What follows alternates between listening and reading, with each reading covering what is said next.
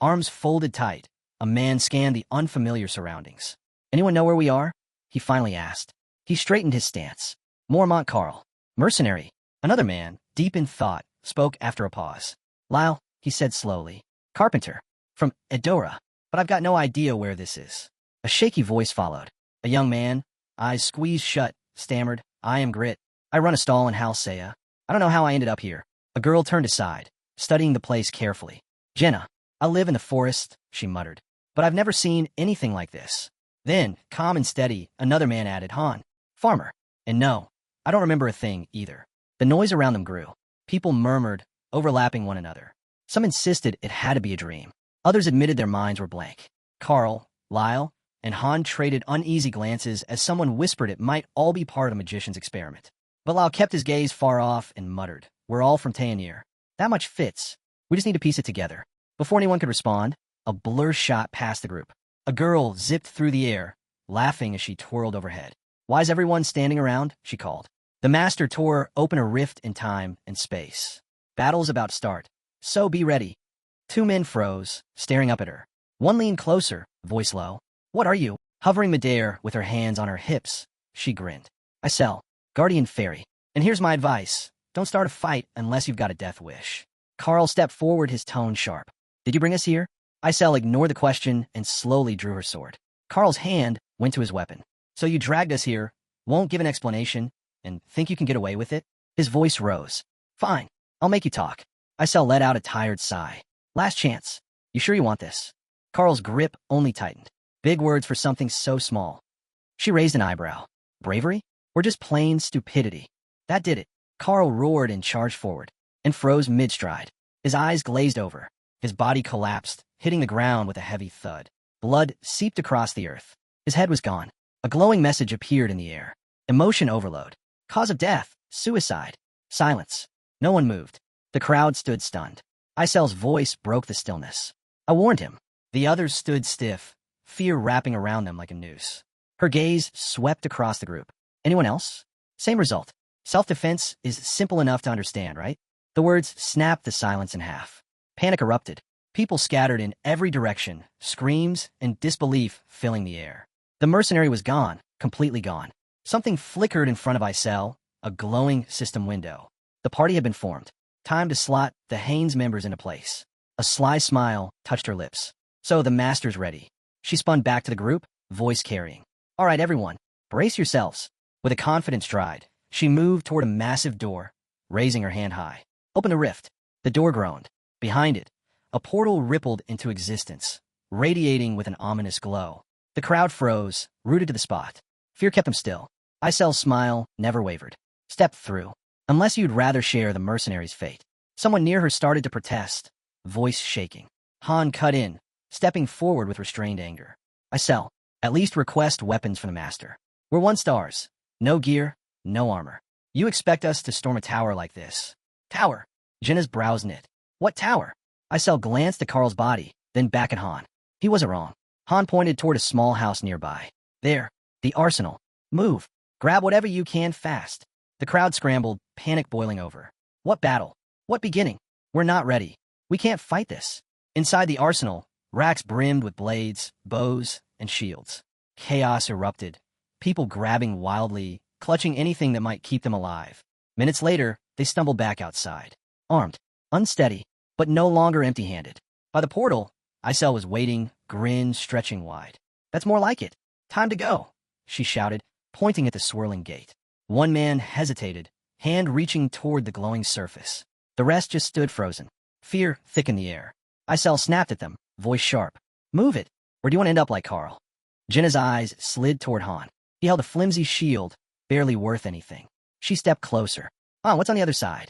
Why do we need weapons? He let out an irritated breath. Too many questions. Just know this. We're being thrown into an arena. We fight. That's it. Before anyone could answer, a system window appeared. One woman has left her world. Seconds later, more alerts flooded the air. Multiple members have perished. Han's jaw tightened. As expected, 1 stars don't last. Even Isel's grin faltered as another brutal message appeared. One group, wiped out completely. Han's expression darkened. That was fast. A voice rang inside Isel's mind. The master wants the next group. No more waiting. Han turned to the others. Our turn. Jenna's gaze locked on the swirling portal. Then why hasn't anyone come back? Then a man, shaking, stepped toward Isel. Please, he pleaded. I have arthritis. I can't. Before he could finish, Jenna grabbed his shirt, pulling him close. No one makes it alone. Stay with us. With that, the group surged forward, straight into the unknown. Isel's voice rang out behind them. You'll be fine. They landed hard. Feet slammed against solid ground as their eyes darted around, trying to take in the strange new world. Whispers spread as they struggled to process it. Towering above them, glowing words stretched across a massive door. Main dungeon, floor 1. A system window blinked, gate opening. Prepare yourselves. Don't lose focus now, Han shouted, steadying the group. Stay together. The world shivered. Everything shifted. Light burst around them, and in the blink of an eye, they were somewhere else entirely. Soft grass rippled beneath their feet under a calm, endless sky. But that peace only made the dread worse. They stood in an open field, and the weight of fear sank into every chest. Haynes scanned the horizon, lost. Where are we? There was no time to answer. Goblins erupted from nowhere, charging fast. Bright numbers floated above their heads, displaying their levels. A system message flashed, defeat your enemies.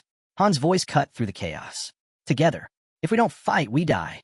But the instant the goblins closed in, terror spread. Haynes spun on his heel and bolted without a word. Han froze, stunned, speechless. Jenna's voice broke the moment. Where's the old man? Another message appeared. Status, fear. Stats reduced by 30%. In the distance, the old man was already sprinting, yelling, I feel amazing now. 3 others panicked and ran after him. Windows popped up one after another. Status, fear. Minus 30% stats. Jenna turned just in time to see them slam straight into a wall. They reeled back, dazed. Reality sank in. They were trapped. No escape. One man pounded the wall with his shield, screaming to be let out. Han glanced over, his voice sharp. Pathetic cowards. Jenna steadied herself and looked at him. If we take down the goblins, will the wall fall? Han's eyes stayed forward. That's the only way. I'll go in close. You cover me from range. Jenna hesitated. What about the others? Han didn't bother turning. Forget them. Dead weight. The goblins shrieked, fangs bared, claws swinging as they charged. Han braced himself, muscles tensed. He rushed forward, while the truth gnawed at him. He had never held a real sword or shield before this moment. The goblins lunged, claws slashing. Han gritted his teeth, muttering low, names Han. Steel clashed. He and Jenna fought side by side, dodging, blocking, swinging with everything they had. Each strike was survival. It was starting to sink in. This wasn't some twisted illusion. They were trapped, inside the very game Han once played on his phone. Game Choose Me. The memories came rushing back. Climb the tower. Reach the 100th floor. Forge weapons. Strengthen heroes. Plan every step with care. Just yesterday, he had been sprawled on the couch, scrolling through a new event, the Paranormal Dungeon. Back then, 7-star heroes were the ultimate prize. Everyone had one. Everyone but him. He'd burned through thousands of summons, and still nothing. His luck was rotten. Han had thought it unfair, brutal, even. Because in Game Choose Me, there were no second chances. A fallen hero stayed gone. Forever. He remembered the red warning flashing across his screen. His team shivering, all of them marked with the status, fear. Even his strongest fighter was trembling. Then it happened. A boss appeared. Level 999. It ripped through his squad like paper. Han had blinked in disbelief. A glitch, he wondered. But before he could react, the monster struck, fast, merciless. His entire party was erased before the attack animation even ended. And then, a shadow burst out of his phone. A voice thundered. There you are. Han froze. Impossible. The game was over. None of this could be real. Darkness swallowed everything. In the pitch black, a window glowed. Create your account. Another prompt followed. Choose your name.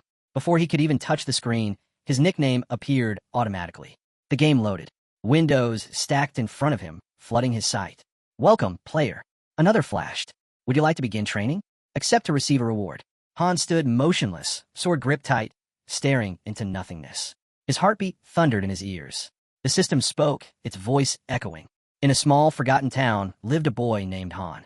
The screen displayed Higham territory, where people lived alongside slaves. Then another message appeared. An unknown force has invaded.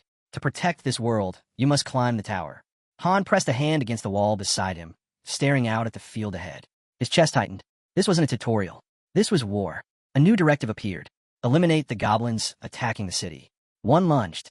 Han had no time left to think. Han's grip tightened. He swung his blade once. Twice. Again. He forced himself past the panic, past the disbelief, and kept striking. His arms burned. His legs screamed, but he didn't stop. With a final shout, he cut another goblin down. These weren't pixels. They weren't lines of code. They were alive. Still gasping for breath, he stumbled forward. A message flashed before his eyes. Mission complete. He froze. The main square. The very one from game, choose me. And now he was standing in it. His throat went dry. His voice cracked as he shouted into the empty air. What the hell is going on? A new prompt appeared, glowing faintly. Summon players from the main menu.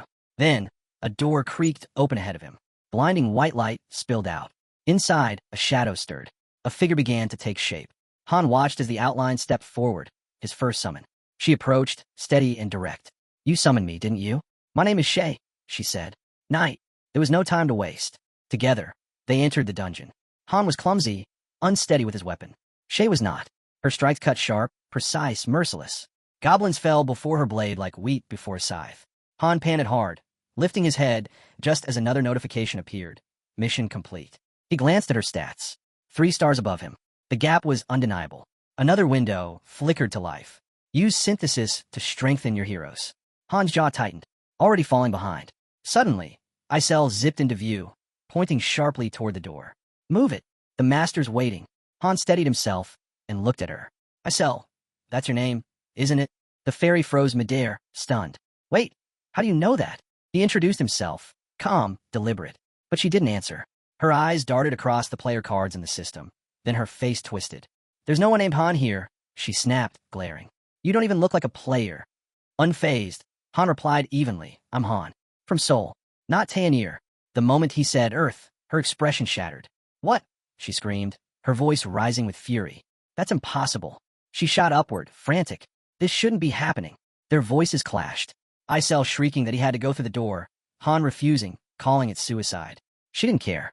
She shoved him toward it, her voice echoing like a command. Get in. Then Shay stepped forward, calm and unshaken. You barged in without warning. Now your body's reacting, absorbing magic. Han stared at his hands in horror. No, this is synthesis. It was happening, and he knew exactly what it meant. One hero would be consumed, so the other could grow stronger. The truth hit hard. Shay was 4-star. He was only one. No sane player would ever trade her for him. Shay stood aside, eyes closed, head bowed, jaw tight. Han shut his own eyes, fists clenched. He knew what was coming. He was about to absorb her. The screen lit up, synthesis complete. His eyes snapped open. Shay's body was glowing, her form dissolving into pure light. Han froze, stunned. Why? Why are you disappearing? She met his gaze, voice calm. This is how it ends. The system chose you. Her lips curved into a faint smile. Good luck. And then, she was gone. Han stood in silence, the emptiness around him crushing. He'd survived, but the cost was unbearable. A scream ripped through the battlefield, Grit's voice. From the chaos ahead, Han's voice rang out, commanding, stay sharp. If we run, they'll rip us apart. Blood sprayed, blades clashed. Han forced his way through the goblin swarm, sword flashing. He was still alive, and now he understood. Synthesis wasn't just about growing stronger. It was sacrifice. One life fed to fuel another. Power didn't come free. Someone else had to vanish for it. His stomach twisted. The only reason they were still alive was because the so-called master running this nightmare was clueless. This world, it was broken. Jenna fought at his side, calling out, got one, but another's coming. A goblin's teeth sank into Han's shoulder. He didn't scream. He clenched his jaw, forcing himself through the pain. Nothing made sense. How'd he ended up inside this game? But then the truth struck. Han himself had been summoned by a 1-star hero. Snarling, he slammed his shield into the goblin, sending it tumbling away. And in that moment, he remembered the level 999 boss. Its gaze had locked on him, and then it had walked away. Blood on his hands. Monsters closing in. Now it all clicked. He had crossed paths with something, or someone he was never meant to. Across the field, Jenna crouched beside a man, trembling on the ground. He wouldn't move, wouldn't even look at her, just muttered to himself. It'll heal once we're back. Han collapsed into the grass, clutching his bleeding side, his breath ragged. Memories churned. Players didn't even control the combat. The AI always took over once the fighting started. And yet, this game had over 1 million downloads. There was only one reason for that. Han lifted his head. Above, high in the sky, it was there. The eye. Watching. Always watching, like a god peering down at its creation. Han let out a bitter laugh, tilting his head back to scream at the heavens. You enjoying the show up there? Slowly, he pushed himself to his feet. The truth weighed heavy, but undeniable. He was a player now, same as the rest. And he knew the system. Crafting, leveling, strategy. This wasn't new to him. He turned away, mind set. Whoever's watching, keep your eyes open. I'm climbing to the top. A window blinked into view. Floor cleared. Another followed. Battle rewards unlocked. Then, at the top of his vision, the MVP card appeared. Han. Beneath it, a grim list. Dozens of names, grayed out. All perished. Only 2 names remained lit. Han. Jenna. The last one standing. Training resumed. Han accepted it. No whining. No complaints. Complaints didn't change a thing. They never did. Slowing down meant death. If he wanted to keep going, he had to fight. Han ran. This world wasn't real, but it felt real enough. And he was trapped here as a 1-star. His voice carried into the emptiness. In this place, you either die fighting or die in synthesis. That was the truth. 1-stars were fodder. Sacrifices. Disposable pieces meant to fuel the stronger. But not him. He wasn't going to be anyone's discard. Low stats. Slow progress. That wouldn't define him anymore. He gritted his teeth, eyes locked on the horizon. He didn't just want to survive. He wanted strength. Strength for revenge. Strength to find a way home. As he ran, thoughts churned. He didn't know what lay ahead. But he knew one thing. If he didn't adapt, the system would devour him. Training dummies stood scattered across the field. Han threw himself at them, ignoring the sting in his muscles. This grind, it wasn't new. His whole life, no one had helped him. He had always been alone. And here, nothing had changed. Dropping down, he started push-ups, driving himself harder. That's when Jenna appeared, stopping nearby, her gaze fixed on him. "What are you even doing?" she asked. Han shot back a sharp reply, but she didn't flinch. "I was just looking for you," she said simply. Without another word, she lifted her bow. Still facing forward, she spoke. "I've been thinking. We need a plan. My dad was a hunter. He taught me archery." She knocked an arrow, drew, and let it fly. It sank straight into the scarecrow's head. "No point crying about it," she said. "That won't change anything." Han wiped sweat from his face, eyes narrowing. "How good are you with that thing?" Watching her form, he could tell her stats had climbed by 4 points since yesterday. She was still low-ranked, but her accuracy was sharp. No wonder she hadn't faltered in that first fight with the goblins. Han studied her more closely. How quickly she steadied herself after losing her whole team. She wasn't just surviving. She had focus, direction, and that was enough for him. He held out his hand. Jenna smiled and clasped it. "My dad always said bonds mattered more than anything," she said softly. And this time, he was right. A system message blinked into view. Relationship bonus granted. Han froze, eyes flicking across the screen. Then he shouted, "I sell." With an annoyed huff, the fairy zipped into sight. "What now?" "I'm busy." She glared, snapping. "Don't expect answers from me. If you want them, climb the tower yourself." Han glanced at Jenna. "Am I the only one who can see these system pop-ups?" She turned away, shrugging. "No idea what you're talking about." But Han didn't take his eyes off I sell. "You're level 257. She said nothing, but the flicker in her expression told him enough. The messages weren't for everyone. They were for the master. And somehow, he could see them. That changed everything. His voice dropped low. Then what happens if the master just stops playing? The question hung heavy in the air. Pieces started to click. The synthesis with Shay, it hadn't been his choice. Just a careless tap. A mistake made by someone outside the screen. A 4-star hero, wasted. And this account? It was locked to one phone. No resets. No rerolls. Just one save file. And the master? Hadn't logged in for over a week. The weight pressed down on him. Han stepped closer to Isel. "Does time flow differently here than it does on Earth?" She glared. "I told you. I'm not answering anything else." Han smiled faintly. That was enough. Confirmation. Time didn't match between worlds. And Isel? She wasn't really in control. Fairies like her only acted under 2 rules, when the master gave a direct command, or in self-defense. That meant freedom. Freedom to question, to experiment, to learn how this world truly worked, at least until the master returned and shut it all down. Later, beside Jenna, Han laid out the truth. "There are 100 floors in this tower. That's the goal." Jenna frowned at him, waiting. "All missions come from a master," he continued, pointing at Isel. "She just delivers them. Like it or not, we follow." He didn't finish the thought. He didn't need to. If they reached the top, Jenna stepped closer. "So it's just us?" Han shook his head. "No, the master can summon more. We won't always be alone." Still, every choice had a matter. Standing in a vast stone square, Han felt it. No matter how strong they became, their fate still belonged to someone else. The days that followed were brutal, training from dawn to dusk, grinding until their bodies broke. But on one of those days, Han made a discovery. Inside the house, essentials reset daily. Food, water, supplies, always replenished. If he pictured something specific, it appeared, by the fire, tucked in a drawer, wherever it fit. But only survival basics. Weapons, gold, gear, Those stayed locked behind the system's rules. Even so, something mattered more. This world was teaching him things the game never did. Real mechanics. Hidden rules. The kind of details players never saw through a screen. Among the 1-stars, some began to stand out. Not because of stats, because of effort. Training didn't raise their levels, but it sharpened instincts, unlocked abilities, revealed potential buried deep. Patterns surfaced. Han started to see how the master judged them. First, fortitude. Fear killed faster than any monster. Shay had proven that. Second, skill. Higher-ranked heroes spawned with powers already unlocked. 1-stars had to claw their way forward. Third, conditioning. Limits had to be shattered over and over again. By day 3, Han was still pushing every rep, every swing, every ounce of sweat. And when a master finally logged in, Han lifted his gaze to the sky. They're back. Han called over to Jenna. Get ready. He pulled up his status screen. 2 skills. That was it. That was all he had to work with for now. A system window materialized in front of them. The master is initiating a summon. Han didn't need an explanation. The party was meant for 5, which meant 3 more were about to appear. Right on cue, glowing silhouettes took form in the training grounds. 3 new figures solidified. Jenna wasted no time. She sprinted toward the arsenal, shouting, "Gear up! A fight's coming!" At the rift, Isel buzzed impatiently, snapping at it to open. Han and Jenna grabbed what they could. Time was slipping, but as Han approached the portal, he noticed it. No new weapons. The recruits were left with scraps, the abandoned gear of fallen heroes. One of them, Toby, sneered at Jenna. "You just another 1-star like us." Han stepped through the portal without turning back. "You'll figure it out soon enough." He didn't slow down. "Jenna, leave it. Not our problem anymore." Isel shoved them forward with a snap. "If you want to stay alive, try following instructions for once."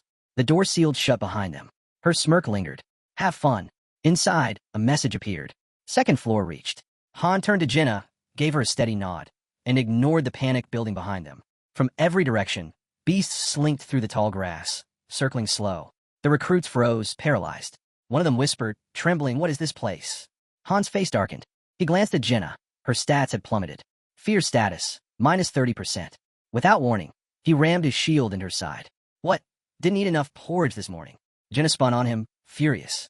Han didn't blink. He pointed ahead. 2 goblins. "Yours. I'll handle the wolves." One glance at the rookies told him everything. They were useless. The wolves struck first. Snarling, one lunged. Han didn't hesitate. He sprinted forward, bellowing, and drove his blade into its open jaw, piercing clean through its snout. The steel was sharp, the strike heavy, but one hit wasn't enough. He ripped the weapon free and slashed again, cutting in every direction. Blood sprayed. Muscles burned. But he kept moving. This was the edge. His breaking point. One final swing, and a last wolf's head dropped to the dirt. But there was no break. Another beast launched itself at him. Han didn't even blink. He met it midair, shield first, jamming it deep into the wolf's mouth with a bone-crunching crack. Teeth clenched. He stared it down, just as another came from the flank. He turned sharply, blade flashing. Steel met flesh.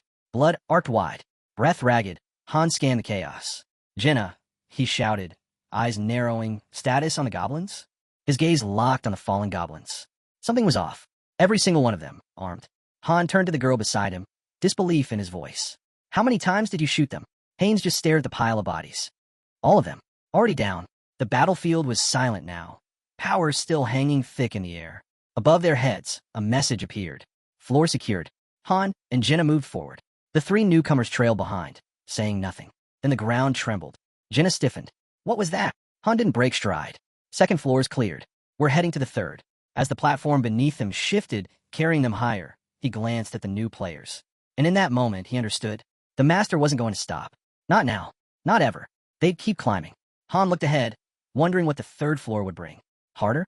Easier? Would any of them survive? A slow breath escaped him. Then a new message appeared. The master has logged out. Behind him, Isel stretched out and groaned. Finally, I'm exhausted. Han turned toward the portal, fitting the pieces together. 1 floor per day. Time here flowed 3 times faster. That meant they had just 3 days before the master came back. He dropped his shield at the arsenal, then froze. His stats had shifted. -1 intelligence, +2 strength. Total gain, +4. Leveling speed, increased. He was getting stronger. So caught up in the numbers, he barely registered the 3 arguing with Jenna. Their voices blurred in the background. Han's mind was elsewhere. Why wasn't the master rushing? Charging blindly would lead to failure. So why hold back? The answer hit him. 1-star heroes weren't fighters. No training. No instincts. Just people. That's why they were considered disposable. He thought of Mormont Carl, reckless, headstrong, dead in an instant. Then Shay, calm, decisive, unflinching. High-ranked heroes didn't hesitate. They just acted. 1 stars froze when it mattered most. Han's eyes shifted to Jenna. Maybe Shay had told her something before she vanished. Something worth keeping. Jenna met his gaze. Maybe we should explain things to the others. Han's response was sharp. Why bother? She faltered, glancing back at the trio. Maybe, just maybe, they could be taught. Helped. Han studied them a moment before muttering, they'll probably die anyway. Still, he could see it. They were starting to adapt. He called out, voice firm. Don't freeze next time. You're in this with us. Then he turned away. Just before vanishing around the corner, he shot one last look at Jenna. His face unreadable. I'm done wasting time on you. Out of nowhere, Toby stormed up and grabbed Han's collar. In an instant, Han flipped him to the ground and slammed his fist into Toby's face. Standing over him, his words came cold. While we fight, you hide. Han's gaze locked on Jenna. This what you wanted? The next day, training picked back up. Well, kind of. They started with scarecrows, nothing serious. Just drills, swings, shots, steps, over and over again. Calling it training was a stretch. Han hacked at a dummy with a wooden blade. Jenna fired arrow after arrow, each landing cleaner than the last. The trio? Nowhere in sight. Like they were waiting for a secret exit from this world. Han stayed focused, driving his blade harder, faster, until pain shot through him. He looked down. An arrow jutted from his leg. Jenna rushed over. Are you okay? The wound was already closing. This place doesn't play by normal rules, Han muttered. I'll be fine. And, without hesitation, he went right back to swinging. Get ready, he barked. It begins now. Something shifted in him. Pain wasn't the enemy. It was proof he was still alive. Suddenly, thwack. Arrows hammered against his shield in rapid succession. A glowing system prompt appeared. The master has returned. Isel, sword overhead, scanning the field. Everyone, back to the square. Jenna stepped forward, cracking her knuckles. Finally, been waiting for a real fight. Han glanced at her, surprised at how fast she was adapting. The 3 recruits? Not so much. They shouted at Isel, furious. Send us home already. Her smile vanished. You're driving me insane. With a flare of power, she flung them high into the air. Han and Jenna just stood back in silence as the trio crashed down. Isel pointed sharply. Inside. Now. Another prompt lit up. 3rd floor initiated. New monsters deployed. Han tightened his grip and turned to Jenna. We've leveled up. Time to prove it. Then he charged. Steel ripped through goblin flesh as Jenna fought at his side. Starting to get boring, Han muttered mid-swing. They're just standing around. Again, Jenna shot back, nodding toward the others. Another message appeared. Tip. Uncooperative players can be reset. Jenna met Han's eyes and gave the slightest nod. And then, everything shifted. Back to the 1st floor. Jenna scanned the field. Could be worse. Same monsters. Same fight. But she cut them down easily, dropping the last one with a grin. A new system message flickered. 1st floor repeated. The master was testing them. Again. Together, Han and Jenna kept climbing, floor after floor, cutting down anything in their path, and collecting every reward. But eventually, Jenna staggered, barely keeping herself upright. She looked at Han, silently begging, no more. As they stepped out of the rift, she moved ahead, whispering, I'm done protecting everyone else. Han followed, steady as ever. The master doesn't care about weaklings. Ahead of them, a massive structure loomed. Its doors creaked open with a low rumble. A new message flickered into view. Synthesis process initiated. The 3 others stared blankly. What's that even mean? Han studied the glowing window. The answer was obvious. The master wasn't just summoning them. He was demanding sacrifices. He glanced at the others. They'd had chances, plenty of them, and wasted every single one. A map unfolded before them, tracking their every move. Where they trained, where they wandered, or more accurately, where they did nothing. And then, the gates creaked open. Han's eyes stayed fixed on the path ahead. So many missed chances. All gone. He could imagine the master screen. The little things faded, but the big ones? Always clear. Achievements. Damage dealt. Effort spent. Or effort never made. Isel motioned with a wave. This way. Han glanced at her. Relax. You're not the one being tested. One of the men faltered, voice trembling. What happens to us in there? Han didn't look back. His tone cut sharp. You'll get exactly what you earned. The man screamed suddenly, swearing he'd been forced into this. Han finally turned, cold as steel. No one cares about your excuses. The fairy added with a shrug. For once, I agree. Han's words sliced deeper. You've always hidden behind others. Never fought. Never even tried. And now, this is where it leads. The fairy snapped. Enough. Get in. The man stepped forward. The gates slammed shut. A new prompt appeared. Synthesis initiated. His voice rang out from inside, desperate. No, let me out. You can't. Too late. Blue flames erupted, swallowing the chamber. And then, she appeared. A girl with blazing red hair stepped from the fire. Synthesis complete. She looked around in shock. Wait, where's that guy? He's gone. Han didn't flinch. That's what happens to deadweight. He turned toward the group. So who's next? The fairy pointed. Move it. One player froze, pale as ash. The next walked forward, grinning. They're sending me back. I knew it. I'm going home. Han's head stayed low. Whatever lie keeps you calm. Light burst. Synthesis complete. He was gone. Moments later, Han entered the chamber himself. His body surged with power. Level rising. A new trait unlocked, cold-bloodedness. He brushed past another player, muttering, You got lucky. The red-haired girl stared at him. So, if the master decides we're useless, that's it? We're erased in there. Han looked back over his shoulder. Why are you surprised? You're the one who said you were tired of them. She trembled. But what if I'm next? Han turned away. Then that's it. Every floor we climb, the monsters get tougher, and so do the sacrifices. Han's voice cut through the silence. The master sends the orders.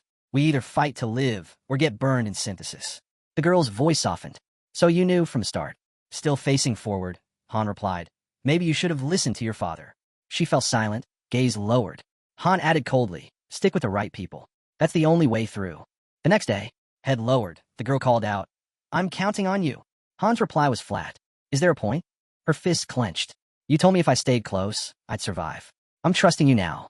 His eyes narrowed. Then follow orders. Do that, and you'll live. A tall man stepped forward, fist tight, voice unsteady. I messed up. I was scared. I left everything to you. But I want to change. Han's tone sharpened. Why should I believe you? The man bowed his head. Then let me kneel, if that's what it takes. The girl cut in. At least now he knows his place. Han picked up a stick, staring him down. Ever fought a monster? The silence gave the answer. Han tossed a wooden sword his way. Then prove it. He turned to his teammate. I'm just trying to survive, same as you. Han pointed towards spear. Take it. From what I've seen, it's the easiest for beginners. Mid to long range, fits you better. The girl crossed her arms, a hint of a smile on her face. Close range with the sword. Mid-range with the spear. Long range with the bow. Every angle covered. Han gave a short nod. For a squad thrown together on the fly, the setup wasn't bad. But his tone hardened again. Why are you just standing there? Get ready. The man hesitated. Maybe someone could show me the basics first. Han launched forward, slamming into the ground in front of him. No one show me anything either, he barked. The first time I touched a spear was in a real fight. You learn as you go. Then he exploded into a flurry of strikes. At least you got someone to train with. All I had was a scarecrow. The man gritted his teeth, squeezed his eyes shut, and swung the spear. Han kicked him hard in the gut. Eyes open. You close him to fight, you're dead. The man crashed to the ground, clutching his stomach. Han looked down coldly. And that was me holding back. If it had been a monster, you wouldn't be breathing. Behind him, the girl's voice broke in. Is this really his first time? Maybe ease up a little. Han didn't bother looking back. Don't care. I don't need dead weight. If he can't keep up, I'm not wasting my time. He stepped closer, voice dropping. You got family? The man muttered. A younger sister, she's waiting for me. Han's tone shifted, barely. Then at least you've got something to fight for. He lifted the wooden blade to the man's throat, eyes steady. Now picture what happens to her if you don't come back. The color drained from the man's face. Han pressed harder. If you're going to die anyway, you don't belong out here. Monsters won't spare you. If you want the easy way out, step into synthesis. Decide now before it's too late. The man's jaw tightened. His fists shook with silent rage. Han smirked. There it is. That's the look I was waiting for. Scene shifts, base. 2 alerts blinked in the air. Arsenal unlocked. Forge complete. Cost, 500 crystals. Han scanned the new structure, nodding. A real forge. Finally, progress. He raised his voice. Hey, fairy, get over here. A blur zipped toward him, wings buzzing, face twisted in annoyance. Who do you think you are? Ordering me around? Han replied flatly. You're gonna need better comebacks. That act's getting old. Fuming, the fairy pounded his chest with tiny fists. Han stayed calm. Come on, you're the one sending those system messages, right? Just admit it. He studied her. They're worded exactly like those forum posts. You got internet access. She folded her arms with a huff. Yeah, I check the forums when I'm bored. So what? Han raised a brow. Then you've read the top strategy guides. First build a training center, unlock 10 weapons, then the forge. Her eyes narrowed. How do you know that? Han shrugged casually. Why wouldn't I? That guide's famous. Everyone knows it was written by Loki. Her eyes widened. Wait, even that. Of course, Hans said. I was a player too. The fairy's whole expression lit up, smiling wide. Loki, the legend. Once among the best, feared and admired. If only he pulled a 7-star hero, he would have reclaimed the top spot without question. Dreamy-eyed, she floated in circles, sighing. He could do anything. Nothing was impossible for him. Han suddenly broke her daze. Sorry. She blinked. Sorry? For what? His voice was flat, steady. Because I am Loki. Chapter 6. A system window appeared. Upgrades, 6. The fairy froze midair, then zipped backward like she'd been struck. What kind of dumb joke is that? Han didn't flinch. Account number, 46,631,900. Only the player and the server admins know it. Go on, check it. Or test me with another email. Her eyes went wide as she typed the number in. Seconds later, she gasped. This, no way. Her voice shook as she stared at the glowing screen. Then, in a burst, she shot upwards, spinning in the air. Sign something. Anything. I need your autograph, right now. I'll be queen of the fan club. Han blinked. There's a fan club? She shouted at the top of her lungs. The fan club. Loki, master of all masters. Expression flat. Han muttered, never heard of it. The fairy stiffened midair, her voice cracking. I really said all that to the actual Loki. Han sighed, scribbling his name across the first thing she shoved in his hand. Great. I'm a 1-star hero now. Huge win. But she wasn't done. Wait. You can't disappear again. What about the settlement? Han shrugged. Beats me. Scene shifts. A towering fortress stretched skyward. 30 floors tall, built to hold more than 20,000. Every building nearly maxed at level 22. A masterpiece of design, years of effort poured into it. And now, none of it mattered. Han was the dungeon master. The fairy hovered nearby, voice hushed. What's going to happen to all those people? Han didn't flinch. If you're that worried, disband the settlement. She faltered. I can't. Arms crossed, Han nodded slowly. Figured. Just a mid-level mod. Stuck babysitting. Then he tilted his head. The guy who owned this account. He was human, right? And the ones summoned here, they're not NPCs. The fairy shook her head. No. Every single one of them is real. They come from different worlds. She hesitated, then whispered. Even the creator doesn't know. To him, this is just a game. He throws them into danger like they're nothing. Han turned away, jaw tight. So if I make it to the top, can I go back? The fairy lowered her gaze. I don't know. Han's frown deepened. Then who brought me here? She looked aside. I can't tell you that. Floating higher, she added softly. My permissions are limited. I can advise the account holder, manage buildings, offer a few choices here and there. That's all. Han gazed out toward the horizon, arms folded. Do the other masters' cities look like this? More or less, she said. Some small differences, but the core's the same. Han's mind raced. He pictured countless floating islands, millions of them, each one a settlement of its own. He remembered the system that generated them, thinking it was just an algorithm, skills mixed, traits shuffled by code. But it wasn't. These weren't programs, weren't simulations. They were alive. The infinite content system, the endless multiverse of worlds, all real. Han stared at his phone, thumb pressing a button, and the truth hit hard. None of it was virtual. The game, the missions, the sacrifices, every careless choice he'd made had sent real people to their deaths. Han's jaw tightened. He called the fairy over. She drifted closer, worry flickering in her eyes. If you want to reach the top, Han said coldly, then listened carefully. Cut to the training field. The girl cut through the air, dagger flashing with each strike. Quick, sharp, fluid. Han watched closely. She was different. Fast, natural. Her progress was far beyond what he expected. First time holding a dagger, and already near mastery. The tall guy? Struggling, barely blocking, stumbling with each swing. Han's expression hardened. If that was his limit, he wouldn't survive. The girl gestured behind her, dagger loose in her grip. I even went easy on him, she said. But it hadn't made a difference. Han didn't sugarcoat it. Don't get cocky. We're moving out. She smirked. What? No more training for your #1 assistant. Before Han could answer, the fairy shot out of nowhere, yelling at the top of her lungs. #1. She's #1. I'm the top assistant here. She ranted, puffed up with pride, until Han casually plucked her out of the air mid-sentence. Not your shift, he said flatly. Pinned in his grip, she still thrashed. Still counts. I was here first. I'm the original assistant. Han gave her a sidelong glance, debating if he should crush her little delusion, then turned away without a word. Open the warehouse. Inside, a system message flashed. Iron, leather, and wooden boards found. Back outside, Han told the fairy to unlock the forge. She grumbled, but got to work. The girl rolled over a cart, curiosity in her voice. What are you doing? Han's eyes narrowed on the forge. I'm not planning to swing this junk forever. His thoughts drifted. He wasn't just a hero. He was a master, which meant he might have access to things no normal hero could touch. The fairy zipped beside him, eyes wide. So what'll it be? A Leviathan weapon? A brunk? Han didn't hesitate. Not here. Not yet.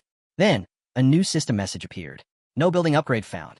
Penalty, no master blacksmith available. Penalty, no blueprint detected. Success rate, extremely low. Proceed with crafting?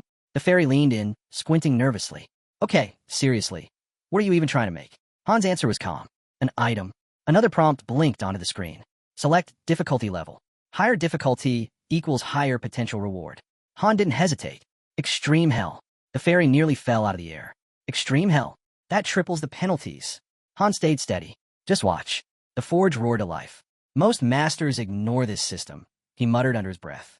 Too dangerous. But if you know how to handle it, it's worth the risk. Timer, 3 minutes. The fairy's voice wavered. I can't even tell what you're making. Han reached forward, hand closing around a glowing cube with precise, deliberate motion. Head lowering slightly, he said, I don't need to see it. From behind, the girl gasped. Wait, that's the thousand hands technique. Han's fingers blurred, lightning fast, snapping cubes together with flawless precision. System message, absolute success. UC rank, cunning long sword created. The fairy lit up, stunned. Another prompt followed. The cunning long sword, durable, lightweight, razor sharp. Mediocre materials. Expert craftsmanship. But Han didn't pause. His hands blurred again. More cubes. More movement. System message, balanced short bow created. Sharp long spear created. Strong iron shield created. Han lifted the shield, gave a quick glance. C rank. Figures. Materials were trash. The fairy crossed her arms, floating beside him. You're not doing that again. Han gave a small nod. Too flashy. If the other masters see this, we're in trouble. Scene shift. 4th floor forest. The girl stood firm, bow drawn. In one fluid motion, she loosed the arrow. Clean hit. The enemy crumpled without a sound. Their mission, eliminate all enemies. She eyed her weapon, a grin tugging at her lips. This bow's way stronger than the last. Nobody's taking it from me this time. Han scanned the tree lean. Activate the personal lock. That'll bind it to you. The forest rustled. Harpies burst from the underbrush, wings slicing the air. Han's eyes narrowed. 3 of us, and the master expects a full clear? Unreal. They fell into formation. The tall guy lunged in, spear in hand. His movements were sloppy, wild, desperate. He missed. Han darted forward, intercepting a strike just in time. System alert. Ally is affected by fear. All stats minus 30%. He's panicking, Han muttered. The guy swung again, off balance. That's when the girl stormed forward and punched him straight in the face. Snap out of it. Blood dripped from his nose. He froze, stunned. She didn't back down. You get it now? This isn't a game. It's your life. Han cut through a harpy in one clean strike. Pull yourself together. The guy gripped his spear tighter. I got it. His voice steadied. And this time, they moved in sync. Coordinated. Focused. Together, they wiped the harpies out. System message, floor cleared. Rewards, 10,000 gold, iron, or leather. The guy stood hunched, breathing heavy. I was dead weight again. So what now? What happens to someone like me? A soft chime. System message, you have been added to the master's favorites. Han stared forward, voice calm. You'll live. For now. The master marked you as a favorite. The guy's eyes went wide. His mouth dropped open, then clenched shut as he raised his fist high. I did it. The girl leaned close with a sly grin, glancing at Han. So, number 1 passed, and now number 2 made the cut too? Han didn't look at her. I don't have subordinates. He turned, walking toward the warehouse. His gaze dipped for just a moment. But if I ever did have a first, it'd be her. My ex. Han's thoughts flicked back to old memories. Hero cards flashing through his mind. A perfect squad. 5 members. All 6-star units. All maxed to level 99. Each one with god-tier abilities strong enough to break the system. Maybe they were still out there. Somewhere. His mind shifted to the city. This game was kill or be killed. He knew that well. But the Vice Master could keep things running. Especially with those 2 backing him up. They were sharp. Too sharp. Sometimes Han even wondered, were they really AI? Then came the image of the tower. And like before, the truth hit hard. They weren't programs. They weren't code. They were real. A girl stood at the top, watching her companion. You're really leaving? Every minute counts. The other replied without hesitation. Dressed in white, the first girl's voice softened. I won't be able to help with this part. The research is in your hands now. There was a long pause. Then, as her companion turned to leave, she whispered, I hope you find the master. Back at the base. System message. Living area upgraded to level 2. Hero limit increased. Dining hall complete. Meals now higher quality. Cut to the training ground. System message. Training area upgraded to level 2. Training efficiency boosted. Near smaller building. System message. Forge, carpenter's workshop, and metalworking station merged into equipment workshop. And finally, system message. Settlement territory upgraded to level 2. The girl stood frozen, mouth hanging open. What is even happening right now? The guy beside her shook his head. This master's a monster. Seriously, who even does this much? Han glanced around casually. Just drop some funds. Guess he's really into the game. He studied the new buildings, the way the Hanes moved, fluid, alive, natural in battle. Not like NPCs. Not like characters. Like real people. The higher we climb, the better life gets here, he added. His gaze shifted toward the ferry. Player logs in on a schedule. Probably has a full-time job. Still finds time to grind and spend. Lucky it's not just some broke college kid. His girlfriend nodded. Yeah, he dropped 65,000 on one gear set. We definitely hit the jackpot. Han smirked, head lowering. This wasn't like other games. Crystals didn't just fall from quests. Everything here had to be earned. Finding someone willing to spend real money? That was pure luck. Then, system alert. The master is summoning 10 new heroes. The portal flared alive. The guy turned, stunned. Wait, is this really a summoning? Han nodded. Renovations are done. Time to celebrate. Inside the new house, Han pulled up the hero cards in his mind. He knew the system by heart. 2 summoning types. Gold summons and crystal summons. No question which was stronger. The whole setup was a trap. A system built to dig deeper, to make players spend more and more. A crowd gathered at the gate, appearing out of thin air. An older man blinked around, dazed. I was just at home a second ago. Han stood silent, listening as confusion rippled through the group. Voices rose, panic spreading. Without warning, he raised his sword, pointed straight at the old man. Startled, the man stumbled back. Who are you people? Han stepped forward, voice unyielding. Quiet. No explanations. Not yet. His gaze swept the crowd. First, survive. Then you'll get answers. The fairy shot upward, arm raised. Listen up. No time to waste. Carpenters, over there. Blacksmiths, step forward. Cooks move. The group muttered in disbelief, their confusion only growing. A girl nearby frowned. What are you even trying to pull? Eyes closed. Han replied calmly. She's assigning roles. There are jobs open. Take one. The fairy kept directing people toward the portal, her voice sharp. Watching her, Han muttered under his breath. If the ones who died earlier had been summoned now, maybe things would have gone differently. The settlement was changing, growing, becoming something real. Then a system prompt appeared. To create a group, drag chosen heroes into available slots. Han stepped forward, voice firm. Everyone listen. From here on out, we go all in. With only a few stars between us, we can't afford deadweight. If you can't pull your share, you're worth less than a raw potato. He pointed toward the group. The master decides who stays. 1 stars. Most will be thrown into the dungeon. And most won't come back. The portal lit up. The fairy shouted, Move now. System alert. A fighter has fallen. Return impossible. His spirit will be remembered. Han's eyes narrowed.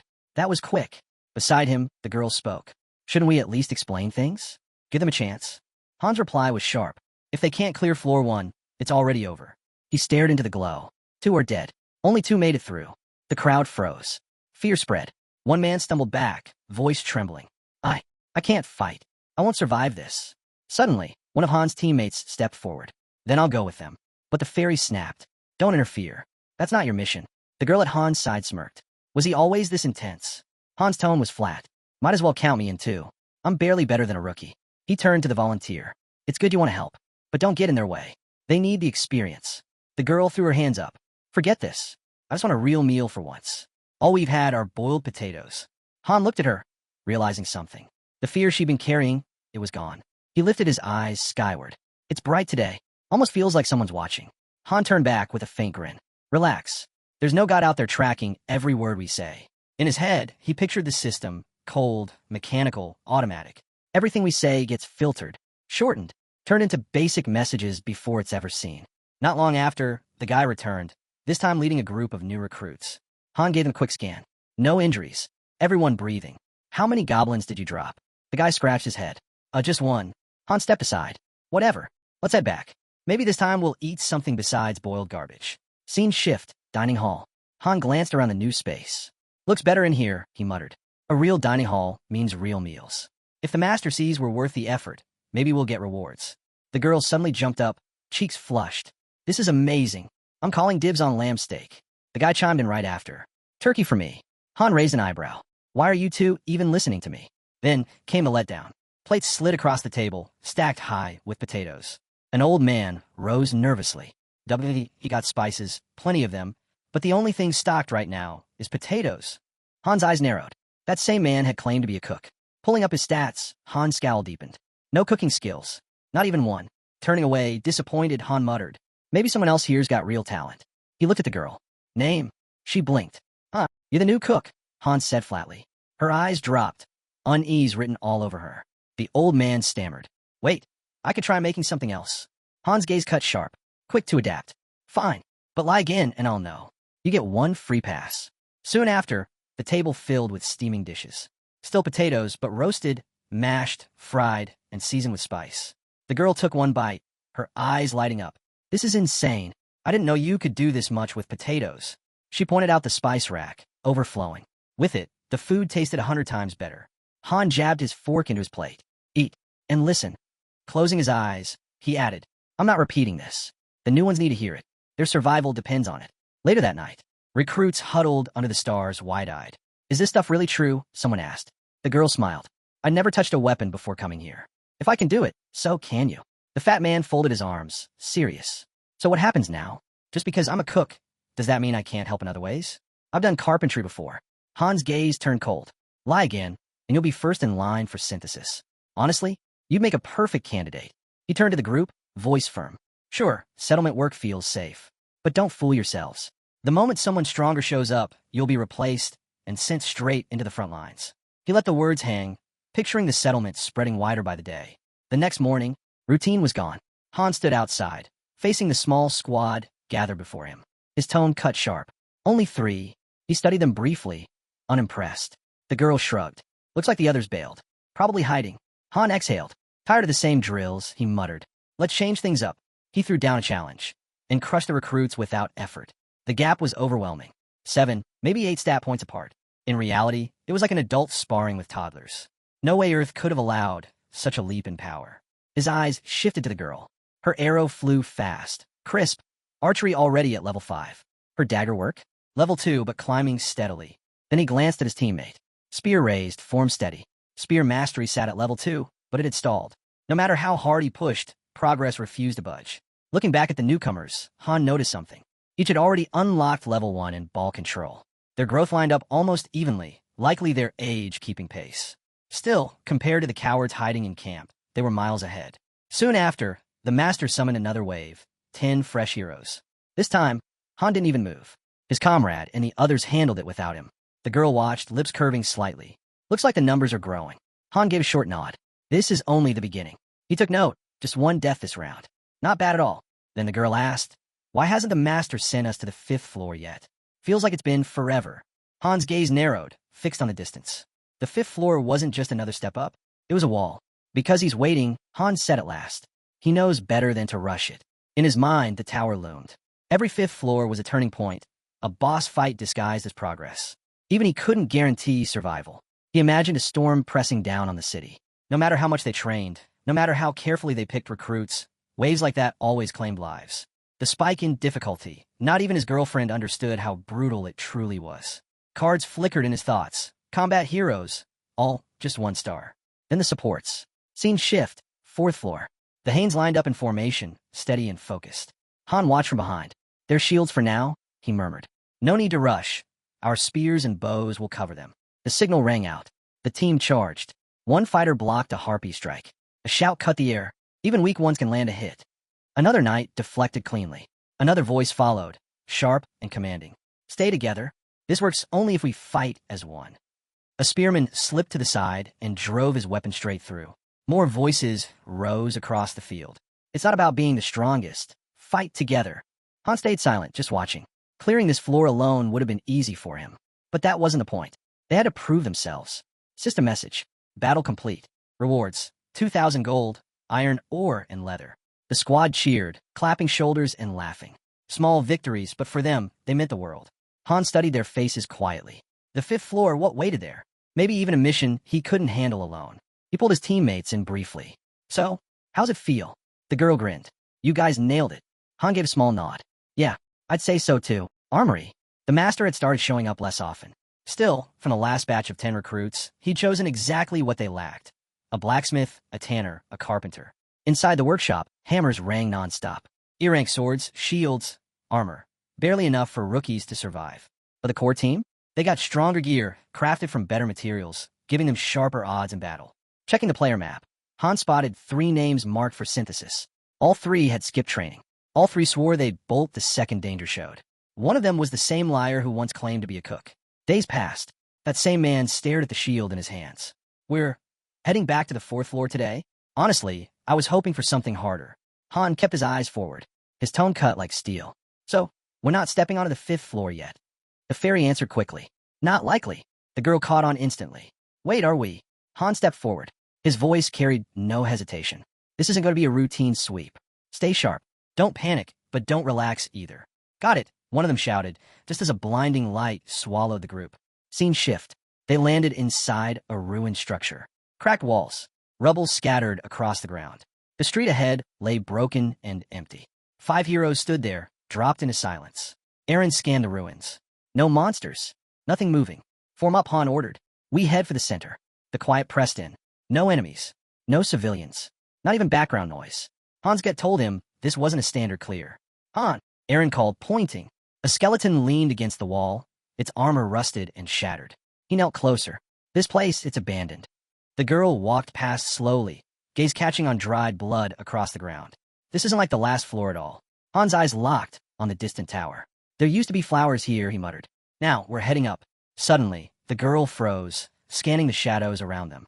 Han turned. What is it? She hesitated, then pointed forward. A city just ahead. Her voice wavered, cutting off mid-sentence. I want to think I imagined it. Eren stepped up beside her, shoulders tight. No. She saw something. She froze, then whispered, barely audible. Is this real? Her voice broke into a scream. There's a goblin horde outside the city. Thousands. They're headed straight for us. Han's focus snapped instantly. How many? Thousands, she repeated, eyes locked forward. System alert. Objective. Survive the goblin horde. Eren's voice cracked with panic. You've got to be kidding me. The girl shot him a glare. Does this look like a joke? Enough.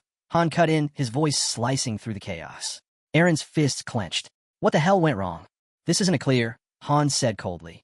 It's survival. All we can do is hold out. Another fighter stumbled forward. Then what about hiding? No, Han barked. We can't hole up in buildings. Move now. The squad bolted, boots hammering the stone. Eren shouted over the noise. How long do we have to last? 10 minutes after contact, Han snapped back. His scowl deepened. Only a 9% chance for a survival mission on the 5th floor, and they'd rolled the worst possible outcome. Off the main streets, he commanded. Cut through the alleys. They tore through the narrow passages, breath heavy, hearts pounding. Han's mind raced. Low-tier cities had no safe zones. Heroes here were often wiped out before even getting their footing. From the rear, someone yelled, there has to be a better place to hold. They'll break through anywhere. Han growled. No time to scout, this is it. They skidded to a stop at a 3-way split. Tight enough to funnel the enemy. Circle up, Han ordered. We hold here. His blade gleamed as he raised it. Even if 10,000 come, they won't hit us all at once. One of the fighters gave a grim nod. Then we go all in. Han barked orders fast and sharp. Hold the choke points. Rotate the front line when you can. Don't waste rest. You, he turned to the girl, stay in the center. Save your arrows. Fire only when I call it. The squad square their shoulders. One breach, Han warned, and we're finished. Block everything before it reaches us. He narrowed his eyes. 10 minutes. Was it game time or real time? Didn't matter. The clock would start the second they made contact. And then he saw it. A lone goblin slipped from the shadows. It stopped and grinned. The countdown had begun. Han roared. We don't even have a barricade. He lunged, cutting it down clean. But more burst from behind it, screeching, snarling, flooding the alley. They're here. Han's command cracked like thunder. Forget walls. Stack their bodies instead. He carved through one, then another, but the swarm didn't stop. The girl's voice rang out from behind. She was ready, waiting for his mark. Han's rhythm was brutal and precise. Block, strike, move. Just mindless beasts, he muttered. We'll treat them like it. The horde slammed into them. Goblins shrieked, clawing in endless waves. When the spearmen spun, panic rising. We'll never last 10 minutes at this pace. Han's voice cut through the chaos, calm and cold. When have I ever lied? But the goblins didn't stop. They poured in endlessly, clawing, crawling, clawing over each other to squeeze through every gap. Han gritted his teeth. We're not dying here. Not like this. Dawn broke just as another goblin lunged, jaws snapping wide. Han didn't flinch. His blade was already tearing through its throat. Ed, switch out, he barked. Ed groaned, still holding the line. I've got fight left. Then fight from the back. Move. Han snapped. He didn't dare look away. His stamina was draining fast, but worse, his eyes caught a teammate barely holding up, swings clumsy, movements breaking down.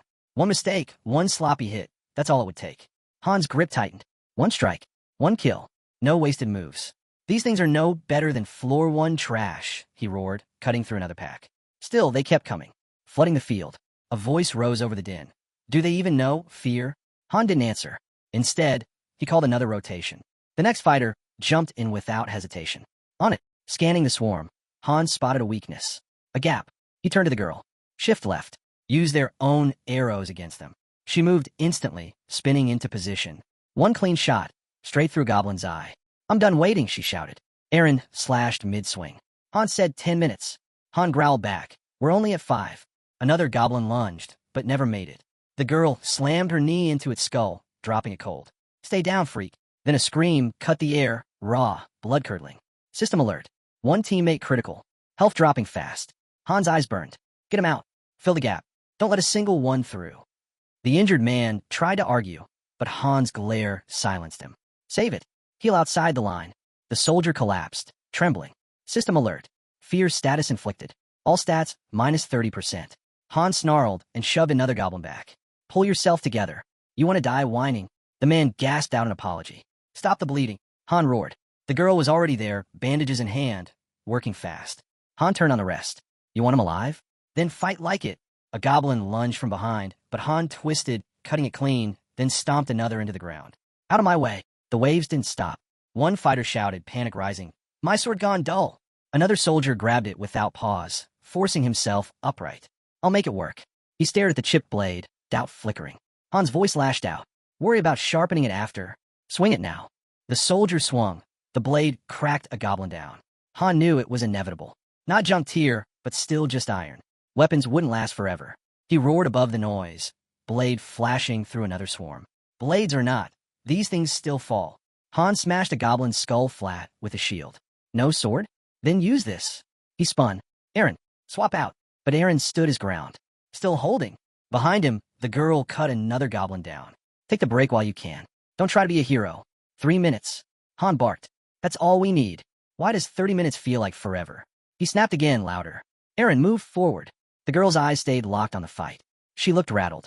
10 seconds, Han muttered, voice low. That's all we need. Then he raised his blade high. Cover us. But his gaze caught her quiver. Only 4 arrows left. His jaw tightened.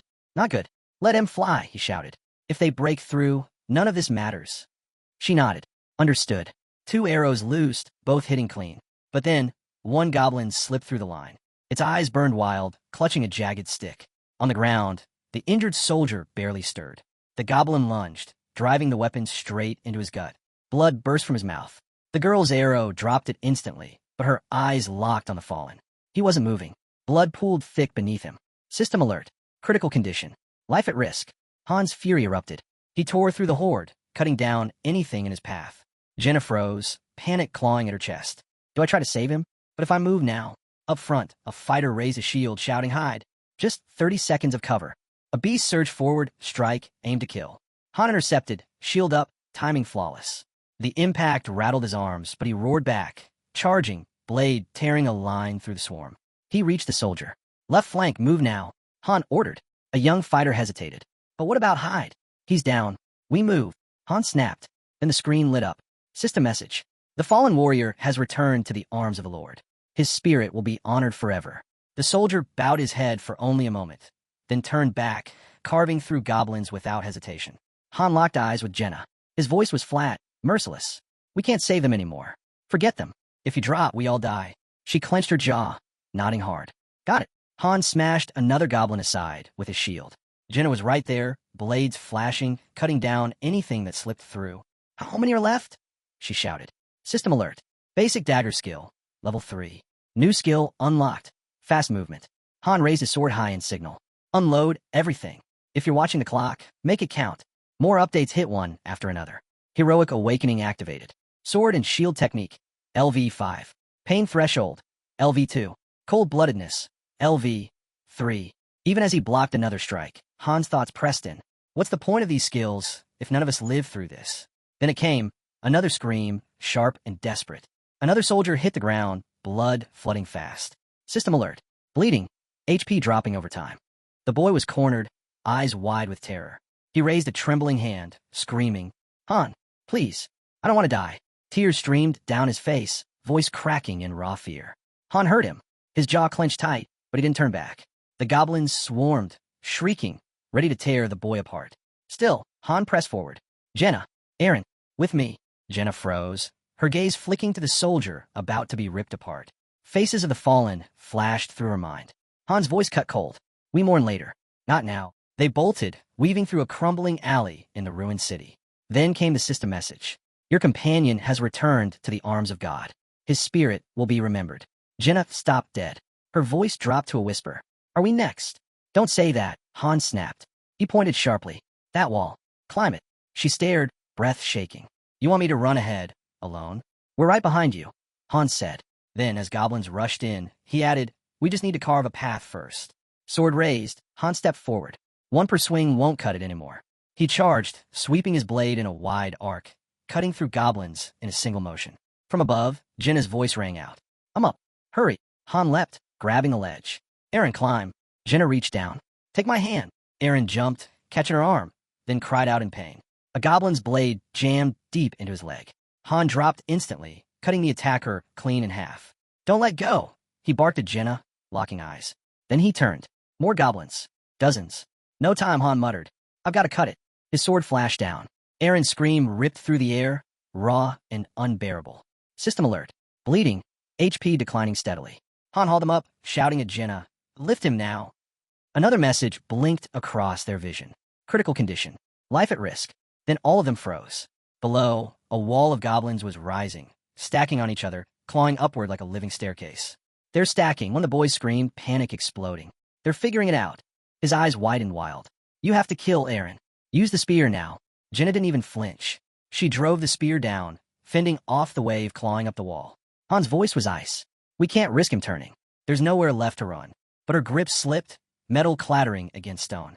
The spear, it's gone, she cried. What do we do? Kick them. Han snapped, never breaking rhythm.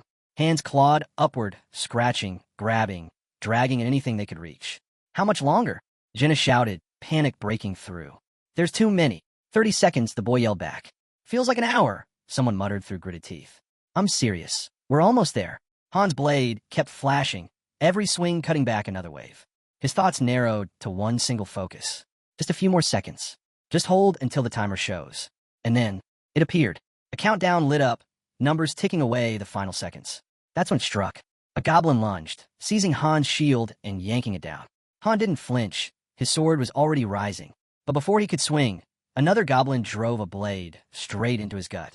The creature grinned, its eyes glinting with malice. Han's body shuddered, his teeth clenched. You piece of... The goblin twisted the blade, then ripped it free. Agony tore through him like lightning. Han's scream ripped raw from his throat as his knees nearly buckled. His vision blurred. System alert. Bleeding. Health will gradually decrease. Not far off, Jenna stumbled, clutching her side. She'd been struck too. Another alert flared. Bleeding. Health will gradually decrease. Both of them, on the brink. Amid the chaos, one boy knelt, staring blankly at the ground. So this is it. Dying here on the 5th floor. What a joke. His head sagged. Why? Why me? I never chose this. Not back on Earth. Not here. Despair clawed deep. But something snapped. His eyes tore open. Rage surged like fire through his veins. Why? He roared. He shot to his feet, his blade slicing a goblin clean in two. You freaks. System alert. Berserker mode activated. One eye blazed blood red. The other stared hollow and black. You think I fall here? On the 5th damn floor. His sword dropped low, hanging loose at his side. There's no reason, no meaning to any of this. A goblin rushed him. Han moved faster than lightning. One strike dead, another gone. 5 more, shredded to pieces. I'm not dying here. Limbs scattered. Blood drenched the stone. Han stood at the center, eyes wild, face locked forward. Come on, he roared into the horde. System update. New skill unlocked. Berserker. For the first time, the goblins hesitated. Jenna's chest heaved. Even breathing hurt. Feels like my body's tearing apart. Han's voice cut through, cold and feral. You want me dead? Then try. He slashed again, faster, harder. Each strike more vicious than the last. Then steel cracked. His blade shattered in his hands. The goblins howled with twisted laughter. Han didn't stop. Fine. I'll tear you apart with my fists. He lunged, bare hands clenched, eyes burning like fire.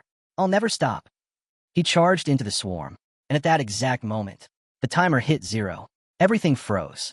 The goblins around him locked mid-motion. Their skin flickered, color draining until they stood silent, lifeless. Han staggered, chest heaving, surrounded by stillness. Not one monster moved. Jenna stared wide-eyed. Han's fists were still clenched, blood dripping from his knuckles. Neither could process what they were seeing. Then Eren, still breathing, still alive, lying on the rooftop, unmoving but alive. System message. 5th floor cleared. Their levels surged. Han, MVP. Rewards cascaded across the screen. 5,000 gold. Iron ore. Leather. Wooden boards. Before anyone could react, the system pulled them out. Congratulations. 5th floor cleared. Daily dungeons unlocked. Gather resources. Build your base. Train your heroes. Every weapon they still carried came with them. Jenna dropped to her knees, breath ragged. She couldn't process it. Han stood motionless, his body still trembling from the battle. Eren lay nearby, silent but alive. Jenna's wide eyes fixed on him. Then, suddenly, a stunned smile broke across her face. Tears welled, spilling over. She laughed, a hollow, breathless laugh, half disbelief, half exhaustion. Han didn't move. The weight of it hadn't hit him yet. Too much, too fast. Still on her knees, Jenna lifted her head toward him. Can you help me? I can't stand. He said nothing, just reach out a hand. As he pulled her to her feet, she whispered, Did we really make it? Yeah, Han said. This is the waiting room. We're clear. She glanced around. Are all floors like that? He shook his head. No, that one was different. Bending down, he picked up the shattered pieces of his sword. Missions like that, it comes down to your team. If the others had been a little stronger, maybe things would have ended differently. He turned toward her. With the right crew, those missions aren't impossible. But we got the worst timing. Jenna lowered her gaze, nodding quietly. They left the waiting room without another word. Outside, a boy rushed over, grinning. You guys crushed it.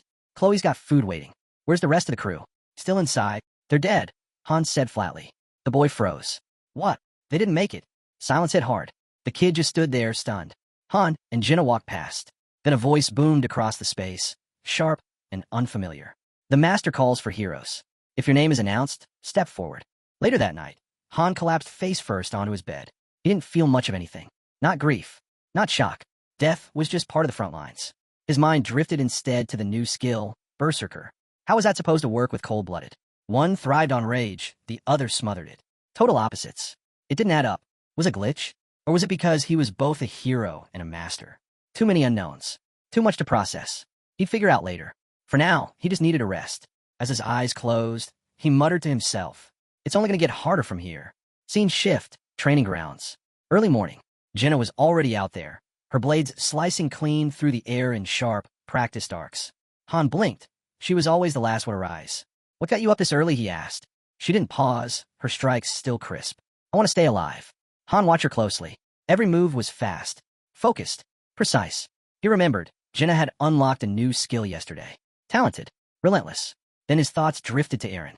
The guy trained just as hard, yet never gained anything in return. Still balanced on his hands, Han weighed his own limits. Skills level 5. Nothing special for a 3-star hero. Then came the system ping. Level 9. One more level, then promotion to 2 stars. That's when Jenna leaned in and poked him in the side. Han glanced down. What are you doing? She shrugged. You just look cool in that pose. Cut it out, he muttered. She smacked him lightly on the head, lips curling in a pout. Your muscles don't even look tired. Pulling a shirt over his head, Han thought to himself. She kept catching him off guard. After everything that happened yesterday, she'd bounced back faster than he expected. Jenna rubbed at her head, then said quietly, Eren's not here. He probably needs space, Han replied. He was closer to the ones we lost. Silence fell between them. Finally, Jenna spoke. He's usually first on the field, always here before everyone else. Han nodded. Daika was the same. They trained harder than anyone. His eyes swept across the training grounds. Compared to them, they're the real heroes. Across the field, others milled about, pretending to stay busy, avoiding synthesis training, only showing up when a master was watching. Han's voice dropped low. They had talent. They just never had time to prove it. Maybe it would have been easier if one of them had died on floor 5. Jenna didn't argue. She just said softly, let's get back to it. But before they could move, a voice called out, apologizing for being late. Eren. Something about him felt wrong. Han stepped forward. What's wrong? Eren's answer came quiet, heavy. If I'd been stronger, maybe things wouldn't have gone the way they did. Han's expression didn't shift. They died because they were weak. That's all. He looked out across the base. It's already been a month since I came here. Outside, barely 10 days. He pulled out his phone. Whatever checked in 3 times a day, morning, noon, night. Time here ran 3 times faster. Han pictured the game in his hands. During battle events, the timer synced to reality. 30 minutes meant 30 minutes. Any other time, those survival runs would have stretched into 90. No one would have lived through that. Then Isel appeared, grinning like she just won a bet. Han, everyone should be learning from you. Cleared the 5th floor with a squad full of freeloaders, no less. She raised her arms dramatically. Truly, the master of all masters. Jenna leaned in, whispering, "What did you do to make her like this?" Han smirked. "Classified company intel." Isel wasn't finished. She spun on the others, shouting, "While I'm out giving it everything I've got, you're all sitting here like couch potatoes." Isel's voice rang across the field. "You think laziness goes unpunished? Think again." Han watched the commotion from the sidelines, then slipped away. Better to leave them to it. They'll move when someone gives the order.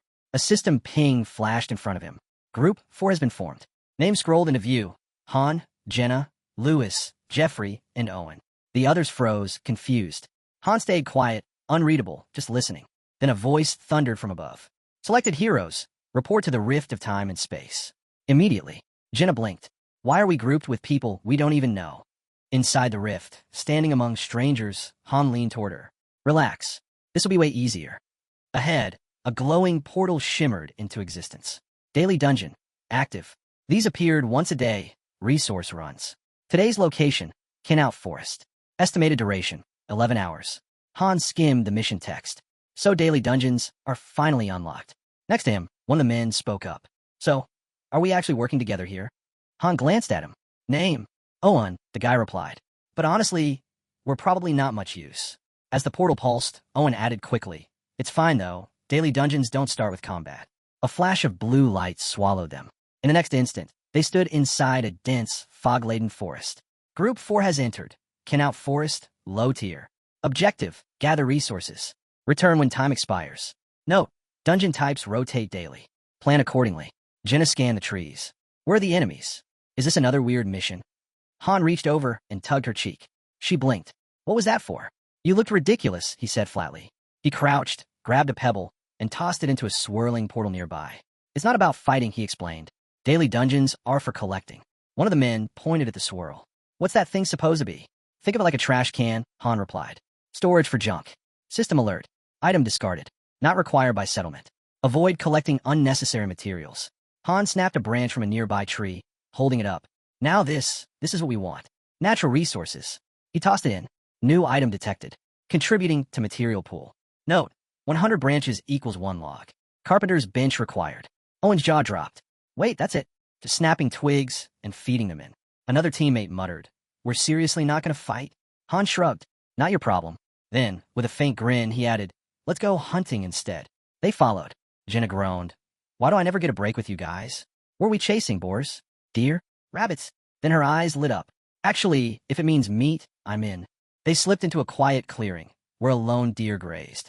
Jenna's gaze locked instantly. "That one's mine." She raised her bow, practically drooling. "Stay still, cutlet." One smooth shot, clean through the neck. The deer collapsed on the spot. Jenna strolled up, grinning wide. "Look at this beauty." Behind her, Han stepped closer. "You even know how to butcher that?" Jenna didn't miss a beat. "Of course I do. Watch my dad 100 times." She got right to work. First drain the blood, then open the belly, pull the organs. Han stood by, watching her move with practiced precision. When the meat was neatly set aside, he turned. "Toss the rest into the rift when you're done. Don't leave scraps." She looked up. "Where are you going?" He didn't glance back. "Got something to take care of. And I'm sick of potatoes." Han disappeared into the trees, slipping deeper into the forest until mist from a massive waterfall blurred the air. He checked the timer. 30 minutes left before return. That's when he saw them. A cluster of deer, half hidden in the brush. He froze. There it is. One stood apart, the forest queen. Rare spawn, rare material, rare chance. Han drew his blade. Rare beasts didn't bother to hide. They didn't need to, and they were the source of attribute stones, essential for hero upgrades. No hesitation. He charged. The first deer lifted its head only to lose it in one clean strike. The rest bolted, but one turned, rage in its eyes, charging. Han met it head-on, blade flashing until it collapsed. Now only the queen remained. Tall, snow-white. Her gaze burned with fury. Han raised his sword toward her. Too late. They're already dead. She pawed the earth, unshaken. "Come on, then." Narration shift, daily dungeon rotation. Mon and Tuesday, Israel to mine. Wed and Thursday, Kenout Forest. Friday and Sat, Simral Plateau. Sun all unlocked. Elsewhere in the forest, a sudden cry split the silence. There's something out there. A boy yelled, eyes wide. Owen squinted into the brush. Where? I don't see it. Then, just barely, they caught it. A pair of red eyes glowing in the dark. Owen yanked his friend back. Wait, something's not right. The leaves parted. Han emerged, dragging a massive carcass behind him. He smirked, expecting someone else. With a heavy thud, the Forest Queen's severed head hit the ground. Jenna's eyes widened. That thing's huge. Han exhaled. Yeah, I'll need help moving the rest. One teammate scrambled forward, storing the body into the portal. Han turned to Jenna. How much did you gather? Before she could speak, the system chimed. Item acquired.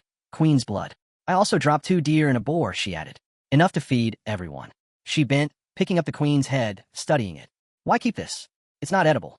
Han strapped his shield across his back. The horn. I need it. Only way forward is like this. Jenna leaned in, examining closely. It's a female. Han arched a brow.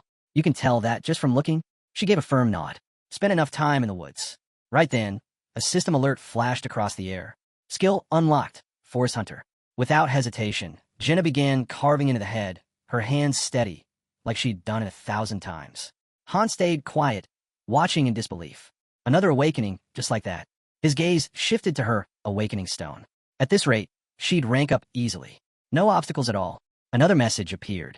Low-tier wind, attribute stone acquired. Infused with forest energy. Useful for crafting equipment that enhances hero rank. The scene dissolved, fading into the bustling tavern at Haynes' main camp. Tables overflowed with roasted meat, the air thick with rich, savory aroma. The room rang with laughter and cheers, everyone celebrating the taste of real food. Jenna strolled in, grinning. They took down an entire deer. Han didn't even flinch. If you're done feasting, come with me. His mind had already moved on. Dungeon rotation. Today's opening, Simral Plateau. The perfect place to farm attribute stones. Not long after, the two entered the dungeon. System notice, 2-person team entered. Low-tier, Simral Plateau instance. Jenna glanced around. You really think this place will make us stronger? Attribute stones are everything, Han replied. We just need to find them. They made their way to the cliff's edge. Jenna stopped, letting the wind curl softly around her. Han's eyes narrowed. Life flowers. Rare, valuable, essential for health potions. He marked their location in his mind. Then noise. A sharp howl split the air. A massive wolf lunged from the shadows. Steel clashed. Blood flew. The fight was brutal but short. The beast collapsed at their feet. Jenna caught her breath, smirking. That's it? Just one wolf. Han slid his blade back into its sheath. The blood might attract more. She crouched, already carving. What about the fangs and claws? Take them. Han answered, eyes still scanning the ridge. Another system ping lit up. Low-tier water, attribute stone acquired. Charged with plateau energy. Vital for crafting and rank progression. Still working, Jenna looked up. It's kind of peaceful out here. Han raised an eyebrow. Wait till I'm done draining the blood before you say that. She let out a quiet laugh. If life was always like this, hunting, gathering, eating, it'd be enough. Perfect even. Her words lingered. If not for the master. Han froze. He hadn't heard anyone say it aloud before, but once he thought the same. Her voice softened. I hope he never returns. Han's eyes flicked toward her. Do the people in Nibelheim feel the same? Jenna held a glowing stone in her hand, its light dancing in the dim air. I don't see the point in endless fighting anymore. Synthesis is over. Jenna closed her eyes. If you could do something for me, something quieter maybe. Han didn't answer right away. Maybe. Depends on how things play out back at base. She turned toward him, sharp. Then why talk about peace if you've got no plans to leave the front lines? That cut deep. Han shut his eyes, a faint smile tugging at his lips. But he stayed silent. Days slipped by. Then light. The team materialized in the middle of a dense forest. System alert. Floor 6 reached. Mission type, reconnaissance. Objective, scout and assess the surrounding terrain. Another ping followed. Daika has joined Group 1. Daika flashed a confident grin. You got nothing to worry about. I got this. Aaron wasn't convinced. This doesn't feel like one of the daily dungeons. The squad leader cut in. It's not. Recon missions follow their own rules. Aaron swept his gaze across the tree lane. The forest was unervingly still. Feels like the 5th floor again, too quiet. Quiet, someone hissed. No talking, no movement. The group hit the dirt instantly. One teammate whispered nervously, do we really need to be lying here? Han glanced at Aaron, his voice calm but firm. This isn't like before. Trust the process. Follow orders, we'll get through it. Aaron gave a slight nod, lowering himself further. Minutes crawled past. Then they saw them. 3 goblins. Level 8. Standard enemies. Nothing special. But Han's eyes locked on one detail. The horn strapped to a goblin's belt. Everything shifted. He lifted his head. Jenna was perched in the branches above. You see anything? She answered without hesitation. Goblin village up ahead. Large. At least 100. Hans got twisted. A trap. One wrong move, and they'd be buried in numbers. He ran the battle through his mind, fast and precise, then gave the call. Jenna, take the one on the right. Aaron, move as soon as they're distracted. Take the second. Aaron steadied his grip, eyes locked in. Han turned to Daika. If it goes bad, cover them. You got it. Daika drew his blade. In an instant, Jenna loosed an arrow. Clean shot, straight through a goblin's forehead. Aaron burst from cover, spear driving through the second. The last goblin's hand shot for the horn. But Han was already there. Too late. One strike. Head severed. System notification. Floor cleared. MVP. Han. Reward. 5,000 gold. In a blink, the forest dissolved. They stood in the waiting room. Daika blinked in surprise. Wait, that's it? We're done. Han shook his head. No, not even close. He didn't wait. He broke into a sprint, heading back toward the tree line. Recon missions weren't just routine sweeps. They were previews. Hints. The future written in fragments. Patterns buried beneath the chaos. He pushed forward until the trees opened. And there it was. The goblin stronghold. Massive. Wolves chained to stakes. Goblins patrolling the perimeter. Not a camp. A fortress. Through the fence, Han caught something odd. One goblin suddenly snapped its head around, staring into nothing. But all that lingered was a faint shimmer of blue particles fading away. Then, flash. The whole squad was yanked back into the waiting room. Jenna's eyes found him right away. Why'd you run off like that? Han didn't look at her, just scouting ahead. But inside, his thoughts wouldn't stop. Main dungeons don't just appear. They follow a flow, one chain leading into the next. And those who read the flow, they know what's coming before anyone else. But that all hinged on one thing. Whether the master noticed. Han wasn't sure if anyone else had seen what he had. And not knowing, that unsettled him more than anything. The pace was shifting, faster than he expected. Right then, Chloe came running in breathless. No build-up, no pause, straight to the point. Strangers had arrived. Armed. Dangerous. And there was something unnatural about them. Han's expression hardened the instant he heard it. He already knew. In his mind, the image formed clearly, top-tier heroes. The system backed him up, notifications flooding in. The wolves of destruction have arrived. Special condition. 5 heroes with a linked bond. Strength amplified. Han's jaw tightened. This wasn't chance. And then Isel appeared. Han wasted no time. Did the master make another move? Her answer came with a smile. Yes. A beginner's bundle. 50 grand. Han calculated instantly. That meant 25,000 crystals. 50,000 gold. He glanced at Chloe, still frozen beside him. Yeah, these weren't just strong. They were elite. If it were him, he'd have brought them in too. The 5th floor demanded it. He turned to Chloe. Go back to the kitchen. Nothing will happen to you. I promise. These ones, they're built different. Aaron passed by then, his voice casual, almost careless. Relax. Kick back. New people won't change much in the end. Han said nothing, but he knew better. The scene shifted. Another building. A black-haired girl stood in silence. Jenna spotted her immediately and hurried over, all smiles. Hi there. The girl blinked, surprised, then quietly returned the greeting. Hello. What's your name? I'm Jenna, she said with a grin. Then tilted her head, expectant. The girl hesitated. Edith. Jenna's gaze drifted past her. The man behind Edith stood tall, serious, imposing. Yet in her mind, Jenna imagined kindness hidden beneath the steel. He stepped forward. Not a word. Just silence as his eyes scanned Edith's status window. The truth was clear instantly. She carried class. A 3-star hero. A thief type. Classic. Deadly. Her build wasn't about muscle or stamina. What stood out was speed. Dexterity maxed, sharper than anyone else. Daggers, not bows, were clearly her weapon of choice. Without breaking eye contact, Han asked again, her name, and if they could talk somewhere more private. They moved to a tavern. Jenna set water on the table before slipping into a seat beside them. Edith studied him for a moment, then asked plainly, Do you even know what this place is? Han's reply was steady. Some of it. Not all. What about you? Her gaze dropped, voice low. She admitted she didn't remember much, only that she'd been summoned to fight. Every attempt to think beyond that brought nothing but pain. That made Han lean in. What do you know about synthesis? The word alone made her tense. Slowly, she explained. Synthesis was strength, power gained by absorbing others. Han's mind turned. That kind of knowledge wasn't common.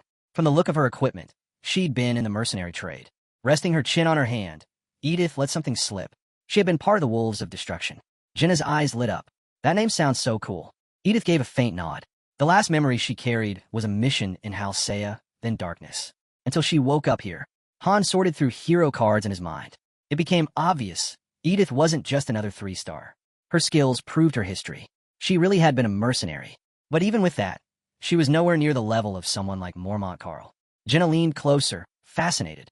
That actually is pretty cool. Edith didn't answer right away. Her head turned, voice dropping. Things aren't the same anymore. Then, voices rang out from the square. Loud, calling names. Avant, Jack, Kevin, Duck, Edith. The master wanted them outside. Han glanced at the window. Looks like we're headed to the square. Right then, a broad-shouldered man stepped out, face twisted in irritation. Who the hell called me? Edith rose calmly. The master. Time to go. Jack sat at the table, chewing through meat, grumbling under his breath. TSH, figures. With a master like this. He shoved the rest into his mouth and stomped toward the door. Moments later, Chloe rushed into the hall, panic written all over her. He took everything. Enough meat for 5 people. Jenna's eyes blazed. He better give that back. Han stood unbothered. Forget it. Let's just head to the square. At the same time, the newcomers began to gather. A decision was made. Group 5 would no longer exist. From this moment forward, they were the Wolves of Destruction. A system alert sealed it. Group name updated. Wolves of Destruction. Members. Avant, Edith, Dirk, Jack, Kevin. Leader, Avant. The 5 stood gathered in the square. Eyes followed them from the crowd. Something's off about this group, a man muttered. They even brought a gun. The boy beside him shrugged. I've got a gun too. The man hesitated, searching for a retort, until Han cut in. Doesn't matter. They're dangerous. That much is obvious. At that moment, Isel appeared, waving the newcomers forward. The master's waiting. As the wolves disappeared inside, the man finally nodded. Unease was natural. These weren't friendly faces. And they definitely weren't weak. Han glanced at Jenna, who had quietly trailed him. What do you think of them? She didn't hesitate. Edith seems fine. The rest? Hard to read. Han turned back toward the crowd. His tone sharpened. So, what is it you all want from me? Protection, someone blurted. Han raised an eyebrow. That's it? You just want me to protect you. A nervous voice followed. We came to you because you're strong. Han smirked, the edge in his voice cutting deep.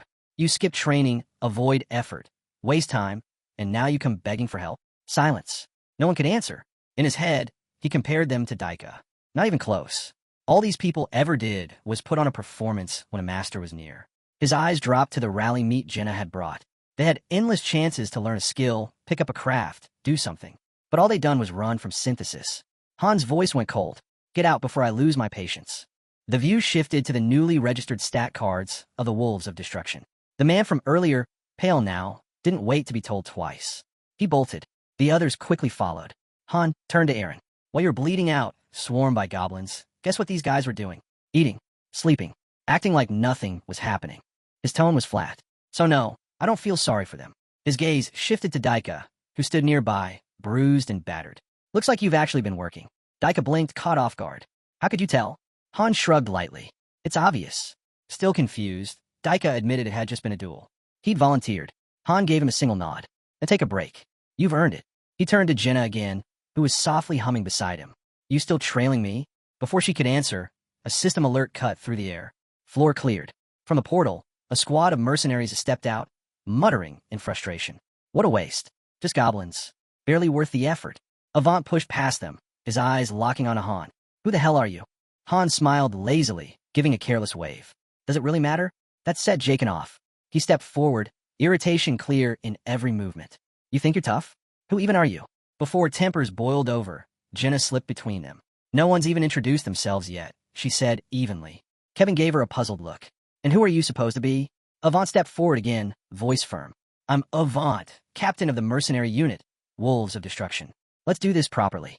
Still lounging, Han gave a faint smile. Han. Avant's eyes drifted to the weapon at his side, assumption ready. A mercenary then? Han didn't blink. Nah, just a farmer. Avant studied him, unconvinced. For now, he let it slide, hand resting casually on his sword. Locals usually gather in the square during conscription, right? They do, Han replied flatly. Why ask? Avant didn't bother with an answer. His eyes said enough. He understood exactly what was happening here. Then, system alert. The master is summoning 10 heroes. The entire square froze. 10 at once? Han's brows rose slightly.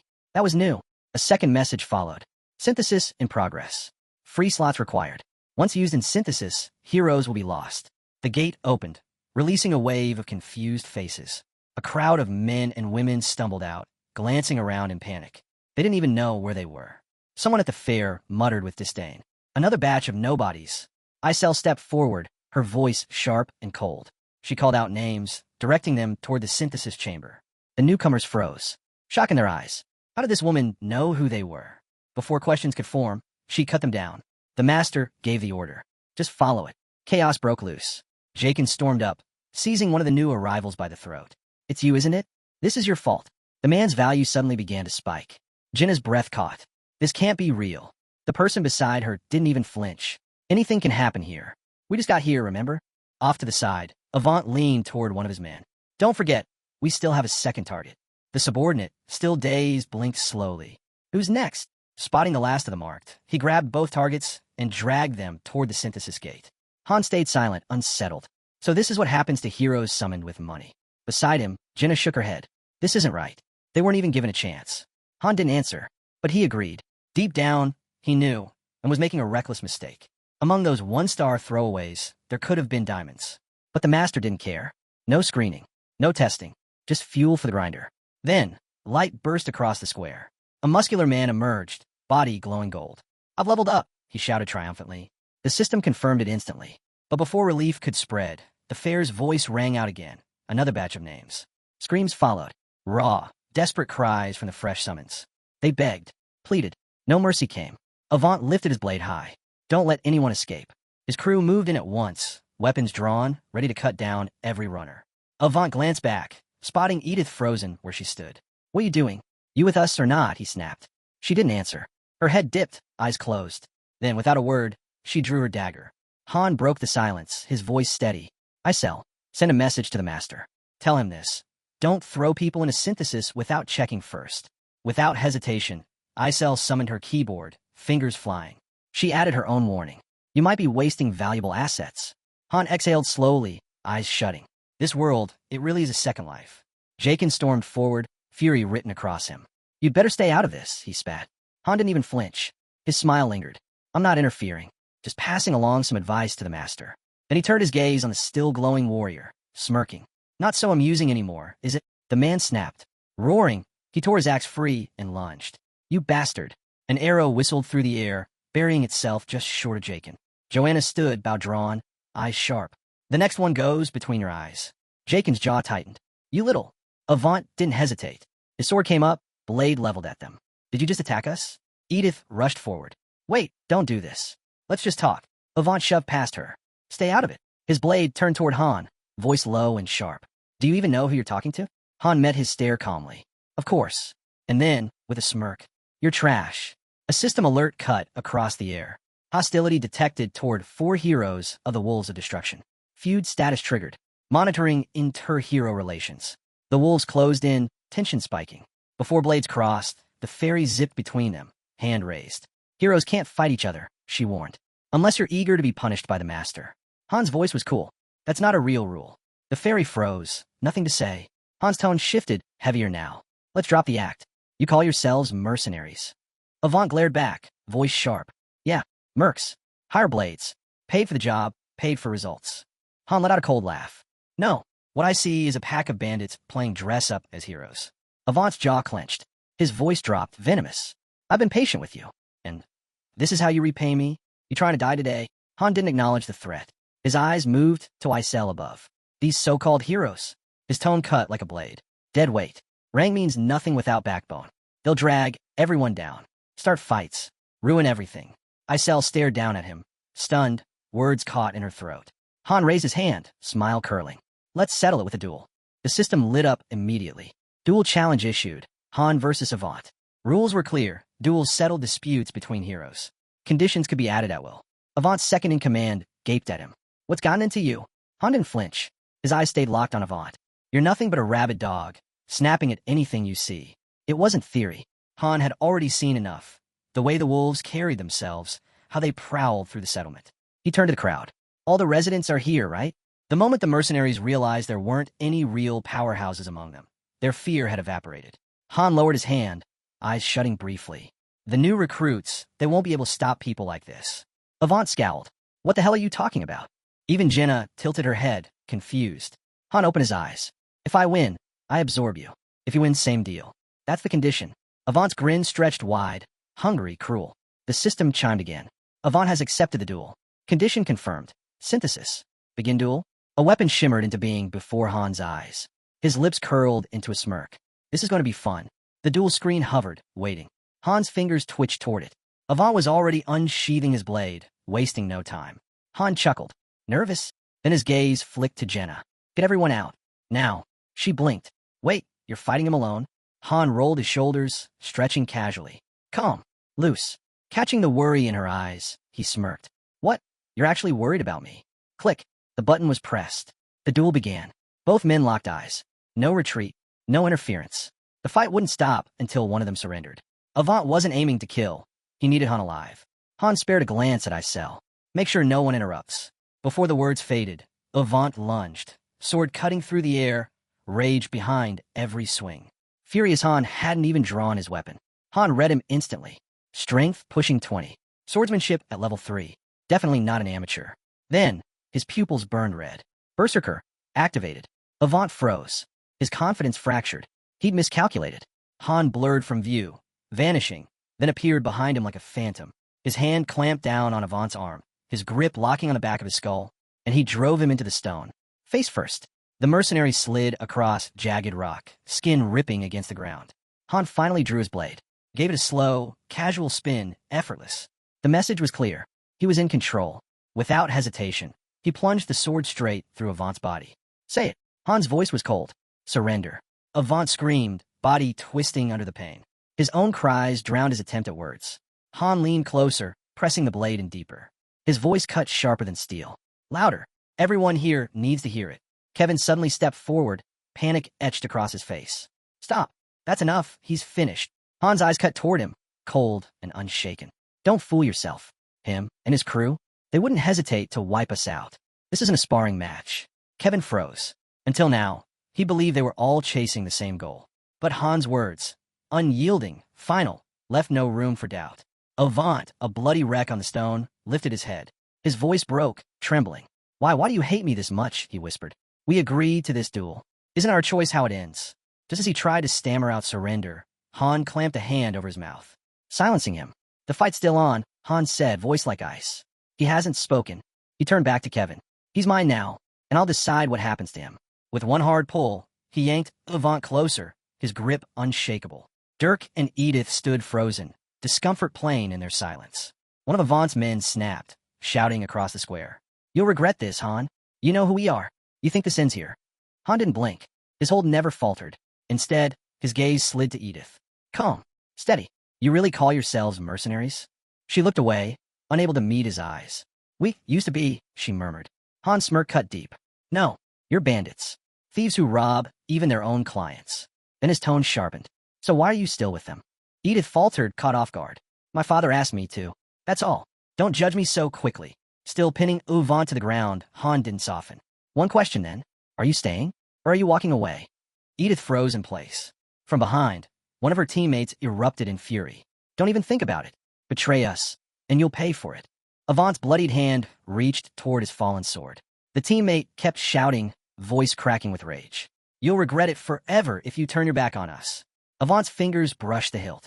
Han moved first. His blade drove straight through Avant's hand, pinning it to the stone. He never even looked away from Edith. There's room for one more, Han said. Calm. Certain. Final. Her teammate screamed again, spitting venom. You'll regret this. Don't do it. Edith trembled. Her whole body tensed. She closed her eyes. Then, quietly, firmly, she stepped forward. She didn't turn back. She walked straight toward Han. And just like that, Edith severed her ties with the wolves of destruction.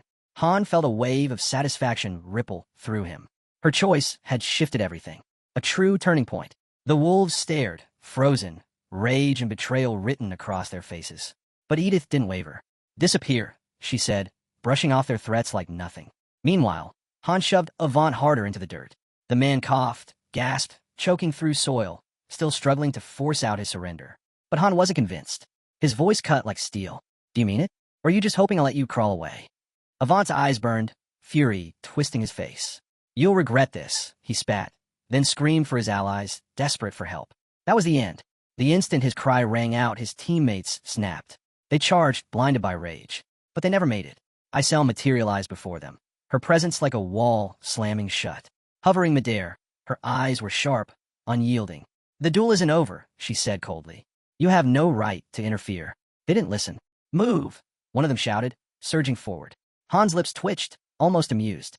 He already knew they wouldn't get past her. Isel's gaze sharpened, a wild glint sparking within. "I warned you," she whispered. And then chaos. Screams ripped through the square. Bodies were hurled like toys, smashing against stone. Blood sprayed high, painting the air before raining down across the dirt. When silence fell, Isel drifted above the carnage, lowering her hand with calm finality. "You were warned," she said softly. "Now, you belong to death."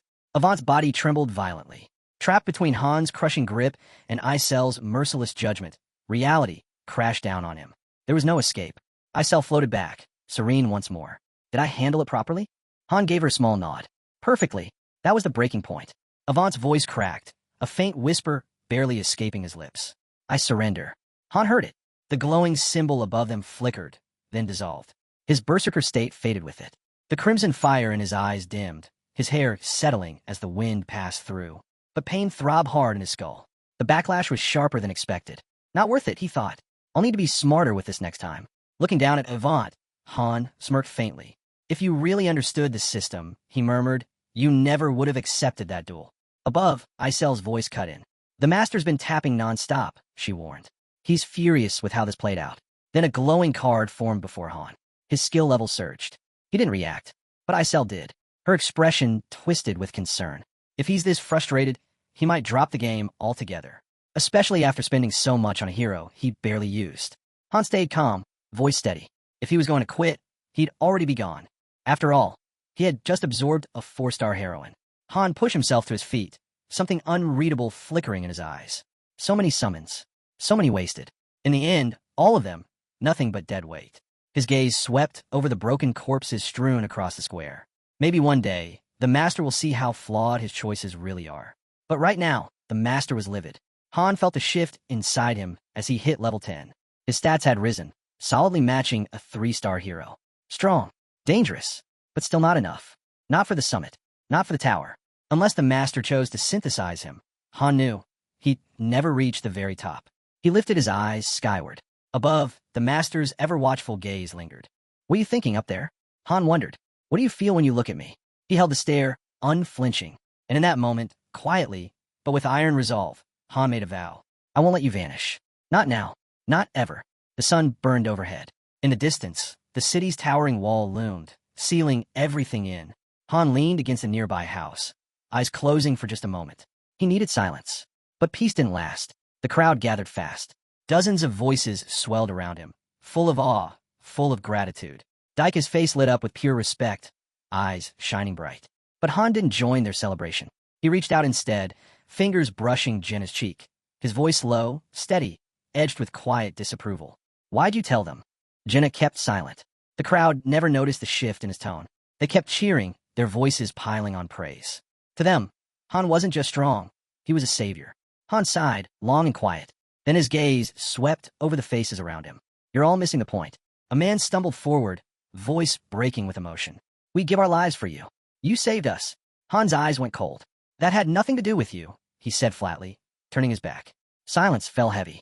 Someone dared to whisper, "What do you mean?" Han turned again. The Master's furious. That's why he summoned his allies. Confused murmurs rippled through the group. One man tried to calm them. "Maybe it's just another goblin wave." "No," Jenna interrupted, unease in her voice. "Why summon 6? Wasn't 5 enough to clear it?" Han didn't even look at her. It was for synthesis. The words sliced through the air. Gasps. Silence. Faces drained of color. One man, shaking with rage, stepped forward. "We've always fought. We've done everything we could to survive." Han didn't move. Instead, he called Aaron and Daika forward. They approached, cautious. Han's gaze locked on them. "You really think these people gave their all?" he asked. "What were they doing while we were out there? Breaking ourselves, pushing past the limit." Then he turned to Jenna. "Did they help you hunt?" She faltered. "They carried the meat." Han didn't blink. "Even animals can do that," he said. "They're no better than livestock." That broke the crowd. A roar of anger erupted. One man lunged at him. Han struck first. One blow. The man collapsed. Silence slammed down again. Then Isel appeared, her eyes blazing with authority. "Enough," Her voice cut like lightning. All of you, get to the square. Now. From the crowd, a man stumbled forward, desperate. Please, Han, talk to the master. You're the only one who can stop this. Faces turned toward him, pleading, full of fear. But Han stood still. He didn't move. He didn't answer. And his stance never shifted. Jenna's voice broke the silence, soft, uncertain. Who are you sending in first? Han crossed his arms. His reply was firm. Absolute. Edith. She froze. Her level was too low, Han said. And, as the newest arrival, she was the obvious choice. Edith's eyes widened in disbelief. Please, just give me another chance, she begged. But it was already sealed. A glowing card floated above the gate, her face stamped across it. System notification. Synthesis complete. Her level ticked upward. A faint yellow glow wrapped around her form. The crowd was silent. Horrified. Han's gaze swept over them, his voice cutting cold and sharp. Don't think you can cling to me and survive by doing nothing. If you want to live here, earn it. At the front, a man trembled, his voice breaking. I don't know how to fight. My hands won't stop shaking. Han didn't spare him a glance. Instead, he turned to his team. Start training the villagers, he ordered. The blacksmith shifted uneasily. From scratch, it wouldn't be easy. But Han was certain. Fear alone would force them to learn. He added, anyone who thinks they've got the guts for close combat, come to me. I'll show you what you're really made of. For hunting and butchering, Jenna.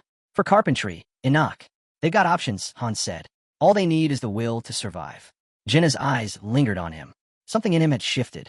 Softer, more willing to guide. You've changed, she said quietly. Han brushed it aside. But deep down, he knew she was right.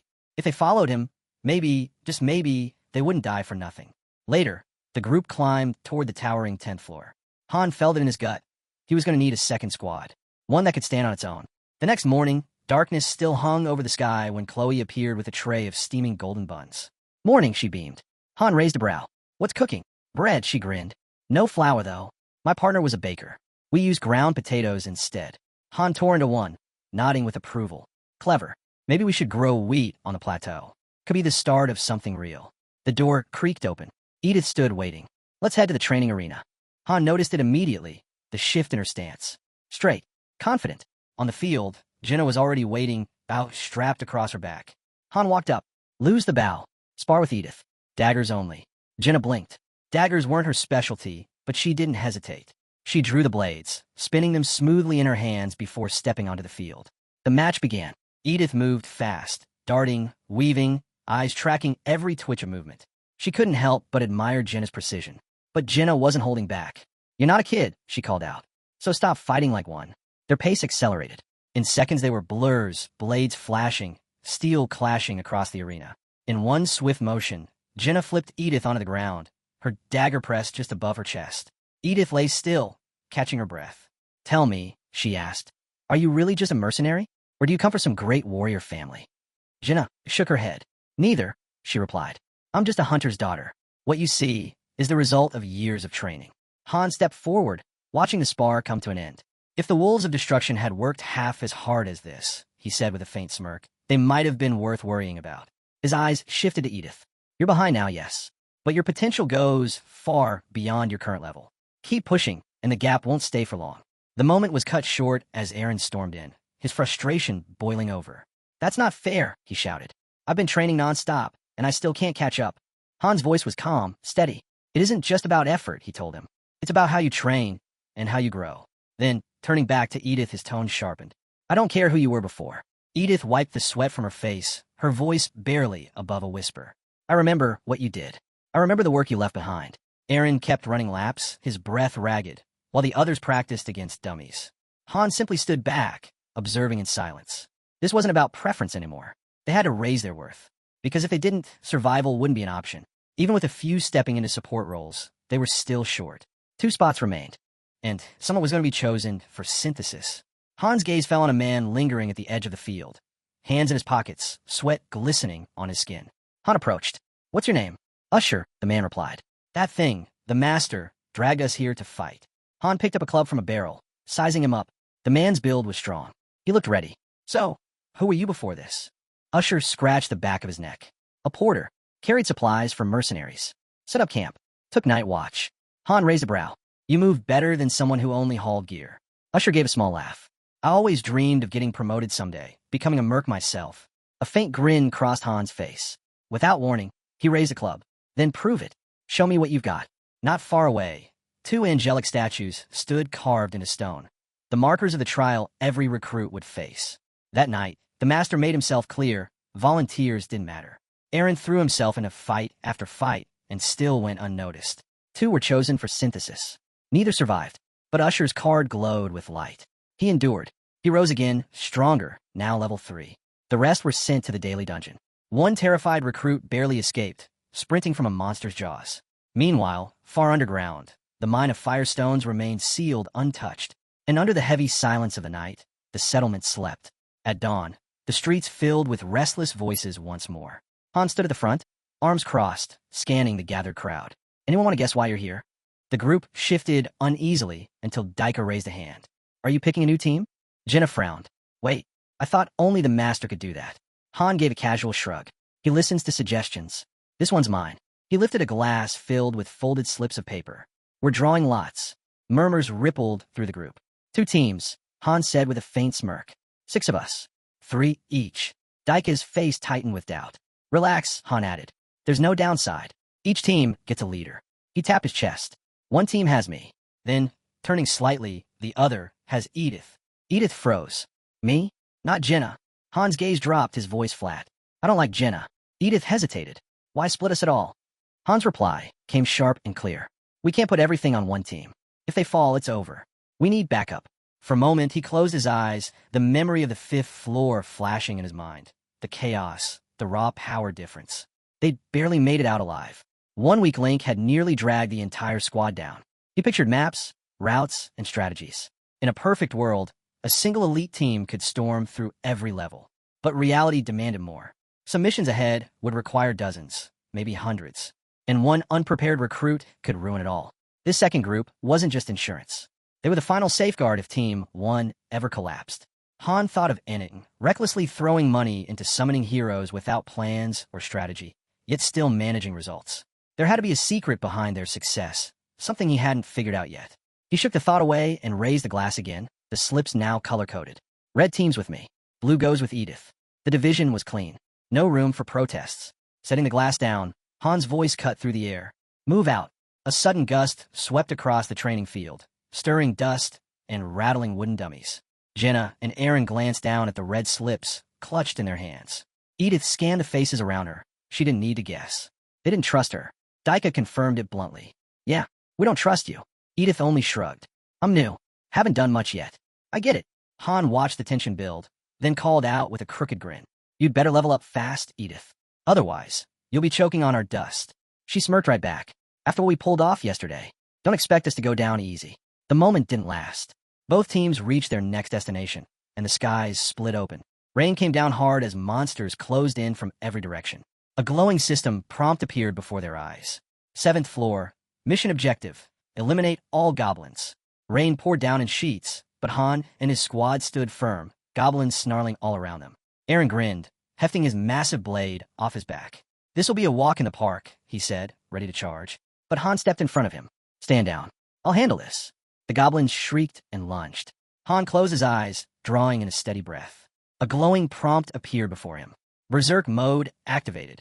His body ignited in a deep crimson glow. Then he moved. Like a storm unleashed, Han tore through the horde, every strike cutting down another foe. In moments, the battlefield lay silent, littered with motionless goblins. Only one remained, frozen and trembling. Han slid his blade onto his back. Jenna stepped up beside him, wanting to finish it. He shook his head. No, something's wrong here. This floor has more to it. Leave it. It's no threat. Turning away, Han walked toward the river where a broken dam loomed, shattered under the storm. As he studied it, a system alert rang out. Floor cleared. Reward, 10,000 gold, iron, or leather. Back outside the dungeon, Jenna stretched. I'm heading to wash up. Eren cracked his knuckles. I'll hit the arena. Need more training. But before he could leave, Han stopped him. Wait, Eren. A new system prompt appeared. Master has selected double beginner's pack. Cost, 90,001. Reward, 5,000 crystals, 100,000 gold. Han turned to Jenna, his tone sharp. Grab the lot from my room. Then he looked Eren dead in the eye. Go get Edith. Another notification blinked. Items would arrive by mail. Han's gaze shifted toward a nearby building glowing faintly pink. New players are about to flood in, he muttered. A small smile tugged at his lips. This always happened. Han wasn't the type to spend freely, but once he started, he never stopped. He remembered his first time logging in, how real it all felt. The AI alone had stunned him. Just watching Haynes move had been entertainment in itself. It wasn't just the battles or the synthesis system that drew people in. The game felt alive. Real players making real choices, even support heroes acting like they had minds of their own. Han had pulled plenty of friends into the game by now, and he always told them the same thing. The best part wasn't winning. It was watching how people handled the chaos. Memories of past players flickered in his head. Every floor harder than the last. Every wave, something new to manage. That was the thrill of being a master, guiding, planning, deciding every move. Then, two figures stepped into view. System IDs appeared. Ivalka and Roderick. The man scowled, glaring at the girl beside him. Who's she? Before anyone could respond, Ivalka stumbled, collapsing right in front of Han. Jenna walked over, frowning. What's with her? Why is she on the ground? Han brushed it off with a wave. Probably her clothes. Too fancy. Not made for moving. Edith stepped up, eyes scanning Ivalka. She's definitely noble, she said flatly. Edith glanced at Han. I've seen enough mercs to know people. So tell me, what's a noble doing here? Sunlight poured over the settlement walls. Han stood in silence, turning it over in his head. He understood summoning, he understood synthesis. But stats, skill trees, the finer mechanics? Still a mystery. He wasn't some high-level gamer, just a city guardian who happened to take things seriously. Then Roderick spoke up, uneasy. It's strange, like something's pulling the strings. Like there's an enemy right in front of me, and I'm forced to act. I can't shake the feeling. Han gave a slow nod. I'll explain everything. After the draw. He turned to Edith. It was time. The draw began. Blue team ended up with the old man. Red team drew the noble girl. Han stayed quiet, observing. A hardened veteran versus a sheltered aristocrat. The difference couldn't be clearer. Just then, Jenna rushed in carrying a glass. She sat down firmly. All right, time to draw your lots. Han didn't hesitate. He sprinted forward, hand shooting toward the glass, straight for the left slip. Ivalka's eyes tracked his every move. Then, something flickered in his mind. Fire? Edith reached at the same moment, her hand colliding with his. They locked eyes above the glass, both refusing to pull back. The same question hung unspoken between them. Who's letting go first? Han's gaze shifted to Ivalka. You a mage? A small flame danced in her palm as she raised her hand. Consider this my introduction, she said calmly. Neither Han nor Edith moved, neither willing to give up the lot. Han's thoughts raced. Warriors, rogues, even archers could be summoned in droves. But mages? Mages were rare. Too rare. Only available through donation summons. And even then, the odds were terrible. Caught in the tension, Ivalka looked shaken. Why are you all acting like I've done something wrong? That's when Jenna snapped. You peeked at the lot, she shouted. That's cheating. She yanked the glass away. This was supposed to be random. No more bending the rules. Ivalka blinked, overwhelmed. What are you even doing? Han's reply was casual. Figuring out who gets you. You hesitated longer than the old man. Ivalka shook her head in disbelief. How am I supposed to understand any of this? It happened so fast. Roderick gave her a firm look. Think carefully. Did you claim a lot? Her hand flew to her mouth. This is awful, she whispered. Jenna folded her arms. This time, no tricks. We do it properly. Han gave Edith a nod. Let's draw again. Fair and square. Both pulled their lots. Han held his up, grinning. Settled. He turned to Ivalka. You're with me. With a quick motion, he sent her the party invite. Suddenly, Isel's hand shot out, dragging the other man away. His eyes widened in panic. You said we wouldn't get hurt if we worked hard. Han's tone stayed calm, almost indifferent. I'm not great with support types. Then, glancing back at Ivalka, his voice sharpened. If you don't want to end up like him, stay close to Isel. A message blinked into view. Synthesis complete. Ivalka's card pulsed with light, her level climbing. Han closed his eyes. That's what happens when you fall behind. He watched Isel walk off with the others. No choice this time. Better to follow the plan than get forced into it. Standing beside Roderick, Han gave a small nod. You're next. Then, almost casually, they were just synthesis material anyway. Another alert chimed. Roderick, level up.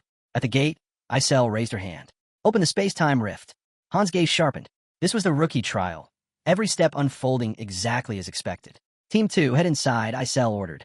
Edith shot Han a sly grin before turning away. Looks like I'm leading Roderick this time.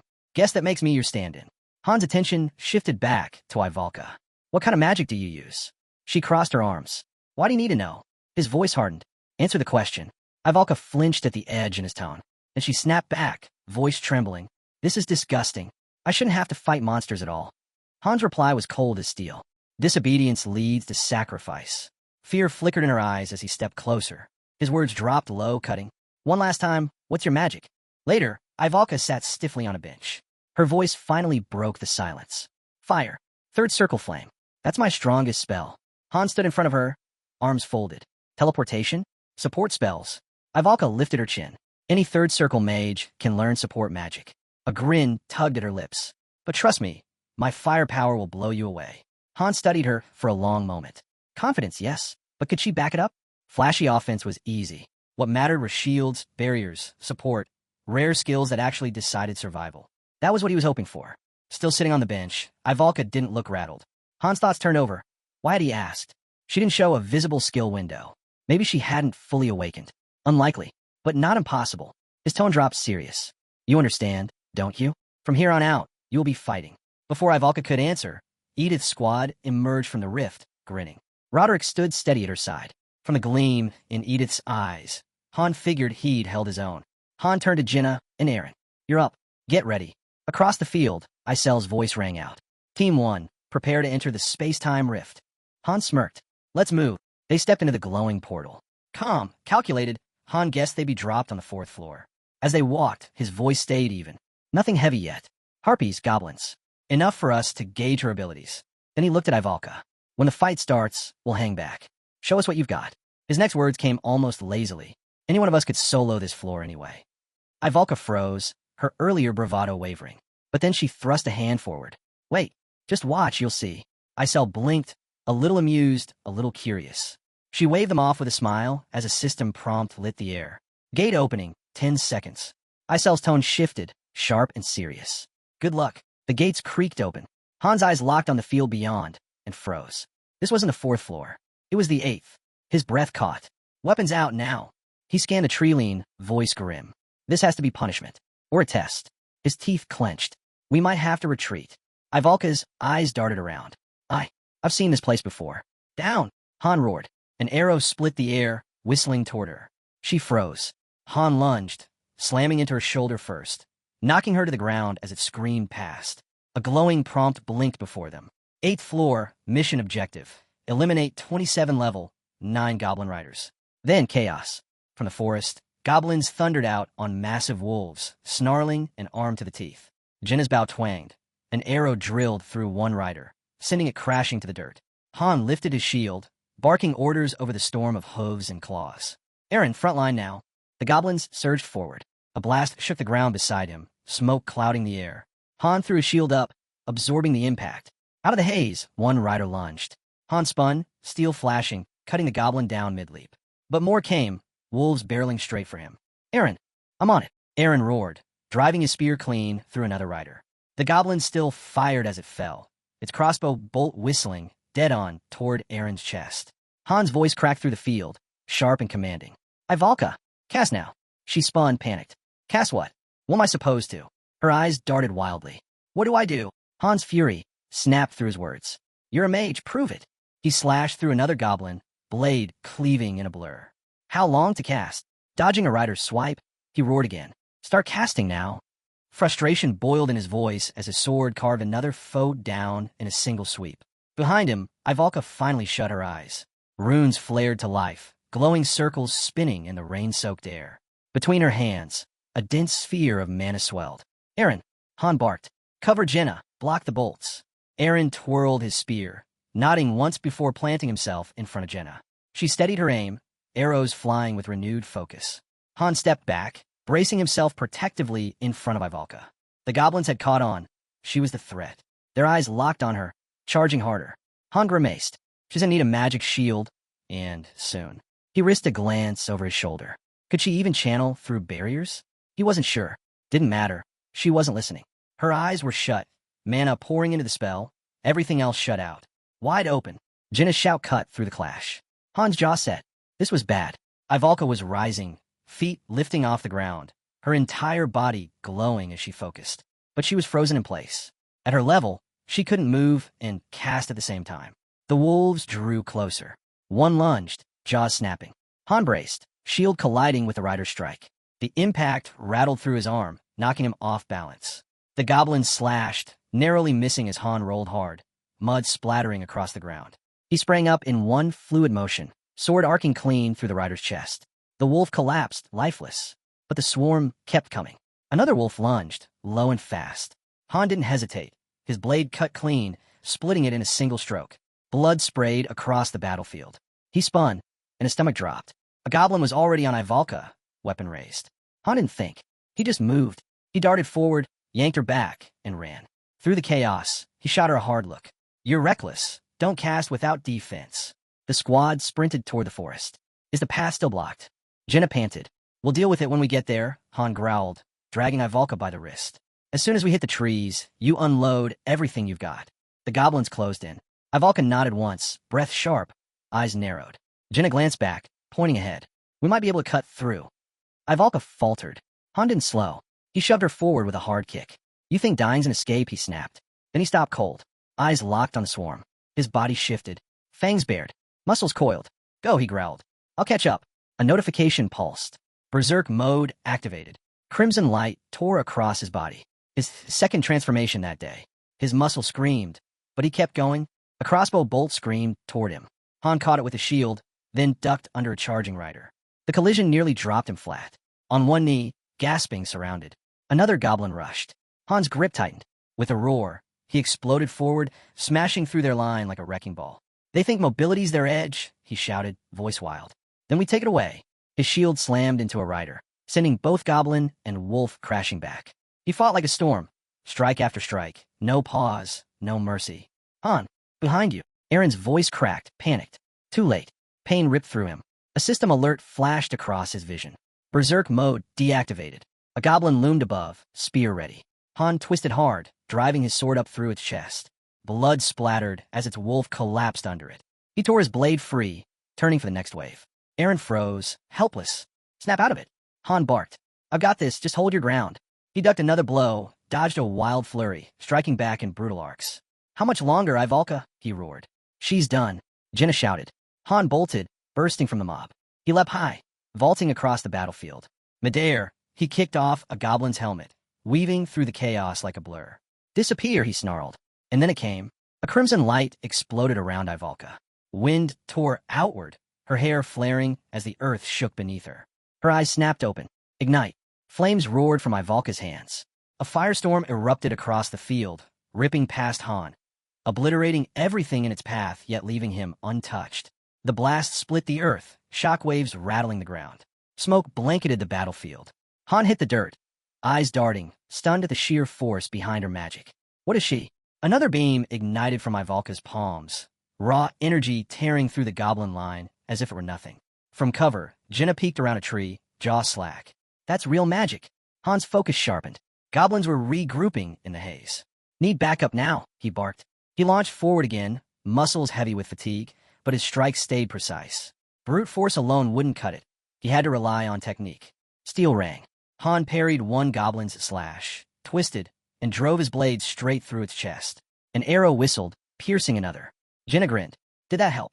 Aaron appeared at her side, his spear impaling a rider clean through. The wolf tumbled with its master. Need a hand, old man? Aaron teased. Han chuckled between sharp breaths, finally growing a spine. Jenna dove in. Arrows sang from her bow. She rolled under a strike, drew a dagger, and rammed it into a goblin skull. Then, a wolf, riderless, bolted straight at Ivalka. She didn't flinch. Her eyes stayed shut. Before it reached her, a gunshot cracked. The wolf crumpled, a bullet buried in its skull. From the dirt, Jenna muttered, All right, now, it's serious. She whirled on Ivalka. Snap out of it. Move. Too late. Flames curled tighter around Ivalka's fist. Strange runes burned across her face. Jenna's eyes widened. Panic. Retreat. Now. Han and Aaron yanked back, retreating fast. Ivalka's eyes opened slowly. They'll burn, she whispered. The ground sizzled, then detonated. A torrent of fire ripped through the field. Ash and heat flooded outward. Han raised a shield, bracing against the inferno. If she didn't stop soon, they'd be consumed too. The smoke thinned. The battlefield was scorched, twisted, barely recognizable. Han scanned the wasteland. Is it? He stopped cold. More riders surged through the haze. And then Ivalka raised her hands again. Go beyond, she whispered. Ascent. A cyclone of fire exploded outward, spiraling into a storm that swallowed everything. Trees bent, earth shattered, the air itself burned. Jenna clung to a tree, nearly torn off her feet. The battlefield became a blazing maelstrom. When the flames died, Only ruin remained, a massive crater, scorched black and smoking. At the center stood Ivalka, motionless, surrounded by charred earth. Han's eyes widened. A system prompt appeared. Floor cleared. Reward, 20,000 gold, iron, or wolfskin. MVP, Ivalka. No one spoke as they walked from the battlefield, silence heavy around them. Finally, Aaron broke it. She wiped out over 20 riders. In one blast. Ivalka grinned, unbothered. That's the strength of fire. She pressed a hand to her chest, voice steady. And if I ever draw on my true power, you won't believe what you'll see. I carry the soul of the Rival Witch. Ivalka's nose bled, then she crumpled to the ground. Han dropped to a knee beside her, pulling up her stats. She's out. Mana's at 0. He studied her unconscious face and let out a long sigh. She won't be casting again for at least a minute. That meant only one thing.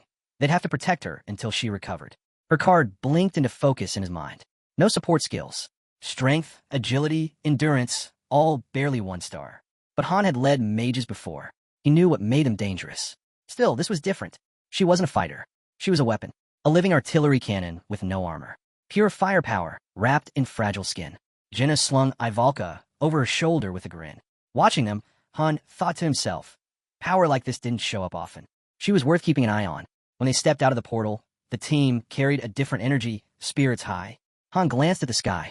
At this rate, he muttered, I might not be the one standing in the spotlight for long. The next day, progress shifted to a new priority, building a magic center. As the player logged in, the city map unfolded.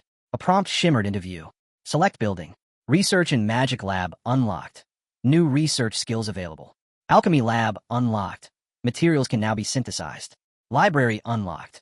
Mages can expand magical knowledge. The map zoomed out, the 3 structures fusing into one sprawling complex. The Magic Hall. But as the city expanded, complaints came with it. Sweat dripping, Ivalka sprinted with the group, face twisted in frustration. Why should someone of my rank be doing this pointless training? She snapped. My brain is my weapon. Han watched her stumble along, shaking his head. She could rain fire like no one else, but if she couldn't move while casting, she wouldn't last. He picked up speed, pulling ahead. Quit talking and run. In a real fight, stamina matters, especially when swords and spears are flying at you. A smirk tugged at his lips as he glanced back. Besides, training gear looks a lot better on you than that stiff dress. Ivalka huffed between breaths. That stiff dress was custom-made by my family. It boosts my firepower. Han didn't slow. Yeah? Doesn't matter if you're too slow to live long enough to use it. He sprinted harder. And this barely even counts as training. 3 laps, no weights, jogging pace. Compared to my drills, it's nothing. With a grin, he surged ahead. You must really want potatoes for dinner, he called over his shoulder. Don't worry. I'll make sure someone hears about it. His eyes flicked to the side, spotting a guy still standing, just watching. Han laughed. You planning to stand there all day? Observation skills are great, but you'll need more than that. The scene shifted. Han stood before the newly finished Magic Hall. City map hovering in view, with Ivalka's data highlighted. A lucky break. Just before reaching the 10th dungeon floor, they had gained a mage. His eyes scanned the dungeon access routes.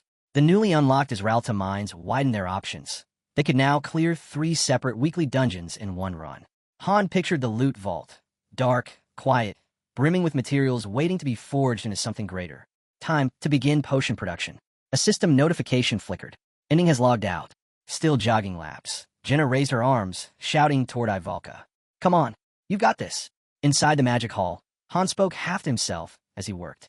High-grade potions usually came from professional pharmacists or alchemists, sure, but with the mini-game system, anyone could craft them. Just like weapons. Just like gear. He glanced at his avatar. In the interface, it looked like he was holding a book, though he couldn't make out a single word on the pages. His gaze shifted to the cauldron. All right, he muttered. Let's get started. Flowers. Fangs.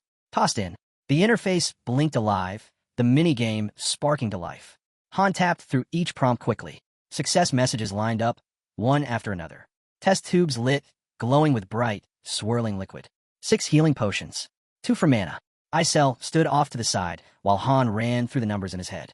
Maybe people would ask questions later, but better to be over-prepared than dead. Night fell over the fortress city.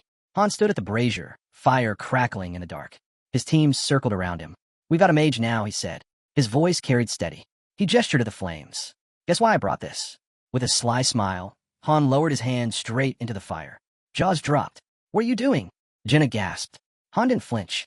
If Ivalka uses fire, then we'd better get used to fire. The flames licked at his skin. His grin turned sharp, almost feral, as he began to count. 1, 2, 3. Then he pulled his hand free. The skin was black and charred. He gripped his wrist, staring at his palm as the others froze. I'm fine. Before their eyes, the flesh began to heal, slow but steady.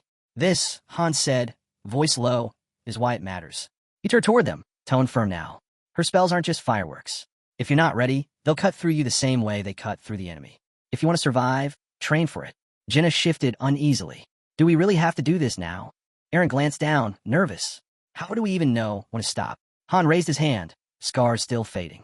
You stop when the pain wins. He looked into the fire. We keep going until our bodies remember the flame. Eren's lips twitched into a tight smile. 5th floor. I remember. His fingers trembled as he stepped toward the brazier. Han's hand shot out, grabbing his wrist. He leaned in close. Do it when no one's watching, Han whispered. No need to stand here proving yourself by screaming in front of the others. Eren froze, then slowly stepped back. Jenna stood stiff, fists clenched. Her voice cracked. I can't. I'm not doing this. I fight from the back anyway. Han stepped toward her, smile softening. He took her trembling hand, guiding it toward the flames. If we do it together, it won't hurt as much. Just a little sting, like a mosquito bite. His tone gentled, but the weight stayed. You really gonna keep running every time Ivalka casts?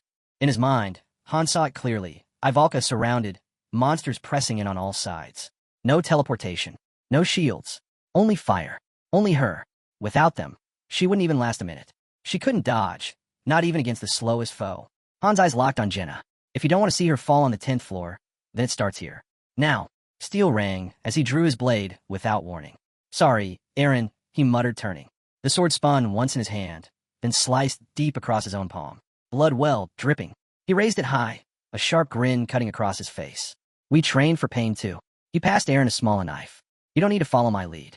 As long as it builds your resistance, it works. Even as he said it, a weight pressed down on him. It felt wrong, brutal, but survival demanded it. Han lifted his hand over the brazier. Heat pulsed against his skin. Wounds heal with potions, yes, but the agony stayed. And in battle, you needed to keep moving, no matter how much it burned. His gaze flicked back to Jenna. This isn't mandatory.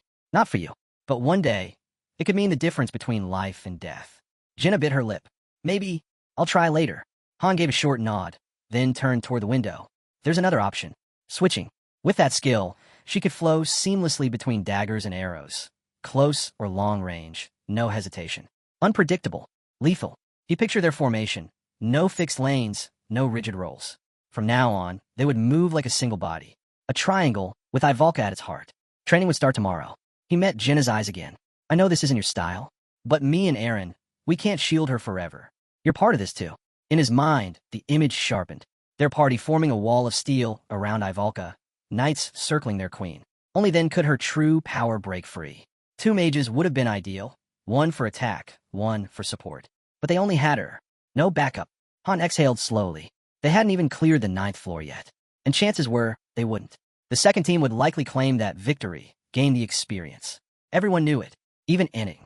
They were being molded into the fallback unit. Han set down a bucket of water and spread the cards across the table. Each bore a single word: subjugation, survival, guard, breakthrough, execution, defense, siege, pursuit, escape. It was clear now. The 10th floor wasn't for one team. It would demand 2. He struck a match, dropped it into the brazier. Flames roared to life. This wasn't just another dungeon. It was a joint operation. High stakes, high risk. Han thrust his hand back into the fire. His jaw clenched. No more mistakes. No more close calls.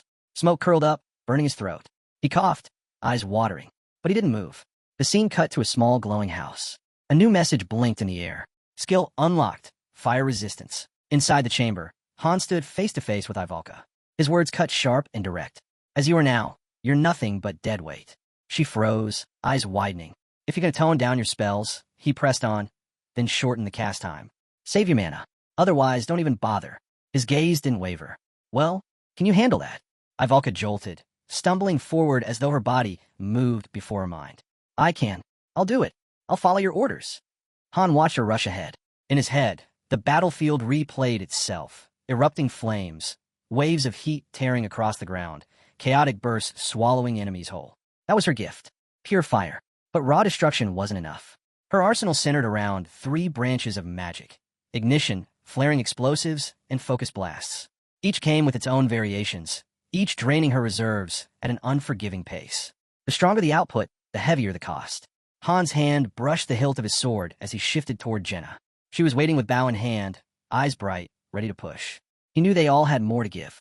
Ivalka's firepower could wipe armies, but if the rest of them didn't rise to match her, they'd crumble long before the 10th floor. Jenna loosed an arrow with a grin. I'm ready. Han deflected it with a clean strike. Once, sparring had been simple, dodge, counter, reset. Not anymore. No shields. No buffers. He had started weaving in extra challenges, more pressure, more risk. Jenna's smirk widened. You're adapting fast. Almost impressive. His eyes fixed on the arrowhead, his voice steady. This isn't about trading compliments. Another arrow flew.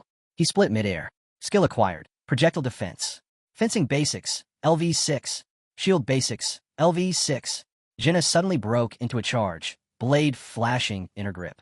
Han leaned back, slipping just out of range, but she was already reaching behind her shoulder, arrow drawn, switching weapons mid-motion. Han tightened his hold on his sword, tracking her every step. She'd begun as a 1-star, a name barely worth mentioning. But her growth, it was staggering. Without this push, without training, she might have stayed a shadow forever. Jenna raised a finger to her lips and whispered, teasing, "Didn't you say no compliments during training?" Han laughed under his breath, lunging in to grab her cheeks between his palms. Careful. People are going to start asking where those scars came from. He turned then, his focus shifting. Aaron's turn. A 1-star, through and through. Still crawling at level 3 with a spear. For days, he'd even disappeared from training altogether, isolating himself, forcing his body to adapt to pain. A dangerous path, but one he'd chosen alone. Meanwhile, Ivalka stood in the heart of the magic hall. Her own chamber forged for fire. Even restrained, her flames flooded the space, licking at walls reinforced to withstand her power. Unless the battle demanded more, she had to limit herself to first-class spells. Anything higher risked breaking the hall itself. Han's attention drifted toward the far wall, where a cluster of recruits sat, slumped in exhaustion. A scattered bunch of 1-stars. Weak, uncoordinated, drowning in their own struggle. Not one of them could hold a proper fight. And with the 5-person cap, every slot mattered. None of them were worth it. Han's jaw tightened. Was Enning seriously considering pulling these deadweights into his unit? The thought alone made his grip tighten around his blade. The following day, the scene shifted. Edith's squad returned, bloodied but standing. They'd cleared the 9th floor. Players stumbled out of the portal, battered and limping. Some carried wounds that potions couldn't fix. Others weren't whole anymore. Han stood to the side, arms crossed, his eyes refusing to meet theirs. What was the mission? His voice was flat, cold. Edith stepped forward, her eyes closed. We were ordered to wipe out a goblin village. Roughly 50 of them. Anything unusual? Han pressed. Her head lowered. The ground was slick. Mud everywhere like it had been raining for days. That was all she offered before turning away, saying nothing more. Han stared straight ahead. Now was their turn. A sudden flash lit the portal, flames exploding outward. A system notice followed. The floor had been cleared. Ivalka's level rose instantly. Han emerged with his team, his mind already racing. The 4th floor had served its purpose. It wasn't a training ground anymore. He quickly took stock. Han himself had reached level 10. Jenna sat at 8. Aaron trailed at 6. Ivalka had just hit 4. His fist clenched. That was it. They'd hit the ceiling. Without access to higher floors, their growth stopped here. Later, another player approached to introduce his squad. Dagger production had begun in earnest, and equipment had been upgraded across the board. The flimsy D-rank leather was gone, replaced by solid D-rank iron plate. Han and Aaron now carried proper daggers. The guy even revealed Shern and Makin's cards. They'd been officially slotted into the 1st and 2nd squads. Still trailing behind, but at least they were moving forward. Han thought back to how long it had taken just to push this far, to scrape their way up to the 10th floor. Isel leaned back with a smirk. So what now? You turning into Loki? Planning to call all the shots? You think you can juggle something that complex? Han sat at a table buried in paperwork, stacks of documents closing in. If I could figure all that out, he muttered, I'd be a god by now. He shot her a look. Why do you always show up just to toss weird questions at me? If it were him, he would have already broken through all 100 floors. Han explained that the guy she was comparing him to wasn't just strong. He was chosen. The system itself had marked him. And even with that, it had taken him 2 full years just to claw his way up to the 88th floor. Dozens of teams have been erased along the way, caught by random traps and twisted mechanics. Han leaned against his hand, lost in thought. The Master of Choose Me only grew stronger every time a squad failed. And yet Ink had never failed. Somewhere deep inside, Han admitted it. Maybe their first true defeat wouldn't come until that man was gone. Meanwhile, out on the street, tension coiled. A group of men stood facing the guards. Ivalka looked away, uneasy. It's too crowded, she whispered. That little fairy hasn't summoned anyone yet. Han stayed silent, his gaze fixed on nothing. Half an hour had passed since Enning last appeared. That could only mean one thing. He was still deciding. Then, the system prompt appeared before them. Would you like to enter the 10th floor? The guy fixed his eyes on the dungeon gate. Should he step through now, or hold back? Han folded his arms, a hard frown pulling at his face. The newest recruit wasn't ready. Even after hitting level 10, promotion hadn't come. His skills were still shallow, not nearly polished enough. With another week, maybe less, they could sharpen everything, max out the squad's basics. Then the 10th floor run would be smoother. But Han knew better. If this was Enning's call, waiting wasn't on the table. Above the portal, Isel rose into position. The rift of time and space unfolded, shimmering with power. Han's jaw tightened. For them, this was survival. For the Master? Just another trial. If they all burned out here, he'd summon replacements without blinking. Sharon glanced toward Han, uneasy. The order was simple when the fight began. Don't get involved. Stay back. Han clenched his fists. His swordsmanship was stuck at level 1. Even reaching level 3 wouldn't change much. He'd only drag them down. He cursed himself quietly for not starting sooner. Then the system voice rang out. Critical mission. 2 squads required. Insufficient numbers? Reinforcements will be dispatched. Tactical stations active. Heroes may be assigned roles before engagement. Han's expression darkened. Tactical stations? He didn't even know how to use them. The mechanics were far beyond what he'd learned. Exhaling, he crossed his arms. I sell. Pull supplies from storage. System confirmed. Inventory restocked. The right hero with the right gear could trigger items mid-battle. Han went over the list in his head. 6 healing potions. Split evenly, 3 per group. Edith snatched them up, grinning. Locked and loaded.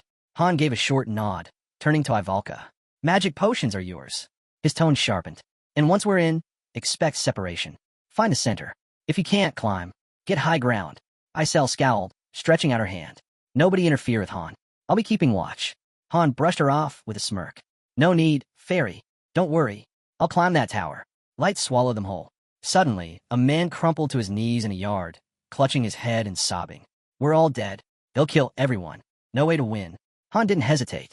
He shoved the man aside with his boot. The figure spun, dazed, eyes darting. Who are you? Jenna studied him carefully. He doesn't notice us. Can you even see us? She paused, brows furrowed. Or maybe he's just an NPC. Han stood still watching. NPCs spawning mid-mission wasn't new. Sometimes they bugged, repeating lines, breaking immersion. Just part of the system. He lifted his gaze, scanning their surroundings. The town's buildings, something about them felt off. Familiar, almost. Aaron shifted stiffly at his side. Yeah, I've seen this before.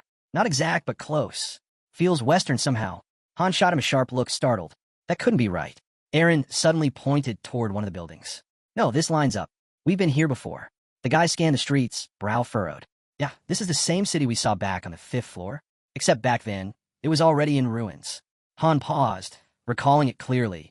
Leaves scattering over broken rooftops, the silence of a place long dead. The difference was obvious. Back then, the city had already fallen. Here, it was still standing. The girl spoke up, uneasy. The timeline feels wrong. Han stepped in front of Jenna, steadying her. That's not the only strange thing going on. We'll sort it out later. Han faced the group, arms crossed, voice firm. We've already been summoned. The only way out now is through. Complete the mission, or we don't leave. One of the men muttered what they all knew. The battle hadn't started yet. That gave them a small window to scout. Han gave sharp nod. 5 minutes. Gather what you can. Meet back here. If you're late, we move without you. Dark clouds coiled above the tower, casting the city in shadow. Han climbed to a window, taking in the streets below. From here, he had the best view. His brow furrowed. The soldiers patrolling the city looked uneasy. Morale was crumbling already. Then came the sound. Steady, heavy marching. Goblins. Thousands of them pouring in from the northern forest, closing the distance like a tidal wave. Han guessed they'd bring assault ladders first. No siege weapons yet, but it was only a matter of time. He shifted his focus eastward. The river. It was the same scenario they'd faced back on the 7th floor. An overwhelming rush of enemies, fury boiling at the front. But here, no battering rams. Han's eyes moved to the front lines. Knights were forming up outside the castle walls. But less than half of them were human. The rest, something else entirely. He calculated quickly. 10-1 odds. Even if the line looked steady now, it was a setup for disaster. Han descended the stairs, his thoughts racing. The mission wasn't official yet. That gave them one advantage. Time. Survival-type missions weren't about eliminating every enemy. They were about holding out, lasting long enough to see the system declare victory. He pictured the strategy unfolding, shouting commands, directing squads. If all they had to do was defend for a set duration, maybe this floor wasn't as impossible as it looked. He remembered the crowd from earlier, the way Ivalka had laughed at the noise. That many NPCs meant bodies on the field. Decoys, distractions, and with a defensive mage in their roster, they had at least one anchor to lean on. His squad regrouped one by one. Han stood silent, eyes narrowed. The wheel was turning again. Then he froze. 3 notifications struck in rapid succession. Triple ping. There was only one meaning behind that: top-tier difficulty. The system pulled up the city layout, stamping the mission across the screen. Prevent the city from falling. Han pictured it in his head, knights straining to hold the wall as goblins swarmed in. Even with squads 1 and 2 combined, they had only 10 players. Add squad 3 and the NPCs, and that brought the count to around 360 defenders. Against thousands. The guy's expression darkened. We'll share findings first. Then we finalize strategy and lock in positions. Jenna sat casually on someone's pack, swinging one leg as she spoke. I tried talking to the townsfolk. Nothing. They don't respond at all. We can touch them, see them, but it's like we're invisible to them. Aaron stepped forward and rolled out the map across the table. The attacks coming from the north and east gates. South and west are sealed. No escape routes. The meaning was clear. If the outer wall collapsed, everyone inside was finished. Edith folded her arms, her frown deepening. So what's the plan then? Han lowered his head, silent, stretching. The mission left no room for guesswork. Defense, nothing else. He straightened, arms crossing over his chest. We hold the line.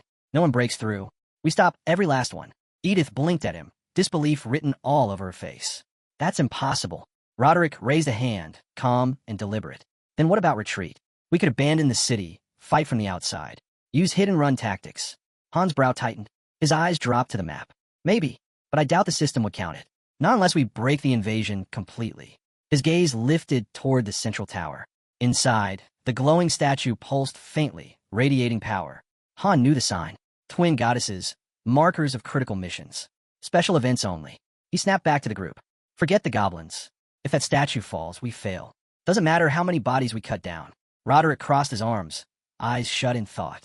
So what you're saying is, we guard that thing while being crushed under endless waves. Han squared his stance to match him. Exactly. That's the mission. We don't hold the line, we don't survive. His eyes swept across the squad, reading the unease on their faces. Roderick took a step forward. So it's a trap either way. No matter where we run, we're stuck inside. Sweat traced down Han's cheek. The system was throwing them into a wall. Brutal, nearly impossible. But if it was still winnable, then there had to be a thread they could pull. His jaw locked. He spread the map out wider. They've got numbers, but no siege gear. No rams. No catapults. Just ladders. It's one force, one server. If we play this right, we can stall them. His finger stabbed the northern wall. Edith squad, you head there. Reinforce the line. Your job is to cut the ladders before they latch. Edith shot him a hard stare. There's 5 of us. Even with the 300 station here, that won't be enough. Han didn't flinch. With second squad joining, that's another 50 bodies. His voice dropped lower. And remember, they haven't rolled out siege weapons. Not yet. He pictured it. Soldiers swarming the wall, ladders clattering against stone. They're betting everything on numbers. We stay mobile, reinforce weak spots, and we can hold out longer than they think. Edith's expression stayed sharp, unrelenting. That's not the problem. Han paused, shutting his eyes, listening. Her voice came quieter, steady as steel. Even if we hold them here, it won't end. Not tonight. Not tomorrow. Han saw it in his head. Alleys flooded with goblins, streets drowning in chaos. Odds stacked 10 to 1. 2 squads against thousands. Even if they bought time, even if they stalled. Best case? They delayed the inevitable. Worst case? The city drowned in green, and they went down with it. He could see them now. Thousands of goblins rushing past broken defenses. Even if their fighters gave it everything, even if they cut that ratio in half, they'd still be outnumbered 5 to 1. And one thing they'd learned from the 5th floor, goblins don't run. This fight couldn't be won. Not by normal means. Just then, one of the guys walked up to Jenna, who looked startled. There's a river east of the city, he said. Same one we saw on the 7th floor. He remembered it clearly, standing in floodwaters, rain crashing down, the dam breaking, everything overflowing. Han's mind raced, piecing together every battle from floors 5 through 9. One thing kept coming up: the dam. The game had pushed them toward it for a reason. But why? How could a dam, far from the front line, change the course of this fight? His fist clenched. They were still missing something. Then Jenna froze, eyes wide. She clasped her hands tightly. I hear a horse, by the river. In her head, the memory hit like lightning. Rain. And across the river, an army forming ranks. Han spun to her, stunned. It all clicked. Edith stood still, staring into the distance. Shocked, Han grabbed Jinna's face, frustrated. Why are you just telling us now? Then he turned to Edith. Buy time. As much as you can. If the outer wall breaks, fall back to the inner defense line. Use everything, soldiers, civilians, whatever it takes. Shut the gates. Hold them off, no matter what it costs. Then he turned back, a small grin forming. We got the harder job, and when we come back, I want to hear you say we were too strong, not too late. Edith grinned back. We'll give it everything. Jinna blinked. Wait, this is a plan? Isn't this reckless? What are we even doing? Aaron turned sharply, tense. We're leaving the walls? There are thousands out there. Are you trying to get us killed? Han looked up, eyes sharp. If we stay, we're dead anyway. He imagined soldiers stranded by the river. Back on the 7th floor, the dam was already gone. If what Jinna heard was a reinforcement unit, then maybe the reason we lost the 5th floor was because they never made it across in time. He spread the map. Our job is on the east bank. Wipe out the goblins. And stop the dam from going. One of the girls glanced at him, uncertain. Han drew his sword. We move now. Time to strike. Charging ahead, he roared. This is just the inner wall. The real fight's beyond it. Near the gate, he turned. Jinna, scout the area from above. Aaron, be ready. Open the gate on my mark. He faced forward again. Ivalka, charge a 2nd level spell. Fire the second that gate opens. Out of the corner of his eye, he spotted Shern getting into position. Aaron reached for the rope. Knights rushed in, yelling for him to stop. From up top, Jinna shouted, They're everywhere. Goblins are packed outside. Open that gate, and they'll pour in. Han snapped, voice sharp. Doesn't matter, we're going through. He stepped between Aaron and the knights. Ivalka's burning us a path. Nobody interferes. The knights roared back in protest. We'll die before we let you through. Jinna darted out from behind a wall, her boots slamming into one knight's chest, sending him sprawling. Ivalka's palms shimmered, fire gathering fast. The gate creaked open. An arrow sliced through the crack. Han snatched it mid-air, inches before it could pierce Ivalka. Without pause, he spun and hurled it back. A goblin screamed as the shaft buried itself deep. From above, Jinna dropped down and crushed another soldier flat. Then rain. It spattered against stone. Cold. Heavy. Han tilted his head back, droplets sliding across his face. The sound echoed in his ears. Rain. He glanced toward Ivalka. Fire still coiled around her hands, unbothered by the storm. So, it's true, he muttered under his breath. Water can't snuff her flames. The gate groaned wider. Aaron screamed. A surge of monsters burst through, flooding forward. They charged straight at Ivalka. Her hand rose. Ignite. Flames erupted, a torrent exploding outward. The front ranks of goblins dissolved instantly, their bodies reduced to ash. The gate itself transformed into a blazing wall, fire consuming everything in its reach. Dozens gone in an instant. Jinna and Aaron sprinted forward, weapons ready, both throwing a quick glance back at Ivalka. She was already clutching a potion. Drink after every cast. Han barked, eyes locked on her. Don't stop. This is just the warm-up, you ready? Ivalka stepped past him, voice steady. Who do you think I am? Shern froze nearby, eyes wide, body trembling. Han shot him a look, still thinking of tagging along. The system alert flashed, Shern in panic. Stats cut by 30%. Han closed his eyes, exhaling. Go find Edith. She'll put you to work. Survive this, and maybe she'll finally hear that confession of yours. The knights slammed the gate shut behind them, bolts locking in place. Han's voice cut cold. Seal it tight. No turning back. He faced the swarm ahead, blade drawn. Forward's the only path, and I'll cut down every last one of them. He surged ahead, issuing orders. Positions. Everyone spread. To Ivalka, his tone sharpened. Stick to first-class fire. Low output, widespread. Scorch the field, don't stop. Rain hammer harder, sizzling as it hit the flames. They'll break through if the fire drops. Han growled. The horde surged again. Han tracked the rhythm.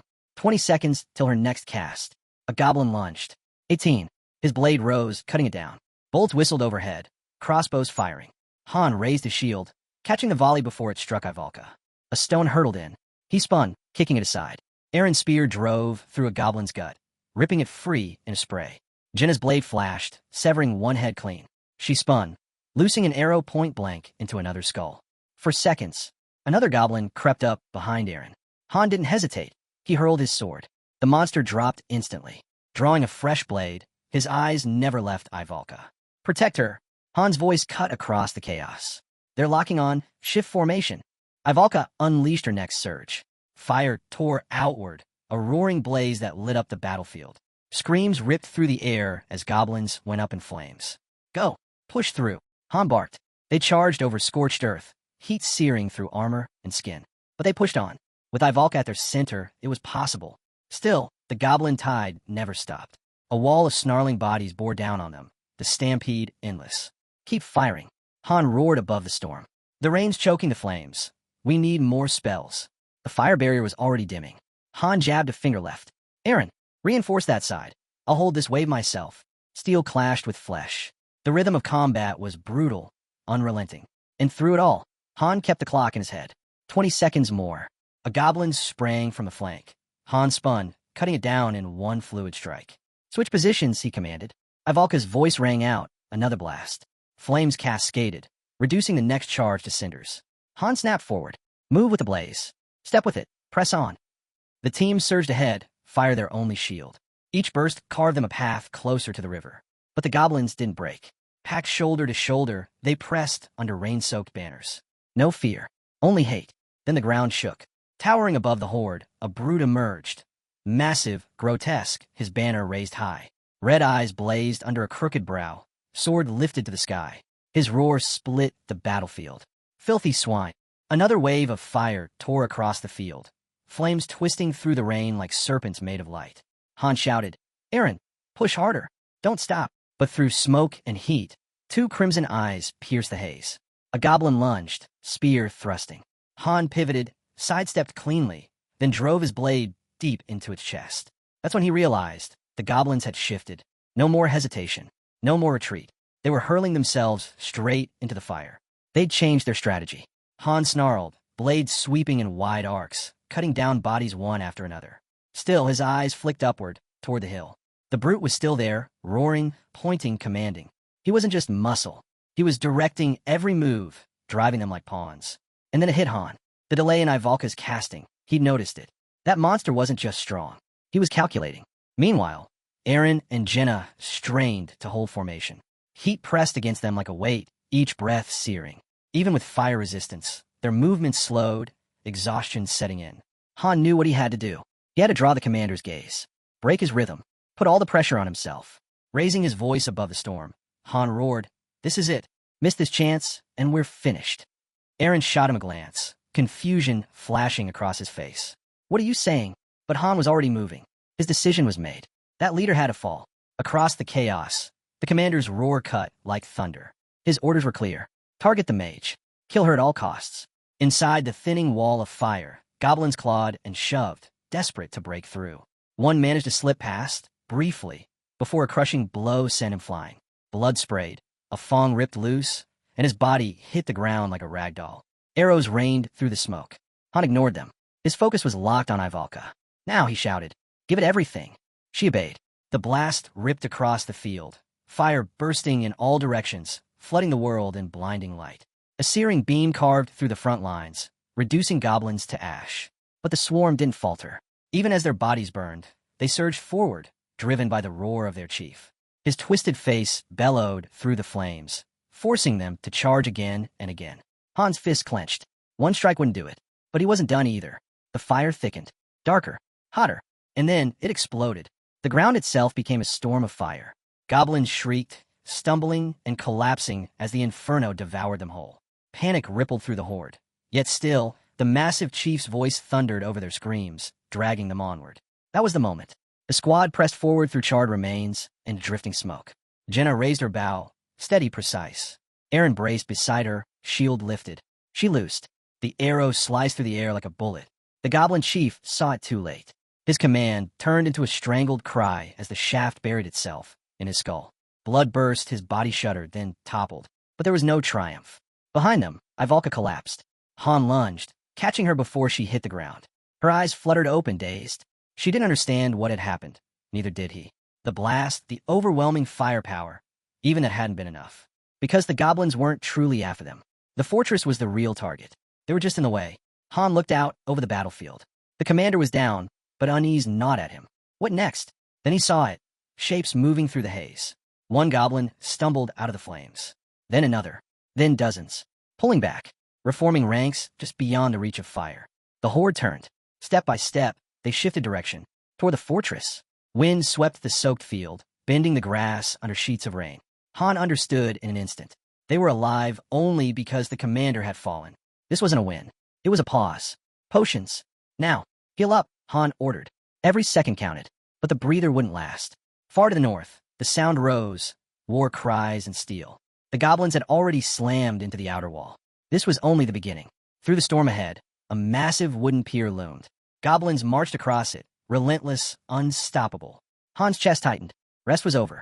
The next wave was here. Heavy footsteps thundered through the gloom. Aaron froze, his voice shaking. Han didn't move. This fight, he growled, is just getting started. And then it emerged. Towering. Monstrous. Eyes glowing with fury. A level 23 ogre stepped into the rain. Han didn't hesitate. Ivalka, firewall. Aaron, hold the line. But even as the flames roared up, he knew fire alone wouldn't stop this monster. We need more, he muttered. Then louder. Ivalka, hurry. I'll take the ogre. The beast bellowed, axe raised high. It slammed down with earth-shaking force, the ground splitting where Han had stood a second earlier. He rolled aside. Barely. One mistake, and he was finished. The next swing came even heavier. Han realized instantly no shield could block that. This fight wasn't about defense. It was survival. The goblins circled outside the fire, hesitant to enter. But the ogre stepped through the wall like it was nothing, flames clinging to its skin, ignored. Now it was just Han and the monster. The size difference was absurd. Still, he rushed low, blades slashing across its leg. Arrows suddenly tore into its back, Jenna's shots, sharp and fast, sinking deep into muscle. The ogre howled, staggering. They were sinking. Big target, easy hit. Jenna called. Defense is thick, but it can't dodge. Her tone shifted as she saw the damage. Forget that. Aim for weak spots. Han shouted back. Soft points only. Nothing else matters. Then Jenna's cry split the chaos. Panic. Another ogre. Han's stomach dropped. He hadn't seen it. Their formation collapsed. Aaron was overwhelmed, drowning in goblins. The line was breaking. No time left. Han braced. Shield up. The blow landed like a hammer, rattling his bones, forcing him back. He staggered, then steadied, teeth clenched, body screaming. He surged forward, sword flashing, and the ogre shrieked. Han's strike had landed, right between its legs. The roar told him everything. Weak point confirmed. The beast pounded the ground in a blind frenzy, but Han was already moving. He scaled its massive frame, blade in hand, and drove steel at its throat. Not deep enough. Without pause, he slammed his shield against the hilt, forcing the sword deeper. Flesh tore. Blood poured. The ogre convulsed, staggered, then collapsed. One down. Han spun just in time to see the second ogre charging. Jenna, distracted. She fired instantly. Arrows flew, but the beast was already swinging. One massive blow connected with Aaron, hurling him through the air. Han's heart clenched. Too late. The ogre barreled forward, straight for Ivalka. Han screamed her name, but the strike never came. She stood untouched, confused, watching as the monster thundered past her. It wasn't after them. Its target was the dam. Before anyone could react, Jenna moved. No hesitation. She leapt, climbing the beast's back, scrambling toward its neck. Jenna, don't, voices cried. Too late. Her blade plunged into its throat. The monster shrieked and raged. Han rushed to her side, hacking into muscle, carving deep alongside her. Together, they struck again and again. Blood gushed. The ogre, howling in agony, staggered toward the river. With a final roar, the beast hurled itself into the river. Blood spilled out, curling through the current like dark ink. Han stood on the bank, drenched, lungs burning. It was over. Barely. Then ripples. The water shifted. A massive hand exploded out of the river, the ogre screaming as it rose again. Han's chest tightened. Before anyone could react, the creature drove its fist straight into the dam. Stone split apart, would snap like kindling. And then it gave way. The entire dam collapsed with a deafening crash. A wall of water surged forward, ripping through the field in seconds. Aaron rushed over, breath ragged. All goblins down, awaiting your orders. But Han didn't respond. He stood frozen, sword clenched tight, silence weighing on him. When his voice finally came, it was low and sharp. We made a mistake. Behind that dam, reinforcements have been waiting. Now, cut off. And the only ones left standing against 3,000 goblins were them. The others called out, but Han couldn't move. Shock had him locked in place. A hand touched his shoulder, grounding him. After a long pause, he muttered, "We'll pull back, think of something. If there's even anything left to think of." But just as he turned, Ivalka stepped forward. Her hand lifted, her bracelet glowing faintly. Purple light began to swirl, humming with power. She whispered a spell, and a nearby boulder rose clean off the earth. With one smooth motion, she hurled it. The rock soared across the battlefield and slammed into the broken dam's opening. The rushing flood halted instantly. Han stared, stunned. Ivalka only said, calm and simple. Telekinesis. Basic spell. He blinked at her, caught between disbelief and relief. You could have mentioned that earlier. Her eyes flicked at him. I thought you already knew. Han groaned, then reached out, squeezing her cheeks. Next time, share the useful stuff sooner. She huffed, annoyed, but he just smiled faintly. We're still standing, because of you. The team barely had a moment to regroup before Jinna's scream ripped through the air. The goblins were back, and this time, they weren't alone. One rushed Han, spear driving straight for his chest. He twisted, barely dodging, and his blade lashed out in a clean strike that dropped the attacker. But even as his sword cut true, his mind spun. No sign of backup, not a trace. And then, the chilling realization struck him. There had never been reinforcements. None at all. His pulse spiked. Ivalka, he shouted. Drink everything. We need your magic, all of it. But she never got the chance. A goblin lunged out of the chaos, claws stretching for her throat. Han's heart stopped. He shouted her name. And then steel flashed. A rider broke through, blade cutting the goblin down in an instant. A man in a lion-shaped mask surged past on horseback, hooves tearing through the soaked earth. But even with his sudden arrival, the goblins didn't falter. They regrouped, snarling, ready to strike again. Han stared, barely breathing. The masked rider sat tall in the saddle, armor catching the light, his blade dripping red. Then his voice tore through the storm. One word, charge. The ground rumbled. Thunder followed. Shadows burst out of the rain, dozens, then hundreds. Riders armed and armored surged into the field like a living tide. Han's chest tightened. It was real. A cavalry unit. The masked warrior called again, sharp and commanding. Protect the mage. At once, Aaron and Jinna rushed to Ivalka's side while the cavalry swept past, storming the front lines. 500 riders, fewer than the goblins, but trained, disciplined, relentless. The impact was instant. Horsemen ripped into enemy ranks like a blade through cloth, scattering goblins with sheer force. The tide began to turn. Whispers spread across the battlefield. They were breaking through. Han turned his squad, voice steady. Looks like our job's done. Maybe we finally get a breather. He paused, eyeing them. Anyone know how to ride? Silence. Then, I'll learn now. He pulled up his interface. Masters couldn't fight directly, but they could still support. Skill book, horse riding. Cost, 500 crystals. Painful, but necessary. Normally, he couldn't unlock non-combat skills. But with the book, restrictions meant nothing. He confirmed. Knowledge rushed in. Han swung onto a horse, steady in the saddle. And just like that, he was riding. His team followed, galloping into the fray. For the first time in hours, something sparked inside him. Hope. The cavalry pressed forward, already breaking toward the siege lines. It was their chance. Time to strike back. Han rode hard, scanning the chaos. Goblins clustered thick around the northern gate, pushing siege ladders high. The defense still held for now. He mapped the city in his head. North was critical.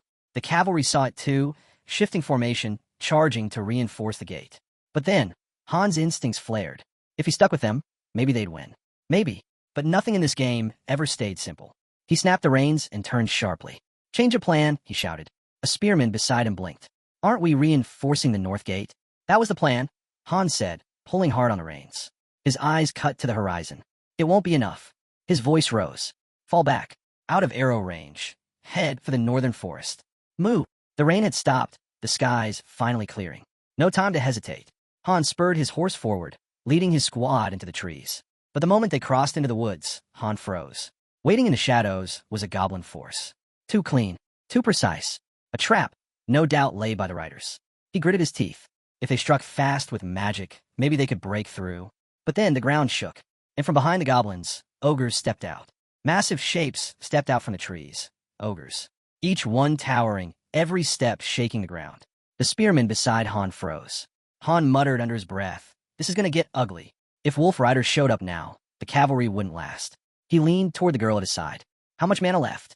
Her answer was quick. Enough to cast, but not strong. That's fine, Han said. Forget strength.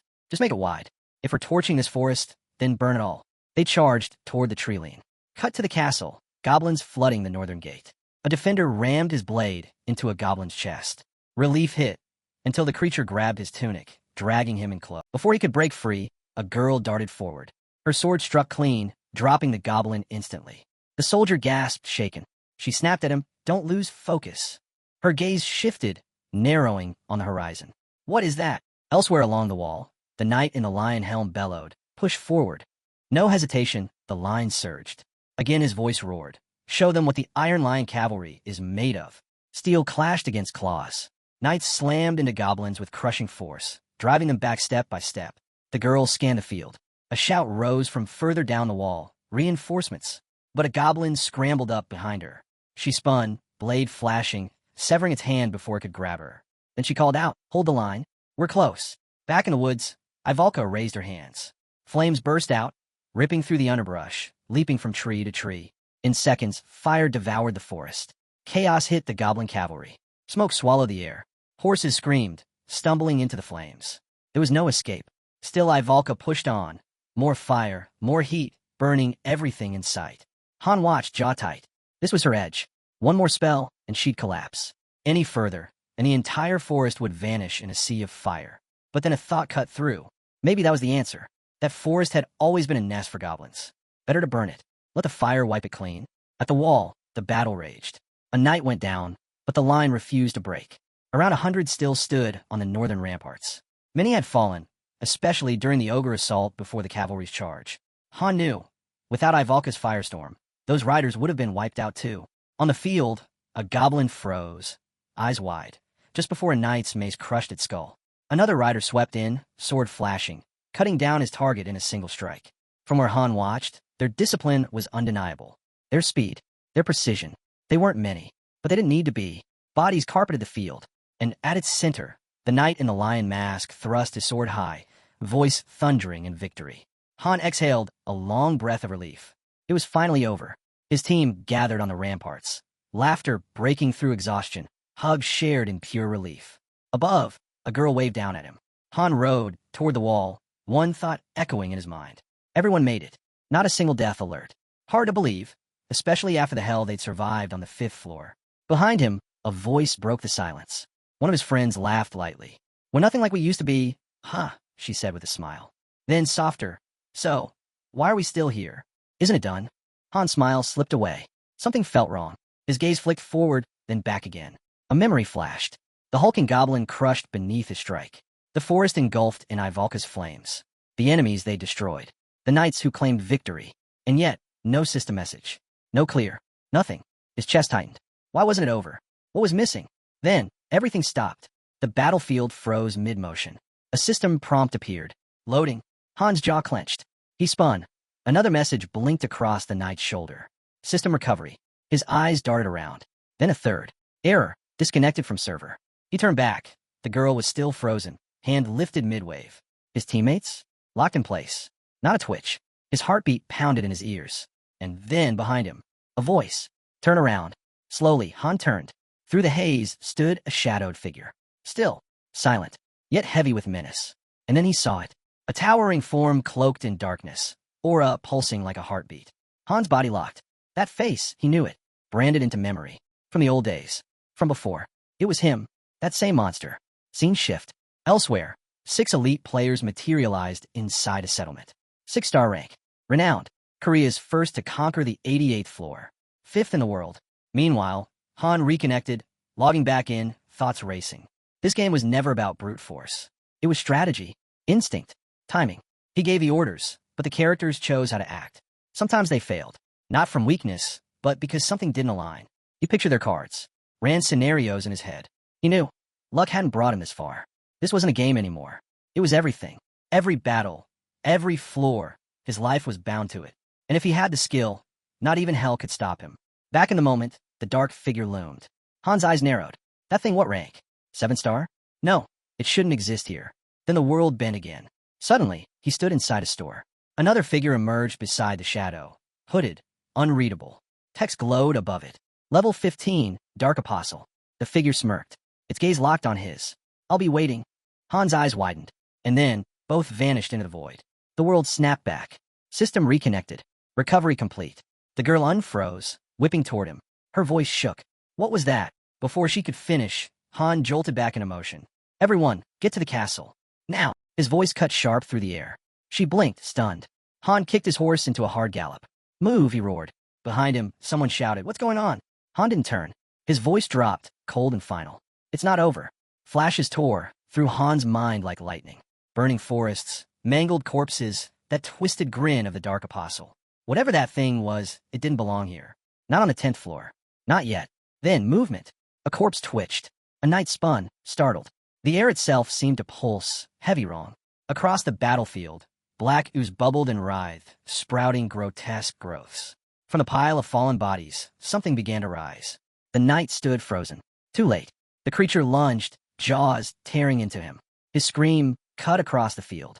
And then they all began to move. Goblins. Dozens of them, clawing back out of the grave. A man stumbled back, horror in his eyes as the dead dragged themselves up from the soil. Han's voice rang out from the saddle, sharp and commanding. Don't panic. Let them come. But inside his gut twisted. These weren't ordinary monsters. Triggered under the right conditions, they could reanimate corpses. Necrotic. And unless their skulls were shattered, they'd keep rising. Knights fell one after another, ripped apart. From the ramparts, a girl screamed, "Open the gate." The heavy doors groaned, splitting open. Han spurred his horse, racing through with her close behind. This isn't right, he thought. None of this should exist on the 10th floor. Inside, his horse skidded to a stop. The girl turned to him, breathless. Han leapt down, grabbed the sorceress by the shoulders. You're staying here. Guard the statue. Protect the goddess. Seal the gate. Just hold until I return. She blinked, startled. Wait back. What do you mean? Another voice cut in, shaky. What were we supposed to do against that? Han froze, eyes narrowing at the nightmare spilling past the gate. Undead by the hundreds. Then he turned, voice steel. Get together. I'm bringing him back alive. Or I die with him. The man swallowed hard, then gave a single, grim nod. I'll bring him back. The girl's gaze stayed locked on the battlefield. Are you really coming back? Han gave a faint smile. Of course. He turned away, sprinting back into the storm. Her voice cut after him. Then don't you dare die. Without looking back, he called over his shoulder, same to you. Step by step, Han pressed forward. Sword ready, eyes fixed on the undead. Twisted things, ugly things, but killable. The first lunged. His blade split its skull clean open. One down, 100 more waiting. If they swarmed him now, it was over. Suddenly, a thunderous crash. Han whipped around. The ogre. Back again. Towering. Club raised high. The weapon came down, slamming into the gate with a deafening boom. Han's jaw tightened. It revived too. The gate won't last long. Then, out of the horde, undead wolves burst free. Eyes glowing, fangs bared, sprinting straight for him. They leapt. Thwip. Arrows cut the air, striking mid-flight. The wolves dropped. A lone archer stood in the distance, bow still raised. She turned her head, locking eyes with Han. He gave a single nod, brief but grateful. But the ogre was already lifting its mace again. The knights braced, bodies trembling. Another impact hammered the gate. The wood splintered, groaning under the pressure. Then, one final crash. The gates shattered inward, exploding into fragments. A flood of undead stormed through, roaring as they poured into the stronghold like a living tide of black. Han spun jaw tight. The gate's gone, no time left. He raised his sword, grip iron, and charged headfirst back into the chaos. But his focus wasn't here, not on the horde. In his mind, he saw it, the apostle, slipping deeper into the forest, glowing faintly in the distance. That's where he'll be, Han thought. Waiting. He carved a path forward, each swing a kill. One chance. Just one chance was all he needed. Then the ground quaked again. Another blast. The battlefield shuddered beneath his feet. His thoughts locked onto two possibilities. First, if the goddess statue fell, everything was lost. Han's gaze darted to the defense lines. They were buckling. Knights staggering backward. Second, if the undead lost control of themselves, their hunger would devour them whole. And every ounce of strength they once had in life would be turned against them now. He surged forward, cutting through a fresh wave. They were faster, stronger, crueler. Their thirst made them monsters, twice as deadly, 10 times as vicious. The stronger they had been in life, the worse they were in death. Han's movements blurred, slicing through the storm of claws and fangs. No hesitation, no room for mistakes. One slip, and it was over. Yet even in the madness, something inside him sharpened. An urge, a need, to tear them apart, to wipe them out completely. Above, his eyes caught the girl on the wall, fighting like she'd never stop. She's giving everything, he thought. Even now, in his mind, he imagined 2 angels standing guard over the battlefield. Protect the goddess statue. That was all that mattered. A map formed in his head, tracing every shift, every threat. If the outer walls fell, retreat to the inner gate. Barricade it. Same tactic they used on the 5th floor. It bought time then. It had to buy time now. Screams cut through his thoughts. Civilians. They rushed toward the inner gate, pounding on the doors, desperate. What's happening? They cried. faces pale, eyes wide. And behind them, another wave surged. Undead. Relentless. Han didn't slow. It's not about holding out. It's about how fast I end this. He pulled his cloak over his mouth, forcing through the choking smoke. Flames roared on either side, devouring everything. A system alert blinked. Fire resistance. Skill up. 2 undead leapt through the blaze. Han's blade lashed out. 1 stroke, 2 heads gone. He reached for a red vial, downed it fast, blood pounding in his ears. Ahead, just beyond the smoke, the recovery zone flickered into sight. You're here, he thought. I know you are. System alerts lit up in rapid succession. Allies afflicted by fear, stats decreased. A soldier has fallen. His spirit shall live on. Han's eyes hardened. More warnings followed. Ally bleeding. HP dropping over time. Then a flash. Brilliant light ripped through the sky, screaming toward him. Han reacted instantly, shield raised. The arrow struck, tearing through the metal and grazing his shoulder. He staggered back, pain jolting through him. His teeth clenched. The Apostle's not built for close combat. His eyes narrowed. So why is he here now? This early? Han's mind reeled. He's stronger than anything we've faced so far. Another flash. Another arrow. He barely slipped past it. Then an entire volley screamed through the air. Projectiles rained down. Han moved like lightning, blade whirling, deflecting, spinning, cutting aside each shot. But then, strike from below. Sharp, brutal, pain tore up his arm. He stumbled back. The smoke thickened around him, choking every breath. His lungs burned as his eyes darted through the haze. If I didn't have a defense skill, I'd already be dead. A system prompt blinked across his vision. Ally bleeding, health dropping. Han scowled. This is spiraling too fast. Each breath grew heavier. Each step slower. Time was running out. If he collapsed here, it wouldn't just cost him. Everyone else would fall with him. Maybe I can talk, he thought desperately. Then, a voice behind him. I want to talk. Han half-turned, growling, fine. Then what? No reply. Just haze. His instincts flared.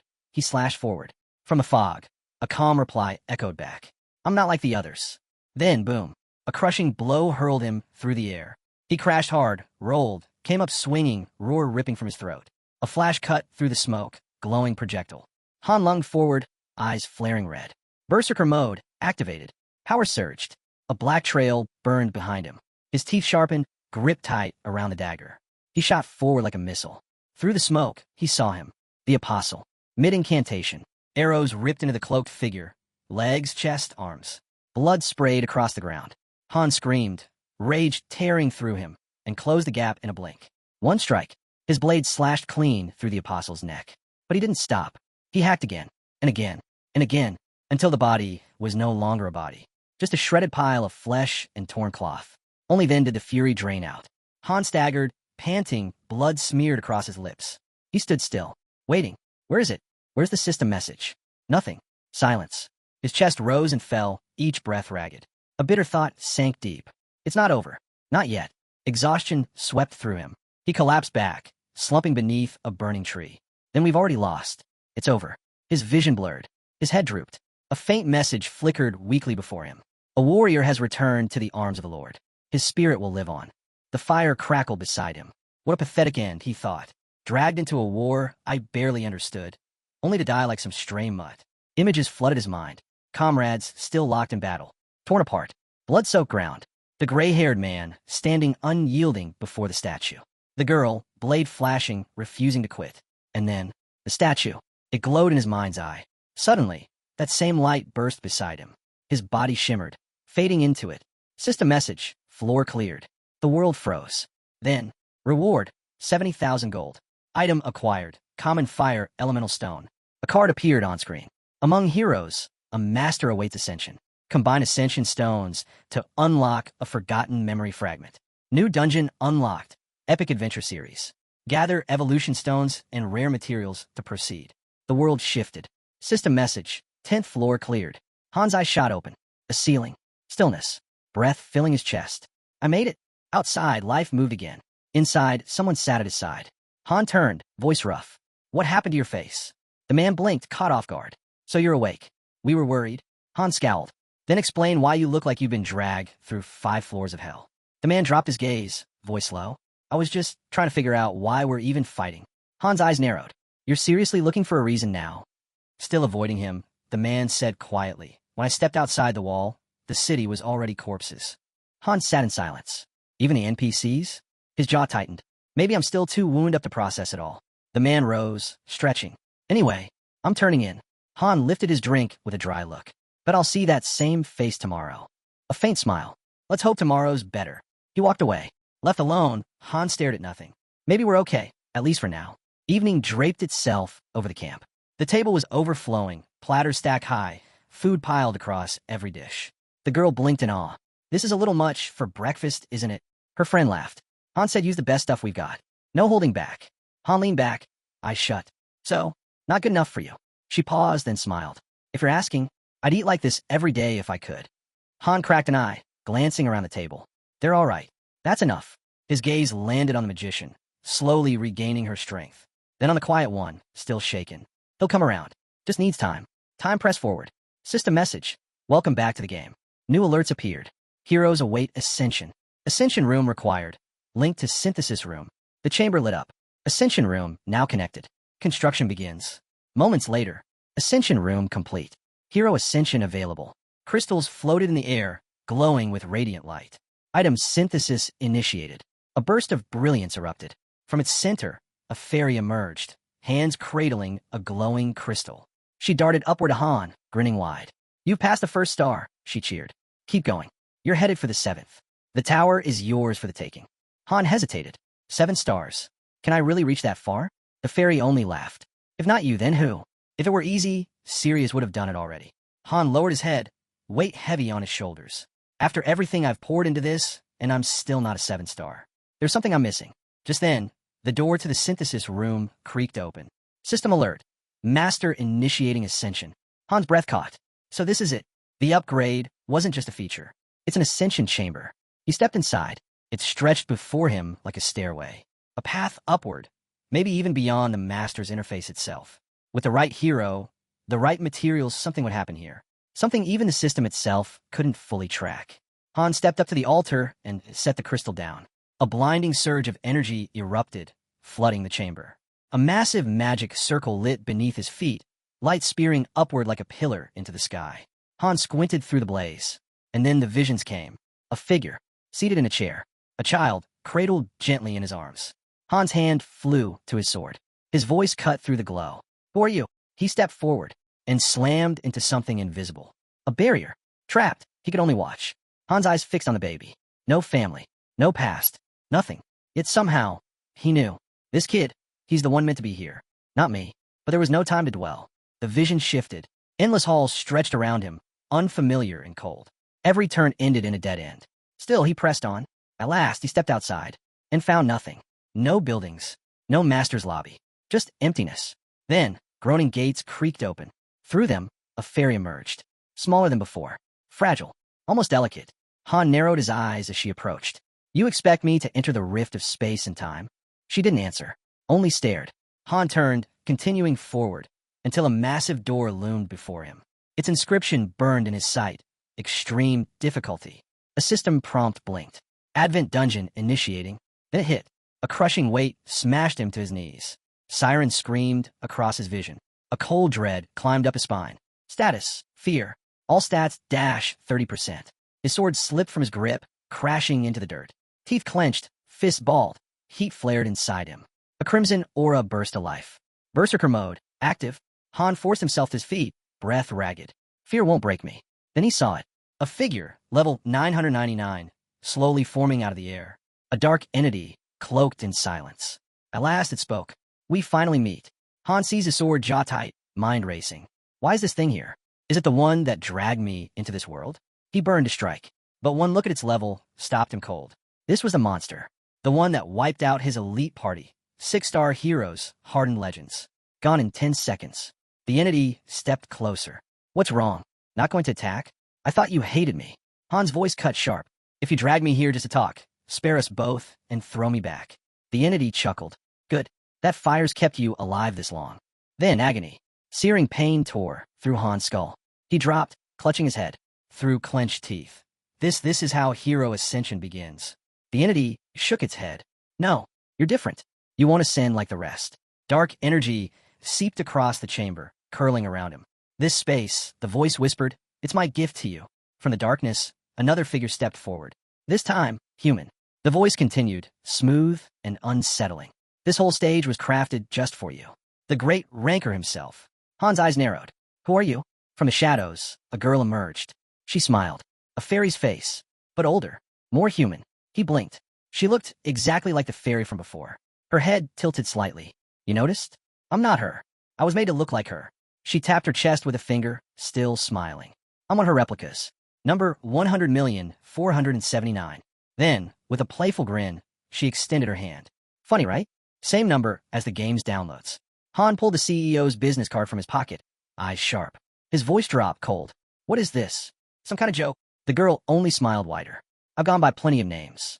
I just use whatever fits the moment. Han stomped the ground. The sound cracked through the chamber. She chuckled. Bold of you. His eyes didn't waver. You're part of this. You helped drag me into this nightmare, didn't you? Her grin didn't falter. You really do hate me. The funny thing is, I never meant for you to get pulled in. That was an accident. Han snapped back, voice sharp. Like hell I care. Send me back. Now. Or regret it. Her grin widened. Is that a threat? From a weak little 1 star. Han's gaze burned. I won't be 1 star for long. For the first time, her smile faded. She stepped forward, boots splashing in a shallow puddle. Her voice lowered. Maybe I should have killed you when I had the chance. Then, without warning, a magic spear burst from her hand, striking Han square in the chest. His armor cracked and stopped, frozen just inches from his heart. She snapped her fingers. Didn't even flinch. I'll give you that. But guts won't make you invincible. Han slid his sword back into its sheath steady. So, what do you actually want? He paused, thinking. She's had more than enough chances to kill me. But she hasn't. That has to mean something. She stepped closer. Her smile thinned. Nothing insane. I just want to talk. Her gaze sharpened. You're Loki, aren't you? The indomitable, 5th-ranked master. I'm a fan. There was almost sincerity in her tone. You have no idea how many times I watch your runs back at HQ. We kept your city under surveillance. I had to see you myself. Then her voice softened. I came to tell you the truth about this world. She paused. Tell me, Loki, what do you think of the game story? Her eyes lowered. Most players don't even care. Gotcha stories? Nobody reads them. They just chase the next banner, the next event. Her hand lifted, her voice flattening. Let's be honest, the plot's a mess. Cliché. Predictable. Forgettable. She snapped her fingers. The space behind her warped and twisted. Masters stop caring about world building after a few floors, she said quietly. Look behind me. Do you recognize it? Han's eyes scanned the ruined landscape, his jaw tightening. He crossed his arms. I don't even want to know. She looked away, almost sheepish. Sorry. I get carried away. Then she pointed. This was the Peninsula City, from the 10th floor. But now it was nothing but ash and rubble. Scene after scene flickered into existence. Cities burned to dust, kingdoms in ruins, whole regions erased. This is what remains, she said. And you think this continent's any different? She stepped closer, her voice calm but sharp. More than 100 million worlds, all ended the same way. Her eyes narrowed. There was a book, a prophecy. It said this world would collapse. A bad ending. She didn't stop, but the heroes refused. They wanted something different, something better. Her hand lifted slightly, almost like turning a page. So they summoned outsiders. Characters from beyond this world. A flash seared across Han's mind. Himself, bloodied, arm torn away. Her tone lowered. They forced the story to change. Broke rules. Bent time and space. Then her gaze locked with his. When higher beings are watching, even fate itself can bend. She smiled faintly. That's what this game really is. Han stared at her, silent for a long beat. Then a smirk tugged at his lips. That's it? Was expecting something more dramatic. He stepped forward. So why tell me this? She extended her hand toward him. Because I want to offer you a deal. Her words cut short. A dagger drove straight into her skull. Han drew his sword in the same instant. His voice was ice. I was curious where this was going. But it's just delusion. She kept smiling. Only now darker. So tell me, was that a yes or a no? Han's glare sharpened. You dragged me into this nightmare. Made me crawl through hell. And now you want me to cooperate? He stepped forward, sword raised. No chance. I'd never side with someone like you. She didn't move. Go ahead. Strike me down. But I promise, your head hits the dirt before mine does. Laughing softly, she leaned in. You're so intense. Honestly, kind of rude. Han's grip tightened. His thoughts spun. She can talk all she wants, but I'm not beating her. Not like this. Not as a level 10 1-star. He wasn't strong enough. Not yet. His voice went flat. I'm done talking. Send me back. Wherever you pull me from, I want out. Her smile spread slow, menace dripping in every word. Now that's just cruel. Do you know how much work it took to bring you here? Her eyes flicked to the horizon. You matter more than anyone else. More than the real masters, More than the rankers, more than all of them. None of them compare to you. She looked back at him.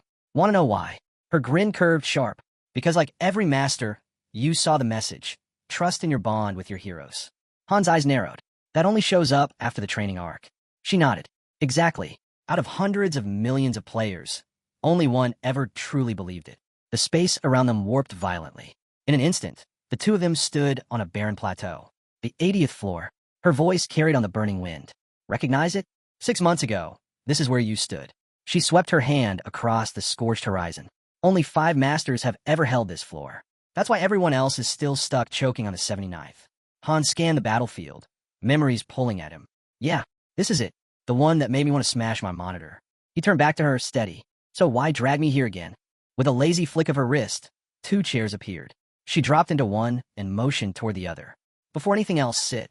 There's no truth when you're standing. Han didn't move right away, but as lava split the floor beneath them, she smiled faintly. So, seeing it like this, instead of on a monitor, it hits different, doesn't it? The 80th floor. Conquest stage. No clear objective. No fixed structure. Difficulty shifting every run. No one had ever beaten it clean. The community had a name for it. The Executioner's Wall. Han folded his arms. I already know how to clear this floor. What's the point of replaying it? Her smile never faltered. It's not what you think. Just watch. You'll understand. A cocktail materialized beside him. He lifted it absently, memory crashing back like a blade to the chest. After smashing through the 59th, he charged headlong into the 80th. It was a massacre.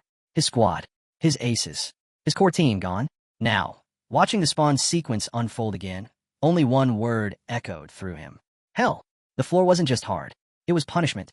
First wave, 2,755 monsters. Each one, level 113. Then the Shards of Despair, 3,164 strong, level 108. And after them, the Shards of Hatred, 2,348 of them.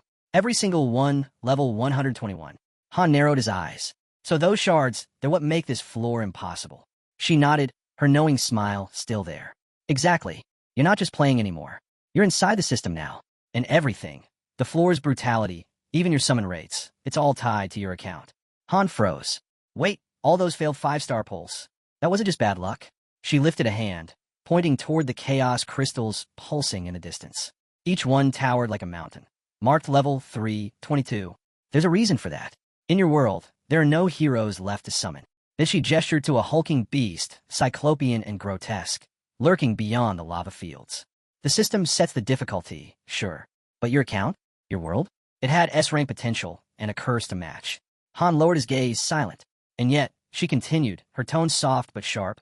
No one can explain how you reach floor 88. Suddenly, light burst across the volcanic sky. Han's head snapped up. Figures emerged, stepping onto the island. Heroes. Real ones. Could these be the legendary 5? Before he could take it in, the swarm hit. Monsters poured in, fast, brutal, relentless. The girl didn't even blink. System prompts flickered across the air. Tactical command effect applied. All item levels maxed out. A tactical map bloomed across the battlefield. Heroes ready to be dragged into position. Then, action. One by one, they leapt from island to island, movements precise, formation perfect. Each strike carved through the horde like clockwork. Han moved instinctively, calling commands, setting defense points, placing units with exact precision. She watched him closely, expression unreadable. But just for a moment, pride flickered in her eyes. That's the same tactic you pulled back on floor 10, she said. Lock down the support nodes, fuel the push forward. Complicated on the surface, but the goal's as straightforward as it gets. She gestured toward the battlefield. Watch carefully. See how they move. See how they look at you. Han's eyes lingered on them, their stance, their discipline. Not a shred of hesitation. Trust ran deeper than words. That's why they call you their master, she whispered. From the front lines, voices echoed in perfect unison. Your orders, flawless as always. The girl straightened, gaze fixed ahead. Exactly. You were never ordinary. They know it. And you've always known it too. She lifted her hand, and the air itself seemed to sharpen. They swore an oath. One by one, they stepped forward. A girl with her bow drawn. I'm the king's arrow. The spearman, steady and unyielding. I'm the king's spear. A swordsman in steel. I'm the king's blade. A mage raising her tome with a grin.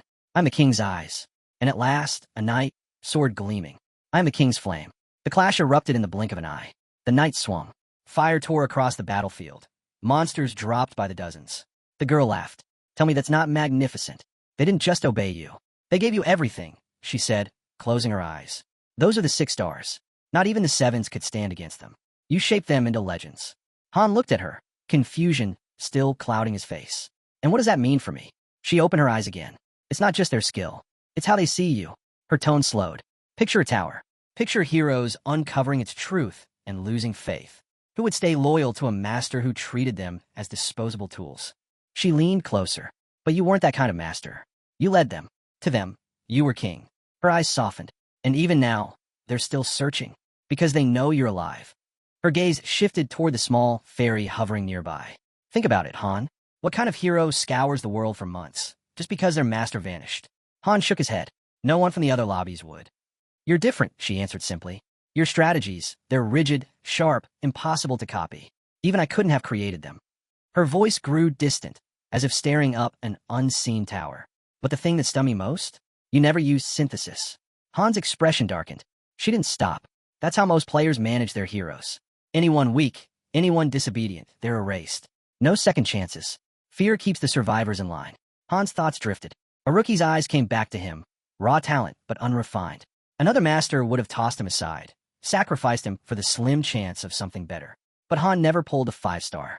Not once. His entire deck? A single 4-star. The rest, barely worth mentioning. People laughed at him, called his account garbage, told him to quit. But he never did. He knew what it was like to be left behind. A memory surfaced, him as a child, standing alone on the sidewalk. A father laughed with his son. But when a man's eyes met Han's, the laughter died. The warmth vanished, and the man looked away. That memory lingered. No, Han muttered under his breath. I never treated them like that. Maybe I used synthesis once or twice, but never to discard someone just for being weak. Her smile softened. Most players did. Every single day. But you didn't. That alone speaks volumes. She studied him for a moment before continuing. It's not just your playstyle. It's how you see people. Most masters burn through heroes like they're disposable. When the shine fades, they toss them aside. But you, Han's mind drifted back to the ones who had followed him. His team, the ones who stayed. He never let go of anyone who had potential. A system built on fear, he thought. That kind of leadership collapses eventually. He remembered his own way, rewarding effort, enforcing discipline only when it mattered. Always with purpose. The girl tilted her head.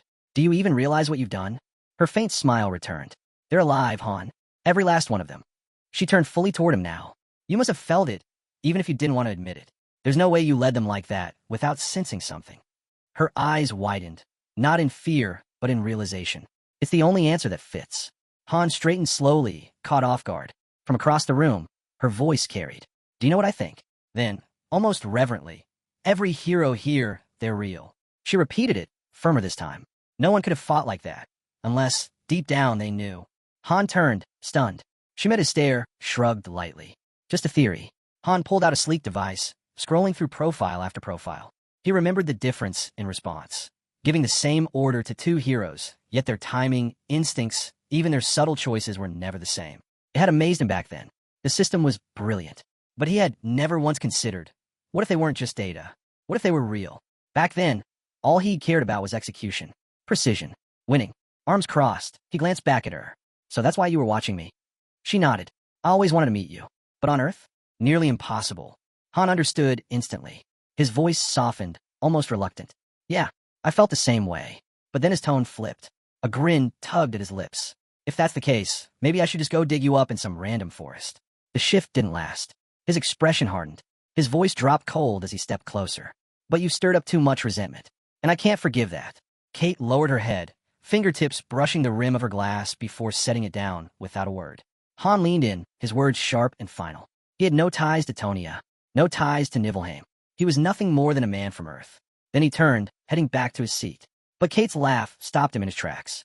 Your heroes wouldn't let that slide, she teased. Without turning around, Han shot back flatly. I don't care. None of it added up. His team was thriving. They'd climbed to the 88th floor with barely any losses. There was no reason to drag him here, just to push higher. He had no interest in playing along. His anger snapped. Han spun back, voice sharp as steel. Back off, before I lose what little patience I've got left. But Kate didn't so much as flinch. She spread her arms slightly. I saw something in you, she said evenly. The potential to become the Han Mobius needed. Then she gave a casual shrug. But truthfully, I just wanted to see if you'd make it this far. And if that means putting up with your tantrum, so be it. Han's glare darkened. The Dark Apostle on the 10th floor, he said coldly. That was you, wasn't it? Kate's gaze never wavered. And if it was, she asked coolly. What then? She crossed her legs, as if to soften the air. Don't be so dramatic. I intended to stop interfering after the 15th floor anyway.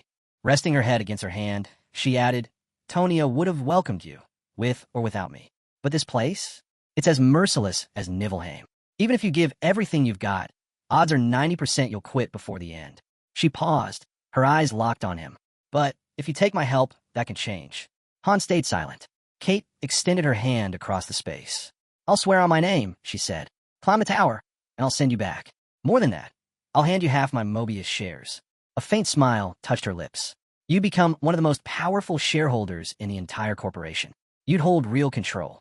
Her gaze sharpened, steady. So, are you ready to make it official? Han's eyes narrowed. Don't test me, he warned. You swore you'd send me back, not empty-handed. He took a step closer, tone cutting. This deal of yours, it's too good. There's a catch. There has to be. Kate blinked, momentarily thrown by the edge in his voice. Why do you still despise me so much? She asked quietly. Han didn't answer. Instead, he drew his blade and hurled it straight at her head. She never got to finish her sentence. That was his reply. He would carve out the truth on his own. He didn't need her, didn't trust her, and he'd never rely on her. Kate pulled the blade free, calm, unshaken. Her form flickered, glitching before snapping back into place. She met his eyes, unreadable. That's the resolve it takes, she said simply. No one reaches the summit without it. Then, softer, almost gentle, the words repeated. I forgive your arrogance. And then, she revealed it. At her signal, a golden door shimmered into existence. Vast, towering, radiant. She called it the true prologue. The doors groaned open, flooding the space with blinding light. Kate turned back to him, the faintest smile tugging at her lips. I built this ending just for you, she whispered. But then her eyes narrowed, and the light behind her shifted, no longer gentle, but sharpened into a weapon. A warning. In an instant, the world around Han dissolved. He now stood in a land unlike any he had ever known. Humans and non-humans living side by side, laughter ringing through the air. Children, towny as children, ran through golden streets, chasing each other beneath the sun. A world at peace. Kate's voice cut through the illusion. This land once thrived, she said, until they came. She didn't need to say who. The laughter fell silent, swallowed by chaos. The peaceful streets crumbled, torn apart by an invasion that left only ash and ruin behind. Kate turned toward him, her voice quieter now. Do you see why this ending hurts? The truth unfolded. This wasn't a war waiting to begin. It had already been lost. To undo it meant bending fate itself. Yet, even in that despair, a spark of hope lingered. Kate lifted her hand, pointing at him. If you want to save this world, you must conquer the tower. She promised he wouldn't fight alone. Others would gather, bound by fate, fellow heroes who would stand at his side. She reminded him. The future of this world rested on him. His choices, his strength, entire lives now waited for his decision. But her warning cut deeper. The enemy wasn't just powerful. They were hidden, burrowed in places no one dared explore. Could Han face them? Could he endure the climb? Doubt surged inside him. None of this sounded real. He didn't believe her. But Kate didn't falter. Keep climbing, she told him firmly. You're not alone. At the summit, I'll be waiting. Han turned his back. Leave me out of this. And then, everything shifted again. A system prompt lit the air. Memories he thought long buried surged to the surface. The hero he once was awakened. His card shone, evolving. His rank leapt forward, now 2 stars. His gaze lifted to the glowing pedestal ahead. It was finished. The system's voice echoed, congratulating him on new skills unlocked. Nearby, Aaron gave a quiet smile. His traveler, his comrade, was back. What did you see? He asked. Han only shrugged. Another step forward. You'll face it soon enough. Then he asked, what's the status? Aaron's reply was plain. No change. Han nodded. He hadn't forgotten. Aaron still had a sister waiting. That was the mission. He would climb. He would finish this. And then, he would go home. Later, lying in the dark, Han stared at the ceiling. Everything looked the same. Yet inside, something had shifted. He made a silent vow. Whoever dragged him into this world, whoever pulled the strings, they would regret it. Morning came. A flickering system alert filled his vision, glitching, unstable. The message? An apology. A formal notice, blaming the chaos on a massive system error days ago. Han exhaled slowly, remembering the disconnections that plagued the lower-tier masters. So that's what it all was. Another layer of lies. To Han, it only confirmed the truth. There was no chance the Dark Apostle's appearance on the 10th floor was coincidence. It matched the glitch too perfectly. No question about it. Another message blinked into view. This one promised compensation, 50,000 gold. Not bad. Isel appeared in her usual bright burst of energy, clapping to celebrate his rank up. But her excitement dimmed the moment she saw his face. What's wrong? She asked. You don't look even a little happy. Han hesitated, then said quietly, I met your original. The words froze her in place. What do you mean by that? Han paused, then guessed aloud. It had to be Mobius CEO. That was the only explanation that made sense. Isel looked rattled. Whatever he'd stumbled onto wasn't something she'd prepared for. She had no idea what her original might have told him. But Han brushed it aside. It didn't matter. He wasn't here to dig into secrets. He was just venting. The only thing that mattered now was the tower. Climbing higher. For that, he still needed her. Isel straightened, regaining her usual spark. Then let me help, she said, handing him something shiny. A gold coupon. Han blinked, confused. He hadn't even known such a thing existed. Isel stared at him like he was out of his mind. Wait, seriously? You don't know what this is? It's a gift card, she explained. You can trade it for anything. Han's eyes narrowed. And who sent it? The master, she said. He was impressed. This is your reward, a token of how much he values you. Han had heard of these cards before, usually given out during events. But this one felt different. Maybe the master was shocked they'd gotten this far without intervention. Even so, Han handed it back. Give it to someone else. I don't need it. Isel's jaw dropped. You're refusing? Do you have any idea? This can get you literally anything. But Han shook his head. 10,000 gold barely buys anything useful in the shop. Exhaustion edged his voice. Anything else? If not, I'm going to bed. Isel hesitated. Then the system chimed. A purchase had just been made, with a gift card. Han frowned. He hadn't bought anything. Isel pulled out a small wooden horse and placed it gently on the floor in front of her. A system message appeared. A gift from a hero you admire. Han stared at it flatly. What is this? What am I supposed to do with it? It's from a master, she said. Han looked at the wooden figure for a long moment, then let it fall to the ground with a dull thud. Without a word, he turned and walked away. Gifts should mean something, he muttered. As he left, his thoughts drifted to the others. Why reward just him? What about the heroes who'd fought just as hard? His eyes flicked back once at the trinket on the floor. A gift without meaning, without purpose, was worthless. Later, lying on his bed, Han's mind kept circling. He knew, deep down, the kinds of gift that would bring real joy to real heroes. And he caught himself.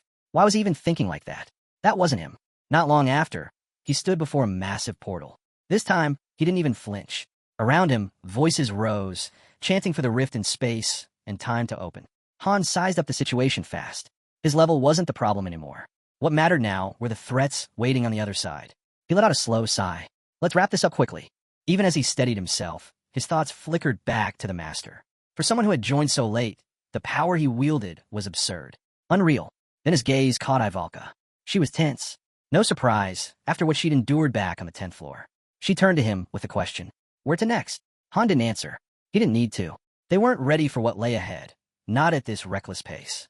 No one truly understood how the choose me ending worked. Yet there was again, bold and mocking across his vision. Climb the tower and save the world. The sight made his blood boil. Then another alert flashed. Main dungeon, 11th floor. Before he could react, the system spoke again. Gate opens in 10 seconds. Prepare for entry. Han cut his eyes toward the group. Get ready. We're going in. Ivalka froze, blindsided by how fast everything was moving. Han's thoughts soured. He remembered that familiar arrogance among certain players, the ones who swore raw skill was enough, who believed heroes alone could carry them through, with no strategy, no preparation. He hated that kind of thinking. To him, progress was earned, floor by floor, blood by blood. Getting shoved forward like this only proved how clueless the so-called player behind them really was. Then the mission alert appeared. Objective, eliminate all enemies. Han's jaw tightened. Whoever was pulling the strings thought they were some kind of expert. But to him, it was clear they had no idea what it really took to reach the 100th floor. Moonlight spread across a desolate field, revealing endless rows of gravestones. Long shadows stretched across the dirt. The ground shook. Bony hands clawed free, followed by entire corpses dragging themselves upright. Hollow eyes glowed. Rusted weapons clattered in their grip. Level 11 elites. Han's voice cut the night. Positions. The group snapped into formation, blades out, shields braced, breath steady. Tension thickened. The undead surged forward. Han charged first, taking point at the front. This wasn't about chance anymore. This was his proving ground. Every skeleton that lunged fell beneath his blade, but he knew it wouldn't last. If enemies kept scaling like this, the climb ahead would be nothing less than hell. Each fallen corpse erupted in fire, dragging his memory back, Back to that first encounter with a 4-star threat. The master had merged that monster with him. He remembered the 5 heroes summoned during that trial. Only one survived. Even so, Han hadn't blamed the master. Not then. A sharp crack snapped him back to the present. Jenna tore through the chaos, spinning midair. Her kick smashed into a skeleton, sending it tumbling across the ground. Her expression said everything. These enemies weren't just strong. They were endless. Relentless. Han pressed forward, blade cutting through ranks of the undead. But his mind drifted back to the beginning. Back when a master used a plan. There were structures, training regiments, crafted gear, carefully built strategies Han himself had recommended. But after the 5th floor, everything shifted. Impulse replaced order. The plans vanished. What remained was only chaos. Beside him, Aaron moved in sync, deflecting strikes in perfect rhythm. They fought as one, their bodies moving on instinct alone. The sight pulled another memory from Han, a mission that should have been impossible. And yet, together, they survived. But after that, it was as if the master stopped trying entirely. Ivalka's eyes closed in silence. Heat gathered in her palm until a sphere of flame bloomed, burning brighter with each second. Han's gaze lingered, thoughts darkening. Every misstep since the 5th floor replayed in his head. 5 summons wasted. No upgrades. No gear. No strategy. And still, they were thrown headlong into the 10th floor. Even so, against every odd, they endured. Now they stood surrounded by scorched bones and silence, bodies battered, lungs burning, but alive. Victorious again. Yet Han knew the truth. This wasn't the master's victory. The master had failed them. He had mistaken their strength for his own, leaning too heavily on their power, forgetting the role he was meant to play. No, this victory belonged to Han. Power surged through him. Light radiated, his level rising higher. It wasn't just numbers, it was growth he'd carved out for himself. A step forward he had earned. Night fell, draping the world in quiet. The wind stirred the trees, while lanterns outside the stone house flickered like fading stars. Han leaned against the wall, arms crossed. His voice cut through the stillness. Isel appeared instantly, as bright and sharp as ever. Han met her eyes. "Do you always come when I call?" She nodded. "Always." "Good," Han said. "Because I have questions." Isel hesitated, her tone shifting, cautious now. "There are limits. I can't tell you everything." "I'm not asking for everything," Han said flatly. "Just get me close." Clearly flustered, she shut her eyes, shouting, "Fine, but this is the last time." Han wasted no time. "What's the name of the original fairy?" The question stunned her. She tapped a finger to her chin, thinking hard. "The directors had a lot of names," she said at last. "Over 100 million, actually. A new one for every world." In Tonia, she was Kate. Han repeated it under his breath. Kate. And then the thought followed. If she was Kate here, she'd have been someone else in Nibelheim. Pieces began to click. After the 10th floor, every master was granted their own lobby. The world itself changed with each rating, reshaped by its master. If Isel was telling the truth, then every single world's fate hinged on the master at its center. Hundreds of millions of worlds, all turning, all under different hands. The scale of it was staggering. But he wasn't done. "What is Mobius?" Han asked. Isel blinked. "You'll need to be more specific." "I'm not talking about the company," Han said. "I mean the Spiral Galaxy. The one with endless worlds." She studied him, then gave a slow nod. "Each master gets a world. Unique. No duplicates. Not even among heroes." Han's stare sharpened. "I've met Kate," he said. "I want to know who she really is." His voice dropped lower. "Did she ever hurt the master?" That was the real question. Isel's tone shifted. "No one becomes a master without first living on Earth." Han dismissed it with a wave. That wasn't what mattered. He pressed again. Had Kate ever betrayed the master? Isel stayed silent. The silence was louder than any denial. When Han pushed once more, she faltered. The thought itself unsettled her. She didn't want to believe Kate could be capable of something like that. Flustered, she promised to check the data, then vanished. Left alone, Han sank onto the bed, folding his hands behind his head, eyes locked on the ceiling. There was no point chasing Mobius tonight. It wouldn't change anything. The fire crackled in the corner, sparks drifting upward like fleeting thoughts. For now, he let the quiet take over. Eventually, Isel returned. This time she stood firm. Her voice was steady. "The master is just an ordinary user. Nothing more. There's no danger." Han wasn't convinced. "Are you sure?" She nodded. "I confirmed it with another director. It's safe." But then she added, interference like that came with heavy risks and strict conditions. It wasn't something done lightly. Han leaned back into the pillow. That was enough for now. Outside, training dummies stood motionless in shadows. Then Usher's voice rang out. "Start the duel." The match began. Han struck first, blade cutting clean.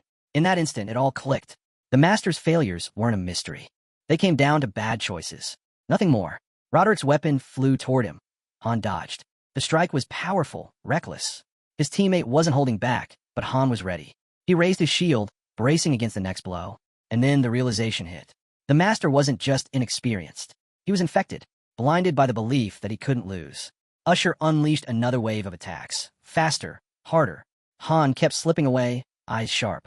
If that arrogance spread any further, it would consume him. Another swing, blocked. But Edith appeared in the shadows, daggers flashing. Steel cut across his cheek.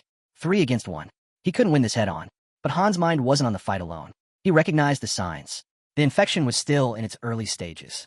If they acted fast, maybe it wasn't too late. Jenna and Aaron dove in, blades flashing, fists striking. Now, it was chaos. A full clash, heroes pushing each other to their limits. And in the center of it all, Han saw the truth crystal clear. The only way to snap the master out of this spiral. It was clear now. The only way to break the master's arrogance was to take away the crutch he leaned on most. That crutch was Han. Han gritted his teeth and threw himself back into the brawl. Later, sunlight spilled across the city streets, turning the cobblestones gold. The team walked in silence, their boots tapping against stone. Jenna glanced at Aaron. "So it's true?" she asked. "We're going straight to the 12th floor?" Aaron hesitated. "That's what it looks like, but yeah, it feels rushed." Han trailed behind, still processing it himself. They had just cleared the 11th floor, and by Earth's clock, not even a full day had passed. Then Isel appeared before them. She raised her hand, calling for a tear in space-time. The air shimmered. The next gate was already forming. 2 floors cleared in under 24 hours. Jenna stepped up to the glowing rift. She glanced back. "You coming?" Han didn't answer immediately. His eyes were on the ferry. Which floor did the master choose? Isel hesitated, then finally said it. "The 12th. Han's eyes narrowed. "Yeah, thought so." The others looked at him, puzzled, waiting for his move. He made it. Crossing his arms, Han said flatly, "I'm not going." Isel froze. The words hit like stone. Han didn't budge. "I mean it. This isn't something to mess around with." Jenna blinked, stunned. "Wait, you mean we can refuse? I thought we had to follow orders." Han scanned his team. "There's always a choice," he said calmly. "You just have to be ready for the consequences." Jenna frowned. Didn't others try to resist and still got pulled in any way? "They broke the rules," Han replied, his voice even. Isel's tone spiked, frustration slipping through. "You need to rethink this. It's too dangerous." Han cut her off. "Dangerous? You mean like throwing us into a dungeon without warning?" The fairy tried again, but Han silenced her with a glare. "I already know what you're going to say." A surge of bright blue light rippled from the gate. Han felt it, the invisible line. Crossing it wasn't optional. Refusing to enter was one thing, but rejecting synthesis? That was worse. The master could erase him, replace him with someone more obedient in an instant. But Han stood firm. "I'm not going," he said again, voice steady. Final. Ivalka's voice split the silence, raw with disbelief. "So that's it? You're just leaving us behind?" "That's your call," Han answered coldly. "I won't stop you." The air froze. Aaron's grip on his spear tightened. "If he's out," he said, nodding toward Jenna, "then so am I." Jenna stretched lazily, her tone edged with ice. "You could have told us we had a choice, Han." She stepped back. "I'm done too." Her partner looked stunned. Ivalka, caught between them, hesitated. Her voice shook. I'm not going either." And then, a glowing message materialized in the air. "Group deployment denied. Some heroes' refuse orders. The master may choose to listen or punish."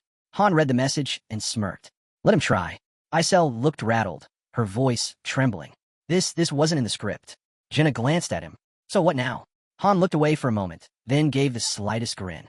"Now we wait." Above them, the sky split open. An enormous eye appeared, gazing down from the heavens. The player was watching. Han didn't flinch. "Let's see how he reacts." The others slowly tilted their heads back, staring into that overwhelming gaze. And then it hit Han. The master probably had no idea his creations could resist him. Maybe he'd never even bothered to read the rules. That ignorance had led them here. Sensing the shift, Isel quietly summoned the rest. One by one, the group gathered. Edith arrived, scanning their faces. "Why'd you call everyone?" A voice answered from the crowd. "We're not going." Edith blinked, stunned. "Wait, what?" The sky was calm, sunlight pouring down as if mocking the tension. Han sat on a bench, relaxed, answering her questions without a flicker of fear. Edith, though, was shaken. She realized how dangerous this was. If Han couldn't stand by this choice, he could be erased. But he wasn't pretending. He was steady, unmoved. They went back and forth, Edith warning him. The player wouldn't let this slide. Han cut her down with one line. "So what? We're supposed to follow every command without question. We're not here to serve." We're here to survive. The words landed. Edith froze, then looked at the others, trying to sway them. Han stayed quiet, watching, and in that silence, he understood. They weren't united by loyalty. What bound them was survival. Edith turned back at last. Her eyes found Eren. We're going, she said firmly. We need strength. I won't be someone's experiment. With that, the others moved toward the portal, leaving Han and Jenna behind on the bench. Jenna sat down beside him, her voice low. So what happens to us now? Han didn't soften the truth. I don't know. It's all in the Master's hands. He paused, then added, if I get synthesized, don't fight it. Save yourself. Jenna looked at him, calm. Steady. You're going to outlast us all, she said. Eren's voice carried from nearby. He's got more resolve than any of us. Ivalka nodded in agreement. If nothing else, you're the one who never wavered. Han exhaled quietly, closing his eyes with a faint smile. They'd come so far, learned so much, but peace never lasted. A system alert burst across his vision. One of his team was bleeding out. Then another, and another. The warnings piled up in rapid succession. The 12th floor was different. The gate opened, and the group stumbled out, bloodied, battered, barely standing. They leaned on one another, dragging themselves forward on sheer willpower. Han's eyes locked on Edith. How are you holding up? At first, she said nothing. Then her voice broke the silence. Han. Her eyes swept over the survivors, sharp and unyielding. How do you just ignore a command like that? Han cracked a grin. Simple. You just do it. A sharp notification blinked. Edith declined the mission. With that choice, the second squad was instantly shut down. Her team stood there, worn out but still on their feet. Isel froze. Confidence drained from her, replaced with panic as everything unraveled. Han only chuckled. With both teams out, the Master can't touch the main dungeon or the exploration one. He faced the group, calm and steady. We'll keep training like nothing's changed. No reason for him to suspect a thing. Restock your potions. Jenna, Eren, handle the daily solo. I'll meet you after. Isel snapped. If this keeps up, the Master might just abandon us entirely. Han didn't blink. Then he was never strong enough to reach the top. She stammered. He could synthesize you. Han shrugged. Better a clean in than that. And if anyone gets absorbed into the system, it'll be the one who sparked this rebellion. Isel lowered her head, hiding her face. Her body shook as she tried to hold back. But Han pressed on. Yeah, maybe his stress spikes. Maybe his spirit drops. But our team? They'll see what's happening. They'll start to trust again. He stretched out a hand toward her. There's still time for him to change. To earn us back. To lift morale. Then he turned, leading the squad away. Just before fading from sight, he threw out one last jab. Our player's not exactly a genius. Isel stood rooted to the spot, dread heavy on her shoulders. The next day, they entered the weekly dungeon. Their goal, gather elemental stones for Ascension. The portal glowed, confirming both mission and location. Han split them into two groups. One squad returned with a fire elemental stone. Jenna and Eren pushed through the forest path. Han and Ivalka descended into the ravine, cliffs alive with glowing crystal veins. After regrouping, they dove right back into training. Han's sword and shield mastery climbed to level 6. But he knew the next leap wouldn't come easy. He needed sharper drills, stronger opponents, someone who could actually challenge him. He cut through his teammates' attacks with ease, then pointed at Ivalka. Your turn. Unlock telekinesis. Ivalka groaned. But all I got is fire magic. Han smirked. Then get used to potatoes because that's all you'll eat until you pull off. The sky darkened. Winds tore through the training grounds. Days slipped by. And still, the Master didn't log in. Leaning against Han's shoulder, Isel whispered, what if he's not coming back? Han sipped from his mug. Guess we'll see. Then, out of nowhere, a new notification flashed. The Master logged in. Isel lit up, hope surging. He didn't forget us. Edith appeared beside her. Maybe he finally came to his senses. Han lifted his cup again, unimpressed. If it were that easy, he wouldn't have crashed this hard to begin with. Han set his mug down with a soft clink. It's clear what he's doing. Compensation currents to reshuffle the raid lineup. A notification popped instantly. Advanced summon activated. New cards drawn. Stein, Mizel, Tazur. All rare. Edith glanced to Han. If they're like us, we'll have to draw lots to see who stays. Han rose, already walking away. No need. They're not joining this squad. She blinked. Why not? You'll see. At the stairway, the newcomers were already fighting. Mizel wrinkled her nose, griping about Tazur's smell. Stein tried to calm things down. Tazur snapped back, calling her pretentious. Mizel fired right back, neither giving an inch. Han strolled closer, watching them unravel. Less than 5 minutes in, and they were tearing each other apart. Stein spotted him and rushed over. You were summoned before us, right? Han gave a single nod. The bickering behind them grew louder. I'm Stein, he said quickly. Knight in training. Please, can you step in? They won't listen to me. Nearby, Tazur sneered. Like I'd take orders from a weakling. Mazel backed him up, sharp and dismissive. No offense, but I'm not following some spoiled noble who lucked into power. That cut deep. Stein's fist clenched. Say what you want, but drag my family into it again, and we're done. His patience snapped.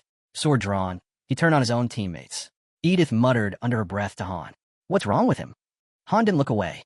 Not every summon works out. Some combos tank stats just by existing together. And then the chaos broke loose. Stein swung wildly, shield up. Tazur yelled he'd teach him a lesson, hurling knives like darts. Stein barely blocked in time. Mazel joined in with spells, sparks tearing through the air. The summoning gate became a battlefield. That's when Icel stormed in. Have you lost your minds? Do you want to die before the mission even starts? Tazur froze mid-attack, startled. Who even are you? Icel stepped forward, hand to her chest. The master's confidant. And if you think any of you can match me, you're dreaming. Stein dragged a hand down his face in exasperation. Icel folded her arms, her tone final. This ends here. I'll overlook it once. Don't expect a second chance. Mazel glared, jabbing at Tazur and Stein. Then get rid of them. I won't stay with these two. I can't even breathe around them. She spun toward Han, sword lifted. If I'm joining a party, it'll be one led by a real hero. Icel stood firm. Not your choice. Only the master decides who belongs where. Right then, the team assignment screen blinked into existence. Beside them, a time rift portal tore open, glowing with shifting light. Han started walking off. Edith called after him. Where are you going? Bed. He didn't even slow down. Those three? They're not coming back. He dropped onto the bed, hands folded behind his head. His eyes closed, only for alerts to start flooding in. Tazur has entered madness. Combat initiated. More messages rolled in. Health bars plummeting. Warnings piling up. Han groaned, rolled to his side, and tried to drown it all out. Then another alert blinked into view. All three characters defeated. Mission failed. Master has been defeated. High above, Icel hovered quietly. A prompt flickered across her vision. Exit game? Are you sure? The system's flat goodbye message followed, and Icel screamed, throwing her arms wide in frustration. She dropped down, hovering inches above Han. What are we supposed to do if he never comes back? Han cracked one eye open. It's possible. Icel yanked his hair hard. Possible. What about me? What about everyone else? Her voice shook. If he's gone 6 months, the account gets deleted. You know that. Her tone broke into pleading. He can't just abandon us. Han's voice lowered. 6 months there. But for us? That's a year and a half. Icel's wings trembled. Her voice softened to a whisper. We can't build anything without a master. I'll lose my power. I'll disappear like I was never here at all. Her words cracked. I haven't even been alive that long. Han sighed, eyes still shut. Drama queen. Quit it. We don't even know if he's leaving. Icel wiped her face. Han opened one eye at her. Relax, he said. If he were that weak, he'd already be gone. She hesitated. You really think so? Han met her eyes. She nodded faintly. Then, I'll trust you. Han arched a brow. So why the meltdown? You actually think it's that bad? That you'll really vanish if we don't climb the tower? She hovered there, wings flickering in the air. Yes, I'll fade away. Han stopped, gaze fixed on the ceiling. A bead of sweat slid down his temple. Half a year. He turned toward the window, eyes drifting to the towering outer wall of Nibelheim. Time was slipping away. The next morning, a prompt appeared on screen. Purchase now. Mobius is cheering for the master's success. A new alert followed. Triple gold pack selected. Includes 5,000 diamonds plus 3 gift cards. Cost 90,000. Another window blinked up. Proceed with 90,000 deduction. Before Han could react, golden light erupted in front of him. A tall blonde man materialized as the system announced. Advanced summoning activated. Master is eager to see who answers. Thunder shook the room. Light burst again. The first hero landed, Noken. A wide grin stretched across his face as he glanced around. Where are we? Wait, are those girls? Rare hero acquired. Then another figure stepped through, a bearded man, calm and steady. His eyes swept the area. Looks interesting. But first we eat. Rare hero acquired. A third man appeared, gray-haired, posture sharp. His eyes swept the area. Who's in charge? Take us to the shelter. Rare hero acquired. Han turned to the blonde. Fresh recruits. Think they deserve a welcome. The blonde answered flatly, no. From behind, Noken stepped in, voice loud. Who are you people? Looking to get yourselves killed. Han shot him a glare. You talk too much. Shut up and listen. At the training field, a red-haired girl turned toward Edith, just as Han called her off. Stand by. From the sidelines, Jenna muttered, this is even worse than when my squad got summoned. Noken raised his sword, pointing it straight at Han. Who do you think you're talking to? Han didn't move. His bangs shadowed his eyes. Someone nearby whispered, It's not about the recruits, it's about him. Han didn't reply. He just drove his fist into Nokin's face. Once. Twice. Again. Across the field, frustration boiled over. A dark-haired girl punched the screen in anger, sick of bad pulls. 3 failed summons in a row. No strategy. No synergy. Just filler heroes. Edith stepped in, firing back at the player while Han held him steady. Some players knew how to blend 1 stars and 5 stars into a real team. That took planning. Understanding. This was just noise. Sometimes the smarter move was to burn through 5 spins and pray something stuck. Another update flashed across the system. Nokin, Winard, Jelen, Robeal, Jian added to Group 3. Han rested a hand on his belt. Welcome aboard. Sorry, no warm-up. You'll figure out as we go. First real fight hits in seconds. The hall blazed with light as the rift of time and space stirred, opening wide. The battered newcomers stepped forward one by one, swallowed by the glow. Someone muttered that at least they hadn't killed each other, though one of them looked barely alive after the ordeal. Icel descended, wings glimmering, handing out the reward. The master sends his regards. A voice whispered from the back. They're catching on. Fast. Nearby, training dummies creaked in the wind. They slipped past. Jenna trailed close behind Han. Her voice was hushed. Do you think we're really in danger? Han looked over his shoulder. Do you? She hesitated, then admitted the recruits were the problem. They keep stirring things up. We could lose everything. From the corner, Nokin averted his gaze, sweat breaking out when Han's eyes locked on him. The blonde hero turned, scanning the squad. Jenna moved closer to Han, but he motioned her back. Nokin stepped forward, facing the group. Someone pointed out the obvious. They were running out of time. Still no mage, but overall, the formation looked solid, balanced enough to hold. Group 3 was finally shaping up. No deaths yet. On the surface, the master strategy seemed to be working. The blonde crossed his arms. Anyone know why those other squads never take missions? He didn't wait. Because their master abandoned them. The rest sat around the table, listening in silence as he went on. Once we level a bit more, we'll outpace them all. Every last one. Well, maybe not the mage. We could actually use her. Jelen raised an eyebrow. Aren't we already full? The bearded man grunted. We got 2 freeloaders. Drop 1, problem solved. Nokin's jaw fell open. He couldn't believe what he was hearing. Han, steady as ever, just said, That's an interesting take. The blonde moved behind him. So, what are you even doing here? Just came for a drink. Han poured himself a cup, tone casual. But don't mind me. Keep talking. Be honest. Nokin muttered something under his breath, then stood. Not much else to say. I'm heading out. Need rest. Han watched him leave, silent. These guys, they didn't see teammates as people. To them, it was all numbers, units, resources. And still, the master seemed satisfied with them. Han's mind drifted upward to the tower. Floor after floor. They had clawed their way through the 14th, not without stumbles. 13 and 14 had been tolerable. But the 12th? Brutal. Maybe they'd gotten lucky. He raised his arms slightly, caught in thought. Not one member of Group 3 had hit level 10, yet the master kept forcing them higher. Once they broke floor 15, synthesis would unlock. Jenna caught up, out of breath. Are we really just going to keep circling like this?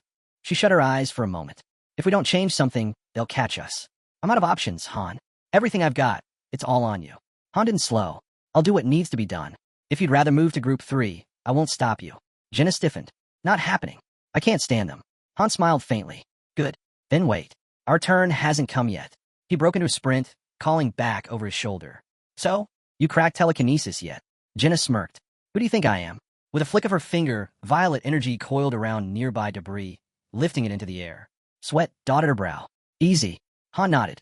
That's real progress. In his head, he took note. No incantation. That meant she'd already reached beginner tier. Above them, a pale blue shimmer rippled faintly. A protective barrier. But then the thought hit him. Despite all their grinding, the master wasn't actually moving forward. From above, Han pictured the city below. The lobby was polished, sleek buildings, busy zones, but overcrowded with heroes. Clearing the 10th floor had unlocked new construction slots, 3rd-tier structures, ready and waiting. But the master hadn't built a thing. Not that anyone noticed. The heroes were too busy fighting among themselves. Han turned his focus toward Group 3. Sunlight spilled through the room as he reviewed their prep for the 15th floor raid. Chloe stood in front of Jelen while Han quietly observed. Subtle things began to click. Maybe this was what the master saw in them. Small details surfaced here and there. Arguments over who got extra meat, someone dragging a couch out of the dining hall. But if they really cleared floor 15, that's when everything could break apart. A voice rang across the settlement. Group 3, report to the square. Now, Nokin and Jelen exchanged smug glances. Finally, one muttered. This'll be easy. The system confirmed it. Group 3 has received basic health potions. Han and Jinna sat on a bench, watching. She scowled toward the gathering. We fought so hard, and now they're the ones getting rewards. Han stayed calm. We can restock later. Around them, tension simmered. A few onlookers shifted nervously. Back when we hit floor 10, the square was empty, someone whispered. Now it's packed, another said. Could be a good thing. The gate lit up as a voice declared. Rift of time and space, open. The blonde stepped forward, his tone sharp. You arrogant bastards better keep watching. When we're back, I'll ask the master to teach you all a lesson. Edith smirked from behind Han. Looks like you've got fans. Han didn't answer, but in his mind, if Noken actually survives this, maybe I'll let him. Then the question everyone had been avoiding finally came. What happens if they finish the mission? Jenna turned away, her face tight. Han's reply was flat. Then we follow the master. No more resistance. If we don't, we're done.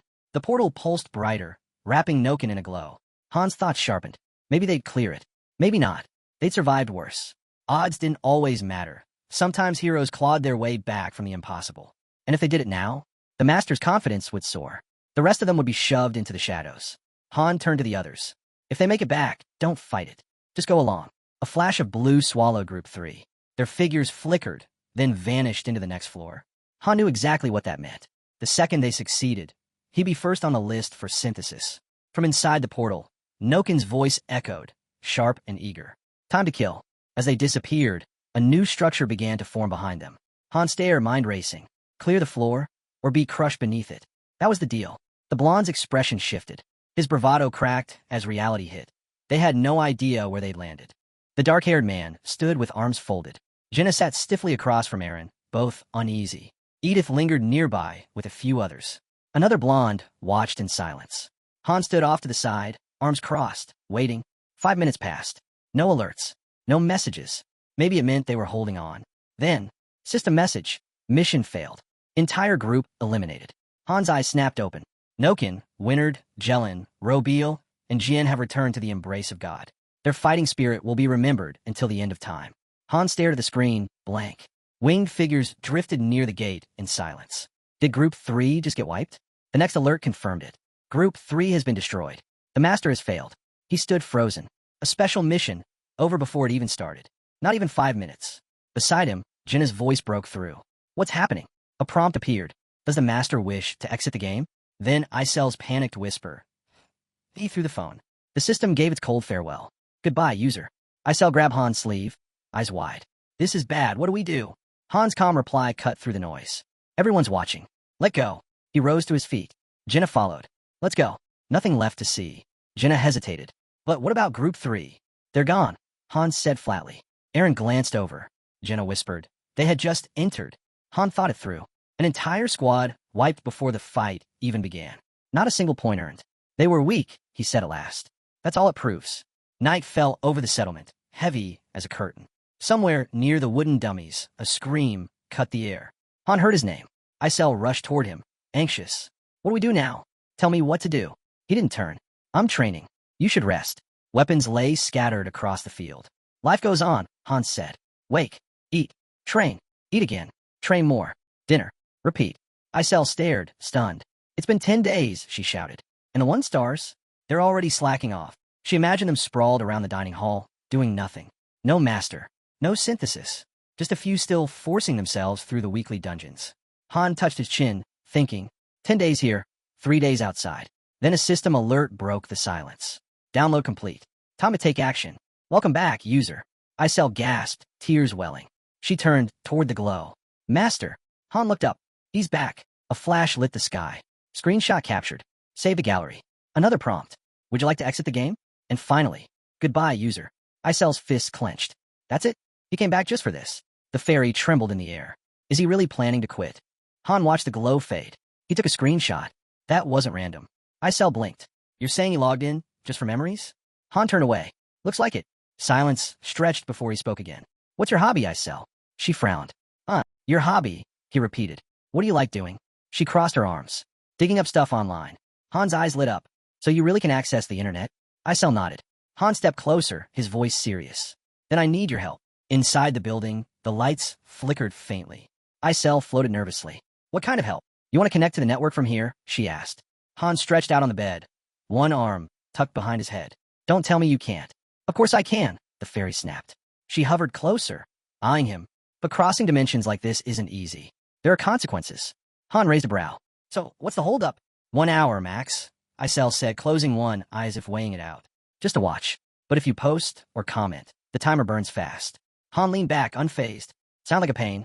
It always is, she muttered. I haven't even checked Ragnar Loki's blog in forever. Han sat up. Still do it. Her eyes widened. You're going solo? If it's even possible, Han replied. A bead of sweat traced down her cheek. She smacked both sides of her face and let out a shout. Fine. But only this once, because it's you. With a sharp flick of her hand, a laptop-shaped shimmer appeared, glowing with magic. Energy hummed in the air. Han glanced at her. I can't hold it long, she warned. Do you really have a pose like that? He asked dryly. It helps me concentrate, she muttered, wings fluttering. Hovering above the radiant screen, she urged, hurry up already. Relax, Han muttered. I'm moving fast. His eyes locked onto the screen. It had been ages since he last logged in. Data spilled across the plain white background. Forums, guides, notices. Han scrolled quickly until the help board loaded. Then he froze. A crooked smile tugged at his lips. The screenshot was there, his master's username attached. He was right. Han studied the profile image. Was that supposed to be his self-portrait? Or AI art? Could this really be him on the other side? The comment section was packed, filled with users tearing into the master. Time ticked down. Isel's arm shook. Han. He didn't hesitate. His fingers struck the keys. If I can upload all my logs from a cloud, maybe it would change something. The cursor blinked.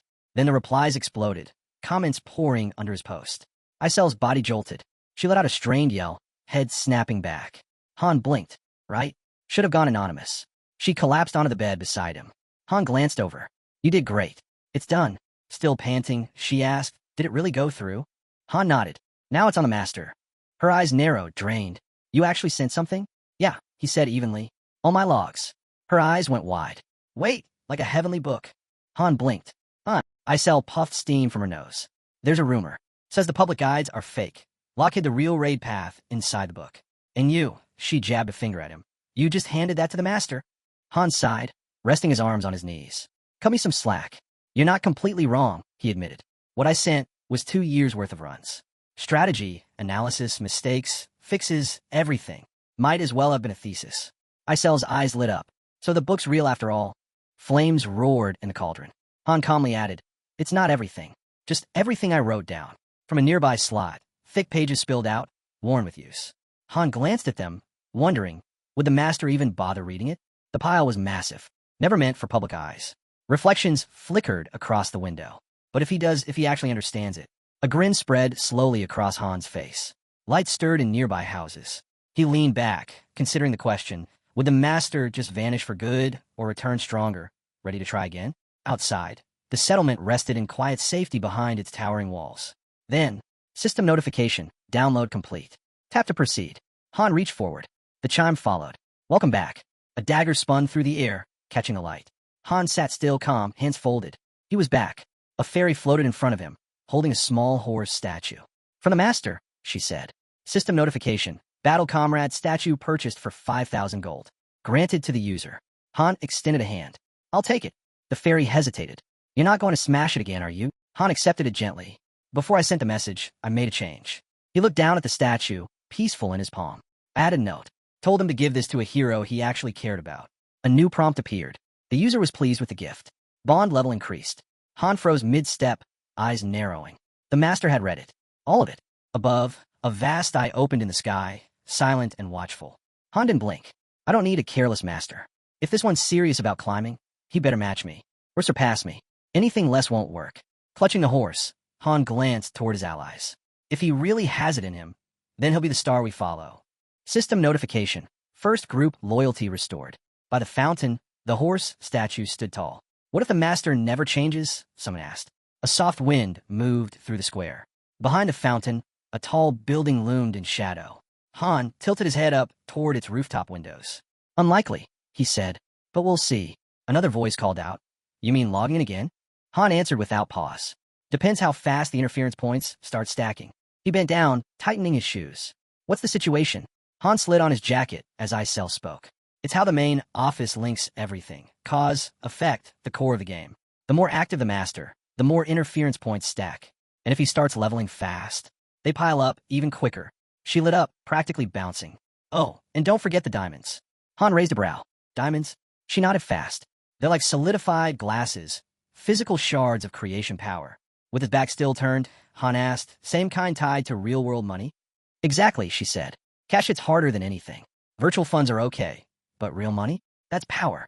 And the system sweetens it. A 1% bonus for every deposit.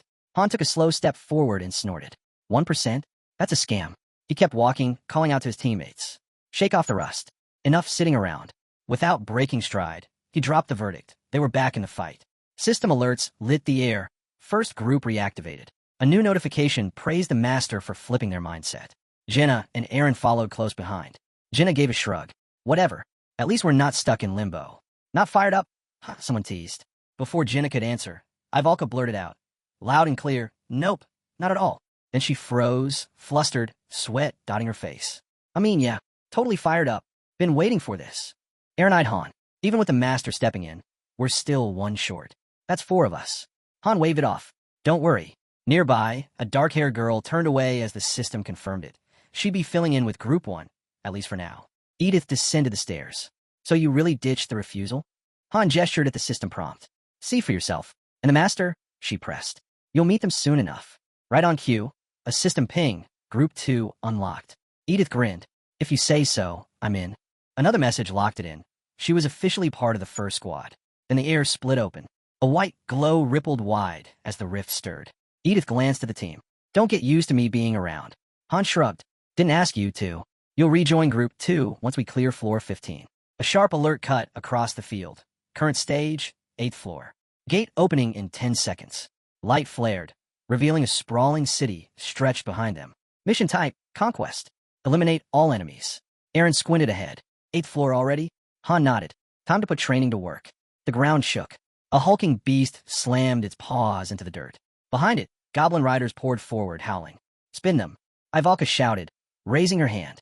The goblins roared, jaws wide, as a wall of mud ripped across the battlefield. Jenna's bowstring thrummed, arrows slicing the air, striking true. Ivalka thrust her arms forward. Ignite! A torrent of fire roared out, swallowing everything in its path. Han shielded his face from the heat. She used to take 40 seconds to cast that spell. Now, barely 10. This is it, he shouted, his blade cutting through enemies in a blur. Final stage. Blood sprayed across the floor. Edith, already drenched in gore, muttered, Remind me why you even dragged me here? A soft chime echoed. Floor cleared. Aaron and Ivalka shot up a level. Their rewards? 5,000 gold and a bundle of leather gear. Han's gaze shifted. Jenna was holding her ground so well now. He could finally trust her to guard the rear. The girls shared a glance. Jenna smirked. Getting bored yet? Edith shook her head. Not really. Watching this mess is actually entertaining. Han figured she hadn't meshed with the group yet, but she was sharp. She'd settle in soon enough. Ivalka drew a long breath, shutting her eyes. That's it, right? I'm spent. Can't keep casting forever. But just then, a system notification lit up. Top performer. Ivalka. Han paused, taking it in. She really had come a long way. Her control over magic was on a whole different level now. Without hesitation, he grabbed her arm. We're not done. She groaned. You've got to be kidding me. I'm already drained. Relax, someone cut in. This next part's nothing. Ivalka glared. That's what you always say. And it's never true. Nearby, rows of glass tubes shimmered in the dim light. Another system alert pinged. Han had maxed out his research capacity. A follow-up message urged them to begin research, essential for running the lobby smoothly. The group now stood in a shadowy chamber, a faint glow illuminating their surroundings. Ivalka scanned the space. A magic lab? Hands on her hips, she turned to Han. Care to explain why we're here? I said no physical work, didn't I? He replied. She frowned, confused. From now on, he continued, your role is research. A system prompt appeared. Research options unlocked. Hero feedback, building upgrades, dungeon analysis, all available. Assigning heroes would generate research points, the lifeblood for upgrading lobby systems. The system even flagged Ivalka as a recommended candidate. Before she could respond, a tiny fairy flickered into existence right beside her. Ivalka shrieked. Could you not pop up like that? The fairy gave a shrug. Not my choice. Just deal with it. They moved toward a small desk. A chair and container sat waiting. Isel pointed. Simple. Solve the problem, drop it in. That's your assignment. Ivalka scowled. Why me? I already studied all this back at the academy. Isel snapped back. Because the master said so. So unless you want to get tossed out, Do the work. Han opened a book, ignoring the bickering. Ivalka sank into the chair, cheek resting on her hand, looking utterly unmotivated. Another system alert blinked into view. Research unit gained. Current speed, 10 units per hour. Cost, 10 diamonds per hour. A pale blue flame flickered to life inside the cauldron. Han glanced over. 10 an hour? That's awful. Not that I'm surprised. She's not exactly built for this. The system confirmed the schedule, 3 hours of research per day. Another warning followed. Push researchers too far, and they'd burn out. Isel repeated it word for word. 3 hours a day. No more. Ivalka gawked at her. 3 hours? My brain's already fried. The system promptly logged her outburst. I mean it, she shouted. This isn't easy. I'm losing my mind over one stupid problem. This is slavery. Han finally realized she wasn't just being dramatic. Her workload really was stacked. He shut the book with a snap. They couldn't afford to break her down this early. Isel, he called, put in a request with the craftsman. A moment later, a notification popped up. Han had ordered a fur coat for 3,000 gold. A dazzling white coat shimmered into view. Ivalka snatched it up instantly. Han smirked. What did I say? You wanted it anyway. Consider it advance payment. Keep this up, and the perks won't stop. Ivalka shot him a glare. You think you can bribe me with snacks and a coat? They both tugged at the fluffy garment until Han leaned back. Fine. Hand it over then, if you don't want it. She clutched it tighter. Who said I didn't? Fine, I'll do it. I'll take care of everything. Behind them, water roared over a stone bridge, its echo filling the chamber. Another system notice appeared. The craftsman is still working. Upgrading gear. Sending heroes to weekly dungeons. Forging weapons in the central workshop. Clang. A hammer struck metal. Lines of heroes waited for their turn. Han rested his chin in his hand, quietly watching. The recruits, the restructuring, the upgrades. This was the master's doing. He'd changed in for the better. At the next table, a girl struck up a conversation. Ivalka leaned back, eyes closed. I stick to fire magic, but I've studied plenty of the others. She glanced at Han. You've got some skill. Ever think about picking up magic? Han arched a brow. You serious? She nodded. It'd be hard teaching you on my own, sure. But with the books we have, it's possible. Han pulled out 2 game cards. Both showed 2 stars, proof he was still a beginner. If I reach 3 stars, I can specialize, he explained. Right now, I'm leaning warrior. But if I meet the right requirements, I might unlock a hidden class. Something like swordsman mage. Just picturing it left him wide-eyed. Appreciate it, he added. But I think I'll stick with one path. Rare doesn't always mean better. She smiled. Fair enough. But if you change your mind, you know where to find me. That's when someone snorted. You're only suggesting that because you don't want to make the choice yourself. Ivalka froze. Excuse me? What kind of ridiculous? The guy just grinned. Bullseye. She lowered her gaze, her voice trailing off. Han shifted closer, changing the subject. So, before all this, what was your life like? She turned her head away. I was a farmer. Ivalka scoffed. Yeah, right. Nobody's buying that. The lamp by the window flickered weakly. Focus, someone reminded her. With a sigh, she picked up her pen again. Han spoke quietly. She was from a noble family. Lost everyone during the war. Ivalka's eyes narrowed, then widened as light shimmered above the table. What is that? Han looked up, his eyes sharp. It's starting. The air rippled. A system alert chimed. Hero reaction research reached level 1. Sparks erupted through the room. Another message followed. The goddess has blessed the lobby. Ivalka stared at the glowing motes, speechless. Han spread 3 cards across the table. This research unlocked 3 new paths. The master spent 30 points here. Ivalka dropped her head with a groan. Ugh, I feel sick. Check your stat window, Han told her. A screen snapped into view in front of her. She screamed. Han leaned in. Yeah, that's what I thought. Now you can see everything. Your skills, all laid out in numbers. Images flickered in his mind. Groups of players crowding around buildings, confused, lost. The third group gone before they even understood the mission. They never saw the messages. But hero reaction research changed that. Ivalka eyed the screen, unsettled. Can you read them? Han asked. Strength, intelligence, HP, agility, even your skills? She nodded slowly. Yeah, there's a mid-level spell listed. Telekinesis. Those are your basics, Han explained, standing. Come on, the others need to know. They stepped outside, just as a shrill cry split the air. Gee Ghost! A glowing orb hovered in front of Blonde Boy. He stumbled back, panicked. It's chasing me. Han grabbed his collar. Calm down. That's no ghost. Then what is it? The spark drifted forward, stopping just above the boy's chest. His face flushed instantly. Across the way, Jin-eyed Han. I knew something was off. You've been muttering to yourself, so I tried doing the same. The windows of the nearby building glowed softly. The group gathered at a table, conversations buzzing low. A girl leaned forward. Turns out there are stats, levels, skills. And when we fight, we really do grow stronger. I felt it after a few battles. A surge of power. Ivalka frowned. That's impossible. Even the best mages couldn't just grow like that. She turned on Han. So how'd you figure it out? No one else ever did. Han shrugged. Accident. Ivalka folded her arms. That's it? That's your answer? Jenna cut in. He's been here longer than we have. Ivalka raised a brow. Still shady. Then she sighed, brushing it off. Whatever. Keep your secrets. Everyone does. But, I'll admit, your advice has helped. Jenna nodded. Everything you said checks out. Aaron chuckled beside her. Careful, Ivalka teased. You're starting to sound like a fan. Jenna smirked. I call it survival. Han sat between them, quiet. If they made it through this, if they survived, he'd tell them everything. They deserve that much. A faint smile touched his lips as he closed his eyes. When that time came, though, it would also be goodbye. By morning, sunlight spilled over the building. Word spread fast. Everyone was buzzing about the new stat windows.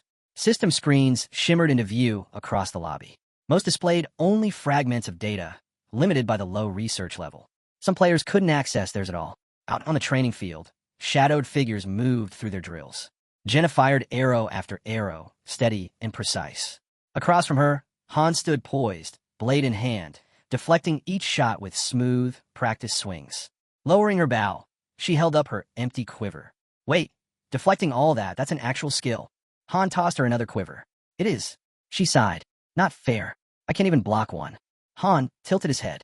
Think about it. If I've got a skill that reflects attacks, maybe there's one that counters it. Jenna blinked. What did you just? Before she could finish, Han blurred forward. In an instant, he was behind her. Jenna spun, barely dodging the strike. Are you trying to kill me? Han grinned. If I wanted to, I wouldn't miss. Relax. We're still in the lobby. He lifted his sword again. You want to get stronger? Then the training has to be harder. Jenna twisted back, narrowly evading another slash. Her bow raised, posture tightening into defense. Someone scoffed from the sidelines. Not exciting enough before. Now they're using real weapons. No rules.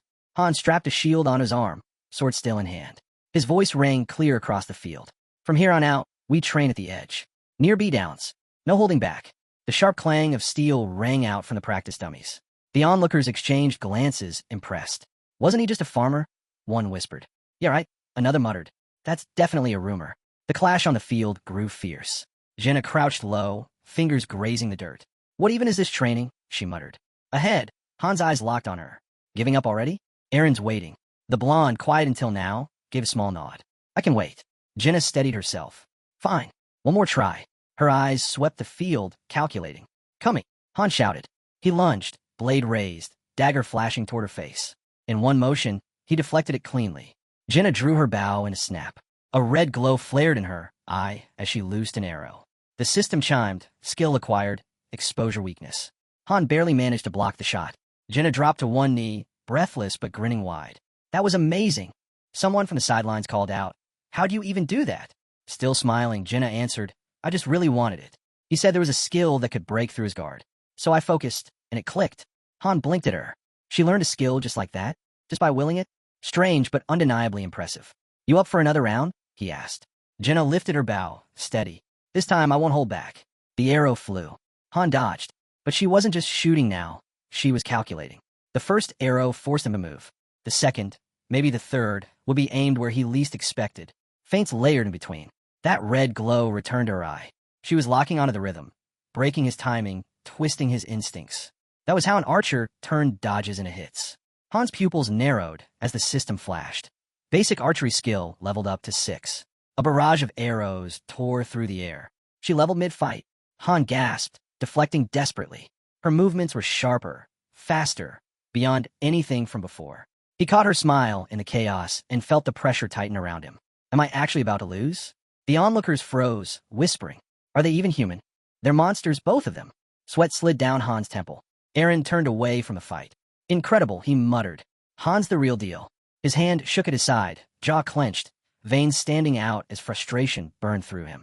On the field, the wooden dummies sat untouched. The real clash was in the air. Another arrow. Han swung wide, tried to force the distance closed. He lifted his blade high. At this pace, he'd need the shield, his final fallback. But this wasn't about winning anymore. It was about breaking past limits, unlocking something greater. As another arrow streaked in, the realization hit. Tracking the target wasn't enough. He had to read the shot before it even existed. One after another, arrows flew. Then came one wrapped in a crimson aura. Han's eyes narrowed. What if? I could sense it before the bowstring even released. A faint glow rippled across his body, circuit-like lines sparking to life. The next arrow soared. System notification, new skill acquired. Insight. Arrow defense upgraded to level 3. Basic swordsmanship advanced to level 7. In a blur, Han deflected every arrow in his path. Dust exploded under his feet as he closed the distance. In the blink of an eye, he was standing before her. Jenna held her ground, jaw tight, eyes locked on him. Lowering his blade, Han asked evenly, "So, does that make one number 19? She glared. "You're a monster." Han glanced at his system window, scanning the new skills now etched there. Jenna turned to Aaron. "What about you? How many skills do you have?" 3, he answered. Spear Mastery, Pain Threshold, and Fire Resistance. Jenna leaned closer, scanning her system screen. Han raised a brow. "What about you?" She listed them off without pause. Bow Mastery, Dagger Mastery, Weapon Change, Rapid Fire, Weakness Identification, Hawkeye, and Dexterity. Aaron, standing just behind Han, gave a nod. "That's plenty." But Han cut in. "Don't get carried away. A long list doesn't mean much if your level can't back it up." 2 dark-haired heroes approached, and Han gestured toward them. "Sometimes skills clash. Pick the wrong combination, and they'll backfire. Take mine, Berserk and Cold-Blooded. Bad mix." He paused. "But my case is different." Jenna swiped the sweat from her forehead. Han studied her in silence. 9 skills. No doubt about it. She was top tier. Aaron's gaze lingered on her, thoughtful, as dry leaves drifted across the quiet settlement. A sudden alert appeared. Item combination in progress. 3 elemental stones, fire, water, and wind, hovered in a glowing circle. Target, normal exaltation stone. Success rate, 87%. A prompt blinked. Proceed with fusion? The stones shone brighter as fairy magic surged through them. Then, system notification, combination failed. Items destroyed. Later, Han and Jenna sat on a bench in silence. Han's eyes were fixed on nothing, bitterness etched in his face. 87%, and it still failed. Jenna broke the quiet. "So, can I ascend now?" The fairy hovered nearby. "Time's moving fast. You've already reached 2 stars. System notification, combination complete. Item acquired, common ascension stone." The palace gates creaked open. System message. The master has begun the ascension. Jenna turned to Han, voice low. "Am I going to die?" Before he could respond, she added softly, "Don't worry. I'll be back soon." Han didn't answer. His thoughts drifted. Level 12. Ivalka was at 8. Aaron at 9. Jenna already 10. He remembered his own ascension, the chaos, the interference. Nothing about it had been normal. Ahead, the stone horse stood tall, its shadow stretching across the fountain. Whatever Jenna was facing now, it wasn't what he had seen. A message flashed before his eyes. Jenna's lost memories have been restored. Ascension complete. Stars, too. At the temple's entrance, a new game card appeared, her image glowing faintly on its surface. Jenna walked toward him slowly, quietly. Eyes down, she murmured, "I had a strange dream. The forest near my home, it was burning." She sank down beside him. Han shrugged faintly. "Probably just a dream. Don't dwell on it." "You're right," Jenna whispered, closing her eyes. "Just a dream. Nothing more." A voice asked if she felt anything else. She nodded slightly. "It's like something heavy just disappeared from my back." Han looked away, lost in thought. So this is what Ascension means. Not just leveling up, but unlocking who they were. A memory flickered in his mind, someone hammering steel. And suddenly, it all made sense. Every hero started empty. No past, no memories. But by the 4th or 5th star, the truth would break through. The reason they were summoned, and the fate of the world they left behind. He saw it, cities burning, ruins smoldering. Sooner or later, they'd all learn what happened to the old world. A system alert chimed. Another ascension complete. A new card flickered into being. Blonde warrior, spear in hand, standing tall, radiating raw intensity. Han wondered what dream that man had seen. Whatever it was, it had lit something inside him. The blonde approached. "You're really not leaving yet?" Han shook his head. "Still work left to do." Aaron stepped in, smirking. "Grinding harder than me now." Then his tone darkened. "Careful. Push too far, and your body won't keep up. But that's just who you are, isn't it?" Han's breath grew heavy, sweat streaming down his face. System alert, Berserk mode activated. His eyes burned red as his blade shredded into the training dummy, strike after strike without pause. Aaron looked away, silent. Then he turned and left without a word. Alone, Han stood before the splintered dummy fist tight. He was stronger now, no question, but the strength wasn't landing where he needed it. His thoughts scrolled through his skills. Berserk gave raw power, but no precision. All force, no focus. His gaze shifted to weapon skills. Still no synergy. If they matched, they'd have fused already, like sword and shield had. Skills that were compatible didn't just stack. They became one. From the shadows, Edith leaned against a post, watching. Still training this late? She asked. Han turned. Didn't expect you. She stepped closer. Had something to ask before we hit floor 12. Her tone sharpened. Is it true? None of you had combat experience? Jenna, a forester. Aaron, a hunter. And you a farmer. Arms crossed, she didn't flinch. I don't buy it. Han nodded once. It's true. Her expression shifted. Then tell me, have you ever killed someone? Han stayed silent for a moment. You've cleared floor 12, he said flatly. So you're sizing us up, testing how far we'll go. Her eyes narrowed.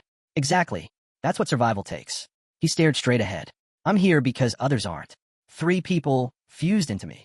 Edith froze, eyes widening. Han's voice stayed cold. Now you know. She looked down. So the rumors were true. You're the one who destroyed the wolf mercenaries. Han turned, stepping away. What? Are you here to pass judgment? No, she said quickly. That's not what I meant. His blade cut the air with a sharp swing. Everything here is labeled a monster. That means we kill it. End of story. Edith crossed her arms. That might be how you see it. But maybe your teammates don't. Han stopped. Then maybe I need different teammates. Above them, the sky had gone completely black. Night had settled over the settlement. Han tilted his head up. I know them better than you think. Don't worry about it. Edith lingered, hesitating, then gave a quiet nod. A blinding white light erupted across the horizon. A fairy's voice boomed overhead, summoning the rift of time and space to open. The group trailed behind Han as he led them forward. Jenna glanced up. Back to the 11th floor? Han shook his head. No need. We've cleared enough there. The 12th will open any second. Right on cue, a system alert flashed. Prepare yourselves. The door to the 12th floor of the main dungeon will open in 10 seconds. Han moved to the front, turning toward the archer. No matter what happens, stick to the plan. Do your job. I got it, Jenna answered quickly. Then do it better than usual, Han pressed. You know what's at stake. Light burst around them. A soft blue aura wrapped the team as another message appeared. Mission type, suppression. Objective, eliminate all enemies. Jenna scanned the surroundings. Where are the enemies? If this is suppression. She froze. Her pupils shrank. Slowly, she raised a hand, bracing herself. Han's voice cut through the silence. Stop. Everyone hold. Ahead of them stood a formation of spear-wielding warriors shouting. Drop your weapons. Identify yourselves. Above their heads hovered the words. Level 11, human soldiers. Sweat rolled down Jenna's temple. What is this? 45 of them, fully armed. The soldiers held their line, unwavering. Edith turned her face away, irritated. Jenna stood frozen in disbelief. All eyes locked on the standoff. They're not monsters, Aaron said at last. They're people. The blonde behind Han stepped forward. You're not seriously thinking of fighting them, are you? I never said that, Aaron replied. But we can at least try talking. From the rear, Ivalka added. He's right. We should see if they know anything. No point rushing in. Han turned to her. You believe that? Ivalka nodded firmly. Yeah, we avoid bloodshed when we can. Then he looked at Jenna. What about you? She didn't answer. Her face gave nothing away. But images raced through her mind. Armored soldiers. Real ones. Aware. Conscious. That only meant one thing. Enemies. Aaron stepped closer to Han. So, what do we do? Han's eyes narrowed. Raise your weapons. He unsheathed his sword, steel gleaming in the blue light. If you don't want to fight, he said coldly, then stop me yourselves. He faced the soldiers, blade ready. Ivalka faltered. Edith stayed unflinching. Jenna bit her lip. Aaron clenched his fists but stood firm. Then Han exhaled slowly and looked away. Do what you want. Aaron gave a small nod. Thanks. He stepped forward. I'll try talking. His voice rang out. I'm Aaron. We don't want to fight. Can we talk this through? One soldier broke rank and stepped forward. We're listening. We were dragged into this without warning. Aaron halted a few steps away. Dragged? What do you mean? It's complicated, the man said. Not something I can explain from here. Come closer. Aaron stepped forward, only for 3 soldiers to level their spears at him. Drop your weapon, one barked. We're just being careful. Aaron's grip tightened on his spear, torn between instinct and reason. The soldier's voice broke the silence. We don't want to fight. We just want to go home. After a long pause, Aaron crouched and set his weapon on the ground. That's when Han's hand clamped down on his shoulder. Are you out of your mind? He snapped. Just gonna follow their orders? He turned to the soldiers. You want to talk? Then you come here, unarmed. The lead soldier hesitated. That might be difficult. Han stepped forward, eyes hard. Oh yeah? So we drop ours, and you keep yours? That's fair. Another silence stretched, brittle as glass. Then, Slowly, a few soldiers planted their spears into the ground. 3 of us will come forward, one said. The leader raised his empty hand. We've disarmed. Your turn. Han exhaled, tossing his blade aside. Fine. Good enough. The soldier gave a short nod. Now we talk. Aaron stood rigid, muscles taut.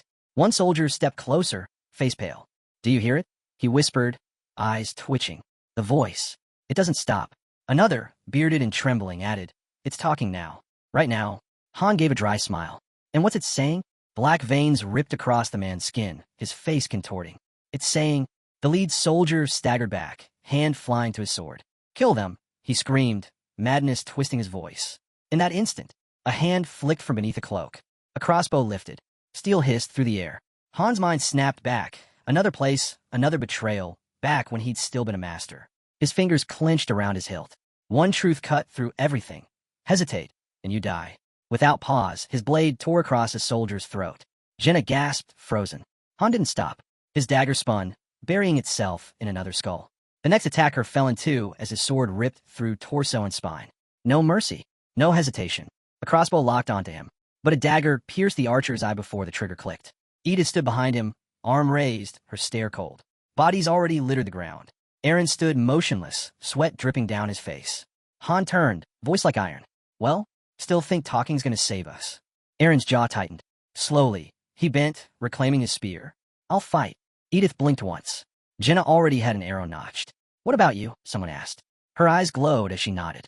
If we don't strike first, we won't last. A mark lit up. Her arrow loosed, sharp, precise, merciless. Ivalka moved in beside her, palms blazing with light. Starting the spell, Edith smirked faintly. So, I was worried for nothing. Told you, Han said, voice steady. He raised his blade again. Doesn't matter what face they wear, monster or man. If they're in our way, they fall. The soldiers surged forward, red eyes burning. Han glanced back at his team. When I chose them, it wasn't for strength. It wasn't for skill. It was mindset, raw will to live.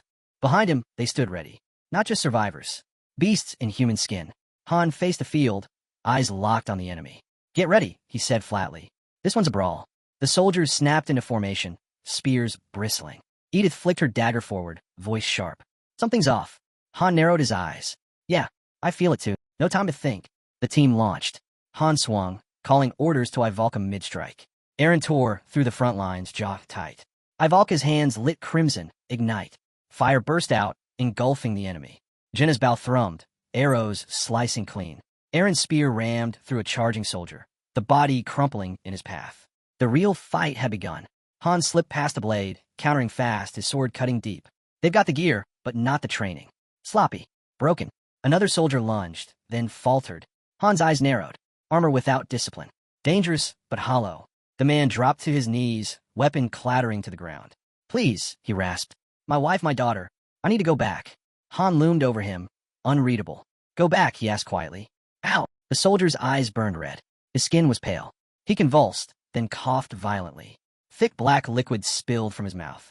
Moments later, his body collapsed. Ivalka stared, voice low. These people, something's wrong with them. Edith gave a curt nod. Brainwashed. I've seen it before. But not this many. Han shot her a look. You think they're the same as last time? Edith didn't hesitate. Yeah, I know I've already killed them. Nearby, a severed hand twitched in a pool of black blood. Han knelt, Kate's face flashing through his mind. The same black ooze. He dipped his fingers into it, thoughts running cold. It's too early, he muttered. We don't have proof. Just then, system notification, floor cleared. Jenna and Edith leveled up. Rewards, 3,500 gold. Leather acquired. Top player, Han. Han rose, turning to the others. You'd better start getting used to this, he said calmly. Just like I have.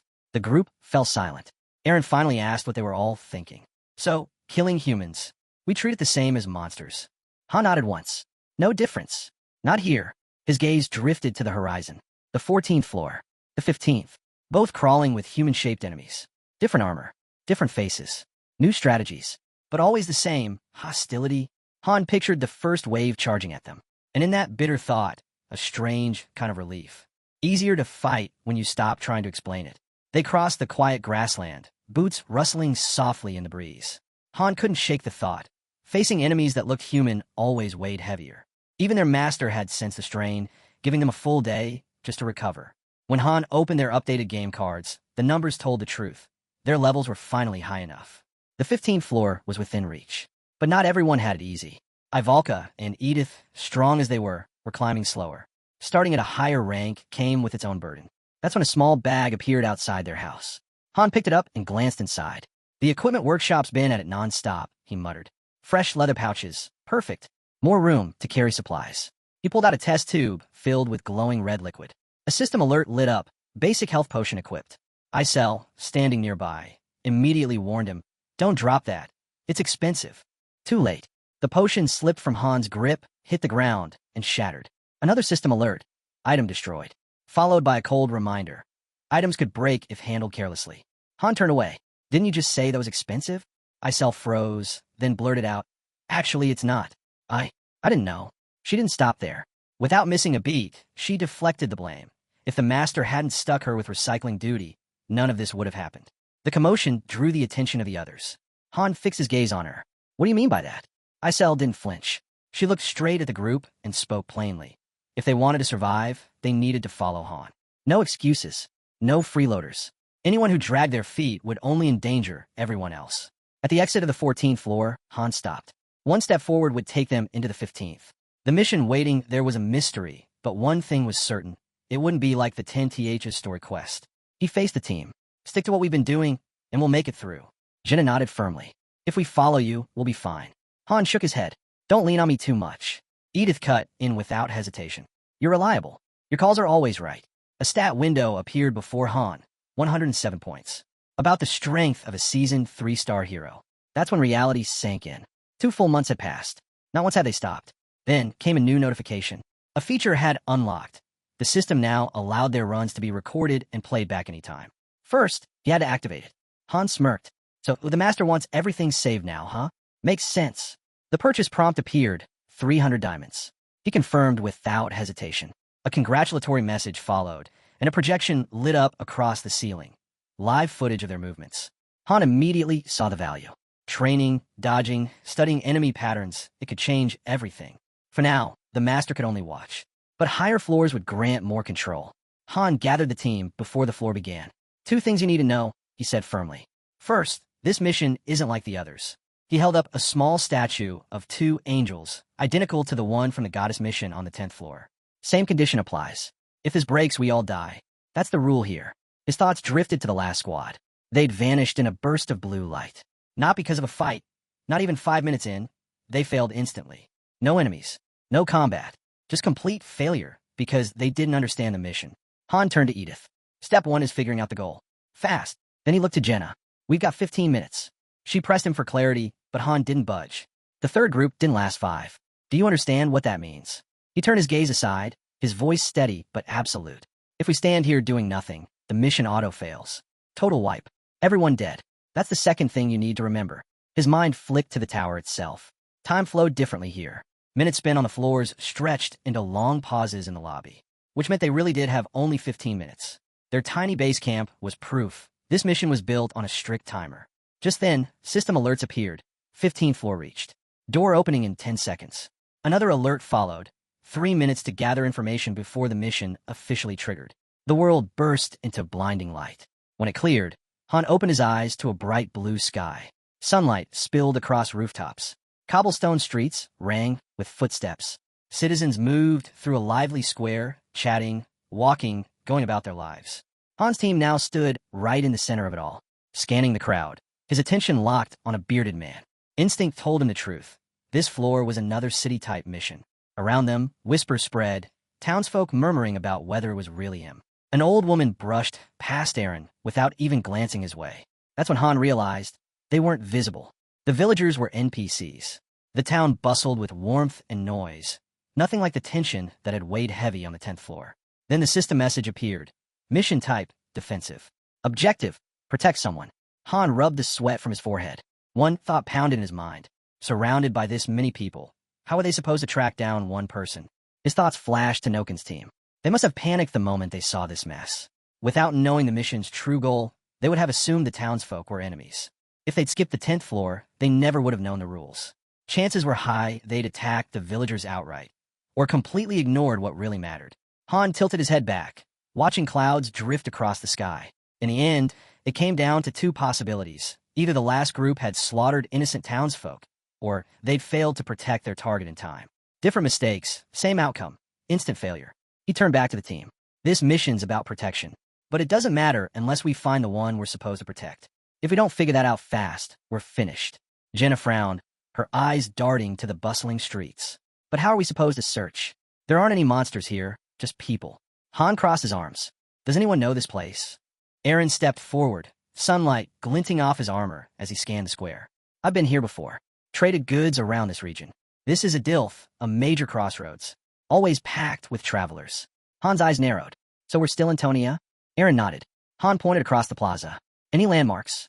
The sun's rays gleamed against a distant temple, its silver-white walls casting sharp shadows. Aaron spotted it immediately. There. That's one of the 3 largest temples outside the holy city. Jenna's eyes widened. I've heard of that place. It's supposed to be enormous.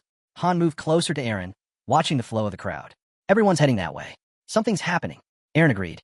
Definitely an event. Han turned to Edith. We're moving to the temple. Stay sharp. Without a word, Edith vanished, her body gliding between walls, leaping until she reached a wooden platform high above the city. From there, she had a clear view. The square below swelled with townsfolk pressing toward the temple gates, where armed guards stood in formation, spears raised. One of the guards stiffened, his eyes locked on something unseen. Han reached the gate just as the man barked. You're not Aloe. Steel flashed. Han struck before the sentence even finished. The second guard froze in shock, shouting in alarm, but Han drove his shield straight into the man's face, sending him crashing down. Grabbing the first guard by the head, Han tightened his grip, but before he could go further, Aaron dashed in, tried to stop him. Han released the guard and turned calmly to his teammate. Do you understand what just happened? His voice carried as he looked to the rest. The moment that guard noticed us, it meant one thing. They're not background characters. They're enemies. He remembered the soldiers on the 10th floor, unable to even see them. This was different. Blood ran down the injured guard's face. The second lay on the ground, helmet dented, groaning in pain. Ivalka dropped to her knees beside him, unease written in her voice. What if they weren't enemies after all? Han's tone stayed even. Maybe, but I didn't kill them. Ivalka's gaze lingered on the guards. They already look half dead.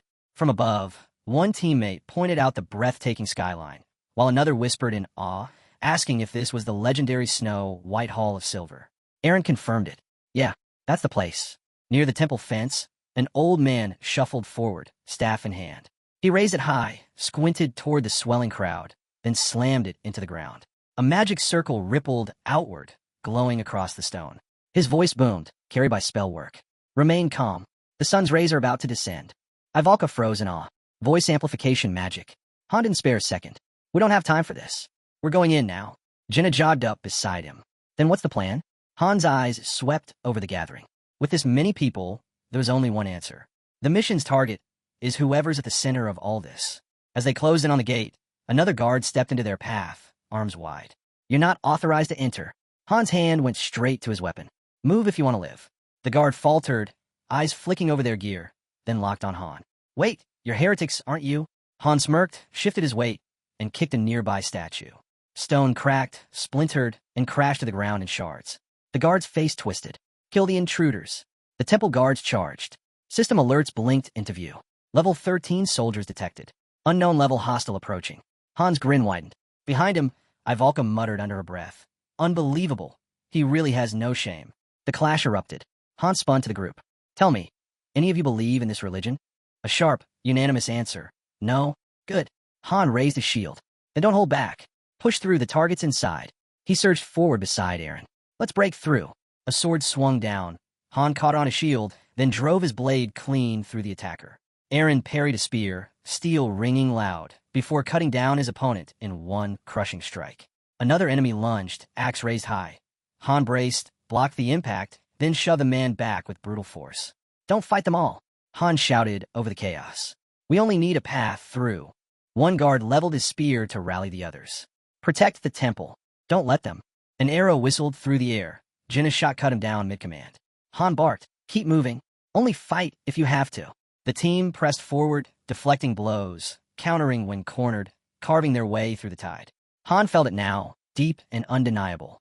The one they were meant to protect was inside. If they didn't reach them in time, everyone here was dead. Without hesitation, he slammed his boot against the massive temple doors. They burst open. Han strode in, shield raised, every sense on edge. He glanced at the timer. Minutes left, maybe less. The stained glass windows loomed overhead, painted in shifting colors of light. A system message lit up before his eyes. Mission type, defensive. Objective, protect the target. Time remaining, unknown. Han's pulse hammered in his ears. His voice tore through the temple. Where are they? Ivalka stepped forward, her hand glowing with power.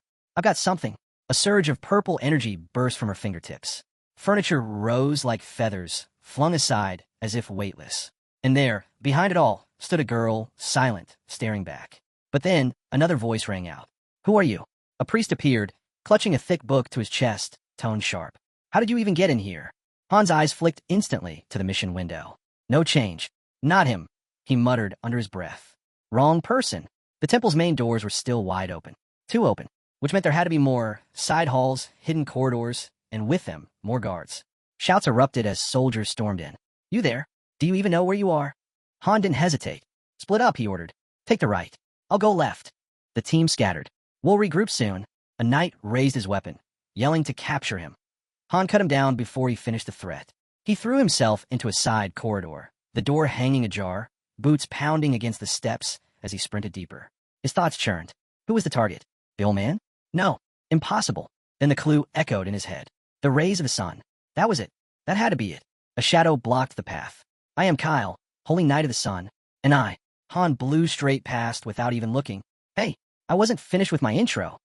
Kyle's protest faded behind him. No time. Han tore down the corridor, kicking open another door. Inside, a man sat chewing meat caught mid-bite. Without breaking stride, Han slammed a nearby guard against the frame, startling the man inside into choking on his food. Still moving. Always moving. He brushed past the girl in the hall, not stopping, knowing some couldn't see what he could. Then, a glowing system window blinked to life before his eyes. Time remaining. Less than 3 minutes. His jaw tightened. Almost out of time. Another door. Another kick. This time, sunlight. He stepped into a garden bursting with color, bathed under the blinding rays of the sun. Flowers shimmered in the light, and the air hung still. Too still. His breath caught. Shadows moved behind the glass doors ahead. Then, the figures appeared, armor glinting in the sun. A knight turned his back while others drew their blades. One stepped forward slowly, pressing cold steel against Han's forehead. The heretic must die. The sun poured in through the glass, stretching long rays across the floor. And there she was, standing in the center, framed by the light. A girl, her silhouette bathed in gold. A voice broke the silence. Someone called her name. An old man stepped out from behind her, his presence heavy. The townspeople have gathered in the square. Friases turned, brows furrowed slightly. Did something happen in the garden? The bearded man's face hardened. His voice dropped low. Intruders broke in, but they'll be handled. There's nothing to fear. Back in the garden, steel clashed hard against Han's shield. The force rattled his arm. Blood spattered across the flowers. 3 guards closed in. These weren't like the last. Faster. Deadlier. Han stomped down on one's foot and drove his blade straight into the knight's shin. Armor cracked. The man collapsed. Han slipped free, pivoted, and with one clean swing, his blade took the enemy's head. Blood sprayed as the body crumpled. Another strike came. Han blocked with his shield, then slammed it forward like a battering ram. The guard's face shattered beneath the impact. Without pause, Han thrust his sword straight through the man's skull. A third knight lunged. Their blades collided, strike after strike. Sparks burst with every clash. The knight pressed hard, each blow forcing Han back, but Han met the assault with equal force. One swing of his blade cracked the enemy's weapon clean down the middle. The knight staggered. Han didn't wait. His second sword flashed, a brutal arc that severed the head from his shoulders. The body toppled. Elsewhere, a girl stood before the gathered townsfolk. Her voice carried steady, thanking them for the trust they'd placed in her, swearing she'd never forget it. An elder at her side nodded gravely. Even the goddess herself would be proud. Meanwhile, Han pushed into another wing of the temple. The door creaked. An old man spun at the sound, eyes narrowing. Han stepped in, bruised, blood-streaked. You, an intruder, the man barked. He raised his staff high. How'd you get past the guards? With a roar, he unleashed power. A death spell surged forward. Han braced. Friases turned at the sound, her eyes widening. But the spell wasn't aimed at Han. The staff was pointed at her. Han moved instantly.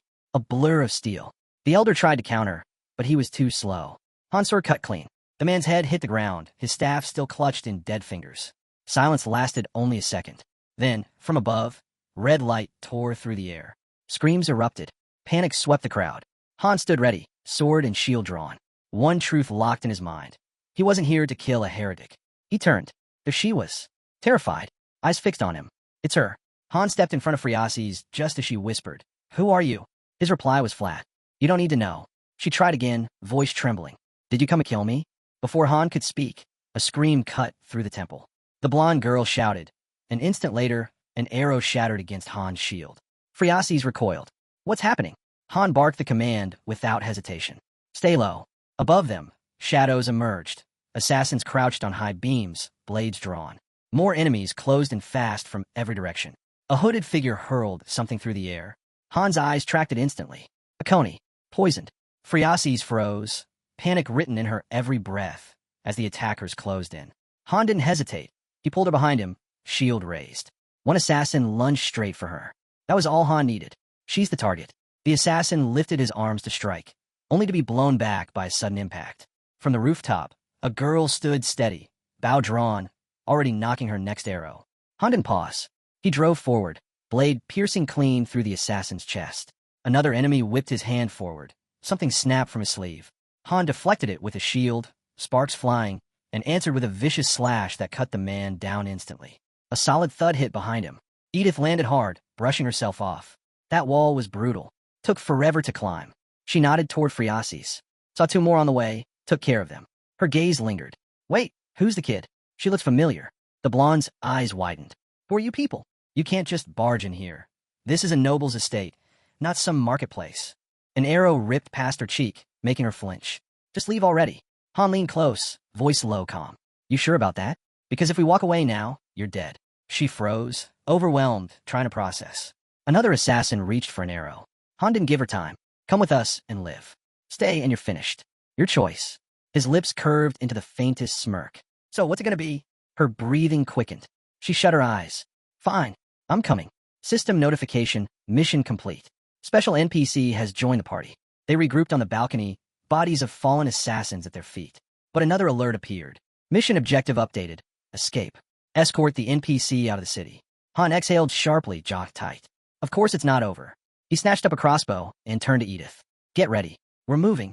Below them, the sound of armored boots thundered closer, soldiers flooding the estate. Han glanced at Friasis with a crooked smile. "Look at her face. Remember it. She's the one we're protecting." "I'm not a child," Friasis snapped. Han laughed. "And she really hates being called one." Ivalka pointed. Jenna blinked. "Didn't expect to see her here." Friasis scowled. "How do you even know me?" Still loading a bolt. Han muttered, "Doesn't matter." Edith tied a rope and pulled it tight. "This is our exit. Left side. Less guards. Tight climb, but good cover. We'll follow right behind." Aaron confirmed. Han scanned the group, quick and sharp. "Here's the order. Edith first, then Aaron. I'm next with Friasis. Ivalka and Jenna, you cover the rear." His gaze locked on Ivalka. "Throw up a wall of fire. We need the cover." Edith, Aaron, secure the drop. No one interferes. Ivalka's hands rose. Flames roared to life, climbing the stone in a blazing curtain. The guards staggered back as fire licked across the walls. "Take down the mage," someone shouted. Edith didn't wait. She swung over the edge. Going down. Aaron followed close behind, gripping the rope, descending fast. Han glanced at Friasis. "You're with me. Stay close. Don't let go." They slid down together, rope burning under their hands as arrows hissed past. Friasis shut her eyes tight, clinging to the line. "We're almost through," Han urged. "Just hold on." He looked up. Above, the mage began her descent. Below, Aaron fought like a storm. His spear slammed into one enemy, spun, and dropped another. Then he faltered. A blade tore into his side. Friasis' eyes went wide. Through the fire, guards pushed forward, their faces twisted with rage. System alerts flashed in the air. Aaron is bleeding. Aaron is poisoned. Health will decline over time. Han's head snapped toward him. "Aaron, I'm fine." Aaron snarled, blood dripping as he clutched the rope. Flames danced across his battered figure. He refused to fall. Friasis let out a shaky breath. "I seriously thought I was going to lose a layer of skin back there." Her thoughts spun. Target secured. Team intact. Now we just have to escape. Han's voice cut through her panic. "Run left. Go. Unless you want to die here." A knight roared behind them. "Seize the witch and her bandits." Friasis recoiled. "Witch? What witch?" Han threw her a quick glance. "Pretty sure that's you." She snapped back. "That's ridiculous." From the shadows, a knight lunged. "You're not getting through." Han didn't slow. One thrust, clean and merciless, dropped him where he stood. The group pushed into the square, only to be surrounded by shouts from every side. Kill them. Kill them all. Edith's voice rang clear. Over here. Han whipped his head toward her. What's the path? She pointed ahead. That way. Move now, and we can hit the outskirts. The ground trembled as Ivalka lifted her hand, magic flaring. A shriek echoed down the street as sunlight lit the stones beneath them. She glanced at Han. We could use a breather. Friasi staggered, collapsing beside him. How is this even happening? Han crouched down. 5 minutes. That's all we can spare. Then we keep falling back. He pulled a potion from his pouch, handing it off. He didn't say it aloud, but he knew. Ivalka's barrier wouldn't hold forever. If their pursuers broke through, they were done. Ivalka tightened her grip on the flask. Han spoke low, sharp. If you can push to tier 3 magic, we still have a chance. As long as we keep a way out, we survive. His eyes shifted to Aaron. How bad is it? Aaron forced a grin. Nothing I can't handle. Han's gaze dropped to the blood-soaked hand pressed against Aaron's side. He wasn't fooled. Aaron exhaled heavily. Potion didn't help. Still burns. Jenna stepped closer, voice soft but urgent. Is there any way to heal it? Aaron looked down. Silent. Then, someone turned toward Friasi's. What about you?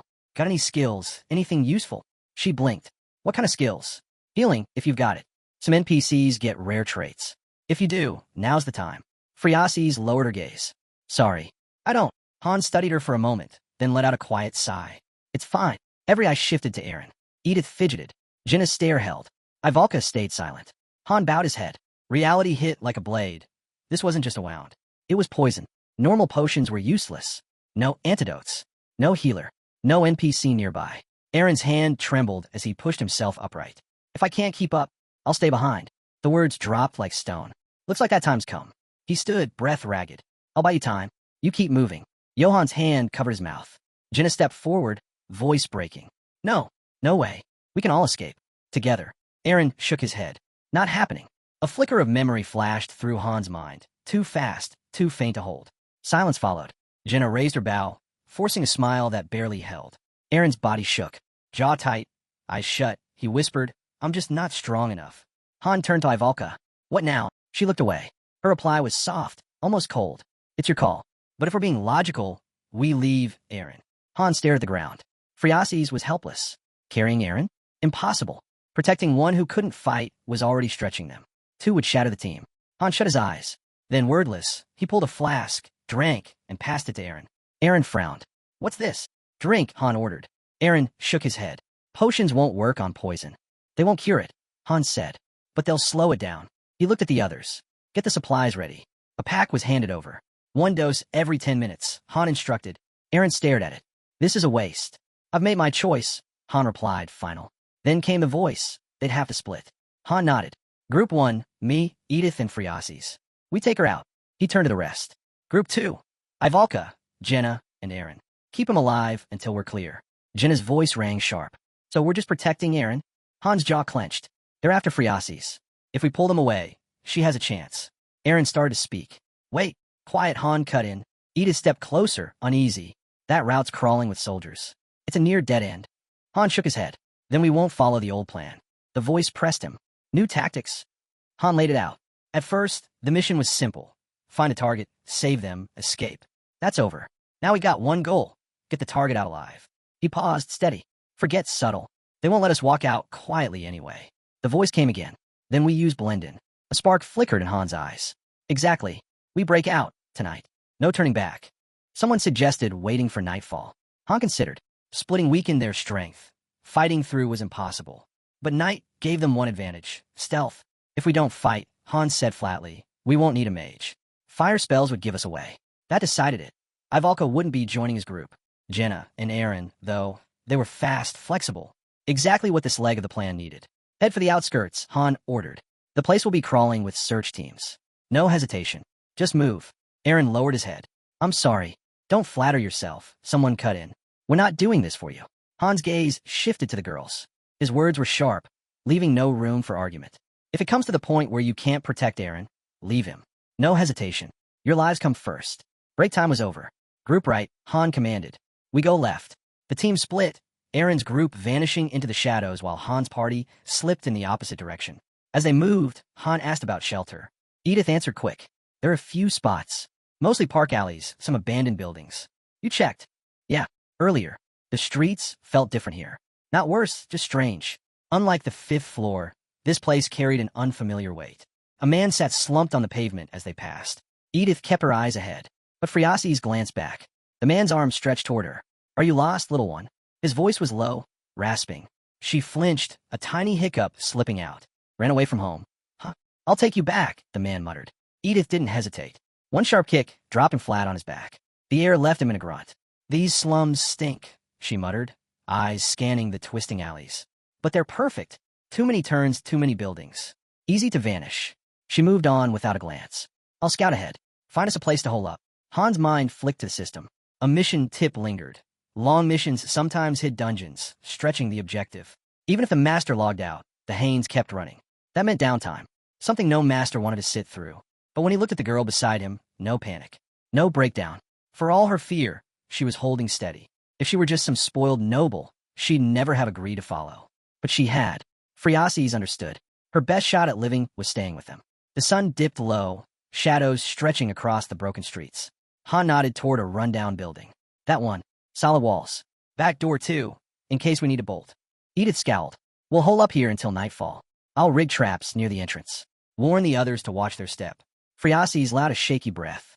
So we just wait? Edith's eyes cut back. I'll be back soon. Han asked. You heading out again? She smirked. I've got jobs to do. You'll be fine. Keep her safe. I'll find us a way out. Without another word, she slipped into the alleys and was gone. Han dropped into a chair. Doubt gnawed at him. Maybe Jenna would have handled this better. Right now, he felt useless. Then a voice sliced through the quiet. Phreaces. Han's head turned. She looked him straight in the eye. That's my name. Phreaces. Second in line for the Imperial throne. Han blinked. Wait, what? She nodded. You heard me. Not that you seem to care. He didn't answer. She tilted her head. So, where are you from? Han shut his eyes. Doesn't matter. Oh, come on. I told you who I am. You can't do the same. His voice stayed flat. Even if I did, you wouldn't understand. She studied him. You mean you're from somewhere I can't even imagine? Maybe. Phreaces nodded slowly. Could be. Then her tone shifted. I think you're the squad that saved Nelsa. Han's gaze narrowed. Nelsa, the city on the 10th floor, she said quickly. I heard whispers. NPCs talking about it. She adjusted the crown on her head. It feels familiar, like something I saw in a dream. Han's eyes sharpened. Dreams. She nodded. I keep seeing soldiers fighting to protect a city. Their faces are blurred, but I'm sure one of them was you. She removed her ceremonial headdress, setting it aside. The survivors from Nelsa said someone saved them. But no one ever got a good look. Just stories. Ghost stories. Her voice dropped. I've been having dreams like that for almost a year now. Horrible ones. As if the whole world is about to burn. She looked away before meeting his eyes again, sharp, unwavering. The Empire. The 4 founding families. Every city, every village, all of it swallowed by fire. She leaned closer. Something terrible is coming. Maybe to this world. Maybe to all of them. Then quietly she asked, do you know what's happening on Earth? The sicknesses, the parasites, the monsters. They're getting stronger, aren't they? Han froze. Phreaces pressed on. I believe the invasion of Nelsa was only the beginning. A fragment of something much bigger. Monsters don't just wander into human lands, not without a reason. Han's eyes narrowed. Why tell me this? She stared back, unshaken. Because I need power. Power. Han echoed. The power to save the world. Her words cut like steel. Han raised a brow. So you want my help? Yes, she said without hesitation. I do. He leaned back, doubtful. Aren't you royalty? Don't you have an army? Resources? Shouldn't knights be lining up to serve you? Phreaces looked down. Her voice was quiet, bitter. I'm a figurehead. A princess in name only. No one listens. No one follows. Han folded his arms behind his head. Then hire mercenaries. You got the goal. I'll pay you whatever you want, she said instantly. I may be a puppet, but I still control funds. Han closed his eyes. Not interested. Plenty of people would take your money. She gripped her crown tighter. But no one believes me. They laugh when I talk about my dreams. Her voice softened. You didn't. A faint smile crossed her lips. That's why I want to hire you. Han frowned, eyes drifting off in thought. This was a pain. If what he'd heard was true, this place wasn't just another battleground. This floor was Kate's memory, twisted into a mission. The point wasn't to play by the rules. The point was to break them, bend reality, rewrite everything. But in the end, even if he helped, it wouldn't change a thing. Because this girl, she was only an NPC. And once the mission was done, the world would reset. Phreaces glanced at him. So is that a no? I've got my reasons, Han replied. What reasons? She pressed. He gave the faintest smile. You'll probably laugh. Her eyes flickered with curiosity. We're from another world. Han said. She blinked, and Han tilted his head toward the sky. Not much to do until sunset. Might as well talk. His voice was casual, but heavy with weight. Our world's broken. We get missions. If we fail, we die. This one, he paused, then continued. It's about protecting someone. At first, we didn't know who. But now we do. His eyes locked on her. It's you. Phreases froze. You came here from another world, for me? Han nodded. Once the mission's over, we're pulled back. That's why I can't stay, no matter what you offer. She let out a half smile, tinged with disbelief. Another world, huh? Sounds like a dramatic excuse just to turn someone down. Han shrugged. Believe what you want. Doesn't change the truth. To his surprise, she smiled again. I believe you, she said. He stared at her. You didn't laugh at my story, she continued. So I won't laugh at yours. Her voice lowered. I won't try to change your mind anymore. You've got your mission. I've got mine. Han tilted his head. And yours is? She frowned lightly. Isn't it obvious? I won't let those dreams take shape. He studied her. So you're the one who gathered everyone in the square? You mean the Hall of White Silver? She asked. He nodded. Yes. I'll be giving a speech there. Why? To gain influence, she said without hesitation. Right now, I'm nothing compared to my brother. Han considered her words.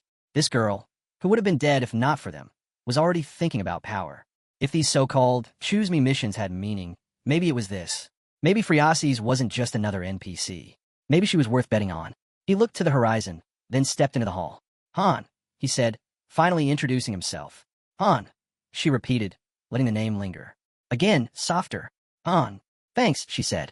I'd be dead without you. We're not out of danger yet, he reminded. I know. Any idea who's after you? She shook her head. None. Han handed her a bundle. She blinked, caught off guard. You stand out too much, he said flatly. Might as well wear a target on your back. Target? She echoed, staring at the clothes in her hands. You want me to wear this? What about what I'm wearing now? Throw it away, Han said, pointing at a bin outside. Or don't tell me you're getting attached. She hesitated. No, I just thought I was. Her voice dropped lower. Can I be alone for a minute? Han paused, then silently turned and walked away. Tears slipped down her face. Crown or not, she was still royalty, barely 15. No wonder she was crumbling under how quickly everything was falling apart. A while later, she stepped out in her new clothes, fidgeting with the fabric. Feels strange. Han picked up her old outfit. Yeah, probably because the fleas loved it. She shrieked in outrage. He tossed the bundle into the bin. Relax. Kidding. That joke was terrible, she shouted after him. Han sank into a chair. We move out in 2, maybe 3 hours. Get some rest. She turned away, refusing to answer. If something happened to Eren, the system would alert him. For now, they still had time.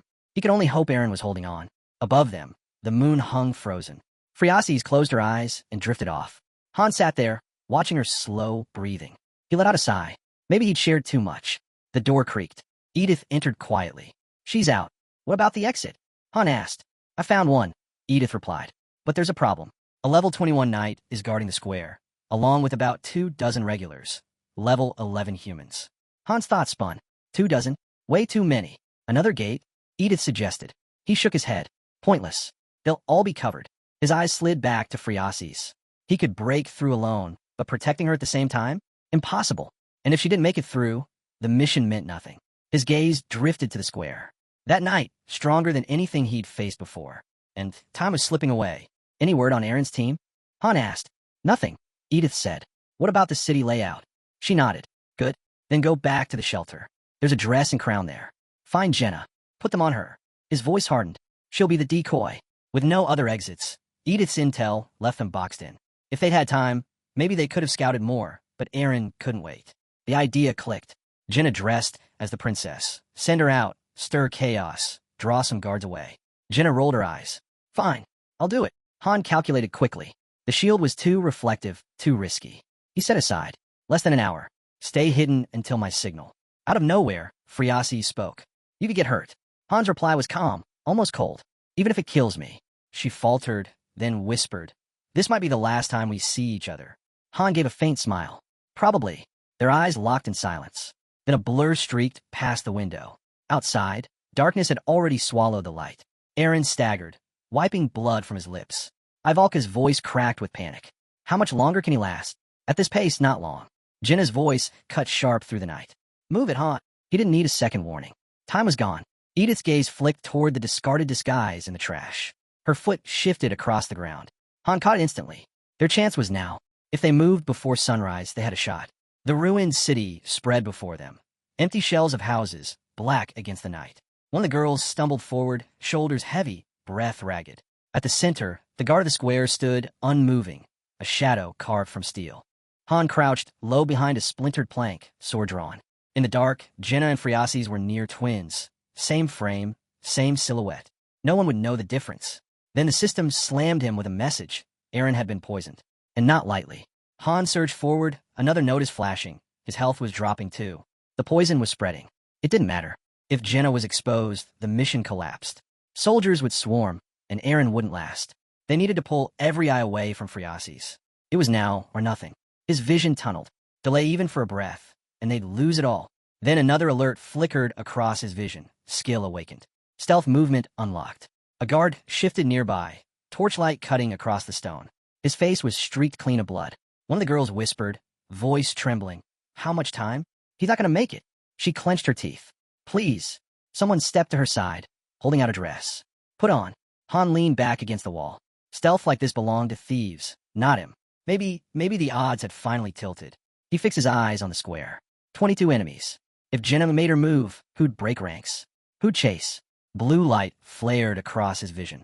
Worst case, he'd face them all, but not yet. First, the signal. The air shifted. Beyond the wall, a storm coiled into existence, a typhoon rising with violent force. Shouts erupted overhead. What's happening? A knight pointed toward the chaos. There, white dress, gold crown, exactly as reported. The captain raised his sword high. Advance. Protect her.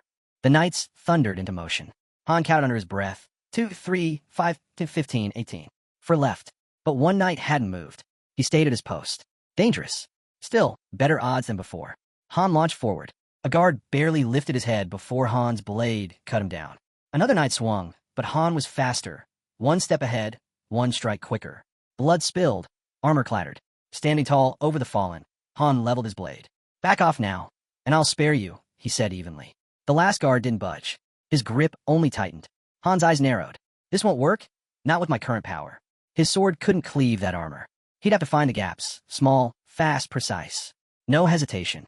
Han burst forward, eyes sharp with resolve. A countdown ignited in his vision. 20 seconds. Han's eyes locked on the knight's hand. His blade cut down, blocked. He struck again. Harder. Steel against steel, sparks lighting the dark. The knight met every blow, giving no ground. Han leapt back, teeth clenched, gaze sharp. "You bastard." And then it hit him.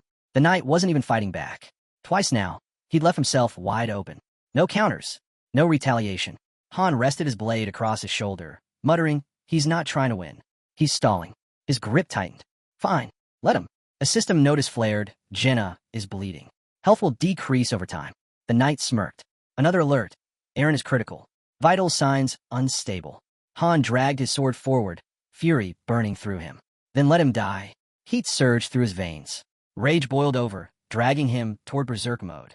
With a roar, he launched skyward and came crashing down, his strike like a hammer splitting stone. Strength plus 40. If his blade couldn't cut that armor, he'd crush it instead. But then, another warning. Ivalka is entering mana frenzy. Han's heart sank. Damn it. Not even 60 seconds left. He glanced her way. Another flashing notice. Mana frenzy triggered by overcasting. Risk extreme.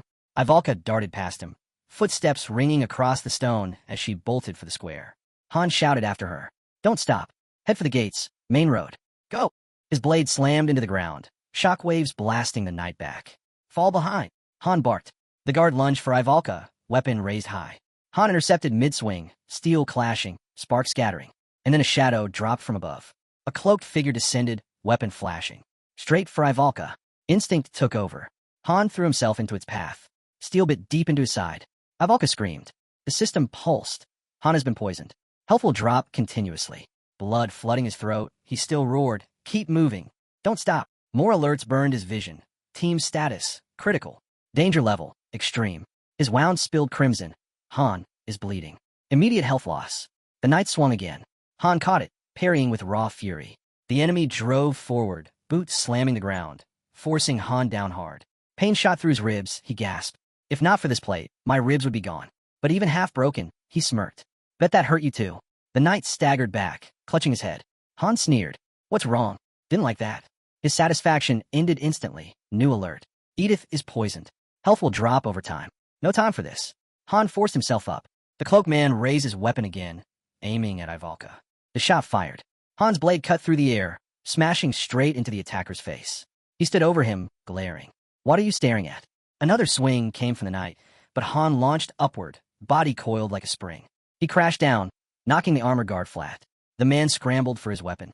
Han didn't flinch. Sword raised high. He brought it down with full force, steel on steel, the clash splitting the knight's armor wide open. His opponent's blade clattered to the floor with a heavy clang.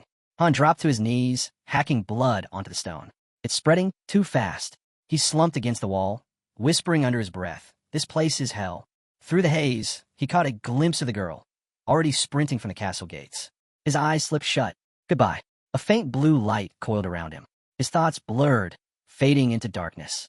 So tired. Out in the streets, chaos erupted. Guards cornered Jenna from every direction. Panic drove her feet. She bolted, desperate to survive. Ivalka staggered, clutching her head, overwhelmed. Han stirred, eyes flickering open. Jenna kept running, but the crown tipped, and she crashed to the ground. And then, a glowing blue aura erupted around her. The system lit up. Target has escaped the city. Best player, Han. Summary scrolled across his vision. Floor cleared. Jenna, Aaron, Ivalka, Edith. Reward, 100,000 gold plus iron ore. Light washed over the team. Jenna exhaled hard. I thought I was done for. You're the one who made me wear that ridiculous getup. Han, still slouched against the wall, managed a faint grin. Didn't like it? That's not the point, she snapped back. At least you knew they were after blood. Han shrugged. No one died, right? Another prompt appeared. Recording complete. Video saved. Save the gallery. Shareable with other players. Han nodded slowly. We made it. Floors cleared. A final message blinked. Exit game? Yes was selected. Edith smirked. I gave it everything. Without me, you be toast. Han met her gaze. You're not wrong. She waved it off. Just did what needed doing. I'm heading back to my squad anyway. Master's probably already picked my replacement. Han watched her leave. The bait, the layouts, the intel, none of this would have worked without her. MVP, without question. Jenna flopped back with a groan. Every time we play, you nearly get us killed. I swear, I need 10 hours of sleep just to repair my skin. Then she smirked. Relax. You weren't dead weight. You just attract the worst luck. Aaron turned slowly. Han stood right behind him. I'm sorry, Aaron said, voice low. This all happened because of me. Han didn't hesitate. I get it. Just don't screw up again. Next time, I'm not saving you. Aaron's tone hardened. There's no guarantee there won't be a next time. Han narrowed his eyes. What do you mean? Aaron didn't move. His jaw clenched. You're dragging me up this cursed tower. But no matter what I do, the gap between us keeps growing. Every day, a projection flickered into view. A girl's portrait appeared in the light. Aaron whispered her name. Ivalka. Off to the side, Jenna fired off a storm of arrows. Aaron repeated it again. Ivalka. Red particles swirled around Han. You're something else, Aaron muttered. Han frowned. What? Aaron shook his head. Forget it. Just rambling. Han studied him for a moment longer. This mission had been chaos, and Aaron was a big reason why. If he hadn't gone down, they wouldn't have had to take half the risks they did. Still, Han had made that choice. He'd jumped in to save him. Maybe that had been the real mistake. Acting without thinking. On paper, Aaron was level 14, same as the others. In reality, his stats were trash. While Han and Jenna gained 5 or 6 points each level, Aaron barely scraped by. His skills? Average at best. Nothing game-changing. And worse, he wasn't even using them properly. Han's gaze lingered on him. We're still holding it together, but the gap's only getting wider. Sooner or later, Aaron wouldn't just lag behind. He'd drag the whole team down. Low stats, poor execution, it didn't matter. The result would be the same. Dead weight. Han stepped through the portal. One thought stuck in his head. There isn't much time left. He wasn't keeping Aaron around out of pity. They'd just grown up together, that was all. But Han wasn't stupid. He wasn't going to carry someone who couldn't keep up. Leaves rustled in the breeze as he stared ahead. If Aaron couldn't stand on his own, he'd be left behind. That was the rule. That was always the rule. The camp came into view. A girl waved him down with a grin. Wait, you're not seriously feeding me just potatoes, right? I skipped training for this. Han stopped in front of her and gave a curt nod. Yeah, that's the deal. She gasped in mock betrayal. So, I've been lied to my whole life. For now, he said, train however you want. No strict routine. His eyes swept over the squad. It's only 3 days. Call a mini break. The master wasn't planning on throwing them into combat anytime soon. When she heard that, the girl smirked and asked what they were supposed to do in the meantime. Han kept it simple. I'll train until dinner. Then sleep. That's it. She tilted her head. Why push yourself that hard? Han didn't blink. Because no one else is going to do it for me. Weights strapped to his legs, he broke into a sprint, 10 kilos on each side. By now, running without them barely strained his stamina. His body had already hit peak human capacity. Must be the interference points, he thought. That's what I meant. Ever since he'd handed the manual over to Enning, the whole lobby had shifted. New recruits, low rankers, they all kicked in high gear. Training harder, grinding harder. Everyone knew cuts could come at any time. But it didn't last. The drive burned out quick. No pressure, no spark. Enning wasn't chasing synthesis profits anymore. And without that push, the fire just died. Han spat to the side and turned. So, what does the famous third group want with me? A smirk tugged at his mouth. I overheard something when I first got here. Walking alongside the girl, he spoke evenly. It didn't matter who anyone used to be, noble or nobody. Here, there was only one rule. Prove it. He stretched out his hand, remembering where those words first struck him. That moment had lit a fire inside him. Here, anything was possible, if you could prove yourself. He'd even grown to love battles that pushed him past his limits. But now he slowed, and for the first time in a long time, he hesitated. Eyes narrowing at the distance, Han spoke quietly. I hear fools laughing. Then there was Belkist. Second generation. Wild. Unpredictable. No one told him to train. He simply threw himself in head first. That hunger reminded Han of Eren. Except Belkist had the talent to back it up. The girl shut her eyes, and Han couldn't help thinking. Nereza once had that same fire. Belkist's grip tightened on his weapon. A mutter slipped out. He regretted not coming sooner. Everything here was so different from the lies they'd been fed. He dragged his tongue across the edge of his blade. If they'll let me, he said, voice low, I'd love to teach them a lesson. Han was asked if that was even allowed. Without turning, he said flatly, don't interfere. Belkist only grinned. I'll stop right before they die. He raised his sword, eyes glinting. Scary, isn't it? Then go on, forgive me. His voice dropped cold and steady. Tell me, wasn't everything you said a lie? Belkist wasn't here to talk. He was here to prove he belonged.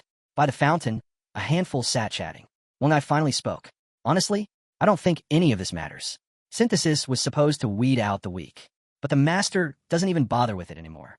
Han's jaw tightened. Let them talk. They'll find out soon enough. The guy shrugged, stood, and walked off. All right then. I'll be waiting. Han didn't move. Just watched. Up ahead, a massive structure loomed into view. A familiar thought surfaced. Synthesis isn't something to use lightly. It was a rule he'd written for himself, back when he built Niflheimer.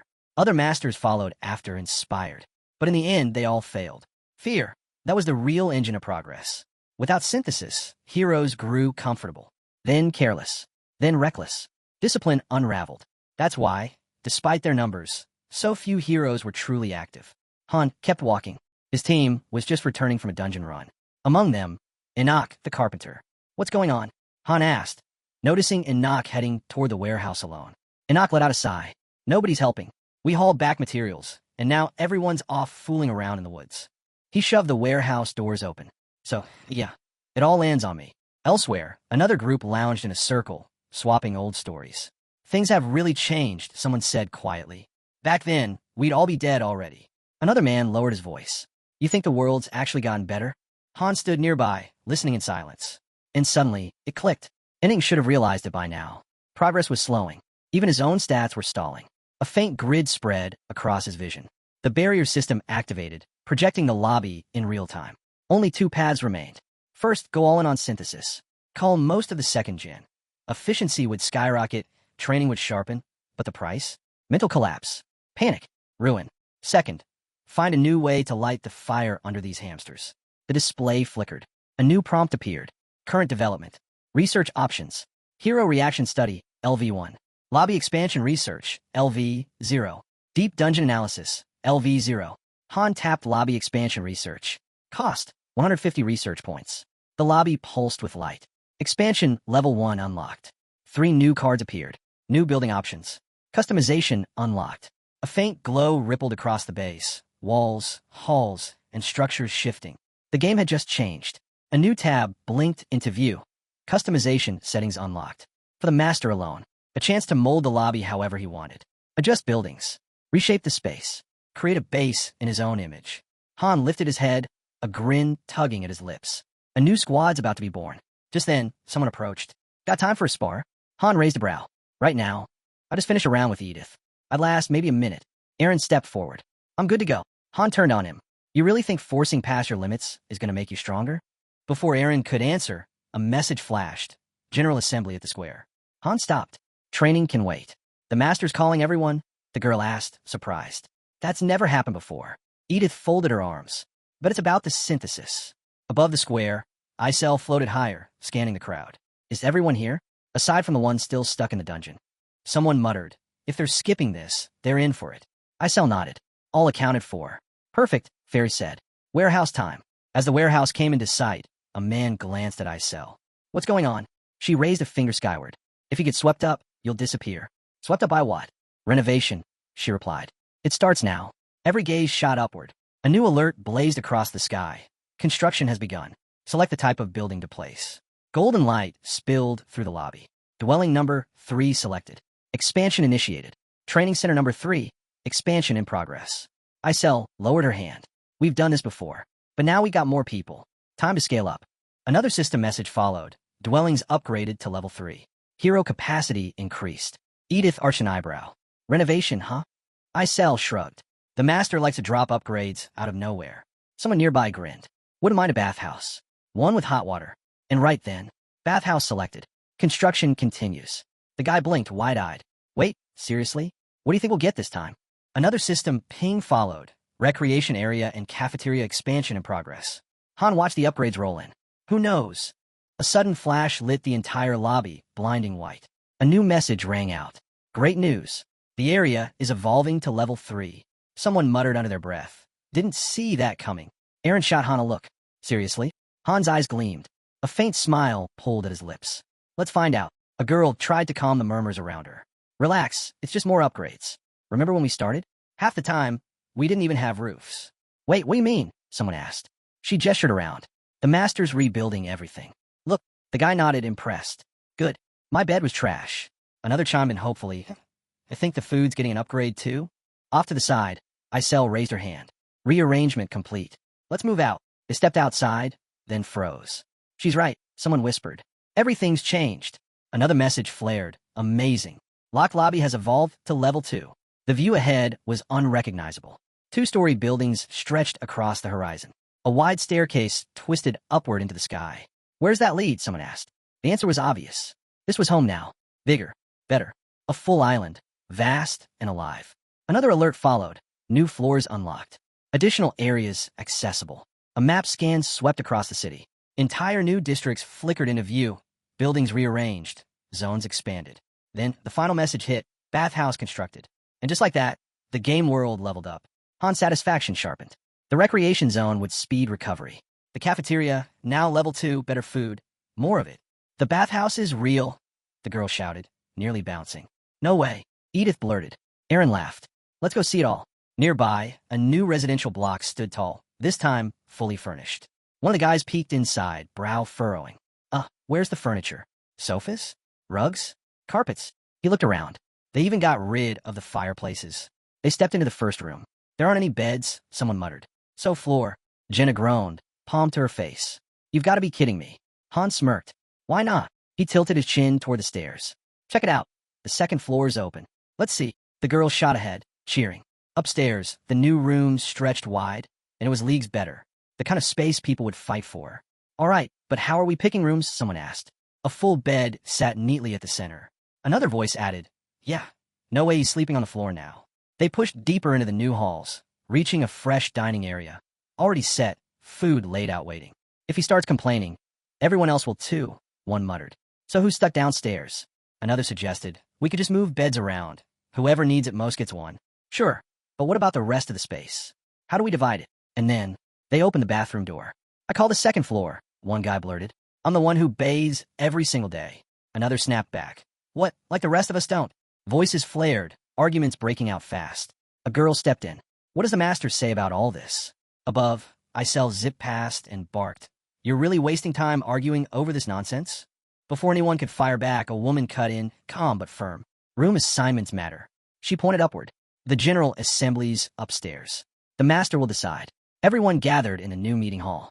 The system kicked in instantly, tables, chairs, even books shifting into place. A fairy flipped open a massive ledger and began reading.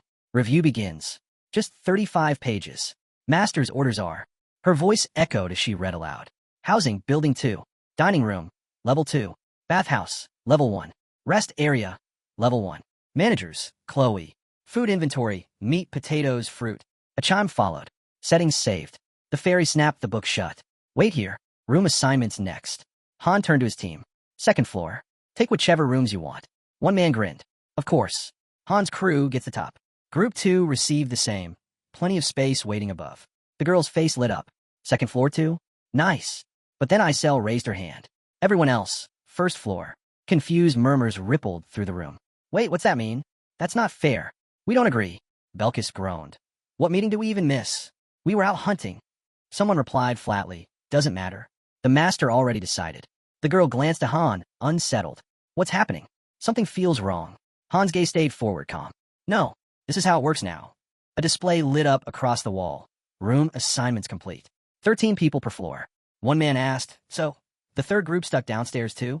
That set off the crowd. There's space upstairs. Why cram us below? Total waste. Until now, heroes had lived as equals. Effort or not, strong or weak, everyone got the same. But that era was gone. The fairy's jaw tightened as complaints mounted. She muttered, second floor can hold 30 easy. But when numbers grow, and synthesis is off the table, splitting them is the only way forward. Jenna raised a hand. Do we really have to divide like this? Isn't there another option? The reply came quick. It's simple. Nobles and peasants. Another girl waved her fan lazily. If the master wants total control, this is the cleanest cut. Honestly, I'm sick of how they act. This way's better. Someone echoed it. Nobles and peasants. Han's teeth clenched. That's wrong. She's up before dawn, trains non-stop, clears dungeons, joins every mission, and still finds time to help the rest. Jenna's smile was faint, but steady. More than half the meat you eat, she's the one hunting it. The protests only grew louder. What about us? The girl shot them a look, voice cutting through. You've done nothing. She's been carrying the weight alone. Simpleton, someone hissed back. Edith's eyes narrowed, a growl in her throat. So what now? Ranking instead of synthesis. Voices erupted all at once. How are we supposed to sleep without beds? My back's gonna snap in half. At first, customization had been harmless, a way to decorate the lobby. But the masters had learned fast. Heroes weren't just numbers on a screen. They had limits, habits, weaknesses. Inning's original model wasn't perfect, but it worked. Structure reduced the need for synthesis. Then Isel's fist clenched. Her voice dropped, trembling. They tricked me. Her hand slammed into the ground with a crack. The man beside her flinched as she screamed. Do they even realize what they're doing? A month ago, they should have been synthesized already. Her fury spilled over. They don't get it.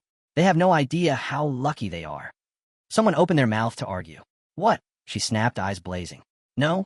You want to know what one of my nuclear strikes feels like? Silence. Cold. Heavy. The fairy's voice cut sharp and flat. Enough whining. We're moving on. As the group looked ahead, someone pointed. Wait, there's another floor back there. A girl blinked. That's the second floor? Yeah, came the answer. You're on food duty up there. A man raised his hand. Hold on.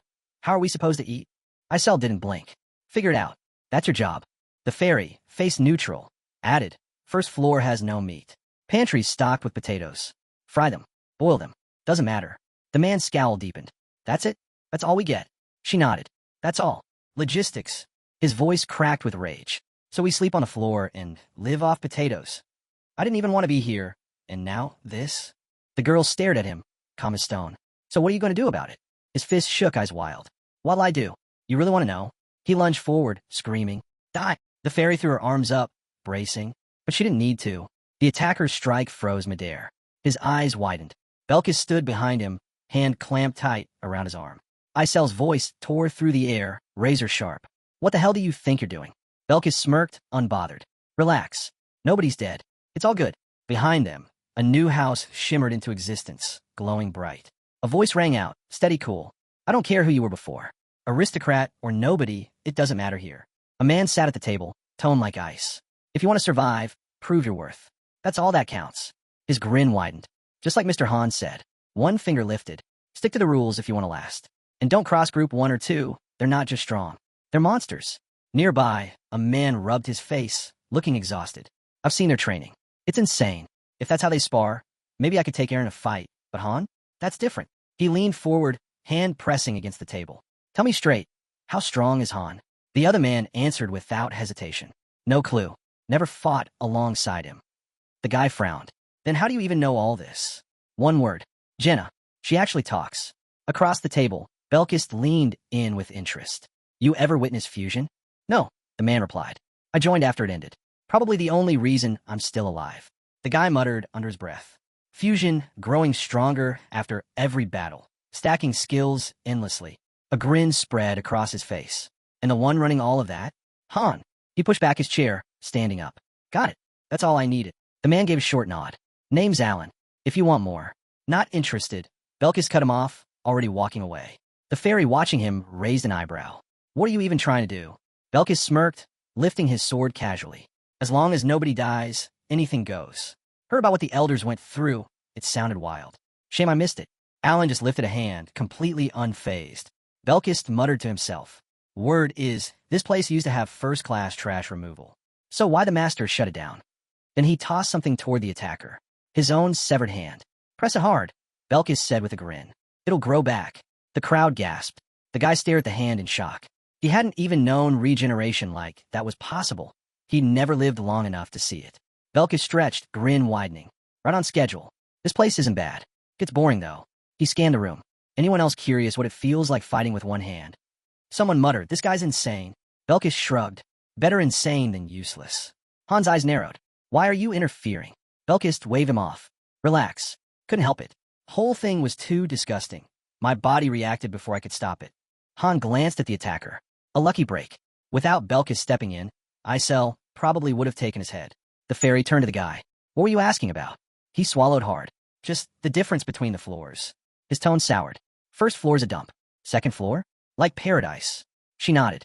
Yeah, our squad stuck on the first floor too. Belkis smirked. Not for long. Isel's jaw tightened. Let me put it simple. Out of 35 of us, only 13 made it to the second floor. The rest? Still crawling down below. When they entered the lobby, the rules became painfully clear. Second floor residents could go anywhere. First floor residents? Step out of line, and they'd be erased instantly. Isel's voice rang out. If you want to survive, you get stronger. No shortcuts. Look at him. Our AC. Try keeping up. Han suddenly reached out and grabbed her face mid-sentence. Isel didn't flinch. You all saw it on the 15th floor? Moves like his aren't for show. Han turned to the crowd. You want better treatment? Earn it. The master's watching. He stepped forward, voice calm but cutting. If he thinks you're ready, you'll earn your place on the second floor. A voice broke out from the crowd. This is insane. We were thrown in here without warning. Why should we live like this? Belkis tilted his head, puzzled. Han's fist tightened. That's enough. The boy laughed, sharp and cold. You think you're special? We had no choice either. If anything, we had it worse. Han looked to the girl at his side. Tell them. She gave a short nod. No food. One mistake, and you got fused. The man went pale. Now he understood. They hadn't trained for fun. They trained to survive. But what does that even mean? He whispered. Light flickered faintly around Han. You really want to know why they fight like that? Han's answer was steady. Because right now, we don't need scouts. We don't need gatherers. We need fighters. And only a handful of you will reach the second floor. Whispers rippled through the group. Half seemed resigned. The rest? Ready to explode. Han thought to himself. These people were soft. Used to comfort. Throwing them straight into this was bound to blow up. A smoother start, a free gotcha pull, maybe a small taste of reward, would have eased them in. Change never sits well with the comfortable. Suddenly, one man snapped. You expect us to fight while we're treated like dirt? This whole system's broken. We won't accept it. The boy grinned. You didn't fight when life was easy, either. A voice from the back shouted, yeah, preach. Another joined in. We're done being pushed around. The man's grin twisted wider. You think we haven't noticed? You're hiding something. Han's eyes narrowed. What are you talking about? The man glared straight at him. Tell us, how do we make the master change his mind? The fairy froze. He knew. Han had buried it deep, but somehow they'd figured it out. The monster couldn't touch them, and now the secret was out. The man turned to the others. Why fight? Why risk dying, just to crawl back to the same miserable life? A voice answered coldly. He's right. Hands shot up. Voices rose. We're not fighting. A system message blinked into view. Han has refused to participate. Group 4, inoperative. Group 5, inoperative. Han closed his eyes. 10 people refused. He opened them slowly, voice dropping low. Looks like they've forgotten their place. A system alert flashed. Mass strike initiated. Haynes has officially gone on strike. A sword hit the ground with a sharp clang.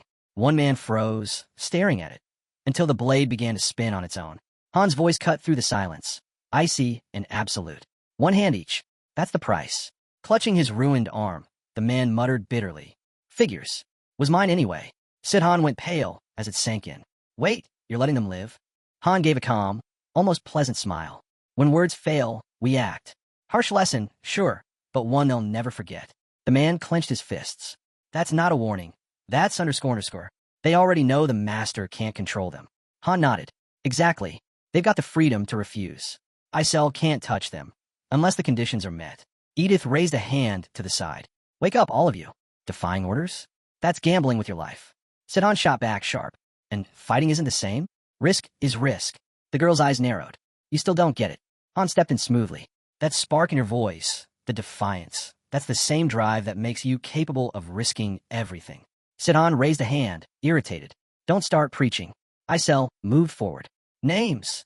A nearby door creaked open. A firm voice called from the other side. Move. Get through. Now. Belkis tilted his head, surprised.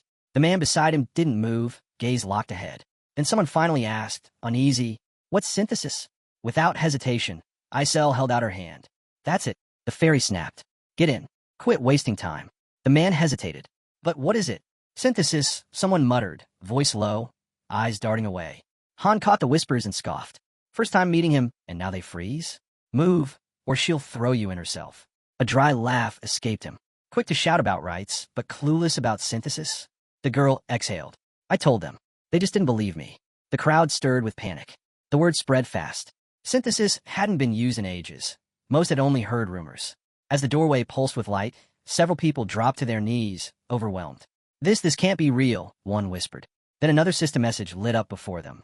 Synthesis initiation ready. Belkis' gaze shifted. Oh, him? Alan. Good seeing you again. Thanks for last time. Alan pressed a hand to his face, puzzled. Didn't he say I could ask something? Then his expression twisted into a grin. Forget it. Looks like I won't be getting answers now. His shout ripped through the air, just as the atmosphere warped. A building formed in an instant. Synthesis complete. In a burst of blinding light, two figures vanished. Belkis' level ticked upward. A new skill unlocked. As the group started down the stairs, someone gasped, overwhelmed by what they had just seen. It's unreal, but the awe faded quickly. It still wasn't enough. One man spotted the rewards nearby and turned to Han. Is that it? Will this do? Han shook his head. Not even close. We're far from done. The guy sighed. Figures. Shame, really. Nearby, another man sat frozen in fear as voices whispered about how incredible it all was, hoping they'd live long enough to see it again. Isel turned, ready to address the crowd. A man shouted out, insisting he'd been working the entire time. But someone corrected him. Not Alter. Walter. Hurry up. Walter snapped. His hand shot out, seizing the man by the collar. You lied. You swore nothing would go wrong. Then where are the other two? The man turned his face away, guilt heavy in his voice. I didn't know. I was tricked. I never thought it would end like this. Isel's voice cut through, cold as ice. It doesn't matter. A blinding light erupted around her. Screams tore through the room. She stood still, watching, a grim smile curling at her lips. System notice, synthesis complete. Oliver vanished. Then Walter, swallowed by the same merciless light. A card floated into view. Neriza. Her body shimmered, yellow particles swirling as her gaze locked forward. Suddenly, the man cried out. Wait, I take it back. I didn't mean it. Another message blinked. Group 4 ready for deployment. Isel began to call names. A voice cut in, desperate. Take me instead. It was my fault. Don't punish him. Jenna's reply was hollow. There's nothing we can do now. The man screamed, his voice breaking. I said I was sorry. Why didn't you stop? Han rested a hand against his face, silent. In his mind, the truth echoed. This wasn't for them. This was for everyone else watching. More names rang out. A fairy drifted around the trembling man. He refused to move. Anything but synthesis. Anything. But fear kept him rooted to the floor. He sank down, mumbling to himself. I have to do something. Han stepped forward. Then what? What now? The man clung to a rumor. There was a way to speak with the master. Maybe he could be reasoned with. But the cost. He'd have to cut off his own hand. The man froze. What? Say that again. Han's jaw tightened. If they hadn't worn those devices, none of this would have happened. A sharp breath. A trembling finger pointed to the side. Sithin's voice cracked. Are you insane? Han shrugged lightly. What's the problem? The man snapped back. That's insane. Not a finger, an entire hand. Grinding his teeth. You said you were ready to risk your life, didn't you? His hand trembled. Then let me do it. I can't. Han cut him off, sharp. You'd rather everyone die? The man's voice broke. That might be better. Han lowered his head. Every choice, every step had led to this moment. There was no turning back. No second thoughts. But deep down he knew. If someone truly had the resolve to do it, to cut off a limb just for a chance to survive, then maybe they deserve that chance. Still, it wasn't something anyone could just attempt. Others had tried. Most failed. It demanded raw strength, perfect control with a blade, precision down to the bone. Anything less, and you'd butcher yourself for nothing.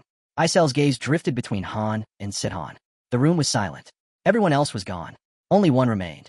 The building towered above them. The man trembled. What's going to happen to me? The answer came flat. Don't worry. It doesn't hurt. Sidhan lowered his gaze, whispering something too faint to catch. System notification. Synthesis complete. In a flash of radiant light, he was gone. Han's stat spiked. He barely reacted, muttering under his breath. Nothing special. A pause. Only 25 heroes left.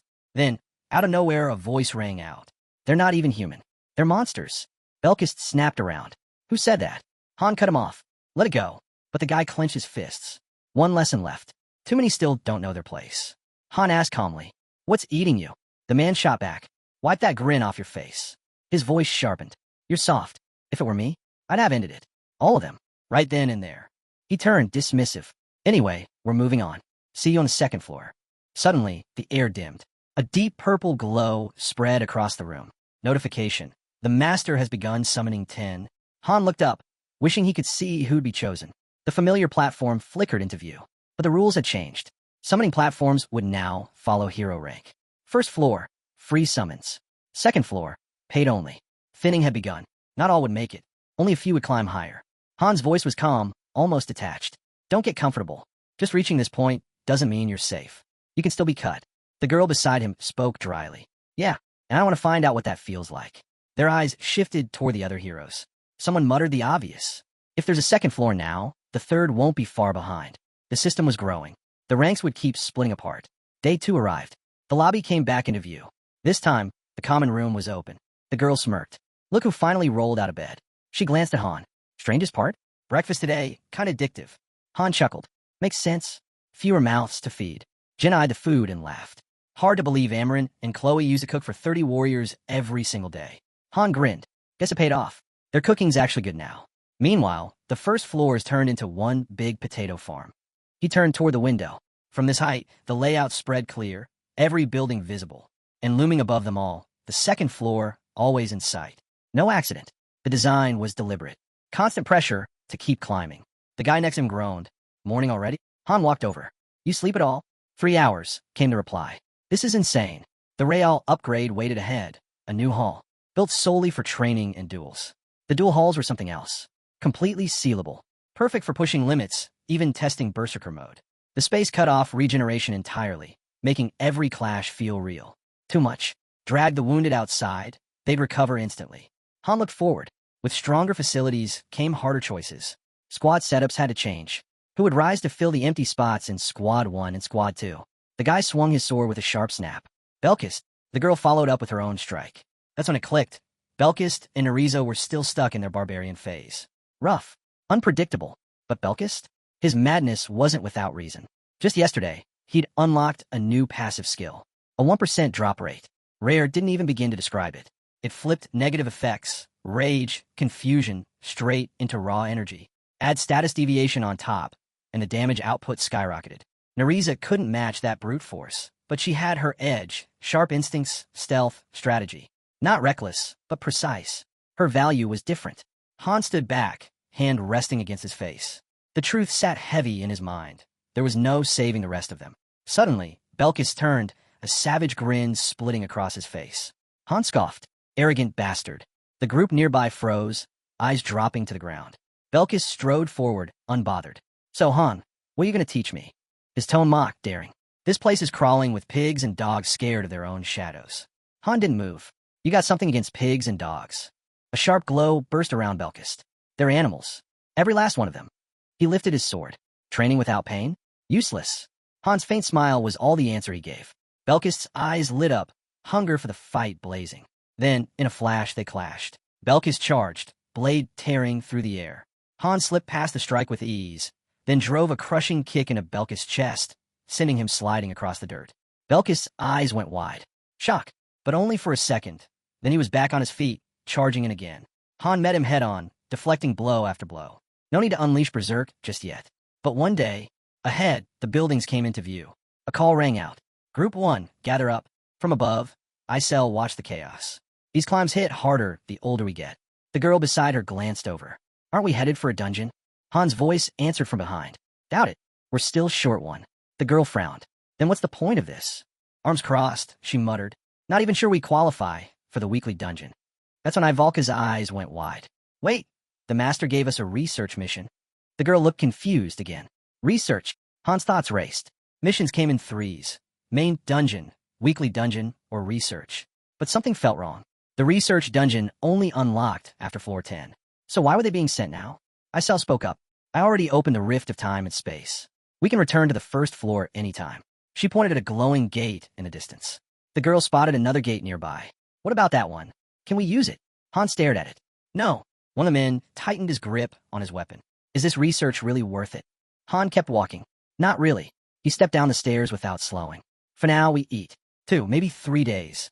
Then, with a glance toward the lobby, he added, and wait. It's not empty. The girl raised a brow. Why are we hanging around this long? You'll see, Han answered simply. She shot him a look. Wait, there's actually something you don't know. Before he could respond, a flood of system alerts flashed in the air. Recommendations to support heroes during research. A new goal appeared. Reward each hero with 3,000 gold. Han lifted 2 heavy bags. A gift from the master. 3 shares each. Jenna threw her arms up with a grin. Gold. Hold on to these, and we'll be loaded. Han cut in steady. Don't get too comfortable. Battles are still ahead. They stood before the research dungeon when another message lit the sky. Research initiated in Heim's zone. Time until return, 48 hours. A footnote followed. Longer stays possible if they dared to dig deeper. Rare materials could also be found with luck. As the dungeon shimmered to life, the girl muttered. Here we go. The scenery unfolded before them. Winding rivers, rolling hills, and a distant castle rising above it all. Someone whispered, Nelsa. Jenna's eyes snapped open. Wait, isn't this the same place as the 10th floor? Yeah, someone confirmed. But last time was wrecked. Fires everywhere, bodies everywhere. Ivalka pressed a hand to her face. Now it's spotless. Figures. Not even worth being surprised anymore. One of them turned to Han. So what now? Hunt. Han shook his head. No rush. We look around first. Research zones weren't like main or weekly dungeons. No set objectives. Sometimes nothing. Sometimes rare treasures. Scanning the area, Han wondered aloud. Think the NPCs can see us this time? A guard stepped forward, hand out. Entry permit. Han slipped him a coin. You charging me? The guard shrugged. Didn't say that. Han smirked. All right, I'll check the northern gate. The guard waved him on. Just don't cause trouble. Jenna clenched her teeth. These people are idiots. Han answered evenly. Gold's worth more to them than blood. Back before clearing the 10th floor, Nelsa had already been crumbling. Enemies had breached the castle walls. But here, no scars, no smoke, no battle. The silence was worse. A system ping followed. Group 1 is now exploring Heimer. Time remaining. 47 hours, 48 minutes, 22 seconds. So what? We just wander, the girl asked. Aaron cut in. What kind of info are we even supposed to gather? Han shrugged. Whatever feels right. Jenna blinked at him. The whole group turned to stare. Han nodded. Yeah, walk. Collect what you can. Relax. The master gave you money. Spend it. Eat something good. Breathe. Jenna gawked. You're actually serious? Ivalka leaned closer. We could just do what we want. Their faces lit up when Han confirmed it. Exactly. Have fun. I'll take care of the rest. One of the girls glanced away. I'm heading outside the city. Don't follow. I'm going far. Han smirked. Fine. But remember, you're still responsible for your own state. No breaks once we hit floor 20. Don't forget it. She grinned. So, I can really go? I want to see the ocean. Han nodded. Go. In 2 days, I'll teleport everyone back to the lobby. The guy muttered under his breath. Guess I started this. Jenna chimed in quickly. Then I'm tagging along. But Han shut her down immediately. He turned away, just as news reached him. His scheduled raid was being scrapped. They'll cancel it, he thought, uneasy. But why are there so many mercenaries here? His eyes landed on the notice board. One poster stood out. Her. A wanted notice, stacked with crimes. Heresy, demon summoning, slandering the imperial family, murder, arson, theft, assault.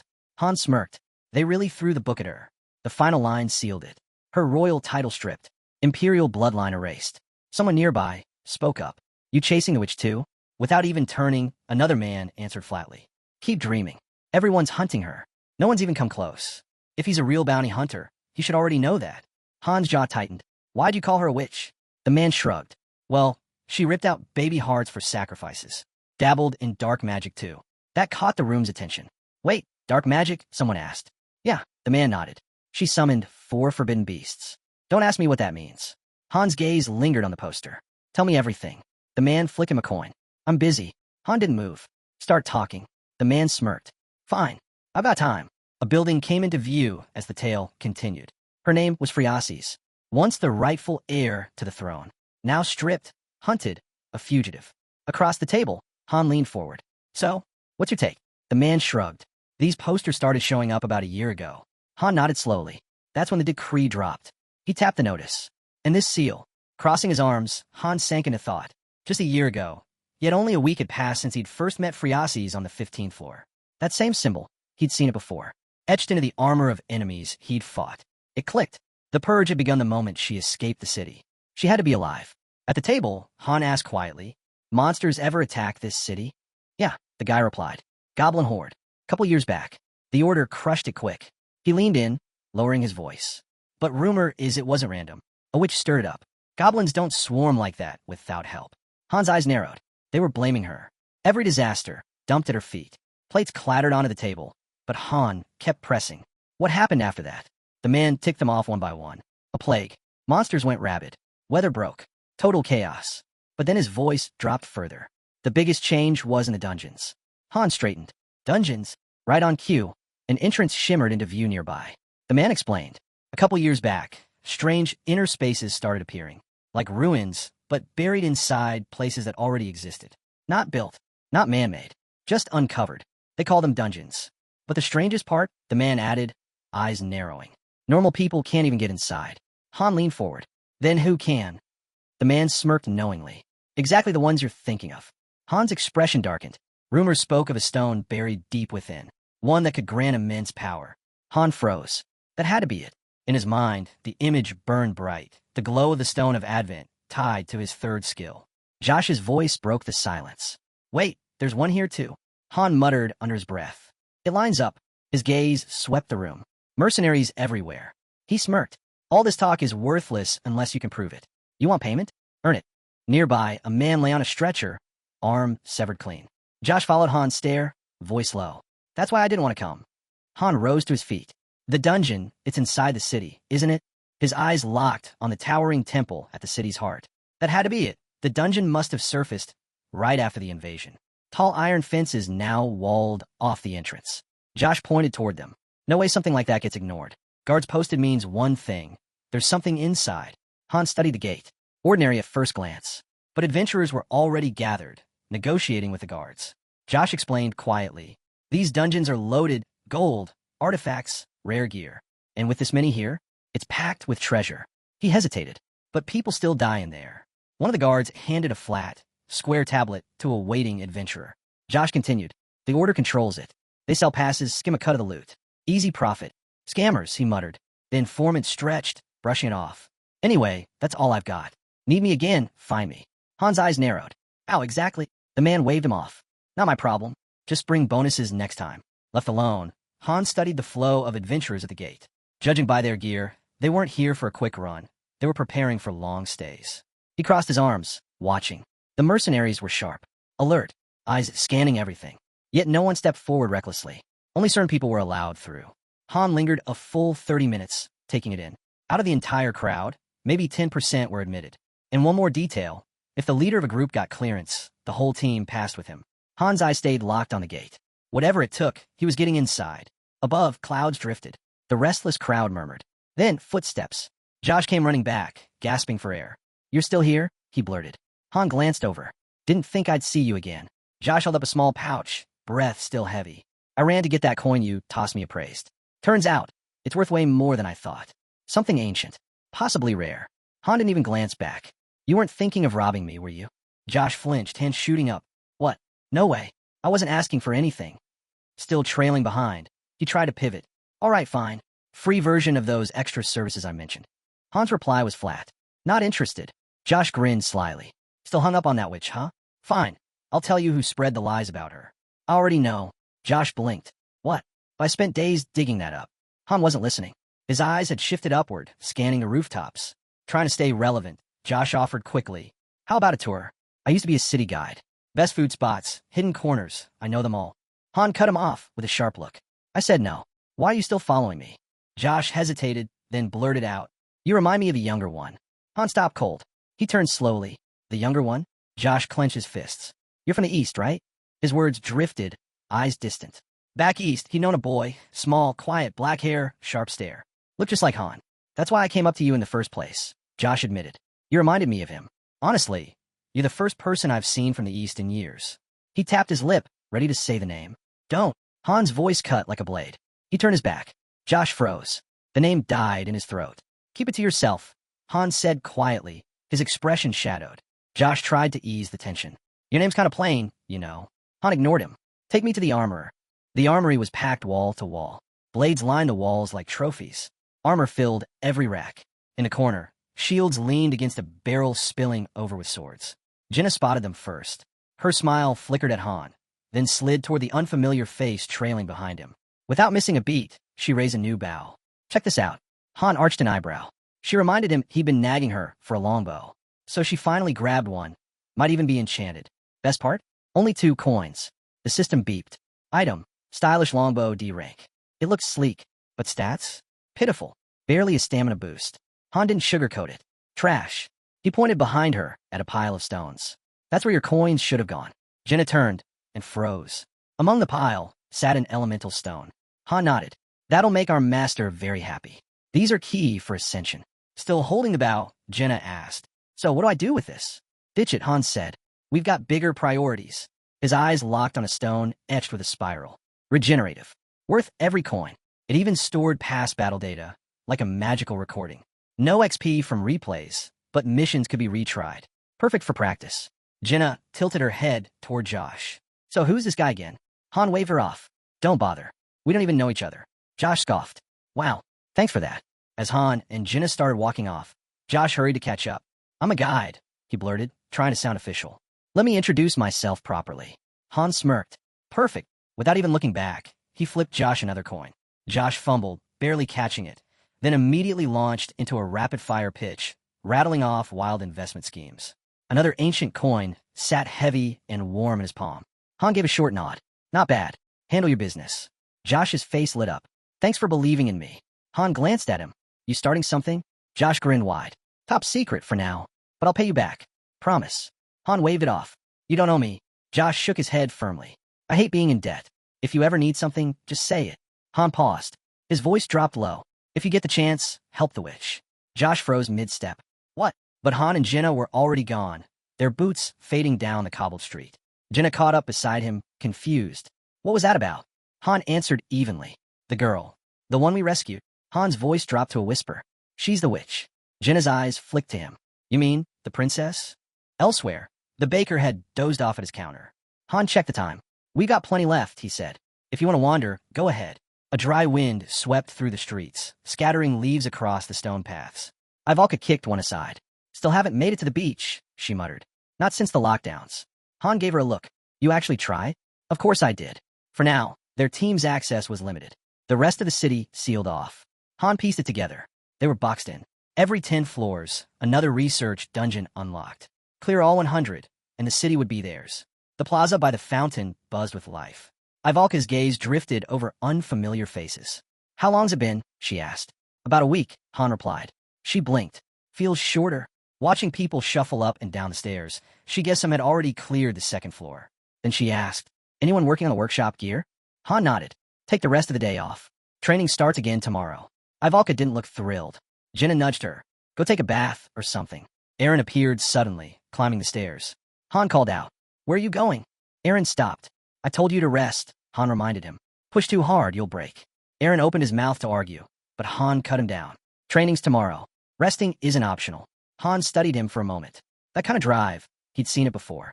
Back in Niflheimer. Spearmen who pushed and pushed, never backing down. Most of them never made it. Willpower alone wasn't enough. In his mind, Han pictured Aaron's spear abandoned in an empty field, left to rot in silence. If someone gave everything and still fell short, then they simply didn't have it. Find another way, or die trying. Night draped itself over the city, shadows stretching beneath the faint glow of the barrier above. From the training yard, steel clashed in sharp rhythm. Edith pressed hard. Usher stumbled, struggling to keep pace. Faster, Edith barked. I get it. Usher snapped, barely holding his guard. I'm just tense. Off to the side, Han stood still, arms folded. Jenna glanced at him, brow raised. She hadn't expected Group 2 to train this hard, and definitely not with live blades. Han stayed silent, eyes scanning the lineup. Something wrong? She asked. Daika is not here. Edith, Usher, and Roderick were present. But Daika, the one who'd been there from the start, was missing. Han could still picture him, a back turned, fading into memory. 2 new names lit up, Belkist and Neriza. System notice, removed from Group 3. Their cards appeared on screen. At the same time, the building nearby shifted, expanding outward. Another alert followed. Heroes are being relocated. A map flickered into view, showing updated floor plans and assigned quarters. Belkist's profile scrolled across the screen. Cafeteria, Level 2. Bathhouse and rest area, Level 1. Han looked up as the newcomer stepped in. Belkist strolled with his hands shoved in his pockets, eyes sweeping the space. Now this is something else, he said, clearly impressed. Way better than the first floor. Han slid his sword into its sheath. Time to resupply, he muttered. Jenna offered to escort the lottery picks, but Han shook his head. His gaze stayed fixed on Belkist and Neriza. It was obvious. The master wasn't interested in swelling the numbers. He wanted one elite unit. Arms crossed, Han finally turned to face them. His mind flicked back to Daika, left behind, stuck on the first floor. The truth weighed heavy. Daika hadn't been able to take a life when it counted. Nearby, Edith stiffened jaw tight.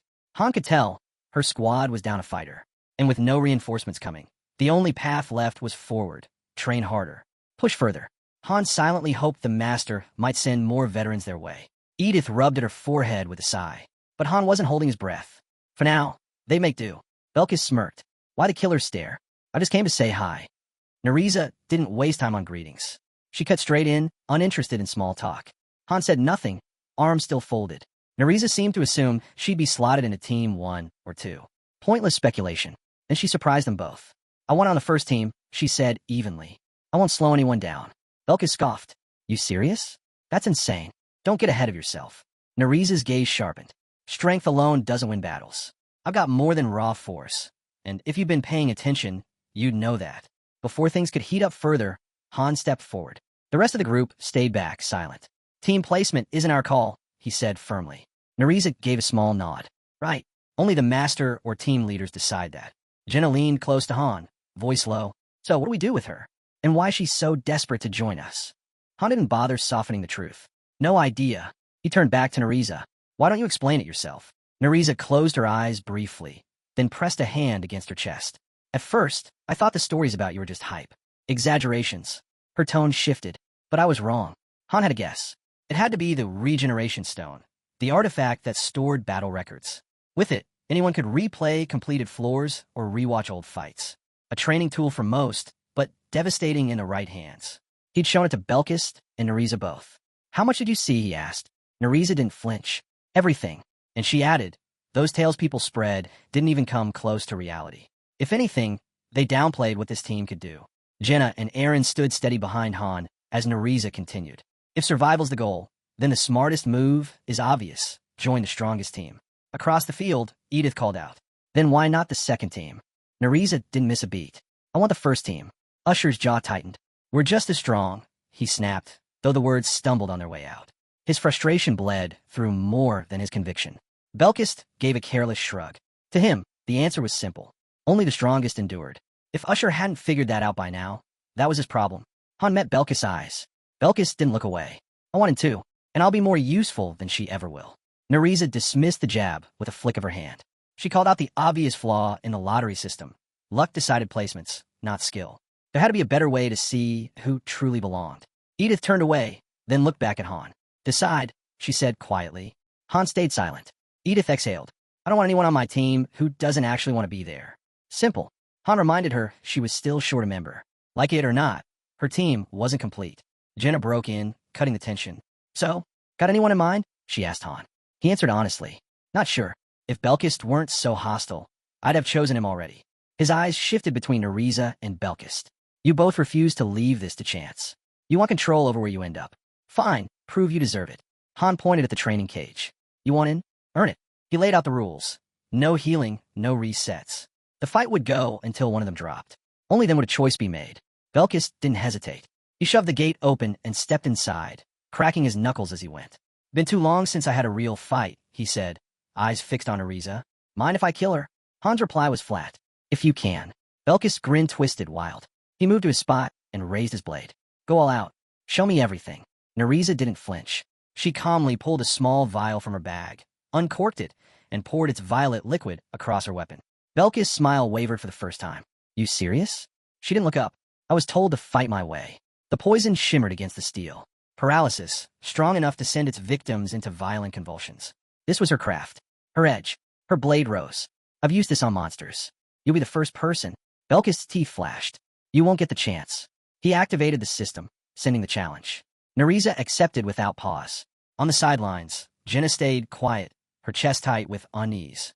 The tension in the air was razor sharp. Someone might not walk away. Han had the same thought. The system asked for confirmation. Han gave a single nod. The match began. Belkis exploded forward, faster than most could follow. Nereza met him head-on, striking in tight, quick bursts, but Belkis slipped through every angle, countering hard, driving her back step by step. His grin widened with each exchange, predator closing on prey. Han and Jenna kept their eyes locked on the fight. Even Usher froze where he stood, stunned. His eyes widened. This wasn't the Belkis he remembered. Was he holding back before? Edith muttered. Han gave a quiet command to Jenna and Aaron. Watch carefully. You'll learn something from this. Belkis pushed harder, clearly enjoying himself. Both of them wielded level 4 weapon skills, same as Usher, but the difference in mastery was undeniable. Belkis' blade smashed into the wall, missing Nereza by inches. She countered instantly. Her strike aimed for his ribs, but he dipped low and dodged like it was nothing. At the arena's edge, Ivalka appeared, silent as a shadow. She studied the fight, her voice calm but intrigued. Not bad, especially with their levels and gear. Han didn't look away. Weren't you supposed to be doing research? Inside the cage, Belkis' relentless grin never faded. He pressed forward, blade flashing. Ivalka idly flipped a knife in one hand, watching as the air thickened with each clash. Then Belkis stiffened. A twitch of recognition, too late. Nereza's knife cut through. The blade sliced the air. Belkis dodged, but not cleanly. Her knife grazed his cheek. A system alert blinked to life, bleeding. His health began ticking down. Nereza's voice cut through the cage. Poison. Paralysis. In a few seconds, your body won't even listen to you. Her calm edge made it sound final. Maybe too final. In that same instant, Belkis drove his sword straight into her stomach. Her breath caught. She'd been too focused on the setup, blind to the gap it left. Belkis followed through, slamming the hilt of his weapon against her ribs. She crashed against the cage wall, crumpling pale and trembling. Belkis wiped blood from his cheek, glaring down at her. Your own poison's what's tearing you apart. That's on you. You lose. He turned to Han. You saw it. Any objections? Han's expression didn't change. It was a solid fight. Belkis squared his shoulders. Then, give the verdict. Han's jaw tightened. I already have. On the floor, Nereza let a faint smile slip. She's in the first group, Han said. Belkis' face twisted. What? Aaron blinked, stunned. Jenna smirked. She's sharp. Usher's confusion was obvious. Edith stayed silent, eyes narrowed, thinking it through. Han studied the group. He figured only Jenna, Edith, and Roderick had caught the truth. Nereza hadn't lost at all. She'd staged the stumble, played the part of being overwhelmed, just enough to make Belkis drop his guard. Han knew at the moment her blade nicked his cheek. That poison strike was her win condition. Everything else, her flashy dual-knife assault, her calculated retreats, it was all just bait for that single trap. Most of them had been caught up in the spectacle. Han had seen the strategy. Belkis, still burning with frustration, barked for a rematch. Han's eyes narrowed. Run it 100 times. The result's the same. She's in. Belkis' fists clenched, rage bubbling close to the surface. Why? Han's mind went back to the battles that defined their survival. Sword, spear, magic, arrow. Each roll sharpened by trust, each move linked into the next. That was what made them unbreakable. Nereza wiped blood from her lip as Han answered. We need someone who adapts fast. Someone who can flip a fight when it matters most. He looked through the fence. Belkis' head dipped slightly. He thought maybe he could bend here, let slide. But now he knew he couldn't. Not on this. Deep down, he still believed that without Nereza's tricks, he would have ended her inside 5 minutes. Han folded his arms. You've got skill, he said evenly, but not a place on this team. Then fight me. 1 minute. If you're still standing, I'll walk away. Han didn't blink. The lack of reaction caught Belkis off guard. Instead, Han turned toward Aaron. Let's move on. Time to settle the last member. As if on cue, Ivalka stepped closer. Han shifted the discussion, explaining what mattered in their group's formation. Swordsmen and spearmen weren't about brute strength alone. It was synergy. Positioning. Knowing how every roll locked into the hole. Belkis gave a slow nod. All right, fair enough. But then his eyes shifted to Aaron. His tone flattened. Doesn't change the fact you're not pulling your weight as a spearman. Aaron stayed silent. The victor of the earlier duel just stood still, gaze fixed on the first team. Belkis locked onto him like a predator. Honestly, he continued, I don't know why they keep you around. You're dragging them down. The air snapped when Jenna's voice cut in. Enough. Aaron's doing just fine. Belkis didn't blink. You, of all people, should know better. Pretending failure isn't failure only makes it worse. Jenna froze. Words caught in her throat, and nothing came out. Han's voice cut cold across the field. That's enough. All of you. Belkis gave a thin smile, but didn't push further. Han let out a quiet sigh. His next words stung more than Belkis's. Maybe we don't need a spearman. With the right swordsman, we might still make it work. Jenna's eyes widened in disbelief. Belkis stepped out of the cage, casually patching himself up. Han approached him. You really think you'd add more to this team than Aaron? Even if you're stronger? Belkis didn't hesitate. Wouldn't have said it otherwise. Then he turned and leveled his blade at Aaron. A challenge. The entire field fell silent. Jenna stood frozen. Narise's eyes narrowed, though she kept her thoughts to herself. Han's tone hardened. You sure about this? He reminded Belkis. Aaron had been with them far longer. But if Belkis wanted to prove it this way, fine. He'd consider it. Belkis' reply was steady. If I lose, I go to the second team. No complaints. Aaron still hadn't said a word. Han's gaze shifted. You don't have to do this. Aaron lifted his eyes to the sky, quiet as ever. Han could feel it. The weight Aaron had been carrying, burning himself out just to keep pace. Maybe this was too much. But then Aaron's hand tightened around his spear. Han watched him closely. He still believed in him. Years of fighting side by side didn't vanish just because he'd stumbled. He wasn't finished yet. Aaron straightened, shoulders square. I'll do it. Han's chest eased. That was the spark he'd been waiting for. Belkis smiled faintly. Finally, it was happening. The system lit up. Challenge accepted. Aaron stepped into the cage. Han's voice carried across the field. Only one of you stays in the first group. Both men nodded. No turning back. The gate slammed shut. The system awaited Han's final confirmation. Inside, Aaron spun his spear, hand steady. Belkis flipped his blade in a clean arc. Their eyes locked, brimming with confidence. Han gave a nod. The match began. Jenna's chest tightened instantly. Deep down, she hadn't believed Aaron would actually agree, not after Han gave him the choice. But Han meant what he said. This fight was Aaron's decision. Belkis moved first, charging in without a shred of hesitation. Jenna's chest tightened. She knew what this meant. Belkis wasn't just reckless, he was lethal. If Aaron lost, she refused to finish the thought. The clash came hard and fast. Aaron met the charge head-on, his spear hammering against Belkis' guard with a solid impact. Han's eyes narrowed. If Aaron stuck to their drills, he had shot. So far, they were evenly matched, both wielding level 4 techniques. Belkis had the edge with his passive buffs. But Aaron had something greater. Experience. Belkis lunged again, blade flashing. Aaron caught the strike, twisted smoothly, and slammed the butt of his spear under Belkis' chin. Belkis staggered back, pain flashing before his smirk returned. Faster than I expected. Aaron said nothing. He shifted low, spear angled steady, stance firm. On the sidelines, Usher clenched his fists, silently rooting for him. He wanted to see Belkis knock down a peg. Aaron advanced with purpose. This wasn't wild brawling.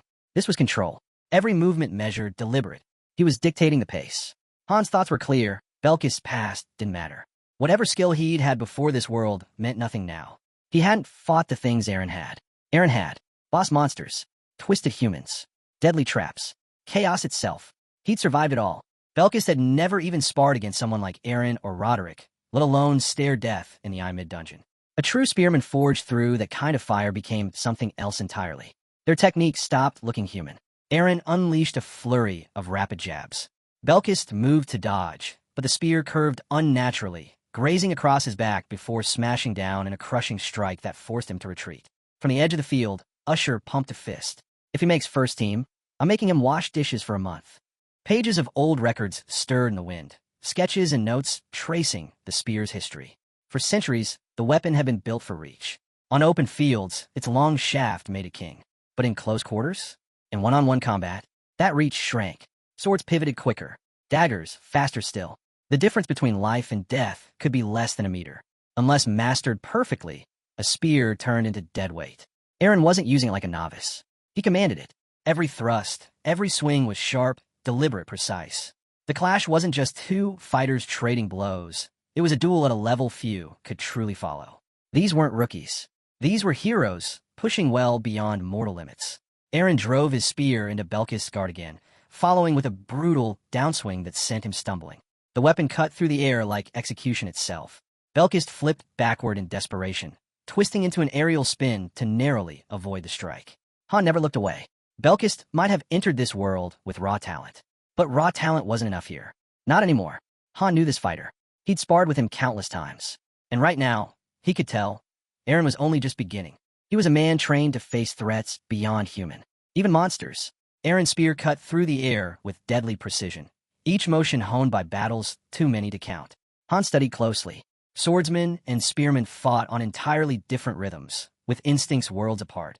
And right now, Aaron was executing his role nearly flawlessly. But Jinna's silence said otherwise. Her brows tightened. Aaron looked sharp, but something wasn't right. Ivalka leaned in. What's got you muttering? Jinna didn't look away. If it keeps going like this, Aaron wins easily. And then it happened. Belkist slid along the spear shaft in a flash, collapsing the distance in an instant, grin stretched wide. Look again, Jenna whispered. The fight's tempo shifted. Aaron's clean, controlled strikes, the very rhythm that made him look untouchable, suddenly weren't landing the same way. Ivalka narrowed her eyes, then nodded slowly. You're right. Across the field, Edith folded her arms. She felt it too. Belkist was adapting. With a heavy step, Belkist hit the ground and scoffed. This is getting boring. Aaron steadied his grip, jaw tight, eyes locked forward. Han saw it as well. Aaron's technique was flawless, but too flawless. Too rigid. No unpredictability. A rhythm like that became predictable. And Belkist thrived on predictable. He'd already dismantled Narise's style in minutes. His instincts were sharper than steel. If this pace continued, Han knew it, Belkist could evolve into something resembling the spiritual eye. The swordsman pressed forward, crowding Aaron's space. Is this really all you've got? He growled. Sweat rolled down Aaron's chin. I'm not playing games. They broke apart, steel clashing one last time before Belkist slid back toward the edge of the cage. His eyes narrowed. Then why aren't you going all in? What are you saving it for? Aaron said nothing, jaw set, face shadowed with strain. Belkist's voice cut sharper. They say the first team trains like killers. This doesn't look like that to me. Aaron's grip tightened, but he still held back. And when Belkist pressed harder, asking why he kept dodging the vital points, why he refused to strike to kill, something inside Aaron cracked. Han's voice tore through the arena. Aaron. The spearman froze, startled. Han's eyes burned. When did you start worrying about killing your opponent? He stepped forward, every word like a blade. You're strong now. Too strong to be holding back. Stop hesitating. Fight for real. Han wasn't just urging him. He was daring him. Belkist's crooked grin returned, like he'd been waiting for that exact command. Aaron's gaze dropped for a moment. Then he gave a single nod. His spear spun in his hands, scraping against the floor. If you die, he said coldly, don't blame me. Belkist sank into his stance, blade poised forward. Finally, let's finish this. The air turned heavy as both fighters locked into position. Then they moved. Aaron surged ahead. Belkist charged to meet him. The spear's tip sliced the air, brushing Belkist's nose by a hair. Aaron didn't relent. He unleashed a whirlwind of strikes, each faster, each heavier, the pace building like a storm. Belkist gritted his teeth, steel sparking as he parried blow after blow. And then it came, one opening. Aaron lunged.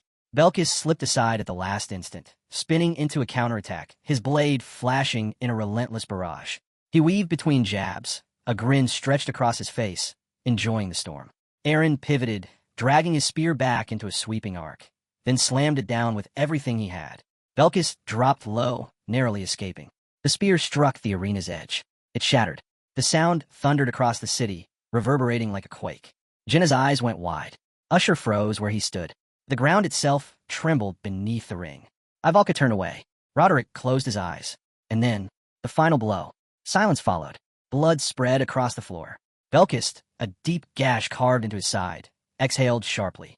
All this blood's making me sick, he muttered. Across from him, Aaron fell to his knees. Belkist raised his blade and claimed it. Victory. Usher's jaw dropped, fury rising. Aaron had him. He was certain of it. You cheated, he snapped. There's no way that was clean. Belkist blinked, unfazed. What are you even talking about? Usher stepped forward, shouting louder. Don't act dumb. You rigged it somehow. Before it could boil over, Roderick pulled him back. The system's verdict came down, Belkist, victory. Ivalka frowned. The result felt wrong. To her, Aaron had the match won. Jinna shook her head, tense. He fought hard, but it came down to one strike. Han finally spoke, voice low, unshaken. You're right. His eyes stayed locked on Belkist's back as the swordsman walked away. There was something about him, something beyond technique. From the very start, Belkist had been studying Eren. His rhythm, his timing, every motion.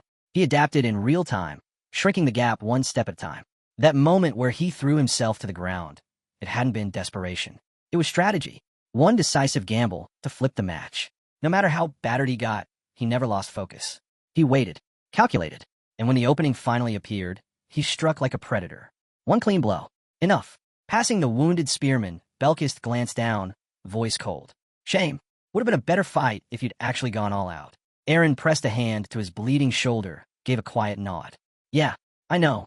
Off to the side, Nariza folded her arms. Her look said everything. She wasn't impressed.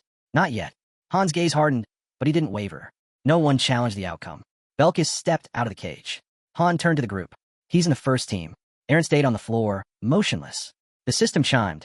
Team update proposed. Han looked at the prompt. New first group. Han, Jenna, Ivalka, Nariza, Belkist. The system's prompt appeared. Confirm Eren's removal? Han answered without pause. Yes. Eren lowered his head, the weight pressing down like stone. Han didn't soften it. You didn't lose because you lacked strength. You lost because you held back. And you know it. Usher's fists clenched. He was doing it for us. He was protecting the team. Han's reply cut like steel. This isn't about sparing feelings. We're not here to be friends. Usher had no answer. His jaw tightened, but nothing came out. Han stepped forward, his gaze sweeping over each of them. This is survival. If you don't understand that, you'll die. Jenna started to speak, but Han shut it down with a hand. Enough. Rest. We're done today. The group slowly drifted out, leaving Eren behind, alone in the ring. The system confirmed it. Nariza and Belkist, officially first group members. Belkist's lips curled into a grin, satisfaction clear. Nariza glanced around, calm as ever. Well, she said, I'm looking forward to seeing what this team can really do. Han faced a new lineup, eyes sharp. One thing still nagged at him. Did you really think being in Group 1 makes things easier? He didn't wait for their response. It's the opposite. You'll get the missions no one else touches. The worst of it. Belkist's grin only grew wider. That's exactly why I wanted in. I came here to get stronger. As the others drifted off, Han turned toward the lone figure still standing in the cage. Eren hadn't moved. Sitting there won't change anything, Han said, blunt as ever. Eren's reply came low, steady. I don't want to leave. Han was halfway up the stairs when he glanced back. It's not complicated, Eren said, his voice carrying. I got weaker. Han pressed. Then why didn't you go for Belkist's weak points? Eren rose slowly to his feet. You had the lead, Han continued. And you gave it back. Why? Eren hesitated, then admitted quietly. We weren't supposed to kill each other. Han froze, staring down at him. Since when did that matter to you? This wasn't the Eren he knew. Not the one he'd trained beside for years. Eren lowered his head. There was one moment, just one, where I thought Belkist might actually beat me. He let out a long breath. I've never thought of myself as gifted. Not like the others. In the thick of battle, he believed he could win. But buried beneath that confidence was a darker realization. If he failed, Belkist wouldn't just win. He'd come back stronger, wilder, unstoppable. Eren's face tightened. He burned brighter than me, he admitted. And I didn't have the right to put that out. His eyes drifted toward Nariza and Belkist. The truth sank deep. All those years of training, the discipline, the grind, none of it mattered. Not when it all came down to talent. Han didn't flinch. So that's it. That's why you handed him the win. Eren's voice cracked. I couldn't bring myself to hurt someone who might be more valuable than me. His gaze drifted distant. I've been stuck. I look at you, at Jenna, and I don't see that in myself. I feel frozen. Like I haven't moved in forever. Han tilted his head slightly. The cracks were showing. Then, almost casually, he said something unexpected. There's an instructor slot open. Eren's eyes widened. Han looked off toward the distance. The first floor is for training recruits. It's safe. Steady. Someone like Eren, or even Daika, could thrive there. Instructors don't fight on the front lines, Han explained. They teach. Pass on what they know. Normally, dozens competed for one spot. But Han didn't hesitate. I'll put your name forward, he said. You and Daika. Eren stood frozen, his shadow stretching across the blood-stained floor. Han pressed. So what's stopping you? What do you really want? The truth was simple. Eren didn't crave power like Belkist. He just wanted to go home. He looked at Han, opened his mouth, but nothing came. Instead, he walked past him, then stopped and finally said it. I'll do it. I'll take the role. Han scoffed. Stupid decision. Eren turned, puzzled. Don't take it out of guilt, Han said flatly. Not if your heart's not in it. He paused, his voice softening just slightly. There was another spearman I knew. Not much talent. Barely made second rank. Han's eyes cut into him. You really want to get stronger? Aaron froze. A flicker of fear crossed his face. Han turned away. To him, that silence was the answer. But then Aaron dropped to his knees, the dam finally breaking. I don't want to be this weak anymore. Tears welled, his voice shaking, not from pride, but from pain. I want strength, not to prove myself, but because I'm tired of feeling like a failure. I'm tired of being afraid of myself. He bowed low, fist tight. But one thought still haunted him. What if he was never meant to reach that kind of strength? Han walked back quietly. He knelt, said something only Aaron could hear, and with one hand, gently wiped the tears from his face. It steadied him. When Aaron's breath finally calmed, Han rose and turned to the others. Everyone hold tight. He gestured toward a section behind the arena wall. Symbols lit up faintly as a hidden gate revealed itself. When the time comes, Han said, we'll go through. Aaron blinked. Where does it lead? Han gave a small, knowing smile. A place called Niflheimer. It's different. The field went silent. Jenna stepped forward, hand outstretched, her smile warm. I'm Jenna. Nice to meet you both. Nereza and Belkis didn't answer. Their eyes shifted away, still guarded. Han caught the look on their faces. There were basics every newcomer needed drilled in, and now was the time. He broke the silence. Our team's fighting inside fire. Belkis and Nereza had probably seen it through the Regeneration Stone's replays, but watching and living it were two very different things. You'll need fire resistance, Han said. Fast. Nereza clasped her hands behind her back. So you're talking about learning the resistance skill? Han nodded. Exactly. Non-negotiable. Any idea how? Belkis was first to answer, his tone skeptical. You just grab the flames, right? Han chuckled. Sounds stupid, yeah? But it works. Belkis crossed his arms, smirking. 4 days. I'll master it. He glanced at Nereza, expecting her to flinch. She didn't. Then I'll do it in 3, she said flatly. Han smirked, turning to Jenna. You'll be covering Aaron's role now. She blinked. With a bow? How's that supposed to work? Han shifted to Belkis. You and I are short range. No solo acts. Stay close. If you push too far ahead, we can't cover you. Belkis' grin returned. Got it. Then Han's gaze moved to Nereza. She was versatile, quick with blades, deadly with daggers, comfortable with tools. She had stealth, speed, sharp instincts. And poison, her signature weapon. Han studied her. Before this place, she'd been an assassin. Nereza gave a small nod. I did work like that. Han frowned. Then a standard role won't suit you. She didn't fit one slot. She could shift across positions. Unpredictable, but valuable.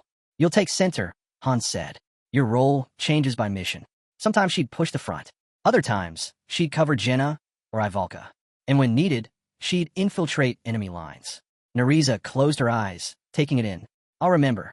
One more thing, Han added. When I call for it, your scout. Intel comes from you. His eyes stayed fixed on her. He'd seen her type before. People who knew how to say the right words, but didn't always mean them. If her loyalty wavered, she'd be dangerous. And something else gnawed at him. Han suspected her time on the first floor had left her with habits that wouldn't work here. Just then, Ivalka stepped forward, pointing to herself. What about me? What's my role? Han looked her over. Focus on running. You know the sandbag drills. She frowned, disappointed, and walked off without a word. Nearby, Edith exhaled, weary. She was still down a member. Han crossed his arms. We'll probably always be understaffed. The Master's not rolling a gotcha summon to save us. Then he added something unexpected.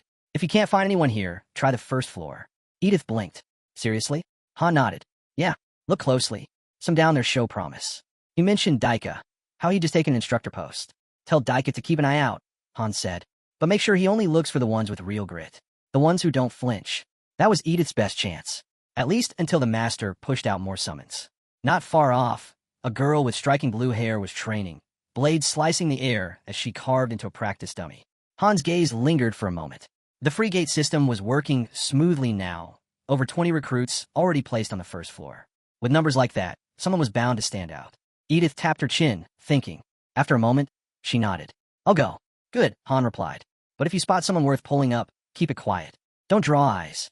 Edith tilted her head. You mean bullying?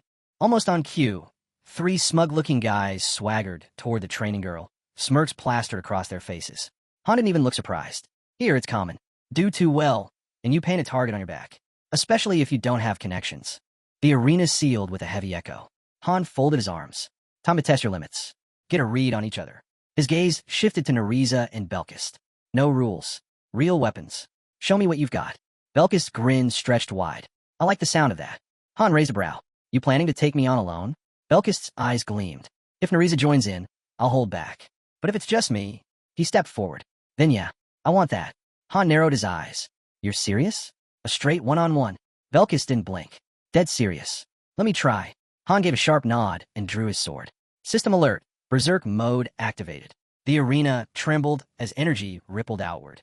Not long ago, Chloe had told him something unsettling. 3 members from the third group had challenged Belkist after his last defeat. The result was brutal. Arms crushed, legs shattered. Not one of them landed a clean strike. Now those same men wandered the first floor, bullying second-tier hopefuls. And while the new recruits could handle them, Han knew the truth. None of them were ready for what was coming. Belkist struck first, his blade cutting fast through the air. But mid-swing, hesitation. A flaw. Han saw it instantly. With one precise strike, he batted Belkist's weapon clean out of his hands.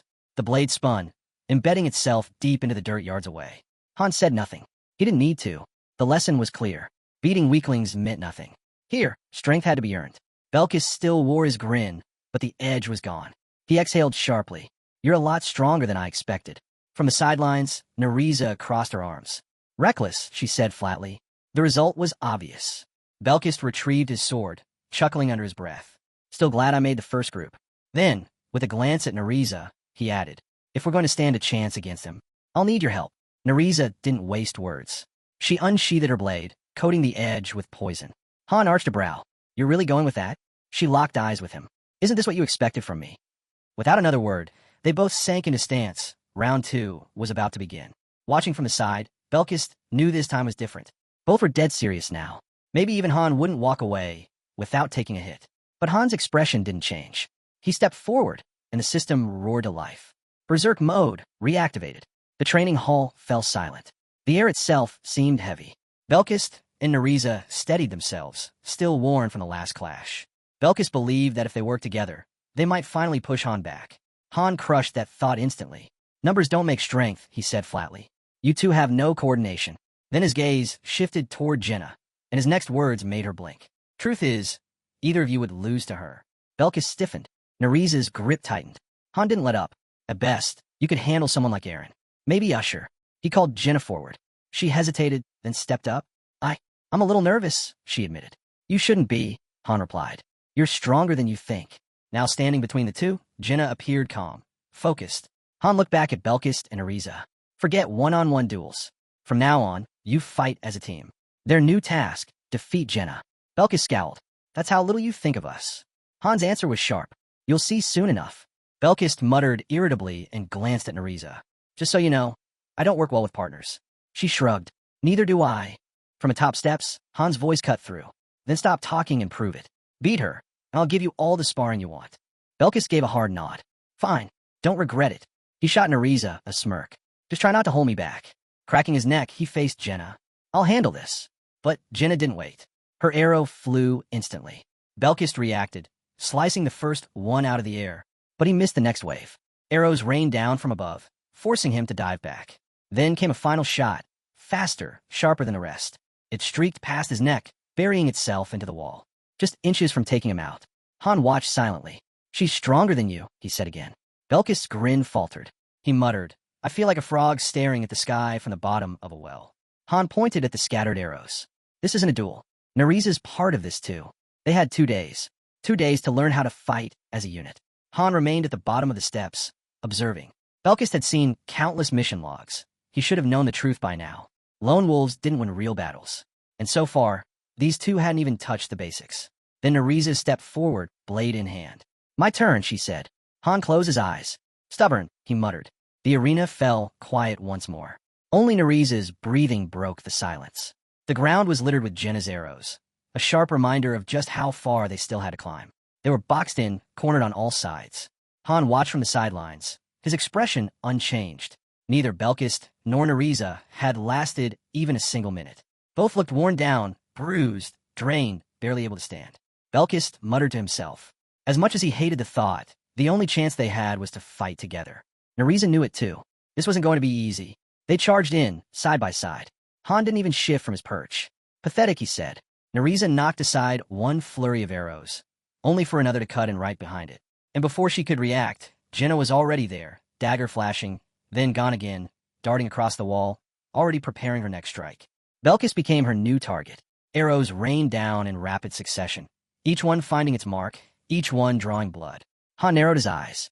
Belkist was struggling even more now than when he fought alone.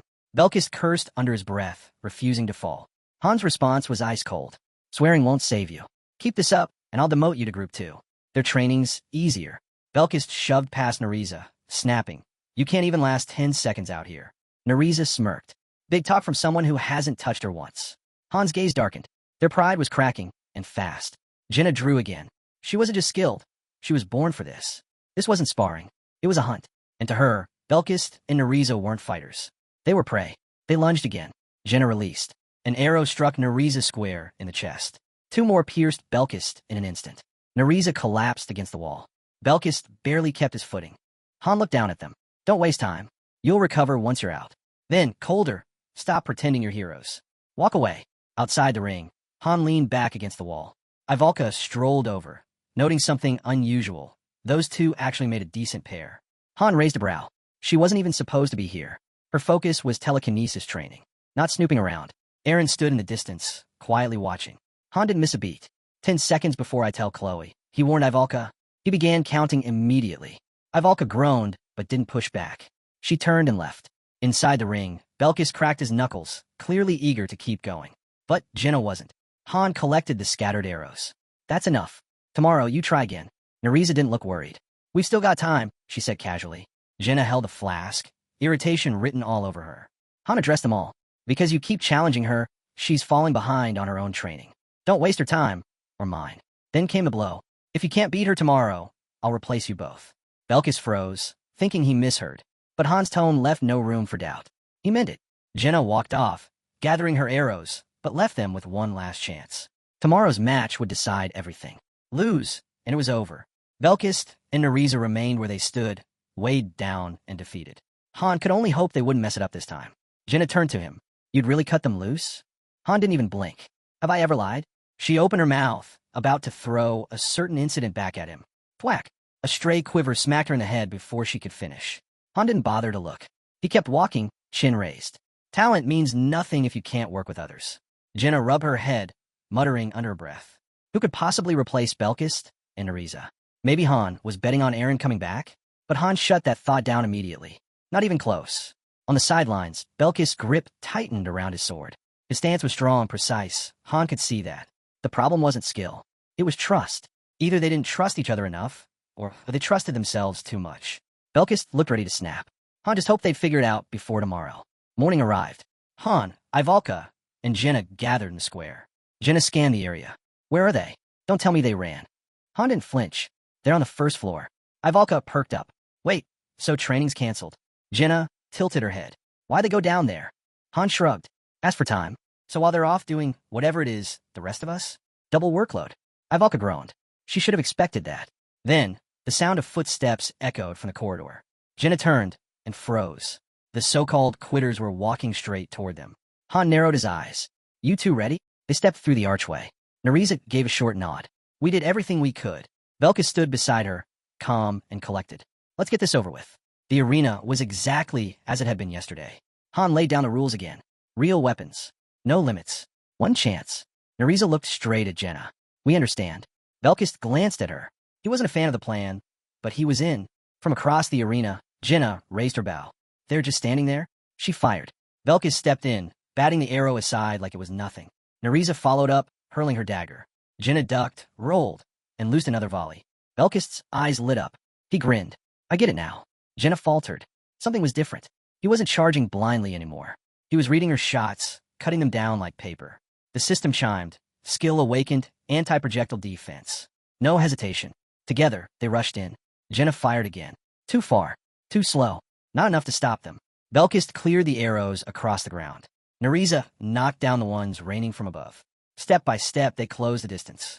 Then they split. Left and right. Jenna's eyes widened. She was flanked. She vaulted into the air, blades sweeping beneath her. But mid-leap, another dagger spun toward her.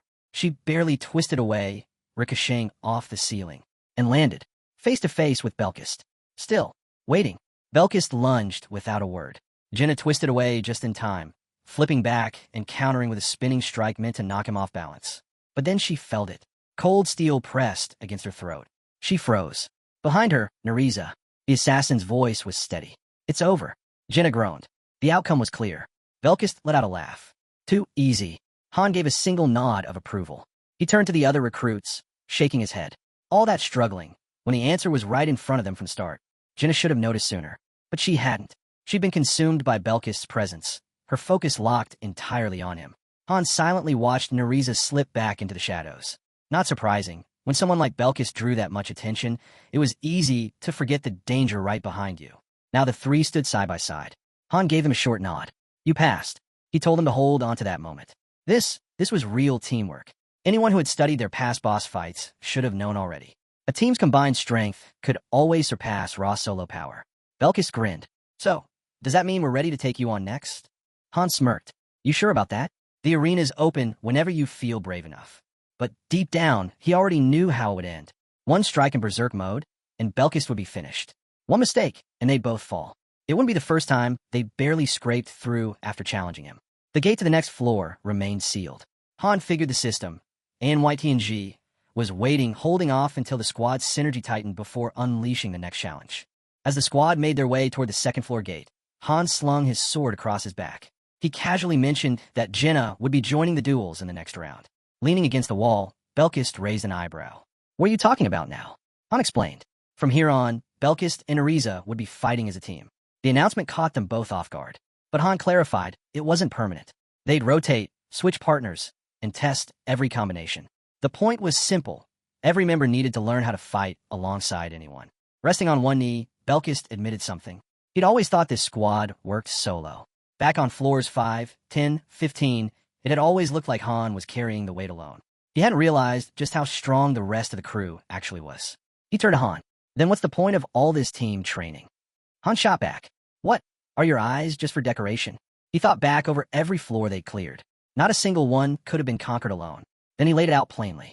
You can't build a strong team from weak players.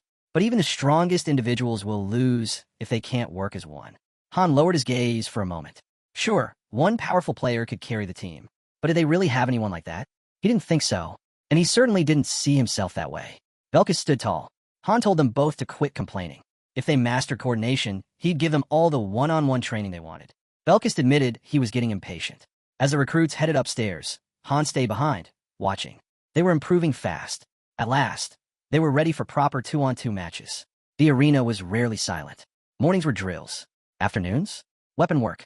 Most of their time was spent locked in sparring. This time, Jenna paired with Belkist against Han and Neriza. Teams shifted with every round. But one thing never changed. Any team with Han always came out on top. Even so, little by little, they learned to fight together. A week later, Ivalka joined the rotation. That's when the group began practicing real formations. Han pinpointed every weakness, Jenna's, Ivalka's, and built strategies around them. He refined their strengths, covered their gaps. For Belkist and Neriza, he drilled directly into their weak points.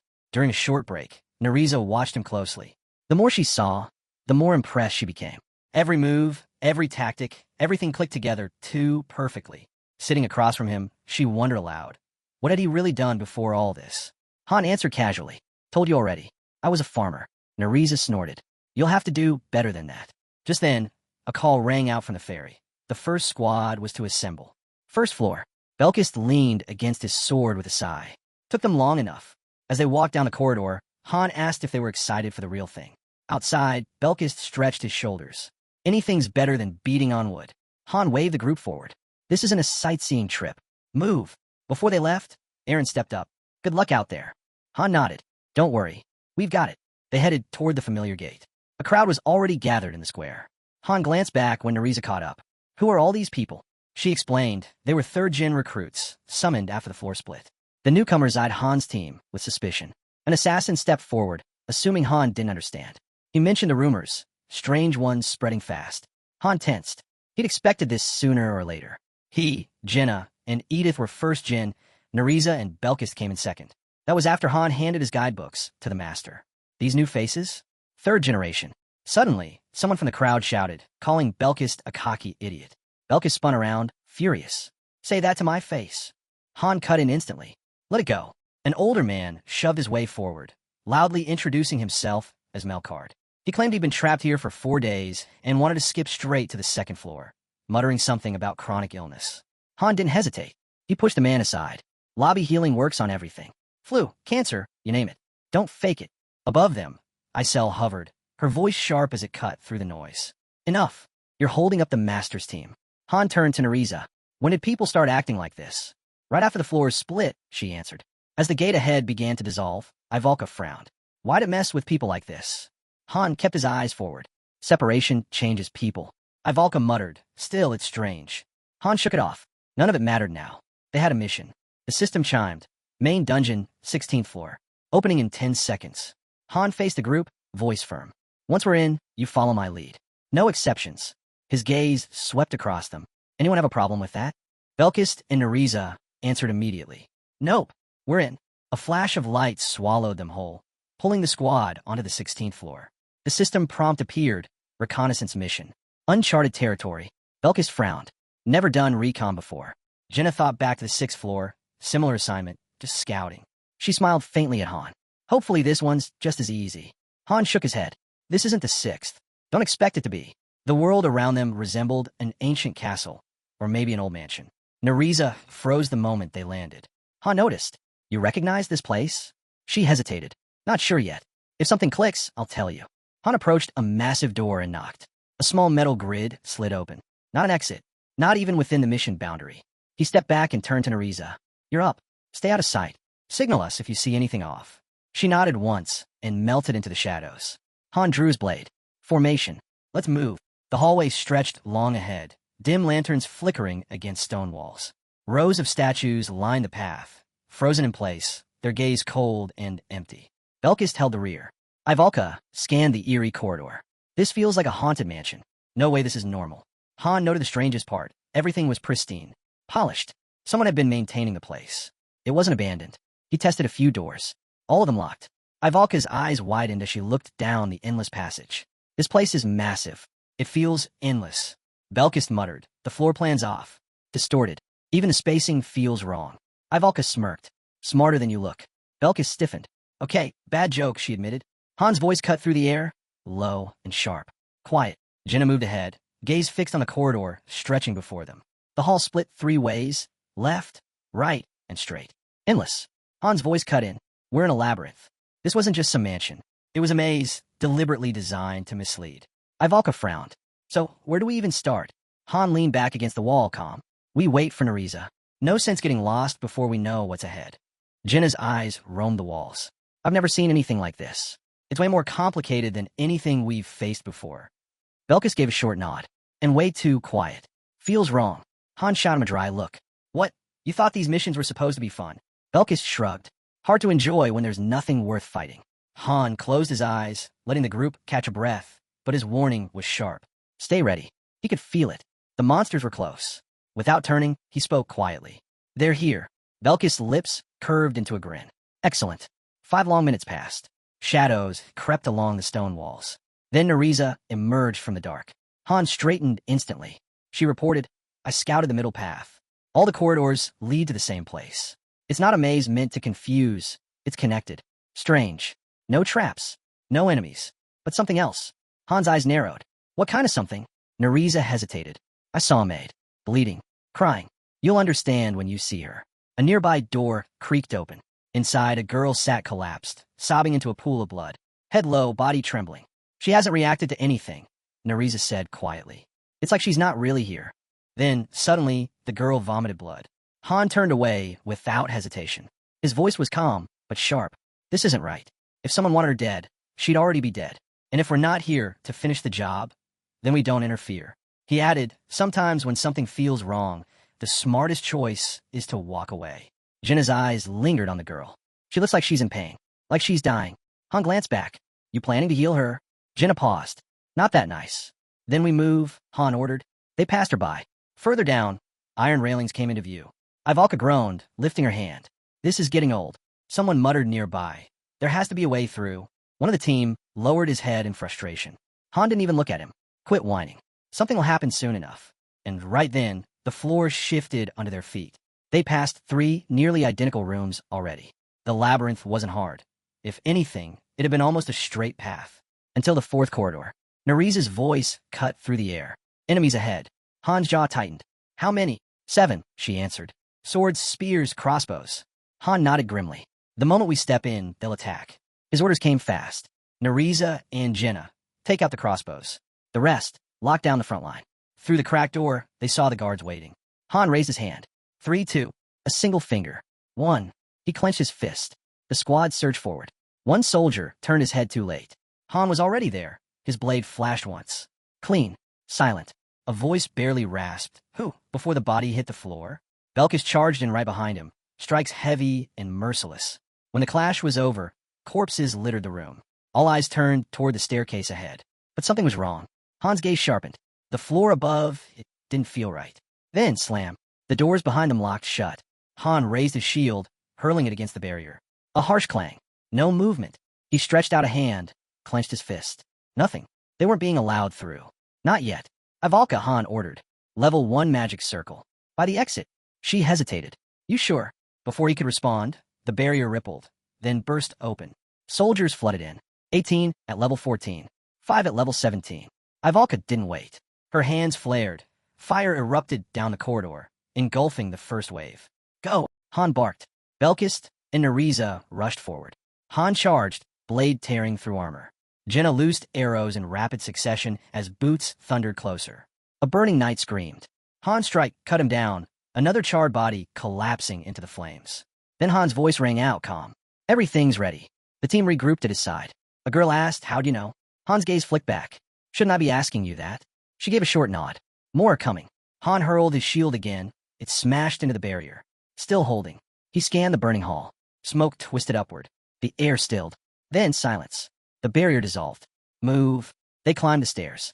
Han's reminder was sharp. Stay alert. We're not ready for level 17 yet. Someone groaned. That last fight was boring. Han raised a brow. What do you even do for fun? Blow things up? Yeah, pretty much. Han stepped into the portal. Floor cleared. Belkis and Nariza leveled up. Reward, 50,000 gold. Top player, Ivalka. The lobby reformed around them. Off to the side, Jenna asked, think floor 17 LL be like that too? Han shrugged. Maybe. She frowned. I hope not. I prefer quick, clean missions. The others drifted away. Jenna stretched with a sigh. I'm heading to the baths. It's late. Han nodded. You did good today. His gaze shifted. You're still here. What's on your mind? Nariza stepped forward, her tone heavy. It's about that place we were just in. Cut to a wide shot of the building. Later, seated at a table, Han poured tea and slid a cup across to her. So, what is it? Nariza lifted the cup, took a sip, then set it down. I recognized it, she said softly. Han's eyes sharpened. Her next words cut deeper. I didn't just recognize it. I used to work there. Han's jaw tightened. Why tell me this now?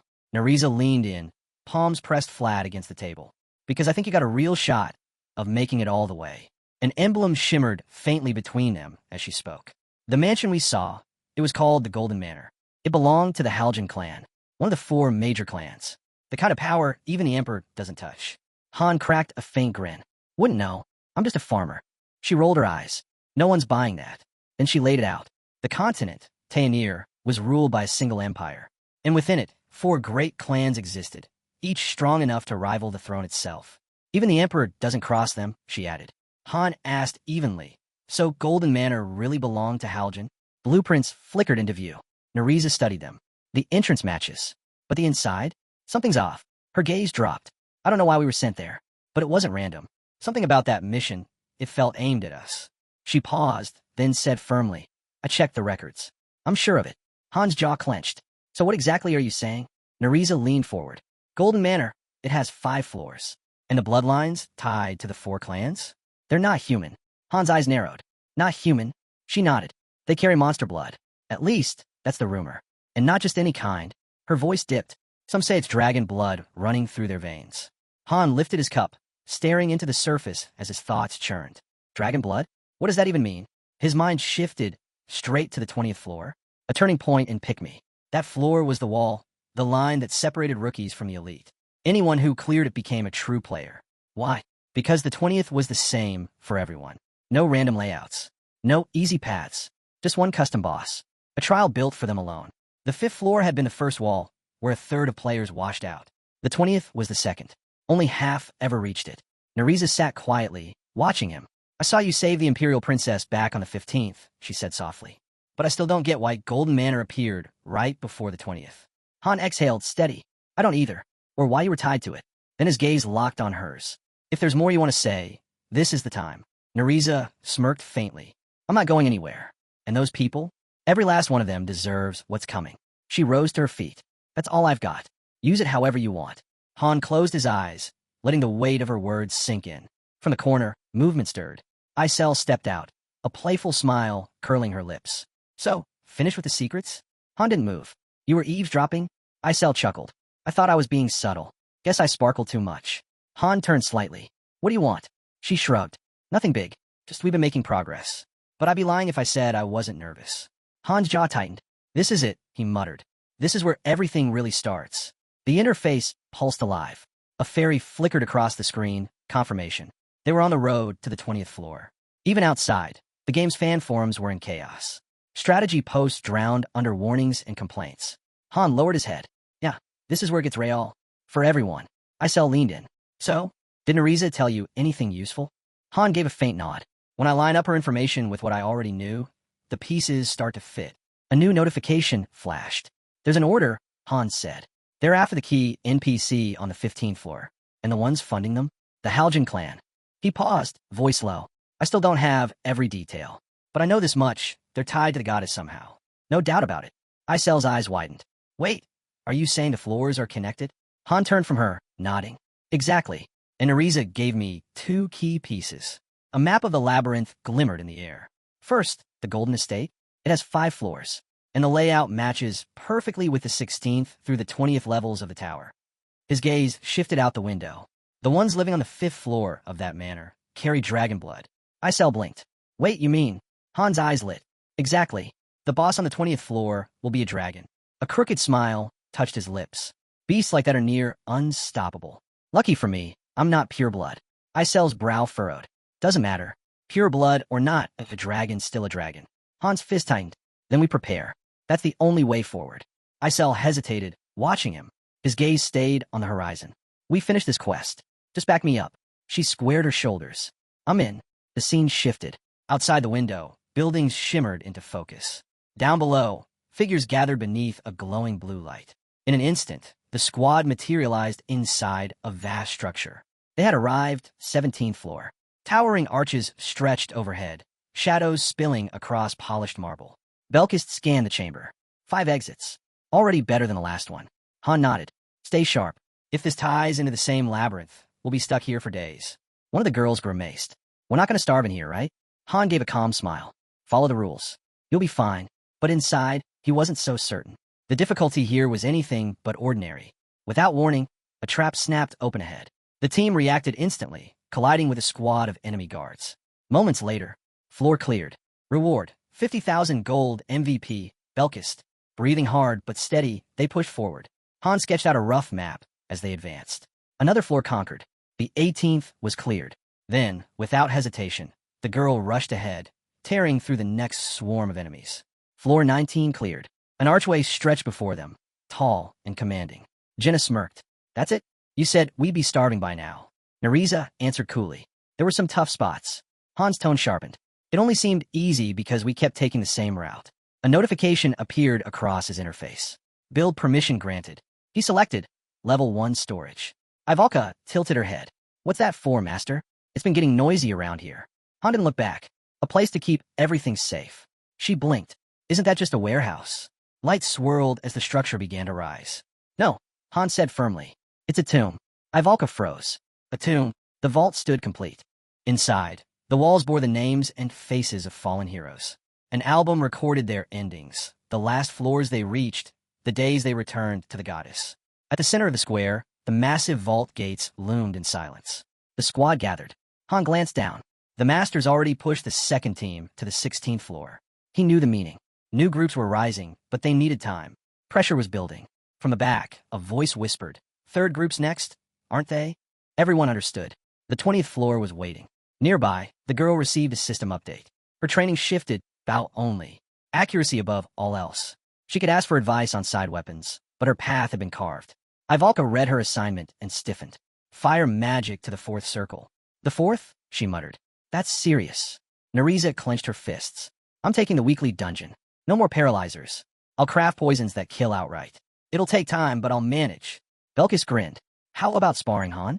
Real weapons this time. Han faced him. Morning warm-up? Belkis shrugged. Any time works. Han smirked. What a strange guy.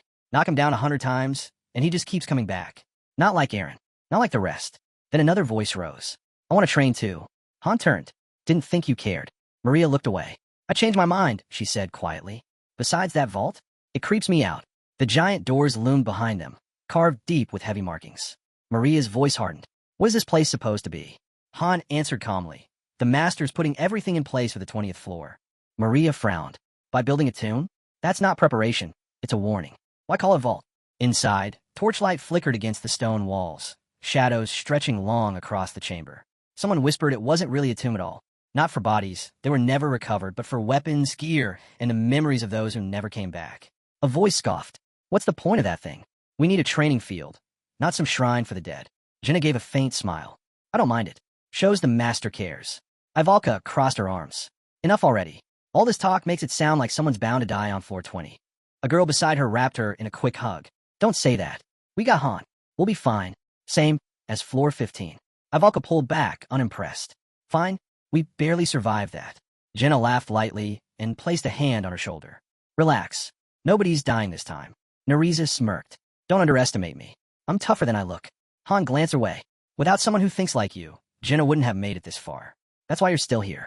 Nereza shut her eyes for a moment. Well, floor 20's next. No chance it'll be easy. Han tilted his head. Scared. Not a chance, she shot back instantly. If I was, I'd be with the support squad, not standing on the front line. His reply was soft, his gaze turned away. It's not too late, you know. Nereza went quiet, eyes fixed on the ground. Then, flames ripped across the air. Ivalka launched a blast of fire. Belkis' blade slammed into Han's shield. Han grinned as a new message lit up his interface. New skill acquired. Swordsmanship LV.5. His eyes flicked to Belkis. Swordsmanship LV.8. The guy was climbing fast. Off to the side, a bowstring snapped. Jenna's arrow split its target cleanly in two. Her eyes gleamed. She just unlocked tight bow. Han unclasped his training weights and let them slam into the dirt. He scanned the field. Everything was falling into place. They were almost ready. A battle card blinked across the interface, listing fresh support upgrades. New recruits stationed on the second floor. A skilled apothecary assigned to the magic hall, brewing healing potions. Daika promoted to full instructor, already back upstairs, and even thanking Han for the referral. With the 20th floor looming, support was everything. Interns joined the ranks. The blacksmith leveled up, now forging D+ rank weapons and higher, finally meeting the needs of the war ahead. Meanwhile, the third group kept climbing. After this run, they'd earned their spots on the second floor roster. No longer just candidates. They were on the verge of becoming full walkers. The armory gleamed, fully stocked. The scene shifted to the house. Han sat at the table, lost in thought. The 20th floor. No ordinary climb. Even when he was master, his parties had been wiped out here 3 times. No second chances. No mercy for mistakes. The true gauntlet began now. And at last, the massive gate stood before them. Han looked ahead. Take care of whatever you need before we go, he said. Whatever it is, finish it now. He paused, fist clenching tight. And if anyone leaves a will, his voice hardened. I'll tear it up myself if you die. Someone smirked. Pretty sure Ivalka's already scribbling something. A guy scoffed. Scribbling what? She snapped back. None of your business. Nereza stayed quiet, eyes locked straight ahead. Han stepped forward. We're all walking out of this. You trust me, don't you? Have I ever lied? Ivalka rolled her eyes. Only about 1,000 times. A system alert blinked. 3 groups required to complete this mission. One of the girls narrowed her eyes. Wait, a boss raid? It looked that way. But the objective showed only one target. Another alert lit up. Teams may enter when ready. Her eyes widened. Then I'm not holding back. A hint appeared. Subsequent groups can only join once conditions are met, or enough time passes. Jenna raised a brow. So this is war? Han gave a slight nod. Strange, though. Why would a mission need this many teams? Then the ground trembled. The announcement came. Someone had already gone in. A lone scout, thrown in as bait. Sacrificed to gather intel on floor 20. Han muttered. This started back on the 16th, didn't you notice? Icel snapped. So what? You let him walk in alone? He didn't last minutes. Han only grinned. Our turn now. Group 1 selected to enter first. As the portal shimmered, Icel knelt beside the fallen scout. Listen, Han. Stay sharp. The guy groaned, still worshipping him. Huh? What's he done to earn that? The girl smirked. Go on ahead. We'll follow. Han met her gaze for a second, then turned forward. The entrance materialized. The 20th floor of the main dungeon. The portal pulsed with blinding light. A prompt appeared. Mission recording active. Progress will be saved. They stepped through.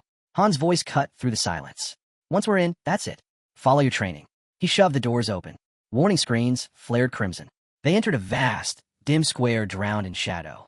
Mission type, suppression. Objective, eliminate all hostiles. One of the girls shivered. This place, it's wrong. Ivalka lowered her eyes, already weaving a spell. Then, laughter echoed. Cold. Shattered. A man's voice roared. It's all your fault. All of it. Han's eyes narrowed. He's burning up. Jenna loosed an arrow. Ivalka's flames surged. The blast swallowed him whole. He vanished in fire. Han's gaze lit with urgency. Keep firing. Flank it from both sides. The squad rushed forward, charging straight through the inferno. A roar thundered out, shaking the square. From the flames burst a half-black dragon. Level 42. A system alert flashed. Unique monster detected. Han shouted, "Don't freeze." The girl's bow drew tight, red energy sparking across the string. She fired. An arrow streaked through the air, only to slam against an invisible wall and ricochet away. The dragon's burning eyes locked onto them. Another alert. Monster is resistant to physical attacks. Ivalka stepped up, hands blazing. Burn! A wall of fire roared across the battlefield. The dragon didn't even flinch. It grinned. System alert. Monster is resistant to magic. Even high-tier fire spells couldn't scratch it. Han charged, blade flashing, only for his strike to bounce off with a harsh metallic clang. He clenched his teeth. Nothing was landing. Belkist's eyes narrowed. Nariza's burned bright blue. Together they struck in perfect sync, still useless. The dragon raised its head. Fall back now. Han barked. It curled tight, then detonated a massive energy shockwave. Han slammed his shield into place, absorbing most of it, but when he turned, Nariza was already bleeding. I'm fine. Just a scratch, she muttered, pressing the wound. Jenna drew fast. Then I'll take the eye. Her arrow split the air, only to shatter mid-flight against the same unseen barrier. What? She gasped. Why can't we hurt it? Someone shouted from the back. Blades, arrows, spells. It's like hitting steel. That hide's insane. Han's grip tightened. It's not invincible. We just don't have the strategy yet. Belkis growled. Strategy? We can't even chip it. The dragon lunged, slamming down. What do we do? Someone yelled. We can't just stand here. Han's eyes locked on Belkist and Nariza. I'm ready. Belkist answered instantly. Han raised his shield as Nariza unleashed another blaze, wrapping it around the beast. Again, no damage. Seriously, what's left? Someone called. Nothing's hitting. Han slashed the air. Fall back. This thing isn't built for group fights. It's one-on-one. He charged alone, striking hard. The barrier cracked, finally shattered. But the dragon hardly reacted. Its body still resisted almost everything. Han cursed. Everyone else was wasting stamina. They had to regroup. Then the ground split. Smoke and ash hissed upward as shapes crawled free. Level 14 greedy shadows. Han gave a dry laugh. Perfect. Just what we needed. Do we take them down? Someone asked. Before Han could answer, the dragon strike slammed him head-on. His shield buckled, but he forced himself upright, eyes cutting through the haze. There had to be a way. Belkis darted forward, blade flashing. We can hit these things at least. Let's clear them out. From behind, the girl readied her bow again. We just need time. Hold it off. She loosed another shot, dropping low to reload. Han's mind raced. Physical resistance. Magical resistance. 3 moves. Scales as projectiles. Brutal close-range swipes. Endless shadow spawns. Simple pattern. Overwhelming force. The dragon lunged, jaws snapping shut. Han countered with a sharp strike, only for the blade to glance off, barely drawing blood. He cursed under his breath. This was slipping fast. Another wave of shadows surged forward. Han's eyes burned as he charged again, blade slicing at the dragon, only to be swatted aside like an insect. Blood spilled. His health bar dropped fast. Still, he pushed through. Gritting his teeth, he grabbed a flask. One gulp. The potion was gone. The empty glass clinked against the stone. Still bleeding, still breathing, Han forced himself back up. His body shook, wounds tearing open again as he threw himself into another strike, then hit the ground hard, battered and gasping. From a distance, Jenna screamed his name, panic cutting through the chaos. Han roared back, "Worry about yourself." Ivalka's voice cracked with fury. "Why will my spells land? These shadows don't die. I'll end it right here." Han carved through another spawn. "Just a little longer. Hold out." Belkist's blade flashed. "Yeah? How much longer are we talking?" Han barely ducked under claw swipe, thoughts racing. Out of plans. No answers. When would this phase end? The dragon raised its head again. Another swarm poured in. Untouchable. Relentless. Endless reinforcements. No opening. no end in sight. Han's eyes flicked to his torn body, then to the high walls. Guards, watching. When had they arrived? And why weren't they moving? The dragon slammed down, claws ripping toward the spirit. Belkis shouted, voice carrying a strange thrill. This feels just like when I watch Han's old battles. But this time, I'm in it, and it's fun. Han met the beast head-on. Behind him, someone shouted with blind confidence, "You've got this." He scoffed without looking back. "You're getting better at spouting nonsense." Then the ground ignited. Energy surged around the dragon. The formation finally activated. The rearguard could join. The tower blazed as an official deployment order rang out. Rearguard selection initiated. A girl turned to the glow. Who are they? The master had chosen Group 2. They stepped forward without hesitation, announcing their arrival. Confused, the girl looked at Han. Beside her, a boy shouted his name. A man grit his teeth. "Why aren't we allowed in?" The boy snapped back. "Our role's not the same as Group 1's.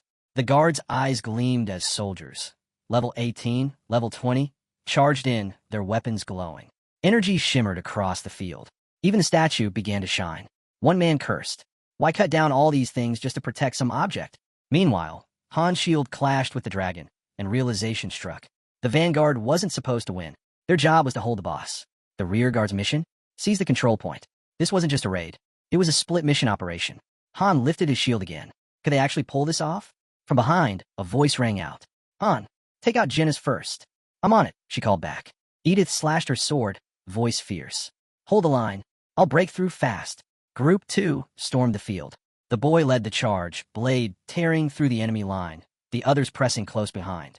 Han's eyes flicked off the dragon. Clear every last shadow before Group 2 hits the altar. Third circle spells. Ready now. The girl looked at him. Something happens when they reach it. He didn't answer, but his expression said everything. She understood, hands already weaving a spell.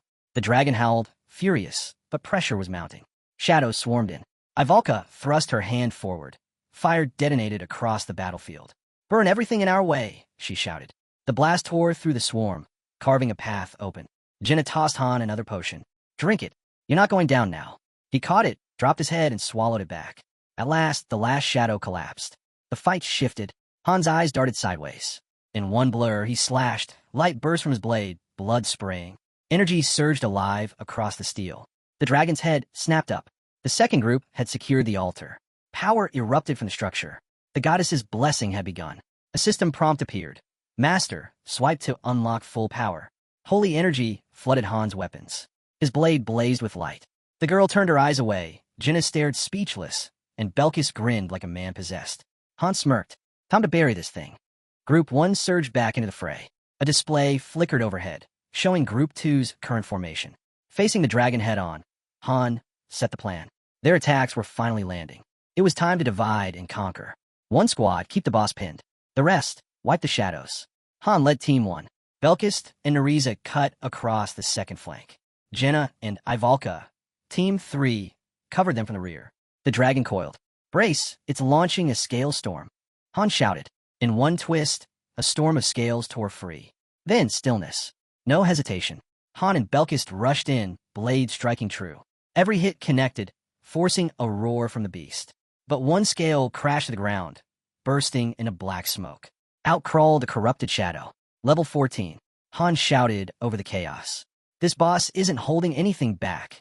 Wounded but recovering, he signaled. Group 3, cover fire until he could rejoin. The girl's arrows flew, thinning the pack. Jenna picked off shadow after shadow until she froze. Her hand reached back. Empty. Her short bow quiver was dry. Han caught her expression and cursed. No ammo. Then it hit him. Switch to the longbow. Aim at the boss. I'll clear the rest. Jenna blinked, then snapped to it. She pulled the longbow, drew back, and fired. The arrow sank deep. Blood splattered the ground. Han stepped into the crimson spray, eyes burning, shield raised. He charged forward, driving another strike. Team 2, rotate in, he roared. When I drop, start chugging potions. A blade spun through the air.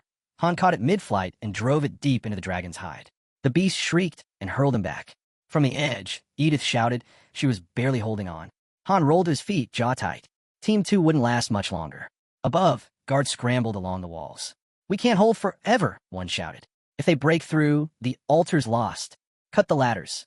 Don't let them climb," another screamed. Han turned just in time to see a spear tear through a boy's side. Blood poured fast. The girl spun, eyes wide. "Someone help him." Ivalka raised her hands. This is spiraling out of control. Han's thoughts hammered. I know how bad this is getting. Near the altar, the group clustered tight. A bitter truth sank in. They were burning out fast. If the altar fell, everything was over. Only 4 left standing. The second group was hanging by threads. 5 minutes, maybe less. Han's gaze shifted. A soft blue glow spread across the fortress walls. Edith froze, staring as light shimmered at the gates. The formation was complete. The rear guard could finally enter. Edith rallied the guards, and Group 3 stormed forward. Run! Han shouted. The girl blinked. What are you talking about? Are you blind? He snapped. Climb the tower, move. Above, a crossbow locked into place. The ballista was aimed dead center on the dragon. We're ready, a guard yelled. Then fire already. Han barked. The girl raised her weapon, Belkis beside her. Time to switch, he said. Han gave a sharp nod. Do it. The dragon reeled under another strike. Will the poison hold? Edith hissed through clenched teeth. It'll work? At least enough, Han answered. The beast roared, stumbling. Then use it. Hit while it's open. The girl drew back and fired again. Han blocked a burst, turning his head. How many left? 5. Spend them all. Near the altar, the battle pressed harder. Everyone knew the truth. And this before the second group collapsed. Aaron, hold the climbers. Dylan, front line, someone barked. The girl sprinted for the ballista. They're here. Everything was reaching its limit. The players spread across the grounds. One thought heavy in the air. If the altar fell, the monster's immunity would return. Their odds of survival would nosedive. Not 0, but close. The girl froze. Someone was already manning the ballista. Others blocked the doors. How do you even use this thing? She asked. On the field, Han growled. What lesson are we supposed to take from this? She didn't blink. I'll fire. You hold them off. Faster. Edith screamed. The girl loosed her last arrow. That was it. The final one. Han called out. I'll deal with the shadows. Cover Ivalka. Nothing gets through. He bolted to the front, blade cutting the swarm apart. The girl dropped into the ballista seat. Looking down, her chest tightened. Han was already weaving through enemies too fast for her to follow. Group 1 stormed back in. Group 2 pushed close behind. Then the interface lit. Group 3's formation engaged. Han spun toward Belkis and Ariza. Hold that thing, just for a second. Already crouched, the girl shouted back. We'll buy you time. The dragon's massive arm swung wide, tossing them like ragdolls. Han's eyes lit. He braced and slammed a kick straight into its claw. The beast howled. The opening was there. Fire, he roared. Sharon's hands shook on the trigger. I've never fired one of these before. Her voice faltered. When I got here, I was already breaking. She wasn't the only one. In this world, survival demanded speed. Only those who adapted lived. She had grown up with nothing. No meals. No warm clothes. Only her sister, until even she sold Sharon off once she came of age. From there, it was endless labor, trapped among criminals with no way out. Her mind flashed, splinter dolls, muffled sobs, betrayal. The echo of a man's voice thundered. What are you waiting for? Don't just stand there. Fire. Sharon clenched her jaw. Another shout tore through the battlefield. Now. She shut her eyes, then snapped them open. Glaring sharp, she yanked the trigger. The ballista fired. A deafening crack ripped the air. The bolt tore straight across the field, slamming into the dragon. Sharon exhaled, muttering it hit. A sly grin tugged at her lips. She could do anything if she refused to bend. Raising her sword, she thought this world didn't demand kneeling. Not when she had allies at her side. Han shouted behind her. The battle wasn't over. Not yet. They could still fight. Then his eyes widened. Sharon was gone. Returned to the gods. Her name etched into memory. Jenna froze in shock. One of the boys screamed, panic breaking loose. The commander's roar cut through, wiped them out. Now, someone aim. Ronnie broke down. Jakali stood frozen. Han growled between his teeth. These kids. Belkis' voice was low, grim. Everything was unraveling. Ronnie and Naden were already gone. A cry ripped out. He's unconscious. This is it. Finish him. Be ready. Another shouted. What about Group 3? Pull them back. Mid-spell, Ivalka shrieked. She couldn't contain it. The swarm was too much. Rodel dropped. Jakali too. Group 3 had fallen. Han roared for retreat. He would hold the line alone. Usher was barely standing. Someone muttered he wasn't one of them anymore. Usher admitted it himself. He was only a mercenary now. The hero surged forward, sword raised high. One chance. Straight for the heart. The ballista bolt was still buried in the dragon's chest. The impact had cracked its scales. If he drove his blade deep enough, buried to the hilt, it would reach the heart. Behind him, Edith screamed, "Stay alive. Just a little longer." He roared back, "I plan to. I'll walk this whole damn continent if I have to." Dylan gritted his teeth. Orders flew around him. When he signals, charge, Edith, hold. Han moved. Then from nowhere, steel pierced his side. Blood poured. A swordsman stood behind him. Dylan staggered, vision swimming. Usher gasped. It's cold. Why is it so cold? His eyes darted around, lost. Where are we? His hand shook as he reached out. Help. Then came the whisper. No. He didn't want to die, but his body slumped. The cries around him blurred. The guard lifted his blade. Dylan was gone. The killer slung the bloodied sword across his shoulder. Quit staring, kid. What are you even looking at? The boy stammered something about being a mercenary. The man barked out a laugh. You? A merc? You don't even know how to hold that thing. The laughter echoed. Usher lowered his eyes to his hand, gripping the weapon. His voice was low. Yeah, I know. Then he clenched the hilt tight, lips curling into a grin. But I do know how to use a sword. Han cut through a storm of claws, eyes sharp. He landed a strike, his blade shattered on impact. The dragon didn't even flinch. Nearby, a girl sat slumped against the ground, voice hollow. The altar was gone. The goddess's blessing had faded. Usher had fallen. Heroes lay scattered like broken dolls. Reality set in. Group 3 was wiped out. The ballista silenced. Soldiers clustered near the altar, lost and uncertain. Group 2 wasn't faring much better. No one knew how long it would take to retake the altar. But for now, it was gone. Han stood in the wreckage, chest heaving, eyes locked forward. The dragon towered ahead. The survivors staggered. 2 for Group 2 were already dead. Group 3 erased. The dragon lunged. Han braced, shield high, then was blasted back, sliding across stone. From behind, Jenna spoke, almost steady. This happened before, back on the 5th floor. So what now? Do we push the altar? Han shook his head. No. Moving the second group gets them killed. They hold their ground. He turned to Belkist. Give me your sword. Belkist hesitated, then handed it over. The girl's voice cut in, uncertain. What are you planning? Han's eyes burned. Set it on fire. Then he looked back at her. Can you make sticky flames? With your hands. A faint purple glow sparked across her palm. I'll try, she whispered. With psychokinesis. The blade began to glow. She glanced down. The goddess's blessing let her shape the fire, but it wasn't enough to fully restore the weapon. Still, she could force it further, channel a spell to amplify the blessing. She just needed time. Han smirked. Good enough, she asked quickly. Would a 4th circle spell be enough? If I land a hit, he said, it will. Another fighter called out. What about me? Guard Ivalka, Han barked. Nothing touches her. A faint glow wrapped around him. You really think you can pull this off? Someone asked. Han didn't even flinch. I know I can. The girl shut her eyes and began the incantation. Han bolted for the dragon. Its gaze flared. It had him sized up, reading every weakness. He struck. The beast's barrier blazed to life. The impact reverberated. His blessing wasn't enough. No matter how hard he hit, the shield wouldn't break. Not like this. Near the altar, the girl stood frozen as Han swore he'd reclaim it. He fired the ballista again. The dragon swung down. Han braced, absorbing the crushing weight. Even bleeding out, he refused to buckle. Teeth clenched, he hammered strike after strike. No time for plans. No time for doubts. Just keep pushing until that monster dies. Watching him, Belkist muttered under his breath. Still a badass, even now. Nereza snapped. Really? Now you get sentimental. Han roared and charged again, then froze. His eyes locked onto something. The dragon was bleeding. His focus sharpened. Weak spot detection. The wound lit in his vision. Without hesitation, he darted beneath the beast. Han's blade tore into the opening, ripping it wider. No system warning popped up. Perfect. The invulnerability was gone. This was the moment. He raised his shield, countering the beast's next strike. The impact tore the shield from his grip, flinging it away.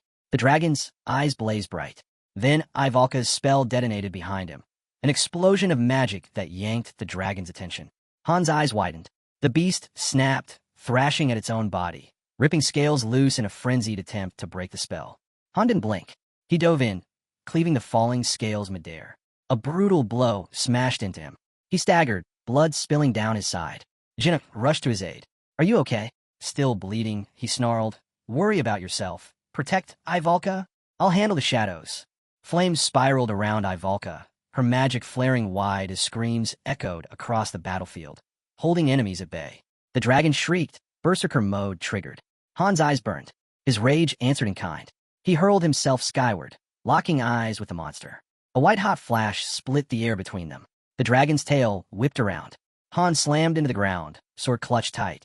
He swung. Steel met scale, then split apart in his hands. The weapon shattered. Without pause, he roared, Nereza! She tossed him blade. It's all I've got. He snatched at midair. Light surged across the steel, glowing from every edge. Han charged. eyes burning crimson. His strikes tore into the dragon, ripping screams from its throat. But the blade wasn't his. Fragile. It could snap at any moment. "Throw me everything you've got," he shouted. The dragon lunged for Ivalka. She hurled another sword. Catch! Han caught it, pushing forward again. His body trembled. His vision swam. His legs felt like stone. But Ivalka's flames roared higher. One thought hammered in his skull. If I stop now, we lose everything. The blade split against the dragon's strike. He held firm, teeth clenched. Then the light shifted. Blue fire erupted, blinding, searing, alive. The dragon charged for Ivalka. Han roared, slicing through the blaze. The battlefield lay in ruins. Group 1 clung to life. Group 2 bled out, missing 2 fighters. Group 3 gone. Han stood bloodied, staggering. And then, new skill unlocked. Indomitability. Power surged through him, breaking every limit. Scales split his skin as Berserk flared, 2 levels at once. He raised the blazing sword. A beam of blue fire cut the air. Then another, and another. The dragon shrieked, writhing under the assault. On the sidelines, Belkist clenched his jaw. Damn it, they just keep coming. Han didn't falter. He swung down with everything he had. The blade sank deep into scale and sinew. The dragon roared, refusing to fall. Han growled, body breaking, spirit unyielding. The dragon's eyes glowed red. Its roar split the field. With one last leap, Han closed the distance. Han! Jenna screamed. He landed on the beast. Its jaws snapped shut, teeth sinking into him. Han struck back, slamming a kick into its eye. Blood sprayed as light burst outward. Locked in, teeth clenched, he roared with it, tearing the wound wide. The dragon convulsed, blood pouring from every gash. Its body gave way, collapsing in a thunderous crash. System prompt. New title acquired, Dragon Slayer. Han grinned faintly, drained but victorious. The berserk state faded. His body buckled. He began to fall, until someone caught him. Smiling softly, the girl whispered, "You did good." Around them, shadows still stirred. A voice rang out. Orders to regroup, survivors scrambling. Not everyone had made it. Then, the dragon twitched. Its claw lashed out. Jenna bolted, eyes wide. Nereza gasped, horror spilling from her lips. No, its throat was cut. How is it still moving? Belkis shouted. The blessing's gone. We tried everything. Han, barely on his feet, let out a faint smirk. Don't sound so dramatic. The girl looked down, and that's when it came. Ivalka's chant reached its end. Her spell launched. A wave of fire ripped across the battlefield, engulfing the dragon. But it didn't stop there. The blaze spread, fierce and uncontrollable. The girl's breath caught. This was Ivalka's 4th circle fire spell, unleashed in full. Han's gaze followed the storm. Never thought I'd see it up close. Ivalka raised her hands high. Her voice rang out, one word, unification. A burning orb shot forward. The dragon's head vanished in a blink, obliterated into nothing. Light tore across the skies. The nearest fighter turned away. Nereza stood frozen. Everyone along the wall stared, stunned. Jenna didn't move. She could only stand there, awestruck. Then came the blast. The ground shook as if the heavens themselves had struck. The floor was cleared. System messages lit the air. Everyone leveled up. Loot shimmered into view. Dragon heart, bones, scales, claws. 150,000 gold. Top player, Han. Portals opened, glowing. Messages rolled in. Floor, 20 cleared. Master title, amateur unlocked. Weekly dungeons, open. Second exploration dungeon, Hausia, now accessible. New structures, available. Hero Ascension, ready. Dimensional rift, activation unlocked. The girl grinned. Nobody died. Belkist gave a shrug. Well, none of us, anyway. Han sank down beside her. You can let go now. She laughed softly. Right. Off to the side, a voice cut in. You're human? Han tilted his head. What kind of question is that? Belkis scoffed. Seriously, though, who takes out a dragon alone? Han's eyes drifted over the survivors. First group, 5 left standing. The girl frowned. They failed their roles. Forgive them. Han's voice hardened. Second group, only 3 survived. And what are you saying? We're here because of them. He turned to her. Protect your team. Don't let something like this break them. She gave a firm nod. Understood. Nereza stepped forward. 15 heroes went in. Only 8 returned. Han added, the third group's gone. Not a total loss, but we lost crucial support. He rested his hands on his hips, a grin tugging at his lips. Still, we pulled it off. Let everyone rest tomorrow. They've earned it. Then, another voice rose. I challenge you. A duel. Han waved him off. Save it. Rest first. Suddenly, a soft blue glow appeared. Isel stepped forward, a statue cradled in her arms. Her voice was steady, almost reverent. Floor 20 is cleared. What you've done, it's extraordinary. She held out the statue. A gift from the master, for the Dragon Slayer. Han stared at it, puzzled. And what exactly am I supposed to do with this? The scene shifted. At a doorway, a girl stood still. Edith drew in a breath, eyes closing before she stepped inside. I'm back, she whispered. Made it through. Again. Edith dropped to her knees. Only you, it's just you again. From deep within the house, a scream tore through the silence. Back at base, the reports came in one after another. 2 more gone from the second group. The third group, completely wiped out. Han turned his head. Didn't I say today was for rest? Why are you still here? The girl stood with her hands on her hips. Thought I'd take a peek at the storage room. She gave a lazy shrug, then closed her eyes. Besides, too tired to train. Then go, Han said flatly. Just then, the storage room's door shimmered into view. Jenna spotted it. What's that? Where are you going? Han didn't slow down. I'm busy. The last mission had claimed too many. Usher from Group 2, a natural 2-star, sharp, adaptable, dedicated. Edith had liked him. He could have gone far. Dylan had only just joined, but he and Usher might have been a powerful duo. As for Sharon and the others, skilled, yes, but not seasoned enough for real boss fights. Their deaths showed the gap clearer than anything else. The lobby was heavy with silence. Heads bowed. The girl's gaze stayed fixed on the floor. Then the system's message appeared. Hero ready for Ascension, Han. A new structure was chosen. Conversion room within the synthesis chamber. Once built, a new feature unlocked. Hero conversion. Ascension reached level 2. Efficiency climbed. The master activated the conversion. A new tab appeared. Conversion unlocked. It was the second way to recycle underperforming heroes. Inside the chamber, a voice cried out, fearful, begging for mercy. Light burst from the entrance. Transformation complete. Item acquired. Basic spirit stone. Han sat on a bench, silent. Heroes, reduced to materials. Conversion wasn't pleasant, but when the power gap was too wide, normal synthesis failed. That's when conversion filled the role. Now, all 3 core functions were in place. He stared at the stone. Not even worth synthesizing. The process was brutal to watch. Still, the next phase began. Synthesis initiated. Success rate, 91%. Fully automated. Machines whirred and clashed until the result appeared. Item acquired. Medium exaltation stone. Icel's eyes lit up. Nice. That's a 3-star stone. Han studied the glowing crystal. So, that's the second one. Yep, she said cheerfully. 2 down, for more to go. Right, his eyes narrowed. And how many intervention points do you have left? Icel froze. Han's tone sharpened. What did you do? Don't tell me you burned through all of them. The fairy fidgeted, looking guilty. It wasn't my fault. It was YouTube. I only clicked on a few videos. Han stared. She threw her hands up. Okay, fine. I used them all. But I had to. There were too many heroes. I was buried in work. I thought I was going to collapse from exhaustion. How much time do you have left? Han asked. His tone sharpened. Don't tell me you wasted it all. Icel looked away. About 30 minutes. She reminded him. 1 message, 1 post, and the rest of that time would vanish. Han tightened his grip on his weapon. That's enough. Just get everything ready. Without another word, he turned and stepped into the storage room. The space was silent. At the center, a glowing pedestal pulsed faintly. Han approached and placed the stone on top.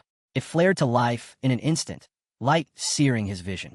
He raised an arm to shield his eyes. Same as last time, he muttered. Then a sound. Movement behind him. Han spun. A boy sat on the floor, sobbing. Not again. Han strode to the barrier, pressing his hand against it. Sealed. No way through. Not from this side. He let out a low sigh. Can't move forward, can't go back either. The boy's cries grew louder, echoing through the chamber. Calling out for his parents. Han clenched his jaw, fist slamming against the barrier. He stood there with arms crossed, eyes fixed forward, testing my patience. And then, something stirred. A memory long buried flickered awake. Ascension complete. Han rose to 3-star hero. He stepped forward, and the system shifted. A path opened. His level cap lifted. His ceiling expanded. Class selection unlocked. Back outside, Icel was curled up on a bench, already half asleep like none of this mattered. Han raised an eyebrow. Seriously? I was gone 10 minutes, and you're napping already? He glanced around at the noise building nearby and muttered, Let's talk in my room. Sure. Icel answered, eyes still closed. Summons were underway again. 1, 2, 5 new heroes poured in, the master filling the holes left by the fallen. Han stood watching silently. You sure you don't need to be somewhere? He asked the fairy. She yawned. Later. Next drafts tomorrow. A soft glow lit up a nearby building.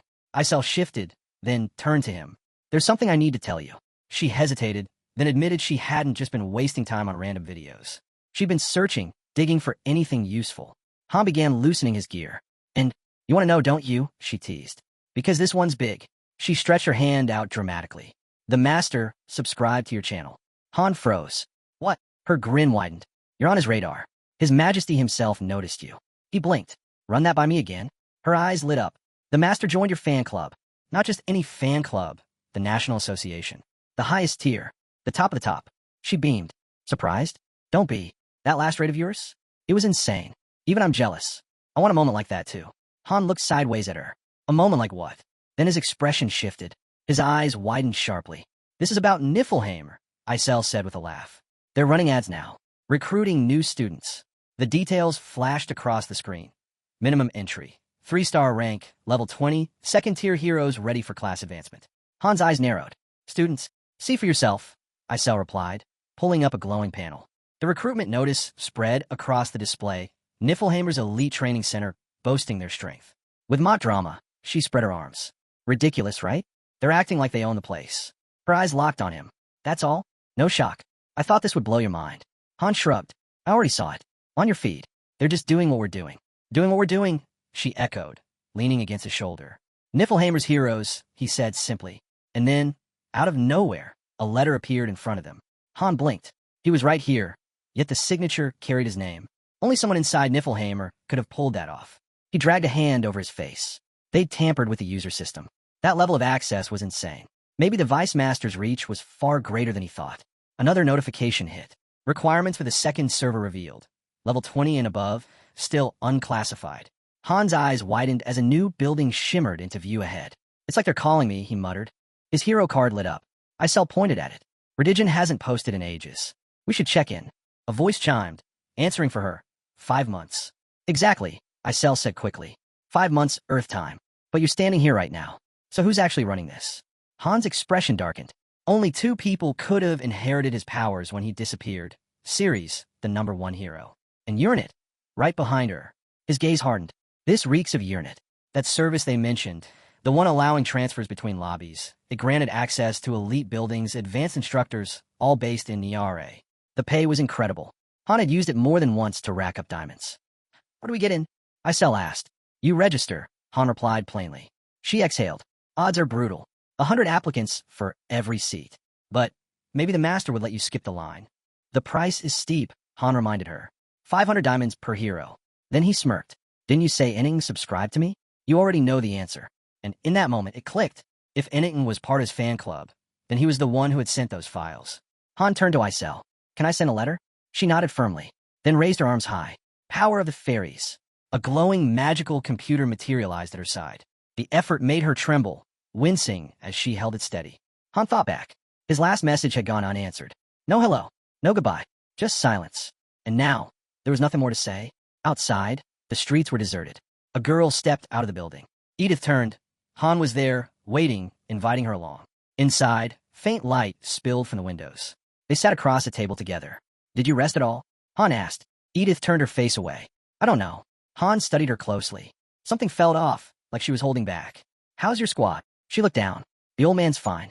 Aaron, still pushing himself. Training nonstop like always. Her voice shifted, heavier now. But the first 4 group, some of them are shaken. They used to dream of becoming warriors. After what happened with Group 3, a few say they'd rather farm potatoes the rest of their lives than ever touch a sword again. Han nodded. That tracks. Survival rates for fighters are brutal. Right now, the balance between frontline, support, and reserves is completely broken. Edith asked quietly, can it be fixed? Han leaned back. Maybe. With better training. Real combat. That's the only way any of us grow. A voice in the background echoed like a system log. Cold, factual. Group 3 collapsed because they lacked boss-level experience. If they had more reproduction stones, they could have simulated fights.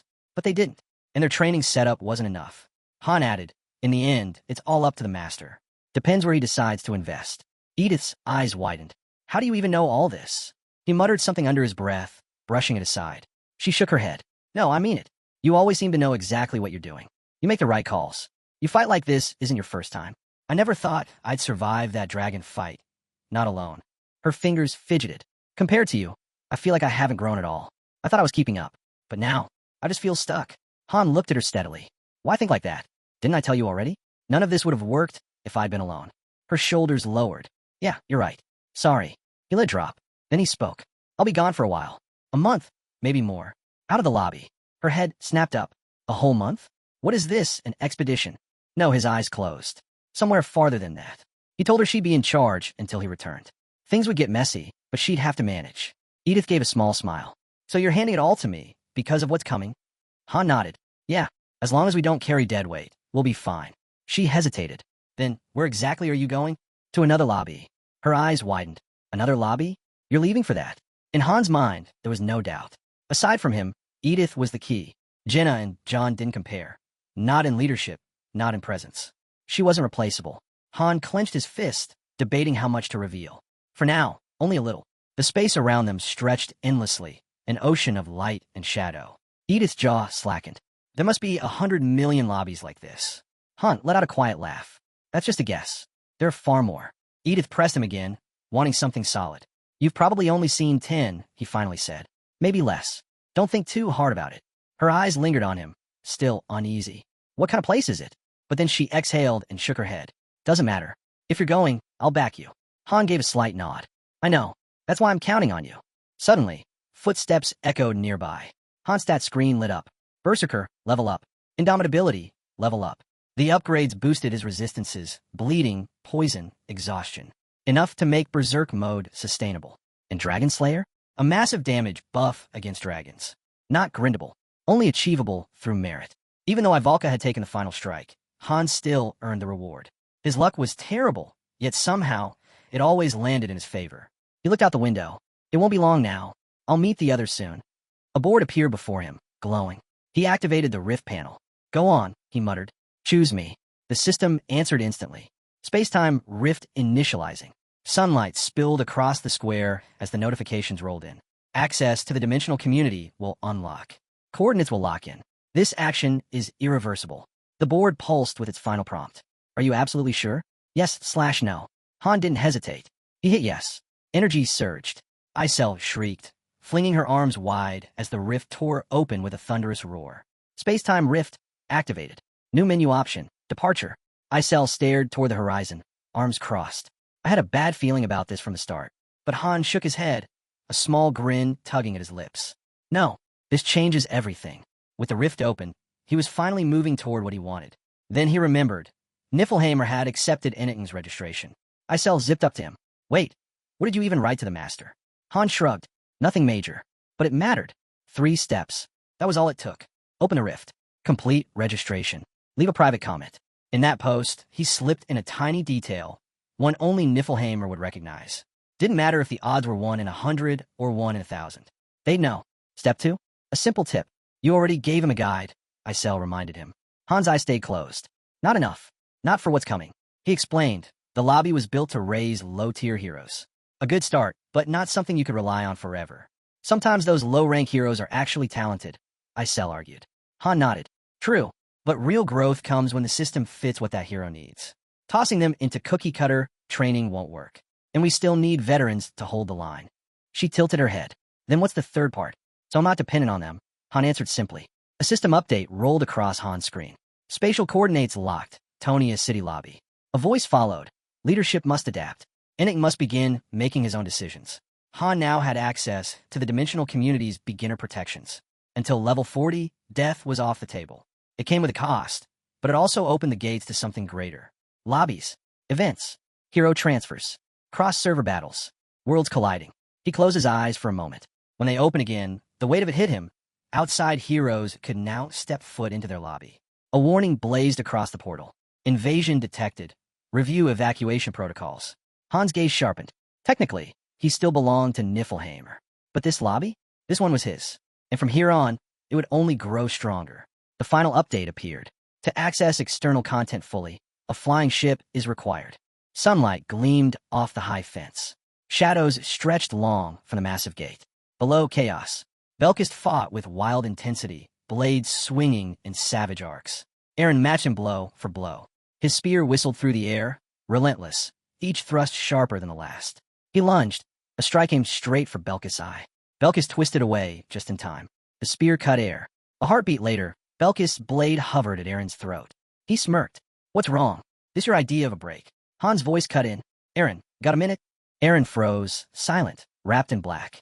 From the sidelines, a girl groaned. Finally, done. Ivalka clutched her head, exhausted.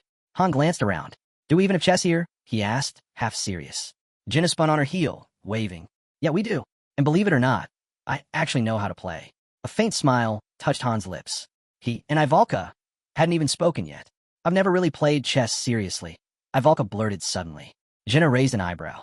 Wait, seriously? Didn't you grow up in the woods? This your first time even seeing it? Before it could spiral further, Han stepped in. I need a word with Jenna and Aaron. Since no one else is here, I'm literally standing right here. Ivalka shot back. A voice teased her. You could step out a bit. Won't take long. Ivalka rolled her eyes. Fine. She stalked away. Han sat down and gestured for Jenna and Aaron to join. The moment they did, he spoke plainly. We're leaving. Time to prep. Both of them froze. Sunlight spilled across the room. The door shut with a soft click. Jenna blinked. Wait, we? As in, all three of us? Another lobby? Han nodded. We train there. A month tops. Then we return. Worth it. Aaron lowered his head, voice low. There are better picks than me. Han's frown deepened. Didn't you say you wanted to get stronger?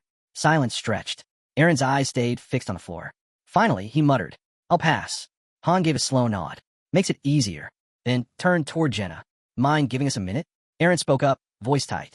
This place you're talking about, is it the same one as before? Han's eyes met his. Yeah, Niflheim. For you, it'll feel like a month. For me, it could be forever. Jenna froze in the doorway, frowning as she glanced back. Han added quietly, I might not come back. Aaron's eyes snapped upward. You see now? Han asked, what I'm offering you. He pressed on. They still need instructors. Daika can't handle it all alone. You don't have to fight on the front lines. There are other paths. Leaning back, Han's voice softened. Take time. No one said you need to run headfirst through every thorn in your way. Aaron opened his mouth, but the words caught in his throat. His fist tightened. Then, with quiet resolve, he said, I'll go. Han's eyes closed as he nodded. Good. Talk to Edith. She'll release you from your group. Aaron hesitated. But my training... It won't be a month, Han interrupted. It'll be a year. Aaron's eyes widened. A year? Yeah, Han explained. A month's enough for growth. But true change? That takes longer. In Niflheim, time runs 3 times faster. Belkist, overhearing, looked baffled. Then why can't I go? Where are you even headed? And what about me? Ivalka shouted. Han answered calmly. I'll call for you. When the time's right. Nariza stepped in, agreeing. I've been thinking the same. Han turned back to the group. Until then, listen to Edith. Especially you, Belkist. He smirked. You really need to learn how to relax. Nariza raised an eyebrow. You sure about that? Considering his past. Belkist chewed on a bite of food, then fixed Han with a steady stare. You're seriously coming back? Han raised a brow. What's that supposed to mean? Belkist didn't blink. Are you planning to stay there, for good? Han didn't flinch. He considered it. But then, firmly, he shook his head. No, I'll be back. Ivalka's gaze lingered on him, uneasy. Then, ding, a system alert chimed. Niflheim, flying ship, Rangrid 07, requesting landing clearance. The board lit again. Another vessel, from a separate account, had also submitted a docking request. A rift shimmered open in spacetime. A new message flashed. Incoming trade request, 1,500 diamonds. Captain initiating transaction. Han turned to the group, steady as ever. Everyone ready? Jenna and Aaron gave a silent nod. From the side, Edith and Roderick watched closely. You're leaving already? Edith asked. Roderick crossed his arms. It's going to be boring without you. Belkis grinned. Try not to die of excitement out there. Ivalka turned away without a word. Nariza's voice was soft. We'll be here when you return. Han laughed. What is this? A farewell ceremony. Right then, Isel came soaring in, frantic. Wait, I heard the rumor. Are you seriously not coming back from Niflheim? Han raised an eyebrow. Who's been spreading that nonsense? Jenna smirked. Relax. I'll drag you back myself, if I have to. Isel flailed in sudden panic. Don't let them take it. Those thieves will steal everything. Han reached out, tugging her cheek playfully. Sounds like something I started. Not you. She shot back, waving him off. Their hands clasped. Her voice trembled. Just promise you'll come back, okay? Han exhaled, half smiling. You're worse than my mom. You promised. Isel shouted after him. Aaron chuckled. You're the only one she nags like that. They walked toward the portal. Light coiled around Han as someone whispered, awestruck, about the view waiting beyond. All eyes lifted skyward. A flying ship hovered just past the threshold. Jenna froze, wide-eyed. It's real. Know much about them? Someone asked. She shook her head faintly. Only what my dad used to tell me. Han stood watching too. He'd seen one before, but back then, he hadn't been ranked high enough to even step aboard. IDs cleared. The ship stirred awake. The voyage to Niflheim was officially underway. Han guessed it was a newer model. As they climbed aboard, a guide greeted them warmly. She'd stay with them the whole ride. He didn't recognize her. Not surprising. Too many guides, too many journeys. Jenna leaned close, whispering, "Do you think we'll be okay?" A couple of nearby passengers snickered. Han's cold glare cut through them. They looked away fast. This wasn't some leisure cruise. They needed to stay sharp. The Rosa lifted off, smooth and steady, gliding through a glowing portal. Most passengers looked unsettled. Han didn't even blink. Below, the ground split into jagged ridges, a desert scarred and lifeless. They'd crossed into Taun. Jenna and Aaron stared at the alien landscape, struck silent. Han? Unimpressed. He knew the trip would take 2 days. On the horizon, a colossal tower pierced the sky. At its base sprawled the ruins of a city, once magnificent, now just broken stone and ash. 20 trainees filled the Rosa. Jenna whispered, "Why does Tonia look abandoned? The others were fire, floods, but this one's just empty." Before anyone could answer, a voice crackled over the intercom. "All passengers, please proceed to the deck." They were nearly there. Han frowned. Aaron was missing. Then he remembered. Aaron had mentioned slipping away to train in an empty warehouse. The guide had warned them earlier. Stepping outside the protection zone during descent was dangerous. Turbulence would be fierce. As they reached the deck, Jenna and Aaron exchanged uneasy glances. The atmosphere shifted. Nerves tightened. Panic rippled through the crowd. Han stood firm. And then, floating ahead were dozens of massive ships, blotting out the sky. It looked like the heavens themselves had torn open. Jenna and Aaron froze, speechless. Jenna managed to ask the conductor, What is that?" The answer hit like a blow. A carrier ship, big enough to move an entire fleet. Patrol ships swarmed around the massive carrier, darting like hornets. Their vessel veered sharply, cutting through another swirling vortex. Wind howled, lashing at the hull. Everyone braced as the ship pierced through the portal. The conductor stepped forward. "Welcome to Niflheim." They descended into a colossal structure, the ship gliding down without the faintest bump. Stairs extended smoothly, waiting. One by one, the passengers disembarked. At the base, the conductor offered a brief farewell. Jenna's eyes widened. The sight before her was overwhelming. A massive crowd had gathered outside, voices buzzing with excitement. Then the murmurs began. Someone pointed. "It's them, the 7th-stage trainees." From the crowd, a figure stepped forward. Elderkin, the top instructor. "Follow me," he commanded. Han recognized him instantly. To Han, he was a powerful instructor. But to the others, he was something far more terrifying. Aaron's eyes darted around the sprawling complex. This place, it's huge. But he was wrong. It was bigger than huge. It was endless. Elderkin's voice cut through the tension. Single line, one at a time. A nervous trainee opened his mouth, stammering, sir, He never finished. Elderkin moved like lightning. One brutal strike, teeth shattered, blood sprayed. The boy crumpled, screaming. Without hesitation, Elderkin seized his face and flung him aside like trash. His voice was cold. One, at a time. The line froze. No one dare move. The air itself felt suffocating. Han's gaze narrowed. Elderkin wasn't just strong. He was faster than him. And there was something else. Han couldn't open his status window. That only meant one thing. Elderkin was beyond them. Untouchable. Jenna whispered, stunned. "He's stronger than you?" Han cut her off sharply. "Don't talk. Just do as he says." Nearby, sleek platforms resembling glass elevators lowered from above. The trainees filed in. Han's group stepped onto one bound for the 5th floor, but it didn't stop. The platform kept descending. Finally, it settled on the 4th. Through the transparent walls, they watched the sprawling city of Niflheim stretch out below, breathtaking in scale. Han didn't bother trying to memorize every face. He'd already crossed paths with thousands of heroes. The platform glided to a halt on the 2nd floor. Niflheimer's elite training level.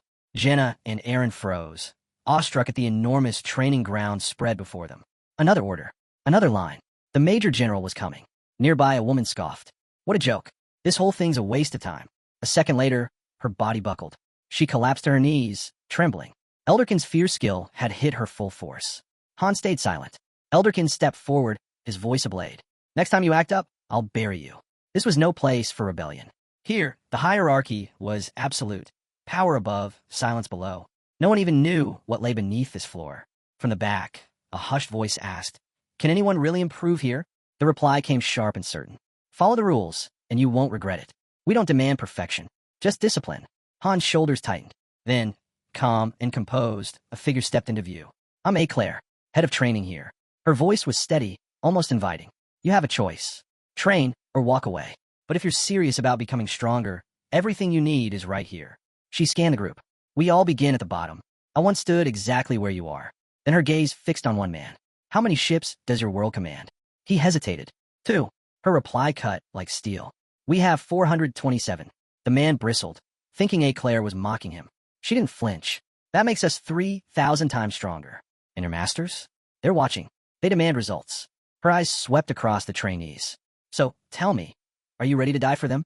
Jenna leaned toward Han, whispering, confused. Neither of them understood what she meant. But Eclair pressed on. Do any of you truly believe your masters stand on the same level as someone like Loki? Han froze. That was it. The truth hitting him all at once. The scale. The purpose. The sheer size of the force here. Eclair didn't soften the blow. Out of every 100, 90 are worthless. Tools to be tossed aside. But here, you'll claim only what you can earn. Her voice rose. This is your chance to join Niflheim. Then she laid it bare. They were brought here for 2 things, diamonds and fighters. Their past didn't matter. Their masters didn't care. Han remembered. Eclair had once been his enemy. He'd fought her, taken her lobby, and only recruited her out of desperation. Jenna looked lost, so Han explained quietly. Top 3 performers get in Niflheim. That changes their lobby. Every single person here was chosen by their master. This wasn't just training. It was survival, an arena for elevation. Perform well, and eventually an invitation would come. The price was steep. Around 1,500 could land you a 3-star hero. That's why Isel had been so tense. Eclair studied them. Think carefully. Niflheim isn't a camp. It's your future. Elderkin stepped forward to sort them. Warriors red, bandits blue. Han explained to Jenna that once training ended, they'd be assigned class. But for now, Jenna was placed among the bandits, separated from Han and Aaron. In the distance, a vast palace rose against the sky, carved like stone and flame. Line up, Elderkin commanded. Skill evaluations begin now. Their performance would decide placement across 4 levels, a system Han himself had once helped design. Aaron went first. His spear work faltered, earning him a low rank. Then came Han. Elderkin studied the results, eyes narrowing. Above average, he muttered. His assistant checked the same data, then froze in shock. Elderkin gave a firm nod. We'll discuss this privately. Step aside. He added, you'll choose your class alignment. Though, I think you already know what you'll pick. Han's thoughts spun. What kind of private talk was this really? Elderkin ended the mystery. Not with me. The Major General wants to see you. Then, almost as an afterthought, he added quietly, I was born a 1-star too. My first battle. I froze. Couldn't move. Han stayed silent, a tight knot forming in his chest. The heroes he trained were already out there, on missions, moving forward without him. A woman stepped up. Port received. Then Eclair appeared again, her eyes locking onto him. You're Han, aren't you? His hand moved instinctively to his sword. Something felt wrong. In an instant, Eclair struck. Steel clashed. Han blocked, swung back, only to be deflected with blistering speed. No small talk, she said, pressing a blade to his throat. This wasn't training. It was an interrogation. She smirked. You've kept yourself sharp, but against me? You wouldn't last. Han didn't deny it. He knew she was right. She demanded answers he didn't have. Then her tone twisted, her eyes wild. How did you know Master Loki vanished? She hissed. Answer, or die. The blade dug closer. Who are you really? Han exhaled, muttering. Someone should probably stop her. Right on cue. A fierce wind ripped through the hall. Heavy steps followed, the air itself tightening with pressure. Someone strong was coming. A figure emerged from the storm, white robes flowing. Urnit, Niflheim's second in command. 6 stars. Her presence said everything. Han narrowed his gaze as she gave him a formal nod. Behind her, the city rose, fortified walls gleaming, cold and unshakable. Another figure approached, Gilbert. His smile was disarming as he extended a hand. Gilbert, instructor here. Good to meet you, Daika. He looked barely older than a trainee, but his presence carried authority. The place is brutal, he admitted. If you can't adapt, it'll eat you alive. Daika blinked. You're the instructor? Gilbert chuckled. Mountain kid. Out there, even toddlers teach.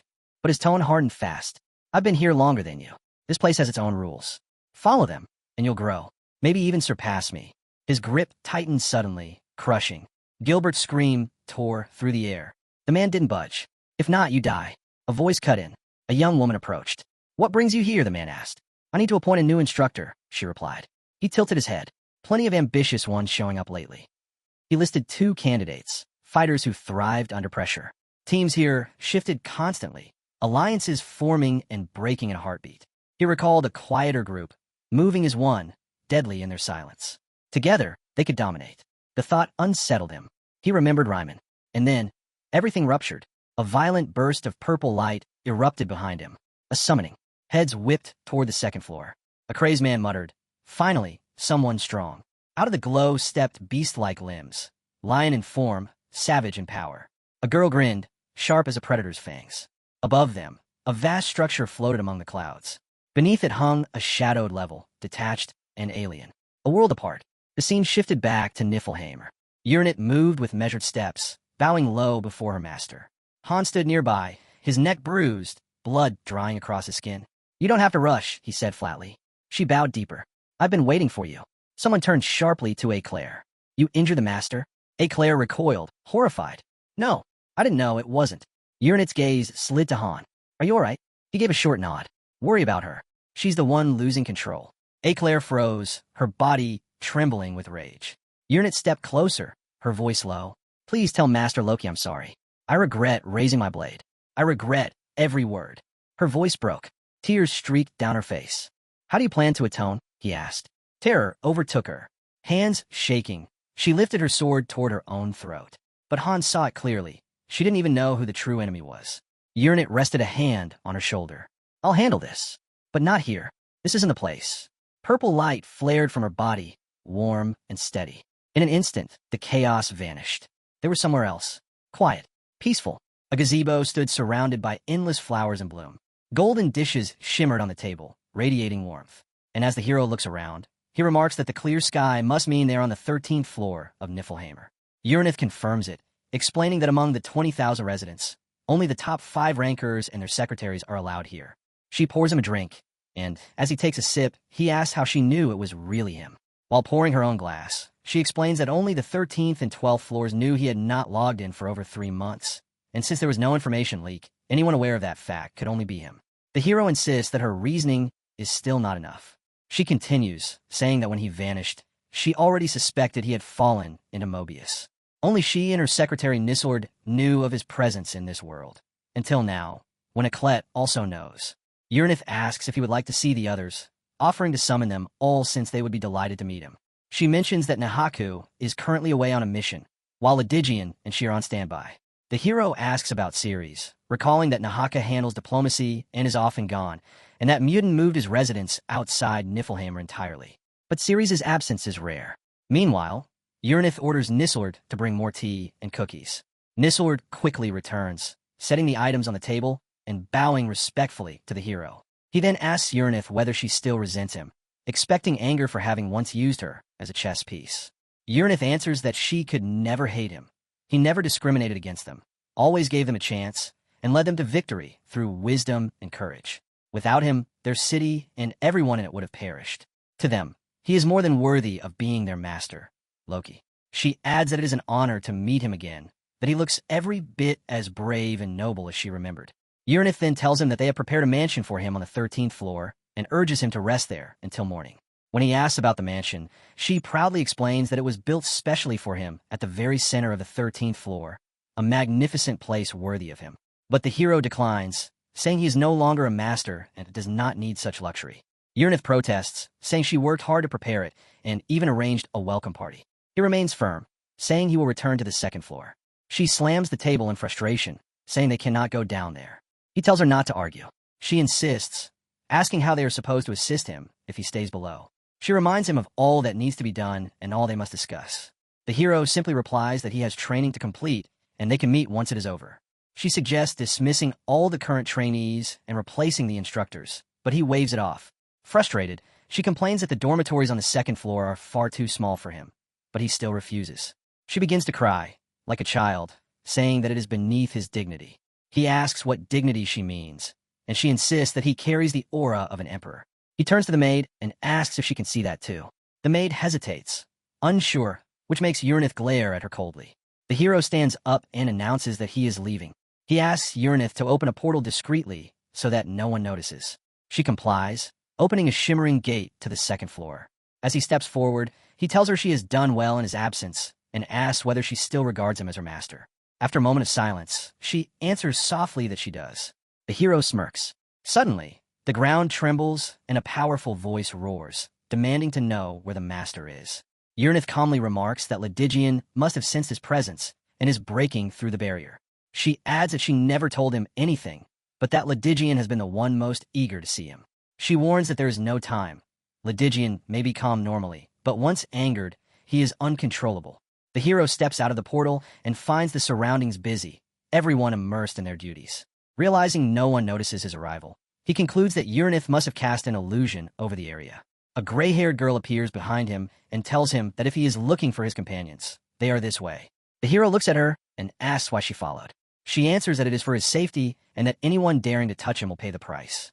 The hero glances at her and mutters that he would crush their spine himself. Looking at the scene before him, he can think of only one thing. He wants to go home. Above, the city hovered high in the sky, its lower tiers sealed behind ornate bars.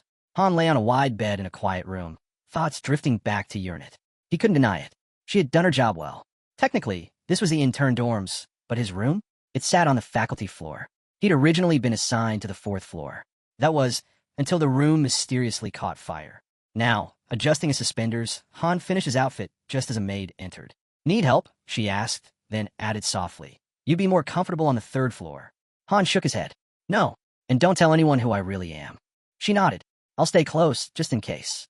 Descending the grand staircase, Han spotted Jenna waiting at the bottom, bright as always. Aaron stood next to her, drained and lifeless. Han knew he hadn't slept, but still offered him a quiet smile. Jenna spoke first. "Already talked to the girls. This place is unreal, full of monsters in human form." She leaned closer, her voice dropping. "They say Niflheimer has never lost a fight."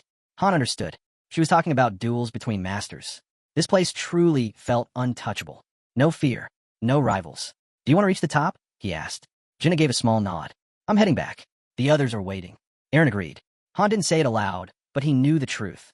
Reaching the top meant one thing, being sold to Niflheimer. And he didn't have a choice in the matter. Inside a wide hall, Elderkin stood before a massive board, his eyes sweeping over the trainees. "What's the one thing you need to survive?" he asked. Han answered without hesitation. "Knowledge." Elderkin gave a slow nod. That was it. They had to learn how this world worked, what mattered, what didn't. Every step here was a test. Jenna muttered. "This all feels familiar." Han smirked. "I've said this before." Elderkin's thoughts drifted as he lectured. He saw a chessboard, pieces arranged in order. That's what this place was.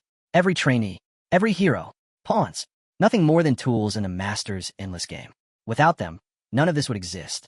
The so-called beautiful garden, just a playground built on control. Outside, flower petals drifted soundlessly through the air. Far away, Uranith watched. She whispered to herself, "I know what I am a pawn. Maybe nothing more than entertainment in the hero's eyes." Han stepped into view behind her. "How did you know I was here?" She turned slightly. "I told you yesterday. The bond between a master and their hero runs deep." She explained interference points, how the higher the rank, the stronger the link. "When you were dragging a Mobius, 5 of us felt it instantly. Only those on the 13th floor?" Han asked. Uranith shook her head. "It depends on the vessel. Eclair and I are both 6 stars. But our strength? It comes from everything we've poured into this." A glowing interface blinked to life before them. Han's eyes widened. "You can access the system?" "With enough power," she said, "you can create interference points." It struck him. They weren't just high-level heroes anymore. They were evolving. Uranith smiled faintly. "We're like 6.5s now, on the edge of the earthly kingdom. You made that possible." Han stood stunned. He hadn't realized his influence had reached that far. "How do they even see me?" he asked quietly. Her answer was immediate. "The closer we are to you, the stronger we become. That's the law." A thought clicked in Han's mind. 7 stars weren't just stronger. They were something entirely different. Uranith nodded. "Exactly. 7 stars are hybrids. Half hero, half master." She recalled the system failure. The fight with a true 7-star. His power had been overwhelming, beyond anything she'd imagined. And she believed Han could reach that level, without anyone's help. But Han only chuckled, brushing it aside. "You're getting ahead of yourself." He changed the subject. "What about Ceres?" Uranith lowered her gaze. "I didn't search for her. She left." That explained why the fairy had vanished too. Uranith had taken her place without a word. Still, Han wondered, how long could Niflheimer survive like this? Uranith caught the thought instantly. "You're thinking about deletion," she said. "Inactivity penalties." Han gave a small nod. Her tone steadied. "We've secured enough interference points. 10 years at least." It eased his mind. Slightly. Above them, a chandelier burned bright, light reflecting off polished stone. Pillars rose high, framing the grand hall. All of it built for him. Across the far wall hung a vast painting. His battle. His chaos. Uranith's expression was unreadable, joy mixed with disappointment. She looked at him, and said quietly, "The time's come. It was time for him to take the throne." "Stay," she pleaded. "You're not just a hero anymore. You become something more." She dropped to one knee. "Become our master. Let us. We need you." Light from the chandelier poured down, casting a glow over the scene. Han standing silent, Uranit kneeling before him. Then, a system prompt appeared. Title transfer request, Vice Master. Uranit has offered her rights. Awaiting decision. Another figure bowed low beside her, waiting. Han frowned. "I'm not a master anymore." Uranit smiled softly. "You'll have our full support. Tonia will be protected. Everything taken care of." She stepped closer, confidence shining. "So, will you accept?" Han didn't hesitate. He pressed no. Uranit froze, blinking in disbelief. As he turned away, she reached out. "If something's wrong, we can fix it. It's not you," Han said firmly, his voice low. He turned back, meeting her eyes. "I'm just not strong enough right now." Uranit stepped forward. "Then let us fix that. We'll rebuild you." Han shook his head. "I'm going back to Tonia." He stopped at the doorway. "It's not because I hate you. Or this place." He looked back over his shoulder.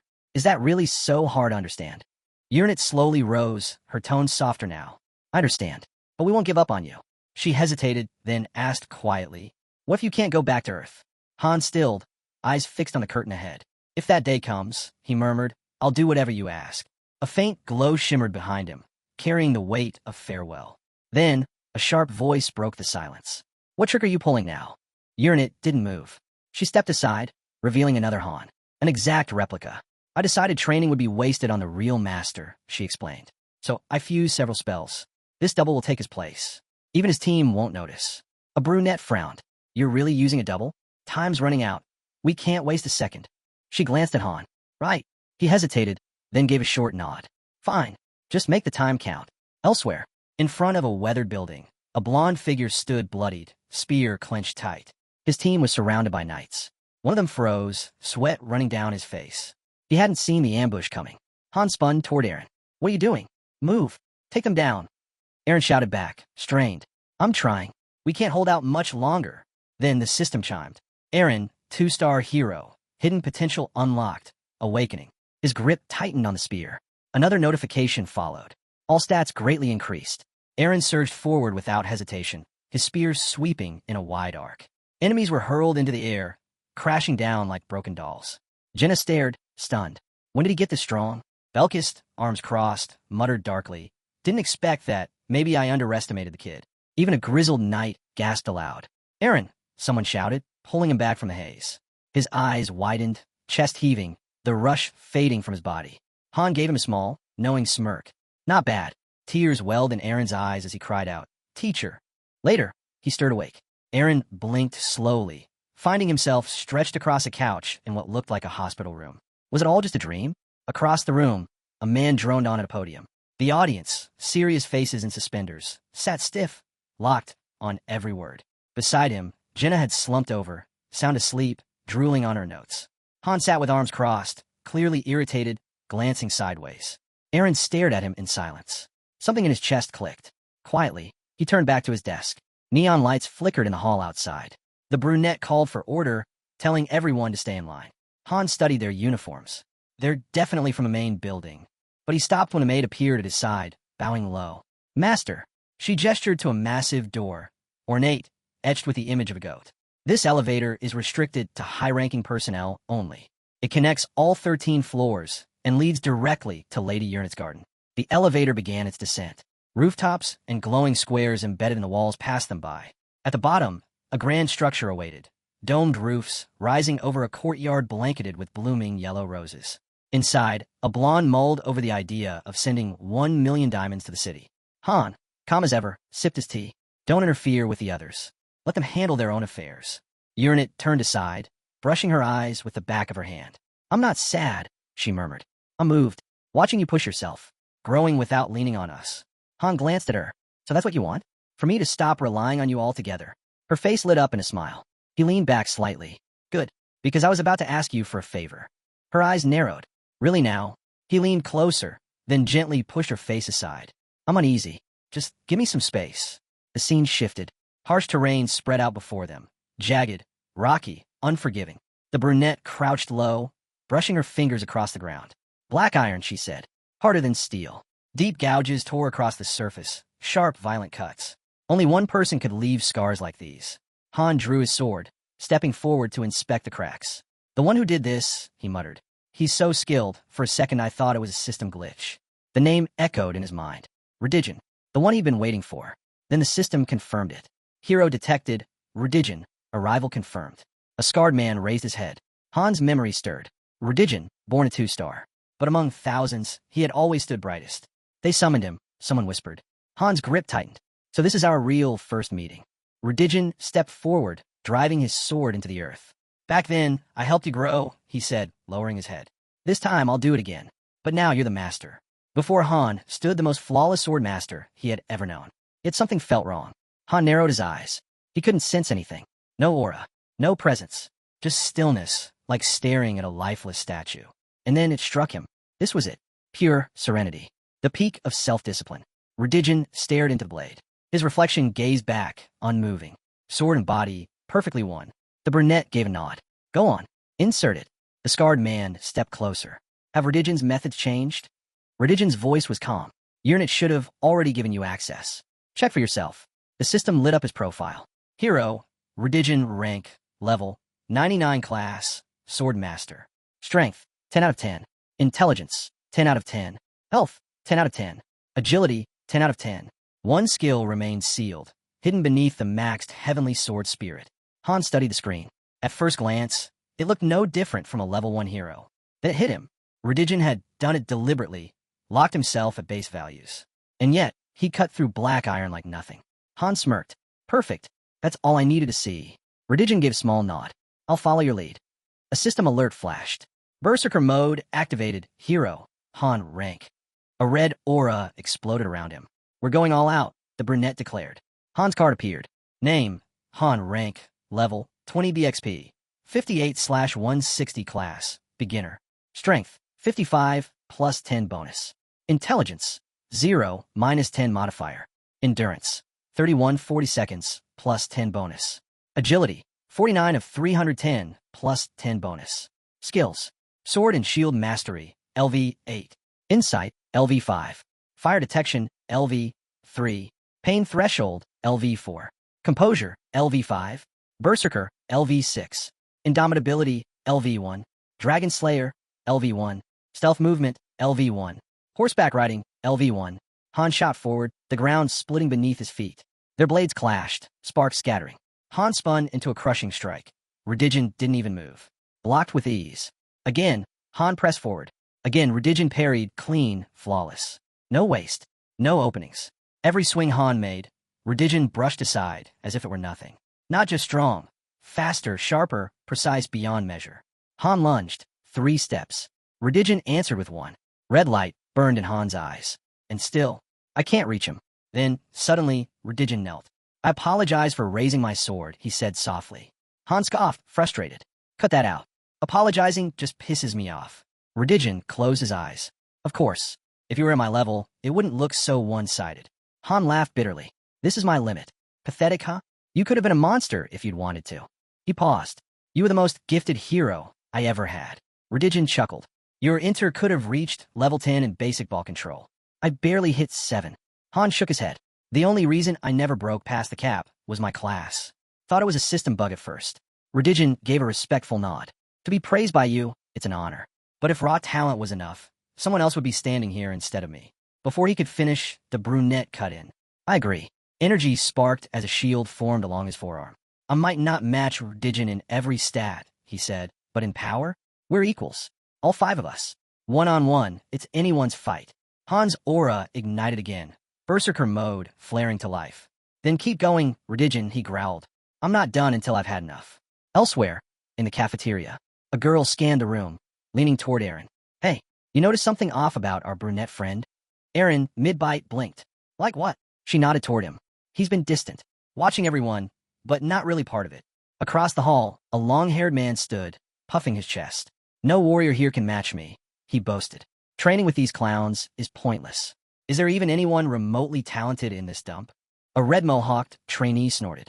You fighting, or just barking? Before either could make a move. Smack! Smack! Han dropped them both with one hand. Aaron didn't even put his fork down. Honestly, that's just business as usual. A girl with a ponytail stormed in, fury in her voice. What do you think you're doing? You want to get kicked out? Because that's exactly how. She pointed at the two sprawled on the floor. No, trainee-on-trainee fights. You've got issues, settle them another way. One more stunt, and you'll regret it. Jenna suddenly stood. Han hasn't done anything wrong. The blonde turned sharply. Then what are you even saying? A bald trainee stepped up with a smug grin. Perfect. Only one way to prove yourself, battle. He jabbed a finger at Han. Come at me.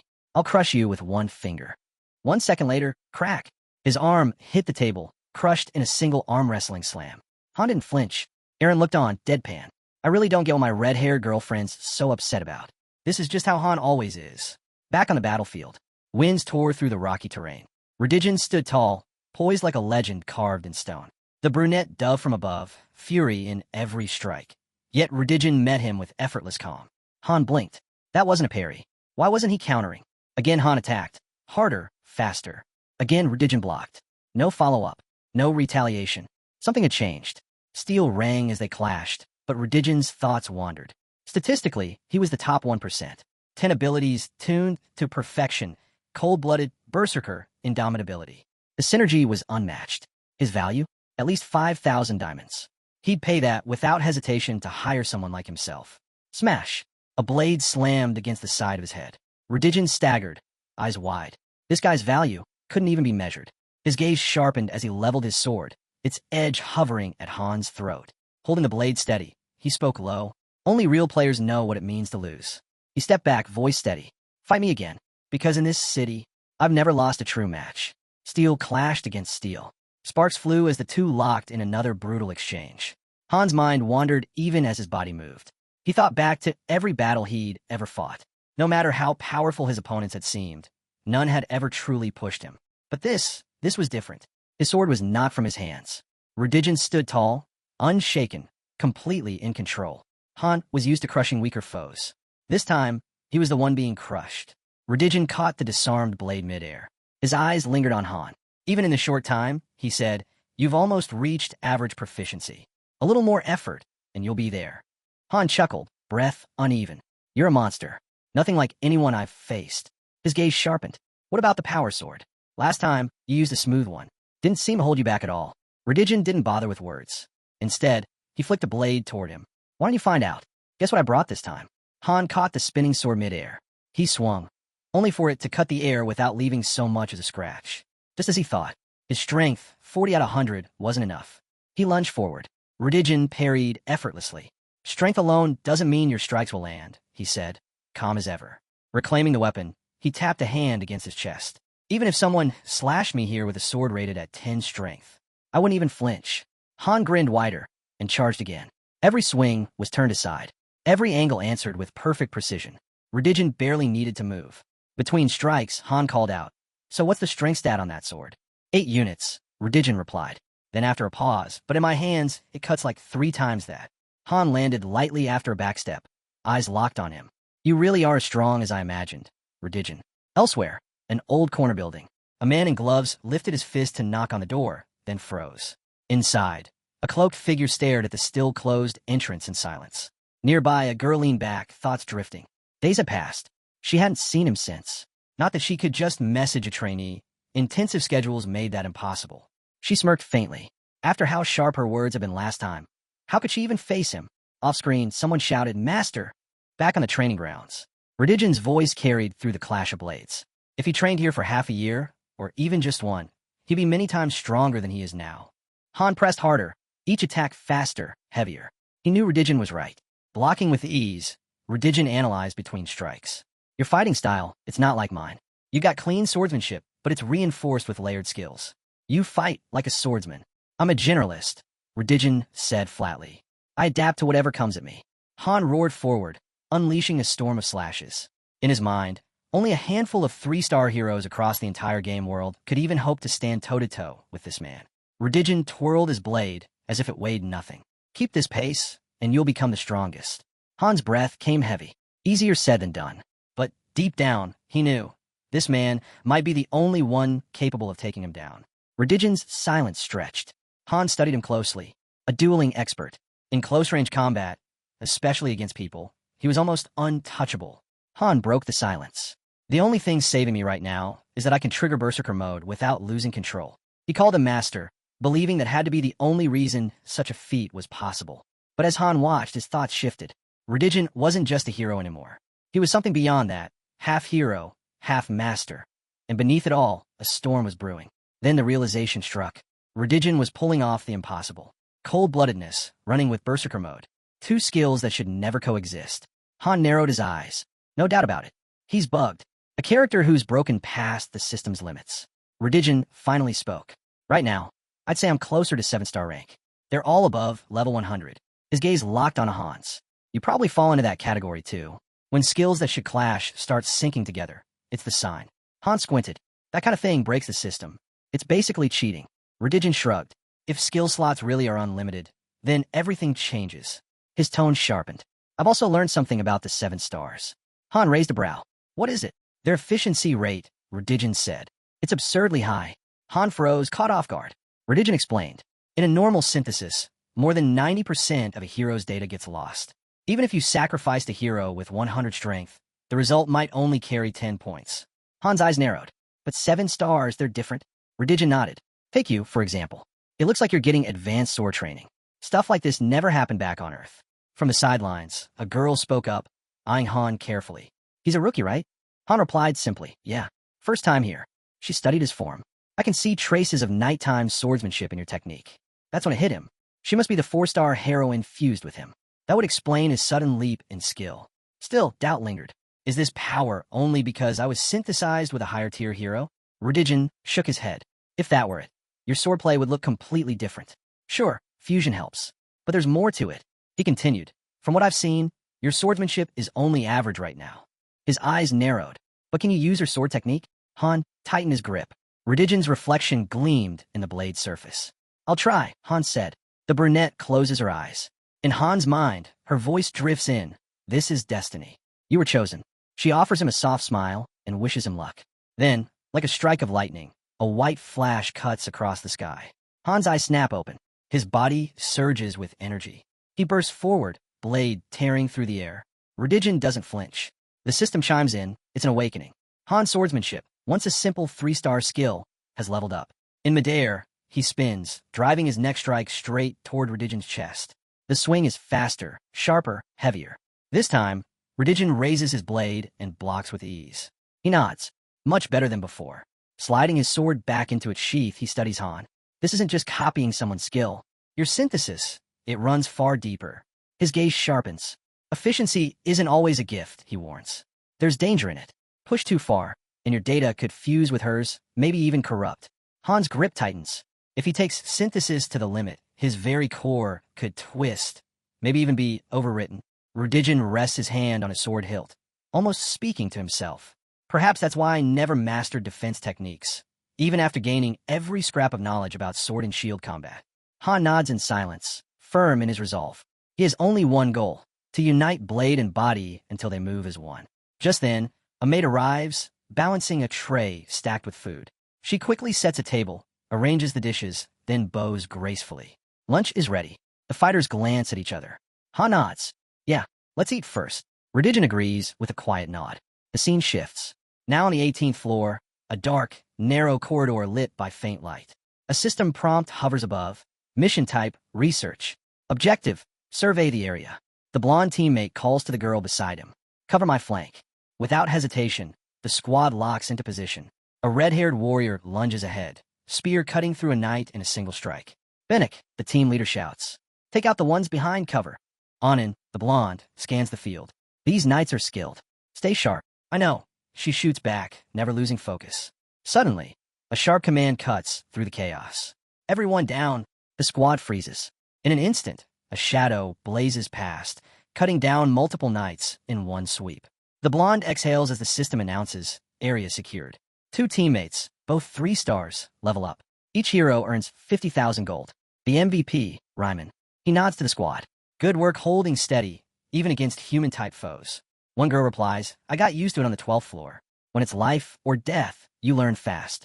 Rosa glances at Lilani. You did well out there. Flustered, Lilani stammers. It's only because you guided me.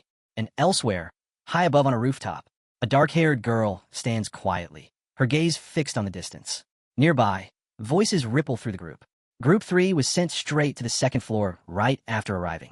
Another voice cuts in. Then we'd better step up if we want to follow. A third groans, I'm so sick of these potatoes. That sparks a laugh. Maybe they'd taste better if someone else cooked them. Didn't I hear Julia's got 3 kids? One teammate asks. Doesn't mean she can cook, another replies. She just throws random things in a pot and hopes it turns out edible. At the back, a brunette watches one of the girls stew in silence, clearly annoyed. With a sigh, she mutters, guess decent food's off the menu while we're stuck here. Then she steps forward, her tone sharpening as she addresses the squad. Listen up. Here's how the raid units are divided. She explains. Groups 1 through 3 form the tower's frontline squads. The elite, top-tier heroes tasked with defending each floor. Only they're allowed to live on the second floor, the heart of the central base. A system prompt appears. Groups 4 and 5, support units. These teams back up the main raiders. Built around potential instead of rank, their members rotate often, no permanent squads. Another update flashes. Group 6, temporary reserve. This group handles recon and dungeon analysis. Usually, one member is sent ahead to scout and verify missions. It's where the inconsistent, the underperforming, and the unproven end up, the ones who haven't earned their place among the stronger teams. Then the system delivers its final, brutal message. Unfit heroes, those marked for synthesis or conversion, don't gather here. They've already been dealt with, recycled, or transformed. The scene shifts. In the distance, a playground comes into view. At its center rises a strange structure, a caged core glowing with pulsing energy. Battle erupts around it. The brunette charges headlong, attacking with relentless fury, her strikes crashing against the blonde. Not far off, a gray-haired man readies his blade, steel clashing with screams echoing through the air. The brunette roars, her voice sharp with rage. Why are you all holding back? A yellow-eyed girl snaps back, cold and unyielding. I told you, fight like you mean it. Fight to kill. Anything less, and you're the ones who will die. She warns them again. Don't relax just because it's 5 against 2. Even then, the squad struggles, barely managing to bring down a single enemy. The blonde, sweating and lost in the chaos, shouts, Wait, what were the instructions again? No time.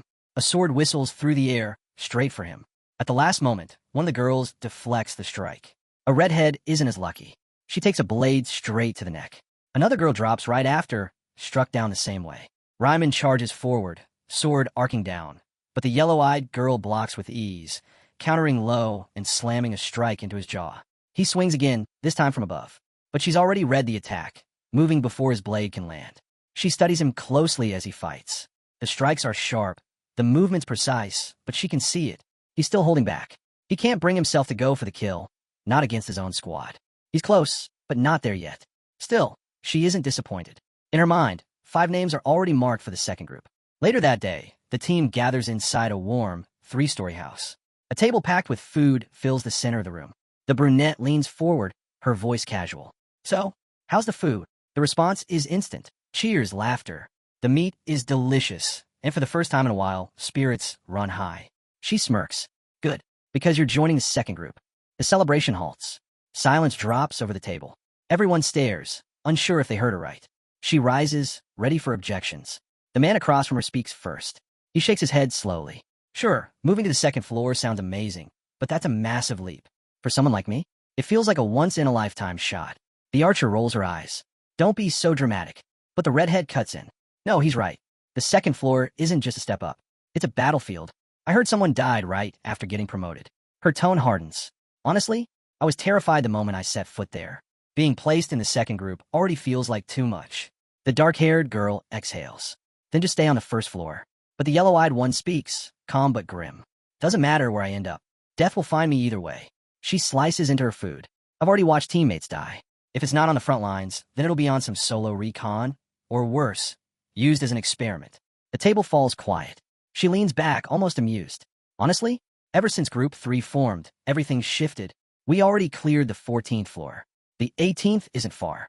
Once we reach it, competition for the second floor will skyrocket. If you're not fast, you'll get left behind. Looking down at her plate, she mutters, I've got to be smart about this. Night falls. The mood turns heavy. Rosa leans back, arms crossed, irritation clear in her posture. From across the table, Lilani watches her, worry written in her eyes. A hand settles on the blonde's shoulder. It's Ryman. He gives a quiet nod. Congrats on making it to the second floor.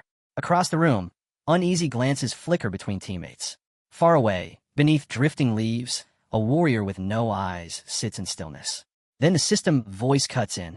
The master has begun transformation. A pillar of light erupts from the building, stabbing into the night sky. A young man, left behind, reaches out helplessly. His voice cracks. Why wasn't I chosen? I gave everything. You told me I'd make it if I pushed harder.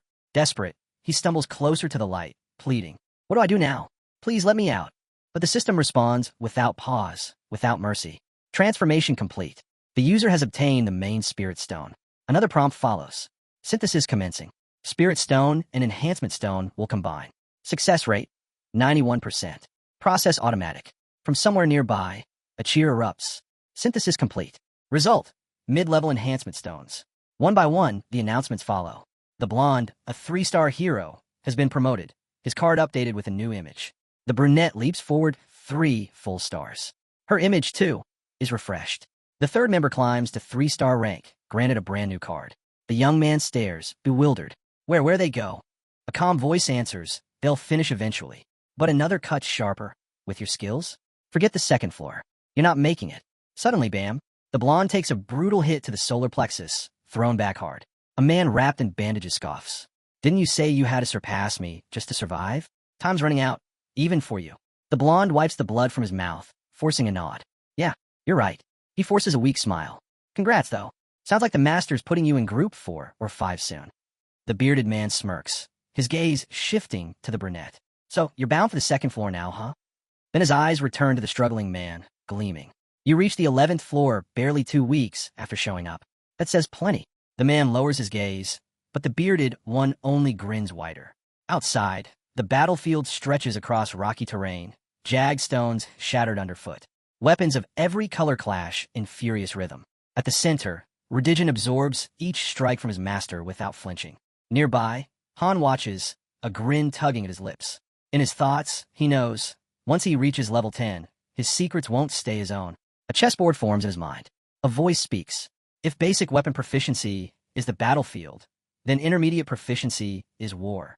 A pawn slides forward. Another voice responds. At this stage, it's not just about attack. It's about control, claiming ground while striking the enemy. A knight leaps into position. This is the essence of intermediate mastery, the opponent says. Glowing zones spread across the chessboard, each one marking territory claimed. Weapon mastery is war itself, and I've already drawn my front line. The knight moves again, and this fight isn't over. Then comes the queen. Placed with precision, it radiates light across the board. Redigen narrows his eyes. The queen demands perfection. Fortresses that won't crack, walls no enemy can breach. The system interrupts. System message. Sword and Shield Mastery. Level 10 awakened. Basic Sword and Shield Mastery has reached maximum level. Skill evolution unlocked. New paths available once conditions are met. Han strike slams through, clean and powerful. But Redigen just grins, brushing it aside as if it were nothing. The ground trembles as green energy bursts around Han, shaking the rocky field. Yet Redigen stands unshaken. His voice is steady, low, commanding. Once I master the art of the ball, I won't even need to swing. Just standing here will be enough to split mountains. As shards of stone scatter outward, he adds, but that kind of power, you don't actually need it to win. Above, the sky roars. Thunder cracks as Han clenches his fist beneath a storm of endless strikes. This isn't what I wanted, he mutters. I never planned on stepping into expert class. His eyes flick toward Urinit, waiting at his side. Sweat slips from his palm as he asks, how far did your training go while I was gone? Pulling his clothes on, he doesn't hesitate with his next order. Open a portal. I want it ready by tomorrow night. Dimension 0584? Urinit asks, confirming. Han nods. His thoughts drift toward a certain blonde man. I've got something I need to send. The scene shifts into a sprawling estate. A heavy knock echoes against the massive doors. Inside, a maid waits. At Han's nod, she opens it. The master's already awake, she informs the visitor. Deeper inside, the boy notices Niled, cleaning with near desperation. You're going all out, he remarks. Without looking up, she replies, it's the least I can do for master. Satisfied, he turns. Urinit, drop the illusion. We don't need it anymore. The system chimes in. Heading to training now? Yeah, Han answers, already fading from sight. I've got people to check on. Long day ahead. Moments later, he reappears beside his group. Jenna is the first to notice. There's something different about you today, she says, smiling faintly. Oh yeah. Han steps closer. Like what? She tilts her head, thoughtful. Not sure. Your energy just feels different. Not bad, just changed. Aaron raises a brow, curious. Han notes silently. Jenna's perception has sharpened. Nearby, the archer stretches with a groan. Ugh, these lectures are turning me into stone. We'll switch gears soon, Han reassures her. Next part should be more interesting. That perks Jenna up. Still weird, though. Every lesson so far matches what you've already told us. It's like you're a prophecy in motion. Han pauses, caught off guard. She really is that sharp. Even an average observer could see it. He didn't fit the mold of a standard hero. Not with what he'd done. He turns to the spearman. When you're finished here, meet me in the backyard. Got it. The spearman answers without hesitation. The story shifts again, this time to the Academy's training hall. Armed heroes stand ready across the floor. No more lectures. No more theory. From here on, it's combat. The instructor's voice rings out. From here forward, it's solo. No teams. No support. Just you against your opponent. The fighters take their places. If you paid attention, the instructor continues, you'll be able to hold your own. The signal drops. Sparring begins. From the stands, Han watches in silence. His eyes fix on Jenna. Her growth is unbelievable, he thinks. From a single star to this. Arrows fly like lightning, loosed in a blur. Her form is flawless. Each movement smooth, precise.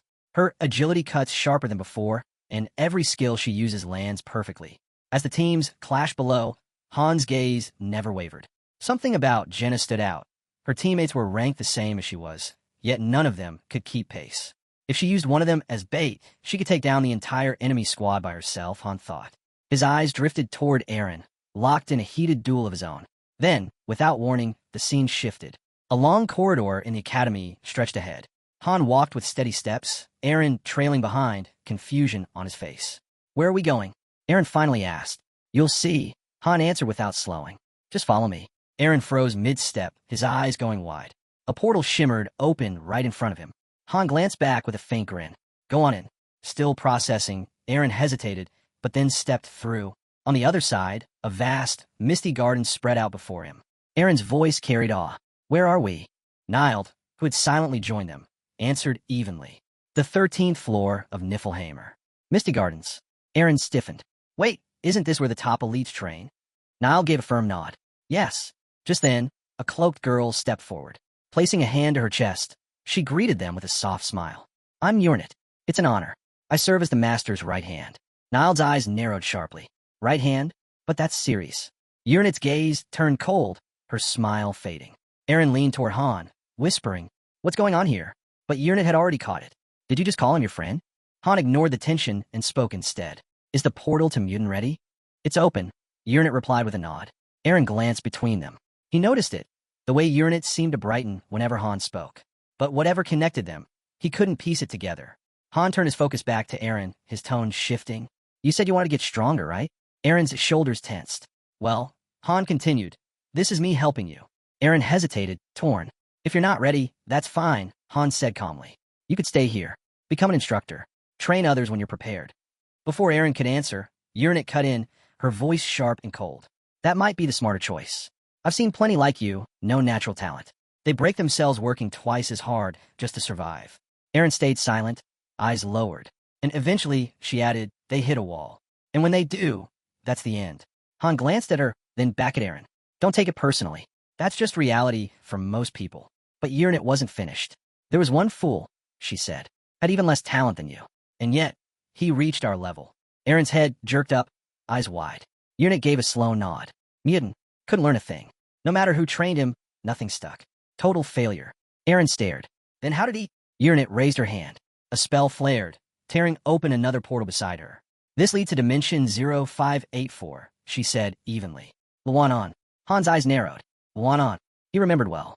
That was where the global raid happened 2 years ago, and a place Mutant now called home. Urnit's gaze lingered on the swirling gate. That place is draining his life away, little by little. Niall stepped forward, eyes closed as if bracing herself.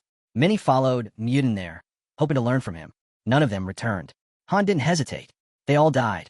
Aaron froze. The words crashed into him like a hammer. His eyes locked on the glowing portal, grip tightening around his weapon. Han turned toward him. Survival rates under 3%. If you want to live, don't step through. Aaron said nothing, but his fists clenched until his knuckles turned white. But what if I make it? He thought. What if I come back stronger? He drew in a deep breath and stepped closer, gaze fixed on the light ahead. I'm going, he declared. I don't plan to die. I just want to give everything I've got. Urinit moved toward him. Time flows differently there, she warned. Don't forget it. Aaron shut his eyes, letting it sink in. When they opened again, they were clear, steady. The hesitation was gone. Without another word, he walked straight into the portal. Just before the lights swallowed him, he glanced back at Han. Take care of things while I'm gone. Their eyes met. No words, only a silent understanding. As the portal shimmered behind him, Han turned to Urinit.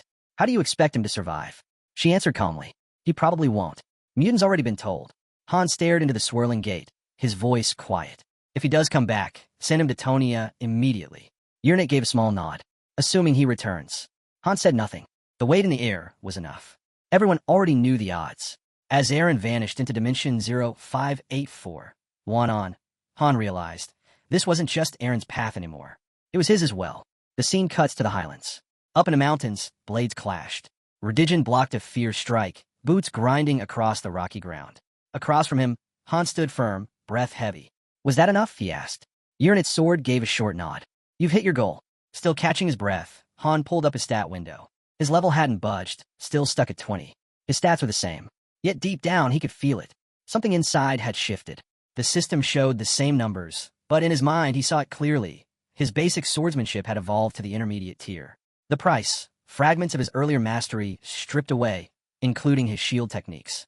Even so, his style was sharper now. His discipline, composure, and grit under pressure had all grown stronger.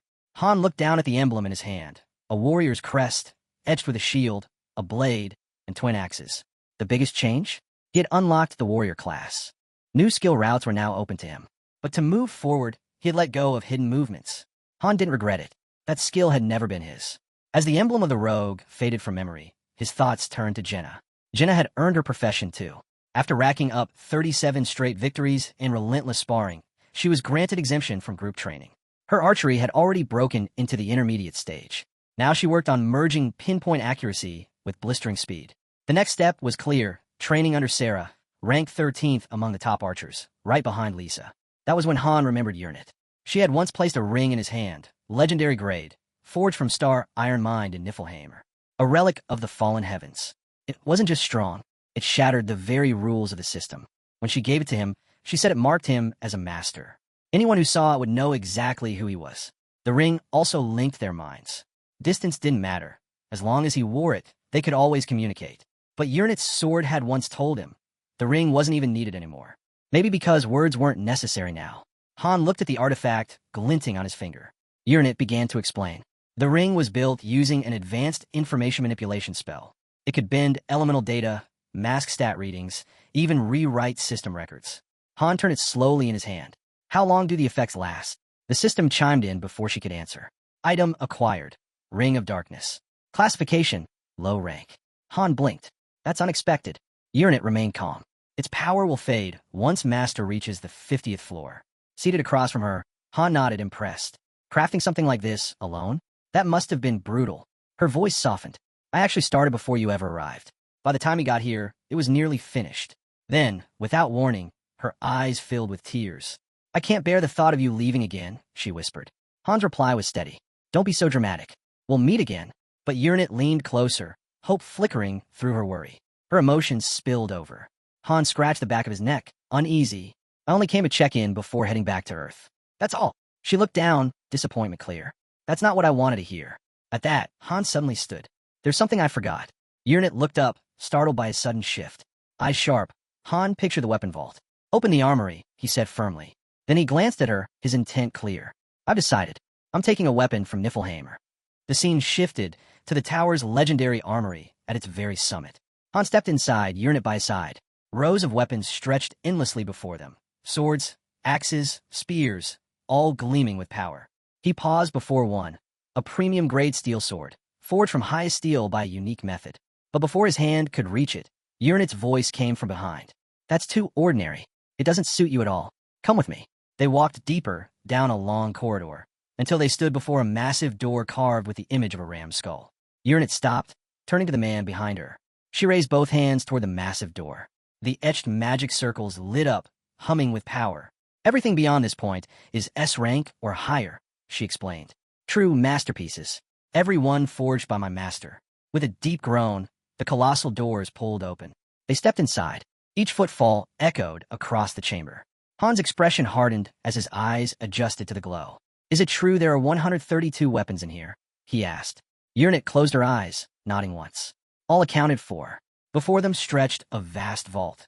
Walls lined with weapons, each a creation of the legendary Blacksmith himself. As they moved deeper, Urnit's gaze lingered on one blade resting on its stand. Miss Stiltine, you're not actually planning to take that, are you? She explained its power, how no defense, no matter how strong, could withstand its piercing edge. A weapon built for Tower Ascension. A system prompt appeared, listing Miss Stiltine's stats in glowing script. Han lifted the dark sword, studying its edge. A memory stirred. The black dragon on the 20th floor, its body resistant to both magic and steel. Miss Stiltine had been the key to victory. Yet after a long silence, he set it back. It's strong but too specialized. I need something with reach. Urnit gestured to another rack. Then consider this. Before them lay the Baselar blade, S+ rank, crafted from the horn and scales of the Shadow Demon King. Its trait is rare, she explained. True physical penetration. No defense, armor, scales, or enchantment can block it. Han reached for it, fingers brushing the dark edge. His eyes narrowed. This might be the one. But after a moment, he shook his head. It's useless against magic. That makes it a liability. I need balance. Urnit stepped closer, pointing to another stand. Then perhaps. Gungnir. Han's eyebrow rose. You're certain about that? She nodded with quiet conviction. You don't need spear mastery to wield it well. Han studied the weapon, thoughtful. It's compatible with Bryanac's early model. If it works, one throw could wipe out dozens. Pride warmed Urnit's voice. You deserve every weapon here. After all, you're the one who created them. Han smirked faintly. Not alone. His gaze swept the armory, steady and sure. If it weren't for all of you, I'd have stopped at A rank. S rank and higher? That's because of your work. He looked around the vault once more. Besides, most of these are already in use. I can't just strip them away. And the weapon I truly want. I doubt it's here. Urnit's expression softened. I see. These are mighty, yes, but none match what you're searching for. Then Han turned to her, decisive, without hesitation. She stood poised, eyes locked on his shoulder square, waiting for his command. I'll forge a new one, Han declared. Without hesitation, Urnit raised her hands. A portal bloomed open, molten light flickering within its swirl. She bowed with reverence. Together, they stepped through. At the Summit Forge, Niflheimer's highest-tier facility, the system prompt confirmed their arrival. Prime Blast Furnace activated. Han peered into the roaring core. His voice was calm, steady. Begin all preparations. Urnit moved behind him, hands resting lightly on his shoulders. She gave a single nod. Han lifted his hand. The verification skill roared to life. From the ring on his finger, black lightning erupted, tearing across the forge like a storm. Power surged, rattling the chamber walls. Urnit's voice echoed in his mind. The rite of the master of Niflheimer has begun. System prompts flared into brilliant pink notifications. Permission granted. You may now craft a custom weapon. Urnit reached out to him mentally. What kind of weapon will it be, master? Han kept his gaze on the furnace. A weapon that grows. The system blared a warning. The casting method was unstable. Failure would bring severe penalties. Han didn't flinch. Proceed. A list of materials unfurled. He confirmed his choices, and the storage portal tore open, releasing the resources into the molten blaze below. The magma surged violently, sparks scattering like falling stars. All ingredients in. Furnace stabilized. Urnit confirmed. Summoning workers now. A portal opened at her side. From it, a plump, gray-haired blacksmith stepped out, blinking in confusion. Why'd you drag me here? The master isn't. His words froze. There stood a boy, calmly watching the system prompts unfold. Recognition struck him like thunder. His breath caught. His voice failed. Urnit broke the silence.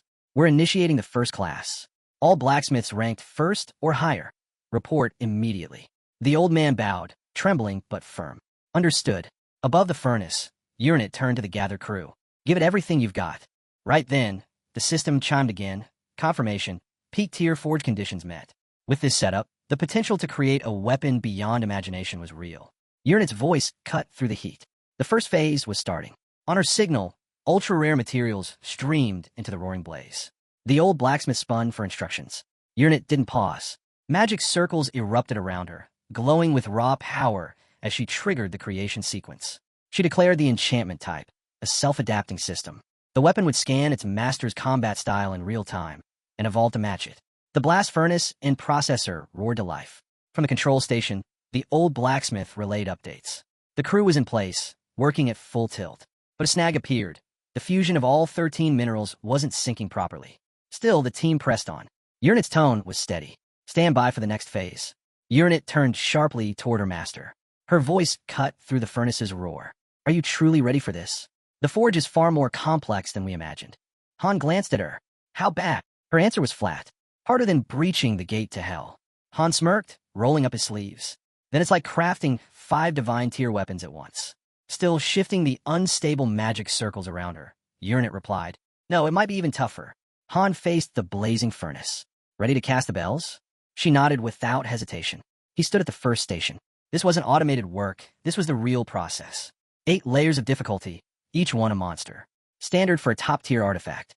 He tapped the interface. The system's reply was blunt.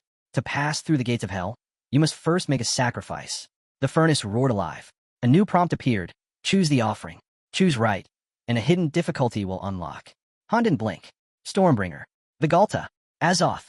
Urinet froze. You're sacrificing those? He confirmed without hesitation. Urinet stepped forward and cast the legendary blades into the molten core. The system flared. Sacrifice accepted. Gates of hell, open. The forge's difficulty spiked instantly to highest divine rank. Han's expression darkened as the updates poured in. Penalty triggered. Weapon's final power will be reduced by 33%. Success rate, 0. Then came the final prompt. Do you still wish to continue? Han grinned at his subordinate.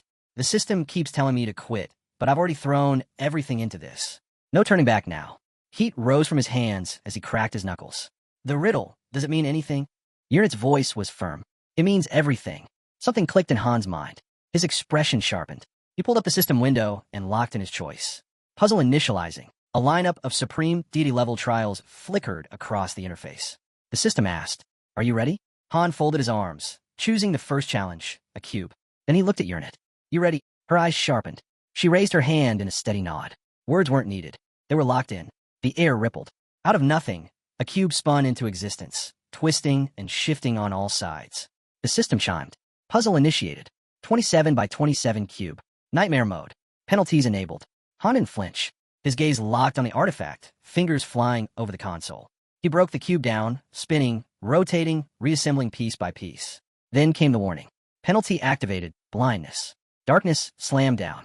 Still, Han didn't pause. His hands moved with precision, as if guided by instinct. 3 left, 2 right, 5 up for down, 2 left, 1 right, 2 up, 8 down. Minutes bled away. Click. The cube locked into place. System prompt. Puzzle complete. Time, 14 minutes. Accuracy, 100%. A blinding surge of energy burst out from the cube, blasting straight into the furnace. The system responded instantly. The eternal flames of hell have ignited the first blast furnace. Urinet pressed forward, weaving a vast network of magic circles and locking them together. Interference points aligned perfectly. With a sharp command, she declared the processing plant ready. Han didn't waste a second. The next challenge appeared. A rhythm game, cranked to hell difficulty, penalties stacked high. A glowing synth board materialized before him. Objective: land a 128-note combo. He jumped in without hesitation. Fingers flew, the melody thundered, accuracy flawless. Perfect score. Trial cleared. The system rolled on mercilessly. Next game, Tetris. Same brutal settings. Same blindness. Darkness fell. Han didn't flinch. Block after block, he stacked them with precision. Lines cleared clean, combo after combo. 15 in a row. System prompt. Hell mana detected. First furnace fully charged. Then came pinball. Triple speed. Han guided the ball like it was an extension of himself. Every target struck, no misses. No pause. The system dropped the next challenge, solitaire. Cards flew across the board under his hands, disappearing in rapid succession. Another clean clear. Then, spot the difference. From the sidelines, the old blacksmith stared wide-eyed. It was really him. Han had returned. Urinet lifted her grimoire, casting a binding spell to finalize the fusion process. Without delay, she threw fresh materials into the raging fire. Meanwhile, Han tore through the puzzle, marking every difference with flawless precision. Trial complete. 7th test, mosaic. Solved in an instant. 8th maze. Clear without pause. 9th, hidden objects. Tap them all, 0 mistakes.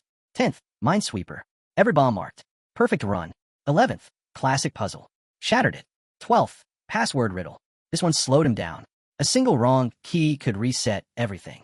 He steadied his breath, broke the logic apart, and entered the code. Success. Then came Trial 13, blocks, and shifting shapes, twisting into a nightmare puzzle.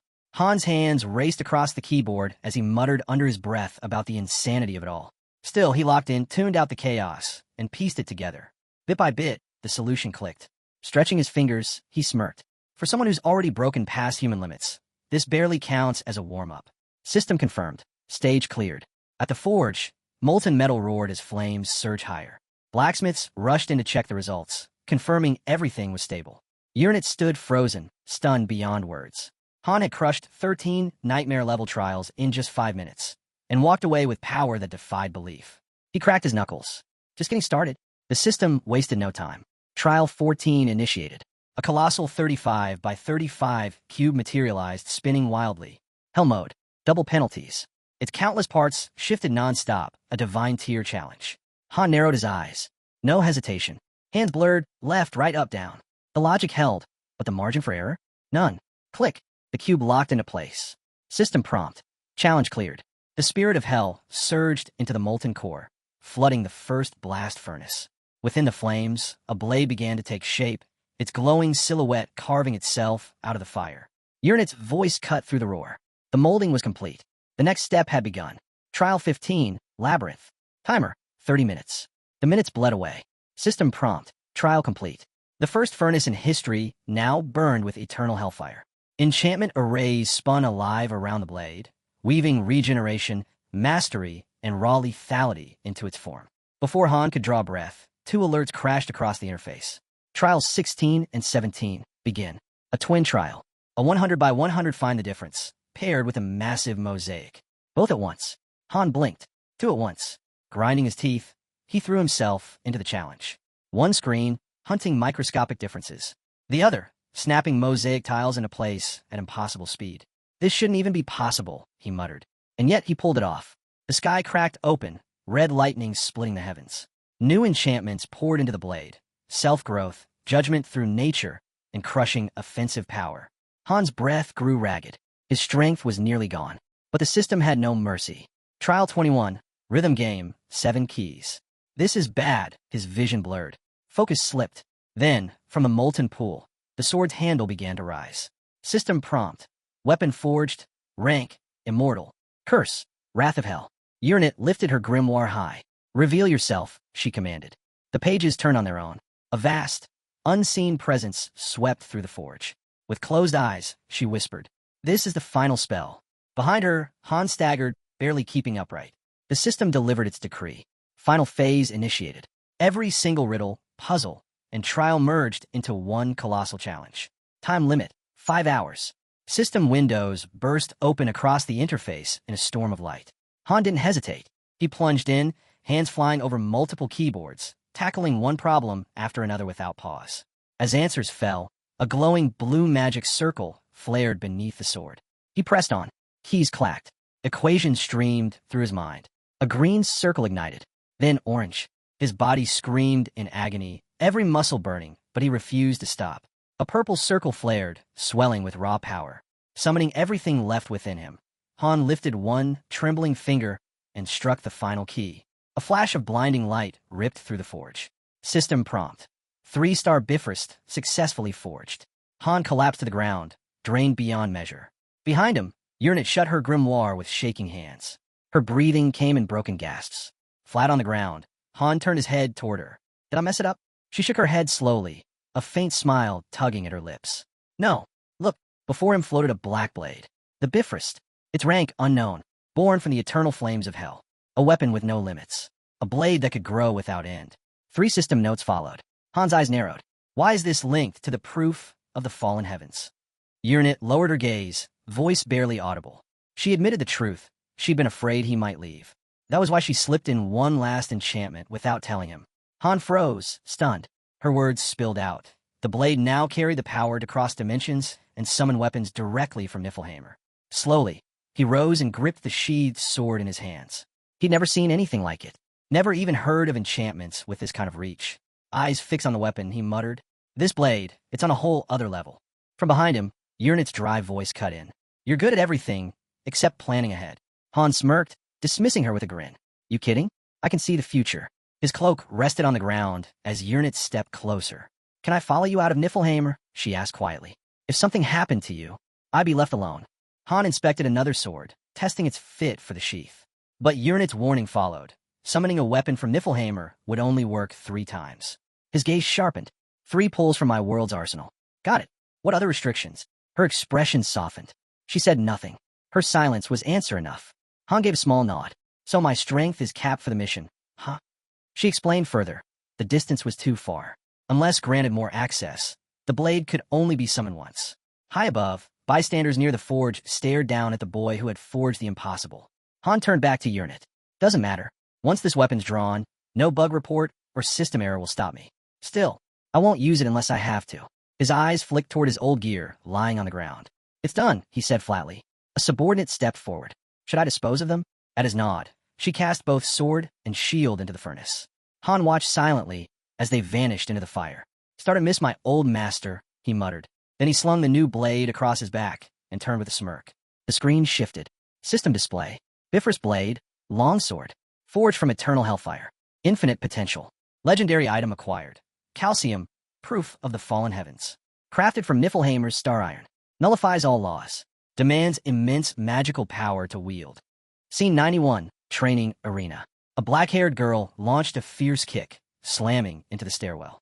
A weapon instantly flared to life in response. A nearby bandit rolled aside, just in time, only to be met by a spearman stepping forward, spear braced and ready.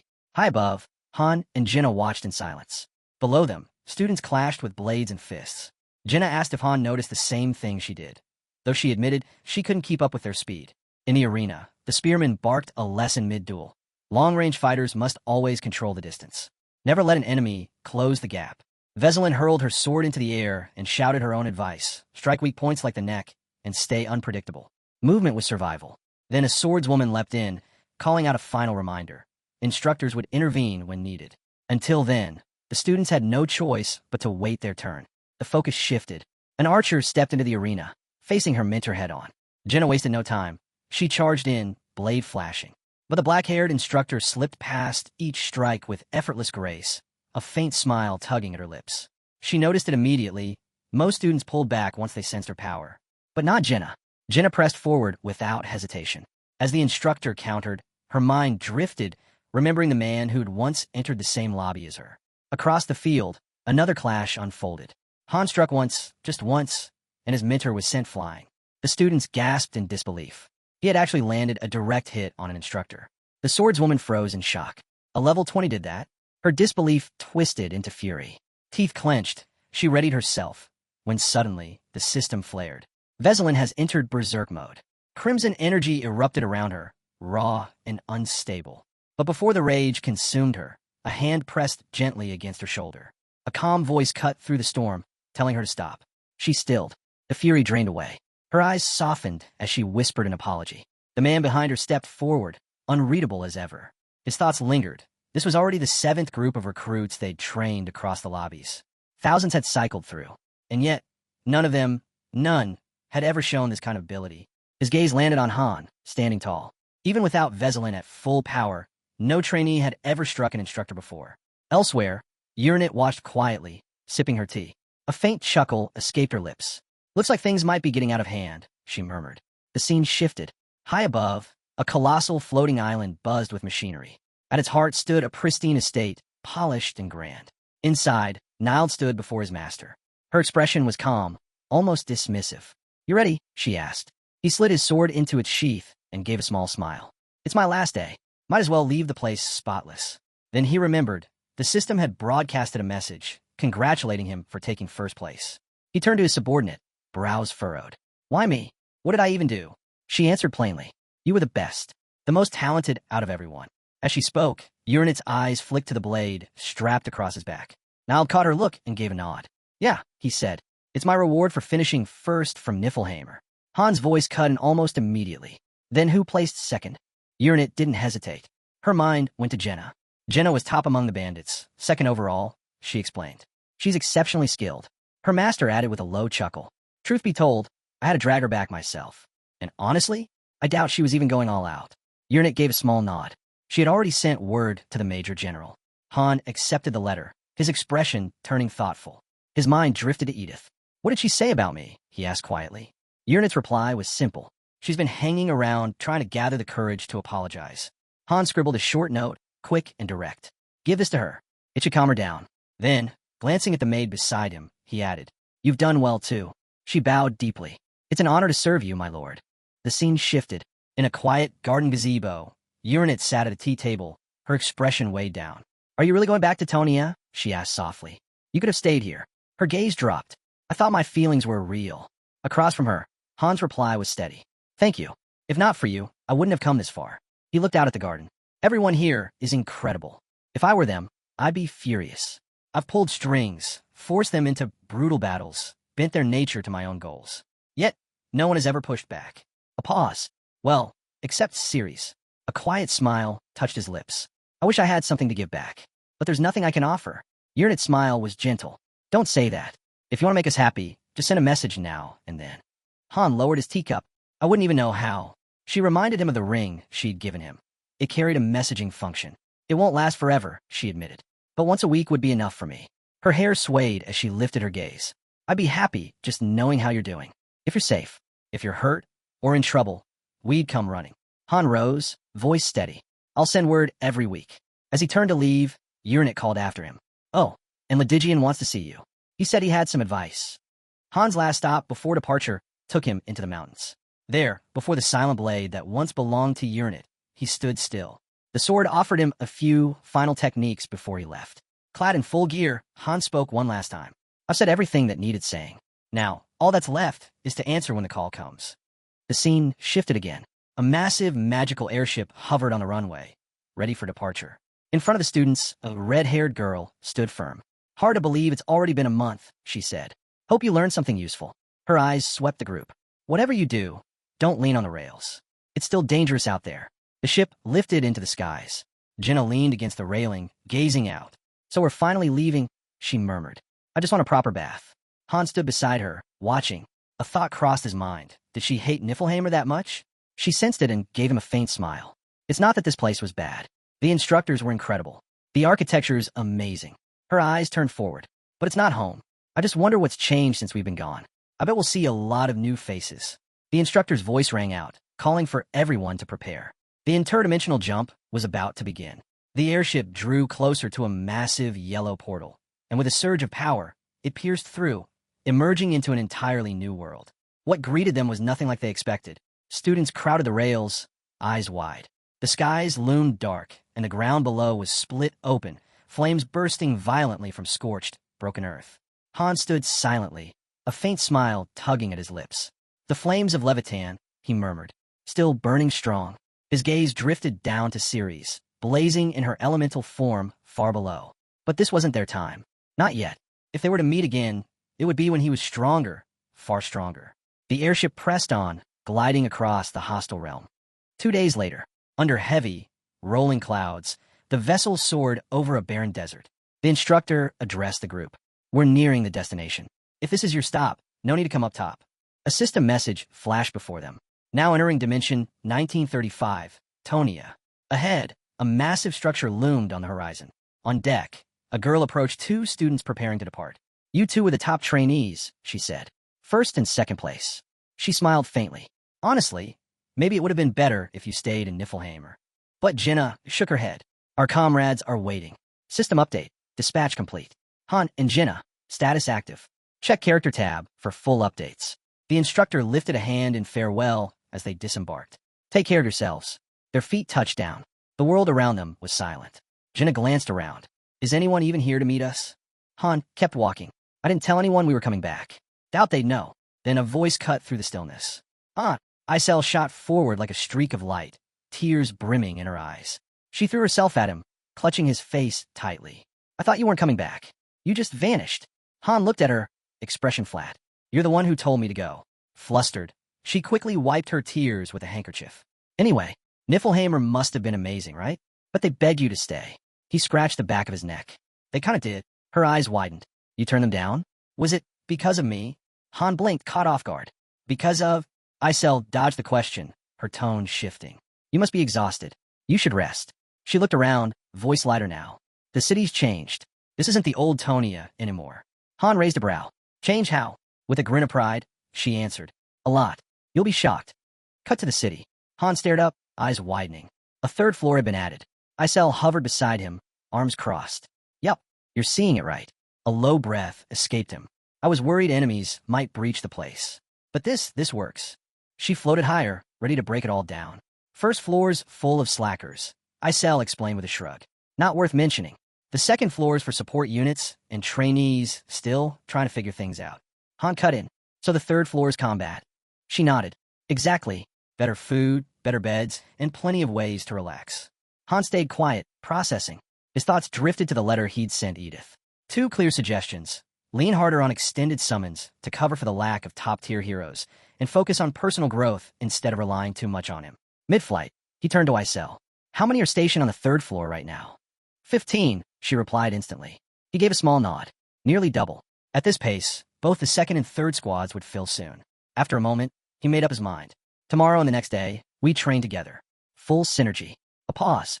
After that, we head for the 21st floor. Isel flew beside him in silence. Then, cautiously, she spoke. Don't take this the wrong way, but things have changed. Han's eyes narrowed.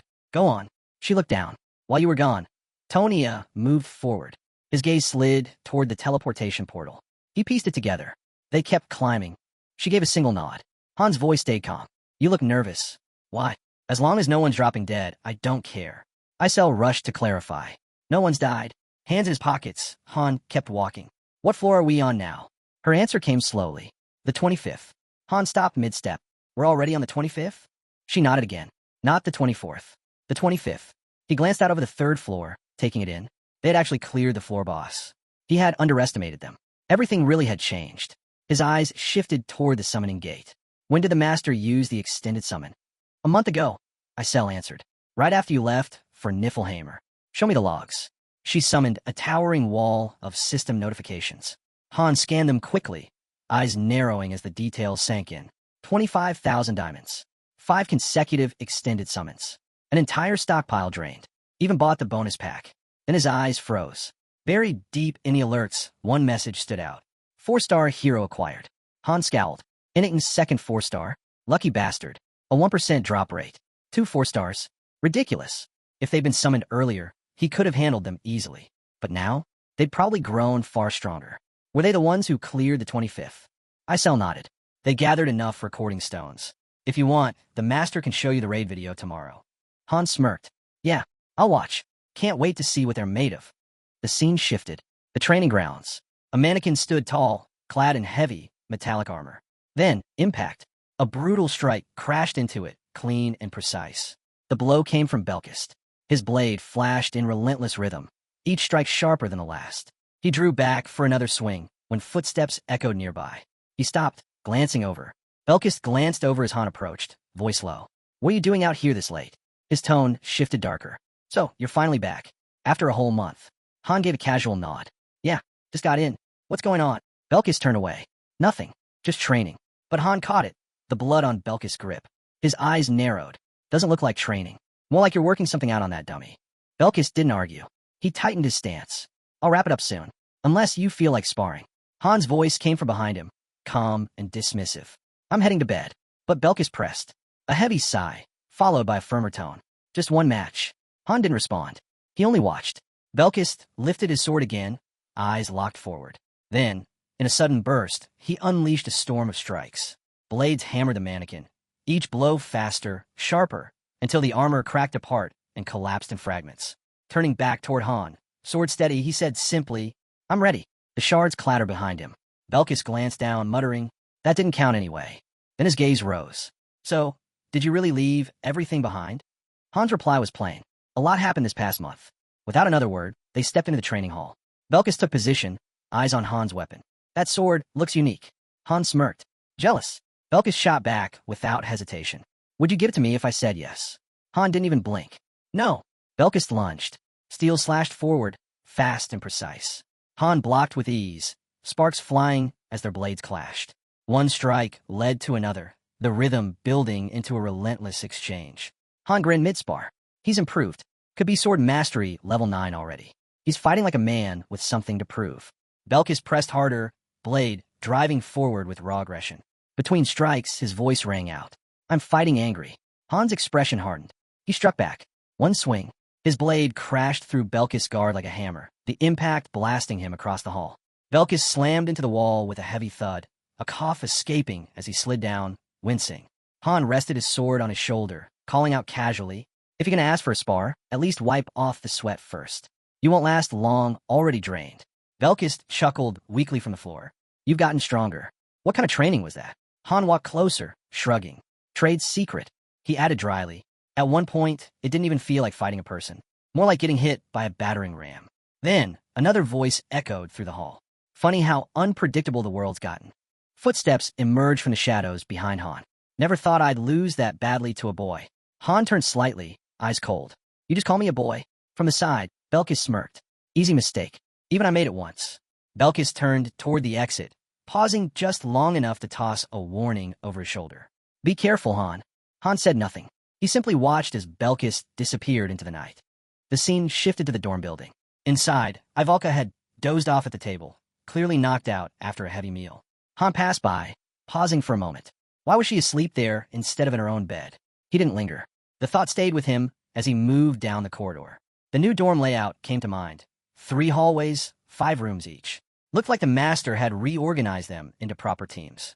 Entering his room, Han collapsed onto the bed without hesitation. Arms folded behind his head, his mind drifted to the third group. What were they really capable of? The next day, Taunia's meeting room came alive. A warm chandelier glowed overhead as Han walked in, taking in the familiar space. It had been a long time since the entire squad gathered like this. Then a sharp voice broke the quiet. "I wanted to see you." Ivalka snapped, clearly annoyed. "You vanished without a word." Han gave a small nod. "You're right. Sorry for not waking you." She crossed her arms, eyes locked on him. "Then why aren't we celebrating? You're back, we've got a 3rd floor now, and the food's finally good." Han's reply was flat. "There's no celebration. Training starts today." Ivalka pouted, displeased. "That's just mean." "No time for fun," Han said coldly, quietly observing. Finally, he spoke, mentioning the exact time the master logged in. But Han's eyes narrowed before he could finish. Something moved under the table. A clawed foot. Without hesitation, Han kicked hard. The table flipped over, dishes and papers scattering across the floor. He didn't even blink. "A rat snuck in," he said calmly. "Not a very good one, either." Everyone turned as a beastkin girl crawled out from beneath the wreckage. She brushed herself off, annoyed, before planting her hands firmly on her hips. "Well, guess I've got no choice now," she huffed. She introduced herself with pride. "Ricari, Great Gale Tribe. We're not like the rest of you." Her glare swept across the room. "You're all just a bunch of dirty little cowards." With smug confidence, she strutted into the center. The others stayed silent, watching. Ricari laughed. "What? You're that scared? You're just people." In a blink, Han had her by the scruff, lifting her off the ground like a kitten. Ricari kicked and squirmed, shouting, "Let me go, you dirty little man." Han didn't even flinch. "What kind of monkey are you supposed to be?" From across the room, Narissa spoke up, her tone calm as always. "She's part of the 3rd group. Got summoned about a month ago." Still thrashing, Ricari spat back. "Coward. Figures you'd act like this. You're human." Han raised a brow. "You're the one who snuck in." "Shut up." Ricari snapped. Then suddenly, her voice rang out in a piercing scream. "Help! Someone! The guy who got beat yesterday." Belkis froze. The words hit like a blade. His body stiffened, teeth clenched, hand instinctively moving toward his weapon. Jenna reached out quickly, trying to stop him. "Belkis, she's just a kid. Don't let her get to you." But Belkis's eyes burned with fury. "You expect me to let this scarecrow talk like that and walk away?" At his threat, Ricari's face flushed crimson. Rage twisted across her features. And then she snapped. The wolf girl lunged at Han, claws flashing in a savage swipe. The strike tore through the air with raw power, carving deep gouges into the floor where he had stood a second earlier. Han had moved barely. Staring down at the shredded boards, Han's gaze sharpened. What was that supposed to be? From the side, someone explained quickly, "She's with the 3rd group. They're all werewolves. From the Far East. Rare race." Han didn't look impressed. His eyes stayed locked on Ricari. Irritation thick in the air as tension weighed heavy in the room. Ricari tensed again, clearly signaling backup, ready to strike fast, end it before it spiraled out of control. But she never got the chance. A clean blow struck the back of her neck. Belkis. She collapsed instantly, hitting the ground unconscious. He stood over her, blade lowered. "She talks too much." The others barely reacted. Cold eyes glanced her way, one muttering that she clearly didn't share their mentality, especially not toward humans. Jenna stepped in beside Belkis, smirking as she poked at the wolf girl. So, what are you gonna do with such a cute little enemy? Han exhaled, tired. I haven't decided. Either way, she's trouble. The scene shifted. In the dormitory hall, Han carried Rikari over his shoulder, heading straight for the forest exit. She hadn't stirred once since the hit. The artificial forest stretched wide before him, shadows deep between towering trees. He glanced around, muttering, "Wonder how much it costs to build something like this just for us." Eventually, a small cluster of houses came into view. Quiet. Empty. Then, a voice cut through the silence. "Who are you?" Han turned. Perched high in the branches, several girls watched him, half hidden among the leaves. He set Rikari gently on the ground. "She came to spy on us. Got caught. Lost control. I handled it." The girls exchanged wary looks. One whispered to the other before a red-haired girl dropped down from the trees. Her eyes were sharp as she stepped closer. "Are you really Han?" Han raised a brow. "Yeah. And how do you even know that?" She didn't answer. Instead, she grabbed Rikari by the arm and said flatly, "I'm taking her." With that, the two disappeared back into the trees, leaving Han standing alone. Still processing the encounter, he wandered deeper into the forest, until something unusual caught his eye. Logs hung high in the branches. Unnatural, not part of the forest design. To the side, a neat row of training dummies stood in formation. Then, laughter echoed through the clearing. A voice rang out bold and clear. "So you finally showed up." From the canopy, a figure dropped down, landing with a confident grin. "Kishasha." She introduced herself. "I've heard plenty about you." Han blinked. "What? Strongest male in the lobby, right?" She pressed, golden energy flaring around her. "I've seen your fights. Magic or not, I've been waiting for this." Before he could reply, she lunged. No hesitation, no warning. Claws tore through the air, fast and sharp. Han blocked just in time, his sword ringing under the impact. The strength behind her strike surprised him. Then came the kick. He barely dodged, ground exploding beneath her heel, leaving a crater where he'd just stood. Han stared at her, grinning. "You're seriously picking a fight with me?" Kishasha didn't flinch. "I've been waiting for this moment. For me, this is everything." The clash ignited. She lunged again, claws slicing like blades. Han met her head-on, sword raised. The collision shattered the earth beneath their feet. Each strike pushed harder, faster. Han's mind caught up with the truth. Kishasha from the third group. Up close, no doubt about it. The rumors were real. They had cleared the 25th floor. She came at him again, claws ripping through the air. Then her status flashed across the screen. 4 stars. A system ping cut in. A seal slot flickered into view. Bloodline of the Werewolf King. A warrior born for war. As the forest blurred into the background, Han struck. Kishasha blocked, but the force launched her across the clearing. Didn't matter. She was already moving, sliding, smiling, diving back into the fight like she lived for it. Han looked down, blood. A fresh wound. She was faster, stronger, outpacing him on every stat. Still mid-fight, Kishasha raised a hand. "You're different," she admitted. "Didn't expect you to keep up like this." Her stats flickered again. On top of everything else, she carried a seal skill. A 4-star standout flirting with 5-star territory. Han's jaw tightened. Without his mastery of body and blade as one, he'd already be finished. Then, Isel appeared, voice cutting through the clash, calm and unimpressed. "What exactly are you two doing?" Han didn't miss a beat. "Relax. We're not out for blood. Just saying hi in our own way." Kishasha chuckled. "Yeah, just a little back and forth. Our kind of conversation." She launched herself up again, claws flashing. "You're human, but I like you." Han smirked. "Good to know." His grip tightened on the sword. No distractions. This wasn't about words. It was about strength. He wasn't like Ladygian, some prodigy who could master every path. He had one, and he was going to take it as far as it could go. He struck again. Unity of body and blade, earned only through action. Kishasha slipped out of range, smooth as shadow.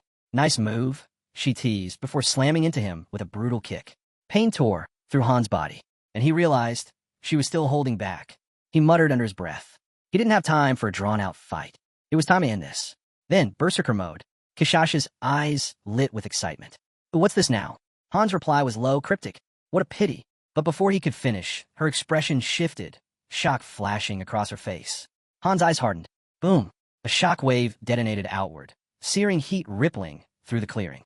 Trees blackened, leaves burned to ash, and within the blaze, her true form emerged. A skill had triggered, imprinting B+. She wasn't just strong. She was the heir of the Werewolf King. And now it was clear why they were called werewolves. From the inferno, a beast charged straight at him. Elsewhere, the ground shook as another devastating wave rippled through the training grounds. Belkist planted himself in front of a dummy, standing firm like a shield. Nearby, Nerissa arched a brow. You're here early. Weren't you still supposed to be in training? Belkis didn't look back. That's none of your business. Nerissa smirked, eyes closing. Hit a nerve?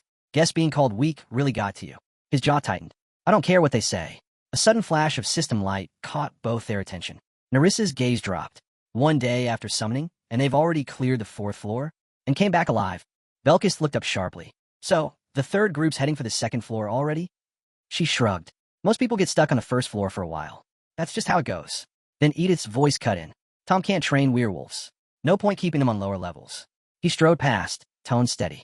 If that's what the master wants, then that's it. Even when told they weren't ready, he dismissed it. They'll catch up soon enough. Doesn't matter. His gaze shifted away, voice low. They're still weak. Real training hasn't even started. Then, suddenly, names echoed across the floor. Everyone was being called to the central square. Heads turned. Conversations died. The werewolves walked in, calm, collected, utterly certain of themselves. Whispers spread through the crowd. They came back from 25th floor? No one expected them to land in the 21st. It was shocking enough. But the 25th? That was an entirely different level. No wonder there were gaps left in the 1st and 2nd squads. Could they really be that strong? The atmosphere shifted. Someone glanced at Edith. Didn't see that one coming, huh? She let out a breath. Yeah, even I didn't. What am I supposed to say to Han when he gets back? Another figure, arms folded, muttered under his breath. So that's the price for reaching the 2nd floor. Nearby, a fairy chuckled. All right, let's move. Storage rooms waiting. The scene shifted again. Light poured into the massive lobby, stretching all the way toward the 3rd level. Belkis scanned the space. They built an entire forest just for the 3rd group, he muttered. Must be nice. Nerissa scoffed. You complain too much. Maybe take it up with Isel. Though good luck with that. A sly grin tugged at her lips. Anyway, I only came to see what everyone finds so special about this place. Doesn't seem all that impressive. Her gaze flicked toward Belkis. By the way, what's the deal with that girl? She leaned closer, her tone sharp. You're supposed to be the strongest here, right? Belkis smirked, calm and unshaken. Yeah, he replied. Not far away. Rikari was unconscious, Dory carrying her effortlessly over one shoulder. Belkis still wore that smirk, until something caught his attention. His expression hardened, jaw tightening, as he stepped forward. Kishasha turned on him. What's that supposed to mean? You're not the strongest human. She walked closer, hair flickering with fire. I heard about someone else. Black hair. He's the real one to watch. Her voice sharpened. What you showed today wasn't bad, but it still wasn't enough. Now standing face to face with him, she didn't hold back. You don't belong here. A blast of energy roared forward, striking the training dummy behind Belkis. He shielded his face with one hand, but his mind wandered elsewhere, back to when he believed he could fight monsters. But now, seeing it up close, the truth cut deep. He couldn't beat something like that. His grip tightened around his weapon, frustration burning beneath the surface. Like this, he stood no chance. He wasn't ready. Not yet. Scowling, he turned away, swallowing his rage. Above, the protagonist landed lightly, catching fragments of conversation carried by the air. Tension was thick, and a smirk played across his lips. Rumor had it, if the one who killed the true beast ever spoke, the monster would rise again to fight. Belkis' teeth clenched. One day, he muttered, I'll be strong enough to beat them all. Han drew his blade, steady and sharp. So tell me, what exactly is this beast? The creature's eyes gleamed as it lifted its weapon, sneering. Looks like someone's in need of a lesson. The squad moved forward as one. The forest shook with every step, and laughter rippled through the trees. Hidden in the brush, a girl crouched low, her chuckle sharp. Been a while since something's felt this exciting. Guess it was worth coming out. The protagonist stood silent, eyes closed, listening carefully. Someone asked if he was all right. It's nothing, he replied. Injuries were nothing new. He'd lived through them countless times before. Of course. You're a veteran, came the answer. But as he turned away, a thought lingered in his mind. 10 seconds. That's all it would have taken for everything to fall apart. His body in pieces. Kishasha lying dead. No, if anything, he would have been the first to drop.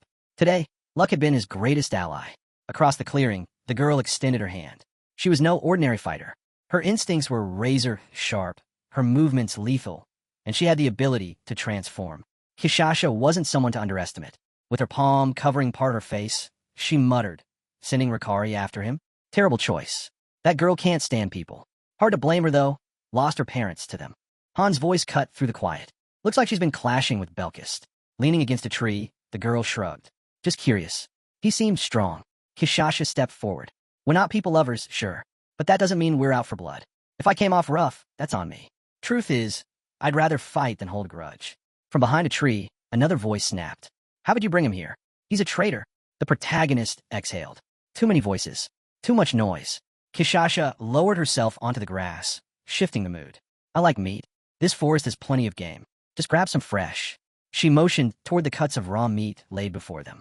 The protagonist glanced at it. She offered. He declined. Not hungry. Han grinned. Hope you're ready for the next round. Climbing the tower will be a lot easier with you on board. The girl met his gaze. Do we really need to talk about that? We came here on a contract. Her eyes scanned the group. And I was planning to offer you the same. The hero's expression hardened. And what contract is that? Kishasha licked her fingers before answering. The end of the world. Our homeland was swallowed by darkness. Then a voice spoke. Said it could save us. She dropped to one knee. I agreed. Another girl raised her hand. But the rest of us, we don't remember anything like that. The pieces didn't fit. Resting a hand on her knee, Kishasha continued. We're still running missions, though. Most of the people here are clueless. At least there's one real fighter among them. She lifted her hand high. I'll tell the others, keep out of our land. Trespassers aren't forgiven. Then, pointing at him with a smirk, she added, but you're welcome anytime. The following day, they stepped into the dark forest to begin training. Meanwhile, back in the lobby, sweeping changes had been announced. The biggest? Every faction now had its own training center. No more clashes, no more overlaps. The system had finally been streamlined. Inim logged in. Her old house flickered into view, and a small ping signaled one unread message. The training results rolled across the screen. 1 high-grade spirit stone, 2 exaltation stones, and a solid 300,000 gold. Around her, other players received their own sets of rewards. Isel leaned over, eyebrow raised. Another gift from the master? Han looked anything but impressed. Again, he turned to the fairy at his side. Tell her to stop sending me these. The fairy blinked. I thought you liked them. Han shrugged. I'd rather get food. She nodded quickly. Got it. 1 second.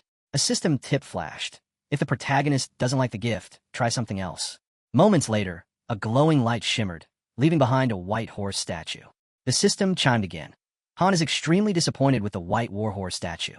Without a second thought, he hurled it to the ground. The statue shattered, pieces scattering across the floor. Even with over 100 players filling the lobby, Han's presence still held command. Turning slightly, he spoke. Pull up the mission logs from the 25th floor. Use the replay stone. Isel gave a short nod. Standing in the hall center, the prompt appeared. Activate replay stone on Han? Confirmed. He closed his eyes. When they opened, the scenery had changed. Now, he stood on the edge of a cliff, looking out over a vast desert. The mission details weren't clear yet, but it was obvious Kishasha's squad had already swept through. In the distance, a city began to form on the horizon. Maybe the objective lay there. Then chaos. Shouts erupted in the streets below. A crowd surged forward, voices rising. Soldiers barked orders. Seal the exits. Not even an ant was to escape. Someone ordered a wanted poster drafted.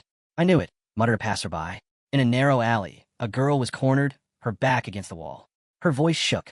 Please, I'm just looking for something. I don't want any trouble. One man unsheathed his blade. Looking for something? My son's dying because of your plague. The mob swelled with anger. She's the one who made the monsters go wild. It wasn't me, she cried. Shut your mouth. Someone shouted that she was a traitor. Off to the side, Friases crossed her arms. Han simply watched. This wasn't a helpless child anymore. Should we shoot? One man asked. The answer came cold and flat. Dead or alive, she's worth something. Do it. Crossbows lifted, bolts taking aim.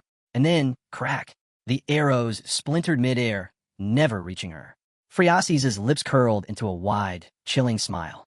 Filthy people, so many of you. She launched forward. I could wipe every last one of you out. Kishasha cut the air with her blade. Protect her. Protect him. The rest can tear each other apart. One man stumbled back, panic on his face. She's the Empire's top criminal. He tried to warn them. If you defend her. But his words cut off as a brutal strike dropped him instantly. Friases froze, startled by the sudden blow.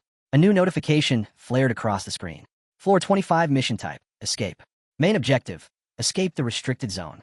Special objective, protect NPC Friases. Remaining players, 96. The full team roster appeared. Someone at the front suddenly shouted. Where did they come from? His voice cracked with panic. Listen, we're not here to fight. Just give us the witch. But before he could finish, an attack ripped through the air. The girl raised her hand, her voice flat. This is exactly why I hate dealing with people. She scoffed at the idea of wasting words on someone she was going to kill anyway. Kishasha looked down. Follow me. Friases blinked, startled. Wait, they're werewolves? She thought they'd long since vanished from this continent. The girl's eyes narrowed. She claimed she heard something strange. Blood was in the air. Someone needed to check it. Nishaz stepped forward without hesitation. I'll go. From the window, the girl explained the mission in blunt terms. The NPC had to escape. That was the objective. Survival. Then Friasis gasped, her voice soft with disbelief. They really are heroes? Like the ones who saved me before. Kishasha didn't even turn. What are you talking about? Nana rolled her eyes. Too loud, she muttered. Keep shouting, and I'll rip your arm off. The girl stepped closer, gaze sharp. Is there someone named Han with you? Black hair, black eyes. Sword and shield. Taller than me. Nana scoffed. What kind of nonsense is this? Some warrior. Friasis gave a faint smile. If you know Han, I want to know how he's doing. She pointed toward them. Did you come from the same place as him? Kishasha answered without pause. He was there. Not anymore. That hit the protagonist hard. The way she said it, Han hadn't just left. He'd gone somewhere else. A place called Nil something. Maybe even dead. The finality in her words made it sound already decided. Then, without warning, the girl jumped down, landing hard. Monsters are leaving the city, she shouted. They'll be here any moment. Kishasha's eyes narrowed. So that was why the nearby soldiers hadn't seemed worried despite all the chaos. She turned sharply. We're leaving. Now, come with us. Rikari gave a sidelong glance. Not bad for a human. Friasis looked away, uncertain. A roar split the air. Lizard-like monsters came crashing into the soldiers, sending the streets into panic. Rikari grinned. You gonna run faster or what? Friasis gasped for breath. This is as fast as I go. Kishasha frowned. We'll have to slow down. Then she shouted, Dory. From above, Dory vaulted over the rooftops, landing in front of them with a thud. I'm here, she said without looking up. What's the situation? Her tone hardened as she explained. 3 exits. West, east, north. The west was already lost. Civilians were flooding east. The north was clearer, but slow caravans with camels clogged the path. That meant the others, including Means, were already heading east. But the monsters would be on them any second. Dory's voice dropped low. It might already be too late. The monsters were closing in fast. Their only option left was north. The last head count put them at just 30 survivors. Kishasha turned suddenly. Wait, she said. I have something to say. The girl, still catching her breath, spoke between gasps. Can't we save them? Her voice steadied. 5 minutes. That's all it would take. Just 5 minutes. And those people could make it out alive. Kishasha didn't answer right away. Deep down, the girl knew she had no right to ask. They'd saved her, not the others. But those villagers, they were innocent. Rikari grabbed her by the arm. Why do you care if they die? Didn't they destroy everything? The girl's jaw tightened. Yeah, they did. But they didn't have another choice. Kishasha stepped forward, pulling Rikari back. That's enough. Don't touch her. She only asked. You could have just said no. Then Kishasha turned, met the girl's eyes, and said without hesitation, I'm sorry. We can't. Friasis' voice came quiet, almost a whisper. Won't you reconsider? The air went still. The entire group held their breath. Kishasha's reply, cut sharp and final. No. The girl clenched her jaw, eyes locked on the ground. Slowly, Friasis lowered her hood. Kishasha's eyes widened. A system prompt appeared. Conflict created. Special NPC Friasis requests assistance. Friasis' hand curled into a fist. Branching side quest activated. Evacuate the civilians. The system noted. The master could assign heroes to respond. A new interface displayed each hero's stance toward the request. The girl shut her eyes. Open them, Kishasha said softly. The result was clear. Quest denied. Kishasha's voice stayed calm, but firm. I'm sorry. It's too dangerous. Her eyes burned. I won't risk my own kind just to save a group of humans. Even with the promise of rare XP, gold, and bonus rewards, Kishasha turned away. Friasis muttered bitterly, anger laced with helplessness. Still so powerless. And she wasn't wrong. With a group as rare as Kishasha's, even losing one member would be devastating. Replacements? Almost impossible. Friasis stepped forward, eyes sharp. They'll be here any second. Smoke rolled through the streets as monsters swarmed the city. Then the girl smiled, broad and unflinching, and charged straight into the chaos. Bodies fell around her as Friasis darted forward, teeth clenched. Meanwhile, the protagonist moved through the battle with calm precision. To him, the mission felt almost easy, more like an escort job than anything serious. Barely 100 lizard men in total. No boss. Honestly, the 25th floor wasn't any harder than the rest. He glanced aside. However the run had played out, one thing was certain. Kishasha was the MVP. Inside the lobby, another system prompt flashed. Replay complete. Full 25th floor experience received. Han stared at the screen. The mission had now split, unlocking a branching path, one that allowed re-entry and a boss fight. That option had never existed before. He narrowed his eyes, deep in thought. The rewards were tempting: XP, gold, stronger ties with NPCs, and a special bonus prize. Even if someone else claimed it, the entire team would benefit. The bonus reward, that was what caught his eye. It could be the key to reaching the next floor. The 30th. That was the real goal. A small smirk tugged at his lips. This is the mission. He turned slightly, voice low, almost himself. And I'm the one who will complete it. Night draped the city like a heavy cloak. Han stood with arms folded, gaze lifted toward the tower above. Tomorrow, he said, we head for the 25th. Nearby, Belkist hefted a dumbbell and scoffed. You serious about training all night? A few hours won't magically fix me. Ivalka glanced back at Han. I don't mind training, but you've changed. You're not even using your shield anymore. Are we switching formations? Isn't it too soon for that? Han stood steady. No changes. Roles stay the same. We'll train with the second group, get back on track. But no pushing past the limit before the mission. Belkis shut his eyes, tone calm but blunt. I saw the second group pull in some kids to fill their ranks. Doubt they'll last through training. Han didn't answer, but his gaze stayed fixed on the newcomers, doubt gnawing at him as well. The training square was crowded. Edith gestured toward a small cluster. Those three, Anand, Lilini, and Bennick. Anand brightened and waved. I've heard tons about you, Han. I even saw you take down that dragon. Insane. Lilini stepped forward, voice softer. I'm Lilini. Nice to meet you. Bennick followed with a more serious tone. I've heard about your strength. It's an honor. Anand chuckled. Don't mind Bennick, he sounds cold. But he's fine once you know him. Edith turned to the group. They've only been here 2 weeks. But they're motivated. Improving fast. I think they'll be valuable soon. Han said nothing, simply watching the trio in silence. Then he leaned closer to Edith, voice low. Don't get attached. Makes it harder later. Edith's fist clenched. I get it. But this time, I'm not letting anyone die. Han gave a single nod, then shut his eyes. Let's begin. Suddenly, the windows pulsed with purple light. Edith's group snapped into formation instantly, weapons drawn. The atmosphere shifted. Without warning, Anand stumbled back. Han had already struck. Sword swinging, Han asked coldly, still think this is a game? Flustered, Anand raised his shield. Han didn't let up. Treat it like the real thing. If you don't aim to kill, you'll be the first to die. Bennick fired an arrow. Han cut it clean from the air, smirking. Good. Fast. Lilini lunged in with her spear, but missed. And then, movement behind her. A wolf-like figure dropped down, teeth flashing in a grin. Been a while. Didn't think the coward would make it this far. Belkist moved in quick, unleashing a flurry of strikes on Lilini before slipping past Edith's guard with a sharp, sly duck. Watching closely, Han asked, You recognize her? Belkist gave a short nod. She was there during my first fight. Honestly thought she wouldn't survive floor 1. He paused. And yet, here she is. Narissa leapt into the spar, striking at Lilini. Your biggest enemy's up here, she said, tapping her temple. Fix that, and you'll go far. Edith glanced at Han with a faint smile. Don't go easy. What they need now is a wake-up call. The rookies staggered, barely managing to stay on their feet. Surrounded, outmatched. The veterans circled them like wolves, pressing in, relentless. You can do anything, Han said coolly, short of killing them. Edith sighed, covering her face. Why did I even say anything? Night draped itself over the training hall. A table nearby was stacked high with potions. Han picked one up, a yellow liquid glinting inside. A notification pinged. Crafting success. Heat-resistant potion created. Isel leaned in to inspect the table, eyebrows raised. You actually brewed these yourself? She smirked lightly. Careful, the master's going to get suspicious. Her eyes flicked to Han's hand. That ring, where'd you get it? Han looked down. Someone I knew in Niflheim. He studied the potions again. The 25th floor might not be the toughest, but he wasn't taking any risks. Thanks to Ivalka, the team had fire resistance covered. But the desert heat, that was a different danger. Exhaustion could cripple them before the real fight even began. Best to prepare. As dawn crept over the settlement, a notification flashed. Raid request submitted. Floor 25, leader, Han.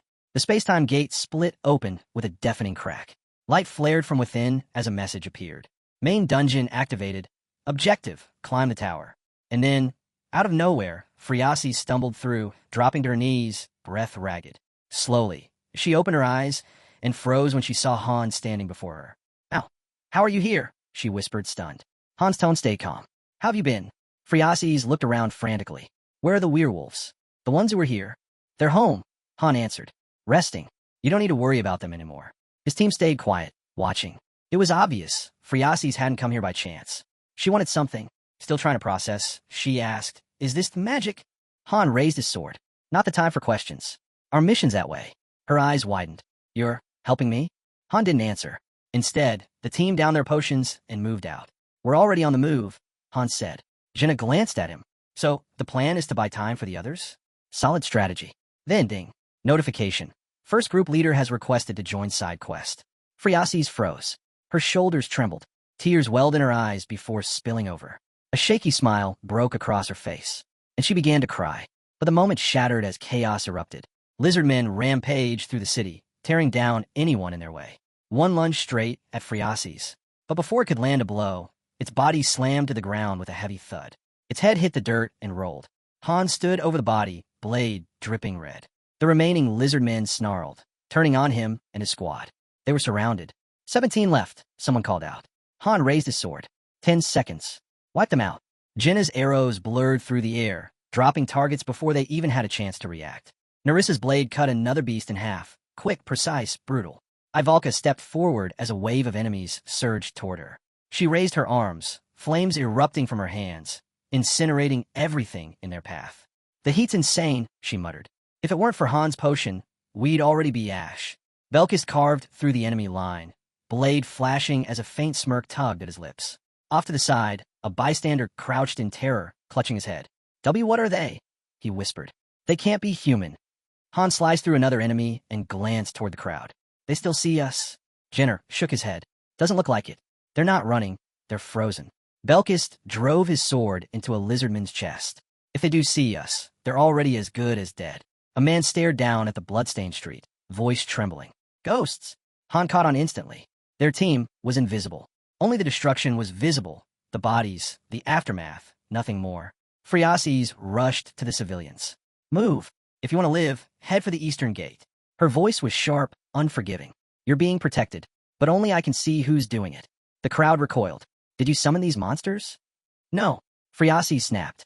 "They're not mine. I didn't summon anything." The man pushed forward, shaking with rage. "Liar. You betrayed the Empire.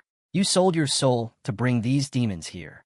Before he could speak again, a woman swung a shovel across his back. The crack echoed. "You talk too much," she spat. "Especially for someone who only helped the nobles escape." Her grip tightened on the handle. "I don't care who saved them, just as long as someone did." The boys sprinted for the gate, shouting over their shoulders, "We'll never forget what you did for us." Watching them vanish into the distance, Friasis allowed herself a faint smile. Somehow, it had worked, but Han's expression stayed cold. "It's not over yet." The system still showed the side quest as active. Friasis' smile faded. Staring at the endless tide of enemies, her voice dropped. "There's too many." Han didn't waver. "If we hold them here, we don't get flanked. It's still better than the 5th floor, where they came from every direction." His command cut through the air. "Spread out. Now." The ground trembled as war drums thundered in the distance. The lizardman's chieftain stepped forward, face twisted in rage. His roar shook the streets. "You dare defy the laws of nature?" Then, boom, an explosion ripped through the air. The chieftain's head was blown clean off before he even finished a sentence. His body collapsed with a heavy thud. Jenna stood with her bow drawn, voice calm. "Want me to just keep clearing out trash like that?" Behind her, Friasis turned to Han, panic returning fast. "Are you sure we can handle this?" "There's too many." Han's voice never wavered. "There's 100. Each of us takes 20. Then he surged forward. "Stay back and watch," he told Friasis. Ivalka followed, arms outstretched. Flames burst from her hands, rolling forward in waves that burned through the first line of lizard men, their bodies turning to ash. Jenna stepped in next, arrows flying so fast they blurred into streaks of light. Each one hit with explosive force, tearing enemies apart. Her quiver shimmered, arrows replenishing endlessly. System notification: mana increase quiver capacity 100 arrows. A glowing crosshair lit her eye. She locked on and released a storm of arrows that shredded the enemy ranks like paper.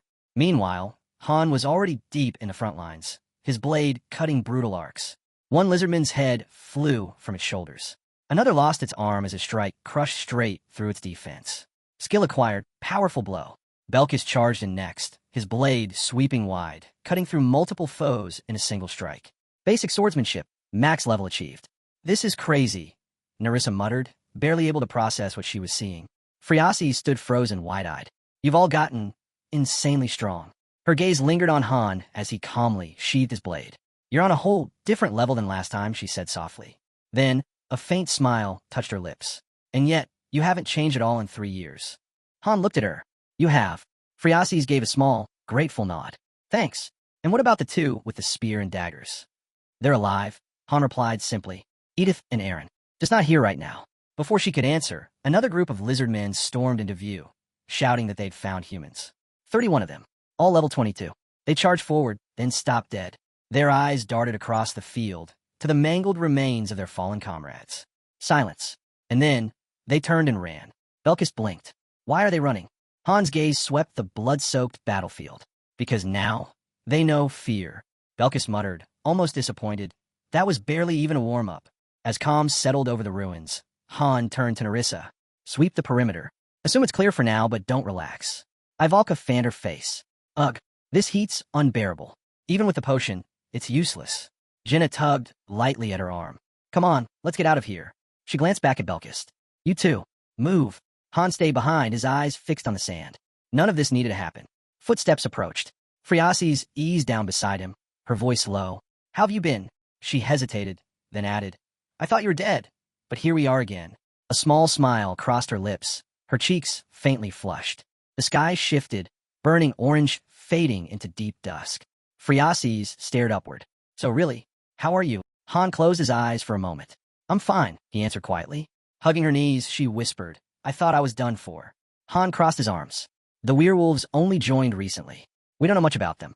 They're still new. Han gave a faint smile. But somehow, you managed to stay hidden. Just lucky, I guess, she said.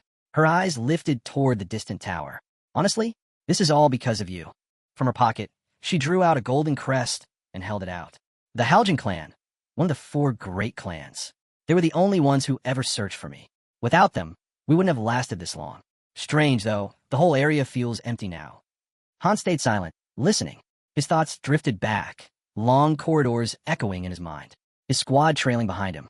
Nerissa's voice, sharp in memory, about the Hans, the Order, and the battles they had been dragged into. Everything tied back to the 20th floor. And that mansion, that suffocating stillness. The desert glowed gold in the fading sun. Finally, Han broke the silence. So why are you here? Phreaces rose slowly. I'm looking for something. Han turned to her. What is it? A faint smile touched her lips. Something I saw in a dream. A key. His gaze sharpened. And what are you planning to do with this key? Her voice was steady. I'm going to save the continent. Then she met his eyes. I don't really know what it is yet. It's more of a feeling. But when the time comes, I'll know. Han stepped beside her, still speaking in riddles. Even back when we first met, you wouldn't stop talking about your dreams. The end of the world. He studied her face. A realization flickered through him. She'd appeared in 2 major missions already. Even ones she wasn't directly part of, they somehow circled back to her. In his mind, he retraced the village map. 3 exits in total. Most evacuees had gone east. But Phreaces? She had gone north. Han smirked faintly. If that was the road she chose, their paths would cross again. Without a doubt. Suddenly, a portal shimmered open before them. Quest complete. Phreaces blinked, startled. What's that? Don't think too hard about it, Han said, eyes scanning the fading battlefield as corpses dissolved into dust. It's time to move. He turned on his heel. Phreaces fell in a step beside him. Weird things always happen when you're around, she muttered. Han didn't reply, but his thoughts lingered on her. The truth was undeniable. She had already died once. Faces surfaced in his memory. A mercenary team, bought with gold, who had tried the 15th floor. None survived. Then the werewolves, the newest squad. The ones who cleared the 25th floor. And now, Phreaces, running with them. This was her 3rd time through. Han calculated quietly. The number of single squads sent forward to test the tower's danger levels, far higher than most people ever realized. The evening sun stretched long shadows across the towers as they drew closer to the exit. Phreaces slowed, turning back one last time. Will we meet again? Han stood with his arms crossed. We will. On another floor. She smiled faintly. Then I'll survive. For all of us. As she walked away, the final notification appeared. Quest complete. All team members leveled up. Reward, 100,000 gold. MVP, Jenna. The desert dissolved. In an instant, the group stood before a towering gate, looming in silence. Han's thoughts drifted. He remembered something he'd read about a hidden bonus stage inside the rift of time and space. A challenge only one person could enter. And only once. Ivalka fanned herself, eyes narrowing. I don't like this. When it starts off easy, that's when things usually go wrong. She glanced at Han, waiting for his answer. He nodded once. Then, without a word, Han stepped forward. You go on ahead. The girls exchanged puzzled looks. Maybe he wanted to grind for materials. Or maybe he just needed a moment to breathe. But Han knew the truth. This was a solo trial, one he couldn't walk away from. He entered. Darkness swallowed him whole.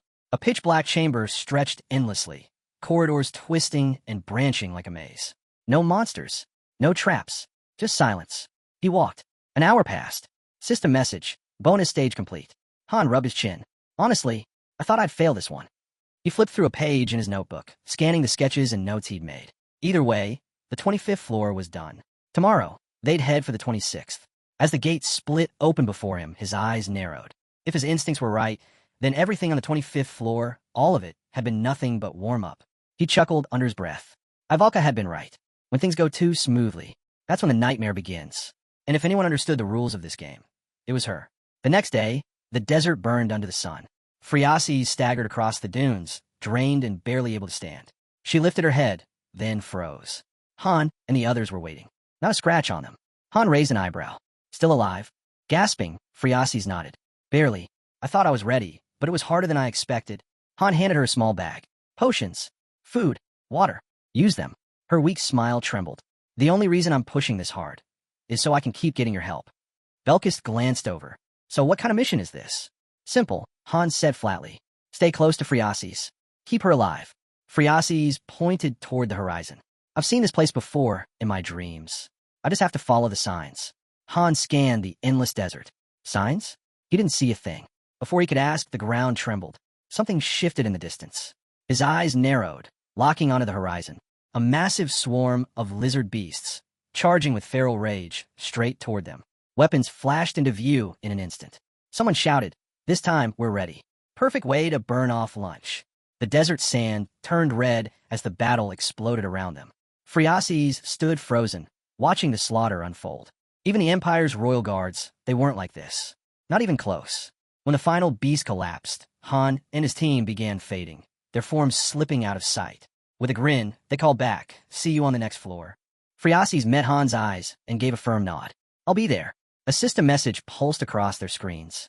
Floor cleared. Rewards, 50,000 gold, 1 desert essence. Highlight, the protagonist, surrounded by his companions.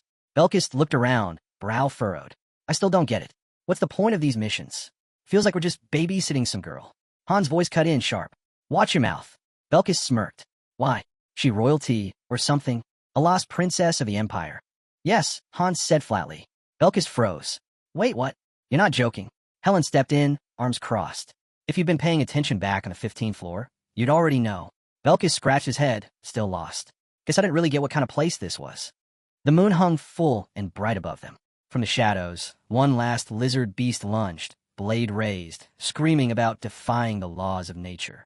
Belkis stepped forward, cut it in half with a single swing, and scoffed. What laws? Friasis moved past the body, her voice low. Time's running out. We don't have long. Her gaze lifted skyward. If my dreams are right, we have 10 years left. Then the world ends. Han rested his blade on his shoulder. And how do you plan to find these keys when you don't even know what they do? Friasis pressed a hand to her chest. Because they're tied to legend. Ancient. Older than the Empire itself. She stepped beside him. If I gather them all, they'll grant me power. Then she revealed a glowing blue crest. House of Ascencion. One of the Empire's 4 great clans. The strongest of them all. She walked forward, still beside him. I made a vow. To prove myself. Even if it means doing the impossible. Han frowned. Collecting the keys is the impossible part? Friasi stopped, turning toward him. Why are you helping me? I have nothing. No influence. No power. Nothing to offer, except myself. The words left her lips, and she froze, instantly regretting how it sounded. But Han didn't even blink. I don't want anything from you. His voice was steady, flat. Then he turned and walked on. This mission just happens to match my goals too. Friasi stood still, stunned. Slowly, a smile spread across her face. Thank you. Behind her, Jenna leaned toward Ivalka. Tell me that didn't sound straight out of a cheesy romance novel. Ivalka giggled. Imperial noble and her knight. It's got all the tropes. Suddenly, Han appeared behind them. What are you two whispering about? Without waiting for an answer, he reached out and pinched Ivalka's cheek. You know I love a good misunderstanding, he said, half irritated, half mocking. Another system prompt cut across their screens. Floor cleared. Friasis turned to him. Will I see you on the next floor? Han clenched his fist. Hard to say. We're not the only ones climbing anymore. Her expression tensed in confusion. At that moment, Isel called out, movement ahead. A nearby portal shimmered, and several figures stepped through. Company. Unexpected. Han's mind pushed ahead. A massive dragon filled his thoughts. The 30th floor? There was no way a single group could handle it alone. He remembered the disaster on the 20th. The raid collapsing into chaos because of another team's blunder. If Initon hadn't learned from that, Han thought grimly, then he was more clueless than I imagined. The scene shifted to the settlements. By the next evening, the narrator revealed the third group had already advanced to the 28th floor. Han stood watching a pack of werewolves. This time, they were escorting Friases. Their attitude grated on him, but Gwen was in charge of them. And for now, that was enough. His gaze slid toward a looming structure. A training center had been built in Niflheimer while he was gone. Primitive, maybe, but a smart investment. The lessons were basic for now, just the fundamentals. Still, it was a step forward. Nearby, Belkist and Helen were locked in combat. Han saw the difference instantly. Both had reached 3-star ranks, warrior and thief. Every movement carried sharper precision, more weight. Elsewhere, Edith and her squad were drenched in blood. The narrator confirmed it. The third group had cleared the 28th. The next day, the second group pressed on to the 29th. They made it through, but cracks showed. 3 of the rookies lagged behind, barely keeping up. At the gate, Han stopped. The 30th floor was next. A boss-tier challenge. The 25th had been nothing. But this would be brutal. He ran through the roster in his head. 3 full squads. 15 players, including himself. But reality cut deep. Not one of them was ready. Levels weren't high enough. The system itself recommended 30 just to stand a chance. His eyes rose to the tower. Decision made. They'd return to the 28th. Grind for XP. Force promotions. Other floors were locked behind chain quests anyway. As soon as the second group cleared, editing would slot them in. Back on the 28th, they cut through endless waves of lizard men. No Friases this time, just pure grinding. Beyond the desert hills, anything that moved became prey. But then the tone shifted. Night fell over the settlement. While hunched over a spread of maps, Han uncovered something unsettling. Some players from the first floor had been hoarding loot from the weekly dungeons. Instead of transferring rewards through the dimensional portal, they'd stash them in private storage. Then it happened. A nearby building lit with a violent purple glow. Half the culprits were dragged straight into the synthesis chamber. The rest, banished to distant prison zones. No one knew what awaited them there. As the gate creaked open, the warriors stepped forward into the unknown. That same night, editing sent a thief unit to scout the 30th floor. They never returned. The thieves, nervous and under-equipped, arrived only to be hit with a system prompt. Requirement: 5 full parties. Empty slots may be filled with summoned assistants. It didn't matter. They were annihilated in 5 minutes. That confirmed it. Han pictured the tower again. The 30th floor wasn't just another stage. It was a trap. A nightmare waiting for Tonia. 5 complete teams would be required, and Initon had already sent them, each with assigned leaders. As darkness fell across the settlement, a voice slipped into Han's ear. Urnit. Her words came through the ring. She said she'd been waiting for his call ever since he arrived. But he hadn't reached out, and that cut her deeply. Han looked down at the ring, his face unreadable. With a quiet sigh, he closed his eyes. That kind of joke, he muttered, is rough on the heart. Seated at the table, he admitted he'd be heading for the boss floor soon. She deserved to know, just in case. Urnit's tone shifted. Are you saying you might not make it back? Han glanced at his notes, voice steady. It's possible. She didn't hesitate. If it came to the worst, she urged him, use the ring. No second thoughts. Han offered a faint smile, eyes resting on the band, and nodded. She gave one last offer. Nahaku could go in his place. But Han shut down instantly. That wasn't happening. Satisfied, Urnit eased slightly. Take care of yourself, she said softly. You're not living just for yourself anymore. Still seated in the gazebo, she listened as he promised they'd talk again once it was over. Don't die, she whispered. Whatever happens. Han promised he'd call her, so she wouldn't be left waiting in silence. At that, Urnit finally closed her eyes, a trace of calm settling across her face. Han touched the ring gently, then exhaled slow. His gaze returned to the pages before him. The 30th floor, completely uncharted. If it had followed the usual rules, he'd expect a raid, a scouting op, maybe a survival escape. But Tonia had never played by the rules. His eyes narrowed on the maze layout again. The labyrinth from the bonus stage. He knew it would return. Every twist, every dead end, every false path had to be learned. He crossed out lines on the formation chart. The synthesis of the captured thieves had revealed something critical. This wasn't just going to be brutal. It demanded all 25 players. No empty slots. No missing pieces. Then his elbow knocked the ink bottle. It tipped, spilled. Black spread across the paper, swallowing his careful notes. Han didn't move. He just stared, and in his mind, the scene shifted. He pictured ink droplets as people, falling one by one, countless and scattered. Beneath a sky slowly fading to gray, Kishasha raised her hand, a sly grin on her face, and launched a brutal kick that pierced straight through her foe. Nearby, Nishaz sprinted into the chaos, laughing as she charged headfirst into the monster horde. The rest of the team narrowed their eyes and slashed their weapons, carving a path through the enemies. In Han's mind, the battlefield was already a graveyard. To speed things up, he made the third squad grind the 28th floor over and over. One fighter had broken past his limits in a rage-fueled assault. Now only the remaining groups needed leveling. That's why the 4th and 5th teams were being pushed harder, summoned more often. A sword dripping red flashed through Han's thoughts. They'd been dispatched into the desert zone. Their mission simple: sharpen their combat skills. He remembered that eerie girl casually signing the paperwork. His thoughts then drifted to the world beyond the battlefield, where intense groundwork was being laid. Ivalka had been sent to the Magic Hall, locked into 18-hour shifts, cracking complex problems nonstop. Eventually, she nailed it: high-speed research. In all of Tonia, no one else could pull it off. One man introduced Night City, noting that the hero's reaction rating in the lobby was stuck at level 3. For their data to mean anything, they needed level 5. 5 research units were on the case. Han remembered Ivalka, completely drained, yet still smiling. After 3 brutal days, she was finally done. Right then, a system message popped up with a glowing card. The hero's reaction research had reached level 5. A blessing from the goddess hit the lobby, and with it, a new communication function went live. Teams could finally talk across distances. Leaning on the wall with his arms folded, the protagonist made a mental note. Long-range comms were now a reality. Smirking at a startled girl, he spoke through the radio, explaining the limits. With reaction levels still low, it only worked within a kilometer, and only team leaders had access. Edith shut her eyes, fingers pressed to her temple, concentrating. This would be vital on the 30th floor. The others had to be told. Jenna strolled over, hand on her hip, teasing that it had been a while. He'd been buried in work. Han glanced over at the fighters in the distance. They'd been training since dawn. Something felt different in the air, like a shift was coming. Turning to Belkist, eyes sharp and intense, Han told him he was impressed. Belkist was going all in, more than even Aaron, putting everything on the line instead of just going through the motions. You could see it in every clash. Jenna watched the sparring match, noting how hard they were going. But from what Han said, it sounded like they still held back during routine training. Nariza gritted her teeth and swung hard. Her blade spun through the air, embedding itself in the ground behind her opponent. Belkist snapped at her to retrieve it. She wiped the sweat from her jaw and moved to obey. Han, arms crossed, stared ahead.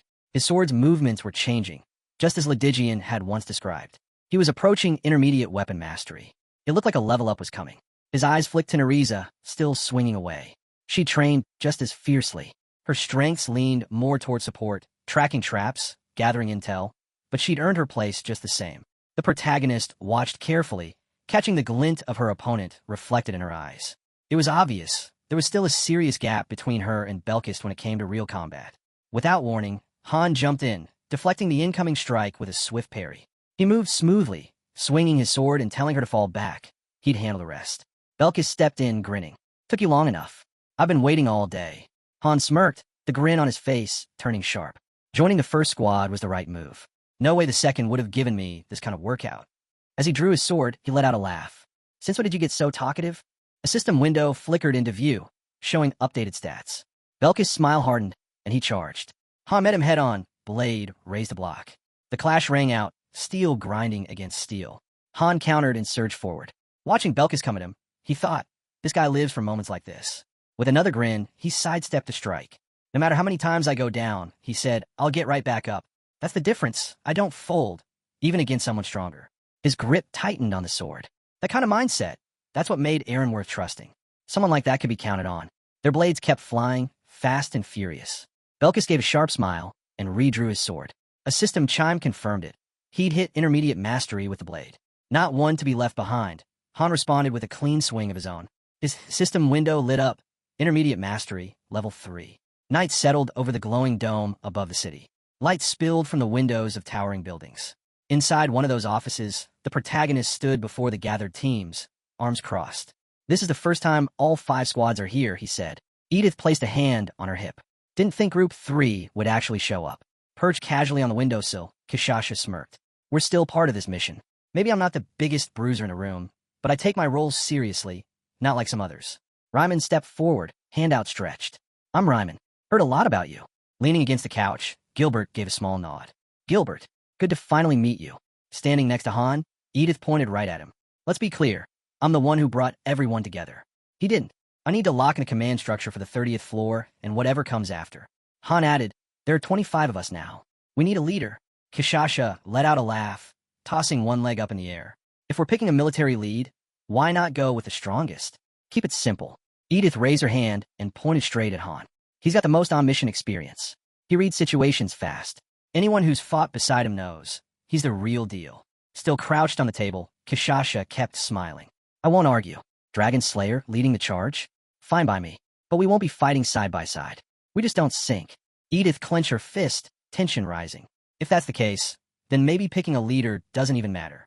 Han's brow furrowed slightly. He stayed calm. Our styles don't match. Forcing that won't help.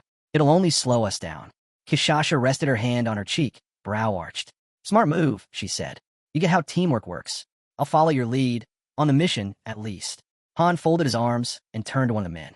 I'll give the basic commands. The rest? You'll have to figure it out yourselves. Edith looked out the window. He acts cold, but he's got a good heart. Closing his eyes, Han addressed them all. Don't hesitate. The first to flinch is always the first to fall. There's always a way out, remember that. Then, without warning, he stepped on the girl's foot. Ryman flinched, stunned. Han looked across the room, voice flat. If you're not ready to give it everything, then stay behind. Nervous and sweating, Ryman clenched his fists. I didn't come this far just to back out now. I'm staying. Han's gaze sharpened. He thought to himself, they'd know the truth soon enough. Gilbert stepped forward. Mind if I ask something? He turned toward Han. I'm fine with you leading. Honestly, most of us already treat you like the leader anyway. He looked ahead, serious. The 4th and 5th groups fought hard to make it to the 2nd floor. But by the time we did, the 3rd floor was already under construction. If we prove ourselves on this mission, can you help move us up? Han turned away slightly. It's the master's call in the end. But I'll submit the request. He then held up several diagrams. Memorize these layouts. The 30th floor could turn into a maze. We need to be ready. Gilbert leaned back on the couch, watching quietly. So young, and already the one calling the shots. They were all here, pretending this meeting was about choosing a leader. But truthfully, they'd already decided. If this was all just a show to highlight the gap between the 2nd and 3rd floors, then they were all just pieces on a board. Still, he smirked to himself. Not for long, he thought. One day, I'll be the one in charge. The morning sun lit up the city. Han unsheathed his sword. Everyone ready? He tightened his grip. Ivalka adjusted her bracelet, joking. Anyone get there, we'll sort it out? Belkist raised his sword. Did you? Jenna slung her quiver over her shoulder. No one's dying today. Han's leading us. We'll be fine. Han stepped forward, muttering, you guys lean on me too much. But even so, the squad advanced through the streets, steady, focused, unshaken. Edith took position in front of her team. Kishasha led hers with a quiet grin. Ryman, brow furrowed, marched ahead with conviction. Gilbert's crew stood outside, weapons ready. Then, a system window lit up, attack unit established. All 5 groups merged into one. 25 warriors stood before the dungeon gate. Han, marked as the system's recommended leader. Edith looked over. This time, she said, I'll pull my weight. Back on the 20th floor, things had been simpler. Standing behind Han, Ivalka shifted uneasily. Every new boss level pulls in more people, she said. At this rate, we'll need a full army just to keep up. She glanced at Han, who stood at the front, completely ignoring her on purpose. Isel let out a quiet laugh, rested a hand on Ivalka's head, and reminded them, this is the 30th floor now.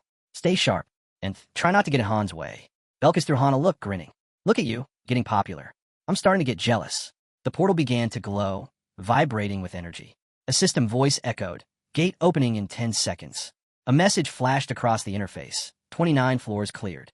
Climb the tower. Save the world. Jenna turned with a confident smile. As long as we stay sharp, this'll go smoothly. A burst of blinding light exploded from the portal. Waves of power rippled outward, cutting through the clouds. In the blink of an eye, the space around them warped, swirling sand, overtaking everything. They landed in the ruins of what looked like a city. Ivalka held down her hood, shielding herself from the harsh wind. Did we just land inside a city? Han scanned the surroundings, eyes narrowing. Looks ancient. He reached out to Edith via comms. What's your terrain look like? Edith replied, endless sand.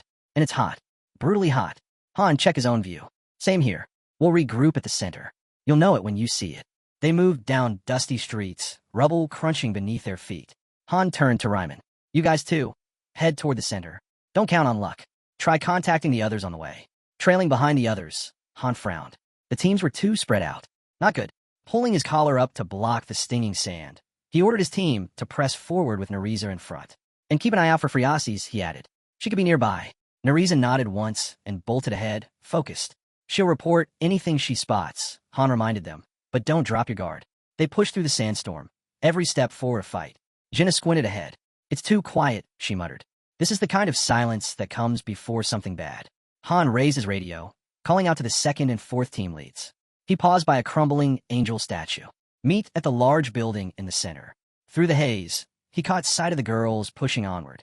In the background, Ryman's voice crackled through the comms, relaying updates. Weapons were drawn. Everyone was on edge. Then, out of the storm, Nereza reappeared. Someone slumped over her shoulder. I've got the princess, she said. Found her unconscious in the middle of the road. Han stepped in beside her, eyes locked on the girl's face. What are the chances this is a setup? Ivalka's eyes shimmered faintly as she examined the girl. She's clean. No signs of anything. Han uncorked a flask and held it to the girl's lips. What the hell was she doing out here? Friasis swallowed the potion slowly, eyes fluttering open. She whispered his name. Han, still holding the bottle, answered quietly. This should help with the heat. Leaning against Nereza, Friasis gripped the flask and whispered, I just wanted to find the keys. Han's eyes narrowed. Are you sure this is the place? She looked up at the building topped with the statue and gave a slow nod. It's the same one I saw in my dreams. The keys, they're here. Just then, a system window flashed into view. Mission. Ensure NPC Friasi survives on the 30th floor. Han's jaw tightened as he stared toward the looming structure. Without a word, he started walking. Stick with Jenna, he called back. If things go sideways, she's your best shot at staying hidden. He tapped his temple, connecting to Edith. You see that mission window? Her voice came through the comms. Yeah, I got data on Recon and NPC protection. Han glanced around the ruins. No need to search. Friasis is already with us. Let the others know. Start moving toward our position. Ivalka grumbled under her breath, brushing sand off her coat. I seriously hate this place. Han's eyes drifted back to the building. You're absolutely sure it's here? He asked again. Suddenly, the wind picked up, forming a spiral of sand around the rooftop statue. Han stood silent in front of the building, staring upward, thoughts drifting. He remembered a time long ago, just a kid, standing at a door, part of a normal, peaceful family. Elsewhere, Gilbert imagined himself in the heart of this broken city, reflecting on how painfully average his life used to be. He saw flashes of the past, standing guard in basic armor at the fortress, barely knowing how to wield a blade. Then came the monster. Fangs wide, eyes blazing, his world flipped upside down. The image changed. A flood of beasts charging forward. A world that once felt safe, now swallowed by chaos. He saw arrows flying from every angle. The memory of one piercing his eye made him scream again in his mind. He was cornered. Orcs surrounded him, one licking its lips with savage glee. Panic took over. He ran. No plan, no destination. Just pure fear. Behind him, the orcs gave chase, arrows raining down. He pictured himself collapsed beneath a tree in the forest, completely lost. One thing was clear. There was no redemption for deserters. He remembered when 3 boys found him lying there. Somehow, they didn't kill him. Nights followed, campfires, shared food, and uneasy laughter. But Gilbert never truly relaxed. He always suspected a knife in the dark. He recalled the crunch of a blade hitting flesh. Were they friends, or just thieves with kind faces? Then he saw himself standing over a body, sword dripping. He remembered one of the boys on his knees, pleading. That fear he once carried, he'd passed it on. A twisted laugh escaped him. That moment, he understood. He tasted something dark, something addictive. Back in Sand City, Ryman's voice came over the comms. Group 1 has secured the target. Groups 3 and 5, do you have eyes on the dome? Kishasha answered, standing with her squad in the middle of the street. If you mean that massive fortress in the center, yeah, we see it. We're moving in. Gilbert pressed a hand to his earpiece. Not yet. We don't have visual on the structure, but once it's in sight, we're heading straight for it. A map of the city blinked into view, marking the positions of each team. Groups 1 and 2 were closing in on a massive structure, its angel statues nearly buried beneath the sand. All eyes turned toward the rooftop of the crumbling castle. Moments later, the teams began gathering in the square nearby. Han stood next to Friasi's, brow tight. She's the one. She's our protection target. The girl turned her gaze to Ryman. I'm Friasi's, she said softly. Ryman studied her face for a beat. Are you really royalty? Gilbert stared at her, a flicker of recognition in his mind. He pictured a child from archived footage. This was her, just grown up, arms crossed. He admitted silently. This was their mission. But what that really meant, he still didn't know. Han's eyes rose to the temple before them. This place is it, he said. Only major structure in the city. Group 1, we're going in. Everyone else, stay outside. Edith turned toward him, uneasy. We don't know what's inside. You that sure about this? Ryman didn't wait. We'll take the south, he said, already walking. Gilbert nodded toward his squad. We'll scout west. At the temple doors, Nereza stepped up, placed a hand on the surface. No traps. Seems clear. With a groan, the doors opened. Inside, Friasis's eyes lit up. A glowing dagger hovered over a pedestal, radiating power. This is it, she breathed. Nereza loosened her collar slightly, eyes narrowing. Still no enemies. Doesn't feel right. Han stared at the dagger. It shimmered with energy, like it was calling him forward. But something about it felt too easy. Then Friasis reached out. The second her fingers touched the blade, a message lit the air. Objective complete. Key of emptiness acquired. Ivalka put her hands on her hips, confused. That's it? Nothing's happening. The floor beneath them rumbled. Ivalka's shoulders dropped. I knew it. A red alert flashed in front of them. Han froze, lifting his fingers to his earpiece. Edith's voice came through, sharp and urgent. Get out of there. Now. The skies over the temple deepened to a surreal shade of blue. Han glanced up from behind Friasis. Did the sandstorm just stop? But the tremors grew stronger. At the temple exit, Nereza called out, southwest. Closest route out. I'll lead. Han hit his comms. Evacuate now. Everyone get moving. They took off, the city rumbling beneath their feet. Ryman, running hard, shouted, What happened? Han turned just long enough to catch sight of Kishasha and her team in the air, flying over collapsing rooftops. Ivalka's mouth dropped open in shock. Belkist gave a crooked grin. Guess something did happen. They sprinted, sand crashing behind them like a tidal wave. Edith turned mid-stride, yelling, Faster! Move it! Ryman risked a glance behind. What the hell is this? Gilbert's eyes darted around, panic creeping in. Han reached for Jenna and Friasis. Hold on to her. Don't let go, no matter what. He picked up speed, shouting, You've got 5 minutes to the exit. Run. He called out again, louder this time. Anyone still standing? Help the wounded. We don't leave anyone. Suddenly, Giadi clutched at Gilbert's arm, desperation all over his face. Don't leave me. Gilbert yanked his arm free with a cold stare. Out of my way. Giadi hit the ground hard, breath knocked out of him. Behind him, the storm roared closer, sand ripping through the air like a beast. His scream tore through the chaos, raw, terrified, full of tears. As the last of the squad fled, a message flickered into view. Return to the embrace of God. His fighting spirit will be remembered forever. The storm surged forward, swallowing the city whole. Towers vanished under waves of sand. Gilbert stared straight ahead, rage smoldering behind his eyes. Just pawns, he muttered. But I'm not going down with them. I'll finish what I started. The sandstorm barreled through the ruins. Han vaulted over a low wall, voice sharp over comms. 1 minute to the exit. His eyes scanned ahead. No enemies, no movement. Still, he didn't relax. Don't slow down, he shouted. Keep running. Even after we're clear, buildings crumbled and disappeared beneath the roaring dunes. The teams regrouped behind the fortress, breathless and dust-covered. Friasis lowered her head. Is this my fault? She asked, voice barely audible. Han stared at the bottle in his hand. Pointing fingers won't help now. Ivalka raised her hand to the sky, eyes closed. We made it out, somehow. Han narrowed his gaze. Wait, do you hear that? Jenna looked in the same direction, her expression darkening. The ground rumbled beneath them. An earthquake, she said quietly. Han tapped his earpiece. All units, regroup. Now. Ryman's voice came through. Is it over? Mission complete. Walking across the trembling ground, Han replied, Don't count on it. This is just the beginning. He turned to Friasis. Grab your weapon. Stay sharp. Overhead, the sky began to crackle with energy. System alerts flared. Sandstorms whipped across the city. Buildings were lifted, twisting upward into the sky. The fortress shook beneath them as the entire city rose, perched atop a monstrous dune. From the heart of the dust, a creature bared its teeth. Han looked up. Is this what you saw in your dreams?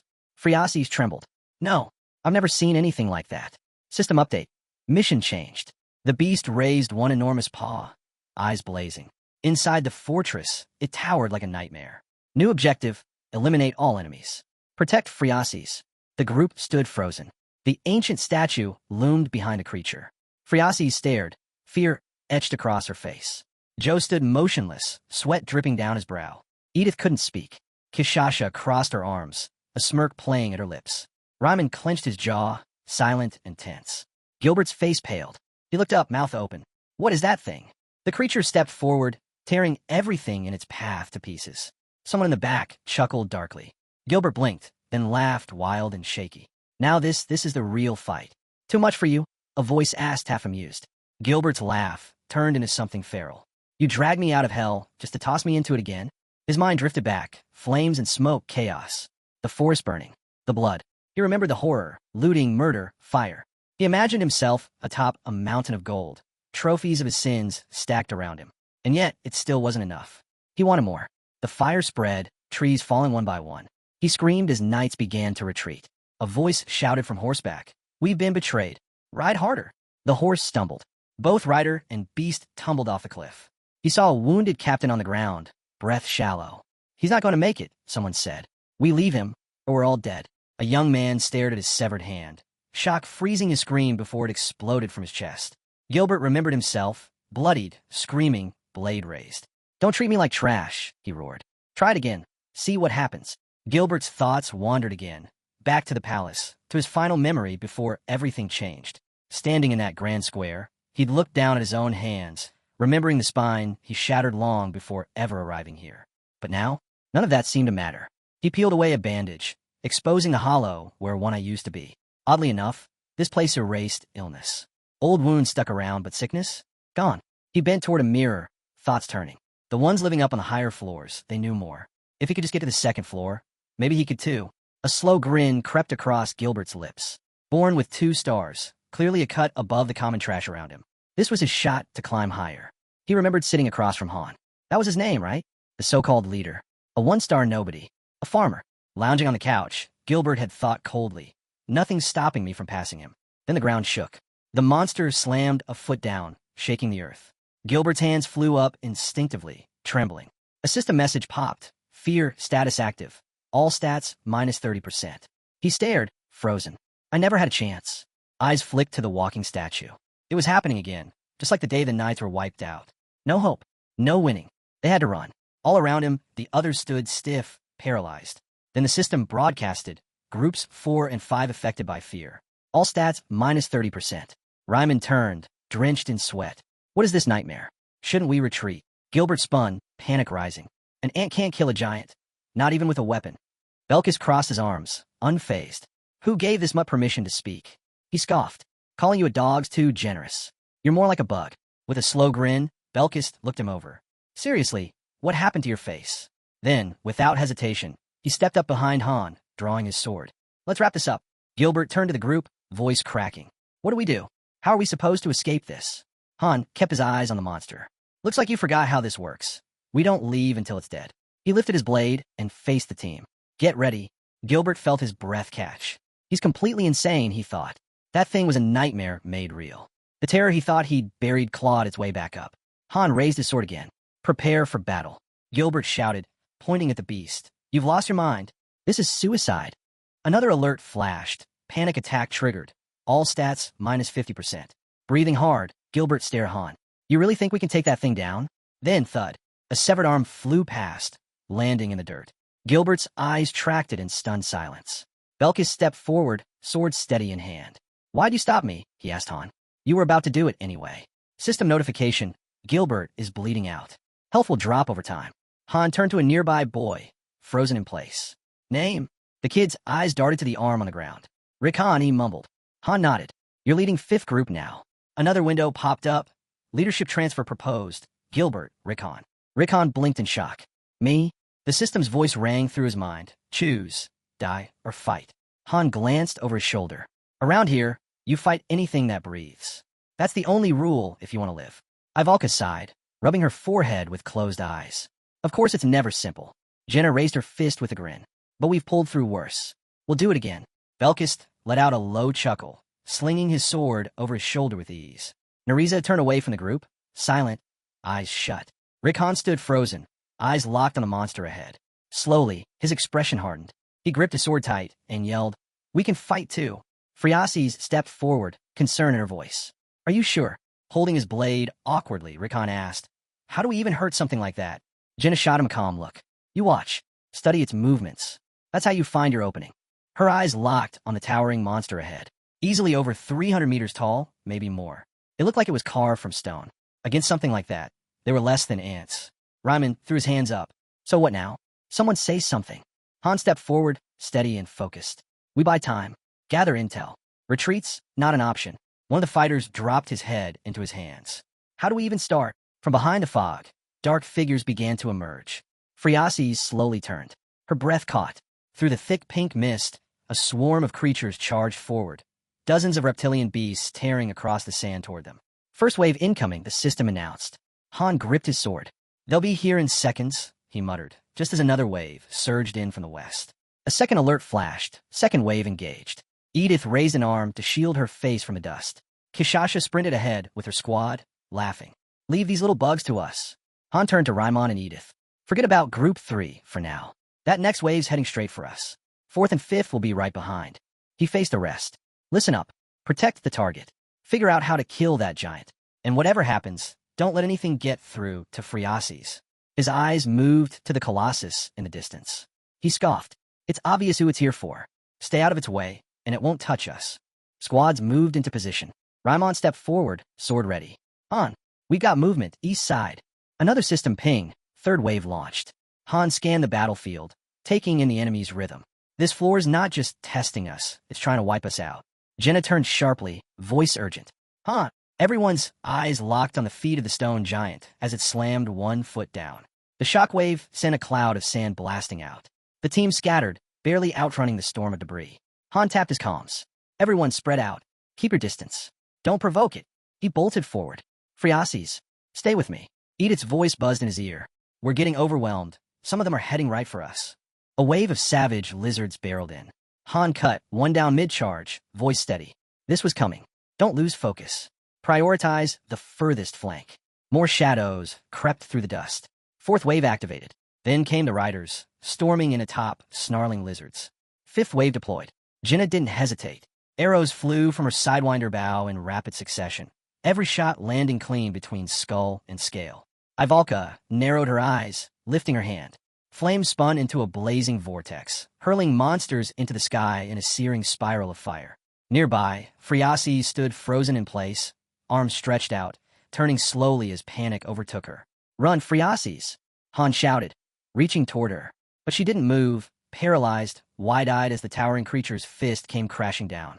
At the last second, Han lunged forward, slamming into her and knocking her clear of the impact zone. You okay? He asked, scanning her quickly. He glanced up at the monster's enormous face. This thing's got serious strength. More lizard men surged into view, another wave.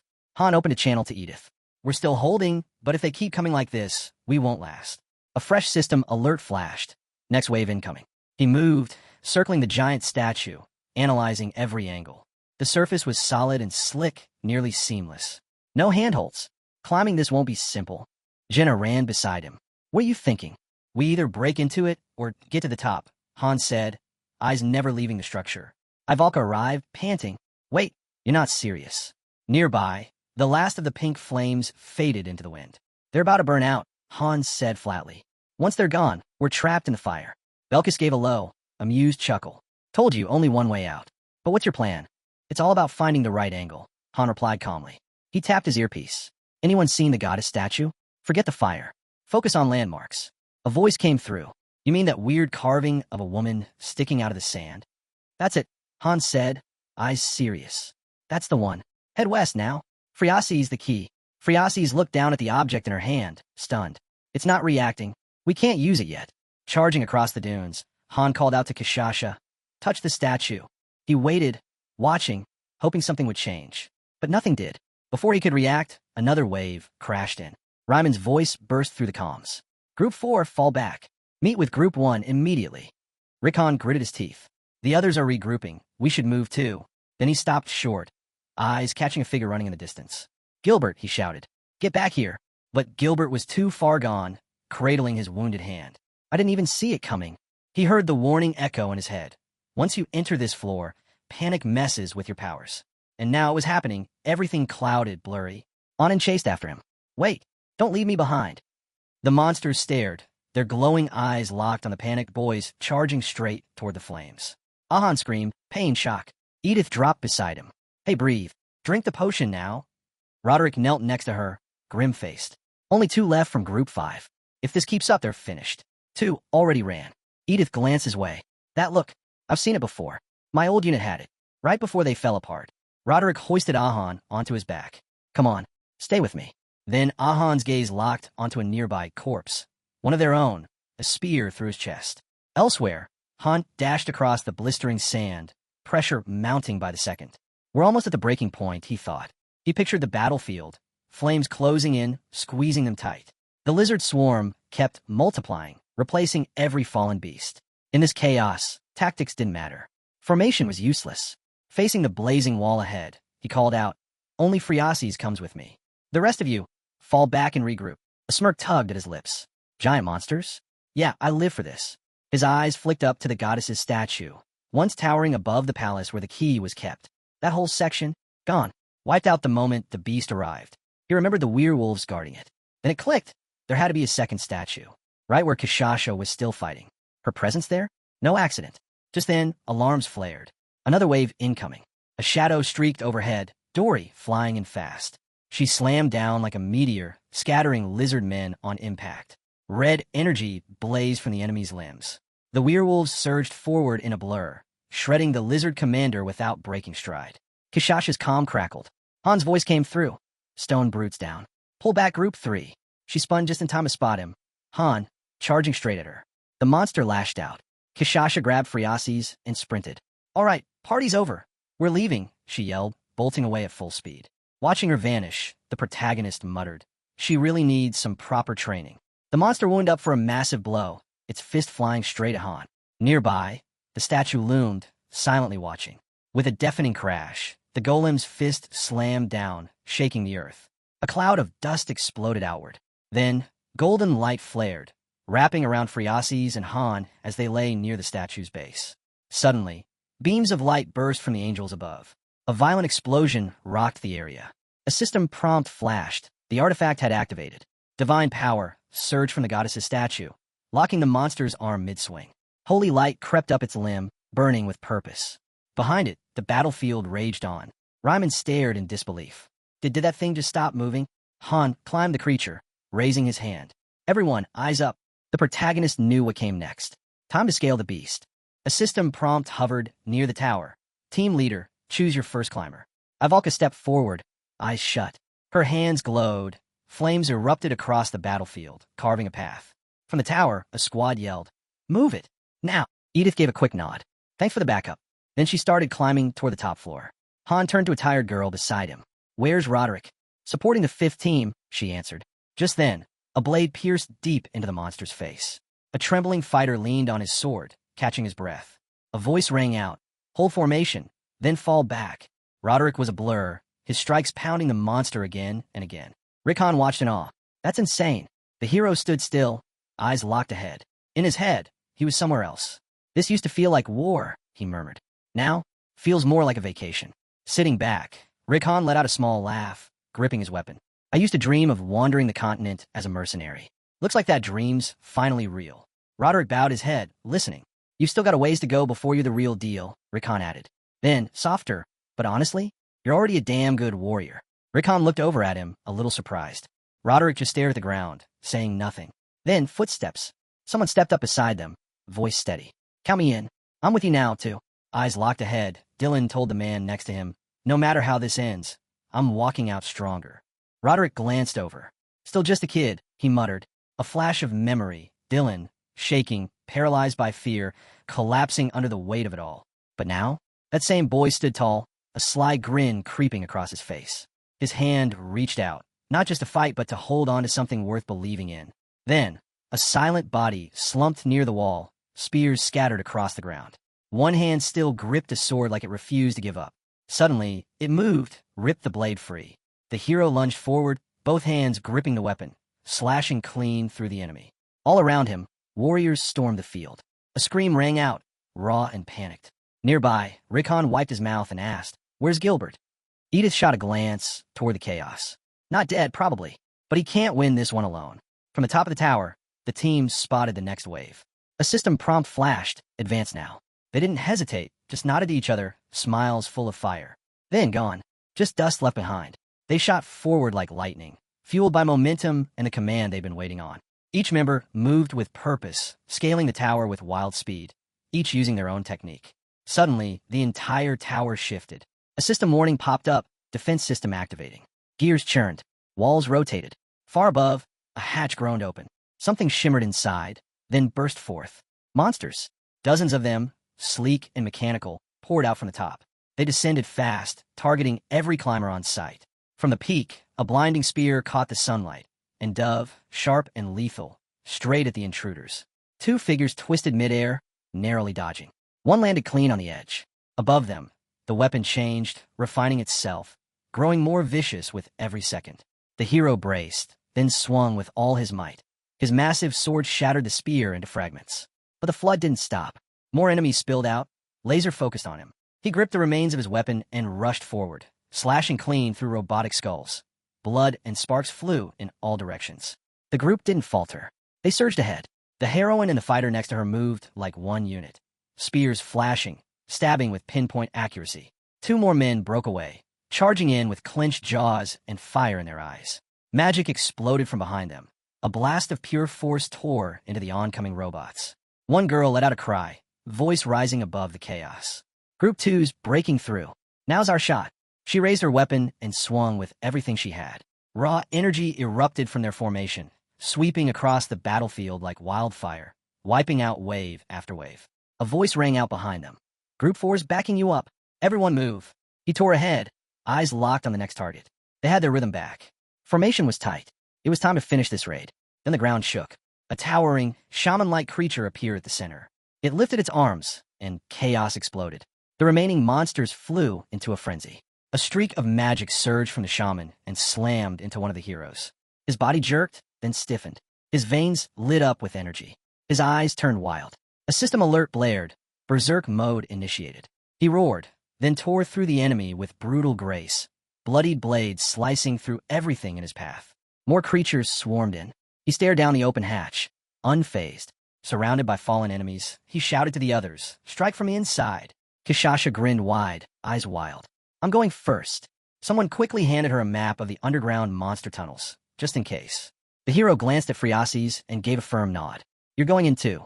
As more monsters poured out of the hatch, he turned to her again. "Trust me, it's worse out here." Below them, enemies kept scaling the tower. Up top, the team gathered fast. Han raised his voice, declaring that Team 1 would stay behind. They were holding this floor no matter what. The protagonist tightened his grip on his weapon. "Team 1, this is our fight," he shouted. Then he turned to Kishasha. "Hit them hard the moment you drop in."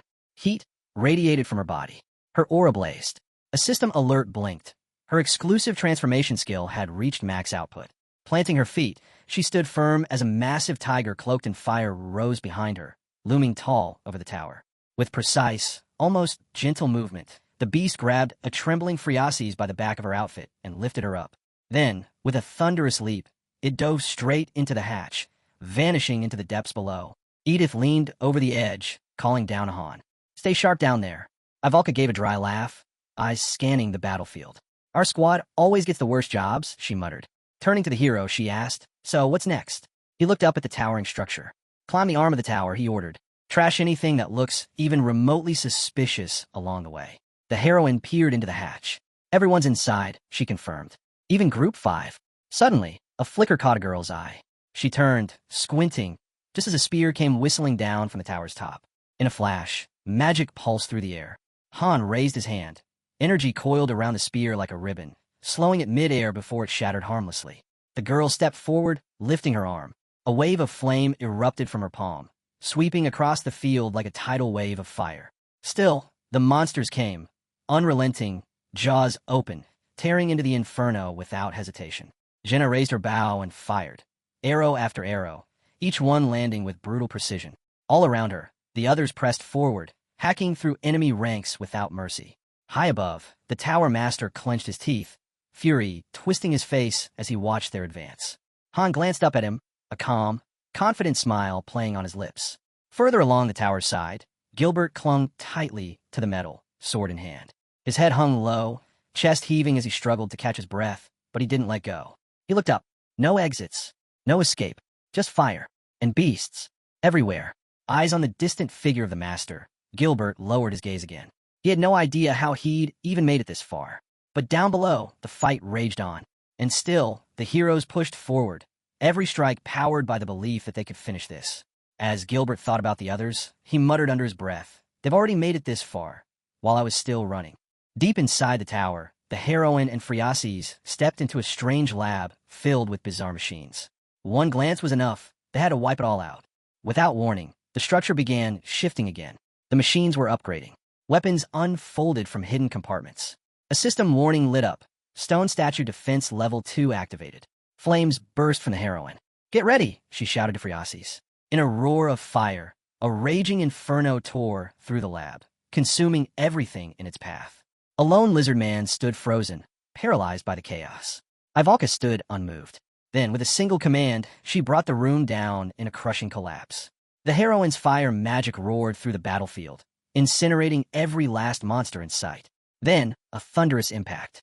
A colossal foot slammed down, shaking the entire tower. A towering ogre had entered the fight. Spears flew through the air, several striking the beast's eye. Han watched as the chaos unfolded. A new system message flashed. Second device neutralized. Moments later, the ogre's head rolled from the tower's edge. Its body soon followed, crashing to the ground below. Han blinked, trying to process it. Then came another update. The third device was located, though not without resistance. Up top, someone shouted, confused, "It's running?" Their eyes locked on a glowing crystal, sealed inside a glass chamber. Over comms, Kishasha's voice came through. "It's near us. We got it covered." That was the cue. The others were clear to move ahead. Grinning, the hero and his partner dashed forward. Han's voice booming from above, "Take it down." Monsters swarmed, shrieking, trying to block their advance. The two heroes tore through them, spells crackling around them as they fought their way to the chamber. Without hesitation, the hero surged ahead, sword ready. With one powerful strike, he drove the blade into the glass. The crystal shattered, shards exploding outward. The tower master's face darkened. Another alert blinked in. Defense level 3 engaged. Sparks flared from the master's eyes. Then, blinding light burst upward, cutting across the sky like a blade. The heroes looked up, shielding their faces. They knew the pattern now. Level 1, ballistas and lizardmen. Level 2, ogres. And now, level 3. Whatever it was, it wouldn't be easy. Han narrowed his eyes, already bracing for what was coming. A violent surge of energy erupted from the tower's summit, fired by the master himself. Another system alert blared. Ancient stone statue, laser system engaged. Lasers tore through the sky, scorching beams raining down, ripping entire sections of the battlefield apart. Half the tower was reduced to rubble in seconds. The massive statue slowly turned, scanning the wreckage with chilling calm. On a fractured platform, a group of fighters stood stunned, trapped. Jenna stared at the destruction, shaken. "I wasn't ready for this." "We're close to the head." Han shouted. "Don't lose focus." Below, an ogre howled. Kishasha's team was locked in brutal combat. "Stop wrecking the devices."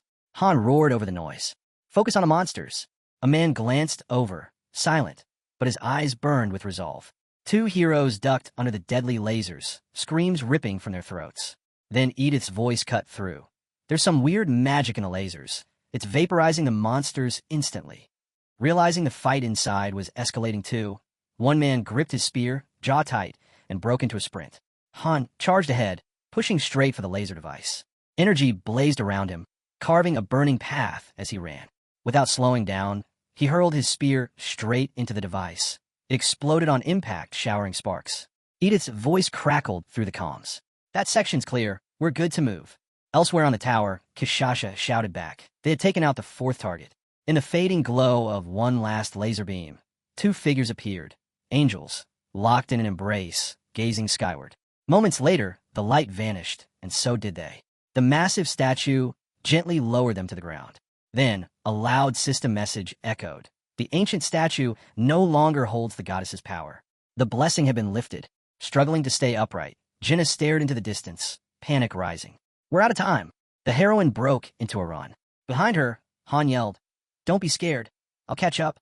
Staring down the monsters ahead, another heroine nodded and bolted forward. No time to wait. Jenna and Ivalka turned, eyes on Han, still locked in battle. "Hurry up and climb," they yelled.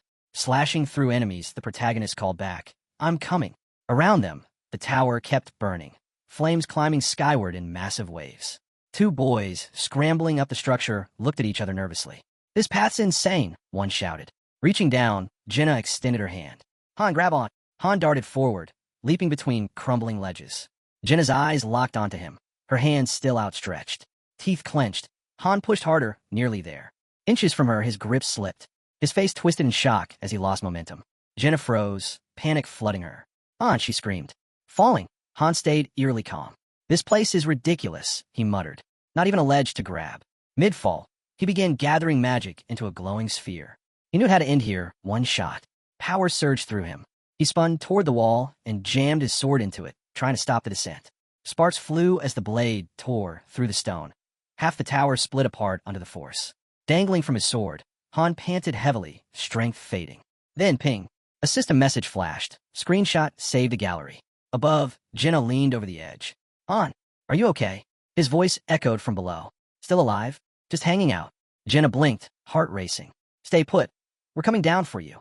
Han gripped his spear tighter. "No need. The crystal's gotta be close. I'll find it." Still suspended, he turned toward a passage lit by flickering fire. There was no other choice. If he wanted to live, he had to move.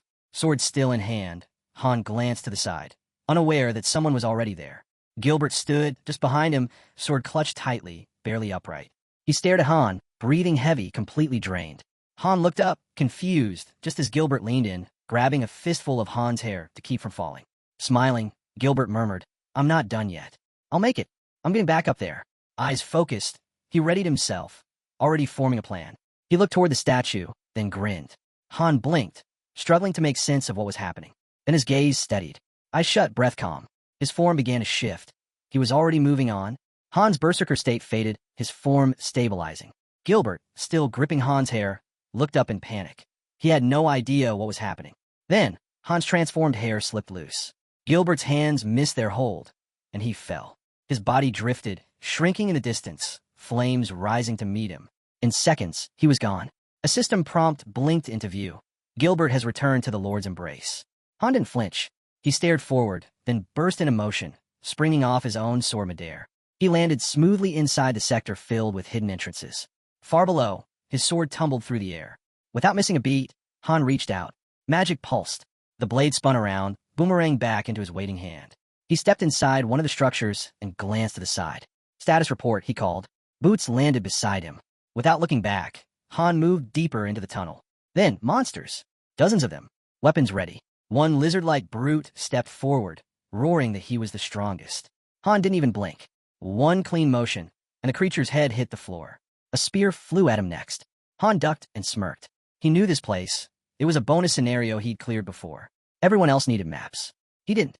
He could move through traps, bypass enemies, and head straight to the goal. Spears rained past as he called into the comms. "Where are you?" A girl's voice answered. "We're inside a strange round room. It's filled with machines." Han nodded to himself.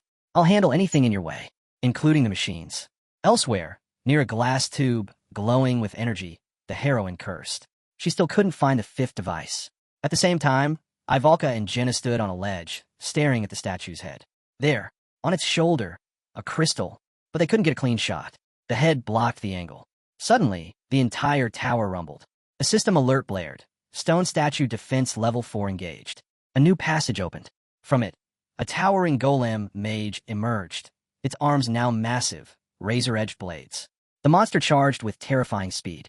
At the same time, the statue's head began to shift, activating advanced magic.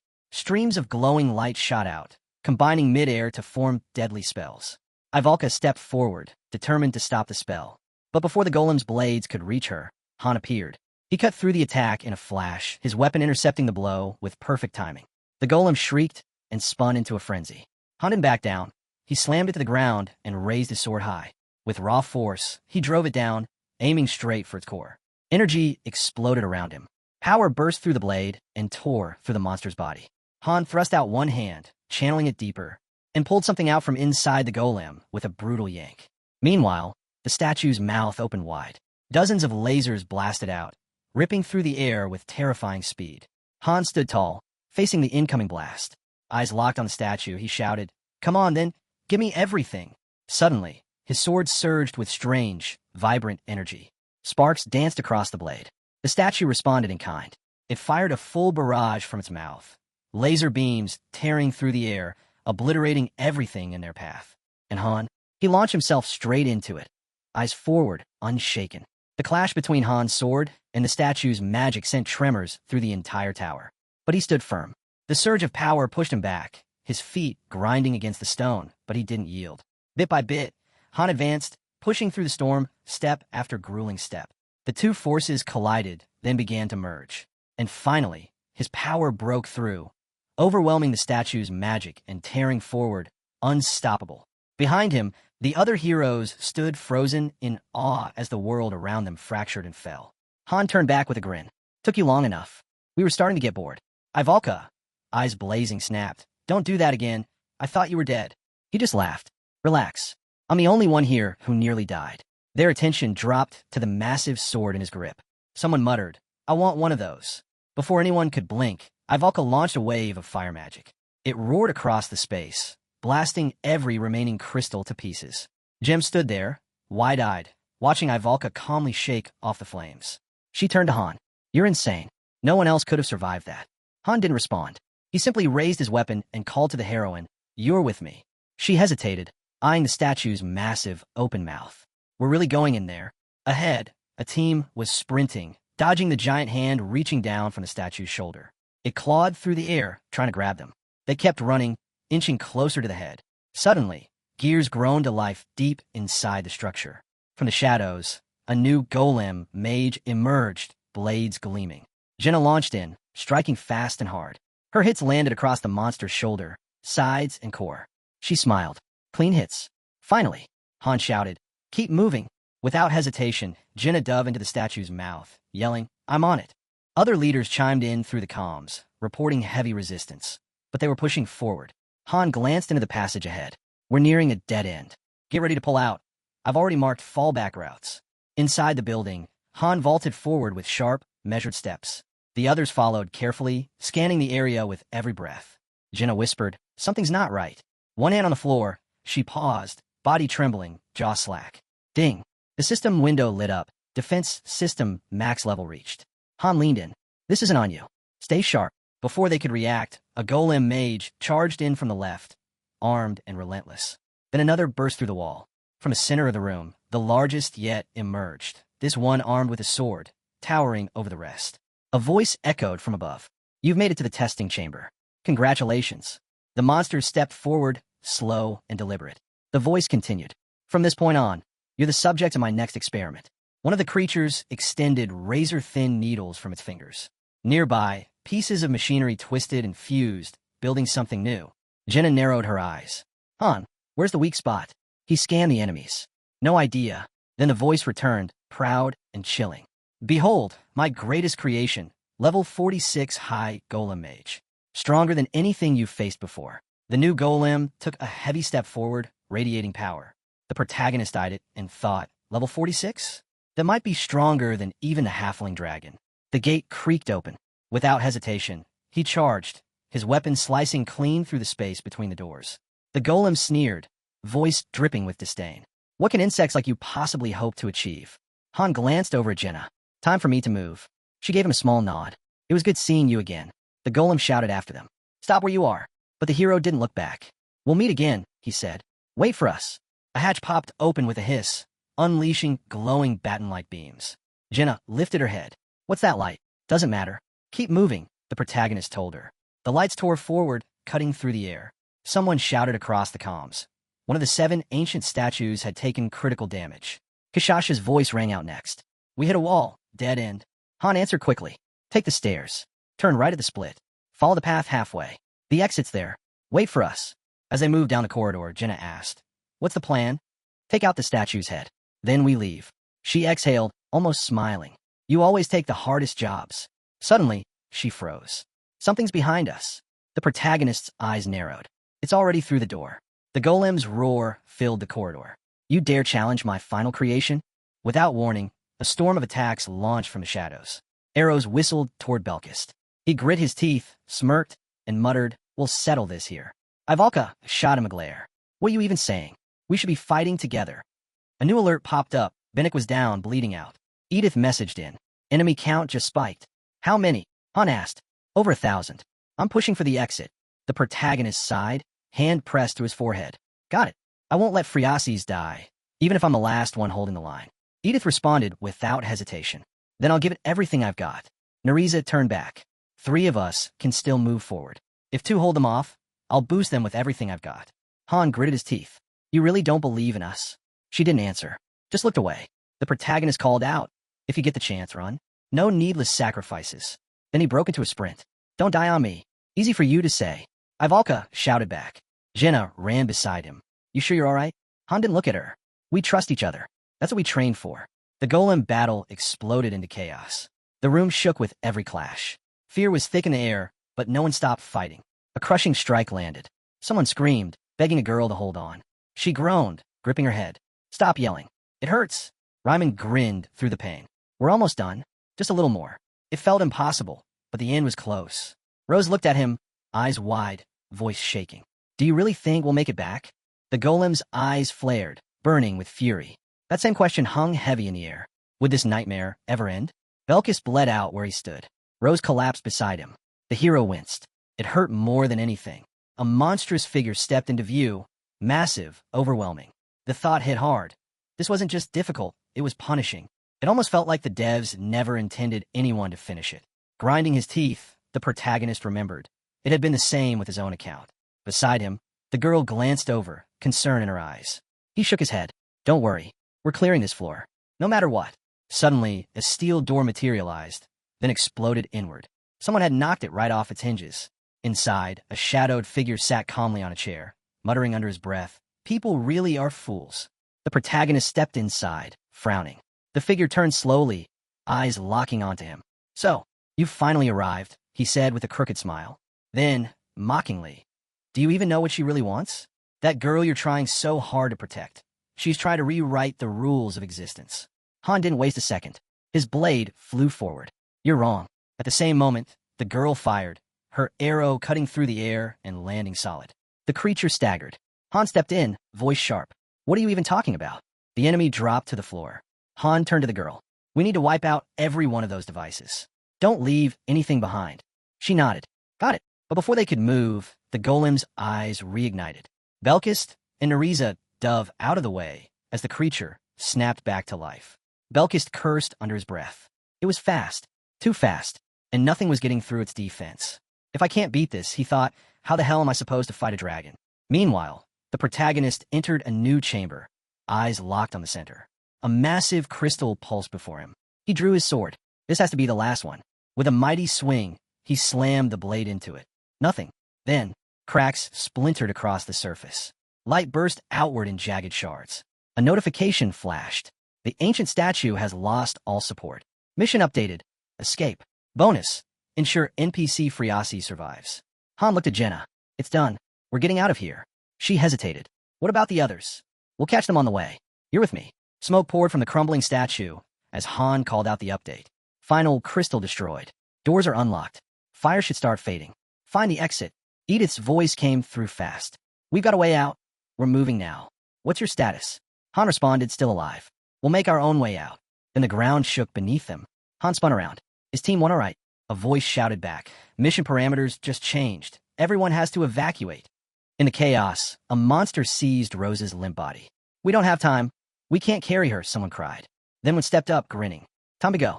I'll open a path. Just watch me. Edith turned to Lilani. Help Anand. Then to Bennick. Can you run? Without hesitation, he bolted. I've got this. Someone yelled after him. Don't slow down, or we're leaving you. Bennick didn't even glance back. Fine by me. Eyes forward. Focus locked.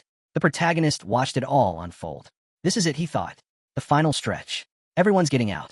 No matter what. Group 1 was injured. Group 2? Bleeding out. Group 3 hadn't made it through without wounds. Group 4 had already lost 2. In Group 5, 3 were dead. As the view widened to show the full scope of the room, Belkis looked away, jaw tight. He turned on the protagonist, eyes sharp. You were late. We needed you earlier. His words hit hard. No one disagreed. A towering golem came into focus. What's wrong with it? Someone asked. It shut down, came the reply. The golem stood still, almost like it was questioning why it existed at all. Off to the side, Han glanced around and said what no one wanted to hear. This whole place is coming down. Talk later, move now. Despite the blood running down his leg, he pushed forward, waving for the others to follow. Belkis stared ahead, muttering, "It's nothing. Just a scratch." Nariza grabbed him from behind. "You idiot," she snapped. "You'll die like this. I'll carry you if I have to." Pipes burst overhead. Steam and fire erupted around them. The protagonist kept his focus. Every step forward counted. Without the map burned into his memory, they'd have all been dead already. Then, a narrow exit came into view. They'd reached the top of the statue. Jenna peered over the edge. "That's a long way down. Telekinesis?" Ivalka shook her head. "Not in tight spaces like this. Too risky." "Then get the ropes," the protagonist said. Ropes were dropped. "We'll go one at a time," someone confirmed. Another muttered, "Done this before, but never from this high up." Han reached the edge. "Rope's too short. Last stretch, we drop." No time to argue. Nariza stepped up. "I'll go first." She bolted down the corridor, spotted the gap, and shouted back, "Found the exit." "Jump," came the reply. One by one, the team launched themselves down. A girl reached up, guiding others as they descended. Sliding along the statue's wall, the protagonist stared ahead. He tried to speak, but the sight of what was left of Group 3 left him silent. Edith raised her voice. "Grab the ropes. Everyone move." The statue began to collapse. Stones rained down as people scrambled for the descent. Jenna hit the ground hard, chest rising and falling. Nariza stood nearby, scanning the damage. "We did it," she whispered. Below, scattered squads were regrouping, relief on their faces. Edith stepped up, nodding. "Well done, all of you." "How bad?" the protagonist asked. Edith took a breath. "Could have been worse. We lost a few, but most made it out. Your group, no casualties." The protagonist turned away, silent. The girl beside him gave a small, knowing smile. One of the men closed his eyes, exhaled deep, then looked up with a grin. Raman called out, "Seriously, what did you used to do before this? I could learn a thing or two." The protagonist laughed softly. "You already knew I was great. Still surprised, huh?" From the ground, Jenna spoke up. "After we split, he pulled off something even crazier." He waved it off with a grin. "Please, I'm still too young for that kind of praise." The girl stepped forward, voice quiet and unsure. She admitted it didn't sit right, not knowing how many people might have died because of her. Looking down, she added, "If collecting those keys means putting everyone through this, I don't know if it's worth it." Then she turned to him. "So what does that mean exactly?" Friasis asked. He answered calmly, "If I told you to stop, would you listen?" Behind him, she hesitated, then gave a soft, "All right." Han stepped in. "Don't carry it all on your own," he said. "If you feel guilty, share the weight. That's how we keep moving." She smiled faintly. Message received. Just then, glowing blue particles filled the air. The whole team turned, startled. A sword shimmered to life in the protagonist's hands. He smiled just a little. A flash of brilliant blue light swept through the room. The floor beneath them cleared. A system alert echoed. Everyone had leveled up. Rewards lit up the screen. One message stood out. "Top player, Han."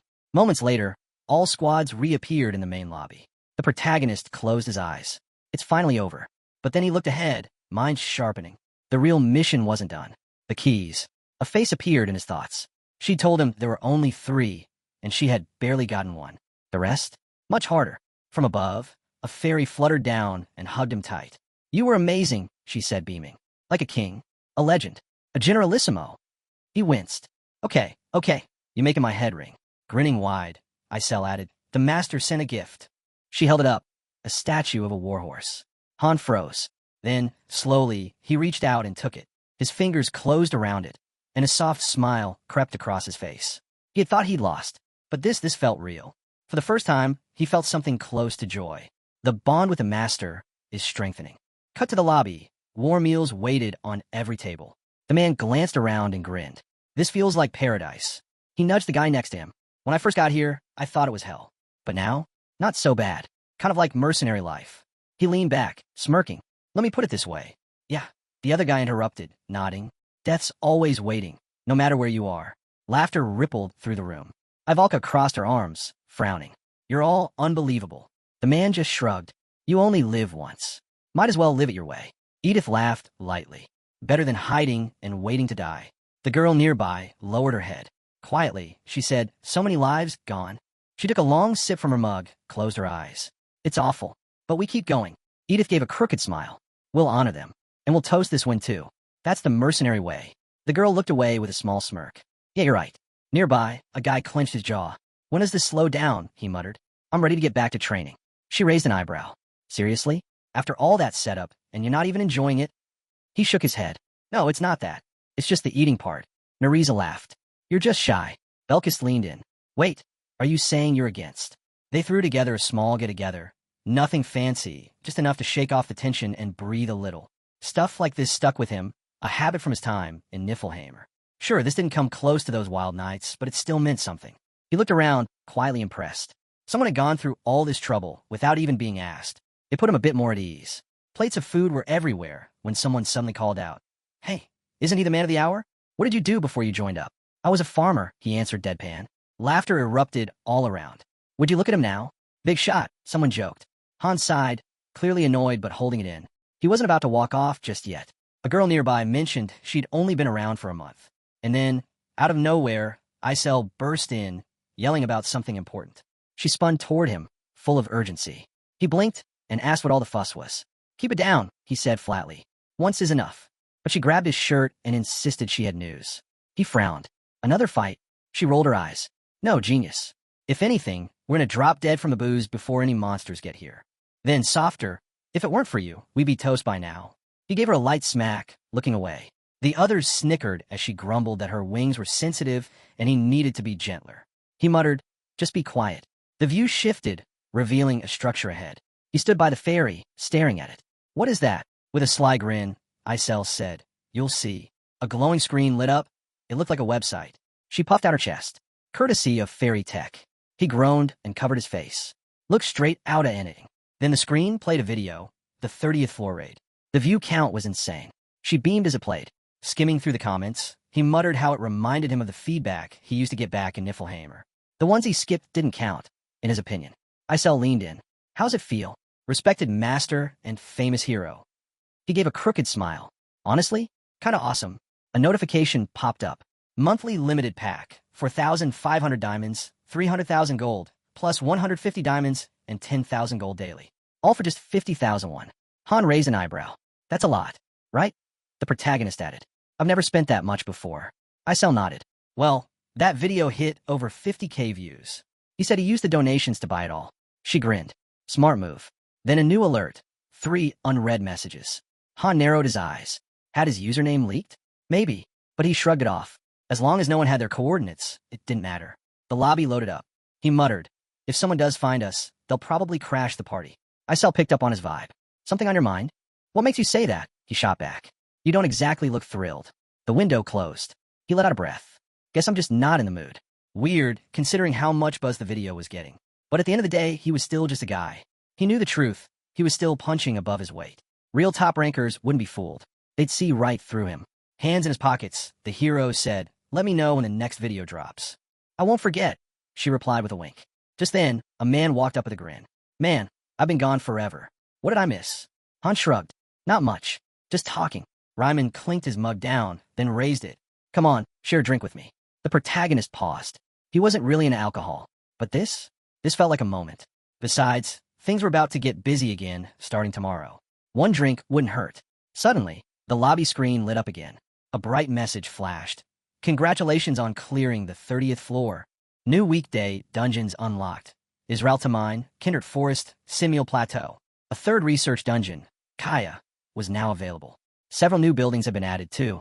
Tonia Lobby had leveled up. Every 10 floors, the Master's Zone changed, separating low and high-level players. The higher the zone, the more content unlocked. The 30th floor had opened a brand new area, Ancient Ruins. If they could send a team there using a flying ship, they'd come back with rare materials and high-value gems. Stuff normal dungeons couldn't offer. But building a flying ship? Not even close to easy.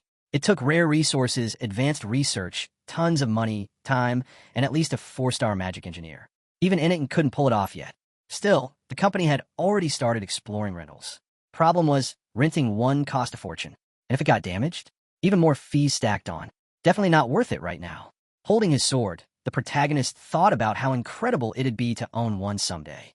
A guy nearby noticed him staring. What's on your mind? Just thinking about getting some training in, he replied. Han stepped forward. No need to rush. They'd get that ship, eventually. Then he called out to the guy. But something stopped him cold. A message alert blinked. An unread chat from earlier. He hadn't even bothered to check it before heading out. Didn't seem important at the time. Belkis groaned in the background. If we don't start soon, we'll lose the whole day. A light flickered inside the building. Isel rubbed her eyes. What now? The protagonist turned to her. I need temporary master permissions. She squinted. Why? Want to check the incoming messages, he said. Stretching lazily, she waved her hand. Fine. I'll grant it. You owe me. Fairy magic doesn't come cheap. He scrolled through the unread chat logs. As he read, he guessed the player was probably online, someone from the same sector. Pull up the map, he said. Let's see where this guy is. Isel nodded, and the map expanded in front of them. Most of it was gray. Gray zones mean inactive masters, she explained. They haven't logged in for ages. Ideally, each sector needs 100 active users. Right now, we've got barely any. The player had written something simple, something honest. He was alone in his sector, and he didn't want to give up. The message continued. The player said he had extra materials from farming and wanted to help out. The protagonist noted how fast he was getting to the point, didn't waste a second. Then came the ask, send your coordinates so I can deliver the supplies. The hero narrowed his eyes. Hold on. Isel chimed in right after. Yeah, don't be reckless. He nodded. That's exactly why he hadn't answered yet. Han gave a dry smirk. He's probably a hunter. You know, the dumb kind. Pretends to help newbies, then robs them blind. That type was all too common. They usually went after low-level players who didn't know any better. Isel's jaw tightened. With that many gray sectors, chances were this guy had been pulling the same scam for a while. He's not even worth a reply, she muttered. The protagonist ran a hand over his face, thinking it through. Another message popped up. You there? Are you going to answer? He exhaled slowly. Yeah, I will. Isel's head snapped up. Wait, what? Why would you reply? If I don't respond, that doesn't mean we're safe, he said. Besides, PvP raids don't happen that often on the 30th floor. Then she blinked. Hold on. He's only on floor 30 and already has a flying ship? The protagonist shrugged. Could be dumb luck, or he dumped a fortune into the game. Maybe he's got a top-tier buddy carrying him. More messages rolled in. The guy was getting persistent. With an annoyed sigh, the protagonist typed back a short reply. Be careful. The player shot back a casual no worries. Then added something else. Said he wanted a flying ship too. He had blueprints, but couldn't figure them out. Needed help decoding them. Isel frowned. Okay, what's he really after? Han's expression turned flat. Once this is over, I'm deleting the entire chat thread. Isel's eyes widened. Shouldn't you wait until the master's online to do that? He's not here, the protagonist replied. This is better. She stared at him, unsure. Still, he grinned. Relax. I'm fine. This reminds me of the old days. I never lost a street fight. Then he got serious. A lot of masters had already quit by now.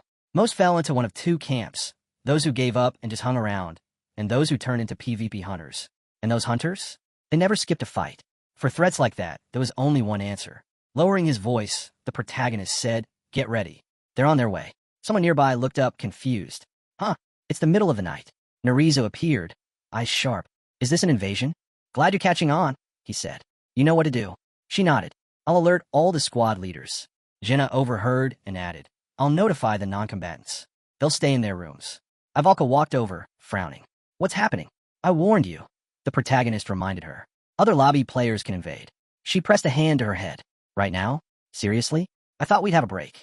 He gave her a sly smile. If we lose here, you've got to be kidding me, she cut in. Han turned toward the window, eyes locked on something distant. I want a flying ship, he muttered. And I'll get one. A damn good one. The scene shifted back to the lobby. People were gathered around a table, voices bouncing off the walls. From the sound of it, the banquet upstairs had just wrapped up. Near the wall, someone muttered. You can hear the noise from all the way over here. Probably Raimon laughing his head off, someone else replied. How the hell can he laugh like that when half his squad's dead? He's a merc, came the blunt answer. Arms crossed, another man said, heard half of teams 4 and 5 got wiped. A bearded guy spoke up. Isn't that good news for us? The other man scowled. Gilbert died, you idiot. The group at the table fell silent. The weight in the air said it all. Someone like Gilbert going down? Them in trouble. The elite squads didn't care about guys like them, but even they had limits, and no one knew how much longer any of them could last.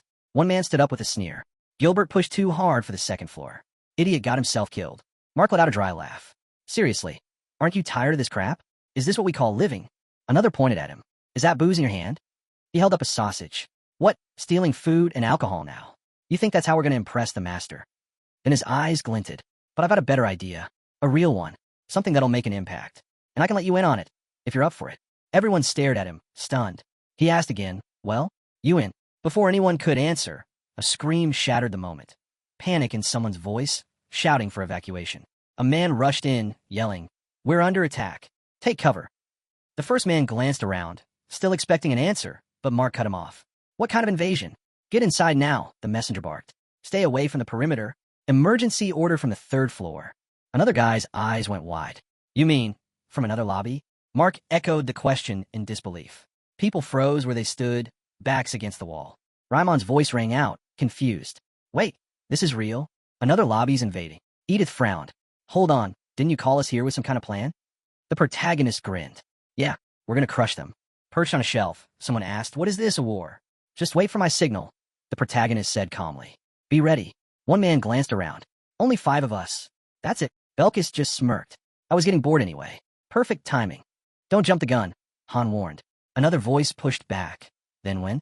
You want to wait until they're inside? The protagonist grinned again. Don't kill them. Not yet. We've got plans in motion. Killing? That's plan B. He added, the system protects heroes up to floor 40. They won't die in PvP, but if they go down, they'll get hit with penalties. How bad? Someone asked. Bad enough, he said. They lose stats, skills, gone for good. Even top players turn useless if they take a hit like that. Suddenly, a portal ripped open, blue light flaring.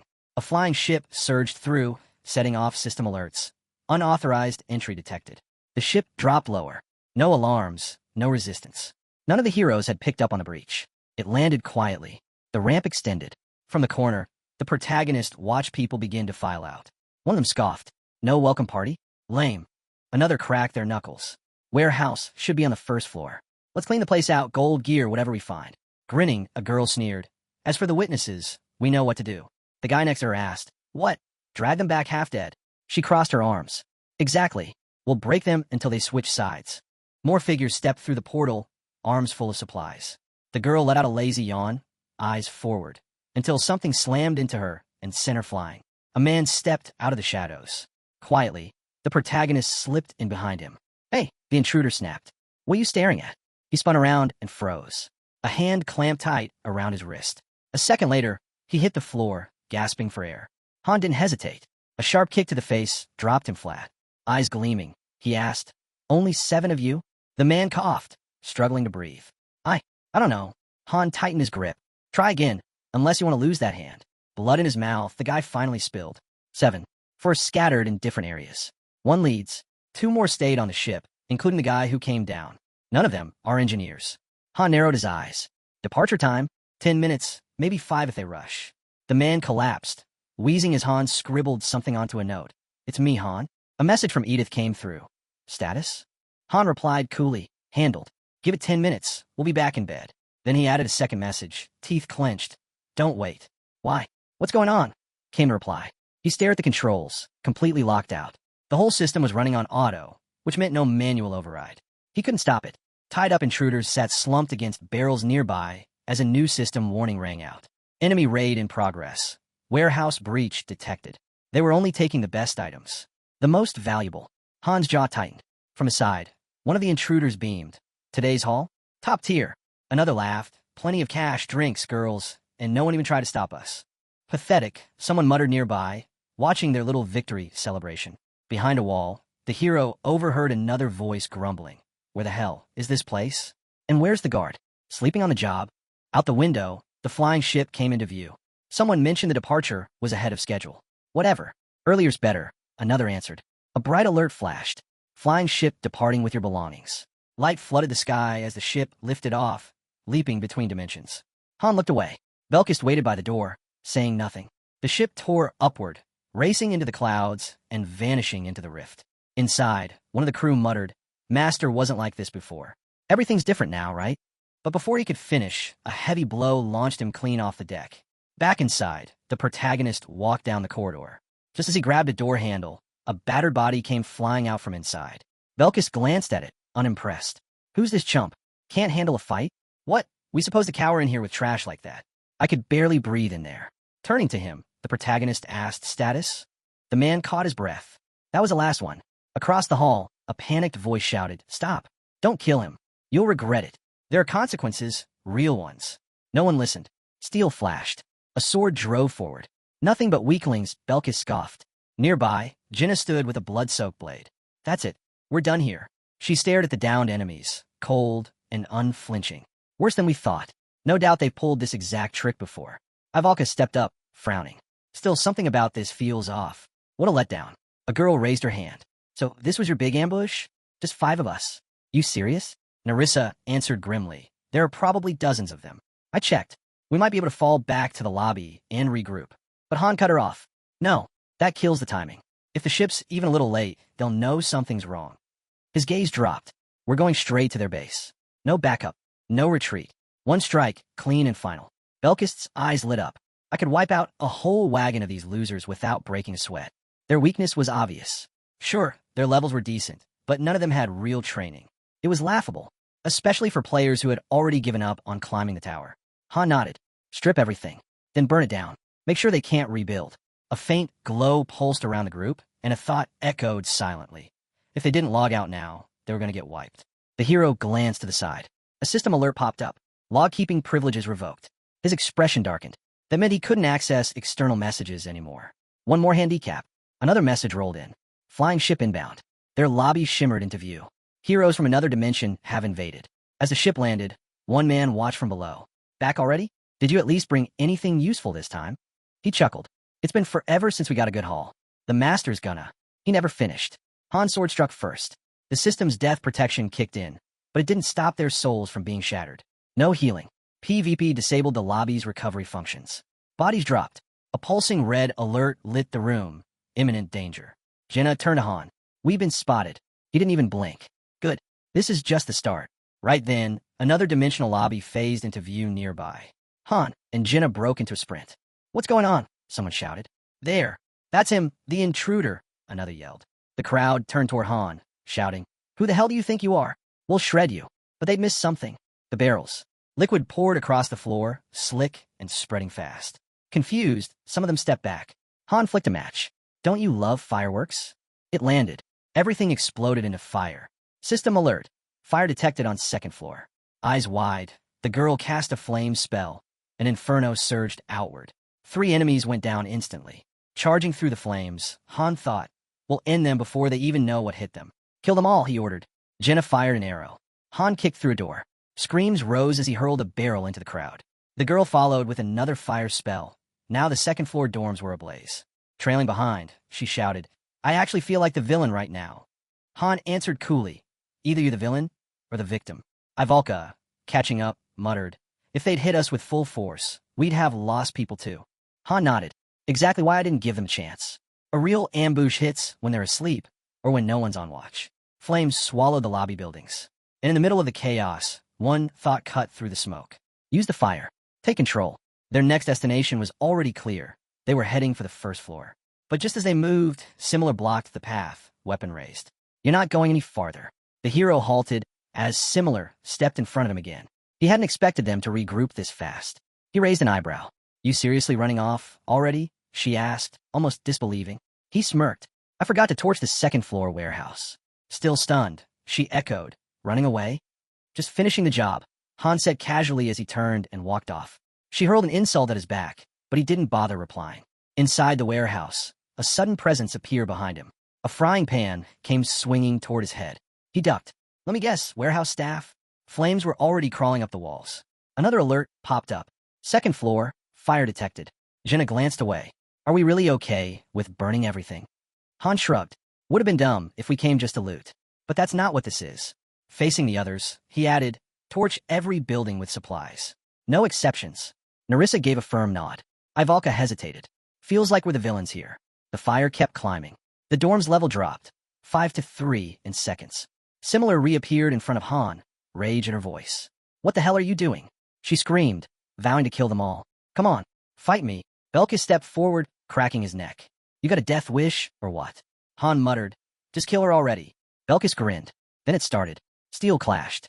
Similar gritted her teeth and lunged. Belkis' eyes burned with excitement. Similar shouted, pushing forward. He laughed. You really do want to die. And just like that, her hand was gone. Jenna stared, horrified. Similar's face twisted in shock. You're cheating, she screamed. One clean swing. Her head hit the floor. Someone nearby cried out, only to be silenced by a shot through the skull. 2 lobby members down. A girl nearby whispered, Is that enough? Everything's burning. We're the villains here, but not all of them deserve this. The equipment workshop went up in flames. Han turned. It's not over. Jenna stepped forward. You can't keep going. We're not killing anyone else, he said, just destroying what's left. The top fighters? Gone. The supplies? Gone. Warehouses, ash. Weapons workshop, engulfed. Central square, devoured. Dorm, half collapsed. Equipment shop, wrecked. Flames danced through it all. One thought pulsed through the blaze. Burn it all. The entire lobby was on fire now. Han muttered. Even the game master's probably ready to log out after this. A notification blinked to life. He read it. Quietly, send him. The man across from him panicked. Hands clenched, he shouted, stay back. If we fight full force, we can win. Han's voice stayed calm. Just one question. Answer it, and you live. The man dropped to his knees. Anything. I'll tell you anything. Han stepped closer. Where's your magic engineer? The man pointed. Magic Hall, over there. Thanks, Han said. Just then, a small castle appeared. He reached for the door. A fairy nearby shouted. No.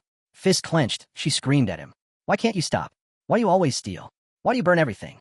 Do you even care about right and wrong? Han gritted his teeth. Move. No, she said, standing firm. And then, he shoved her aside. The fairy sat on the ground, eyes fixed on him. If you take me with you, how am I supposed to survive? She mumbled something about that stupid dream of his, becoming the king of thieves. Looking away, she muttered, it's already been half a year, stuck with the worst master imaginable. And after all that, was he really going to burn everything down? Did he even care? Inside the hall, Han stepped in. Potions were scattered across the table. A girl was lying across it, completely out cold. He placed a hand on her shoulder. This was her, the magic engineer, the key to the flying ship. Even with the chaos outside, she hadn't woken up. She rubbed her eyes groggily. Who the hell's disturbing my sleep? I've been working 3 days straight. Han didn't wait. He tied her up on the spot. She protested weakly, still half asleep, as he slung her over his shoulder. Outside, the fairy just stared, stunned. Han turned and asked, what? I'm taking her. Surrounded by fire, he glanced at the others and called out, if you want to live, get back to your dorms. People scrambled to nod and scattered fast. Jenna, holding onto a cart, looked over. That's a girl. She's our biggest asset, Han replied. Don't let her get away. Jenna frowned. So we're just kidnapping her.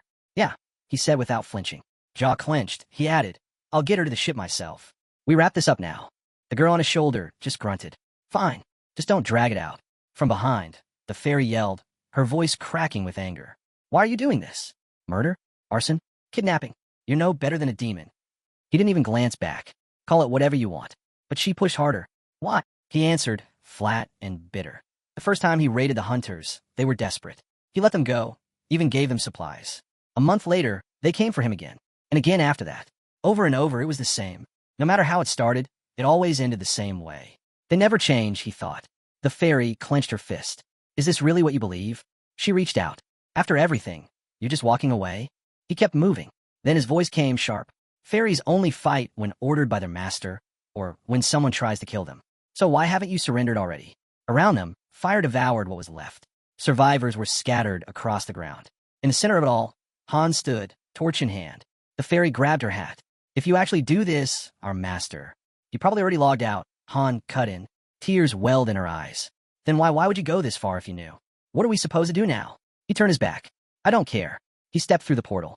A flying ship burst out behind him. As he approached, he caught sight of the girl. What a terrible name, he thought. Nerissa spotted him. You're back. How's the ship, he asked. Nothing's working yet, she admitted. Might need ID verification or something before we can fly. Where's the girl? We tied her up, Nerissa said. The girl struggled against the ropes, trying to speak, but her words were muffled. As Han untied her, her voice finally broke through. Let me go right now, or I'll kill you.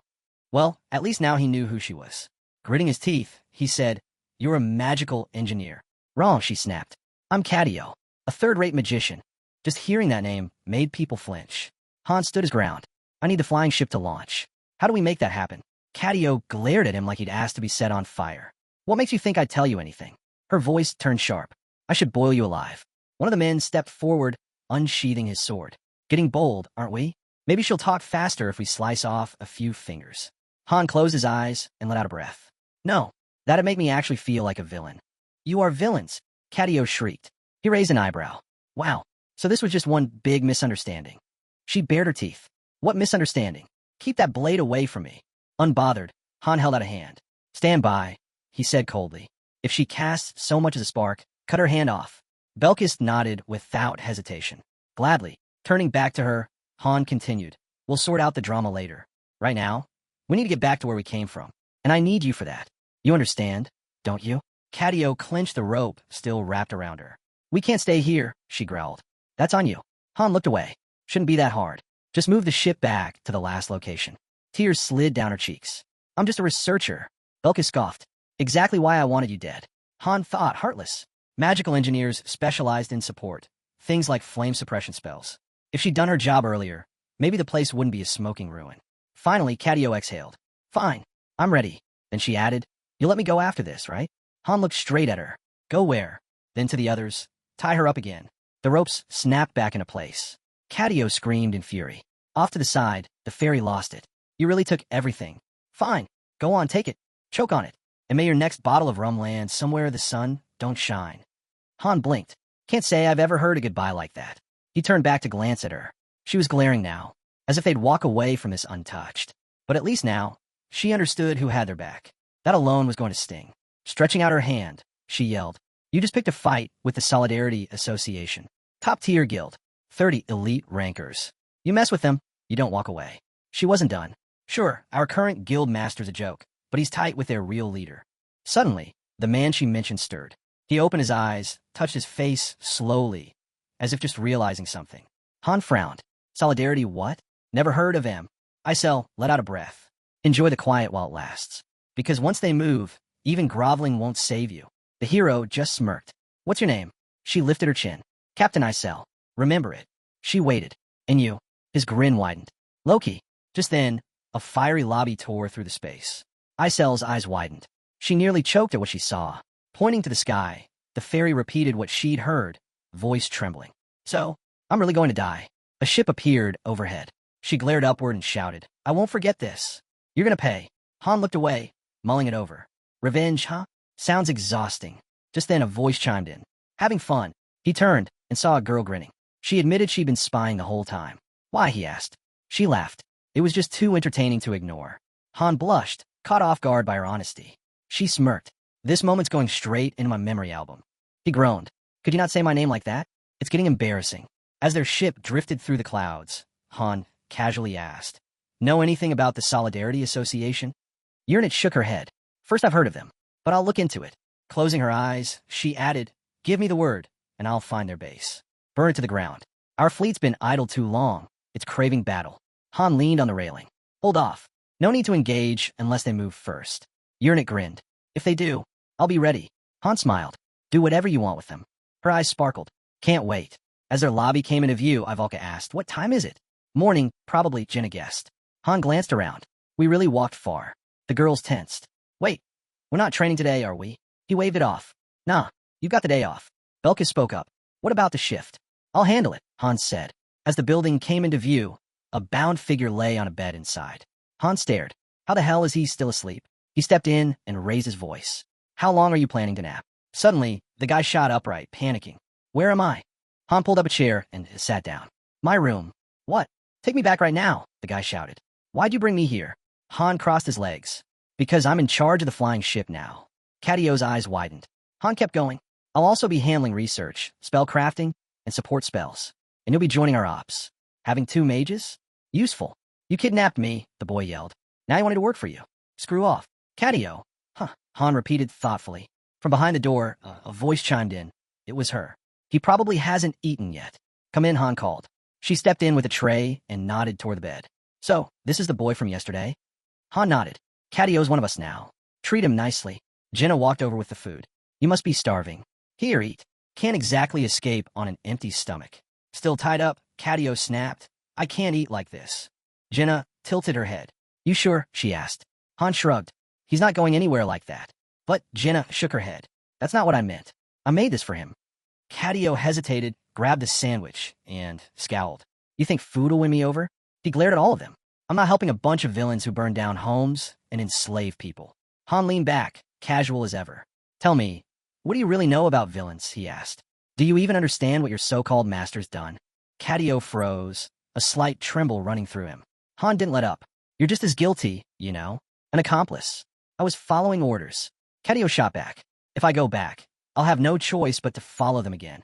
His hands shook, and the food he was holding slipped, clattering onto the floor. Staring at it, Cadio mumbled, he wasn't always like this. My master used to be different. Now he's just lost. His voice dropped even lower. But I still believe in him. Han stared ahead, unmoved. And you really think someone that far gone can change? Cadio looked away, frustrated. Han leaned in. Look around. Wouldn't it make more sense to use your talents freely here, instead of being worked into the dirt over there? The girl glanced over at Cadio, pity in her eyes. At least our leader actually listens to us. Han gave a knowing nod. That guy you're loyal to? He's not the same. Look at yourself. You're so drained, you couldn't even lift a hand when it counted. If you weren't this burned out, maybe you would have already tried to take us out. He let a smirk creep in. Guess I need to push a little more. Join us, and I'll give you 3 promises. Ivalka blinked. 3. First, Han said, holding up a finger, no overtime. Ever. Ivalka tried to interrupt, but he waved her off. I mean it. Off the clock means off the clock. You do whatever you want with your time. Second, he added, crossing his arms, we don't go around trashing people's lobbies. Cadio gave a bitter laugh. You literally just did. Because your master hit first, Han replied calmly. Check the logs. It's all there. Cadio didn't respond. Han kept going. We're a raid unit. That's all we do. No distractions, no nonsense. Cadio slumped onto the bed, muttering, none of this matters. This place isn't home. Han raised a brow. So what? You got family waiting for you back there. No, Cadio admitted. But still. Then even better, Han said. No baggage holding you down. He paused, then added, and third, no one here cares where you came from. Zero judgment. Cadio stared. Are you the captain or something? Han held up 3 fingers again. Not the captain, but I've got sway. And those are my terms. No overtime. Mission only. Total equality. Cadio narrowed his eyes. You're absolutely sure about the no overtime thing? Han grinned. He knew exactly what kind of value Cadio brought to the table. A skilled magic engineer wasn't just a ship tech. They could drop support spells, craft elite potions, enhance gear, and research like no one else. In some circles, they were stars. Ivalka folded her arms. Wow, you're really laying it on thick. Why treat him better than me? I'm a mid too. Han shrugged. Because you've already signed on. He hasn't. So since I'm already pulling weight, I don't get the special treatment? She said with a glare. Han looked away. What's really bothering you? I said I'm fine, she muttered. He kept walking. Either way, he's not going back. Ivalka stopped him. And if he says no, I'll make sure he says yes. She turned away. And if I just don't like him? Han's jaw tightened. You'd rather throw him back into that mess? I didn't mean it like that, she said quickly. With a sigh, she crossed her arms. Fine. Let's see if he's worth it. Han let out a breath, thinking, all this drama, just because she didn't want to fly solo. With a lazy wave, he said, I'm grabbing a nap. If anything big comes up, wake me. Maybe I'll give him a tour later. Ivalka shot him a look. And what exactly am I supposed to do in the meantime? Han turned back. Ask Jenna. I'm right here. Jenna answered flatly from nearby. Hands in his pockets, Han added, plenty still needs doing. Once we wrap up the tour, we're heading back to our lobby. Ivalka groaned. Again? Seriously? Just then, their airship reappeared in the sky. Someone muttered, well, that seals it. All around them, cleanup crews moved in, clearing the aftermath of the battlefield. Someone else noted the presence of mechanics. If the ship was still in the air, they must have had a few working systems left. A supply cart rolled in, pushed by a girl. Han glanced over and said, we're bringing them too, prisoners included. As the ship and cart came into view, a notification blinked in, skill traits now accessible. Han's current abilities were clearly listed, ready for review. Then came another alert. An airship had arrived. Apparently, it could travel across dimensions. Another message appeared. A new hero had joined the team, Cadio, class mage. That was followed by a report, 14 items secured. Isel commented that their master was probably in shock. The hero gave a small nod. A lot had happened in just one day. Staring out the window, the protagonist muttered, takes over a week to craft a flying ship. Costs rare materials and diamonds. And I handed over both a ship and a mage. Of course he's panicking. Isel added, if I total up everything we hauled in yesterday, it's around 7.8 million gold. She glanced at him, and everything was tracked. No way he doesn't know who pulled it off. Just then, another message flashed. Hero Han submitted a request. Approval from Mage Cadio. Cadio stepped through the doorway. The protagonist asked what he wanted. Cadio looked around but shrugged. Don't worry, I'm not getting attached. He scanned the room. Nicer than Harura, sure, but I'm not falling for it. The protagonist froze, then looked down. Cadio shifted, unnerved by the silence. Guess there's no helping it, he muttered. I'll have to synthesize it myself. Off to the side, Han took a breath. The offer on the table was good. Cadio already had 4 stars. But Han couldn't afford to waste resources on someone who wasn't committed. Cadio clenched his jaw, forcing a smile. The protagonist broke the tension. Relax. I'm kidding. I promised you 3 things, didn't I? If you want something else, just say it. Cadio closed his eyes. The March issue of Lumagen. Han blinked. That edition only printed in Harura, practically impossible to get. A new notification popped up. Han requests Lumagen, March issue. He pulled out a copy like it was nothing. Anything else? Catio smirked. A scarf. Stoat fur. Got it, Han said. Next, Catio's jaw dropped. How do you have all this? Han figured he wasn't used to people just giving him stuff. All right, Han said, last one. Grinning, he headed for the door. Someone called after him. Where are you going now? Without turning back, Han replied, to get what I want. Back at the lobby, another message lit up. Han had launched an expedition. Destination, Harura. Objective, robbery and abductions. As a mission was accepted, a small fairy slammed against the barrier, screaming, what the hell is going on this? Time, she snapped. Get out, and don't come back. Arms crossed, the hero stood unfazed. I brought her here for a reason, he said coolly. We're making a contract. She's joining the team. The girl narrowed her eyes. You better be sorry for dragging me into this. Grinding his teeth, Catio muttered. How the hell did you talk her into it? Lady didn't flinch. She chose to come. Her voice steady. The girl looked straight at them. I'm done with that place. He never cared whether we lived or died. Catio tried to push back, but Ivalka turned to the protagonist. Well, are you in or not? The answer came fast. Your call, the hero said. Make it now. Today's the day. As Han turned to walk off, the girl asked, where are you taking the mage? He shrugged. No clue yet. I need to figure that out. Scene shift. The dorm building. Sitting at the table, the girl began her report. I finished the intel gathering on the Solidarity Association, she said. Raising her eyes, she continued. They popped up about 6 months ago. Most likely, they're a migrated guild from a major mobile game. Han stayed silent as she went on. They used to go by Blood Alliance. Back then, they were strong enough to control an entire server, Server L. His jaw tightened. And their rules? Pretty insane, she added. They only recruit men over 30. And every single member has to drop at least 10 million won a month on the game. Han blinked. Wait, what? She nodded. 10 million. Monthly. Just to stay in. The hero looked down, deep in thought. This wasn't just a powerful guild. They were practically flooding the game with cash. Even their name came from an old in-game greeting. Their mission? Total control over Z server. They expanded fast, raiding nearby accounts, converting them into vassals, and bleeding them dry. Han's fist curled. Did the Free Masters try to stop them? She nodded. Yeah, didn't work. The guild's war chest was just too deep. Players kept joining by the day. Han asked, what about their army? She pulled up the numbers. 73 natural 5-star heroes. 318 flying ships. And odds are, that's not the full count. Her eyes locked onto his. Want to strike first?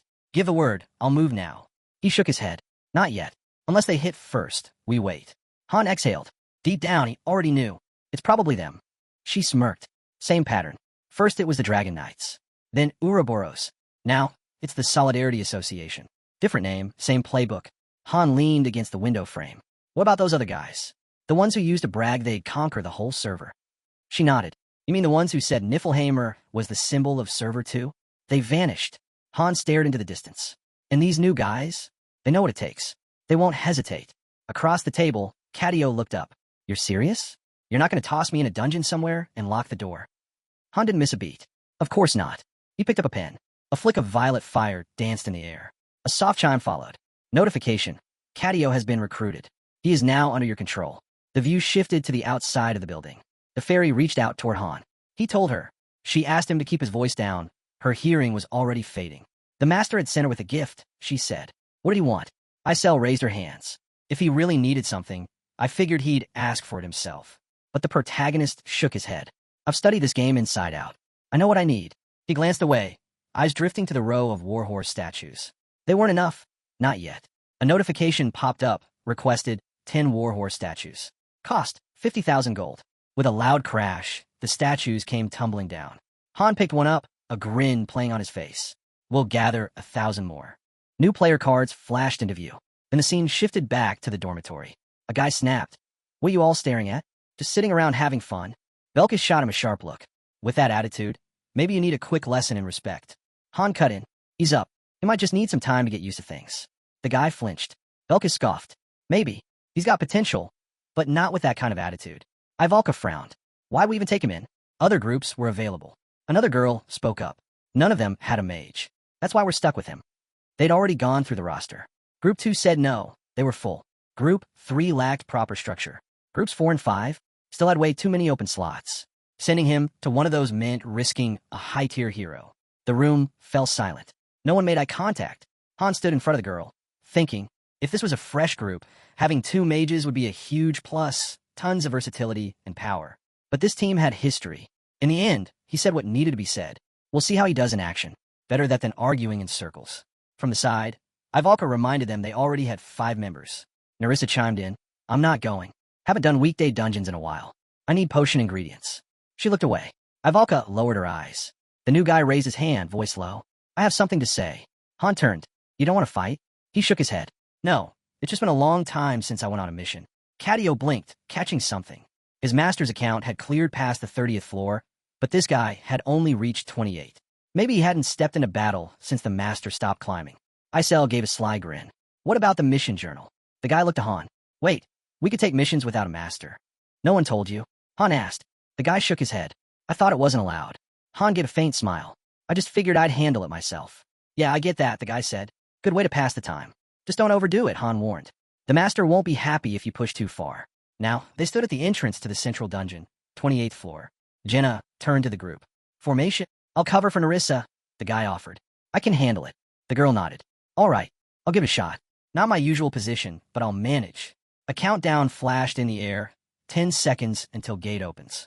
Han braced himself. Let's see what happens. The guy beside him nodded. In the next instant, they landed on the 28th floor. The mission type? Subordination. Simple goal, wipe out every enemy. No one spoke. They moved quietly, eyes focused forward. Han thought about jumping in early, but held back. He wanted to see what the new guy would do first. Light began to glow around his hands. Pressing one over the other, he slowly pulled them apart before locking them together. Particles swirled around Cadio. The girl raised an eyebrow. Is he casting a seal? In a flash, a dimensional portal tore open. Weapons and gear shimmered inside, ready to be summoned instantly. Jenna turned toward him. I've seen that before in standard dungeons. What's it called again? Dimensional portal, he answered. She nodded. Right. Knew it. With that portal, they had a steady stream of supplies, arrows, potions, anything they needed. As long as a magic engineer was in the party, they'd never run dry. Total game changer. The girl stared, wide-eyed at the display of spatial magic. Han stepped in. Close it up, he said. We're good for now. Suddenly, a pack of lizard men charged. One roared, swinging a massive blade as it closed in. Han gave the signal, same formation as always. The squad moved in perfect sync, tearing through the monsters. The guy stared at the chaos, muttering, didn't think it'd be like this. Then his elemental attribute activated. A glowing stone hovered upward, drawing others toward it. Before he could blink, another monster lunged. He reacted fast, striking it down. Cadio cast the elemental spread across the team. Instantly, stamina surged through every member. With a snap, the guy blinked out, teleporting behind the enemy. He raised his hand, telekinesis. At the same time, Cadio threw up a barrier. Enemy spells flickered and broke. Magical interference.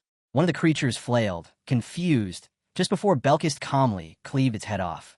Behind them, a fiery vortex exploded into life. The guy glanced at Ivalka. You didn't need to drink that, he said. She blinked. Mana transfer? Wait, what? Cadio's player card appeared, glowing with stats. The guy's eyes narrowed, intrigued. The girl, standing in the middle of fallen enemies, asked, How many spells did you just use? He smirked. You could have just asked me. That was amazing, someone muttered. The girl admitted. I used to think mages only threw fire and lightning. Ivalka gave a small smile. That's classic magic.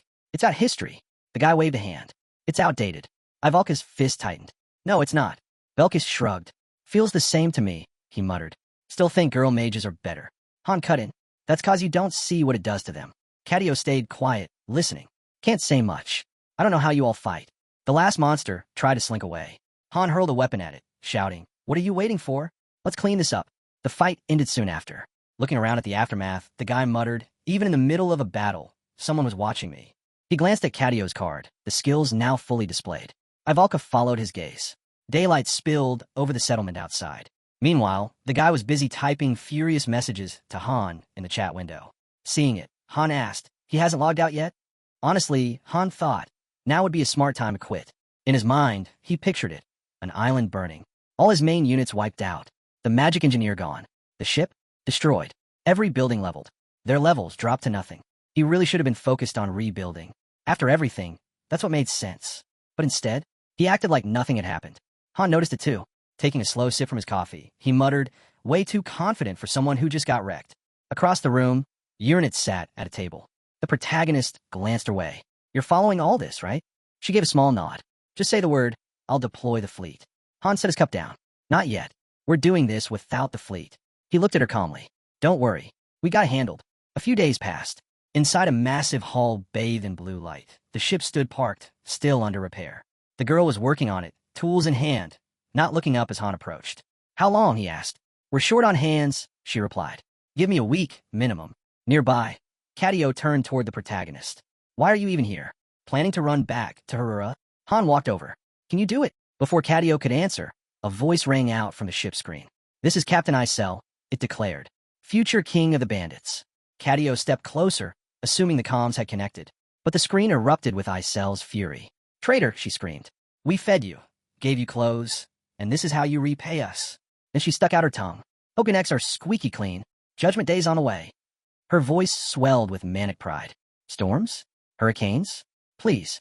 I'm the king of bandits, reborn again and again. Han stared at the screen. Do you actually need something? The protagonist reached for the controls. I'm turning this off. Wait, she shrieked. I haven't even said why I'm here. Her voice dropped to a slow, smug burn. I'm here to declare war. The screen shifted. Warships. Dozens. Maybe hundreds. The Golden Fleet is mobilizing, she announced. Han blinked. You call just a flex? No, she smirked. I'm offering you a choice. He narrowed his eyes. What kind of choice? Join the Invincible Fleet, she said, her grin wicked. Because once we fire, there'll be nothing left but smoke. She tapped her fist to her lips and added, I'm actually impressed, Han. Conqueror of giants. Master of the desert winds.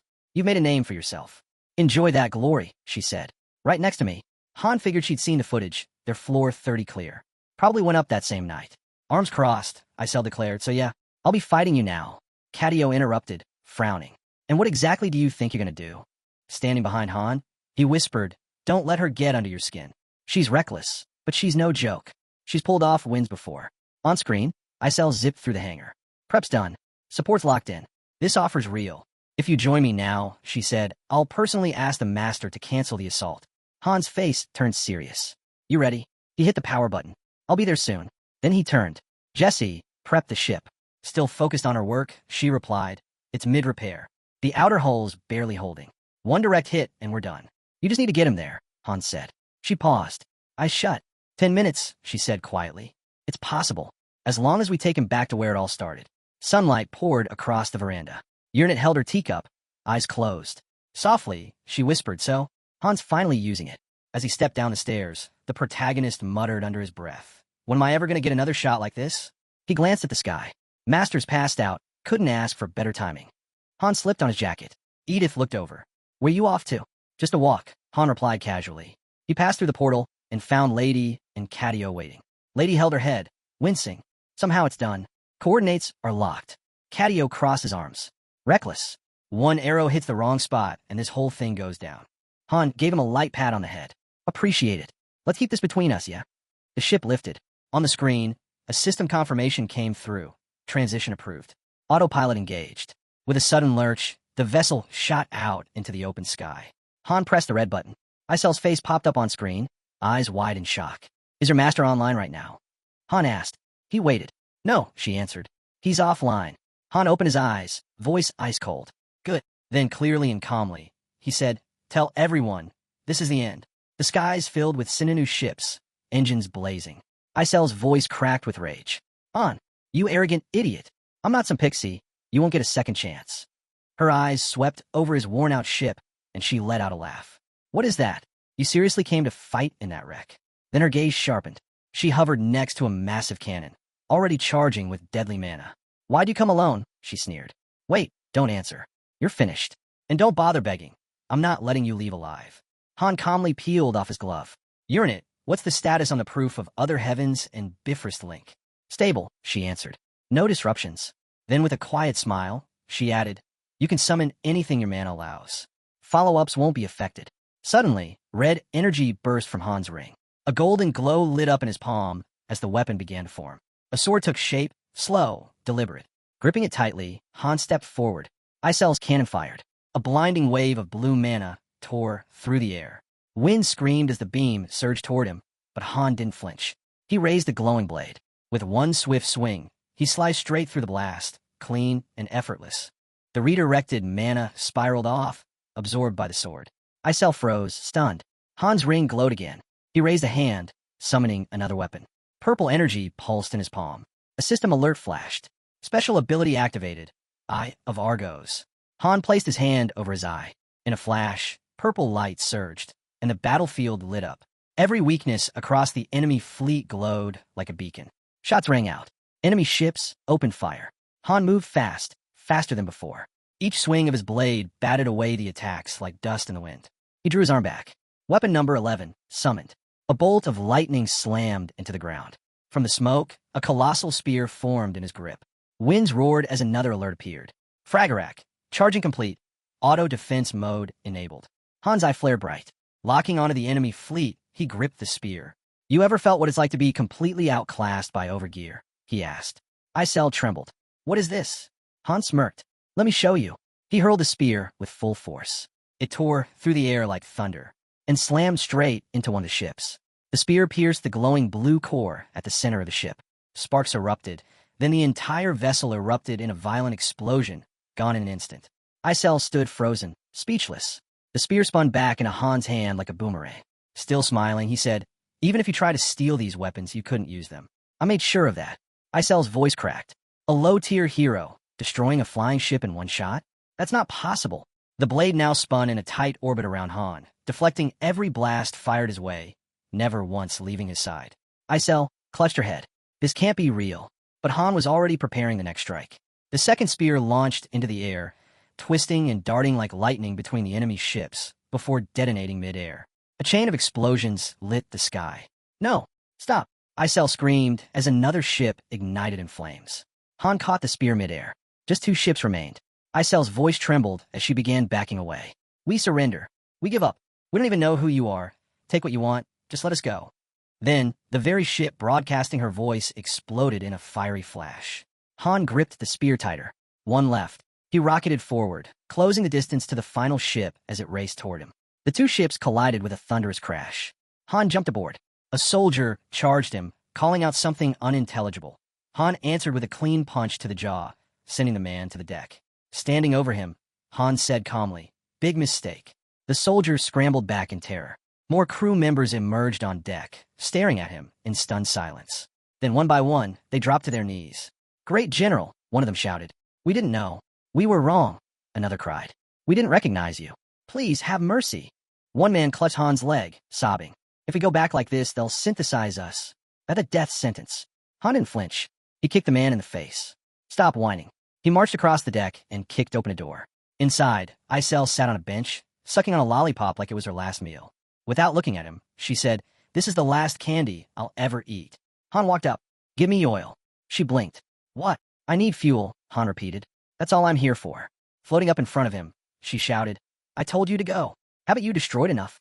"My ship's running on fumes," Han said, "and I didn't spare you out of kindness." Icel's voice cracked. "You already took everything. The fleet, the heroes, all of it." Han stared her down. "So what? You're giving up?" Icel ripped the lollipop out of her mouth and threw it at him. "You think we had anything to begin with? We barely survived and started rebuilding, and then you show up with that weird weapon and erase it all." The lollipop bounced off his chest. "They weren't even ours," she shouted. "All those ships were borrowed. Even if we worked the rest of our lives, we couldn't pay back the debt." Her hands trembled. "You think I wanted this life?" she muttered. Then she yanked off her hat and threw it to the ground. "Let the so-called bandit queen die here. See if anyone cares." Her eyes lowered. Quietly, she said, "I never wanted to be a thief. I want to be a hero, someone like Loki, someone worth remembering." She pointed toward a hallway. "Second room down, left corridor. The oil's there." Then, pulling a wad of crumpled papers from inside her shirt, she added bitterly, "If that filthy tower, if the master ever changed their mind," Icel muttered, "there might still be a way back." She knew the odds. Still, she was willing to bet everything on that sliver of hope. She tossed the papers toward him. Han caught them in midair and unfolded them carefully. His eyes scanned the pages, one of his own strategic manuals. Old work. His handwriting. Icel set her hat back on and straightened her posture. "I want to end up like my sisters," she declared. Crying. Defeated. Pathetic. She threw her arms out. "I'll go down with flair." Then, with a smirk, she added, "You've got your fuel. So go ahead, blow up the lobby again, if that's what you're after." Han watched as she pulled out another lollipop, casually unwrapping it. A thought crept in. Every account had a fairy. When account closed, the fairy vanished too. That's why they clung so fiercely to their lobbies. It was all they had. He remembered her breaking down, sobbing over a master who hadn't logged in for days. And now, standing in front of her, Han couldn't help but wonder what would happen to her master if she disappeared next. Could the lobby survive without her? Fairies were the voice of the master. They executed commands, kept things running. Without them, the system broke down. There was no fairy left in Niflheim, but Uranit had filled the role. Han sent her a message. Is Isel still around? A storm of wind and lightning swirled behind Uranit as her reply came through. She sends updates from series now and then, but no, she's not really present. Her next message came with numbers, cold and bleak. Without a fairy, lobby function drops by 87%. Orders lag. Missions misfire. Even basic tasks fall apart. Han read it and gave a quiet nod. Got it. He slung his staff across his shoulder and turned to Isel. Go to Niflheim, he said. There's a vacancy. Isel froze. Eyes wide. What? No, I can't. If I leave the lobby, the managers will come for me. Right then, a portal snapped open beside Han. Out poured a cascade of gleaming jewels. Isel stared, speechless. Uranit's voice cut in. 13 managers already gone. They won't be coming after you. Above them, a massive shadow blanketed the sky. A colossal ship drifted into view. I had a feeling something was wrong, Uranit admitted. Guess I wasn't imagining things. Han stepped out onto the deck. How many on board? He asked. 2, came the reply. Isel looked up and gasped. Below, the ground team stared up in fear, shaking as they realized what had arrived. She turned to Han, her voice barely a whisper. You're Loki. Han didn't answer. He just grabbed her and tossed her onto the ship. Then, standing tall, he gave his next order. Evacuate everyone in the lobby who still has value. Leave the raiders behind. He turned to Uranit. Can you step in for this battle? Uranit looked at Isel and gave a soft smile. Maybe with her. She's still technically part of Harura. I'll try. Han looked up, steady and sure. If you can do it, then do it. If not, I'll handle it. He took one slow breath, then raised his voice for all to hear. I'm the greatest hero of them all. As the light around his weapon faded, he muttered under his breath. Only 2 summons left. A brilliant pulse of violet light surged across the settlement, flashing through every window. Cadio came sprinting toward him, livid. What did you do? He didn't stop. You think I didn't see? He shouted. You lit the fuse. Harura's under siege. The whole fleet had mobilized. And Han? He took off in a busted ship and came back like it was nothing. Still moving, Han glanced over his shoulder and barked. Less talking, more running. If I let a mage with stamina that low hang around, I'd never live it down. Nearby, Jenna pulled back her bow, eyes locked on the target. Feels like we've been stuck in this game for a full week, and still no deployment, she muttered. Her arrow flew. Dead center, perfect hit. Next to the target dummy, Belkist asked, You know why Han's holding back? Han wiped sweat from his face, lifting his shirt slightly. A flicker of fire mana danced behind him. Ivalka stood quietly, observing. He's probably trying to sort out the team structure, she said. Belkist raised an eyebrow. So someone from the first group's about to get dropped? His smirk widened. Why the long face, Ivalka? She turned and walked off. Jenna narrowed her eyes. Don't go too far. You know she's a core part of this team. The master wouldn't just cut her. Then she turned to Han. You agree, right? Han nodded slowly. Belkist isn't wrong. Jenna exhaled. But he's not exactly right either. She looked straight at Han. What about me? If someone else offered more, would you replace me too? Belkist chuckled. That's Han's call, isn't it? Still wiping his face, Han shook his head. Not really. I can recommend. But the final decision's up to the master. In his mind, he saw the team laid out like pieces on a chessboard. Everyone had trained specifically for this, building up fire resistance to support Ivalka's magic. She was the core of their strategy. Removing her now would topple the whole formation. If that kind of order came down, he wouldn't follow it. Jenna kept her tone level. Our 5-man squad is tight. Every role's defined. If any of us weren't pulling weight, we'd be gone already. She glanced over at Cadio, who was panting heavily. The master's not replacing us, she said. He's trying to figure out where to put him. Night fell over the building. A soft glow lit the workspace as glass clinked on the table. We did it, a girl cheered. Medium healing potion, complete. Grinning wide, she gave Ivalka full credit. The recipe was nothing like what she'd used before joining them. But now, it was finally clicking. This was Tilda, a pharmacist. She tapped her fist to her lips, thinking. Still, the success rate's low, and it burns through ingredients fast. And with limited pouch space, we'll have to prioritize medium potions. She frowned. We might not be able to make enough before the next run. Ivalka scribbled in her notes. If you join the first group, that won't be an issue. You'll be able to restock supplies using the interdimensional portal. Tilda blinked. Seriously? Then her face lit up. In that case, we'd better double the batch. Ivalka paused, surprised by her excitement. While Tilda worked the cauldron, Cadio sat nearby, grumbling. Han had promised no night shifts, and here he was, stuck watching potions boil. The thought of brewing high-grade supplies while scaling a tower made his stomach turn. Out by the gates, Isel stood tall, voice ringing out. First group, assemble. With a hand pressed to her chest, Ivalka declared with pride, elemental magic stands above all. She folded her arms and nodded at Cadio, casually assigning him ship duties. Let the schoolboy in a maid outfit handle the chores. I've got real work to do. Shaka let out a sigh. Can we save the flirting for later? Jenna laughed. As long as we're not headed for another scorching desert or an endless maze, I'm good. Her eyes settled on the portal ahead. A flower garden might be nice for a change. The team stepped into the teleporter, vanishing into a burst of blinding light. As it faded, the clouds split apart to reveal a crystal-clear sky. Ivalka blinked in disbelief. Her gaze slowly dropped to the endless stretch of blue below. They weren't on land anymore. A ship rocked gently beneath them, drifting in the middle of the ocean. The vast sea stretched out in every direction. Silence fell. This is it, someone murmured. The legendary ocean. Han didn't waste a second. Fan out. Check for anything useful. They searched the vessel and gathered the basics. Supplies, fresh water, and a compass tucked away below deck. Ivalka raised her hands in frustration. Seriously? They dropped us in the middle of nowhere for an exploration mission. Han studied the compass. This is the destination. There's an exit out there. We follow this course. Then he turned to the group. Who here can swim? Silence. Han's expression darkened.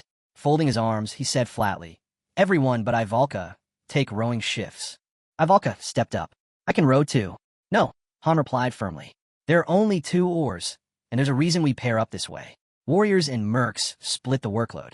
You, stay in the center. And unless you want us all sleeping with the fish, keep the fire magic to yourself. She stared at him, speechless. Han didn't budge. Think about it. We're on water, in a wooden boat. You set it on fire, and we're done. Ivalka looked down, her voice barely a whisper. Got it. The wind tugged at the sails, and the surface rippled, bubbles. Creatures burst out of the sea, heading straight for them. Han yanked off his glove. If the boat capsized, it was over. He drew his blade, sliced open his palm, and dove into the waves. Jenna, cover me, he shouted before disappearing beneath the surface. Underwater, he pushed forward through the swarm. He spotted them, sharks. His blood would lure them. It worked. The moment they turned, Jenna zeroed in and opened fire. The sharks dropped, but the other sea beasts were closing in. Han weaved through their attacks, slashing with precision. One by one, they fell. Then air. He shot upward, gasping. He stopped cold. Something had grabbed his leg. Where is he? I can't see him. Jenna shouted, eyes scanning the waves. Belkis glanced at Ivalka. You gonna burn the ocean next? Go ahead. Narissa stood still, eyes closed. We wait for the order. The water turned red.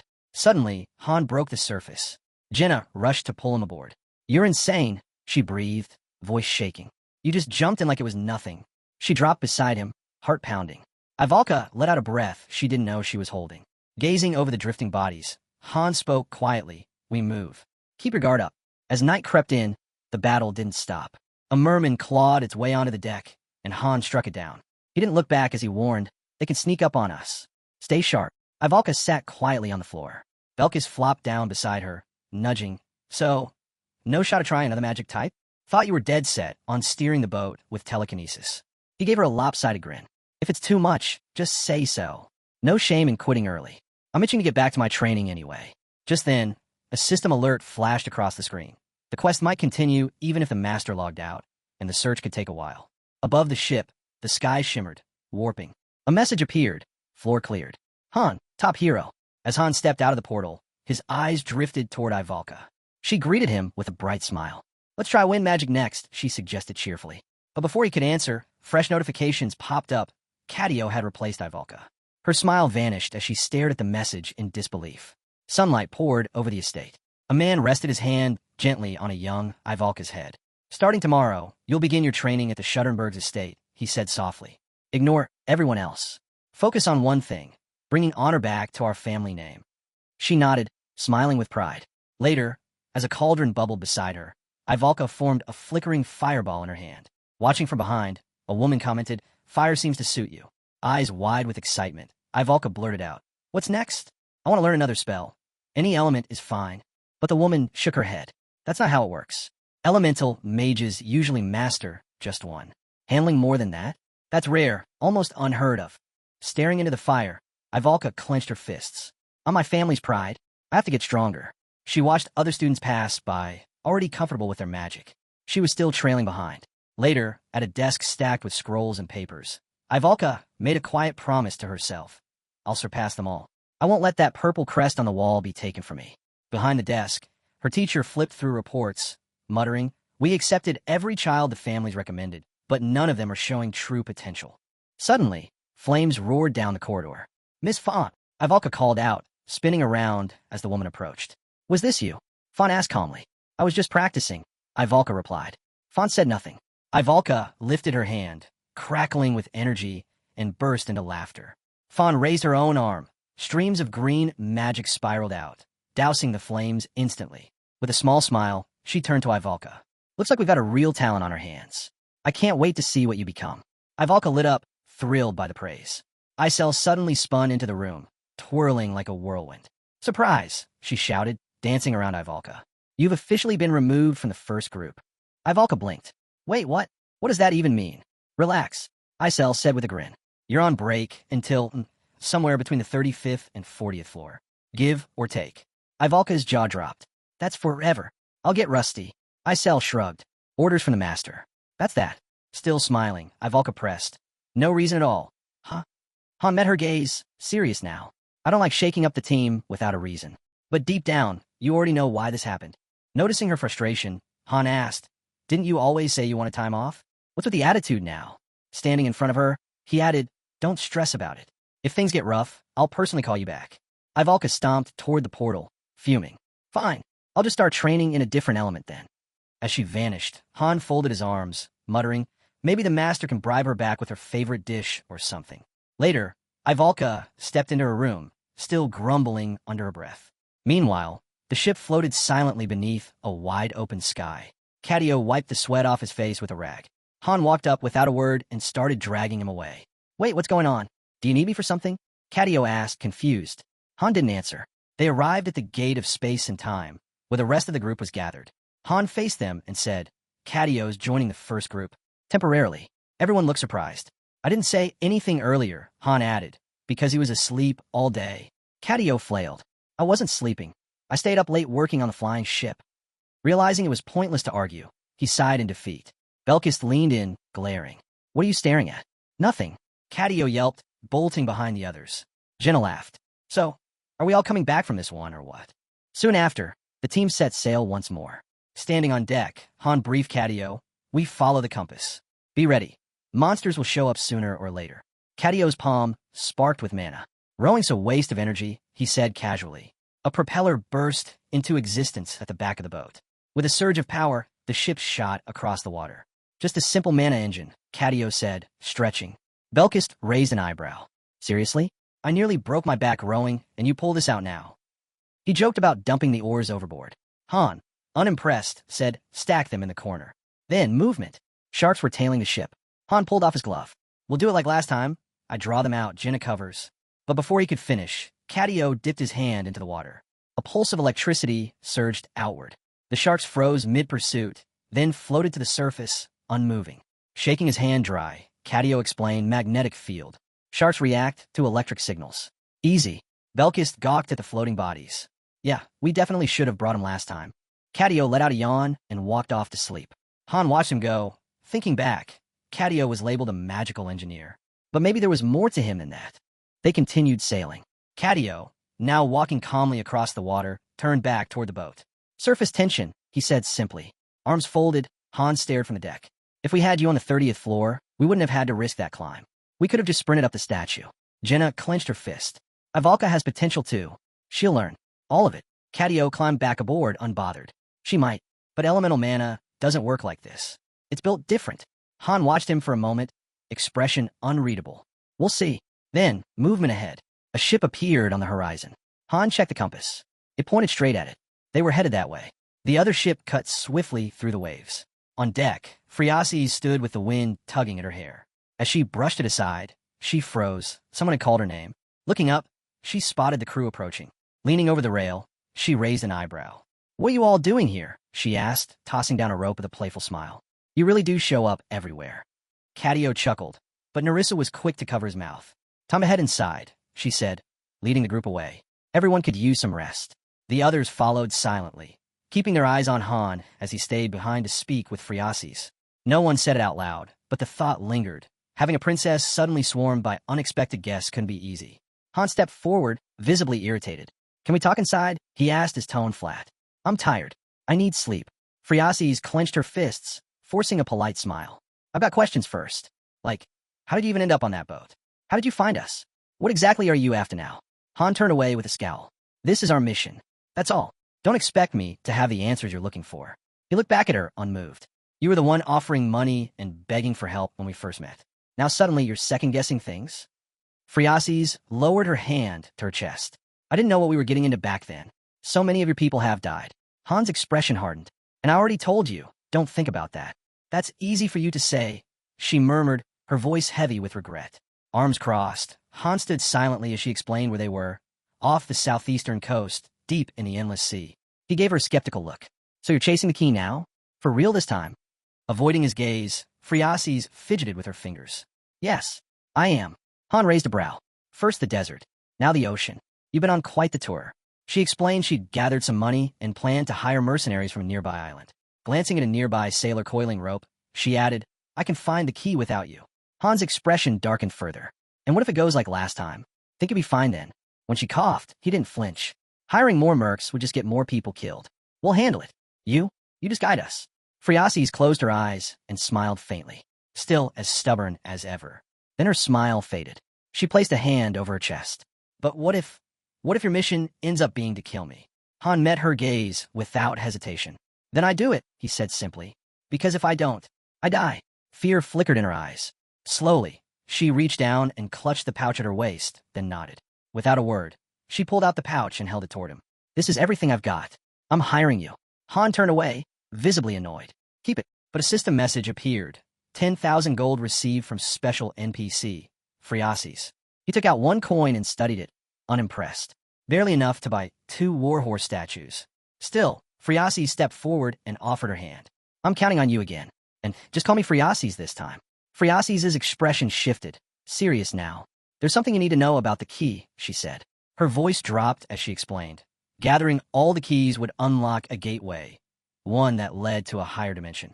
Han turned to her, caught off guard. He searched her face, then asked, "Why? What does reaching a higher dimension even do for this continent?" He rubbed his face, sighing. "A dream's just a dream. That doesn't explain much." Then came the truth. Phreases had been haunted by strange dreams, visions, for nearly a year. In them, the entire continent was destroyed. Everything wiped out. She believed they weren't just nightmares, they were glimpses of the future. And she was desperate to change it before it came true. Han remembered the moment she'd first told him. She just sat there, quiet, staring off into nothing. That girl had seen the end of the world, night after night. In those dreams, she appeared with a dagger and the keys. They were always tied to preventing the disaster. The same keys that supposedly unlocked the higher dimension. Somehow, every quest in this world circled back to that same purpose. Standing beside her on the deck, Han broke the silence. "I've been thinking about that dream. Can you tell me more?" But before she could answer, a system window opened. Floor cleared. "Best hero, Catio." Han looked down at his hand and let out a quiet laugh. "Guess it's time to head back. I'll finish this merc mission next round." He glanced at Phreases, saw the disappointment in her eyes, and gave a soft goodbye as the portal lit up behind him. Back at the base, Belkis stood with arms crossed. "We'll need a new formation," he announced. "Starting tomorrow, our newest member joins training." Catio threw up his hands. "Hey, that's not in the contract. No one said anything about overtime." Han didn't flinch. "You'll live. Finish everything, and I'll double your vacation time." Belkis chuckled behind him. "Oh, I'm loving this." The scene shifted to a crowded city plaza with a grand fountain at its center. As Han walked through the streets, a familiar voice called out. It was Ivalka, arms crossed, eyes shut. She said she was just out for a walk. Needed a break. Han gave her a look, but she turned away before he could say anything. "I can go wherever I want," she snapped. "It's not your business." But then she raised her hand, and mana flickered to life in her palm. "I've been training," she said calmly. "While you were all off on your missions, I wasn't slacking. I'll get this under control. Soon." Han turned to Isel. "How many recording stones left in storage?" 2, she replied. "Give her one. Mark it down." He handed it to Ivalka. "You can watch past missions with this. Best way to learn, study yourself in action." Ivalka looked down at the stone, her tough exterior softening just a little. Elsewhere, Catio raised his hand and let loose a blast of mana. Their ship launched forward, skimming across the ocean. A pack of electric sharks chased from behind as Catio stood confidently atop the water, grinning. Ivalka watched him from afar, using a magical screen. The gate remained sealed, unmoving. Above Han, who sat quietly with eyes closed, Isel floated in midair, arms crossed. "Really?" she muttered. "This isn't nap time. You're not a kid." She glanced down, frustration creeping in. "My only decent spell trait is power. Beyond that, I'm useless." The boy engineer had her beat, and Ivalka knew it. Isel, watching from above, muttered that the girl was arrogant anyway. As her figure shimmered and faded from view, she added, she had it coming. Back in the real world, Han sat quietly on a bench in front of the glowing portal, one leg crossed over the other. As the gate started to flicker, he turned his head slightly. "What do you think?" Ivalka walked up with her hands in her pockets. "Still here, huh?" she said with a small smirk. She hadn't checked the time. Must have been hours. Looking down, she smiled. "You're good. Back when I was your age, I couldn't do anything close to that. Life's rough like that." She sank onto the bench beside him and shut her eyes. "Still, you're just a kid. If I'd known this is where I'd end up, I would have trained harder." Han looked away. "I could always switch to another team if I wanted." Her expression hardened. "Don't bother. I'm not quitting." He folded his arms and didn't say a word, just watched her. Then he mentioned Nate. Said he had a choice to leave or stay. He stuck with the original team. Han remembered how Nate broke down, promised to grow stronger, to never let weakness win again. But in the end, he still felt powerless. Ivalka stood, head lowered. "I've still got one shot," she said quietly. "Tomorrow, 7 a.m. She turned and walked away, the morning sun spilling over the city skyline as Han stayed seated, watching her disappear into the light. Inside the base, walls hummed softly with power. Lady was at her tablet, fingers tapping quickly. No issues with the lift. Fuel looked solid. No visible damage. Should be mission ready. Catio, watching the monitor, didn't look convinced. "Not until we get the weapons and onboard systems installed. Right now, we don't even know if it can fly." Lady noted it down. "Still, since we're headed for the ocean, I'd say flight's guaranteed. But if you're up for more tuning, I won't stop you." Then the system chimed in. "The flying ship capitalism is now complete and ready for deployment. Restrictions apply in certain regions." The whole team stood before the finished vessel. Catio dropped to his knees, shouting, "I've been conned. I've worked harder here than I ever did in Harura." Another system message appeared. Complaining detected. "Reward, Warhorse statue." Catio stared at it in disbelief, then tossed it aside with a growl. "How many of these things are you going to dump on me? I don't want them." The system beeped again, dissatisfaction confirmed. "Loyalty has decreased." Han picked up the statue calmly. "You've done enough. Take a break." He turned it over in his hand. "No owner, right? I'll claim it." Then he glanced at Lady. "When you've got a moment, check for ancient ruins in our sector. We're heading toward the 40th floor soon. Could get busy." Han walked over to the engineer, who was now standing in front of the humming ship, listening. It was quiet, gentle, like the flutter of butterfly wings. It wouldn't crash, and it could float. Still, no weapons, no equipment. That part would come later. Behind them, Catio sprawled out on the floor, groaning. "Why is that firewitch still here anyway? There's only 5 of us." He remembered seeing her, always nearby, always training. Now, she was in the field, practicing wind magic, even though she was supposed to be a fire mage. The most Ivalka could summon was a light breeze, barely enough to stir the grass. Lying nearby with his eyes closed, Han muttered, "Elemental mages usually stick to one element. You're probably not one of the rare ones who can branch out." His voice trailed off as he opened his eyes, gaze dimming as he looked down. The view widened, revealing the entire city spread out beneath the sky. Suddenly, the portal began to stir. A system message rang out. "Main dungeon, activation imminent. Doors opening in 10 seconds. Glowing words stretched across the portal. Climb the tower and save the world. Flying ships permitted." A burst of blinding light poured from a gate. Through it, the sail of a ship began to emerge. The team now stood by the ocean's edge. The system confirmed. Floor 33. Exploration required. Friasis turned, gently smoothing her hair. "We're back," she said with a smile. A new alert appeared. Route update complete. Additional quest received. Everyone looked at each other, confused. The system clarified. They now had to summon a flying ship. Jenna folded her arms. "Didn't we already do this in the desert?" Han shot the princess a look. "You wouldn't understand." Waves lapped against the ship as it sailed across the open sea. A prompt flashed. "Would you like the hero's opinion?" The vote results appeared. Most of the team had no strong thoughts either way. Han pressed his fist to his lips, deep in thought. Summoning a flying ship, This wasn't like the usual tasks. He'd been through countless missions, but this one felt different. Without looking at her, he reached out and took Phreases' hand. How long since you left the mainland? He gazed out over the water. A whole month. They were nowhere near land now. Then, Cadio paused, eyes narrowing. Icel's voice echoed in his head. An order from their master. Summon the flying ship. His face said it all. Refusing wasn't an option. Han exhaled slowly, eyes shut. Notification. Leader of first group is considering mission abandonment. Jenna turned sharply. Is the ship even ready? A system response followed. Would she be willing to hear him out? The ship cruised forward, cutting across the waves. Han stared ahead. Mermaids, sharks, nothing out here could damage a ship this size. This mission feels more like a break. Then he pictured it. An enormous castle, submerged far beneath the sea. Phreases had seen it in a dream, an ancient dragon temple at the far edge of the endless sea. And inside, a glowing key. Nearby, Jenna lay in a hammock, arms behind her head. This mission's not bad, she said. Kinda peaceful. Shame Ivalka's not here. She glanced over at Han. What are you thinking about? She closed her eyes and chuckled softly. Relax. It's just a side quest. What could go wrong? So far, there've been no real threats. Nothing dangerous. Nothing serious. Then, a new system message appeared. Special zone entered. Access forbidden. The sky darkened. Han's gaze lifted. Something was off. We should turn around, he muttered. I've got a bad feeling. Phreases stepped forward. Her voice was calm. Unnaturally so. We set foot on sacred ground with dirty feet. And now you think you can just leave? Her tone shifted, deeper now. Something else was speaking through her. You're not heroes, the voice said coldly. Not even close. Phreases' gaze turned sharp. We won't be the prey, she said coldly. We'll become the hunters. Nature's law must be answered for. Han stepped forward, scowling. Who are you really? Her lips curled into a calm, eerie smile. Too calm. Too wrong. Then her voice shifted, dripping with venom. The hunt begins. And just like that, she collapsed. Han caught her before she hit the ground, alarms blaring all around them.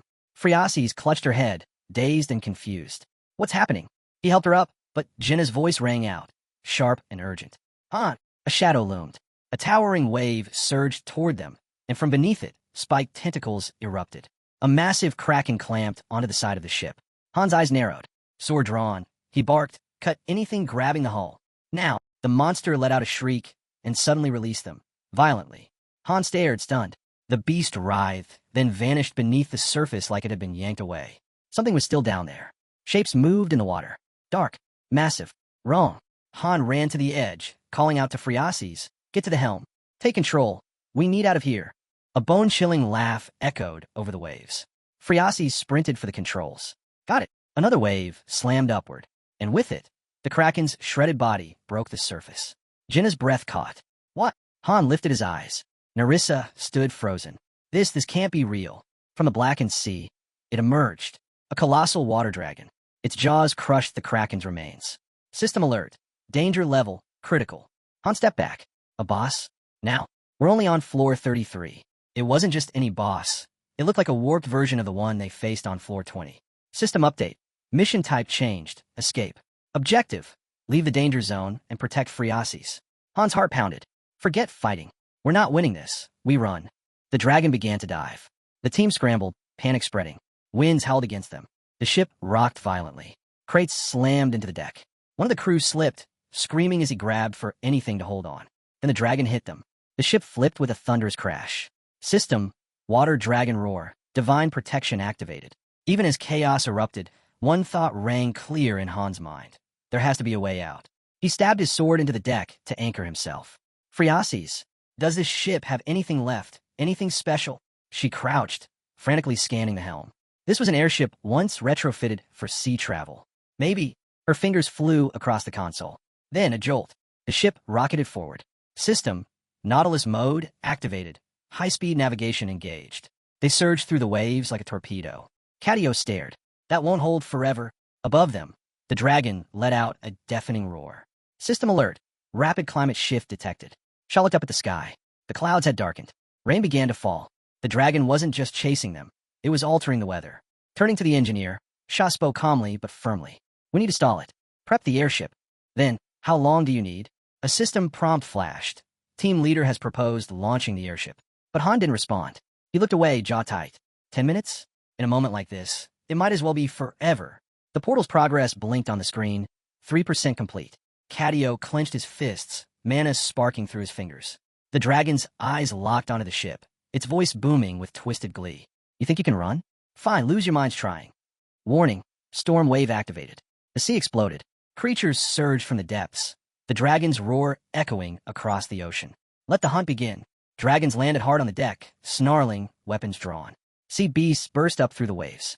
Velkus grinned as he drew his blade. Finally, something fun. At the helm, Phreaces held steady. Lucky I'm the one steering. Below the surface, the massive dragon lurked like a shadow. When the sailors shouted, they'd spotted a hole in the hull. Han's teeth clenched. This was a trap from the start. The moment that special field activated, he should have pulled back. Next time, I won't hesitate. He swung his blade, calling out, guard the portal. Don't let anything through. His eyes flicked to the barely formed gate. We're not making it at this rate. Then chaos. The dragon shot out of the water, snatching a man mid-scream and flinging him into the sea. The deck was a battlefield, blood, wreckage, and fallen crew. System alert. Nautilus navigation terminated. Han stepped behind a trembling Phreaces. If you're staying, get used to this. Up ahead, the others stared at the carnage in stunned silence. Catio slammed his fist into his palm. Come on, open already. Portal established. Vehicles, gear, and resources now deployable. A glowing gate opened before the ship. The system prompted, summon capitalism airship? Catio's eyes snapped upward. There it was, hovering above like salvation. He nodded. I'm going first. Gotta prep the systems. Han didn't wait. He sprinted across the deck, sweeping Phreaces into his arms. The ship's done. Get to the airship now. The dragon erupted from the sea behind them, slamming into what remained of the vessel. I'll tear you all apart, it roared. As the ship shattered and sank, one of the boys dove into the water, hand raised. The airship descended over the wreckage, turbines glowing bright. The dragon glared at the sky, livid. You think another ship will save you? Han turned back with a smirk and flipped it off. That's not just a ship. He pointed upward. That's an airship. System, capitalism airship. High-speed navigation engaged. Subquest completed. New quest unlocked. Hidden beast hunt.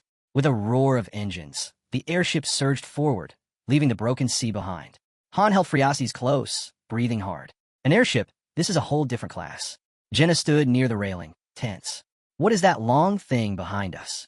Nerissa ran over, eyes narrowed. I've heard the stories. Ancient sea breeds. They called it the sea god. Han said nothing, watching the horizon. Dragonborn, one of the first, dating back to the Empire's founding. He placed a hand on the ship's hull, mind racing. We walked right into their trap. At least now, we knew the boss's patterns on the 35th floor. With the right prep, we could beat it. As the mission ended, a notice blinked across the screen. Level complete. 150,000 gold acquired. Nerissa pulled her hood down and said calmly, we'll need time. Can't rush this. Then, a new system update appeared. Hidden stage unlocked. The sacred water dragon hungers. Han's face tightened as a warning flashed. Another window popped up. Return denied. You're trapped inside the water deity zone. Capitalism airship designated as temporary base. Mission will auto-start. 34th floor. Hunt. Or be hunted. Han stared wide-eyed. I've never seen anything like this. He pressed a hand to his forehead. Eyes shut, voice low. There's a way out.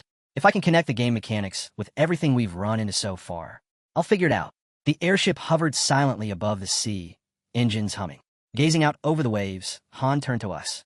After we cleared the subquest, we were locked into a hidden mission. And this one plays by a different set of rules. Jenna leaned over. What exactly is this hidden trap we've walked into? But Han didn't answer directly. Take the princess to the cabin. Catio needs backup. At the console, the engineer was locked in, eyes scanning the map. These are our parameters. Black dots? Hidden item locations. That red ring? That's the dragon's detection zone. Han stepped in beside him. I ran simulations for missions like this back in the waiting room.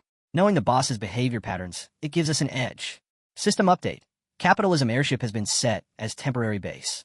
Amenities, none. Expansion required. Han flipped through the interface. A prompt appeared. Select facilities to construct. Just then, the portal flared. Isel stepped through, winking. With a tap to her cheek and a grin, she said, called it.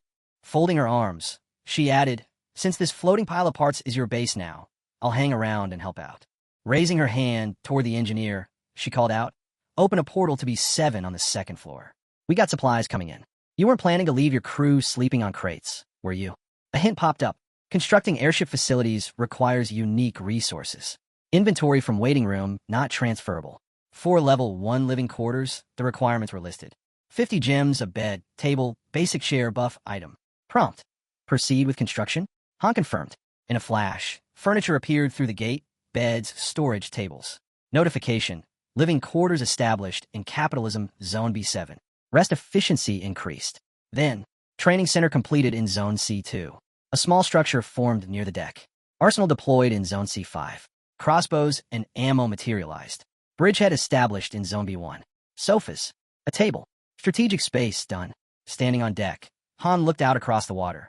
This isn't just a ship anymore. It's our base now. A flying war room ready for whatever comes next.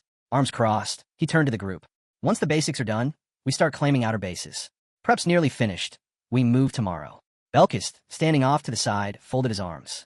Is there even a point in taking those bases? Han held up a glass vial filled with shimmering liquid. I don't know all the perks yet, but I got a pretty good idea what kind of gear we're talking about. Stuff you can't craft right now. Like this. He pulled out a card, Sparkling Forest. This one lets you breathe underwater. But we'll have to wait a few more days before the dungeon with the needed drops opens. Belkist narrowed his eyes. Tears of the Merman?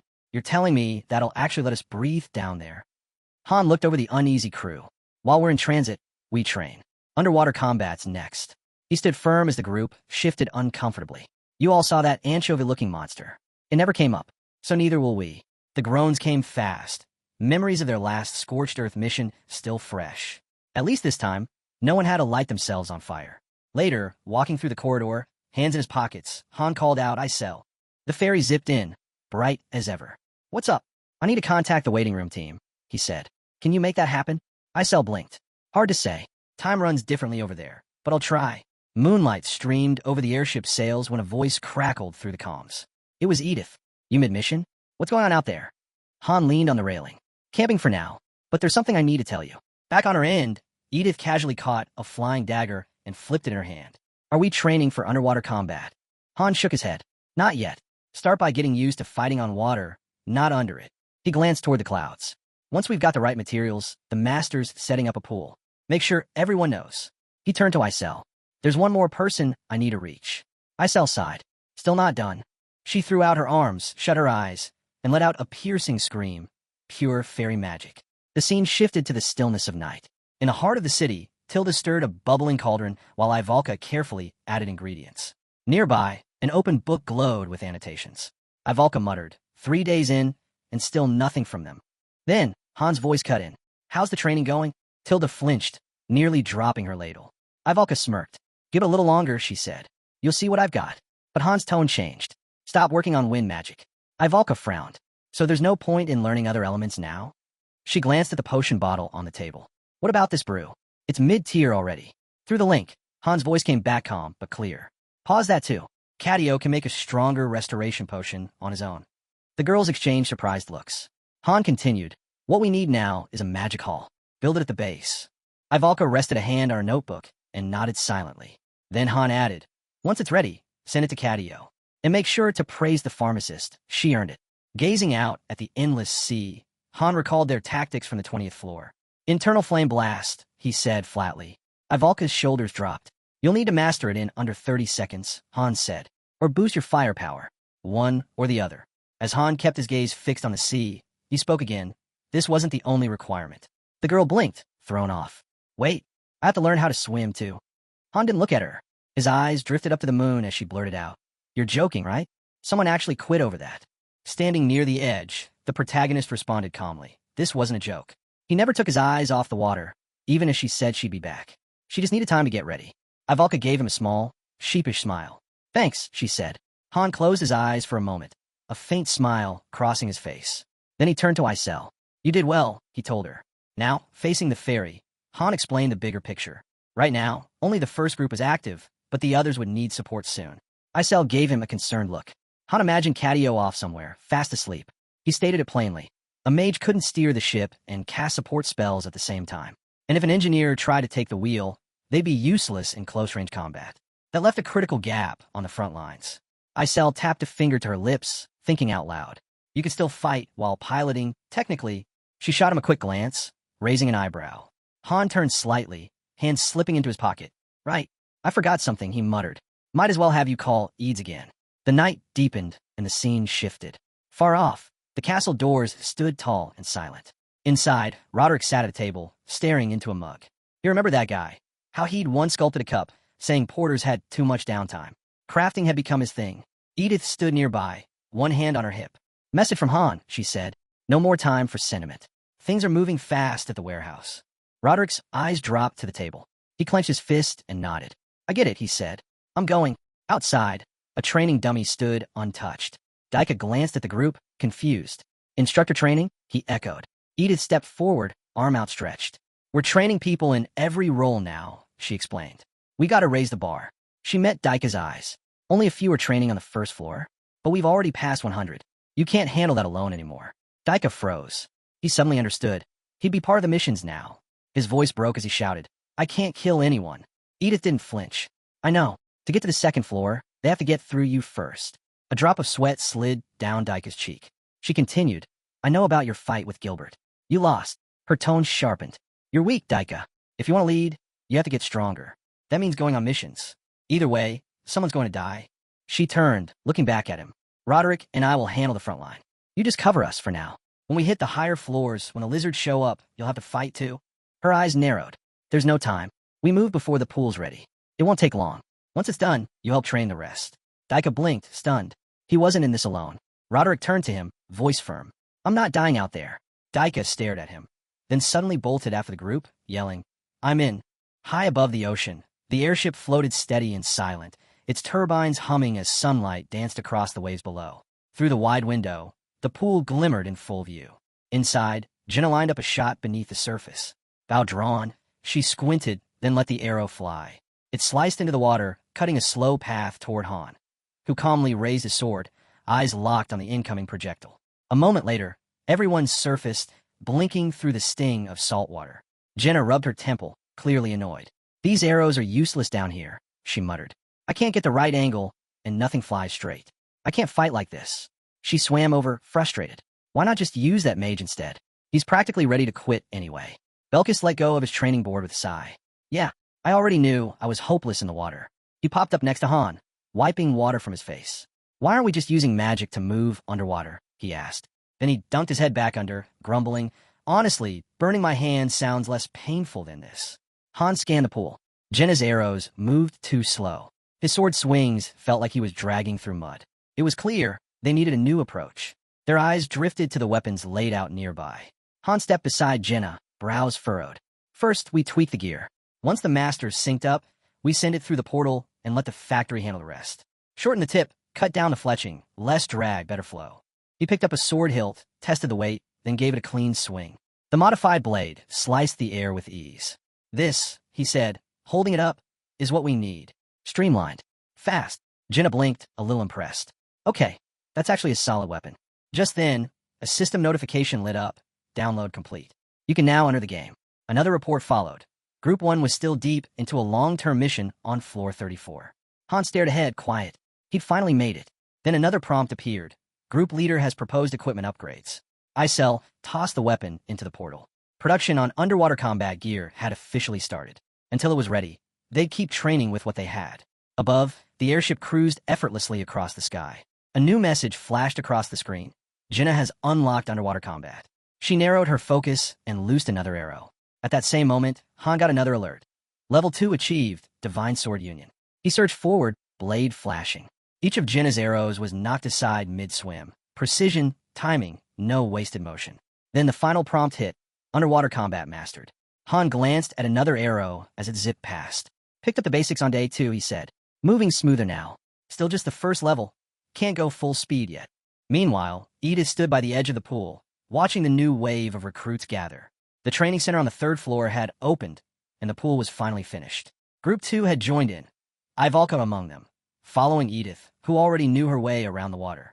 Han stepped up, introducing the eager group of Raymen. Clad in swim trunks and ready to dive in, they looked more than ready.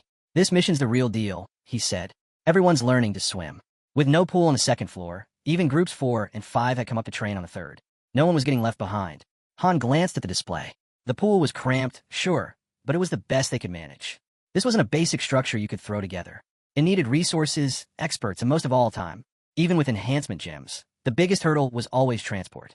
As dawn broke over the ocean, Cadio stood at the front of the deck, arm raised.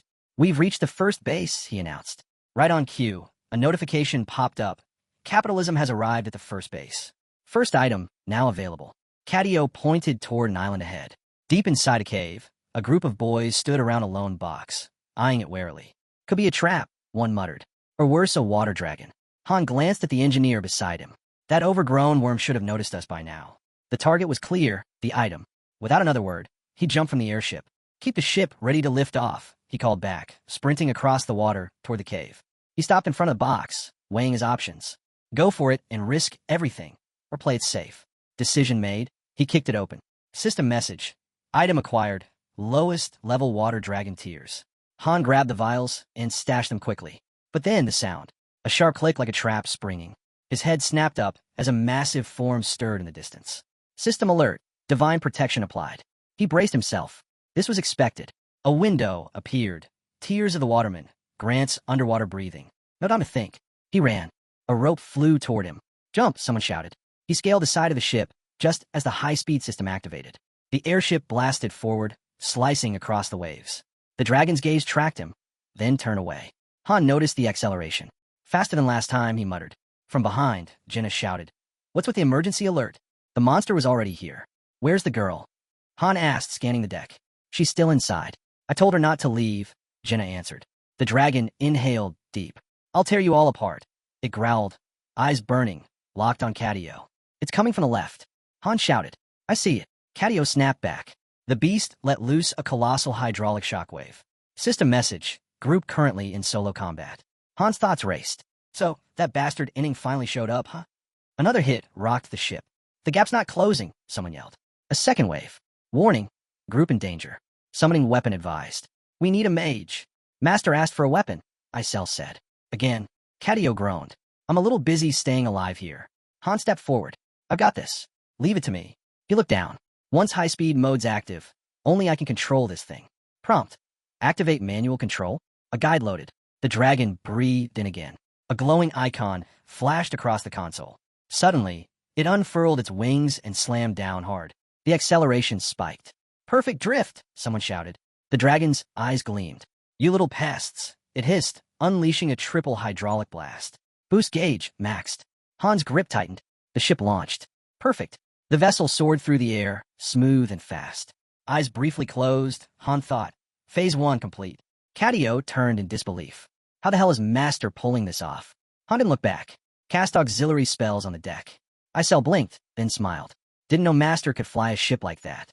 That moment gave them just enough of a break to regroup. The mage, now completely wiped out, muttered under his breath, "Please, just leave me stuck with this team forever." Han covered his face with a sigh. Then someone brought up an idea. Didn't he say he could make advanced potions? Have him whip something up right here in the magic hall. No way. The mage groaned. I haven't even rested yet. And we're out of ingredients.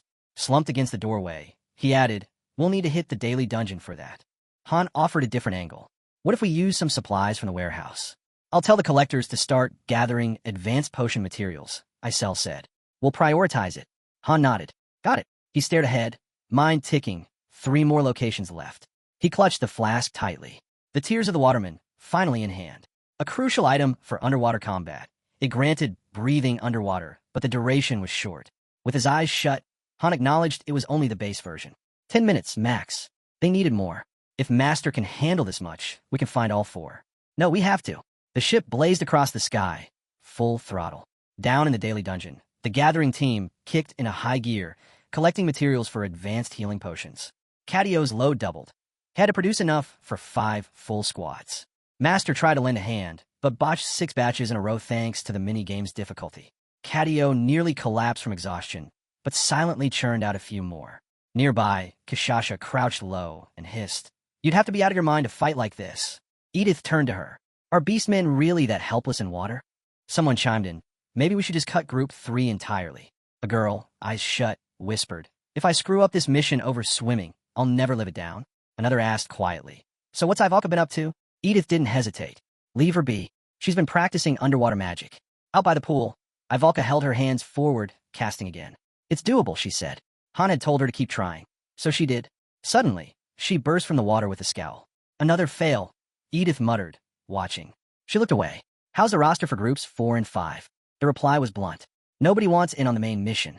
Edith pinched the bridge of her nose. How'd the rumors even reach the lower floors? The answer was obvious. The survival rate was too low. Word had spread. They're packed in like sardines down on the first floor, someone said. You'd think they'd be itching to move up, but nope.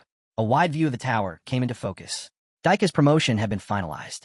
3 stars now, his level and skill caps raised. He was eligible for a class change. Clenching his fists, one man muttered, "Everything's fine, huh? Wasn't this guy already handed around 5 times?" Another cut in. Heard Masters trying to lock down the first floor. This promotion's part of it. Mark leaned in. Let's just keep watching. The first man stayed quiet. Then someone else commented, "At this rate, Masters never sending us to synthesize. What's that guy even doing solo down here?" They pamper him, then ship him straight to the top floor's isolation chamber, another scoffed. One of them smirked. Guess it's time I rally my team. Maybe even scout for some instructor candidates while I'm at it. Back on the battlefield, the monster opened its jaws wide. Jenna fired a rapid volley. Her arrows pinged uselessly against an invisible barrier. Divine Protection's active, someone called out. The creature had entered a state of conditional invincibility. Jenna held out her hand in disbelief. How is that even a thing? Nothing's landing, came a frustrated reply. Han, standing just behind her, kept his eyes on the monster. It's a conditional state. We need more data. Then he added, next time you spot him, fire an arrow into the water. Jenna blinked. Into the water? The monster was already shifting below the surface. You saw it, Han confirmed. It's untouchable for now. Time to switch tactics. I'll dive in, tether myself first. The second I give a signal, pull me out. I can handle the rope, Belkist offered. Jenna gave a quick smirk. As long as it's strong enough, this'll work. She nodded to herself. With her longbow out of commission for upgrades, she grabbed the shortbow instead. Han gritted his teeth. We're making progress, but not fast enough. Stay off the main deck when he's close. Use the training ground. Sounds grim, Belkist muttered. From beneath the waves, the monster glanced up at the ship. They're improving, it thought. But to lower the danger, they'd have to push harder. And if they moved too quickly, they'd burn through the map before mastering the essentials. Underwater combat wasn't optional anymore. It needed to become second nature. The ship tilted slightly, then the acceleration gauge began to climb. Suddenly, boost mode kicked in. The monster's eyes widened as the ship surged ahead. What? Han smirked. This is going well. Then an icon blinked, an eye. The monster locked eyes with the ship. What if that anchovy shows up again when no one's around? The dragon roared, activating divine protection once more. This time, it growled, "You're not escaping." Han switched to manual control, his grip steady as he steered with sharp precision. Another roar. "Stop!" the dragon bellowed, just as the super boost triggered. The protagonist threw open a chest. Inside, a small figurine of a sea sailboat. He glanced sideways. The dragon's eyes were wide with recognition. Also inside the chest, a B+ ranked oxygen supply system. Jenna fired an arrow, clean and fast. It zipped past the dragon's face. She gave a small grin. Still works underwater. What? Han asked. Divine protection doesn't reach beyond the waterline, she replied. He looked back in the chest. A spatial summoning stone shimmered in the corner. This is it, he realized. This is how we get all 4 key items. A notification flashed. Hunt initiated. Then, just as the dragon reappeared, Ennington logged in, taking command on the spot. This wasn't like before, when he only joined late. Apparently, he'd enabled push alerts on his phone. Thanks to that, they were at least halfway ready for the boss. Elsewhere, seated at a table, a girl tapped the screen. We'll need divine protection for most of this. Wright nodded. We'll have to track down a goddess statue right when it starts, just like with the giant. Han glanced at her. She was starting to truly understand the system. She's got the mind for leadership. She asked, are we really going after the boss? We're close, he said, but not quite there. Master hasn't triggered it yet. Han clenched his teeth. Once it starts, Catio takes the helm. Even so, Jenna added, we're still going to have to fight it head on. And honestly, she said, eyes narrowing, it's going to be rough with just 4 of us. Han looked at the others. Maybe this mission will. This mission might require splitting the teams. One group holding the line at the goddess statue, while the others push toward the objective. Han pointed out the obvious flaw. With how few water tiers we've got, only our squad can go on the offensive. One of them would have to carry the spatial summoning stone. Han nodded. When Master logs in tomorrow, we'll put it to use. Up ahead, the girl overheard the real catch. Summoning wasn't an option yet. Only swapping was possible. The plan? Temporarily rotate Ivalka out for someone else. At least until they hit the 35th floor. Narissa glanced aside as someone commented, Ivalka's underwater magic is solid. She's still a valuable asset. She waved her hand. I'll head to the waiting room. Watching her leave, Han asked, you sure you're okay with this? She didn't look back. Yeah, there's something I need to take care of. Belkis glanced up as the lobby came into view. Did you find anyone strong enough? Someone asked. A man behind Raymond raised his hand, shaking his head. I've been trying. Some decent skills in the training center, but no standouts. The other guy nodded. Same in the living quarters. Too much in used space. It's just sitting there. Raymond looked away. I heard instructor recruitment's capped at 3 now. People down here, they're acting like synthesis won't happen anymore. The man turned. What about Team 5? Shouldn't they be out recruiting? Carter answered. They said they were searching for a woman to complete the lineup. But they're probably just off flirting somewhere. Quiet buildings faded into the background. Someone muttered, no, they're serious. They really want in. Another voice followed. Staying on the first floor, it's risky. A short laugh. No kidding. Master could ship her off to be synthesized at any time. Gritting her teeth, the girl shot back. That's not the issue. It's the people down here. Their attitudes lately are the real danger. The man smirked. Everyone's grouping up under Mark now. But it's not the kind of leadership we want. The boy exchanged a look with the others. The ship cruised forward, fans kicking in. She heard it, loud and clear. Of course. It had to turn out like this. Ivalka reappeared with a grin. I was just taking a little break, she said smugly. Time for the genius magician's grand return. Standing across from her, Han asked, so, did you learn how to swim? She shot the question right back at him.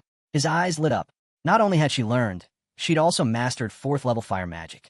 Internal explosion, he reminded her. It works underwater. Dangerous, but effective. There are consequences, I know, she cut in. I've been grinding. Non-stop. He turned to leave. I'll send you back. Wait, she shouted. Give me one more day. He turned with a smile. Relax. It was a joke. A statue came into view. Han pointed toward it. Once the mission starts, we board the airship and go straight for the goddess statue. The girl asked, that's how we trigger divine protection, right? He nodded. With our current numbers, we won't last long without it. The more we delay, the worse our odds. A tactical map loaded on screen. Han explained, we've only got 5 bottles of water tears left. Group. One team would take the offensive, face the anchovy head-on. The rest? They'd defend the goddess statue. Belkis raised a hand. Can I really fight underwater? It's not easy. Han turned to the girl. What about you? 4th level fire magic. Can you actually use it underwater? Her head dropped slightly. On land, I can only hold it for 30 seconds. And underwater, he stepped closer, eyes on her. I need a real answer. She lifted her head. I can do it. Han crossed his arms. Then Belkis and Narissa, your front line. You'll take the anchovies attacks. Jenna, you with the boss group. Jenna blinked. I'm in. For real. Han rested one hand on his hip. You'll cover the breakthrough point. Underwater attacks are weak. We'll need magic the moment we break through. Ivalka raised an eyebrow. The girl nodded. Got it. Training time was locked at 20 hours a day now. They weren't in the waiting room anymore. This was a mission. Ivalka had learned the basics of swimming. Yes, but her eyes dropped again. I can't cast underwater spells yet, she admitted. I have to keep my mouth shut to breathe. And without the previous stages of training, elemental magic's harder. Then, she stiffened.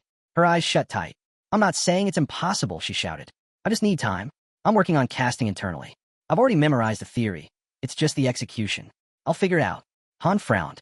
For now, there was nothing more to do but wait. But time wasn't on their side. The dragon returned. Han reminded them. This was a race. The ship sped toward it. This wasn't a standard mission.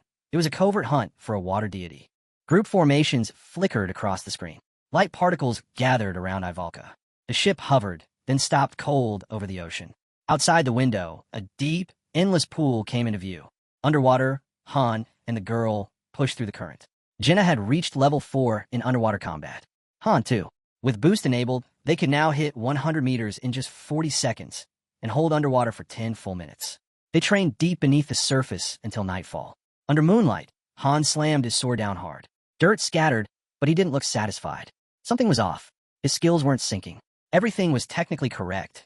No calculation errors, but none of his abilities combined. A quick glance at his interface, 12 active skills. But they all ran solo. When 2 skills sync, power could double, even triple. And with perfect synergy, it could spike tenfold. That was the secret, breaking the limit. 4 low-level players without raw stats. It was the only way to outperform top-tier heroes. Nearby, Jenna called out, You really think you can slice the sea with a sword? He glanced over. Probably not. She sat down next to him. You're not sleeping either? Nope. Figured I'd train instead. Same, she replied, cracking a grin. Figured you'd already be asleep by now. Han smirked. Still got work to do. She stood, raising her arm high. Well, I'm gonna tear straight through with the ballista, Jenna said with a grin. Thick iron bolts slicing through the sea. If that's not a walking weapon, what is? Han replied flatly. I didn't slice the sea. She looked at him seriously. How strong are you planning to get? And what about the people following your lead? Do you ever think about them? This is just part of the job, he answered. But as the ship pushed forward, it was obvious something was weighing on him. When pressed, he said it simply, I'm still too weak. She scoffed. You're such a fraud. Still, Han understood exactly how Nate had felt. Then his eyes widened. He stared at her. Wait a second. Jenna hadn't learned peripheral vision in Niflheimer. That was a high-tier archery skill, merging rapid-fire shots with pinpoint targeting. It could bend arrows mid-air and slice right through enemy defenses. She stared back, confused. But to Han, that confirmed it. Jenna's archery was far more advanced than she let on. As the ship continued ahead, she casually mentioned the real problem, their lack of unity. Yawning, she added, maybe it's not that complicated. Lifting her head, she said she'd received a fusion, a new ability like gaining a skill. So why shouldn't you try? She asked. He blinked. You got one. 5th floor, she nodded. Without another word, he rushed forward, eyes locked on the monsters ahead, then launched straight into the fight. Watching his relentless assault, the girl muttered, You're insane. It felt like a contest to see who would collapse first. His fist clenched. You're not wrong. But it doesn't feel like that anymore, she said. That's because now I've got technique and experience. Jenna pointed off to the side. It used to look like raw violence. But now, it's strategy, staying calm in chaos. She paused. It's a psychological technique, right?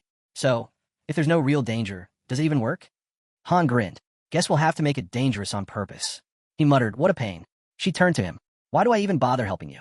He shrugged. It's not like you've actually helped. Not in any meaningful way. Hand covering his face, Han considered something new. Maybe the place where you awaken a skill affects how you develop it later. Then, water gathered nearby. The girl stepped forward, arms raised. A training dummy appeared. A second later, boom. A blast hit it square in the chest, ripping it apart. Ivalka turned to him, smiling.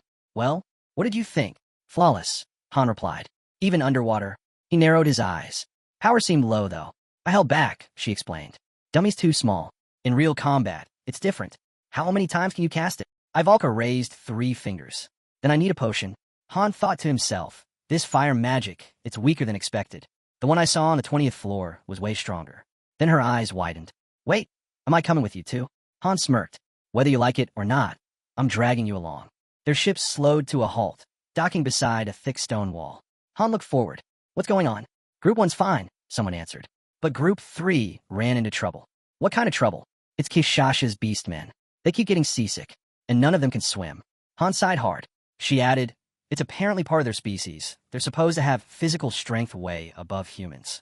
Exactly, Han muttered. And yet, here we are. Off to the side, Edith let out a sigh and covered her face. I've been drilling them nonstop, and they still can't grasp the basics, she said. Kishasha finally figured out how to dog paddle, but that won't help in a real fight. Gritting his teeth, Han muttered, maybe we should focus on getting them used to the motion first. I'm already working on it, Edith said. We build a raft for training. The girl lowered her head. Honestly, only Group 2 is actually ready. Groups 4 and 5 can barely recruit anyone. Then a man raised his hand. What about me? Someone laughed. You? You're like a slug stuck in mud. Mark raised his hand calmly. Let's not twist this. I was just being honest. The man across from him snapped. Everyone aiming for the top floor says that. What makes this raid worth it? Carter fired back, then stay down here and live off potatoes like a coward. The man's eyes flared. Let's see who dies first. Without warning, he swung, fist connecting with Carter's jaw. Idiot. As the room broke into chaos, Isel stepped in. What the hell's wrong with you? Fighting between heroes is banned. Carter clenched his fists. Damn it. The girl closed her eyes. Groups 4 and 5 aren't ready. They're not even full, and the ones they did recruit are barely 2-star level. Han stared ahead. We're out of time. We'll deal with the first floor cleanup after the mission. Word spread fast. The water dragon had appeared. A full-scale battle was coming, right in the middle of the ocean. Surface attacks wouldn't work. Fighting in underwater was the only option. Everyone except Group 3 needed underwater combat skills, and fast. Edith grinned. So what's the 20th floor like? Enemies are pushing in, someone answered. It's definitely possible, Han added, eyes fixed forward. A girl stepped up. It's not like last time. We've trained since then. Han closed his eyes for a moment. That last time, it was an accident. Leaning against the wall, he said, I'm going. Edith nodded. Go on. Aiel let out a sigh. Han turned. She gave it everything she had. The fairy waved it off. It's not a big deal. Then she asked, can you really clear it first try? You mean if failing means dying? She nodded. Yeah, that. A knock at the door broke the silence. Han opened it.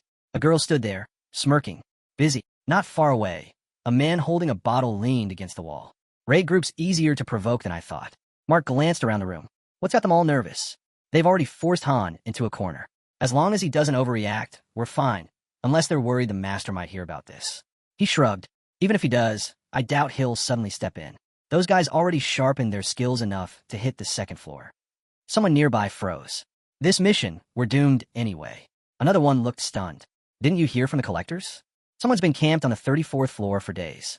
Now even the other groups have started swimming and training. He exhaled. Looks like we're all about to get pulled into the same mission. Mark let out a sharp grin. Only half the raid team made it back from the 30th floor. How many do you think survived this one? Someone muttered bitterly. First floor's already a dump. Just then, another guy's eyes widened. The door's locked. Mark turned. Who is it? Why would someone from the 3rd floor come down here? The girl stepped inside and calmly began unbuttoning her shirt. I've got a few questions. The man smirked. Guess I'm the one undressing now. But his smirk vanished instantly. His eyes snapped wide in shock. Get out, Mark barked, his voice cracking through the room. Everyone out. Now. The tension hit hard. The room went dead silent, then exploded into motion. The girl, now fully buttoned again, stared straight at him. So you do get it. His jaw tightened. What are you even talking about? Her tone cut sharp. I've met a lot of scum before, but you're different. There's something about you. Something I can't pin down. From the side, Narissa stepped forward. I'm the one asking questions here. Her eyes narrowed. Who are you, really? Outside, night had already fallen. Inside, Han sat across from the girl, eyes forward. He finally spoke. This mission isn't about killing the dragon. That's just the obstacle. The real objective is a key. The girl gave him a look. Heard that line before. Han shrugged. I can just tell you what the key looks like, and where to find it. You can go get it yourselves. Friasis dropped her gaze and nodded slowly. I get it. Just this once, I'll trust you again. Nearby, the guy's head drooped. He was already half asleep when Ivalka turned to him. I just wanted to rest, he mumbled. She stared forward. If I'm bothering you, then sorry. Ped blinked. Was she asking for his time? A system window flashed open. She wasn't here for small talk. She wanted him to teach her magic. Eyes still closed, he answered. I use Beastman spells. Not elemental magic. It's totally different. Why ask me? Ivalka replied firmly. I don't want lessons. I want to know your secrets. Clenching her fist, she added, I know you're a genius. So help me. Cadio looked up from his magazine. The guy nodded slightly. Yeah, Cadio's the real genius. Anyone can see it. Cadio just muttered, I hate wasting time. If you don't get it right the first time, you'll just do it again and again. That's what a real genius says, the guy added, exhaling hard and pressing a hand to his forehead. Ivalka's eyes widened. Wait, we only have 10 minutes? Meanwhile, in the waiting room, a massive synthesis operation was underway. More than 200 people had gathered, 130 of them from the first floor alone. But only about 40 were actually training. To keep things efficient, the higher-ups started purging the disruptive ones, turning them into soul stones. Those were then used to strengthen groups 4 and 5, placed under temporary instructors. Around 50 heroes vanished in that process. In a twist no one expected, the blacksmith's assistant from the 2nd floor was among them, synthesized into a mid-grade soul stone. It shattered the quiet assumption that the 2nd floor was off-limits. And it sent a message loud and clear. Inning's patience had run out. Supplies were thinning out. Not enough gear to boost everyone in groups 4 and 5 to 3-star rank. Still, somehow Mark's squad had sidestepped being used as synthesis fodder. Then it happened. The game server went live. A fresh update dropped. As soon as it loaded, the scene shifted. A ship was slicing across the sea. The crew gathered on deck. The protagonist scanned the team. Everyone set? He asked. Jenna leaned in. You sure we've done everything we can? Ivalka answered without blinking. No regrets. Then quieter, probably. Belkis smirked. If you're not so sure, feel free to sit this one out. Shut it, the girl snapped. The protagonist gave the signal. Once I cue it, drink the dragon's tears. Potions hovered over their heads. A system window opened. Team layouts loaded in. A prompt followed. Raid squad formation required. The next mission was already underway. The new zone was loading. Field selection in progress. Teeth gritted. The protagonist muttered, It's starting. Jenna nodded. We'll make it. We're coming back. Ivalka was already locked in. Definitely. Then the water dragon's roar shattered the air. How long do you plan to run? It thundered. Its gaze lit up like fire. Let's begin the real hunt. Warnings flooded the screen. A message blinked. Floor 35. Mission type, capture. Target, unknown. Special target NPC, Friasis.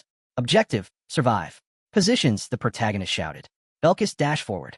He and a hero grabbed their weapons. Round 1 of the monster war had just begun. The ship started to rise.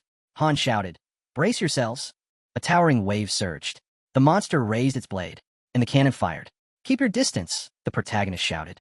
Cadio rolled his eyes. "Yeah, I was gonna," he snapped.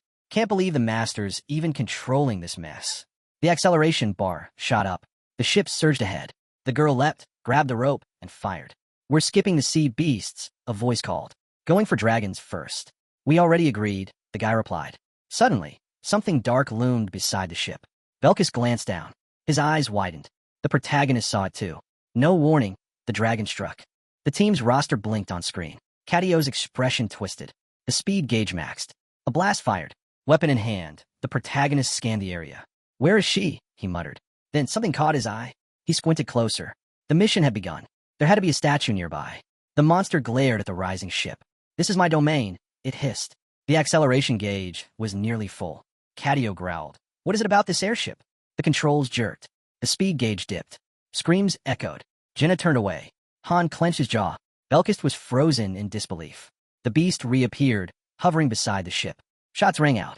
The protagonist shouted, "The master! He's trying to take the ship." A system alert. Airship capitalism launching. An icon lit up on the sail. The water dragon inhaled deeply. "You can't win," it declared, and then it struck. The ship veered hard, dodging clean. Faster now. The dragon locked eyes on them. The dragon was gaining, but the ship blasted ahead, ripping through the sky even faster. The water dragon growled, frustration boiling over. Then the super boost kicked in, and the airship rocketed forward like a bullet. Inside, Phreases clutched her head, disoriented, and dropped to the floor. "Leave the controls to the master," the guy muttered. "I'm never touching them again." The girl pointed ahead. "Something's there, look." A blinding light flashed. Floating just above the waves was the statue of the goddess. The protagonist clenched his jaw. Was this some kind of twisted joke? They'd barely survived that last surge, and now the statue had been hidden right in the middle of it? His eyes locked onto it. He wasn't leaving it behind. "Don't tell me you're going alone," someone called. The ship ripped across the sea, faster with each second. "We're being followed," a voice shouted. "I didn't even notice. They're right on us." "Cover him," another replied. Velkus let out a short laugh. "Plenty already went down, but they just keep coming." The protagonist gritted his teeth. "I never wanted to kill a dragon," he muttered. "Even a runt like this." Then he looked at Cadio. "You take care of the fish." Cadio bolted toward the deck. "Get up top and give him cover," someone barked. "I got it," he said with a sharp nod. Scanning the waves, Cadio's voice dropped low. "I'll wipe out every last one of you. I'll be the top dragon slayer here." The protagonist turned to the girl. "Good luck." Then, a swirl of glowing particles rose around the guy. He said calmly, "I've mastered surface tension. I can dive straight in." The hero gave a quick nod. "Back soon." He launched forward. Han was already closing in on the statue. The protagonist slipped cleanly into the water. A monster lunged at him, roaring. His blade flashed, one clean slice, and it was over. But more were lurking, circling under the surface. On deck, Jenna raised her bow. She locked on her mark. The arrow bent its path mid-flight, then pierced straight through a sea beast. Shots echoed all around. Arrows rained like missiles. Han's eyes widened. Even in his peripheral vision, he could see it. Jenna's arrows weren't normal. They were precision-guided, punch-packing death shots. Even a fish the size of sardine wouldn't survive one. The statue was within reach. Han grabbed it. The protagonist sprinted across the deck, then stopped. The dragon struck. Right on cue. The hero turned his head, just in time. The blast ripped past. Han froze. If that hit him square, he wouldn't have a head left. A voice called out from the ship. "We're back. Get up here." He grabbed the ladder and climbed fast. Velkus leaned over. "What did you bring?" "This," the protagonist said, lifting it. "And yeah, it's kind of incredible." Rain started to fall. The statue shimmered. They gathered around. Something wasn't right. That strange outfit. Was it even clothing? Then someone mentioned the old story. The goddess had a twin. But now only one remained. The ship charged forward. Maybe another statue was out there somewhere. But they didn't need to find it today. This mission was done. They'd secured the goddess statue. As more monsters closed in, someone spoke up with an idea. "Let's mount the statue like a rectangle. It'll be easier to install up top. If we center it," another said, "we'll need to defend it from all sides." Han nodded. "We should turn off manual control of the airship. Capitalism's done its job." And as he reached for the system, Han glanced off to the side, thinking to himself, maybe the guy had finally learned to listen. Maybe all that training wasn't for nothing. "I'll take the helm," Han said. "I'll keep watch from up here." Cadio shot him a look. "Now, what are you tinkering with?" The hero answered, "The master's not exactly great at diagnosing the ship's problem solo." The ship surged ahead, cutting clean through the sea. Then a voice called out, "Pilot or not, if he keeps pushing the ship like this, we're going to fall apart before we get there." They had to steer toward the far edge of the map. That's where the goddess statue belonged. But then, something huge rose in the distance. The protagonist opened fire instantly. If they couldn't take it down, maybe they could still outrun it. The dragon laughed, voice echoing across the waves. "Didn't I already tell you? You're not escaping." Suddenly, a burst of divine energy exploded. A system alert blinked. Target, immune to damage. The ship slammed into an invisible wall. "We're stuck," someone confirmed grimly. The dragon was coming in fast. Gritting her teeth, the girl stepped forward and raised her hand. "I have an idea." Ivalka faced the dragons. Her voice steady, she said, "I've got this." A golden light surged from her bracelet and chest piece. Her hand lifted, then she cast it. Flare! A searing beam blasted from her palm and struck the dragon. "Fusion," she shouted. But the system replied immediately. "Water God's blessing active. Magic resistance, high." Meanwhile, Han moved. He grabbed the statue and broke into a sprint. While Ivalka held the enemy's attention, he raced to set it in place. Once it locked in, he turned back. Notification, Goddess statue, installation complete. Field-wide blessing activated. A divine light shot up from the statue, tearing through the sky. Jenna looked up. The rain stopped. "Get ready," he called. He pulled out the Dimension Summoning Stone. Activation, Dimension Summoning Stone. Prompt, summon additional parties? Selection, Party 2, confirmed. Edith and her team materialized. "We're guarding the statue, just like we planned, yeah?" she asked. "Exactly. Take Freya with you," Han replied. A silver-haired boy added, "We're all in." Jenna hurled a small boat figurine into the air. It spun upward and expanded mid-flight. Notification, ship figurine used. A medium-sized ship took form. Selection, Party 3, confirmed. Kishasha and her team arrived. "Ugh, I hate water," she muttered. Her team didn't look any more confident. King's Blessing activated. Fear resistance boost, Kishasha only. Everyone else looked shaken, but she was already sprinting. "I got the gist from that human woman," she said. "Leave the fighting to me." "Understood," Han said. Party 4 summoned. "To survive like always," Raimon shouted. "Stick together. Don't lose your heads," another voice added. Party 5 summoned. Narissa stepped up to Han. "Sorry we're late." Han met her gaze. "No need to apologize." Without hesitation, Narissa merged with Party 1. "We fight together." Then her team froze as they saw what waited ahead. A massive dragon hovered over the ocean. Around it, mermaids. Below, sea monsters thrashed in every direction. "Did we just walk into hell?" someone muttered. Han kept his voice steady. "Stay calm. Get to the second ship." Raimon grinned. "Mr. Farmer, time to go all out again." Ivalka let off another fire blast toward the dragon. Han called out, "That's enough, Ivalka." Jenna walked over. "You all right?" Ivalka touched her head, her voice faint. Whatever spell she'd cast had drained her. The dragon let out a thunderous roar and began charging up another blast. A surge of water energy built, then fired, slamming hard into the field's barrier. Han pulled out an old oxygen tank from a previous mission, giving it a quick check. Time to move. Behind him, the eyes of the goddess statue lit up. Oxygen device activated. He uncorked a vial, the mermaid's tears. Party 1 has received the mermaid's blessing. Oxygen capacity, unlimited. Belkist wiped sweat from his face. "So, are we fighting now or what?" Leaning in, Han whispered to Cadio, "Take the ship to the center. Hover just above the water. Wait for the signal, we dive together." Not far off, 3 girls stood locked onto the dragon. Jenna drank her potion without hesitation. Capitalism acceleration device activated. The team surged forward, pushing toward the center of the field. "You're not going anywhere," the dragon roared. Han gave a quick glance back. "Good. Keep chasing." Notification, Water Dragon Cat is roaring, gathering Water God's power. Then, something massive stirred below. The squid monster was back. Monster Wave, Round 1. Cannibalistic Shark, LV, 33 times 105. Mermaid, LV, 37 times 80. Baby Water Dragon, LV, 34 times 53. Water Dragon, LV, 39 times 74. Kraken, LV, 41. Han glanced toward the statue. Just as expected, they're surrounding us, all targeting the statue. He keyed into comms. "Edith, they're coming your way. Hold them off." Edith responded coolly. "Don't worry, Han. You couldn't beat us last time. There's no way we're losing now." On board the ship, party members snapped into position. Edith shouted, "You're not trainees anymore. Show them what you've got." 2 bolted toward the ballistas. A black-haired guy called out, "I've got this one. Onin, take the right." Roderick gave the next order. "Use your spear techniques now." A girl answered, "On it." Monsters rushed in like a tidal wave. Edith didn't hesitate. Clear out the smaller ones going for the ship. Don't hold back. Use your potions if you have to. The ballistas launched, bolts tearing through swarms of mermaids. One mermaid vaulted aboard, claws bared, lunging at a rookie from Party 5. The girl raised her shield, bracing. But before the strike landed, Kishasha flashed in, gripping the mermaid's head mid-air. In a blur, she tore across the deck, ripping down enemies like a whirlwind. Mermaids and dragons dropped one after another. She slammed one underfoot like it was nothing, flicked another aside with a clean strike. She turned to the stunned rookie. If one of us slacks, we all suffer. I get that now. So don't freeze. The girl nodded fast, wide-eyed. Okay, everyone's fighting mermaids and water dragons like it's nothing.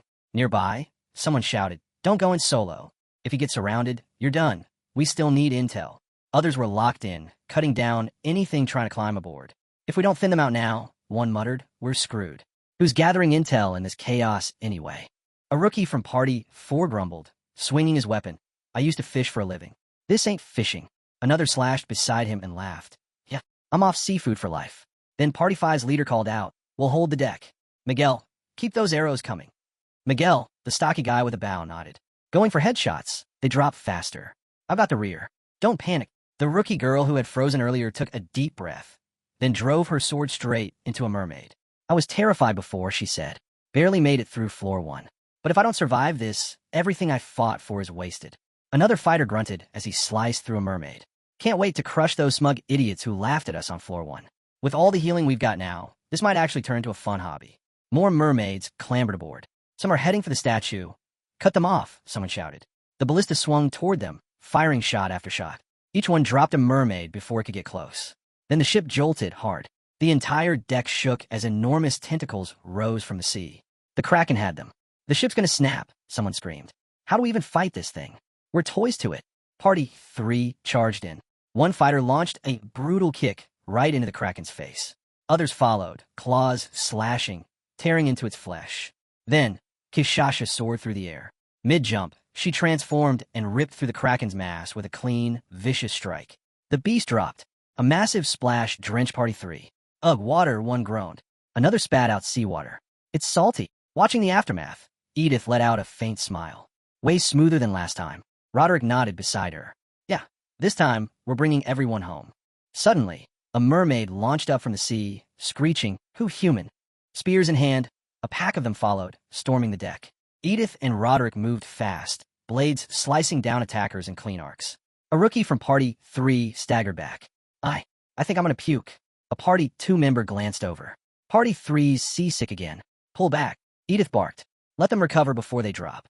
Meanwhile, on the dragon, someone stood atop its head, driving a sword deep into its skull. Another hacked at its neck just below. There's no end to these things, one yelled. Watch the jaw, another warned. Too late. A scream rang out. My leg. Blood spilled. Potion, now. A teammate shouted, rushing to help. Back on the ship, the hull tilted as it veered sharply toward the center of the fight. The dragon's eyes locked on them. Han turned to the crew. Get ready, we move now. Cadio popped up from below deck. Hold on, take this. He tossed a vial. Han caught it clean. Mermaid tears. Only had enough to brew one bottle. Han nodded. Better to have it than not.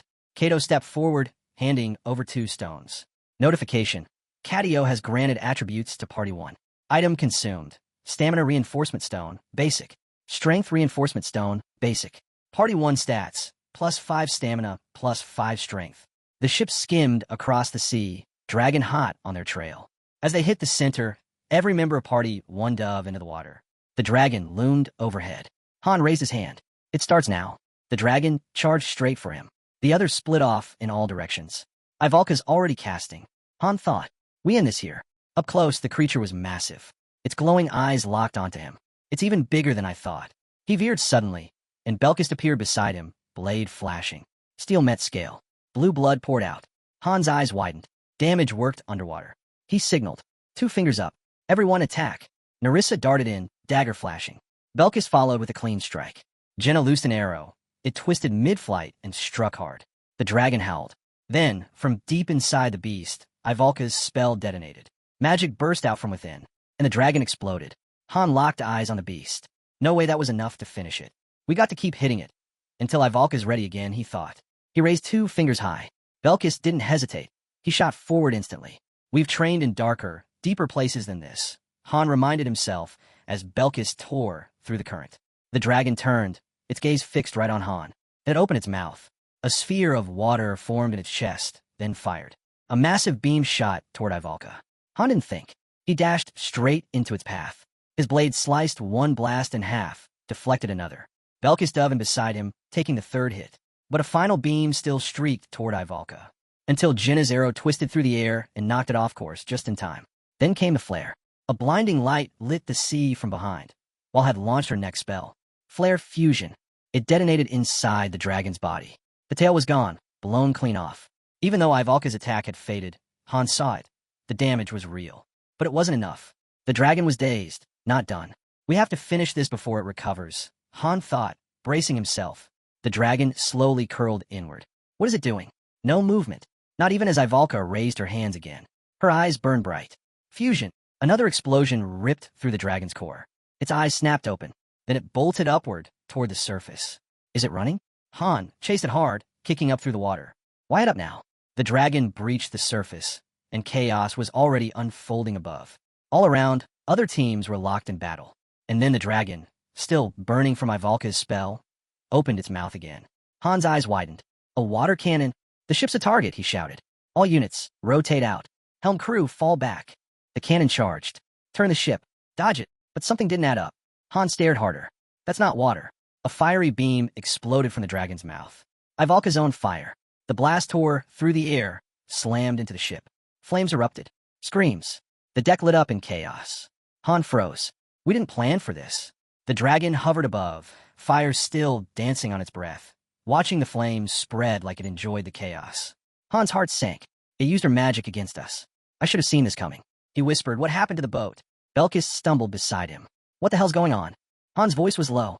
It spat Ivalka's flame right back at us. Belkis stared. That's even possible. If it uses compressed air and water to blast cannon shots, then yeah, Han realized grimly. It could store the fire and weaponize it. Our own spell turned against us. Then a voice crackled through comms. Kishasha, panicked but holding it together. Han, nobody told us the ship could catch fire. She was trying to keep calm. Her team? Not so much. I told you, we can't swim, she yelled. Party 3 was breaking. Stats were crashing. Fear cut them in half. A younger voice hit Han's earpiece. Kishasha again. Desperate now. No one warned us. The ship's burning. We don't know what to do. We can't swim. Everyone's freaking out. Some are trying to put the fire out. It's not working. One of us ran off. Someone screamed, not to jump. Said there are monsters in the water. Her voice cracked through the static, loud and raw. What's happening, Dragon Slayer? Han clenched his fists. Where'd that damn dragon go? Back into the deep to recover? Under normal conditions, he'd dive after it without thinking. But not now. Not with the ship in flames and fear ripping through the crew. Cadio Han, he called out, eyes sharp. Get to the goddess statue. Help them. He turned to Belkis and Nerissa. You two, go with him. Nerissa looked over, startled. Just the 3 of you for the boss. Han nodded. If we lose the statue, we lose underwater breathing. And if that happens, we're done. Belkis and Nerissa didn't hesitate. They kicked off and swam hard toward the burning wreck. Ivalka stepped forward. What about me? Han looked at her. It's not your fault. Just a setback. We'll handle the rest. Back on the ship, Edith was doing everything she could to contain the chaos. But things were falling apart fast. What the hell is this? She shouted, overwhelmed. This is on me. I'm sorry. Han's voice was calm. What do you mean? She answered fast, voice tense. The airship's coming. Abandon the ship. Get everyone, Friasis too, to the airship. If we can't hold the statue, drop it. Just survive. Han blinked. Wait, what? I don't. The line cut. Beside him, Ivalka looked pale. This is my fault. No, Jinna said gently. Nobody saw this coming. Not your fault. Han didn't hesitate. She's right. Giving everything you've got isn't a mistake. If anyone's to blame, it's me. I'm the one who brought you in. That decision's on me. Ivalka shook her head. But I asked to be here. Han cut in, steady and sure. I never put someone on a team unless I know they belong there. Tears built in Ivalka's eyes. Han looked at her and said, softer now, there's still a way through this. Have I ever lied to you? She took a breath. His calm steadied her. Then Jinna grinned, leaning in. You two are starting to look real cozy, babe. Ivalka jumped, face flushing. Wow, what are you talking about? She turned fast. Anyway, what do we do now? Cadio was already steering toward the wreckage. Jinna looked ahead. The monster's underwater. It's hurt. That's why it didn't attack again. It couldn't. The 3 swam along the surface, heading back into the field. Han let out a breath. Edith, Catios closing in. Abandon the statue. Get everyone on the airship. Edith was quiet for a beat. What about you? We finished the job, Han replied. I'm not letting pride get people killed. She didn't respond. You made a promise, said no one dies this time, right? Han said, so don't let your team go down like that. Fine, she said at last. Han into the call. This ends with us. Their bodies shimmered faintly, buffs activating. Ow, Jenna asked, narrowing her eyes. Han pointed forward. Check your mission log. A display slid into view. Floor 35. Mission type, plunder. Objective, ensure NPC Friasi survives. Plunder or capture, not extermination. Han's eyes narrowed. We don't have to kill it. Just take the key. The dragon's not the goal. It's just guarding the vault. Then we skip the fight, he said. Grab the key. Get to Friasi's. Jenna gave a sharp nod. No other option. Then we move. All three dove deep into the water. Elsewhere, Shurgan had fallen. A mermaid's blade across his neck marked the end of his fight. Lilani dropped to her knees. Panic closed in fast. Her stats dropped like a stone, cut in half. The ship, now fully engulfed in flames, began to sink beneath the waves. One by one, members of Party 3 were thrown into the sea. Kishasha shut her eyes. Not now, she thought. But this time, the king's power stayed silent. Even she wasn't immune. Fear crept in. Then she saw her, a younger teammate, barely afloat. Kishasha launched forward, reached her, and pulled her to the surface. Is everyone okay? She shouted, eyes scanning the chaos. All around, Party 3 struggled to stay above water. But then, the monsters came. A girl's eyes blinked open underwater. All she could see was blood. 3 monsters surged toward the group. Nishaz was the first to fall. She's gone now, welcomed by the goddess. Her bravery in battle wouldn't be forgotten. The girl tried to reach the others, but before she could, a spear pierced her from behind. A second wave of beasts struck hard. Nandio was next to fall. Another soul returned to the goddess. Her courage, unforgettable. The last fighter looked back at her fallen teammates. She fought desperately, but a creature's claw sliced her throat. Lackary screamed, I'm going to die. Her voice cracked as she called Kishasha's name again and again. Just breathe. Stay with me. Kishasha shouted back, trying to calm her. Then Lackary spotted 2 nearby figures. Please, I'm the only one who can swim. Errol didn't wait. I've got you, she said in Dovin. Suddenly, a monster charged at her, mounted on a shark. Errol raised her shield and blocked the hit, then countered, slashing hard. But the shark clamped down on her leg and dragged her under. She stared up, stunned, then disappeared below. The man beside her never moved. Errol was gone. Another warrior lost. Her spirit would stay with them. Then a voice boomed out. Fall back to the ship. Everyone get on board. From the deck, Catio shouted. I'm opening a path. Run? I can't hold it forever. Kishasha clung to her wounded teammate. Lackary, pull it together. You're a warrior. But the blessing was gone. The monsters had overrun the goddess's domain. The skies broke. Rain fell. Kishasha gently laid Daruma down. Panic clawed at her. Why isn't she waking up? Why isn't the potion working? Edith looked over grim. Because she's gone. Daruma had fallen. Her fight ended before it even began. Another soul in the goddess's embrace. Kishasha stared. No, she didn't even get a chance. She never even fought back. How can a warrior die like this? Lackery's fist shook. I'll kill them. All of them. Get a grip, Kishasha snapped. Nearby, Belkist winced. What a damn mess. Mermaid's tears, someone mumbled. The oxygen gauge held steady at 100%. Beneath the waves, Han was already swimming fast. A time limit? He thought. Is it because they overran the statue?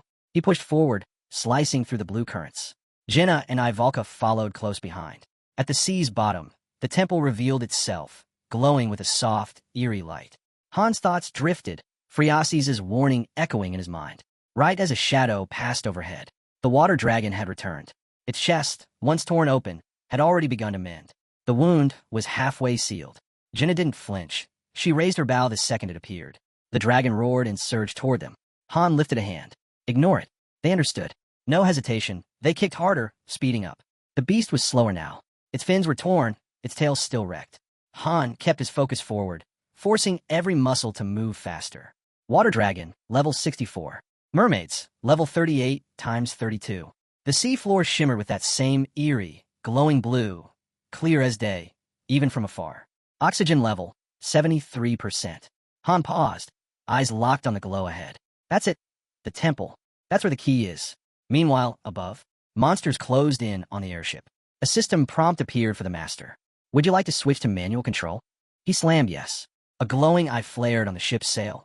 He was in full control now. Super Boost, engaged. The ship rocketed forward. Mega Boost, engaged. Even faster. Hell Boost, online. The ship tore across the sky like a comet. Edith grinned. Perfect. We'll lose them at this pace. Cadio shielded his face as the wind roared. He can't keep this up. He's blind to the ship's condition. The engine's gonna give.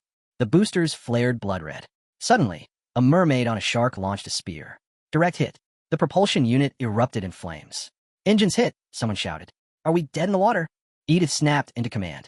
Get ready, they're coming in hot. Cadio launched himself off the deck, crashing into the sea. I've got the sharks, he yelled. The moment he touched the water, lightning exploded from his fingertips, stunning every shark nearby. Their limp bodies floated up. But the mermaids weren't done. They switched mounts, now riding sea dragons. Can't you just fry all of them? Someone asked. Cadio growled. What do I look like, an infinite battery? I've got limits. I'm heading for the engine. Cover me. Edith nodded fast. Roderick's with me. We'll deal with the repair. Everyone else, stop the boarders. Cadio's hands moved fast, weaving lines of blue energy. Dimension portal, opening now. Don't hold back. Use every healing potion we've got. Edith spun around. Protect Cadio. If he goes down, we're done. Guard the portal with your lives. The portal flared to life. A battlefield gateway for supplies and gear. Party 3. Edith shouted. Secure the deck. Don't let anything through. Everyone else, hold the flanks. Then a new alert flashed. Cadio has granted Party 1 a bonus attribute. Items used. Mana Stone of Physical Reinforcement. Mana Stone of Strength Reinforcement. +5 stamina / +5 strength for all party members. Back on deck. Lilani was trembling, frozen. I can't do this, she muttered. A blonde-haired man spun toward her. Pull it together. We're all gonna die, she cried, panic rising. Another teammate shoved a potion into her hand. You're not alone, the blonde said, gentler now. We've got your back. A black-haired man stepped in. Drink this. It'll help calm you down. A woman joined them. You collapsing now? After ditching us on the 2nd floor? Then Ryman's voice rang out. It's been a while, huh? Back to formation, positions. The blonde man looked at Lilani again. You got our backs, right? Lilani looked around, at their faces at the chaos. She took a breath, shut her eyes. Thanks. Sorry I keep slowing you down. She drank the mana potion in one go. I'm good now. Let's go. Leave it to me. They locked into position. Ahead of them, a towering dragon mermaid led a swarm. Under the sea, Han twisted, just in time. Whoosh. A harpoon sliced past him. He and the others dove deeper, weaving through the incoming fire. Below, the sea floor glowed brighter. Han reached for Ivalka's arm and motioned forward. They swam hard toward the submerged temple. Oxygen level, 43%. At last, the massive temple emerged from the depths, ancient, weather-worn, and carved from stone lost to time. Han narrowed his eyes. This has to be it. Temple of the Ancient Dragon. And somewhere inside, the Goblet of the Ocean. The key. Etched dragons wrapped around towering doors. A statue of the goddess stood solemnly nearby. They sealed it to keep the water out, Han guessed. No entrance in sight. Fine. We'll make one. He signaled Ivalka. Without a word, she raised her hands and began casting. A thunderous blast tore through the temple roof. Stones shattered, revealing an opening. Han motioned again. Ivalka dove in first. Then came Jenna. Han followed, right behind. He landed with a clean thud on solid ground. Ivalka, seal it. She moved fast, channeling power. Chunks of stone floated from the floor, locking into place and sealing the entry. Water stopped rushing in. We bought some time, Han said. Not a lot. Ivalka nodded. Han scanned the space. Massive chamber. As wide as a stadium. Miraculously dry inside. Oxygen, 28%. He turned to Jenna. How bad is it? She touched her temple, still dazed. It's manageable. Don't lie to me, Han snapped. You're bleeding out. Jenna's left leg was torn, blood spilling fast. Status effect, bleeding, health decreasing. Han knelt, pulled a potion from his belt, and sighed. That harpoon didn't stick, he muttered, but it tore you up good. This'll stop the damage. He poured the potion over her wound. Steam hissed off the contact. Then wrapped the leg tight with a strip of cloth. You need to stop moving, or it won't heal. I can still fight, Jenna muttered through clenched teeth. Boom! The entire temple shook. A deep voice thundered. You dare trespass without permission? The dragon. Han lowered Jenna gently. Hold still. I'm not useless, she said. I can still help. Stop. You're not helping anyone if you drop halfway through.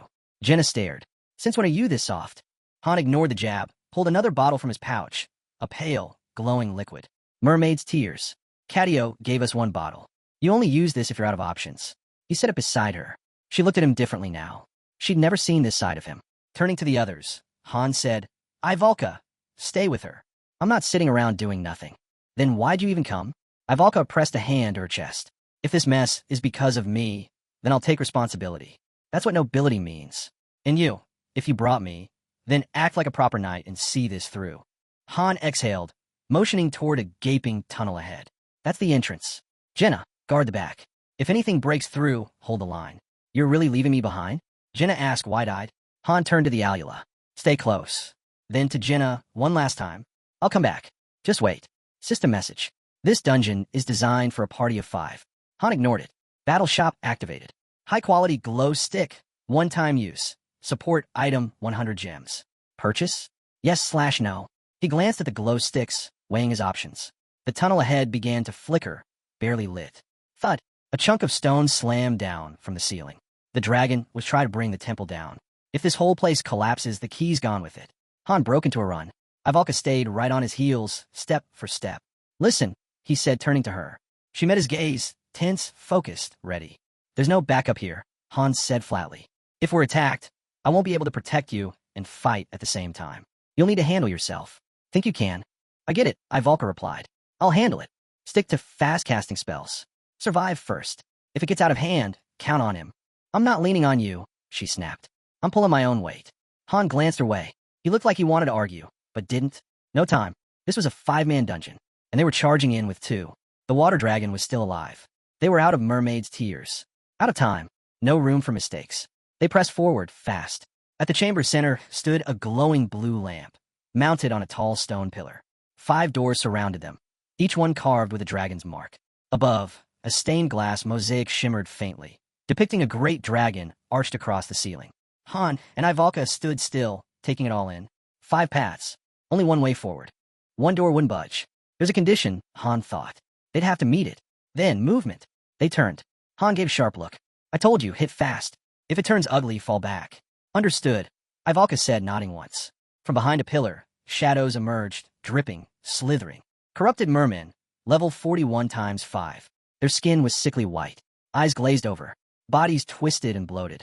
They dragged rusted weapons across the floor. Swords, spears, cleavers. Each stood nearly 3 meters tall. Monsters. Han gripped his blade. Come on, then. The corrupted mermen let out piercing howls and charged. Clang. Han met one head on. A massive axe slammed into his sword, rattling down to his bones. He pushed back, pivoted, and struck clean. His blade sliced the merman in 2. Black blood sprayed across the floor.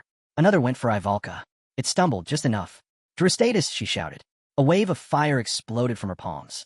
The merman shrieked as the flames engulfed it, limbs twisting in agony. Eyes up, Han barked.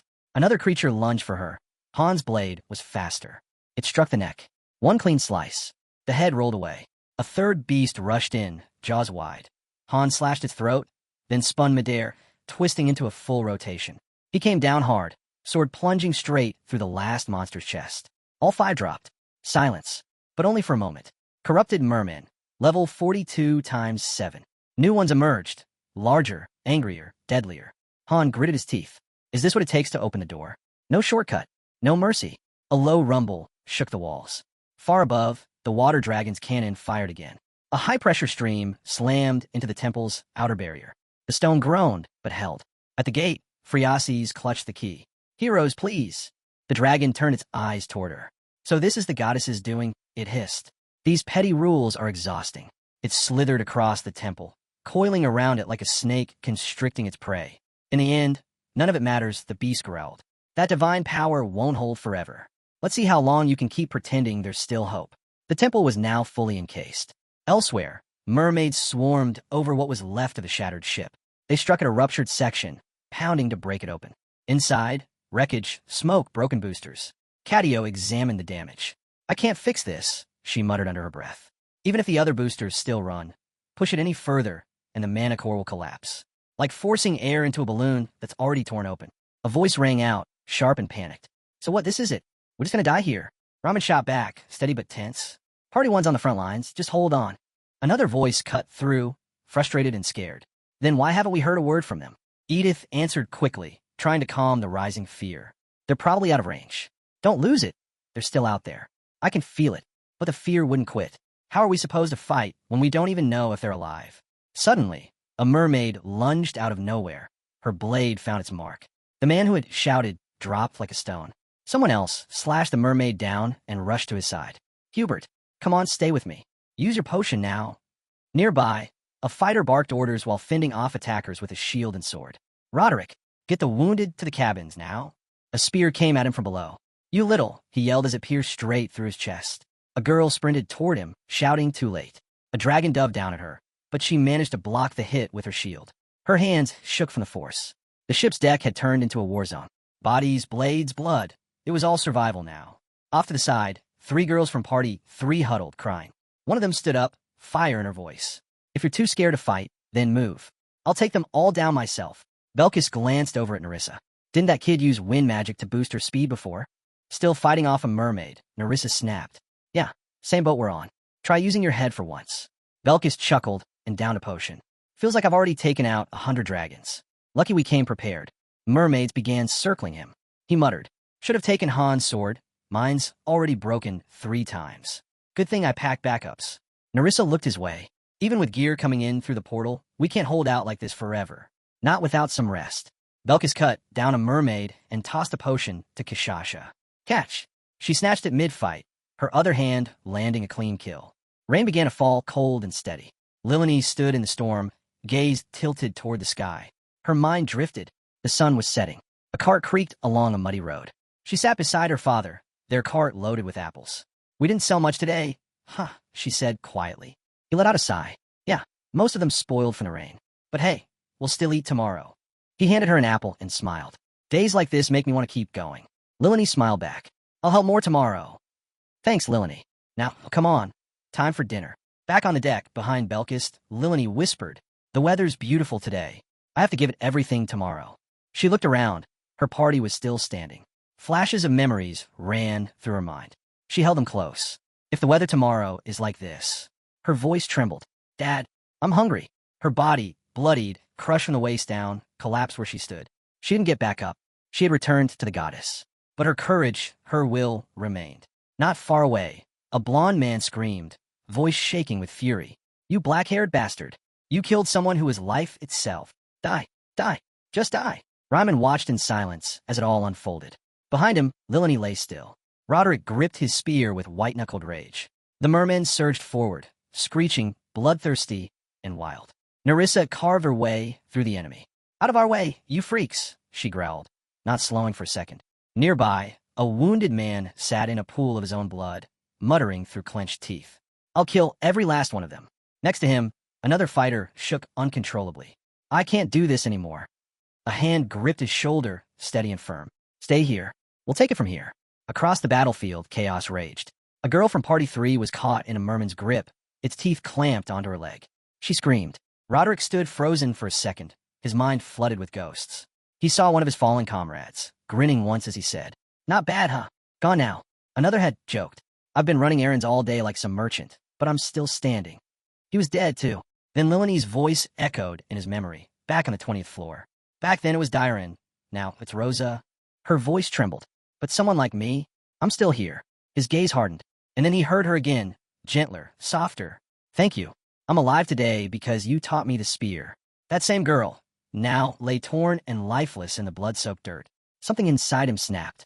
The mermen rushed in, weapons raised. A man for Party 2 lost his arm. He went down screaming. More mermaids charged. Roderick let out a roar and hurled his spear.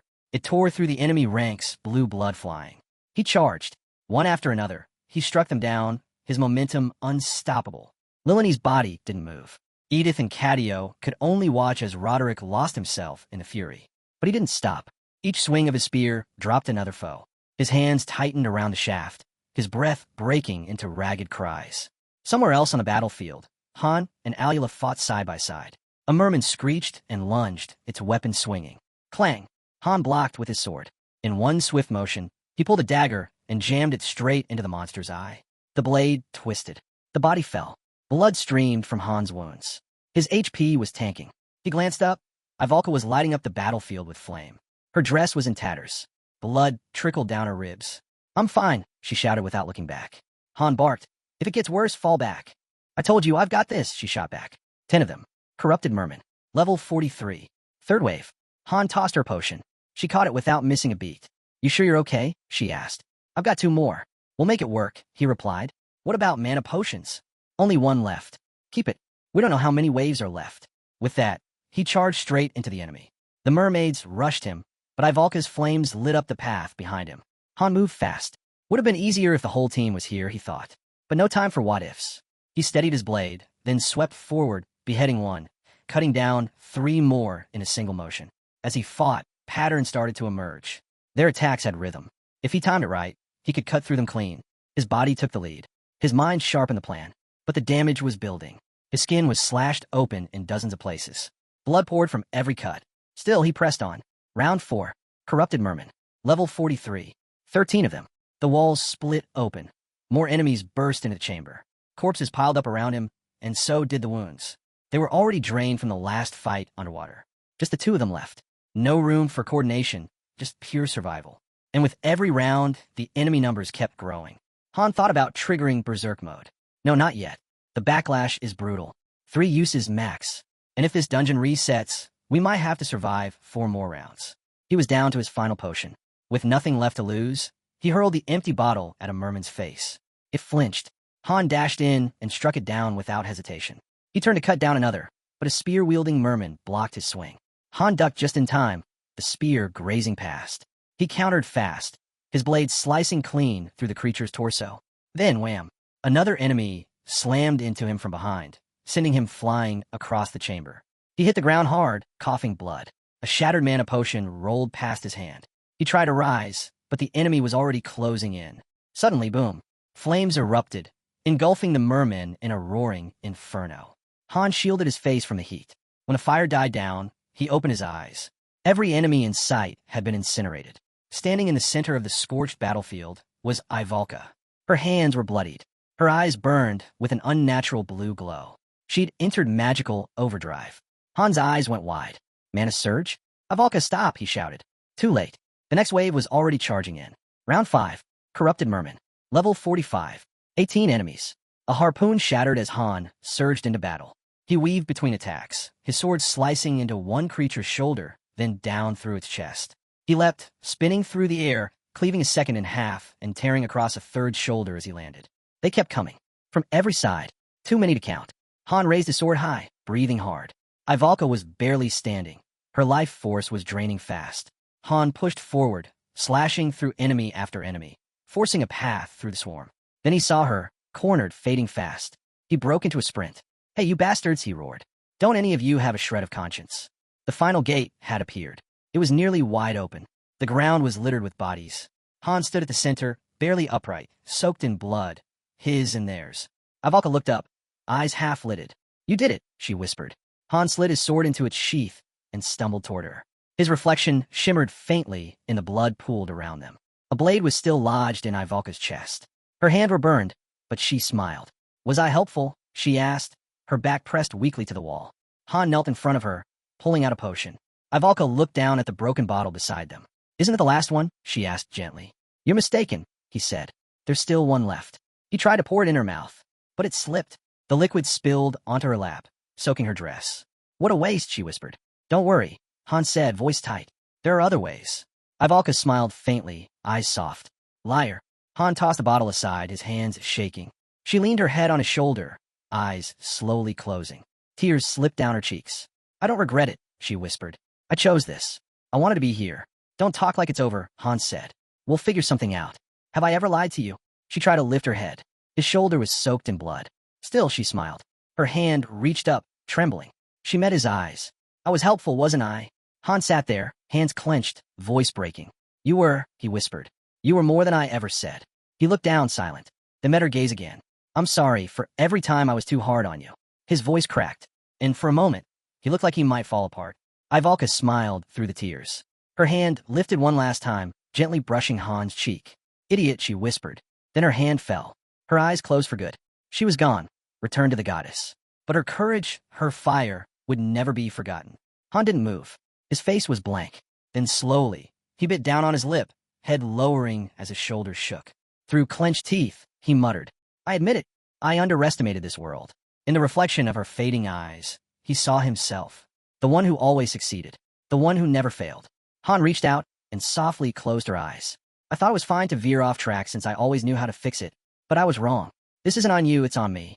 He turned away and began walking, each step heavy. I pulled Ivalka into this party because I was stubborn. I forced this path. The fire-breathing water dragon, the burning ship, all of it. My choices led us here.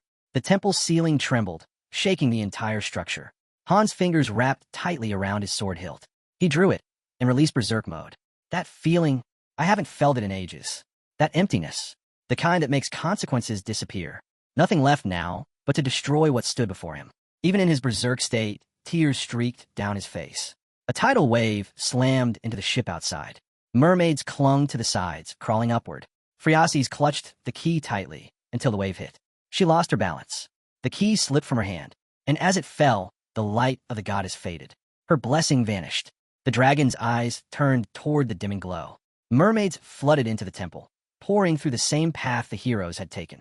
Jenna fired arrow after arrow, dropping everyone that crossed the threshold. But they kept coming. She turned to escape. Then, crack, the ceiling split apart. The dragon descended with a roar. Die, all of you! Jenna bolted across the stone floor, the dragon crashing behind her. Han, she screamed. Her ankle buckled, but she rolled, barely dodging a crushing blow. She spun, drew her bow, and fired. The arrow shattered on impact. Her eyes went wide. Immunity? Because there's no water in here? She loosed a volley of arrows. None landed. How the hell do we fight this thing in a dry corridor where it's immune to everything? Back at the final gate, Han stepped forward. It stood wide open now. Wave 7. Corrupted Merman. Level 47. 27 enemies. They came rushing toward him in full force. Han stared them down. Something wasn't right. The enemy was growing, stronger, faster, even this deep inside the temple. But instead of panicking, he made up his mind. It doesn't matter, he growled, his eyes glowing a fierce red. The mermaid screamed and charged. Han tightened his grip. No more hesitation. No matter what comes at me, I'll erase them all. Meanwhile, chaos tore through the other parties. Party 1, 2 injured, 1 dead. Party 2, 3 wounded, 1 dead. Party 3, 2 hurt, 3 down. Party 4, 1 bleeding. Party 5, 2 injured, 2 fallen. The mermaids lunged at Han, all of them at once. But he didn't flinch. He blocked every strike, red eyes burning like fire. Then he stepped forward. 1 swing, 3 fell. Another, more bodies dropped. A blur of merciless slashes cleared the battlefield. Han stood alone in the wreckage, blood coating his blade. He wasn't done, not even close. Han spun to the side, eyes burning. Next, an enemy lunged. He slashed its throat clean through. Next, another crept up behind him. Han ducked low, sliced its hands clean off, then twisted around. A flying axe cut through the air. Han caught it mid-spin and hurled it back. It buried itself in the attacker's skull. Black blood sprayed like ink. More enemies surged in. One tried to sneak close. Han cut it down in a single motion. Another charged. Han leapt high into the air, disappearing from sight. The mermaid looked around, confused. Too late. Han came down like a storm, blade gripped in both hands. 1 swing. 1 arc of fury. Everything in range was erased. System notification. Berserk skill has exceeded system limits. Adjusting level. His body began to shift, twisting, warping, something no longer human. New notification. Skill awakened. Berserk. Level up X2. Berserk has reached max level, level 10. Elsewhere, deep in the corridor, Jenna sprinted through the never-ending maze. This place just doesn't end, she muttered under her breath. She threw open a door and froze. It was the same chamber. The same one where Han and Ivalka had fought the first wave. She stepped in slowly, eyes scanning the battlefield. Ivalka, she whispered, spotting the fallen girl's body. Back in the chaos, the mermaids were still coming. Han was drenched in blood. His wounds were worsening, but he kept pressing forward. Notification. Bleeding has intensified. HP will drop periodically. He glanced down. The side wound. It's bad, he muttered, gritting his teeth. But I'm not done yet. Notification. Skill awakened. Pain tolerance leveled up. Now level 7. Another spear came flying. Han dodged and lunged forward. Notification. Pain tolerance leveled up. Now level 8. He soared into the air and slammed down, cleaving through his target like butter. Heads, limbs, everything in his path was cut clean. The red in his eyes blazed brighter. Notification. Composure skill limit exceeded. Readjusting level. Skill awakened. Composure leveled up times 3. Now level 10. Composure has reached max level. He cut through the swarm like a living storm. Another wave came. Han sprinted straight into them. He leapt again, blade flashing through the air. The moment he landed, every enemy around him collapsed in pieces. Notification. Indomitability leveled up, now level 4. Fueled by rage, he charged. Crimson light poured off his blade. Sparks ignited with every slash. Far away, in the frost-covered lands of Niflheim, a mage paused mid-chant. Sweat slid down her face. Master, there was a mermaid. But his eyes, they were glowing red. Her vision flickered. Back in the temple, Han was surrounded, but he stood, unmoved. The mermaid circled. He didn't flinch. Then his blade spun in a full circle. Every enemy in range dropped instantly. Notification. Master Han's soul is in turbulence. He no longer looked human. Somewhere in a distant chamber, another voice came through. That was Chamber 3. The next door's up ahead. No sign of the key yet. They looked around. Mermaid corpses littered the floor. Guess I have to clear all 5 rooms, whichever path I take. Notification. Pain tolerance leveled up ×2. Now, level 10. Pain tolerance has reached max level. New skill unlocked. Battle speed, level 1. Han exhaled slowly, still standing. Barely, but standing. He stepped into the 4th chamber. 3 statues loomed before him. Half human, half serpent. Each one held a deadly spear. Each one had a glowing stone embedded in its chest. They weren't just statues. System notification.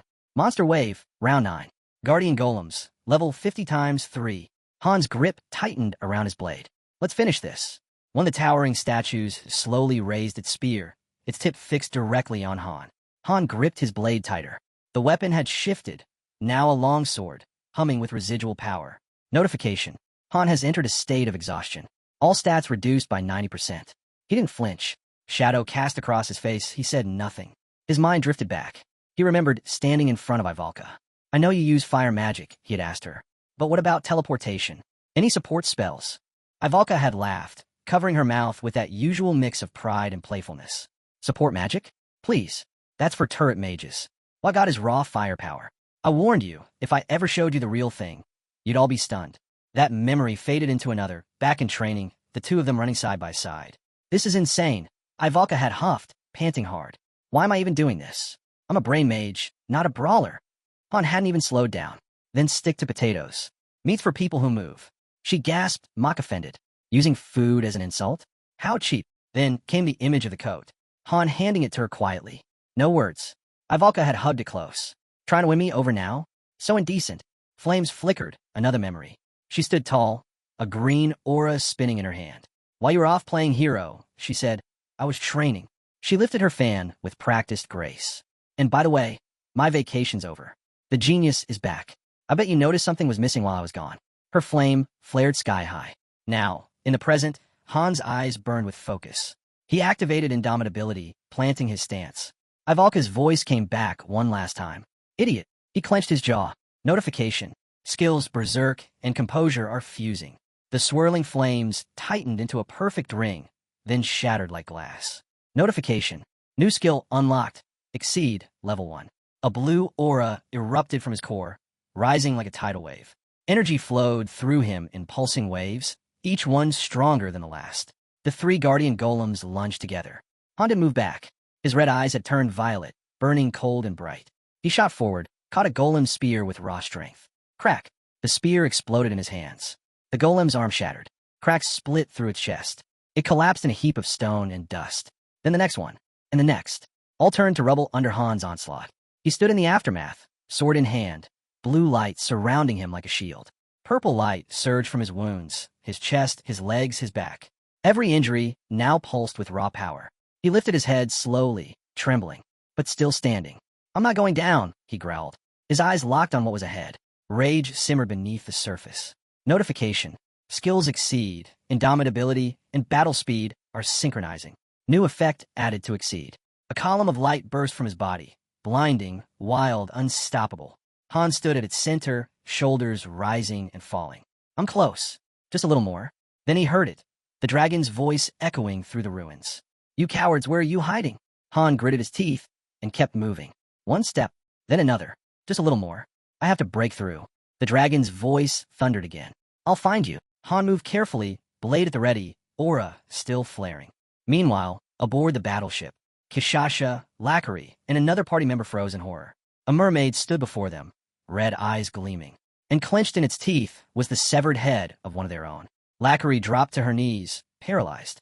The mermaids stared them down, eyes glowing brighter. No! Labyrinth screamed and lunged forward. In that instant, a massive shadow dropped from the sky. A dragon swooped down, jaws wide. Chomp! It clamped down around her, then vanished into the sea. Labyrinth! Kishasha shrieked. But she was already gone. Somebody help her! Kishasha screamed. Right then, Belkis launched himself off the ship, straight into the sea. As he dove, he drew his sword. Blood spiraled in the water around him. Notification. Labyrinth has returned to the goddess's embrace. Her warrior spirit shall be honored forever. Belkis' fists clenched. She's gone. A dragon came rushing in behind him. But before it could strike, Belkis spun mid-water and cut it to pieces. Notification. Belkis Savage has reached level 4. New title unlocked, Dragon Slayer. Crimson light exploded from his body. Surrounded by mermaids, sharks, and dragons, he bellowed. Fine, I'll take you all on. Back on deck, Roderick was deep in the fray. He split a mermaid in two with a clean sweep of his spear, spun, but another blindsided him, slicing across his legs. He crashed the ship's edge. The mermaid grabbed his fallen spear as he stared back at her, lifeless. Suddenly, two party members jumped in, taking her down before she could finish him off. We're done here, Ryman yelled. Everyone fall back to the cabin. Another voice joined in. Retreat. Move now. One healer blinked, confused. What? He turned, saw someone ducking in shadows. You're already healed. Why are you hiding? The man muttered, terrified. I'm not going back out there. That's suicide. Elsewhere, a wounded fighter, his arm gone, ran past, shouting, Where's Miguel? A bald man replied grimly. He's gone. Miguel's body lay nearby, still and broken. They've taken the deck. Get below now, the bald man ordered. A girl called out. We're all in. Where do we go from here? Suddenly, 3 mermaids smashed through the ceiling and landed in front of them. Edith and Cadio froze. Cadio backpedaled, raised a staff, and cast a barrier, just in time to block a flying spear. Down one more floor, he shouted. Friasis clutched the key, heart racing. What was happening? A mermaid charged her fast. Before it could land a strike, Edith flashed in, decapitating it mid-sprint. Get back, she barked. Then, thud. A spear embedded itself in Edith's shoulder. At the entrance, for more mermaids, blocked the way. We're surrounded, the white-haired girl yelled. My weapon's broken, the fat guy panicked. Ryman snapped. Then use your dagger. Throw it, stab it, to slow them down. He turned, furious. We need an exit. Clear a path. Edith gritted her teeth, gripping her dagger tight. On. What are you doing? Hurry. Notification. Hubert is on the brink of death. His life is in danger. Edith closed her eyes for a second, trying to steady herself. Another alert. Notification. Gerald is bleeding. HP will drop steadily. She shouted again. Han. And the next blow came, harder than the rest. Notification. Roderick has returned to the goddess's embrace. His fighting spirit will be remembered forever. Far from the chaos, inside the temple, a blue glow pulsed in the room. At the very top, nestled in a bed of glowing purple crystals, sat the second key, a goblet, gilded, radiating with a brilliant blue gem. Han stood before it. Then, triple warning, danger alert. His hands tightened around the hilt of his sword. Notification. Monster wave, final round. Ancient Guardian, level 61. Han stepped forward. Second boss. One shot. That's all I've got left. Suddenly, crack. The temple's dome split wide open. A dragon roared as it crashed through. You? I'll kill you. At the same time, the Guardian stepped out from the shadows, towering, armored, primed to strike. Han took a stance, blade ready, both hands clenched around the grip. This is it. No more thinking. Just finish it. Blood dripped freely from his wounds. A violet glow pulsed from beneath his skin. Notification. Han is on the brink of death. His life is in danger. The dragon and the ancient guardian charged at him simultaneously. Alert. Skill awakening. Han's body, sword unity, and power strike have fused. His eyes flashed deep violet. New skill acquired. Destructive sword spirit, level 1. With what little strength he had left, Han swung his blade at both monstrosities. His body was barely holding together. Jenna and Belkist were bleeding out. Ivalka, already gone. Cadio, injured. From Party 2, Edith wounded. Roderick dead. 2 more barely clinging to life. Lilani gone. From Party 3, only Kishasha still stood. Party 1, completely wiped out. In the 4th group, 1 had fallen. The rest were bleeding out, 1 foot in the grave. In the 5th, 2 were down, barely breathing. 3 had perished. It was nearly over. Han's sword slammed into the dragon's hide with a thunderous clang, the echo ripping through the temple like a shockwave. Then, a soft chime. Notification. Water God's blessing activated. Incoming strike intercepted by Divine Barrier. Another alert hit. Warning. The monster is immune to specific attack types. Han's body trembled, sword still raised. His jaw clenched. Blue energy sparked around him, and his glowing eyes narrowed. In his mind, the voices of the fallen echoed. Ryman, Ivalka, Roderick, all of them. All the failure. All the rage. It exploded. He roared, and brought his blade down again with everything he had. This time, it struck clean. The dragon's bone shattered. Its flesh unraveled into smoke and mist. Within seconds, the beast crumbled into dust. Notification. Water God's blessing bypassed. High-strength barrier ignored. Golem's defense shattered. It was done. The dragon was no more. Han gasped for breath, the berserk aura fading fast. Blood poured from his mouth. His vision blurred. He stumbled forward toward the goblet, hand trembling, eyes flickering. He reached for it and collapsed, face first into the cold, shallow water. Then, Han! A voice shattered the silence. Jenna was at his side, shaking, sobbing. Wake up! What are you doing? Han's eyes opened slowly, weak and distant. Jenna, he whispered. His voice was barely there. He saw the goblet beside her. You got the key, he said with a faint smile. She nodded, tears falling. What about you? She asked, voice breaking. Han exhaled slowly. I don't think I'm going to make it. No, she said, shaking her head violently. Don't say that. He looked at her, soft but honest. I'm sorry for all the lies. Jenna's face twisted with pain. She yanked out a healing potion, tried to feed it to him, but his lips wouldn't move. Her hand shook. With no choice, she drank it herself, then pressed her mouth to his, transferring the potion breath by breath. She pulled back, face flushed, but eyes locked with fire. Wiping her mouth, she growled. If you die, I swear, I'm never forgiving you. You told me, Han murmured. If I wanted to survive, I had to find the right people. It's alive, Han. Don't quit now. His eyes caught the fabric in her grip. That's Ivalka's dress. Jenna didn't stop. She drank from the mermaid's tears, her hands desperate to keep him alive. Then, without hesitation, she began pushing him upward, fighting against the pull of the deep. Below them, the ancient temple began to sink into the ocean. Han's fading gaze caught one last sight. Ivalka's body, weightless, floating downward, drifting into the dark with the water dragons. His chest ached. He couldn't reach her. He couldn't say goodbye. But he knew. He had to keep going. For her. I knew this could happen, Han thought bitterly. But knowing doesn't make it hurt any less. Jenna swam, fighting to keep him afloat. Every second was a struggle. The oxygen meter blinked, 39%. Han stole one final glance downward. Ivalka's form was drifting, growing smaller, vanishing.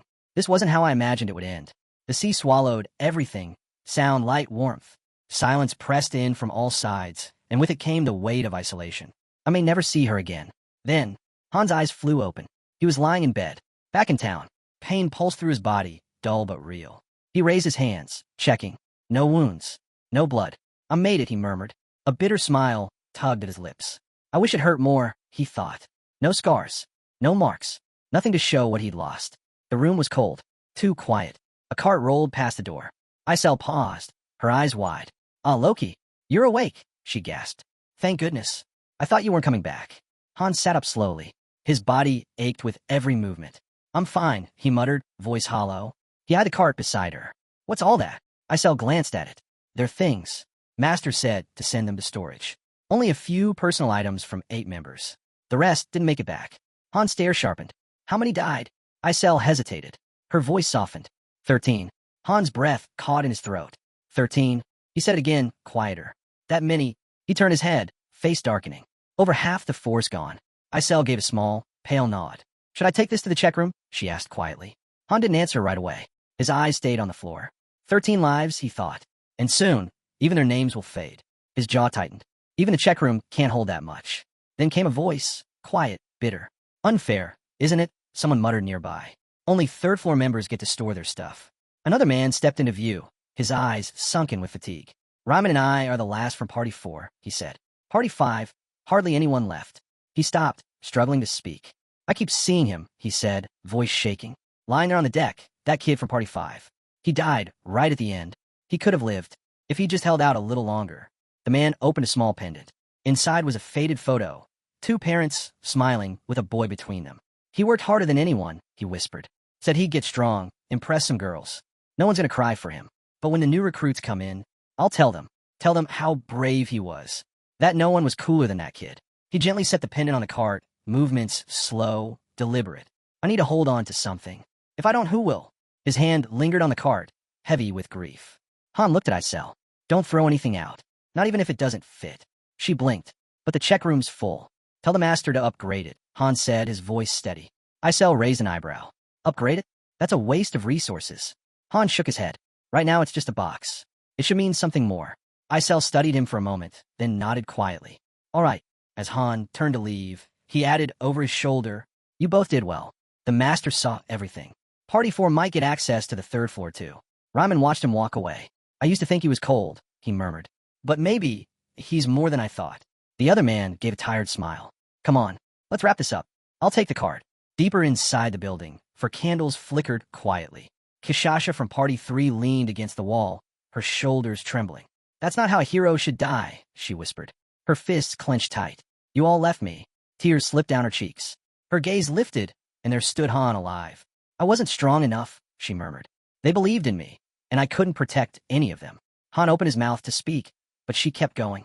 It's okay, she said, voice soft, shimmering with grief. I don't blame you. You saved who you could. She turned to the shelf lined with small mementos from her fallen team. I followed you because I wanted to. That was my choice. Her voice dropped to a hush. Let me stay here a little longer, just to be near them, even if all that's left are these. Nearby, a coat lay folded beside an ornate fan and a small fox-shaped charm. Nerissa, Belkist, and Jenna stood quietly near the display. As Han approached, Belkist glanced up. You're up, he said flatly. The others turned to look. Belkist shrugged half-heartedly. The archer wants us to hold a funeral, he muttered. I'd rather get back to training. Nerissa elbowed him hard. You thick-headed idiot. Belkist didn't flinch. He met Han's eyes. You look miserable. You're not a god. People die. He gave a lazy shrug. If we fall apart every time, we'll never move forward. Then he added, let's be honest. She'd probably just tell us to get stronger. Jenna's hands curled into fists, her voice sharp. Just one day. That's all I'm asking. She fought with us. Protected us. Doesn't that deserve a day? Belkist hesitated. A drop of sweat trailed down his face. I didn't mean it like that. Jenna stepped forward and gently placed a hand on Han's shoulder. You know she was waiting for you. Belkist muttered. The dead don't wait. Wham! Nerissa's fist slammed into his gut. You seriously need to shut up. Han's mind drifted. If I were the master, I could replay her clips, see her sketches, her spells, her smile. But I'm not. I'm just the hero. He and Jenna stepped closer to Ivalka's belongings. Jenna's voice trembled. It's hard. Now all that's left is her stuff. Han nodded slowly. Isel said, if we max out the check room, we'll get access to MVP clips. No replay stream needed. But by then, will we still remember what she looked like? Jenna's eyes sharpened. I won't forget. I can't. That's the least I owe her. She handed him a folded letter. This is her will. She wanted you to read it first. Han paused. You sure? I'm sure, she said quietly. She wrote it just before we reached the 20th floor. Han turned to the hallway. Isel, you haven't cleared her room yet, have you? Of course not, she answered quickly. Han stepped inside. The walls were covered in scribbles, notes, diagrams, incantations. Books and scrolls lined the corners like they belonged there. He looked around in quiet awe. She really poured everything into this. Studied magic here, lived here. This wasn't just a room. It was her story. Our hero recalls that the text he could not read before, thanks to Aloka raising the hero's reaction to search level. None of the heroes in the lobby are illiterate. But then he calls Aloka an idiot when he opens her paper and reads her writings that question whether this can even be called a war, saying she thought only people who were going to die wrote such things. She insists it has nothing to do with her since she will never die and will make it back no matter what, calling it more of a scribble and deciding to write whatever she wants since no one will read it anyway. She then adds a note to Han, telling him it is closed and calling him a stupid idiot bastard. The hero becomes conscious as soon as he realizes she is writing about him. She admits she hated him from the first time they met and wonders why he is always on her case.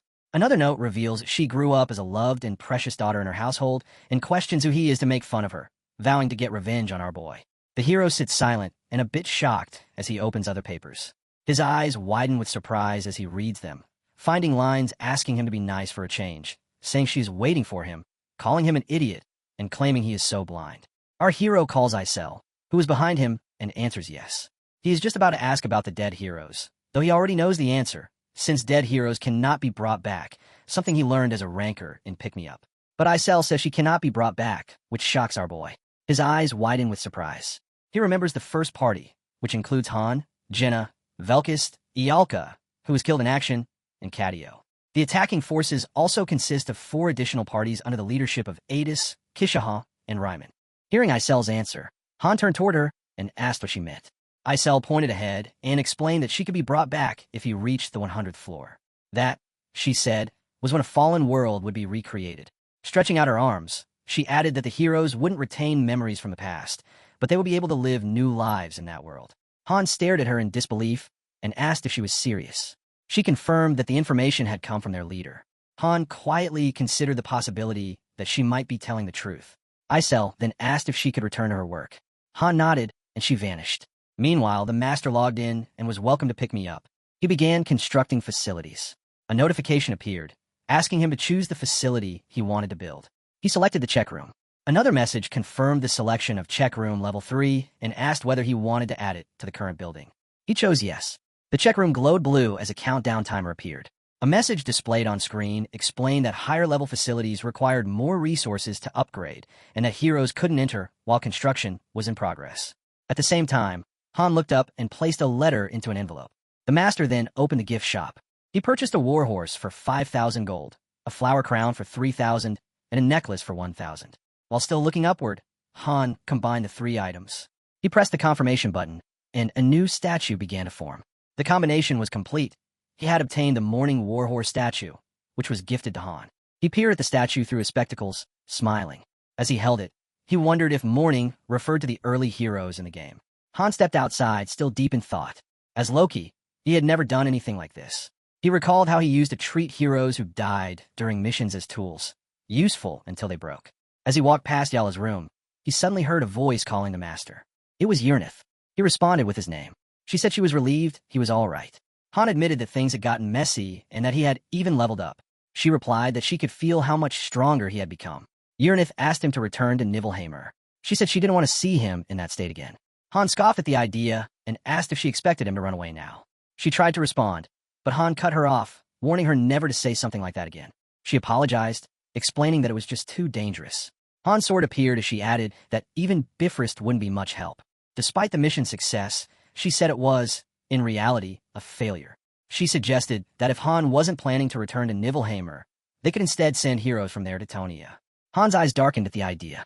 She insisted they should handle the tower raid while keeping Han safe. He called the suggestion foolish. Lifting the new statue, Han explained that Tonia's level was too low to support heroes from Nibelheimer. They would need to reach the tower's middle floors to acquire 6-star heroes. Yrnith argued that even if they couldn't go themselves, they could send capable low-level candidates. Han asked if she really thought his master would accept goodwill with no strings attached. Setting the statue back on the shelf, he warned that a single failure could mean death. There were no second chances. That was true for all 5 of them. Yrnith's eyes widened. Han lowered his head and said none of the 5 had ever failed a mission. He reminded her that he shared the same condition. He declared that the heroes in Tonia must grow stronger, even if it meant many of them would die in the process. He promised them that he would climb the tower.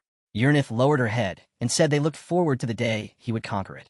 Han told himself he would bury his memories deep within his chest, so far down that he could never recall them again. At the training ground, Velkus was locked in combat with training dolls. He slashed off one doll's head and arm, then struck through another side. Breathing heavily, he walked toward Han and commented that he thought Han had said he could rest. Still catching his breath, Velkus explained that this was just light exercise and mentioned he had acquired a new skill that could prove useful in most situations. The skill was Dragon Extinction, a passive ability that increased resistance to all status abnormalities caused by dragons. It also boosted all his stats by 1 and activated automatically during battles against dragons. Han realized that Velkus had fused his skills. He asked when it happened. Velkus recalled that it occurred while fighting anchovy-like creatures underwater. During the battle, his Dragon Slayer and Bleeding Resistance skills merged, resulting in Dragon Extinction. Han noted that Velkus had lost Bleeding Resistance in the process, which might have increased his overall survivability. While the skill's effect was limited to dragons, Han figured it would be useful in the long run. Just then, Nerissa approached and reported that the others had arrived. Looking at Han, she said she had something important to report, something about the First Law. Before she could continue, someone shouted Han's name. The 3 turned to see Adis approaching. She asked Han to follow her to Party 2's training hall. As Han started walking away, he told them he would be back. Nerissa crossed her arms silently. Velkus commented that it was nice for each party to have its own training hall, but admitted he lacked enough teammates to spar with. He said he wanted to duel Han someday. At Party 2's training hall, Han noticed the place was empty. Ada stopped and explained that morale had been low ever since Leilani died. She drew her dagger and told Han to raise his sword. Without hesitation, she dropped into a combat stance and shouted for him to fight. Han unsheathed his sword and suggested they move to the ring, but Adis refused.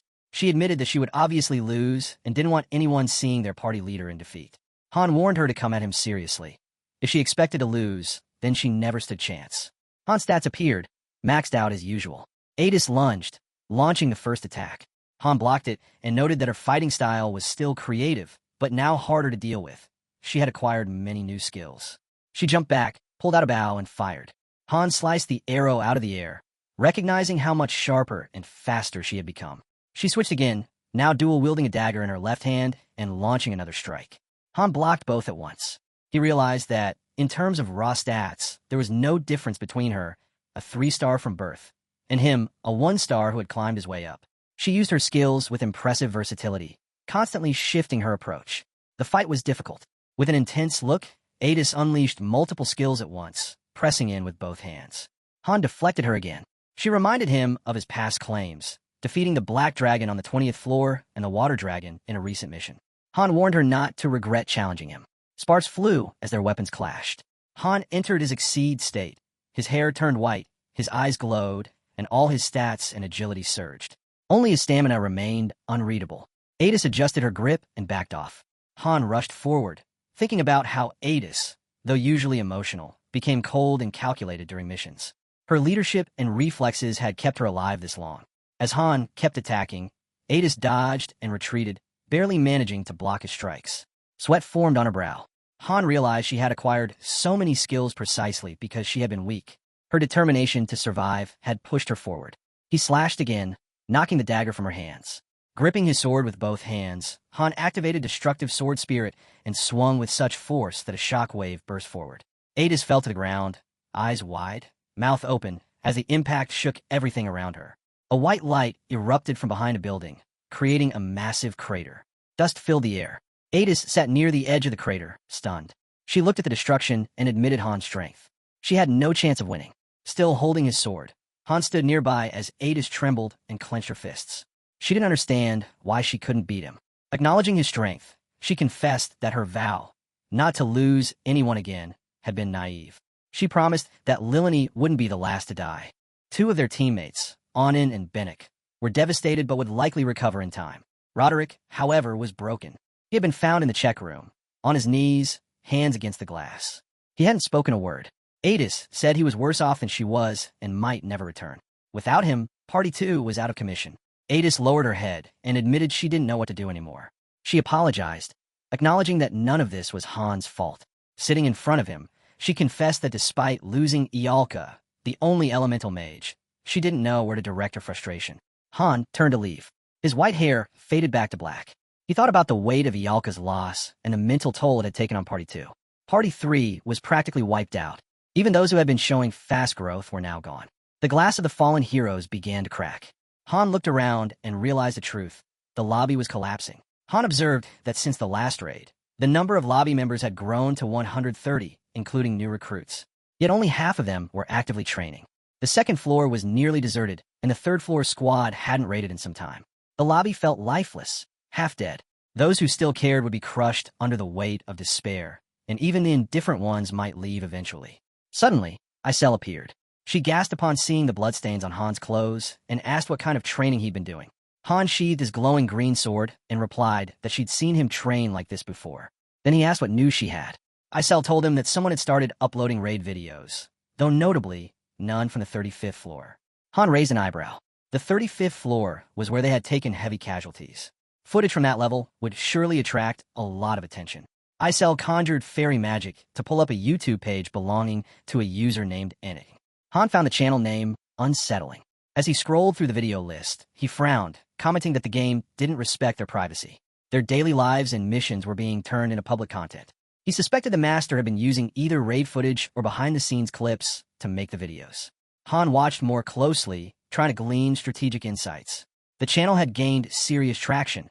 Over 300,000 views combined on the 15th and 20th floor raid videos. Some of the footage featured highly skilled heroes and pets, edited with near-professional quality, even though it seemed to be a hobby project. Isel nodded in agreement, saying she had initially assumed the master would be useless, but they were surprisingly competent at this. Han scrolled through the comment sections. The audience's reactions fell into 3 categories. Some praised the videos, some admired the lobby, and some were arrogant, claiming they were too good for the master. A few were downright cruel, mocking the master, calling them useless, and even making fun of the glow stick. Isel dismissed the negative comments, calling the posters idiots who were just jealous they didn't have a hero like Han. Han thought the master might be incompetent in some areas, but not entirely wrong. After all, the master couldn't directly interfere in missions. Still, he mused aloud, there were other ways. A structure formed in his mind, a tactical post, a small blue facility that allowed the master to exert limited influence during missions. Han recognized its potential, but also its risks. A tactical post was a double-edged sword. Isel started to say something, to be honest, but Han was deep in thought. He imagined heroes gathered around a chest, enemies hiding in the shadows, and a guiding hand pointing them forward.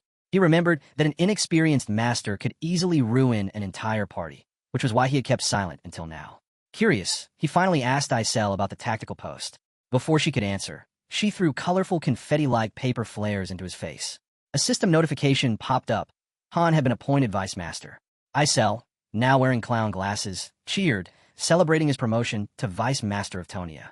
The system message explained that the Vice Master served as the Master's proxy, helping manage the lobby, leading battles, and holding wide-ranging authority.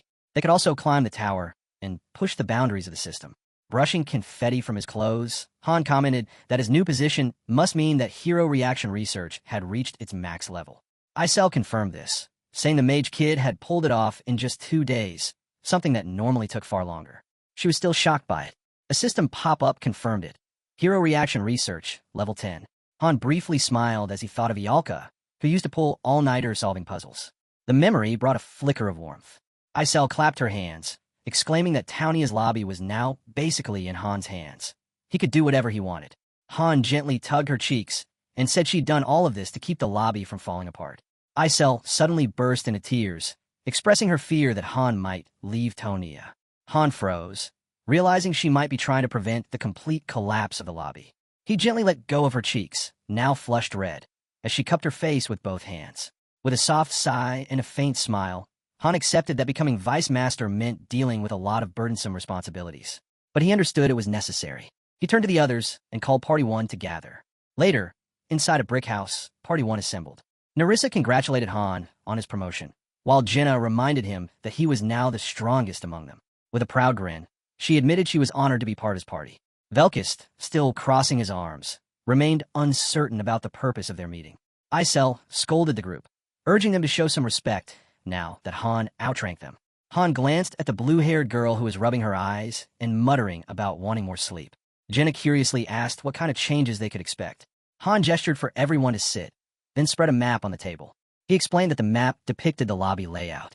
Though their numbers had grown, they lacked quality. With the dangers ahead, especially after the 35th floor, more casualties were inevitable. To ensure efficiency and retain stable manpower, they needed to reorganize. Nerissa questioned whether these duties weren't the Master's responsibility. Han responded that the Master was overwhelmed and couldn't handle everything anymore.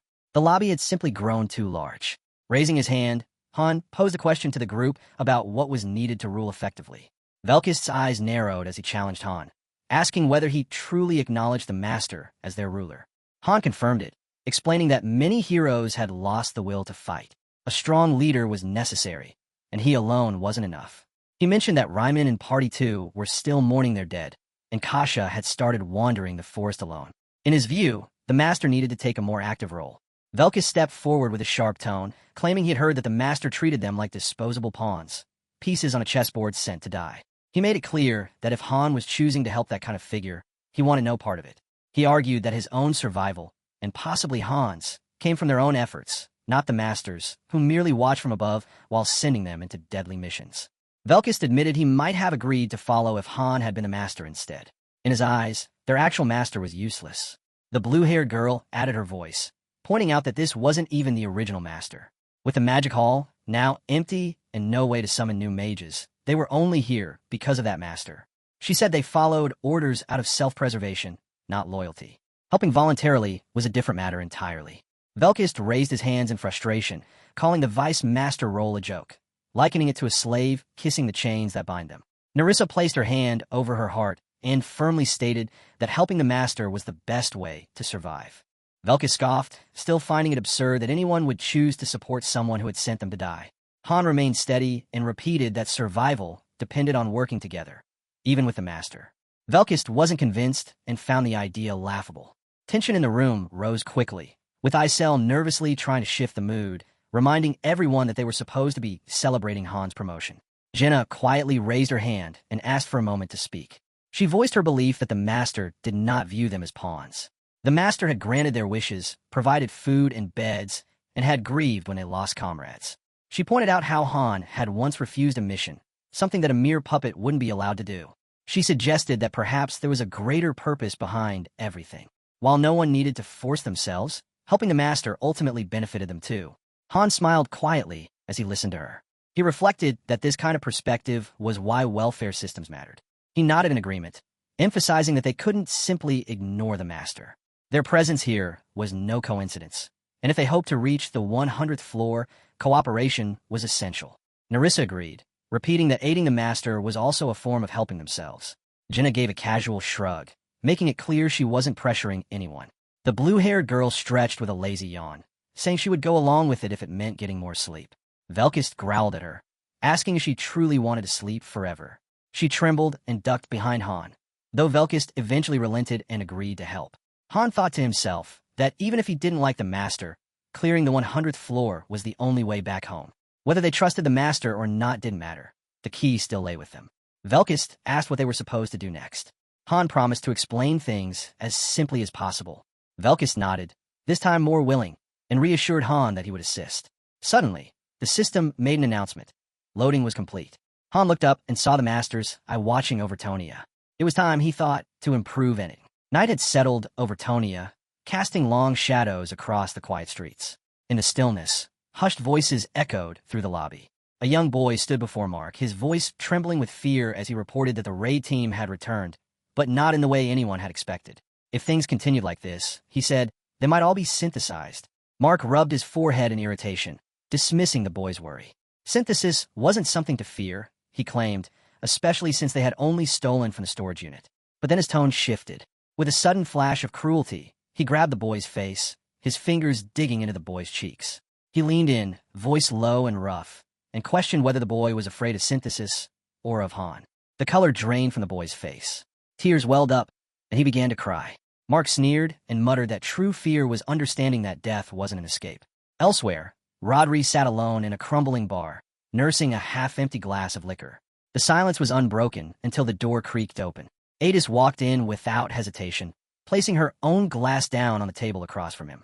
With a dry edge to her voice, she remarked that he never could hold his liquor and questioned whether drinking alone even counted as having fun. Pouring herself a drink without asking, she glanced at him as he remained silent. She said that Party 1 was trying to pull something together for the master, trying to take initiative now that the lobby had gone to hell.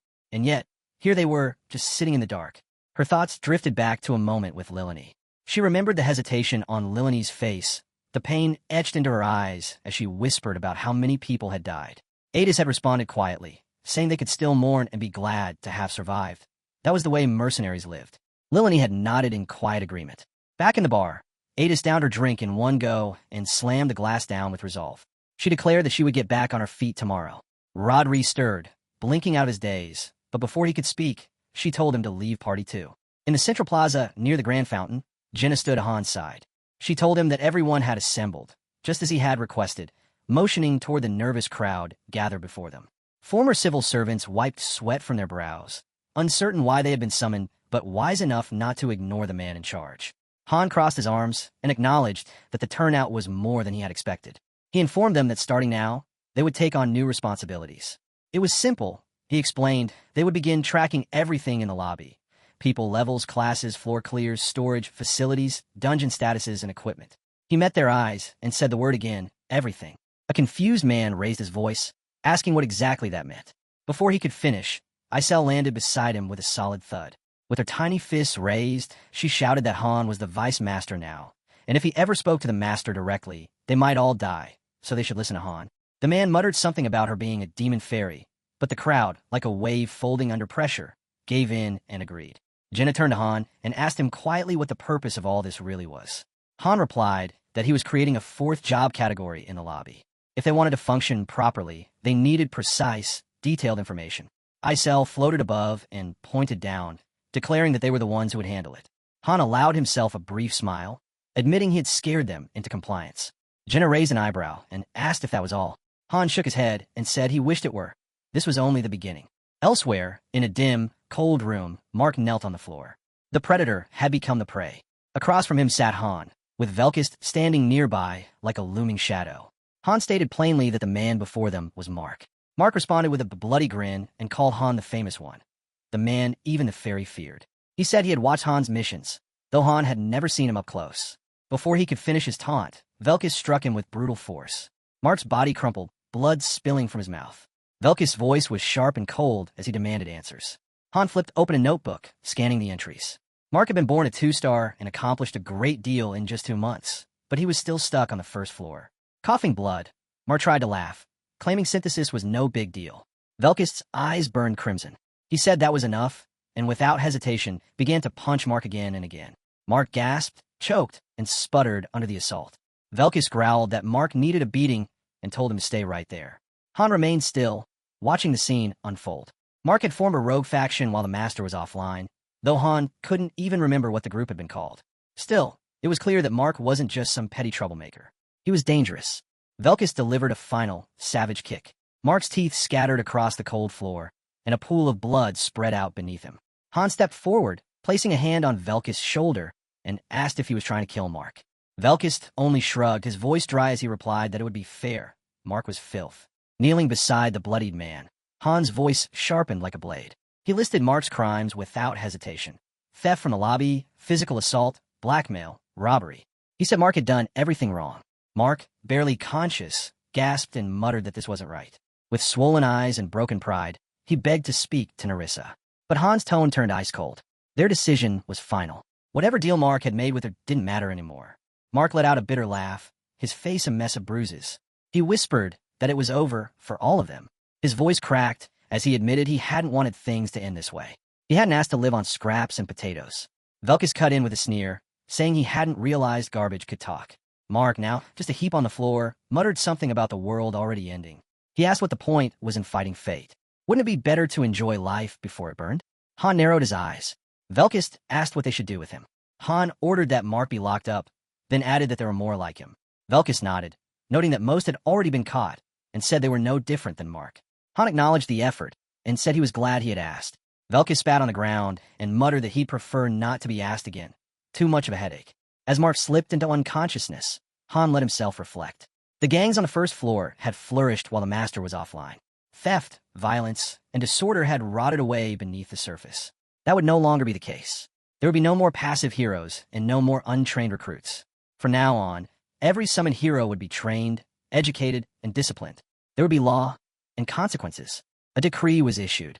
Murder meant death. Theft meant death. Harming the lobby meant death. Tonia would no longer be a chaotic mess of misfits. It would become an organized, efficient system, and at its center would stand the vice of the Master. Velkist complained, irritated, that all the administrative work was distracting him from his training. Han, equally frustrated, wished someone else could handle it. He grabbed Mark by the collar, noting that he hadn't even drawn his sword yet. But Mark's healing abilities made it tempting. The battered boy muttered that if Han found a replacement, he'd leave willingly. Velkist, ever hopeful, said he'd appreciate that. Meanwhile, in another space entirely, the Master logged in. He casually scrolled past unread reports submitted by Vice Master Han. The system chimed, flagging a public execution request for Mark White, a new administrative class, and a proposed policy update. Han didn't even bother reading it. A gift notification appeared instead, 10 warhorse statues glittering into existence. Han picked one up and scoffed, wondering aloud if that was all he was worth. Suddenly, the Master initiated construction on a new facility, Tactical Force Level 1. 500 gems were spent. A glowing blue structure emerged from the earth. A system notification explained the upgrade. Personal tactics could now be deployed during missions, though with limited uses. Higher levels would unlock greater capabilities. Inside the freshly built facility, a round table and 2 chairs stood waiting. Isel struggled to carry 2 warhorse statues and grumbled that they were going to ruin everything. Han flipped through pages of paperwork and replied calmly that they wouldn't be too involved. Isel floated upward, muttering that the master could only watch from above and would never understand what really happened on the ground. Han paused in his reading and admitted that he had once been the same. Isel turned toward him, her voice softer now. She said he wasn't the same anymore. He was the one in charge. Han smirked and called it interesting. He rose and walked toward the tactical forces post. Outside, the lobby buzzed with activity. Workers recorded data. Assistants rushed between tasks. Han looked out and thought to himself, the foundation had been built. Now it was up to others to prove they belonged at its core. He opened the doors to the tactical force building. Inside stood the round table and 2 chairs. Placing his hand on the table, Han declared his challenge, not with words, but through action. A system notification blinked into view. Master Han is proposing a mock battle. Monsters began to materialize. A glint of desperation, or perhaps determination, flickered in the master's eye as he accepted the challenge. For Han, this was routine, just another tactical drill, a simple test of strategy, and a chance to sharpen whatever basics the master might possess. Crimson lights pulsed across the field, marking Han's side. Opposite, 6-com blue lights marked the master's. A digital chime broke the silence. The mock battle was beginning. The system noted that the simulation would play out automatically after orders were given. Han thought aloud. Monsters versus heroes, 2 sides with different goals, clashing under command. The tabletop shimmered. Stone formations rose to shape a miniature battlefield. The system rendered a map titled Highlands, a basic terrain with no special effects and only a few monsters. A side tip hinted that higher tactical post levels would unlock more maps and expand vision through patrols. 5 translucent cards appeared before the master. The system designated him as the hero. The battle countdown had begun. Han surveyed his own forces. 27 goblin riders. He nodded in approval. Regular goblins were too dim-witted for strategy, but riders? They could manage. The game appeared simple. Create formations, issue commands, and let the simulation unfold. But beneath that surface was something deeper. The master's brow glistened with sweat. Smoke drifted across the map. The master marked a few key positions. Han, meanwhile, calculated variables, unit formation, mixed forces, feints. He understood now why some masters became obsessed with these simulations. Still, he kept it simple. 9 squads of 3 riders. Each would patrol independently, halting if they encountered enemies. Han deployed his units with confidence. If the master tried hiding in forests, he'd only drain stamina. Han had the advantage. Miniature heroes and monsters materialized on the map. Han's and Jenna's command cards flashed. He smiled. Party 1 was being used. Not bad. He placed his monster token with practiced ease. This was, after all, a one-on-one lesson from former Mock Battle League champion.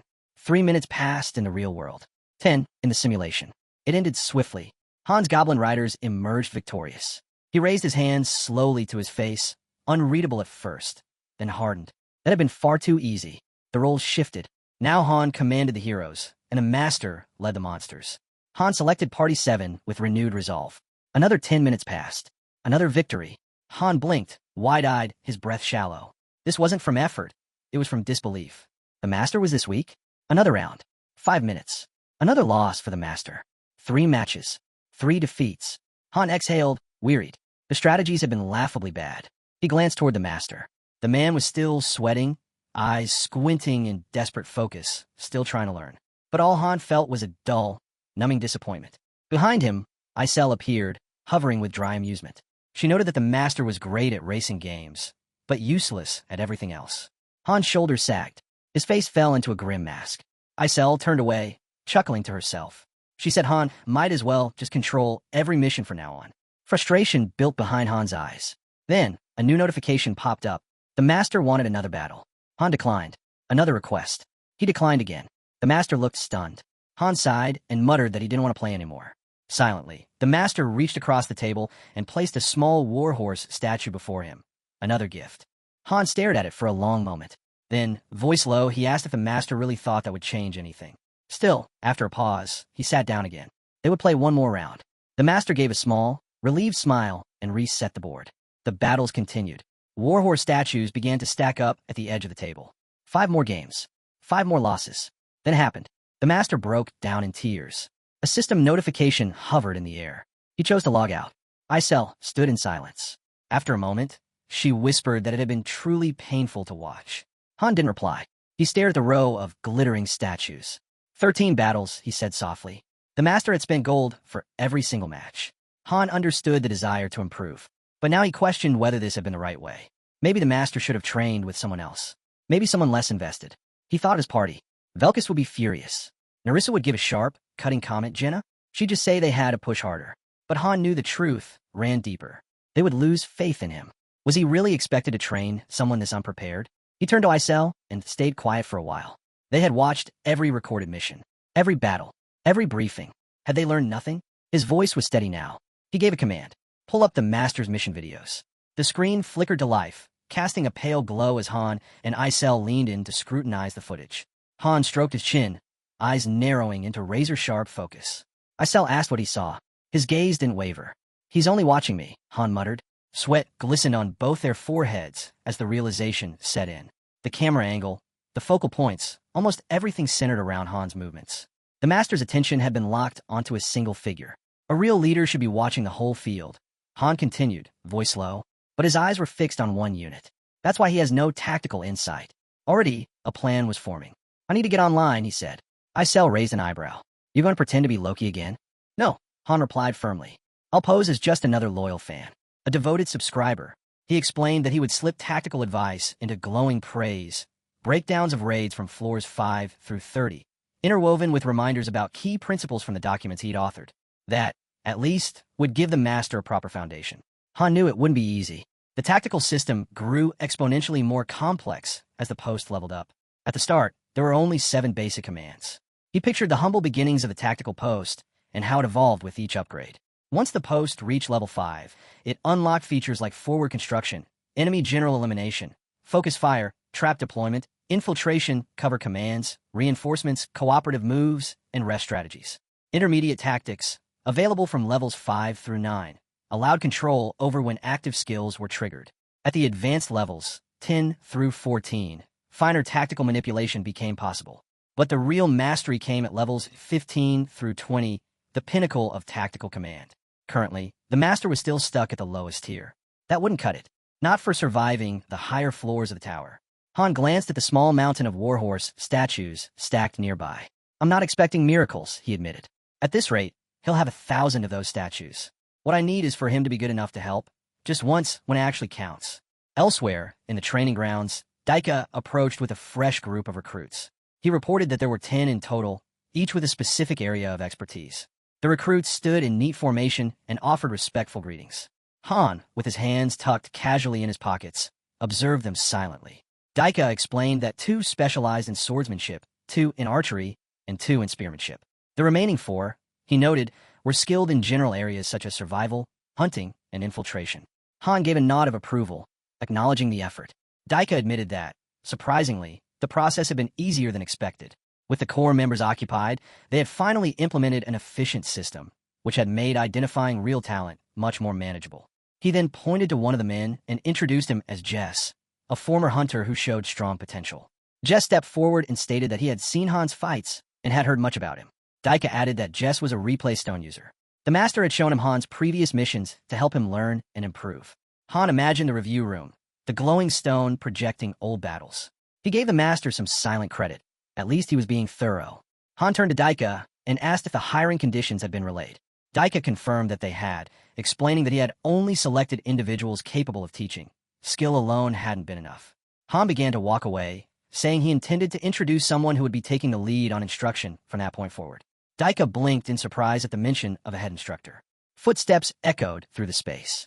Then, a familiar voice broke the silence, remarking that it had been a while. Rodri stepped into view.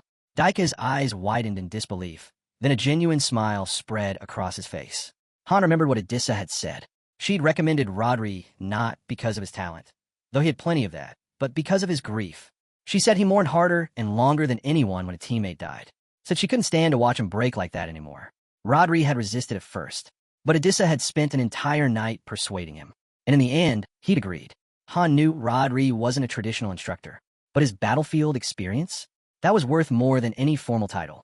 And right now, that was exactly what they needed. Daika and Rodri moved together to address the newly appointed instructors. For Daika, it was a quiet acknowledgement. His time on the front lines had likely come to an end. Later, Han, made his way through the corridors of their residence. He encountered Adissa in the hallway, who gave a nod of greeting.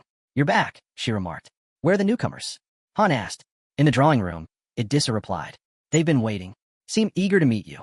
As they walked, a series of system notifications suddenly chimed in Han's mind. The master had just summoned 2 heroes, Rain and Main. A surge of energy rippled through him as the system flagged a rare synergy, fated pair. Their bond was marked as paired breeze and double harmony of forest. Han stopped in his tracks, stunned. Another pair of 3-star fated heroes? The master's luck was beyond reason. Adissa led him into the drawing room. Standing there were 2 young girls, one with vivid green hair, the other with icy blue. Each held intricately carved totems adorned with miniature monster skulls. The green-haired one stepped forward first. "I'm Rain," she said cheerfully. "I'm Main," said the blue-haired girl, her voice cool and calm. Han gave a welcoming gesture toward the couch. "No need for formalities. Make yourselves comfortable." They sat proper and composed. Han studied them with quiet interest. "You're both mages?" The girls nodded in unison. "Yes." As Adissa poured tea, she added, "Rain is wind elemental, Main is ice. Both are elemental mages." "Impressive," Han murmured. The girls, now seated, shared with pride that they were well known in the northern regions. Adissa handed Han a cup of tea and added, "They've already been tested. The results were excellent. They'll be a huge asset in combat." A wind and ice fated pair, Han thought. The master had truly hit the jackpot. He took a thoughtful sip of tea, his eyes never leaving the 2 young mages. They remained still, awaiting his judgment. Finally, Han spoke. "Party 2 will accompany you during initial missions until you're fully acclimated.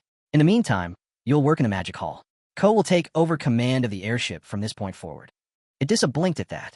"You're assigning both of them to Party 2? Are you sure? That's a lot of magic power concentrated in one group." Han tilted his head deep in thought. He acknowledged that the arrangement wasn't balanced. Adissa reminded him that he always emphasized the importance of balanced hero compositions, her voice tinged with concern. Han met her gaze. Behind his eyes, something colder and more resolute began to surface. He said they were changing their approach. Adissa's expression shifted as she asked what he meant. A long silence followed, heavy and deliberate. When Han finally spoke, his voice was flat and devoid of emotion. He stated they would begin using one-use heroes. Adissa froze in place, stunned by the revelation. Han went on to explain that from now on, with the exception of parties 1 and 2, every other hero would be treated as expendable after a single deployment. His mind flickered with images of Party 3, Party 4, faces of comrades past. The grim weight of his decision settled like a shadow over the room. Adissa could only stare, and Han said nothing more. The newcomers were shocked by the plan, so Han explained further. He said it meant that parties ranked 3 and below would be used and then discarded. Adis was stunned and protested, asking what would happen if multiple roles were needed, like on the 20th floor. Han simply walked away, saying he would handle it. That was the reason they had magic engineers. He added that Kishasha had isolated herself in the forest and that only 2 members from Party 4 had survived. Those 2 survivors were filled with disappointment and wondered if Kishasha was still nearby. Han then told Adis that there were only 2 people with real boss raid experience. Even if they tried to challenge the 14th floor, most would be overwhelmed by fear or panic. He explained that raising heroes with enough experience required a lot of money and time, and it would be extremely difficult. Finally, he told her that the master had decided to use parties 1 and 2 as the main force to conquer the tower from now on.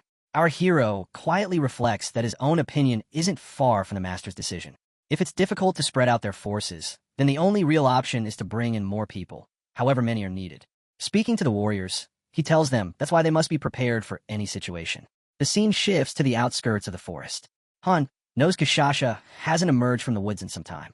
Party 3 was once just as skilled as Party 1, but the penalties of fighting on water and a series of misfortunes had crushed them. Even if the master wanted to reinforce the party, the chances of recruiting more non-human members were slim. For Party 3, it was essentially over. Fully equipped, Han walks into the forest. He quietly notes that even the world won't leave behind a hero it deems useless. Kishasha is in danger at this rate. Suddenly, someone walks past him. It's Velkist, who remarks that they seem to keep running into each other. Han asks what he's doing here. Velkist replies that he saw potential in a newcomer and was helping with training. Then he returns the question. Han answers that he's going to see Kishasha. Velkist scoffs and says she's useless. What's the point of being strong if her mind is so fragile? Han replies that it's partly his fault she ended up this way. Velkist shakes his head and says Han has gotten soft, that he's completely changed. Han doesn't understand the comment and simply walks on. He heads deeper into the forest, his thoughts heavy. He remembers when he once carried Kishasha and the others, non-human allies who relied on him. He walks through the trees where she once made her home. The memories return again and again. Reaching an open field, Han raises his voice. I'm here to get you. Are you done grieving? Come out. We need you for the missions. From deep within the woods, a faint voice replies. Missions? What's the point? All my people are dead. Why would I help humans now? Han explained that if they reached the 100th floor, they would have a chance to bring them back. He reminded her that she already knew this. She questioned him, asking what guarantee he had that any of it was true. Han admitted there was no guarantee, but said he still believed it was something worth holding on to. She let out a bitter laugh. Her voice trembled as it came from behind the thick bushes. She said that at first, she thought she would be fine. She reminded herself that she was a warrior, that she had completed the coming-of-age ceremony, and that even the Varian king had acknowledged her. Han opened his mouth to tell her he still saw her as a warrior, but she shut him down with a sharp and final refusal. He stood in silence. Then she stepped out from the cover of the bushes. Her face was worn and her eyes full of pain. She shouted at him to go back. She told him not to come there again and not to send anyone else either. Everything, she said, was her fault. Her mistake had cost the lives of her people. She no longer had the strength or the will to fight. Han tried one more time. He asked if she understood what would happen if she continued to isolate herself like this. She replied softly that she did understand, and that maybe, in the end, it wouldn't be such a bad thing. Han sighed and said it was a foolish choice. Then from behind the trees, we get a glimpse of her. Her figure is no longer the same, as she got more monstrous now. But our hero reminds her, you were shining when you first came to this forest. Now, you're nothing more than a shell of your former self. I assume you're the one I'm meant to be synthesized for. It would be an honor. Then, our boy asked, are you really going to keep isolating yourself? She remained silent. Realizing the truth, he drew his sword and declared, I'm done. Without hesitation, he swung his blade behind him, shouting, coward! The impact was so powerful, it created a mountain of smoke that billowed across the forest. Suddenly, he froze, shocked. What's going on, he muttered. This is your warning, he said sternly. Don't stop. She vanished into the haze, leaving only a warning. Be careful. Sensing something approaching, our boy gripped his sword again and watched the edge of the forest. Then he unleashed another powerful strike, this one even more explosive, illuminating the entire forest. From above, Kishasha cried out, what are you doing?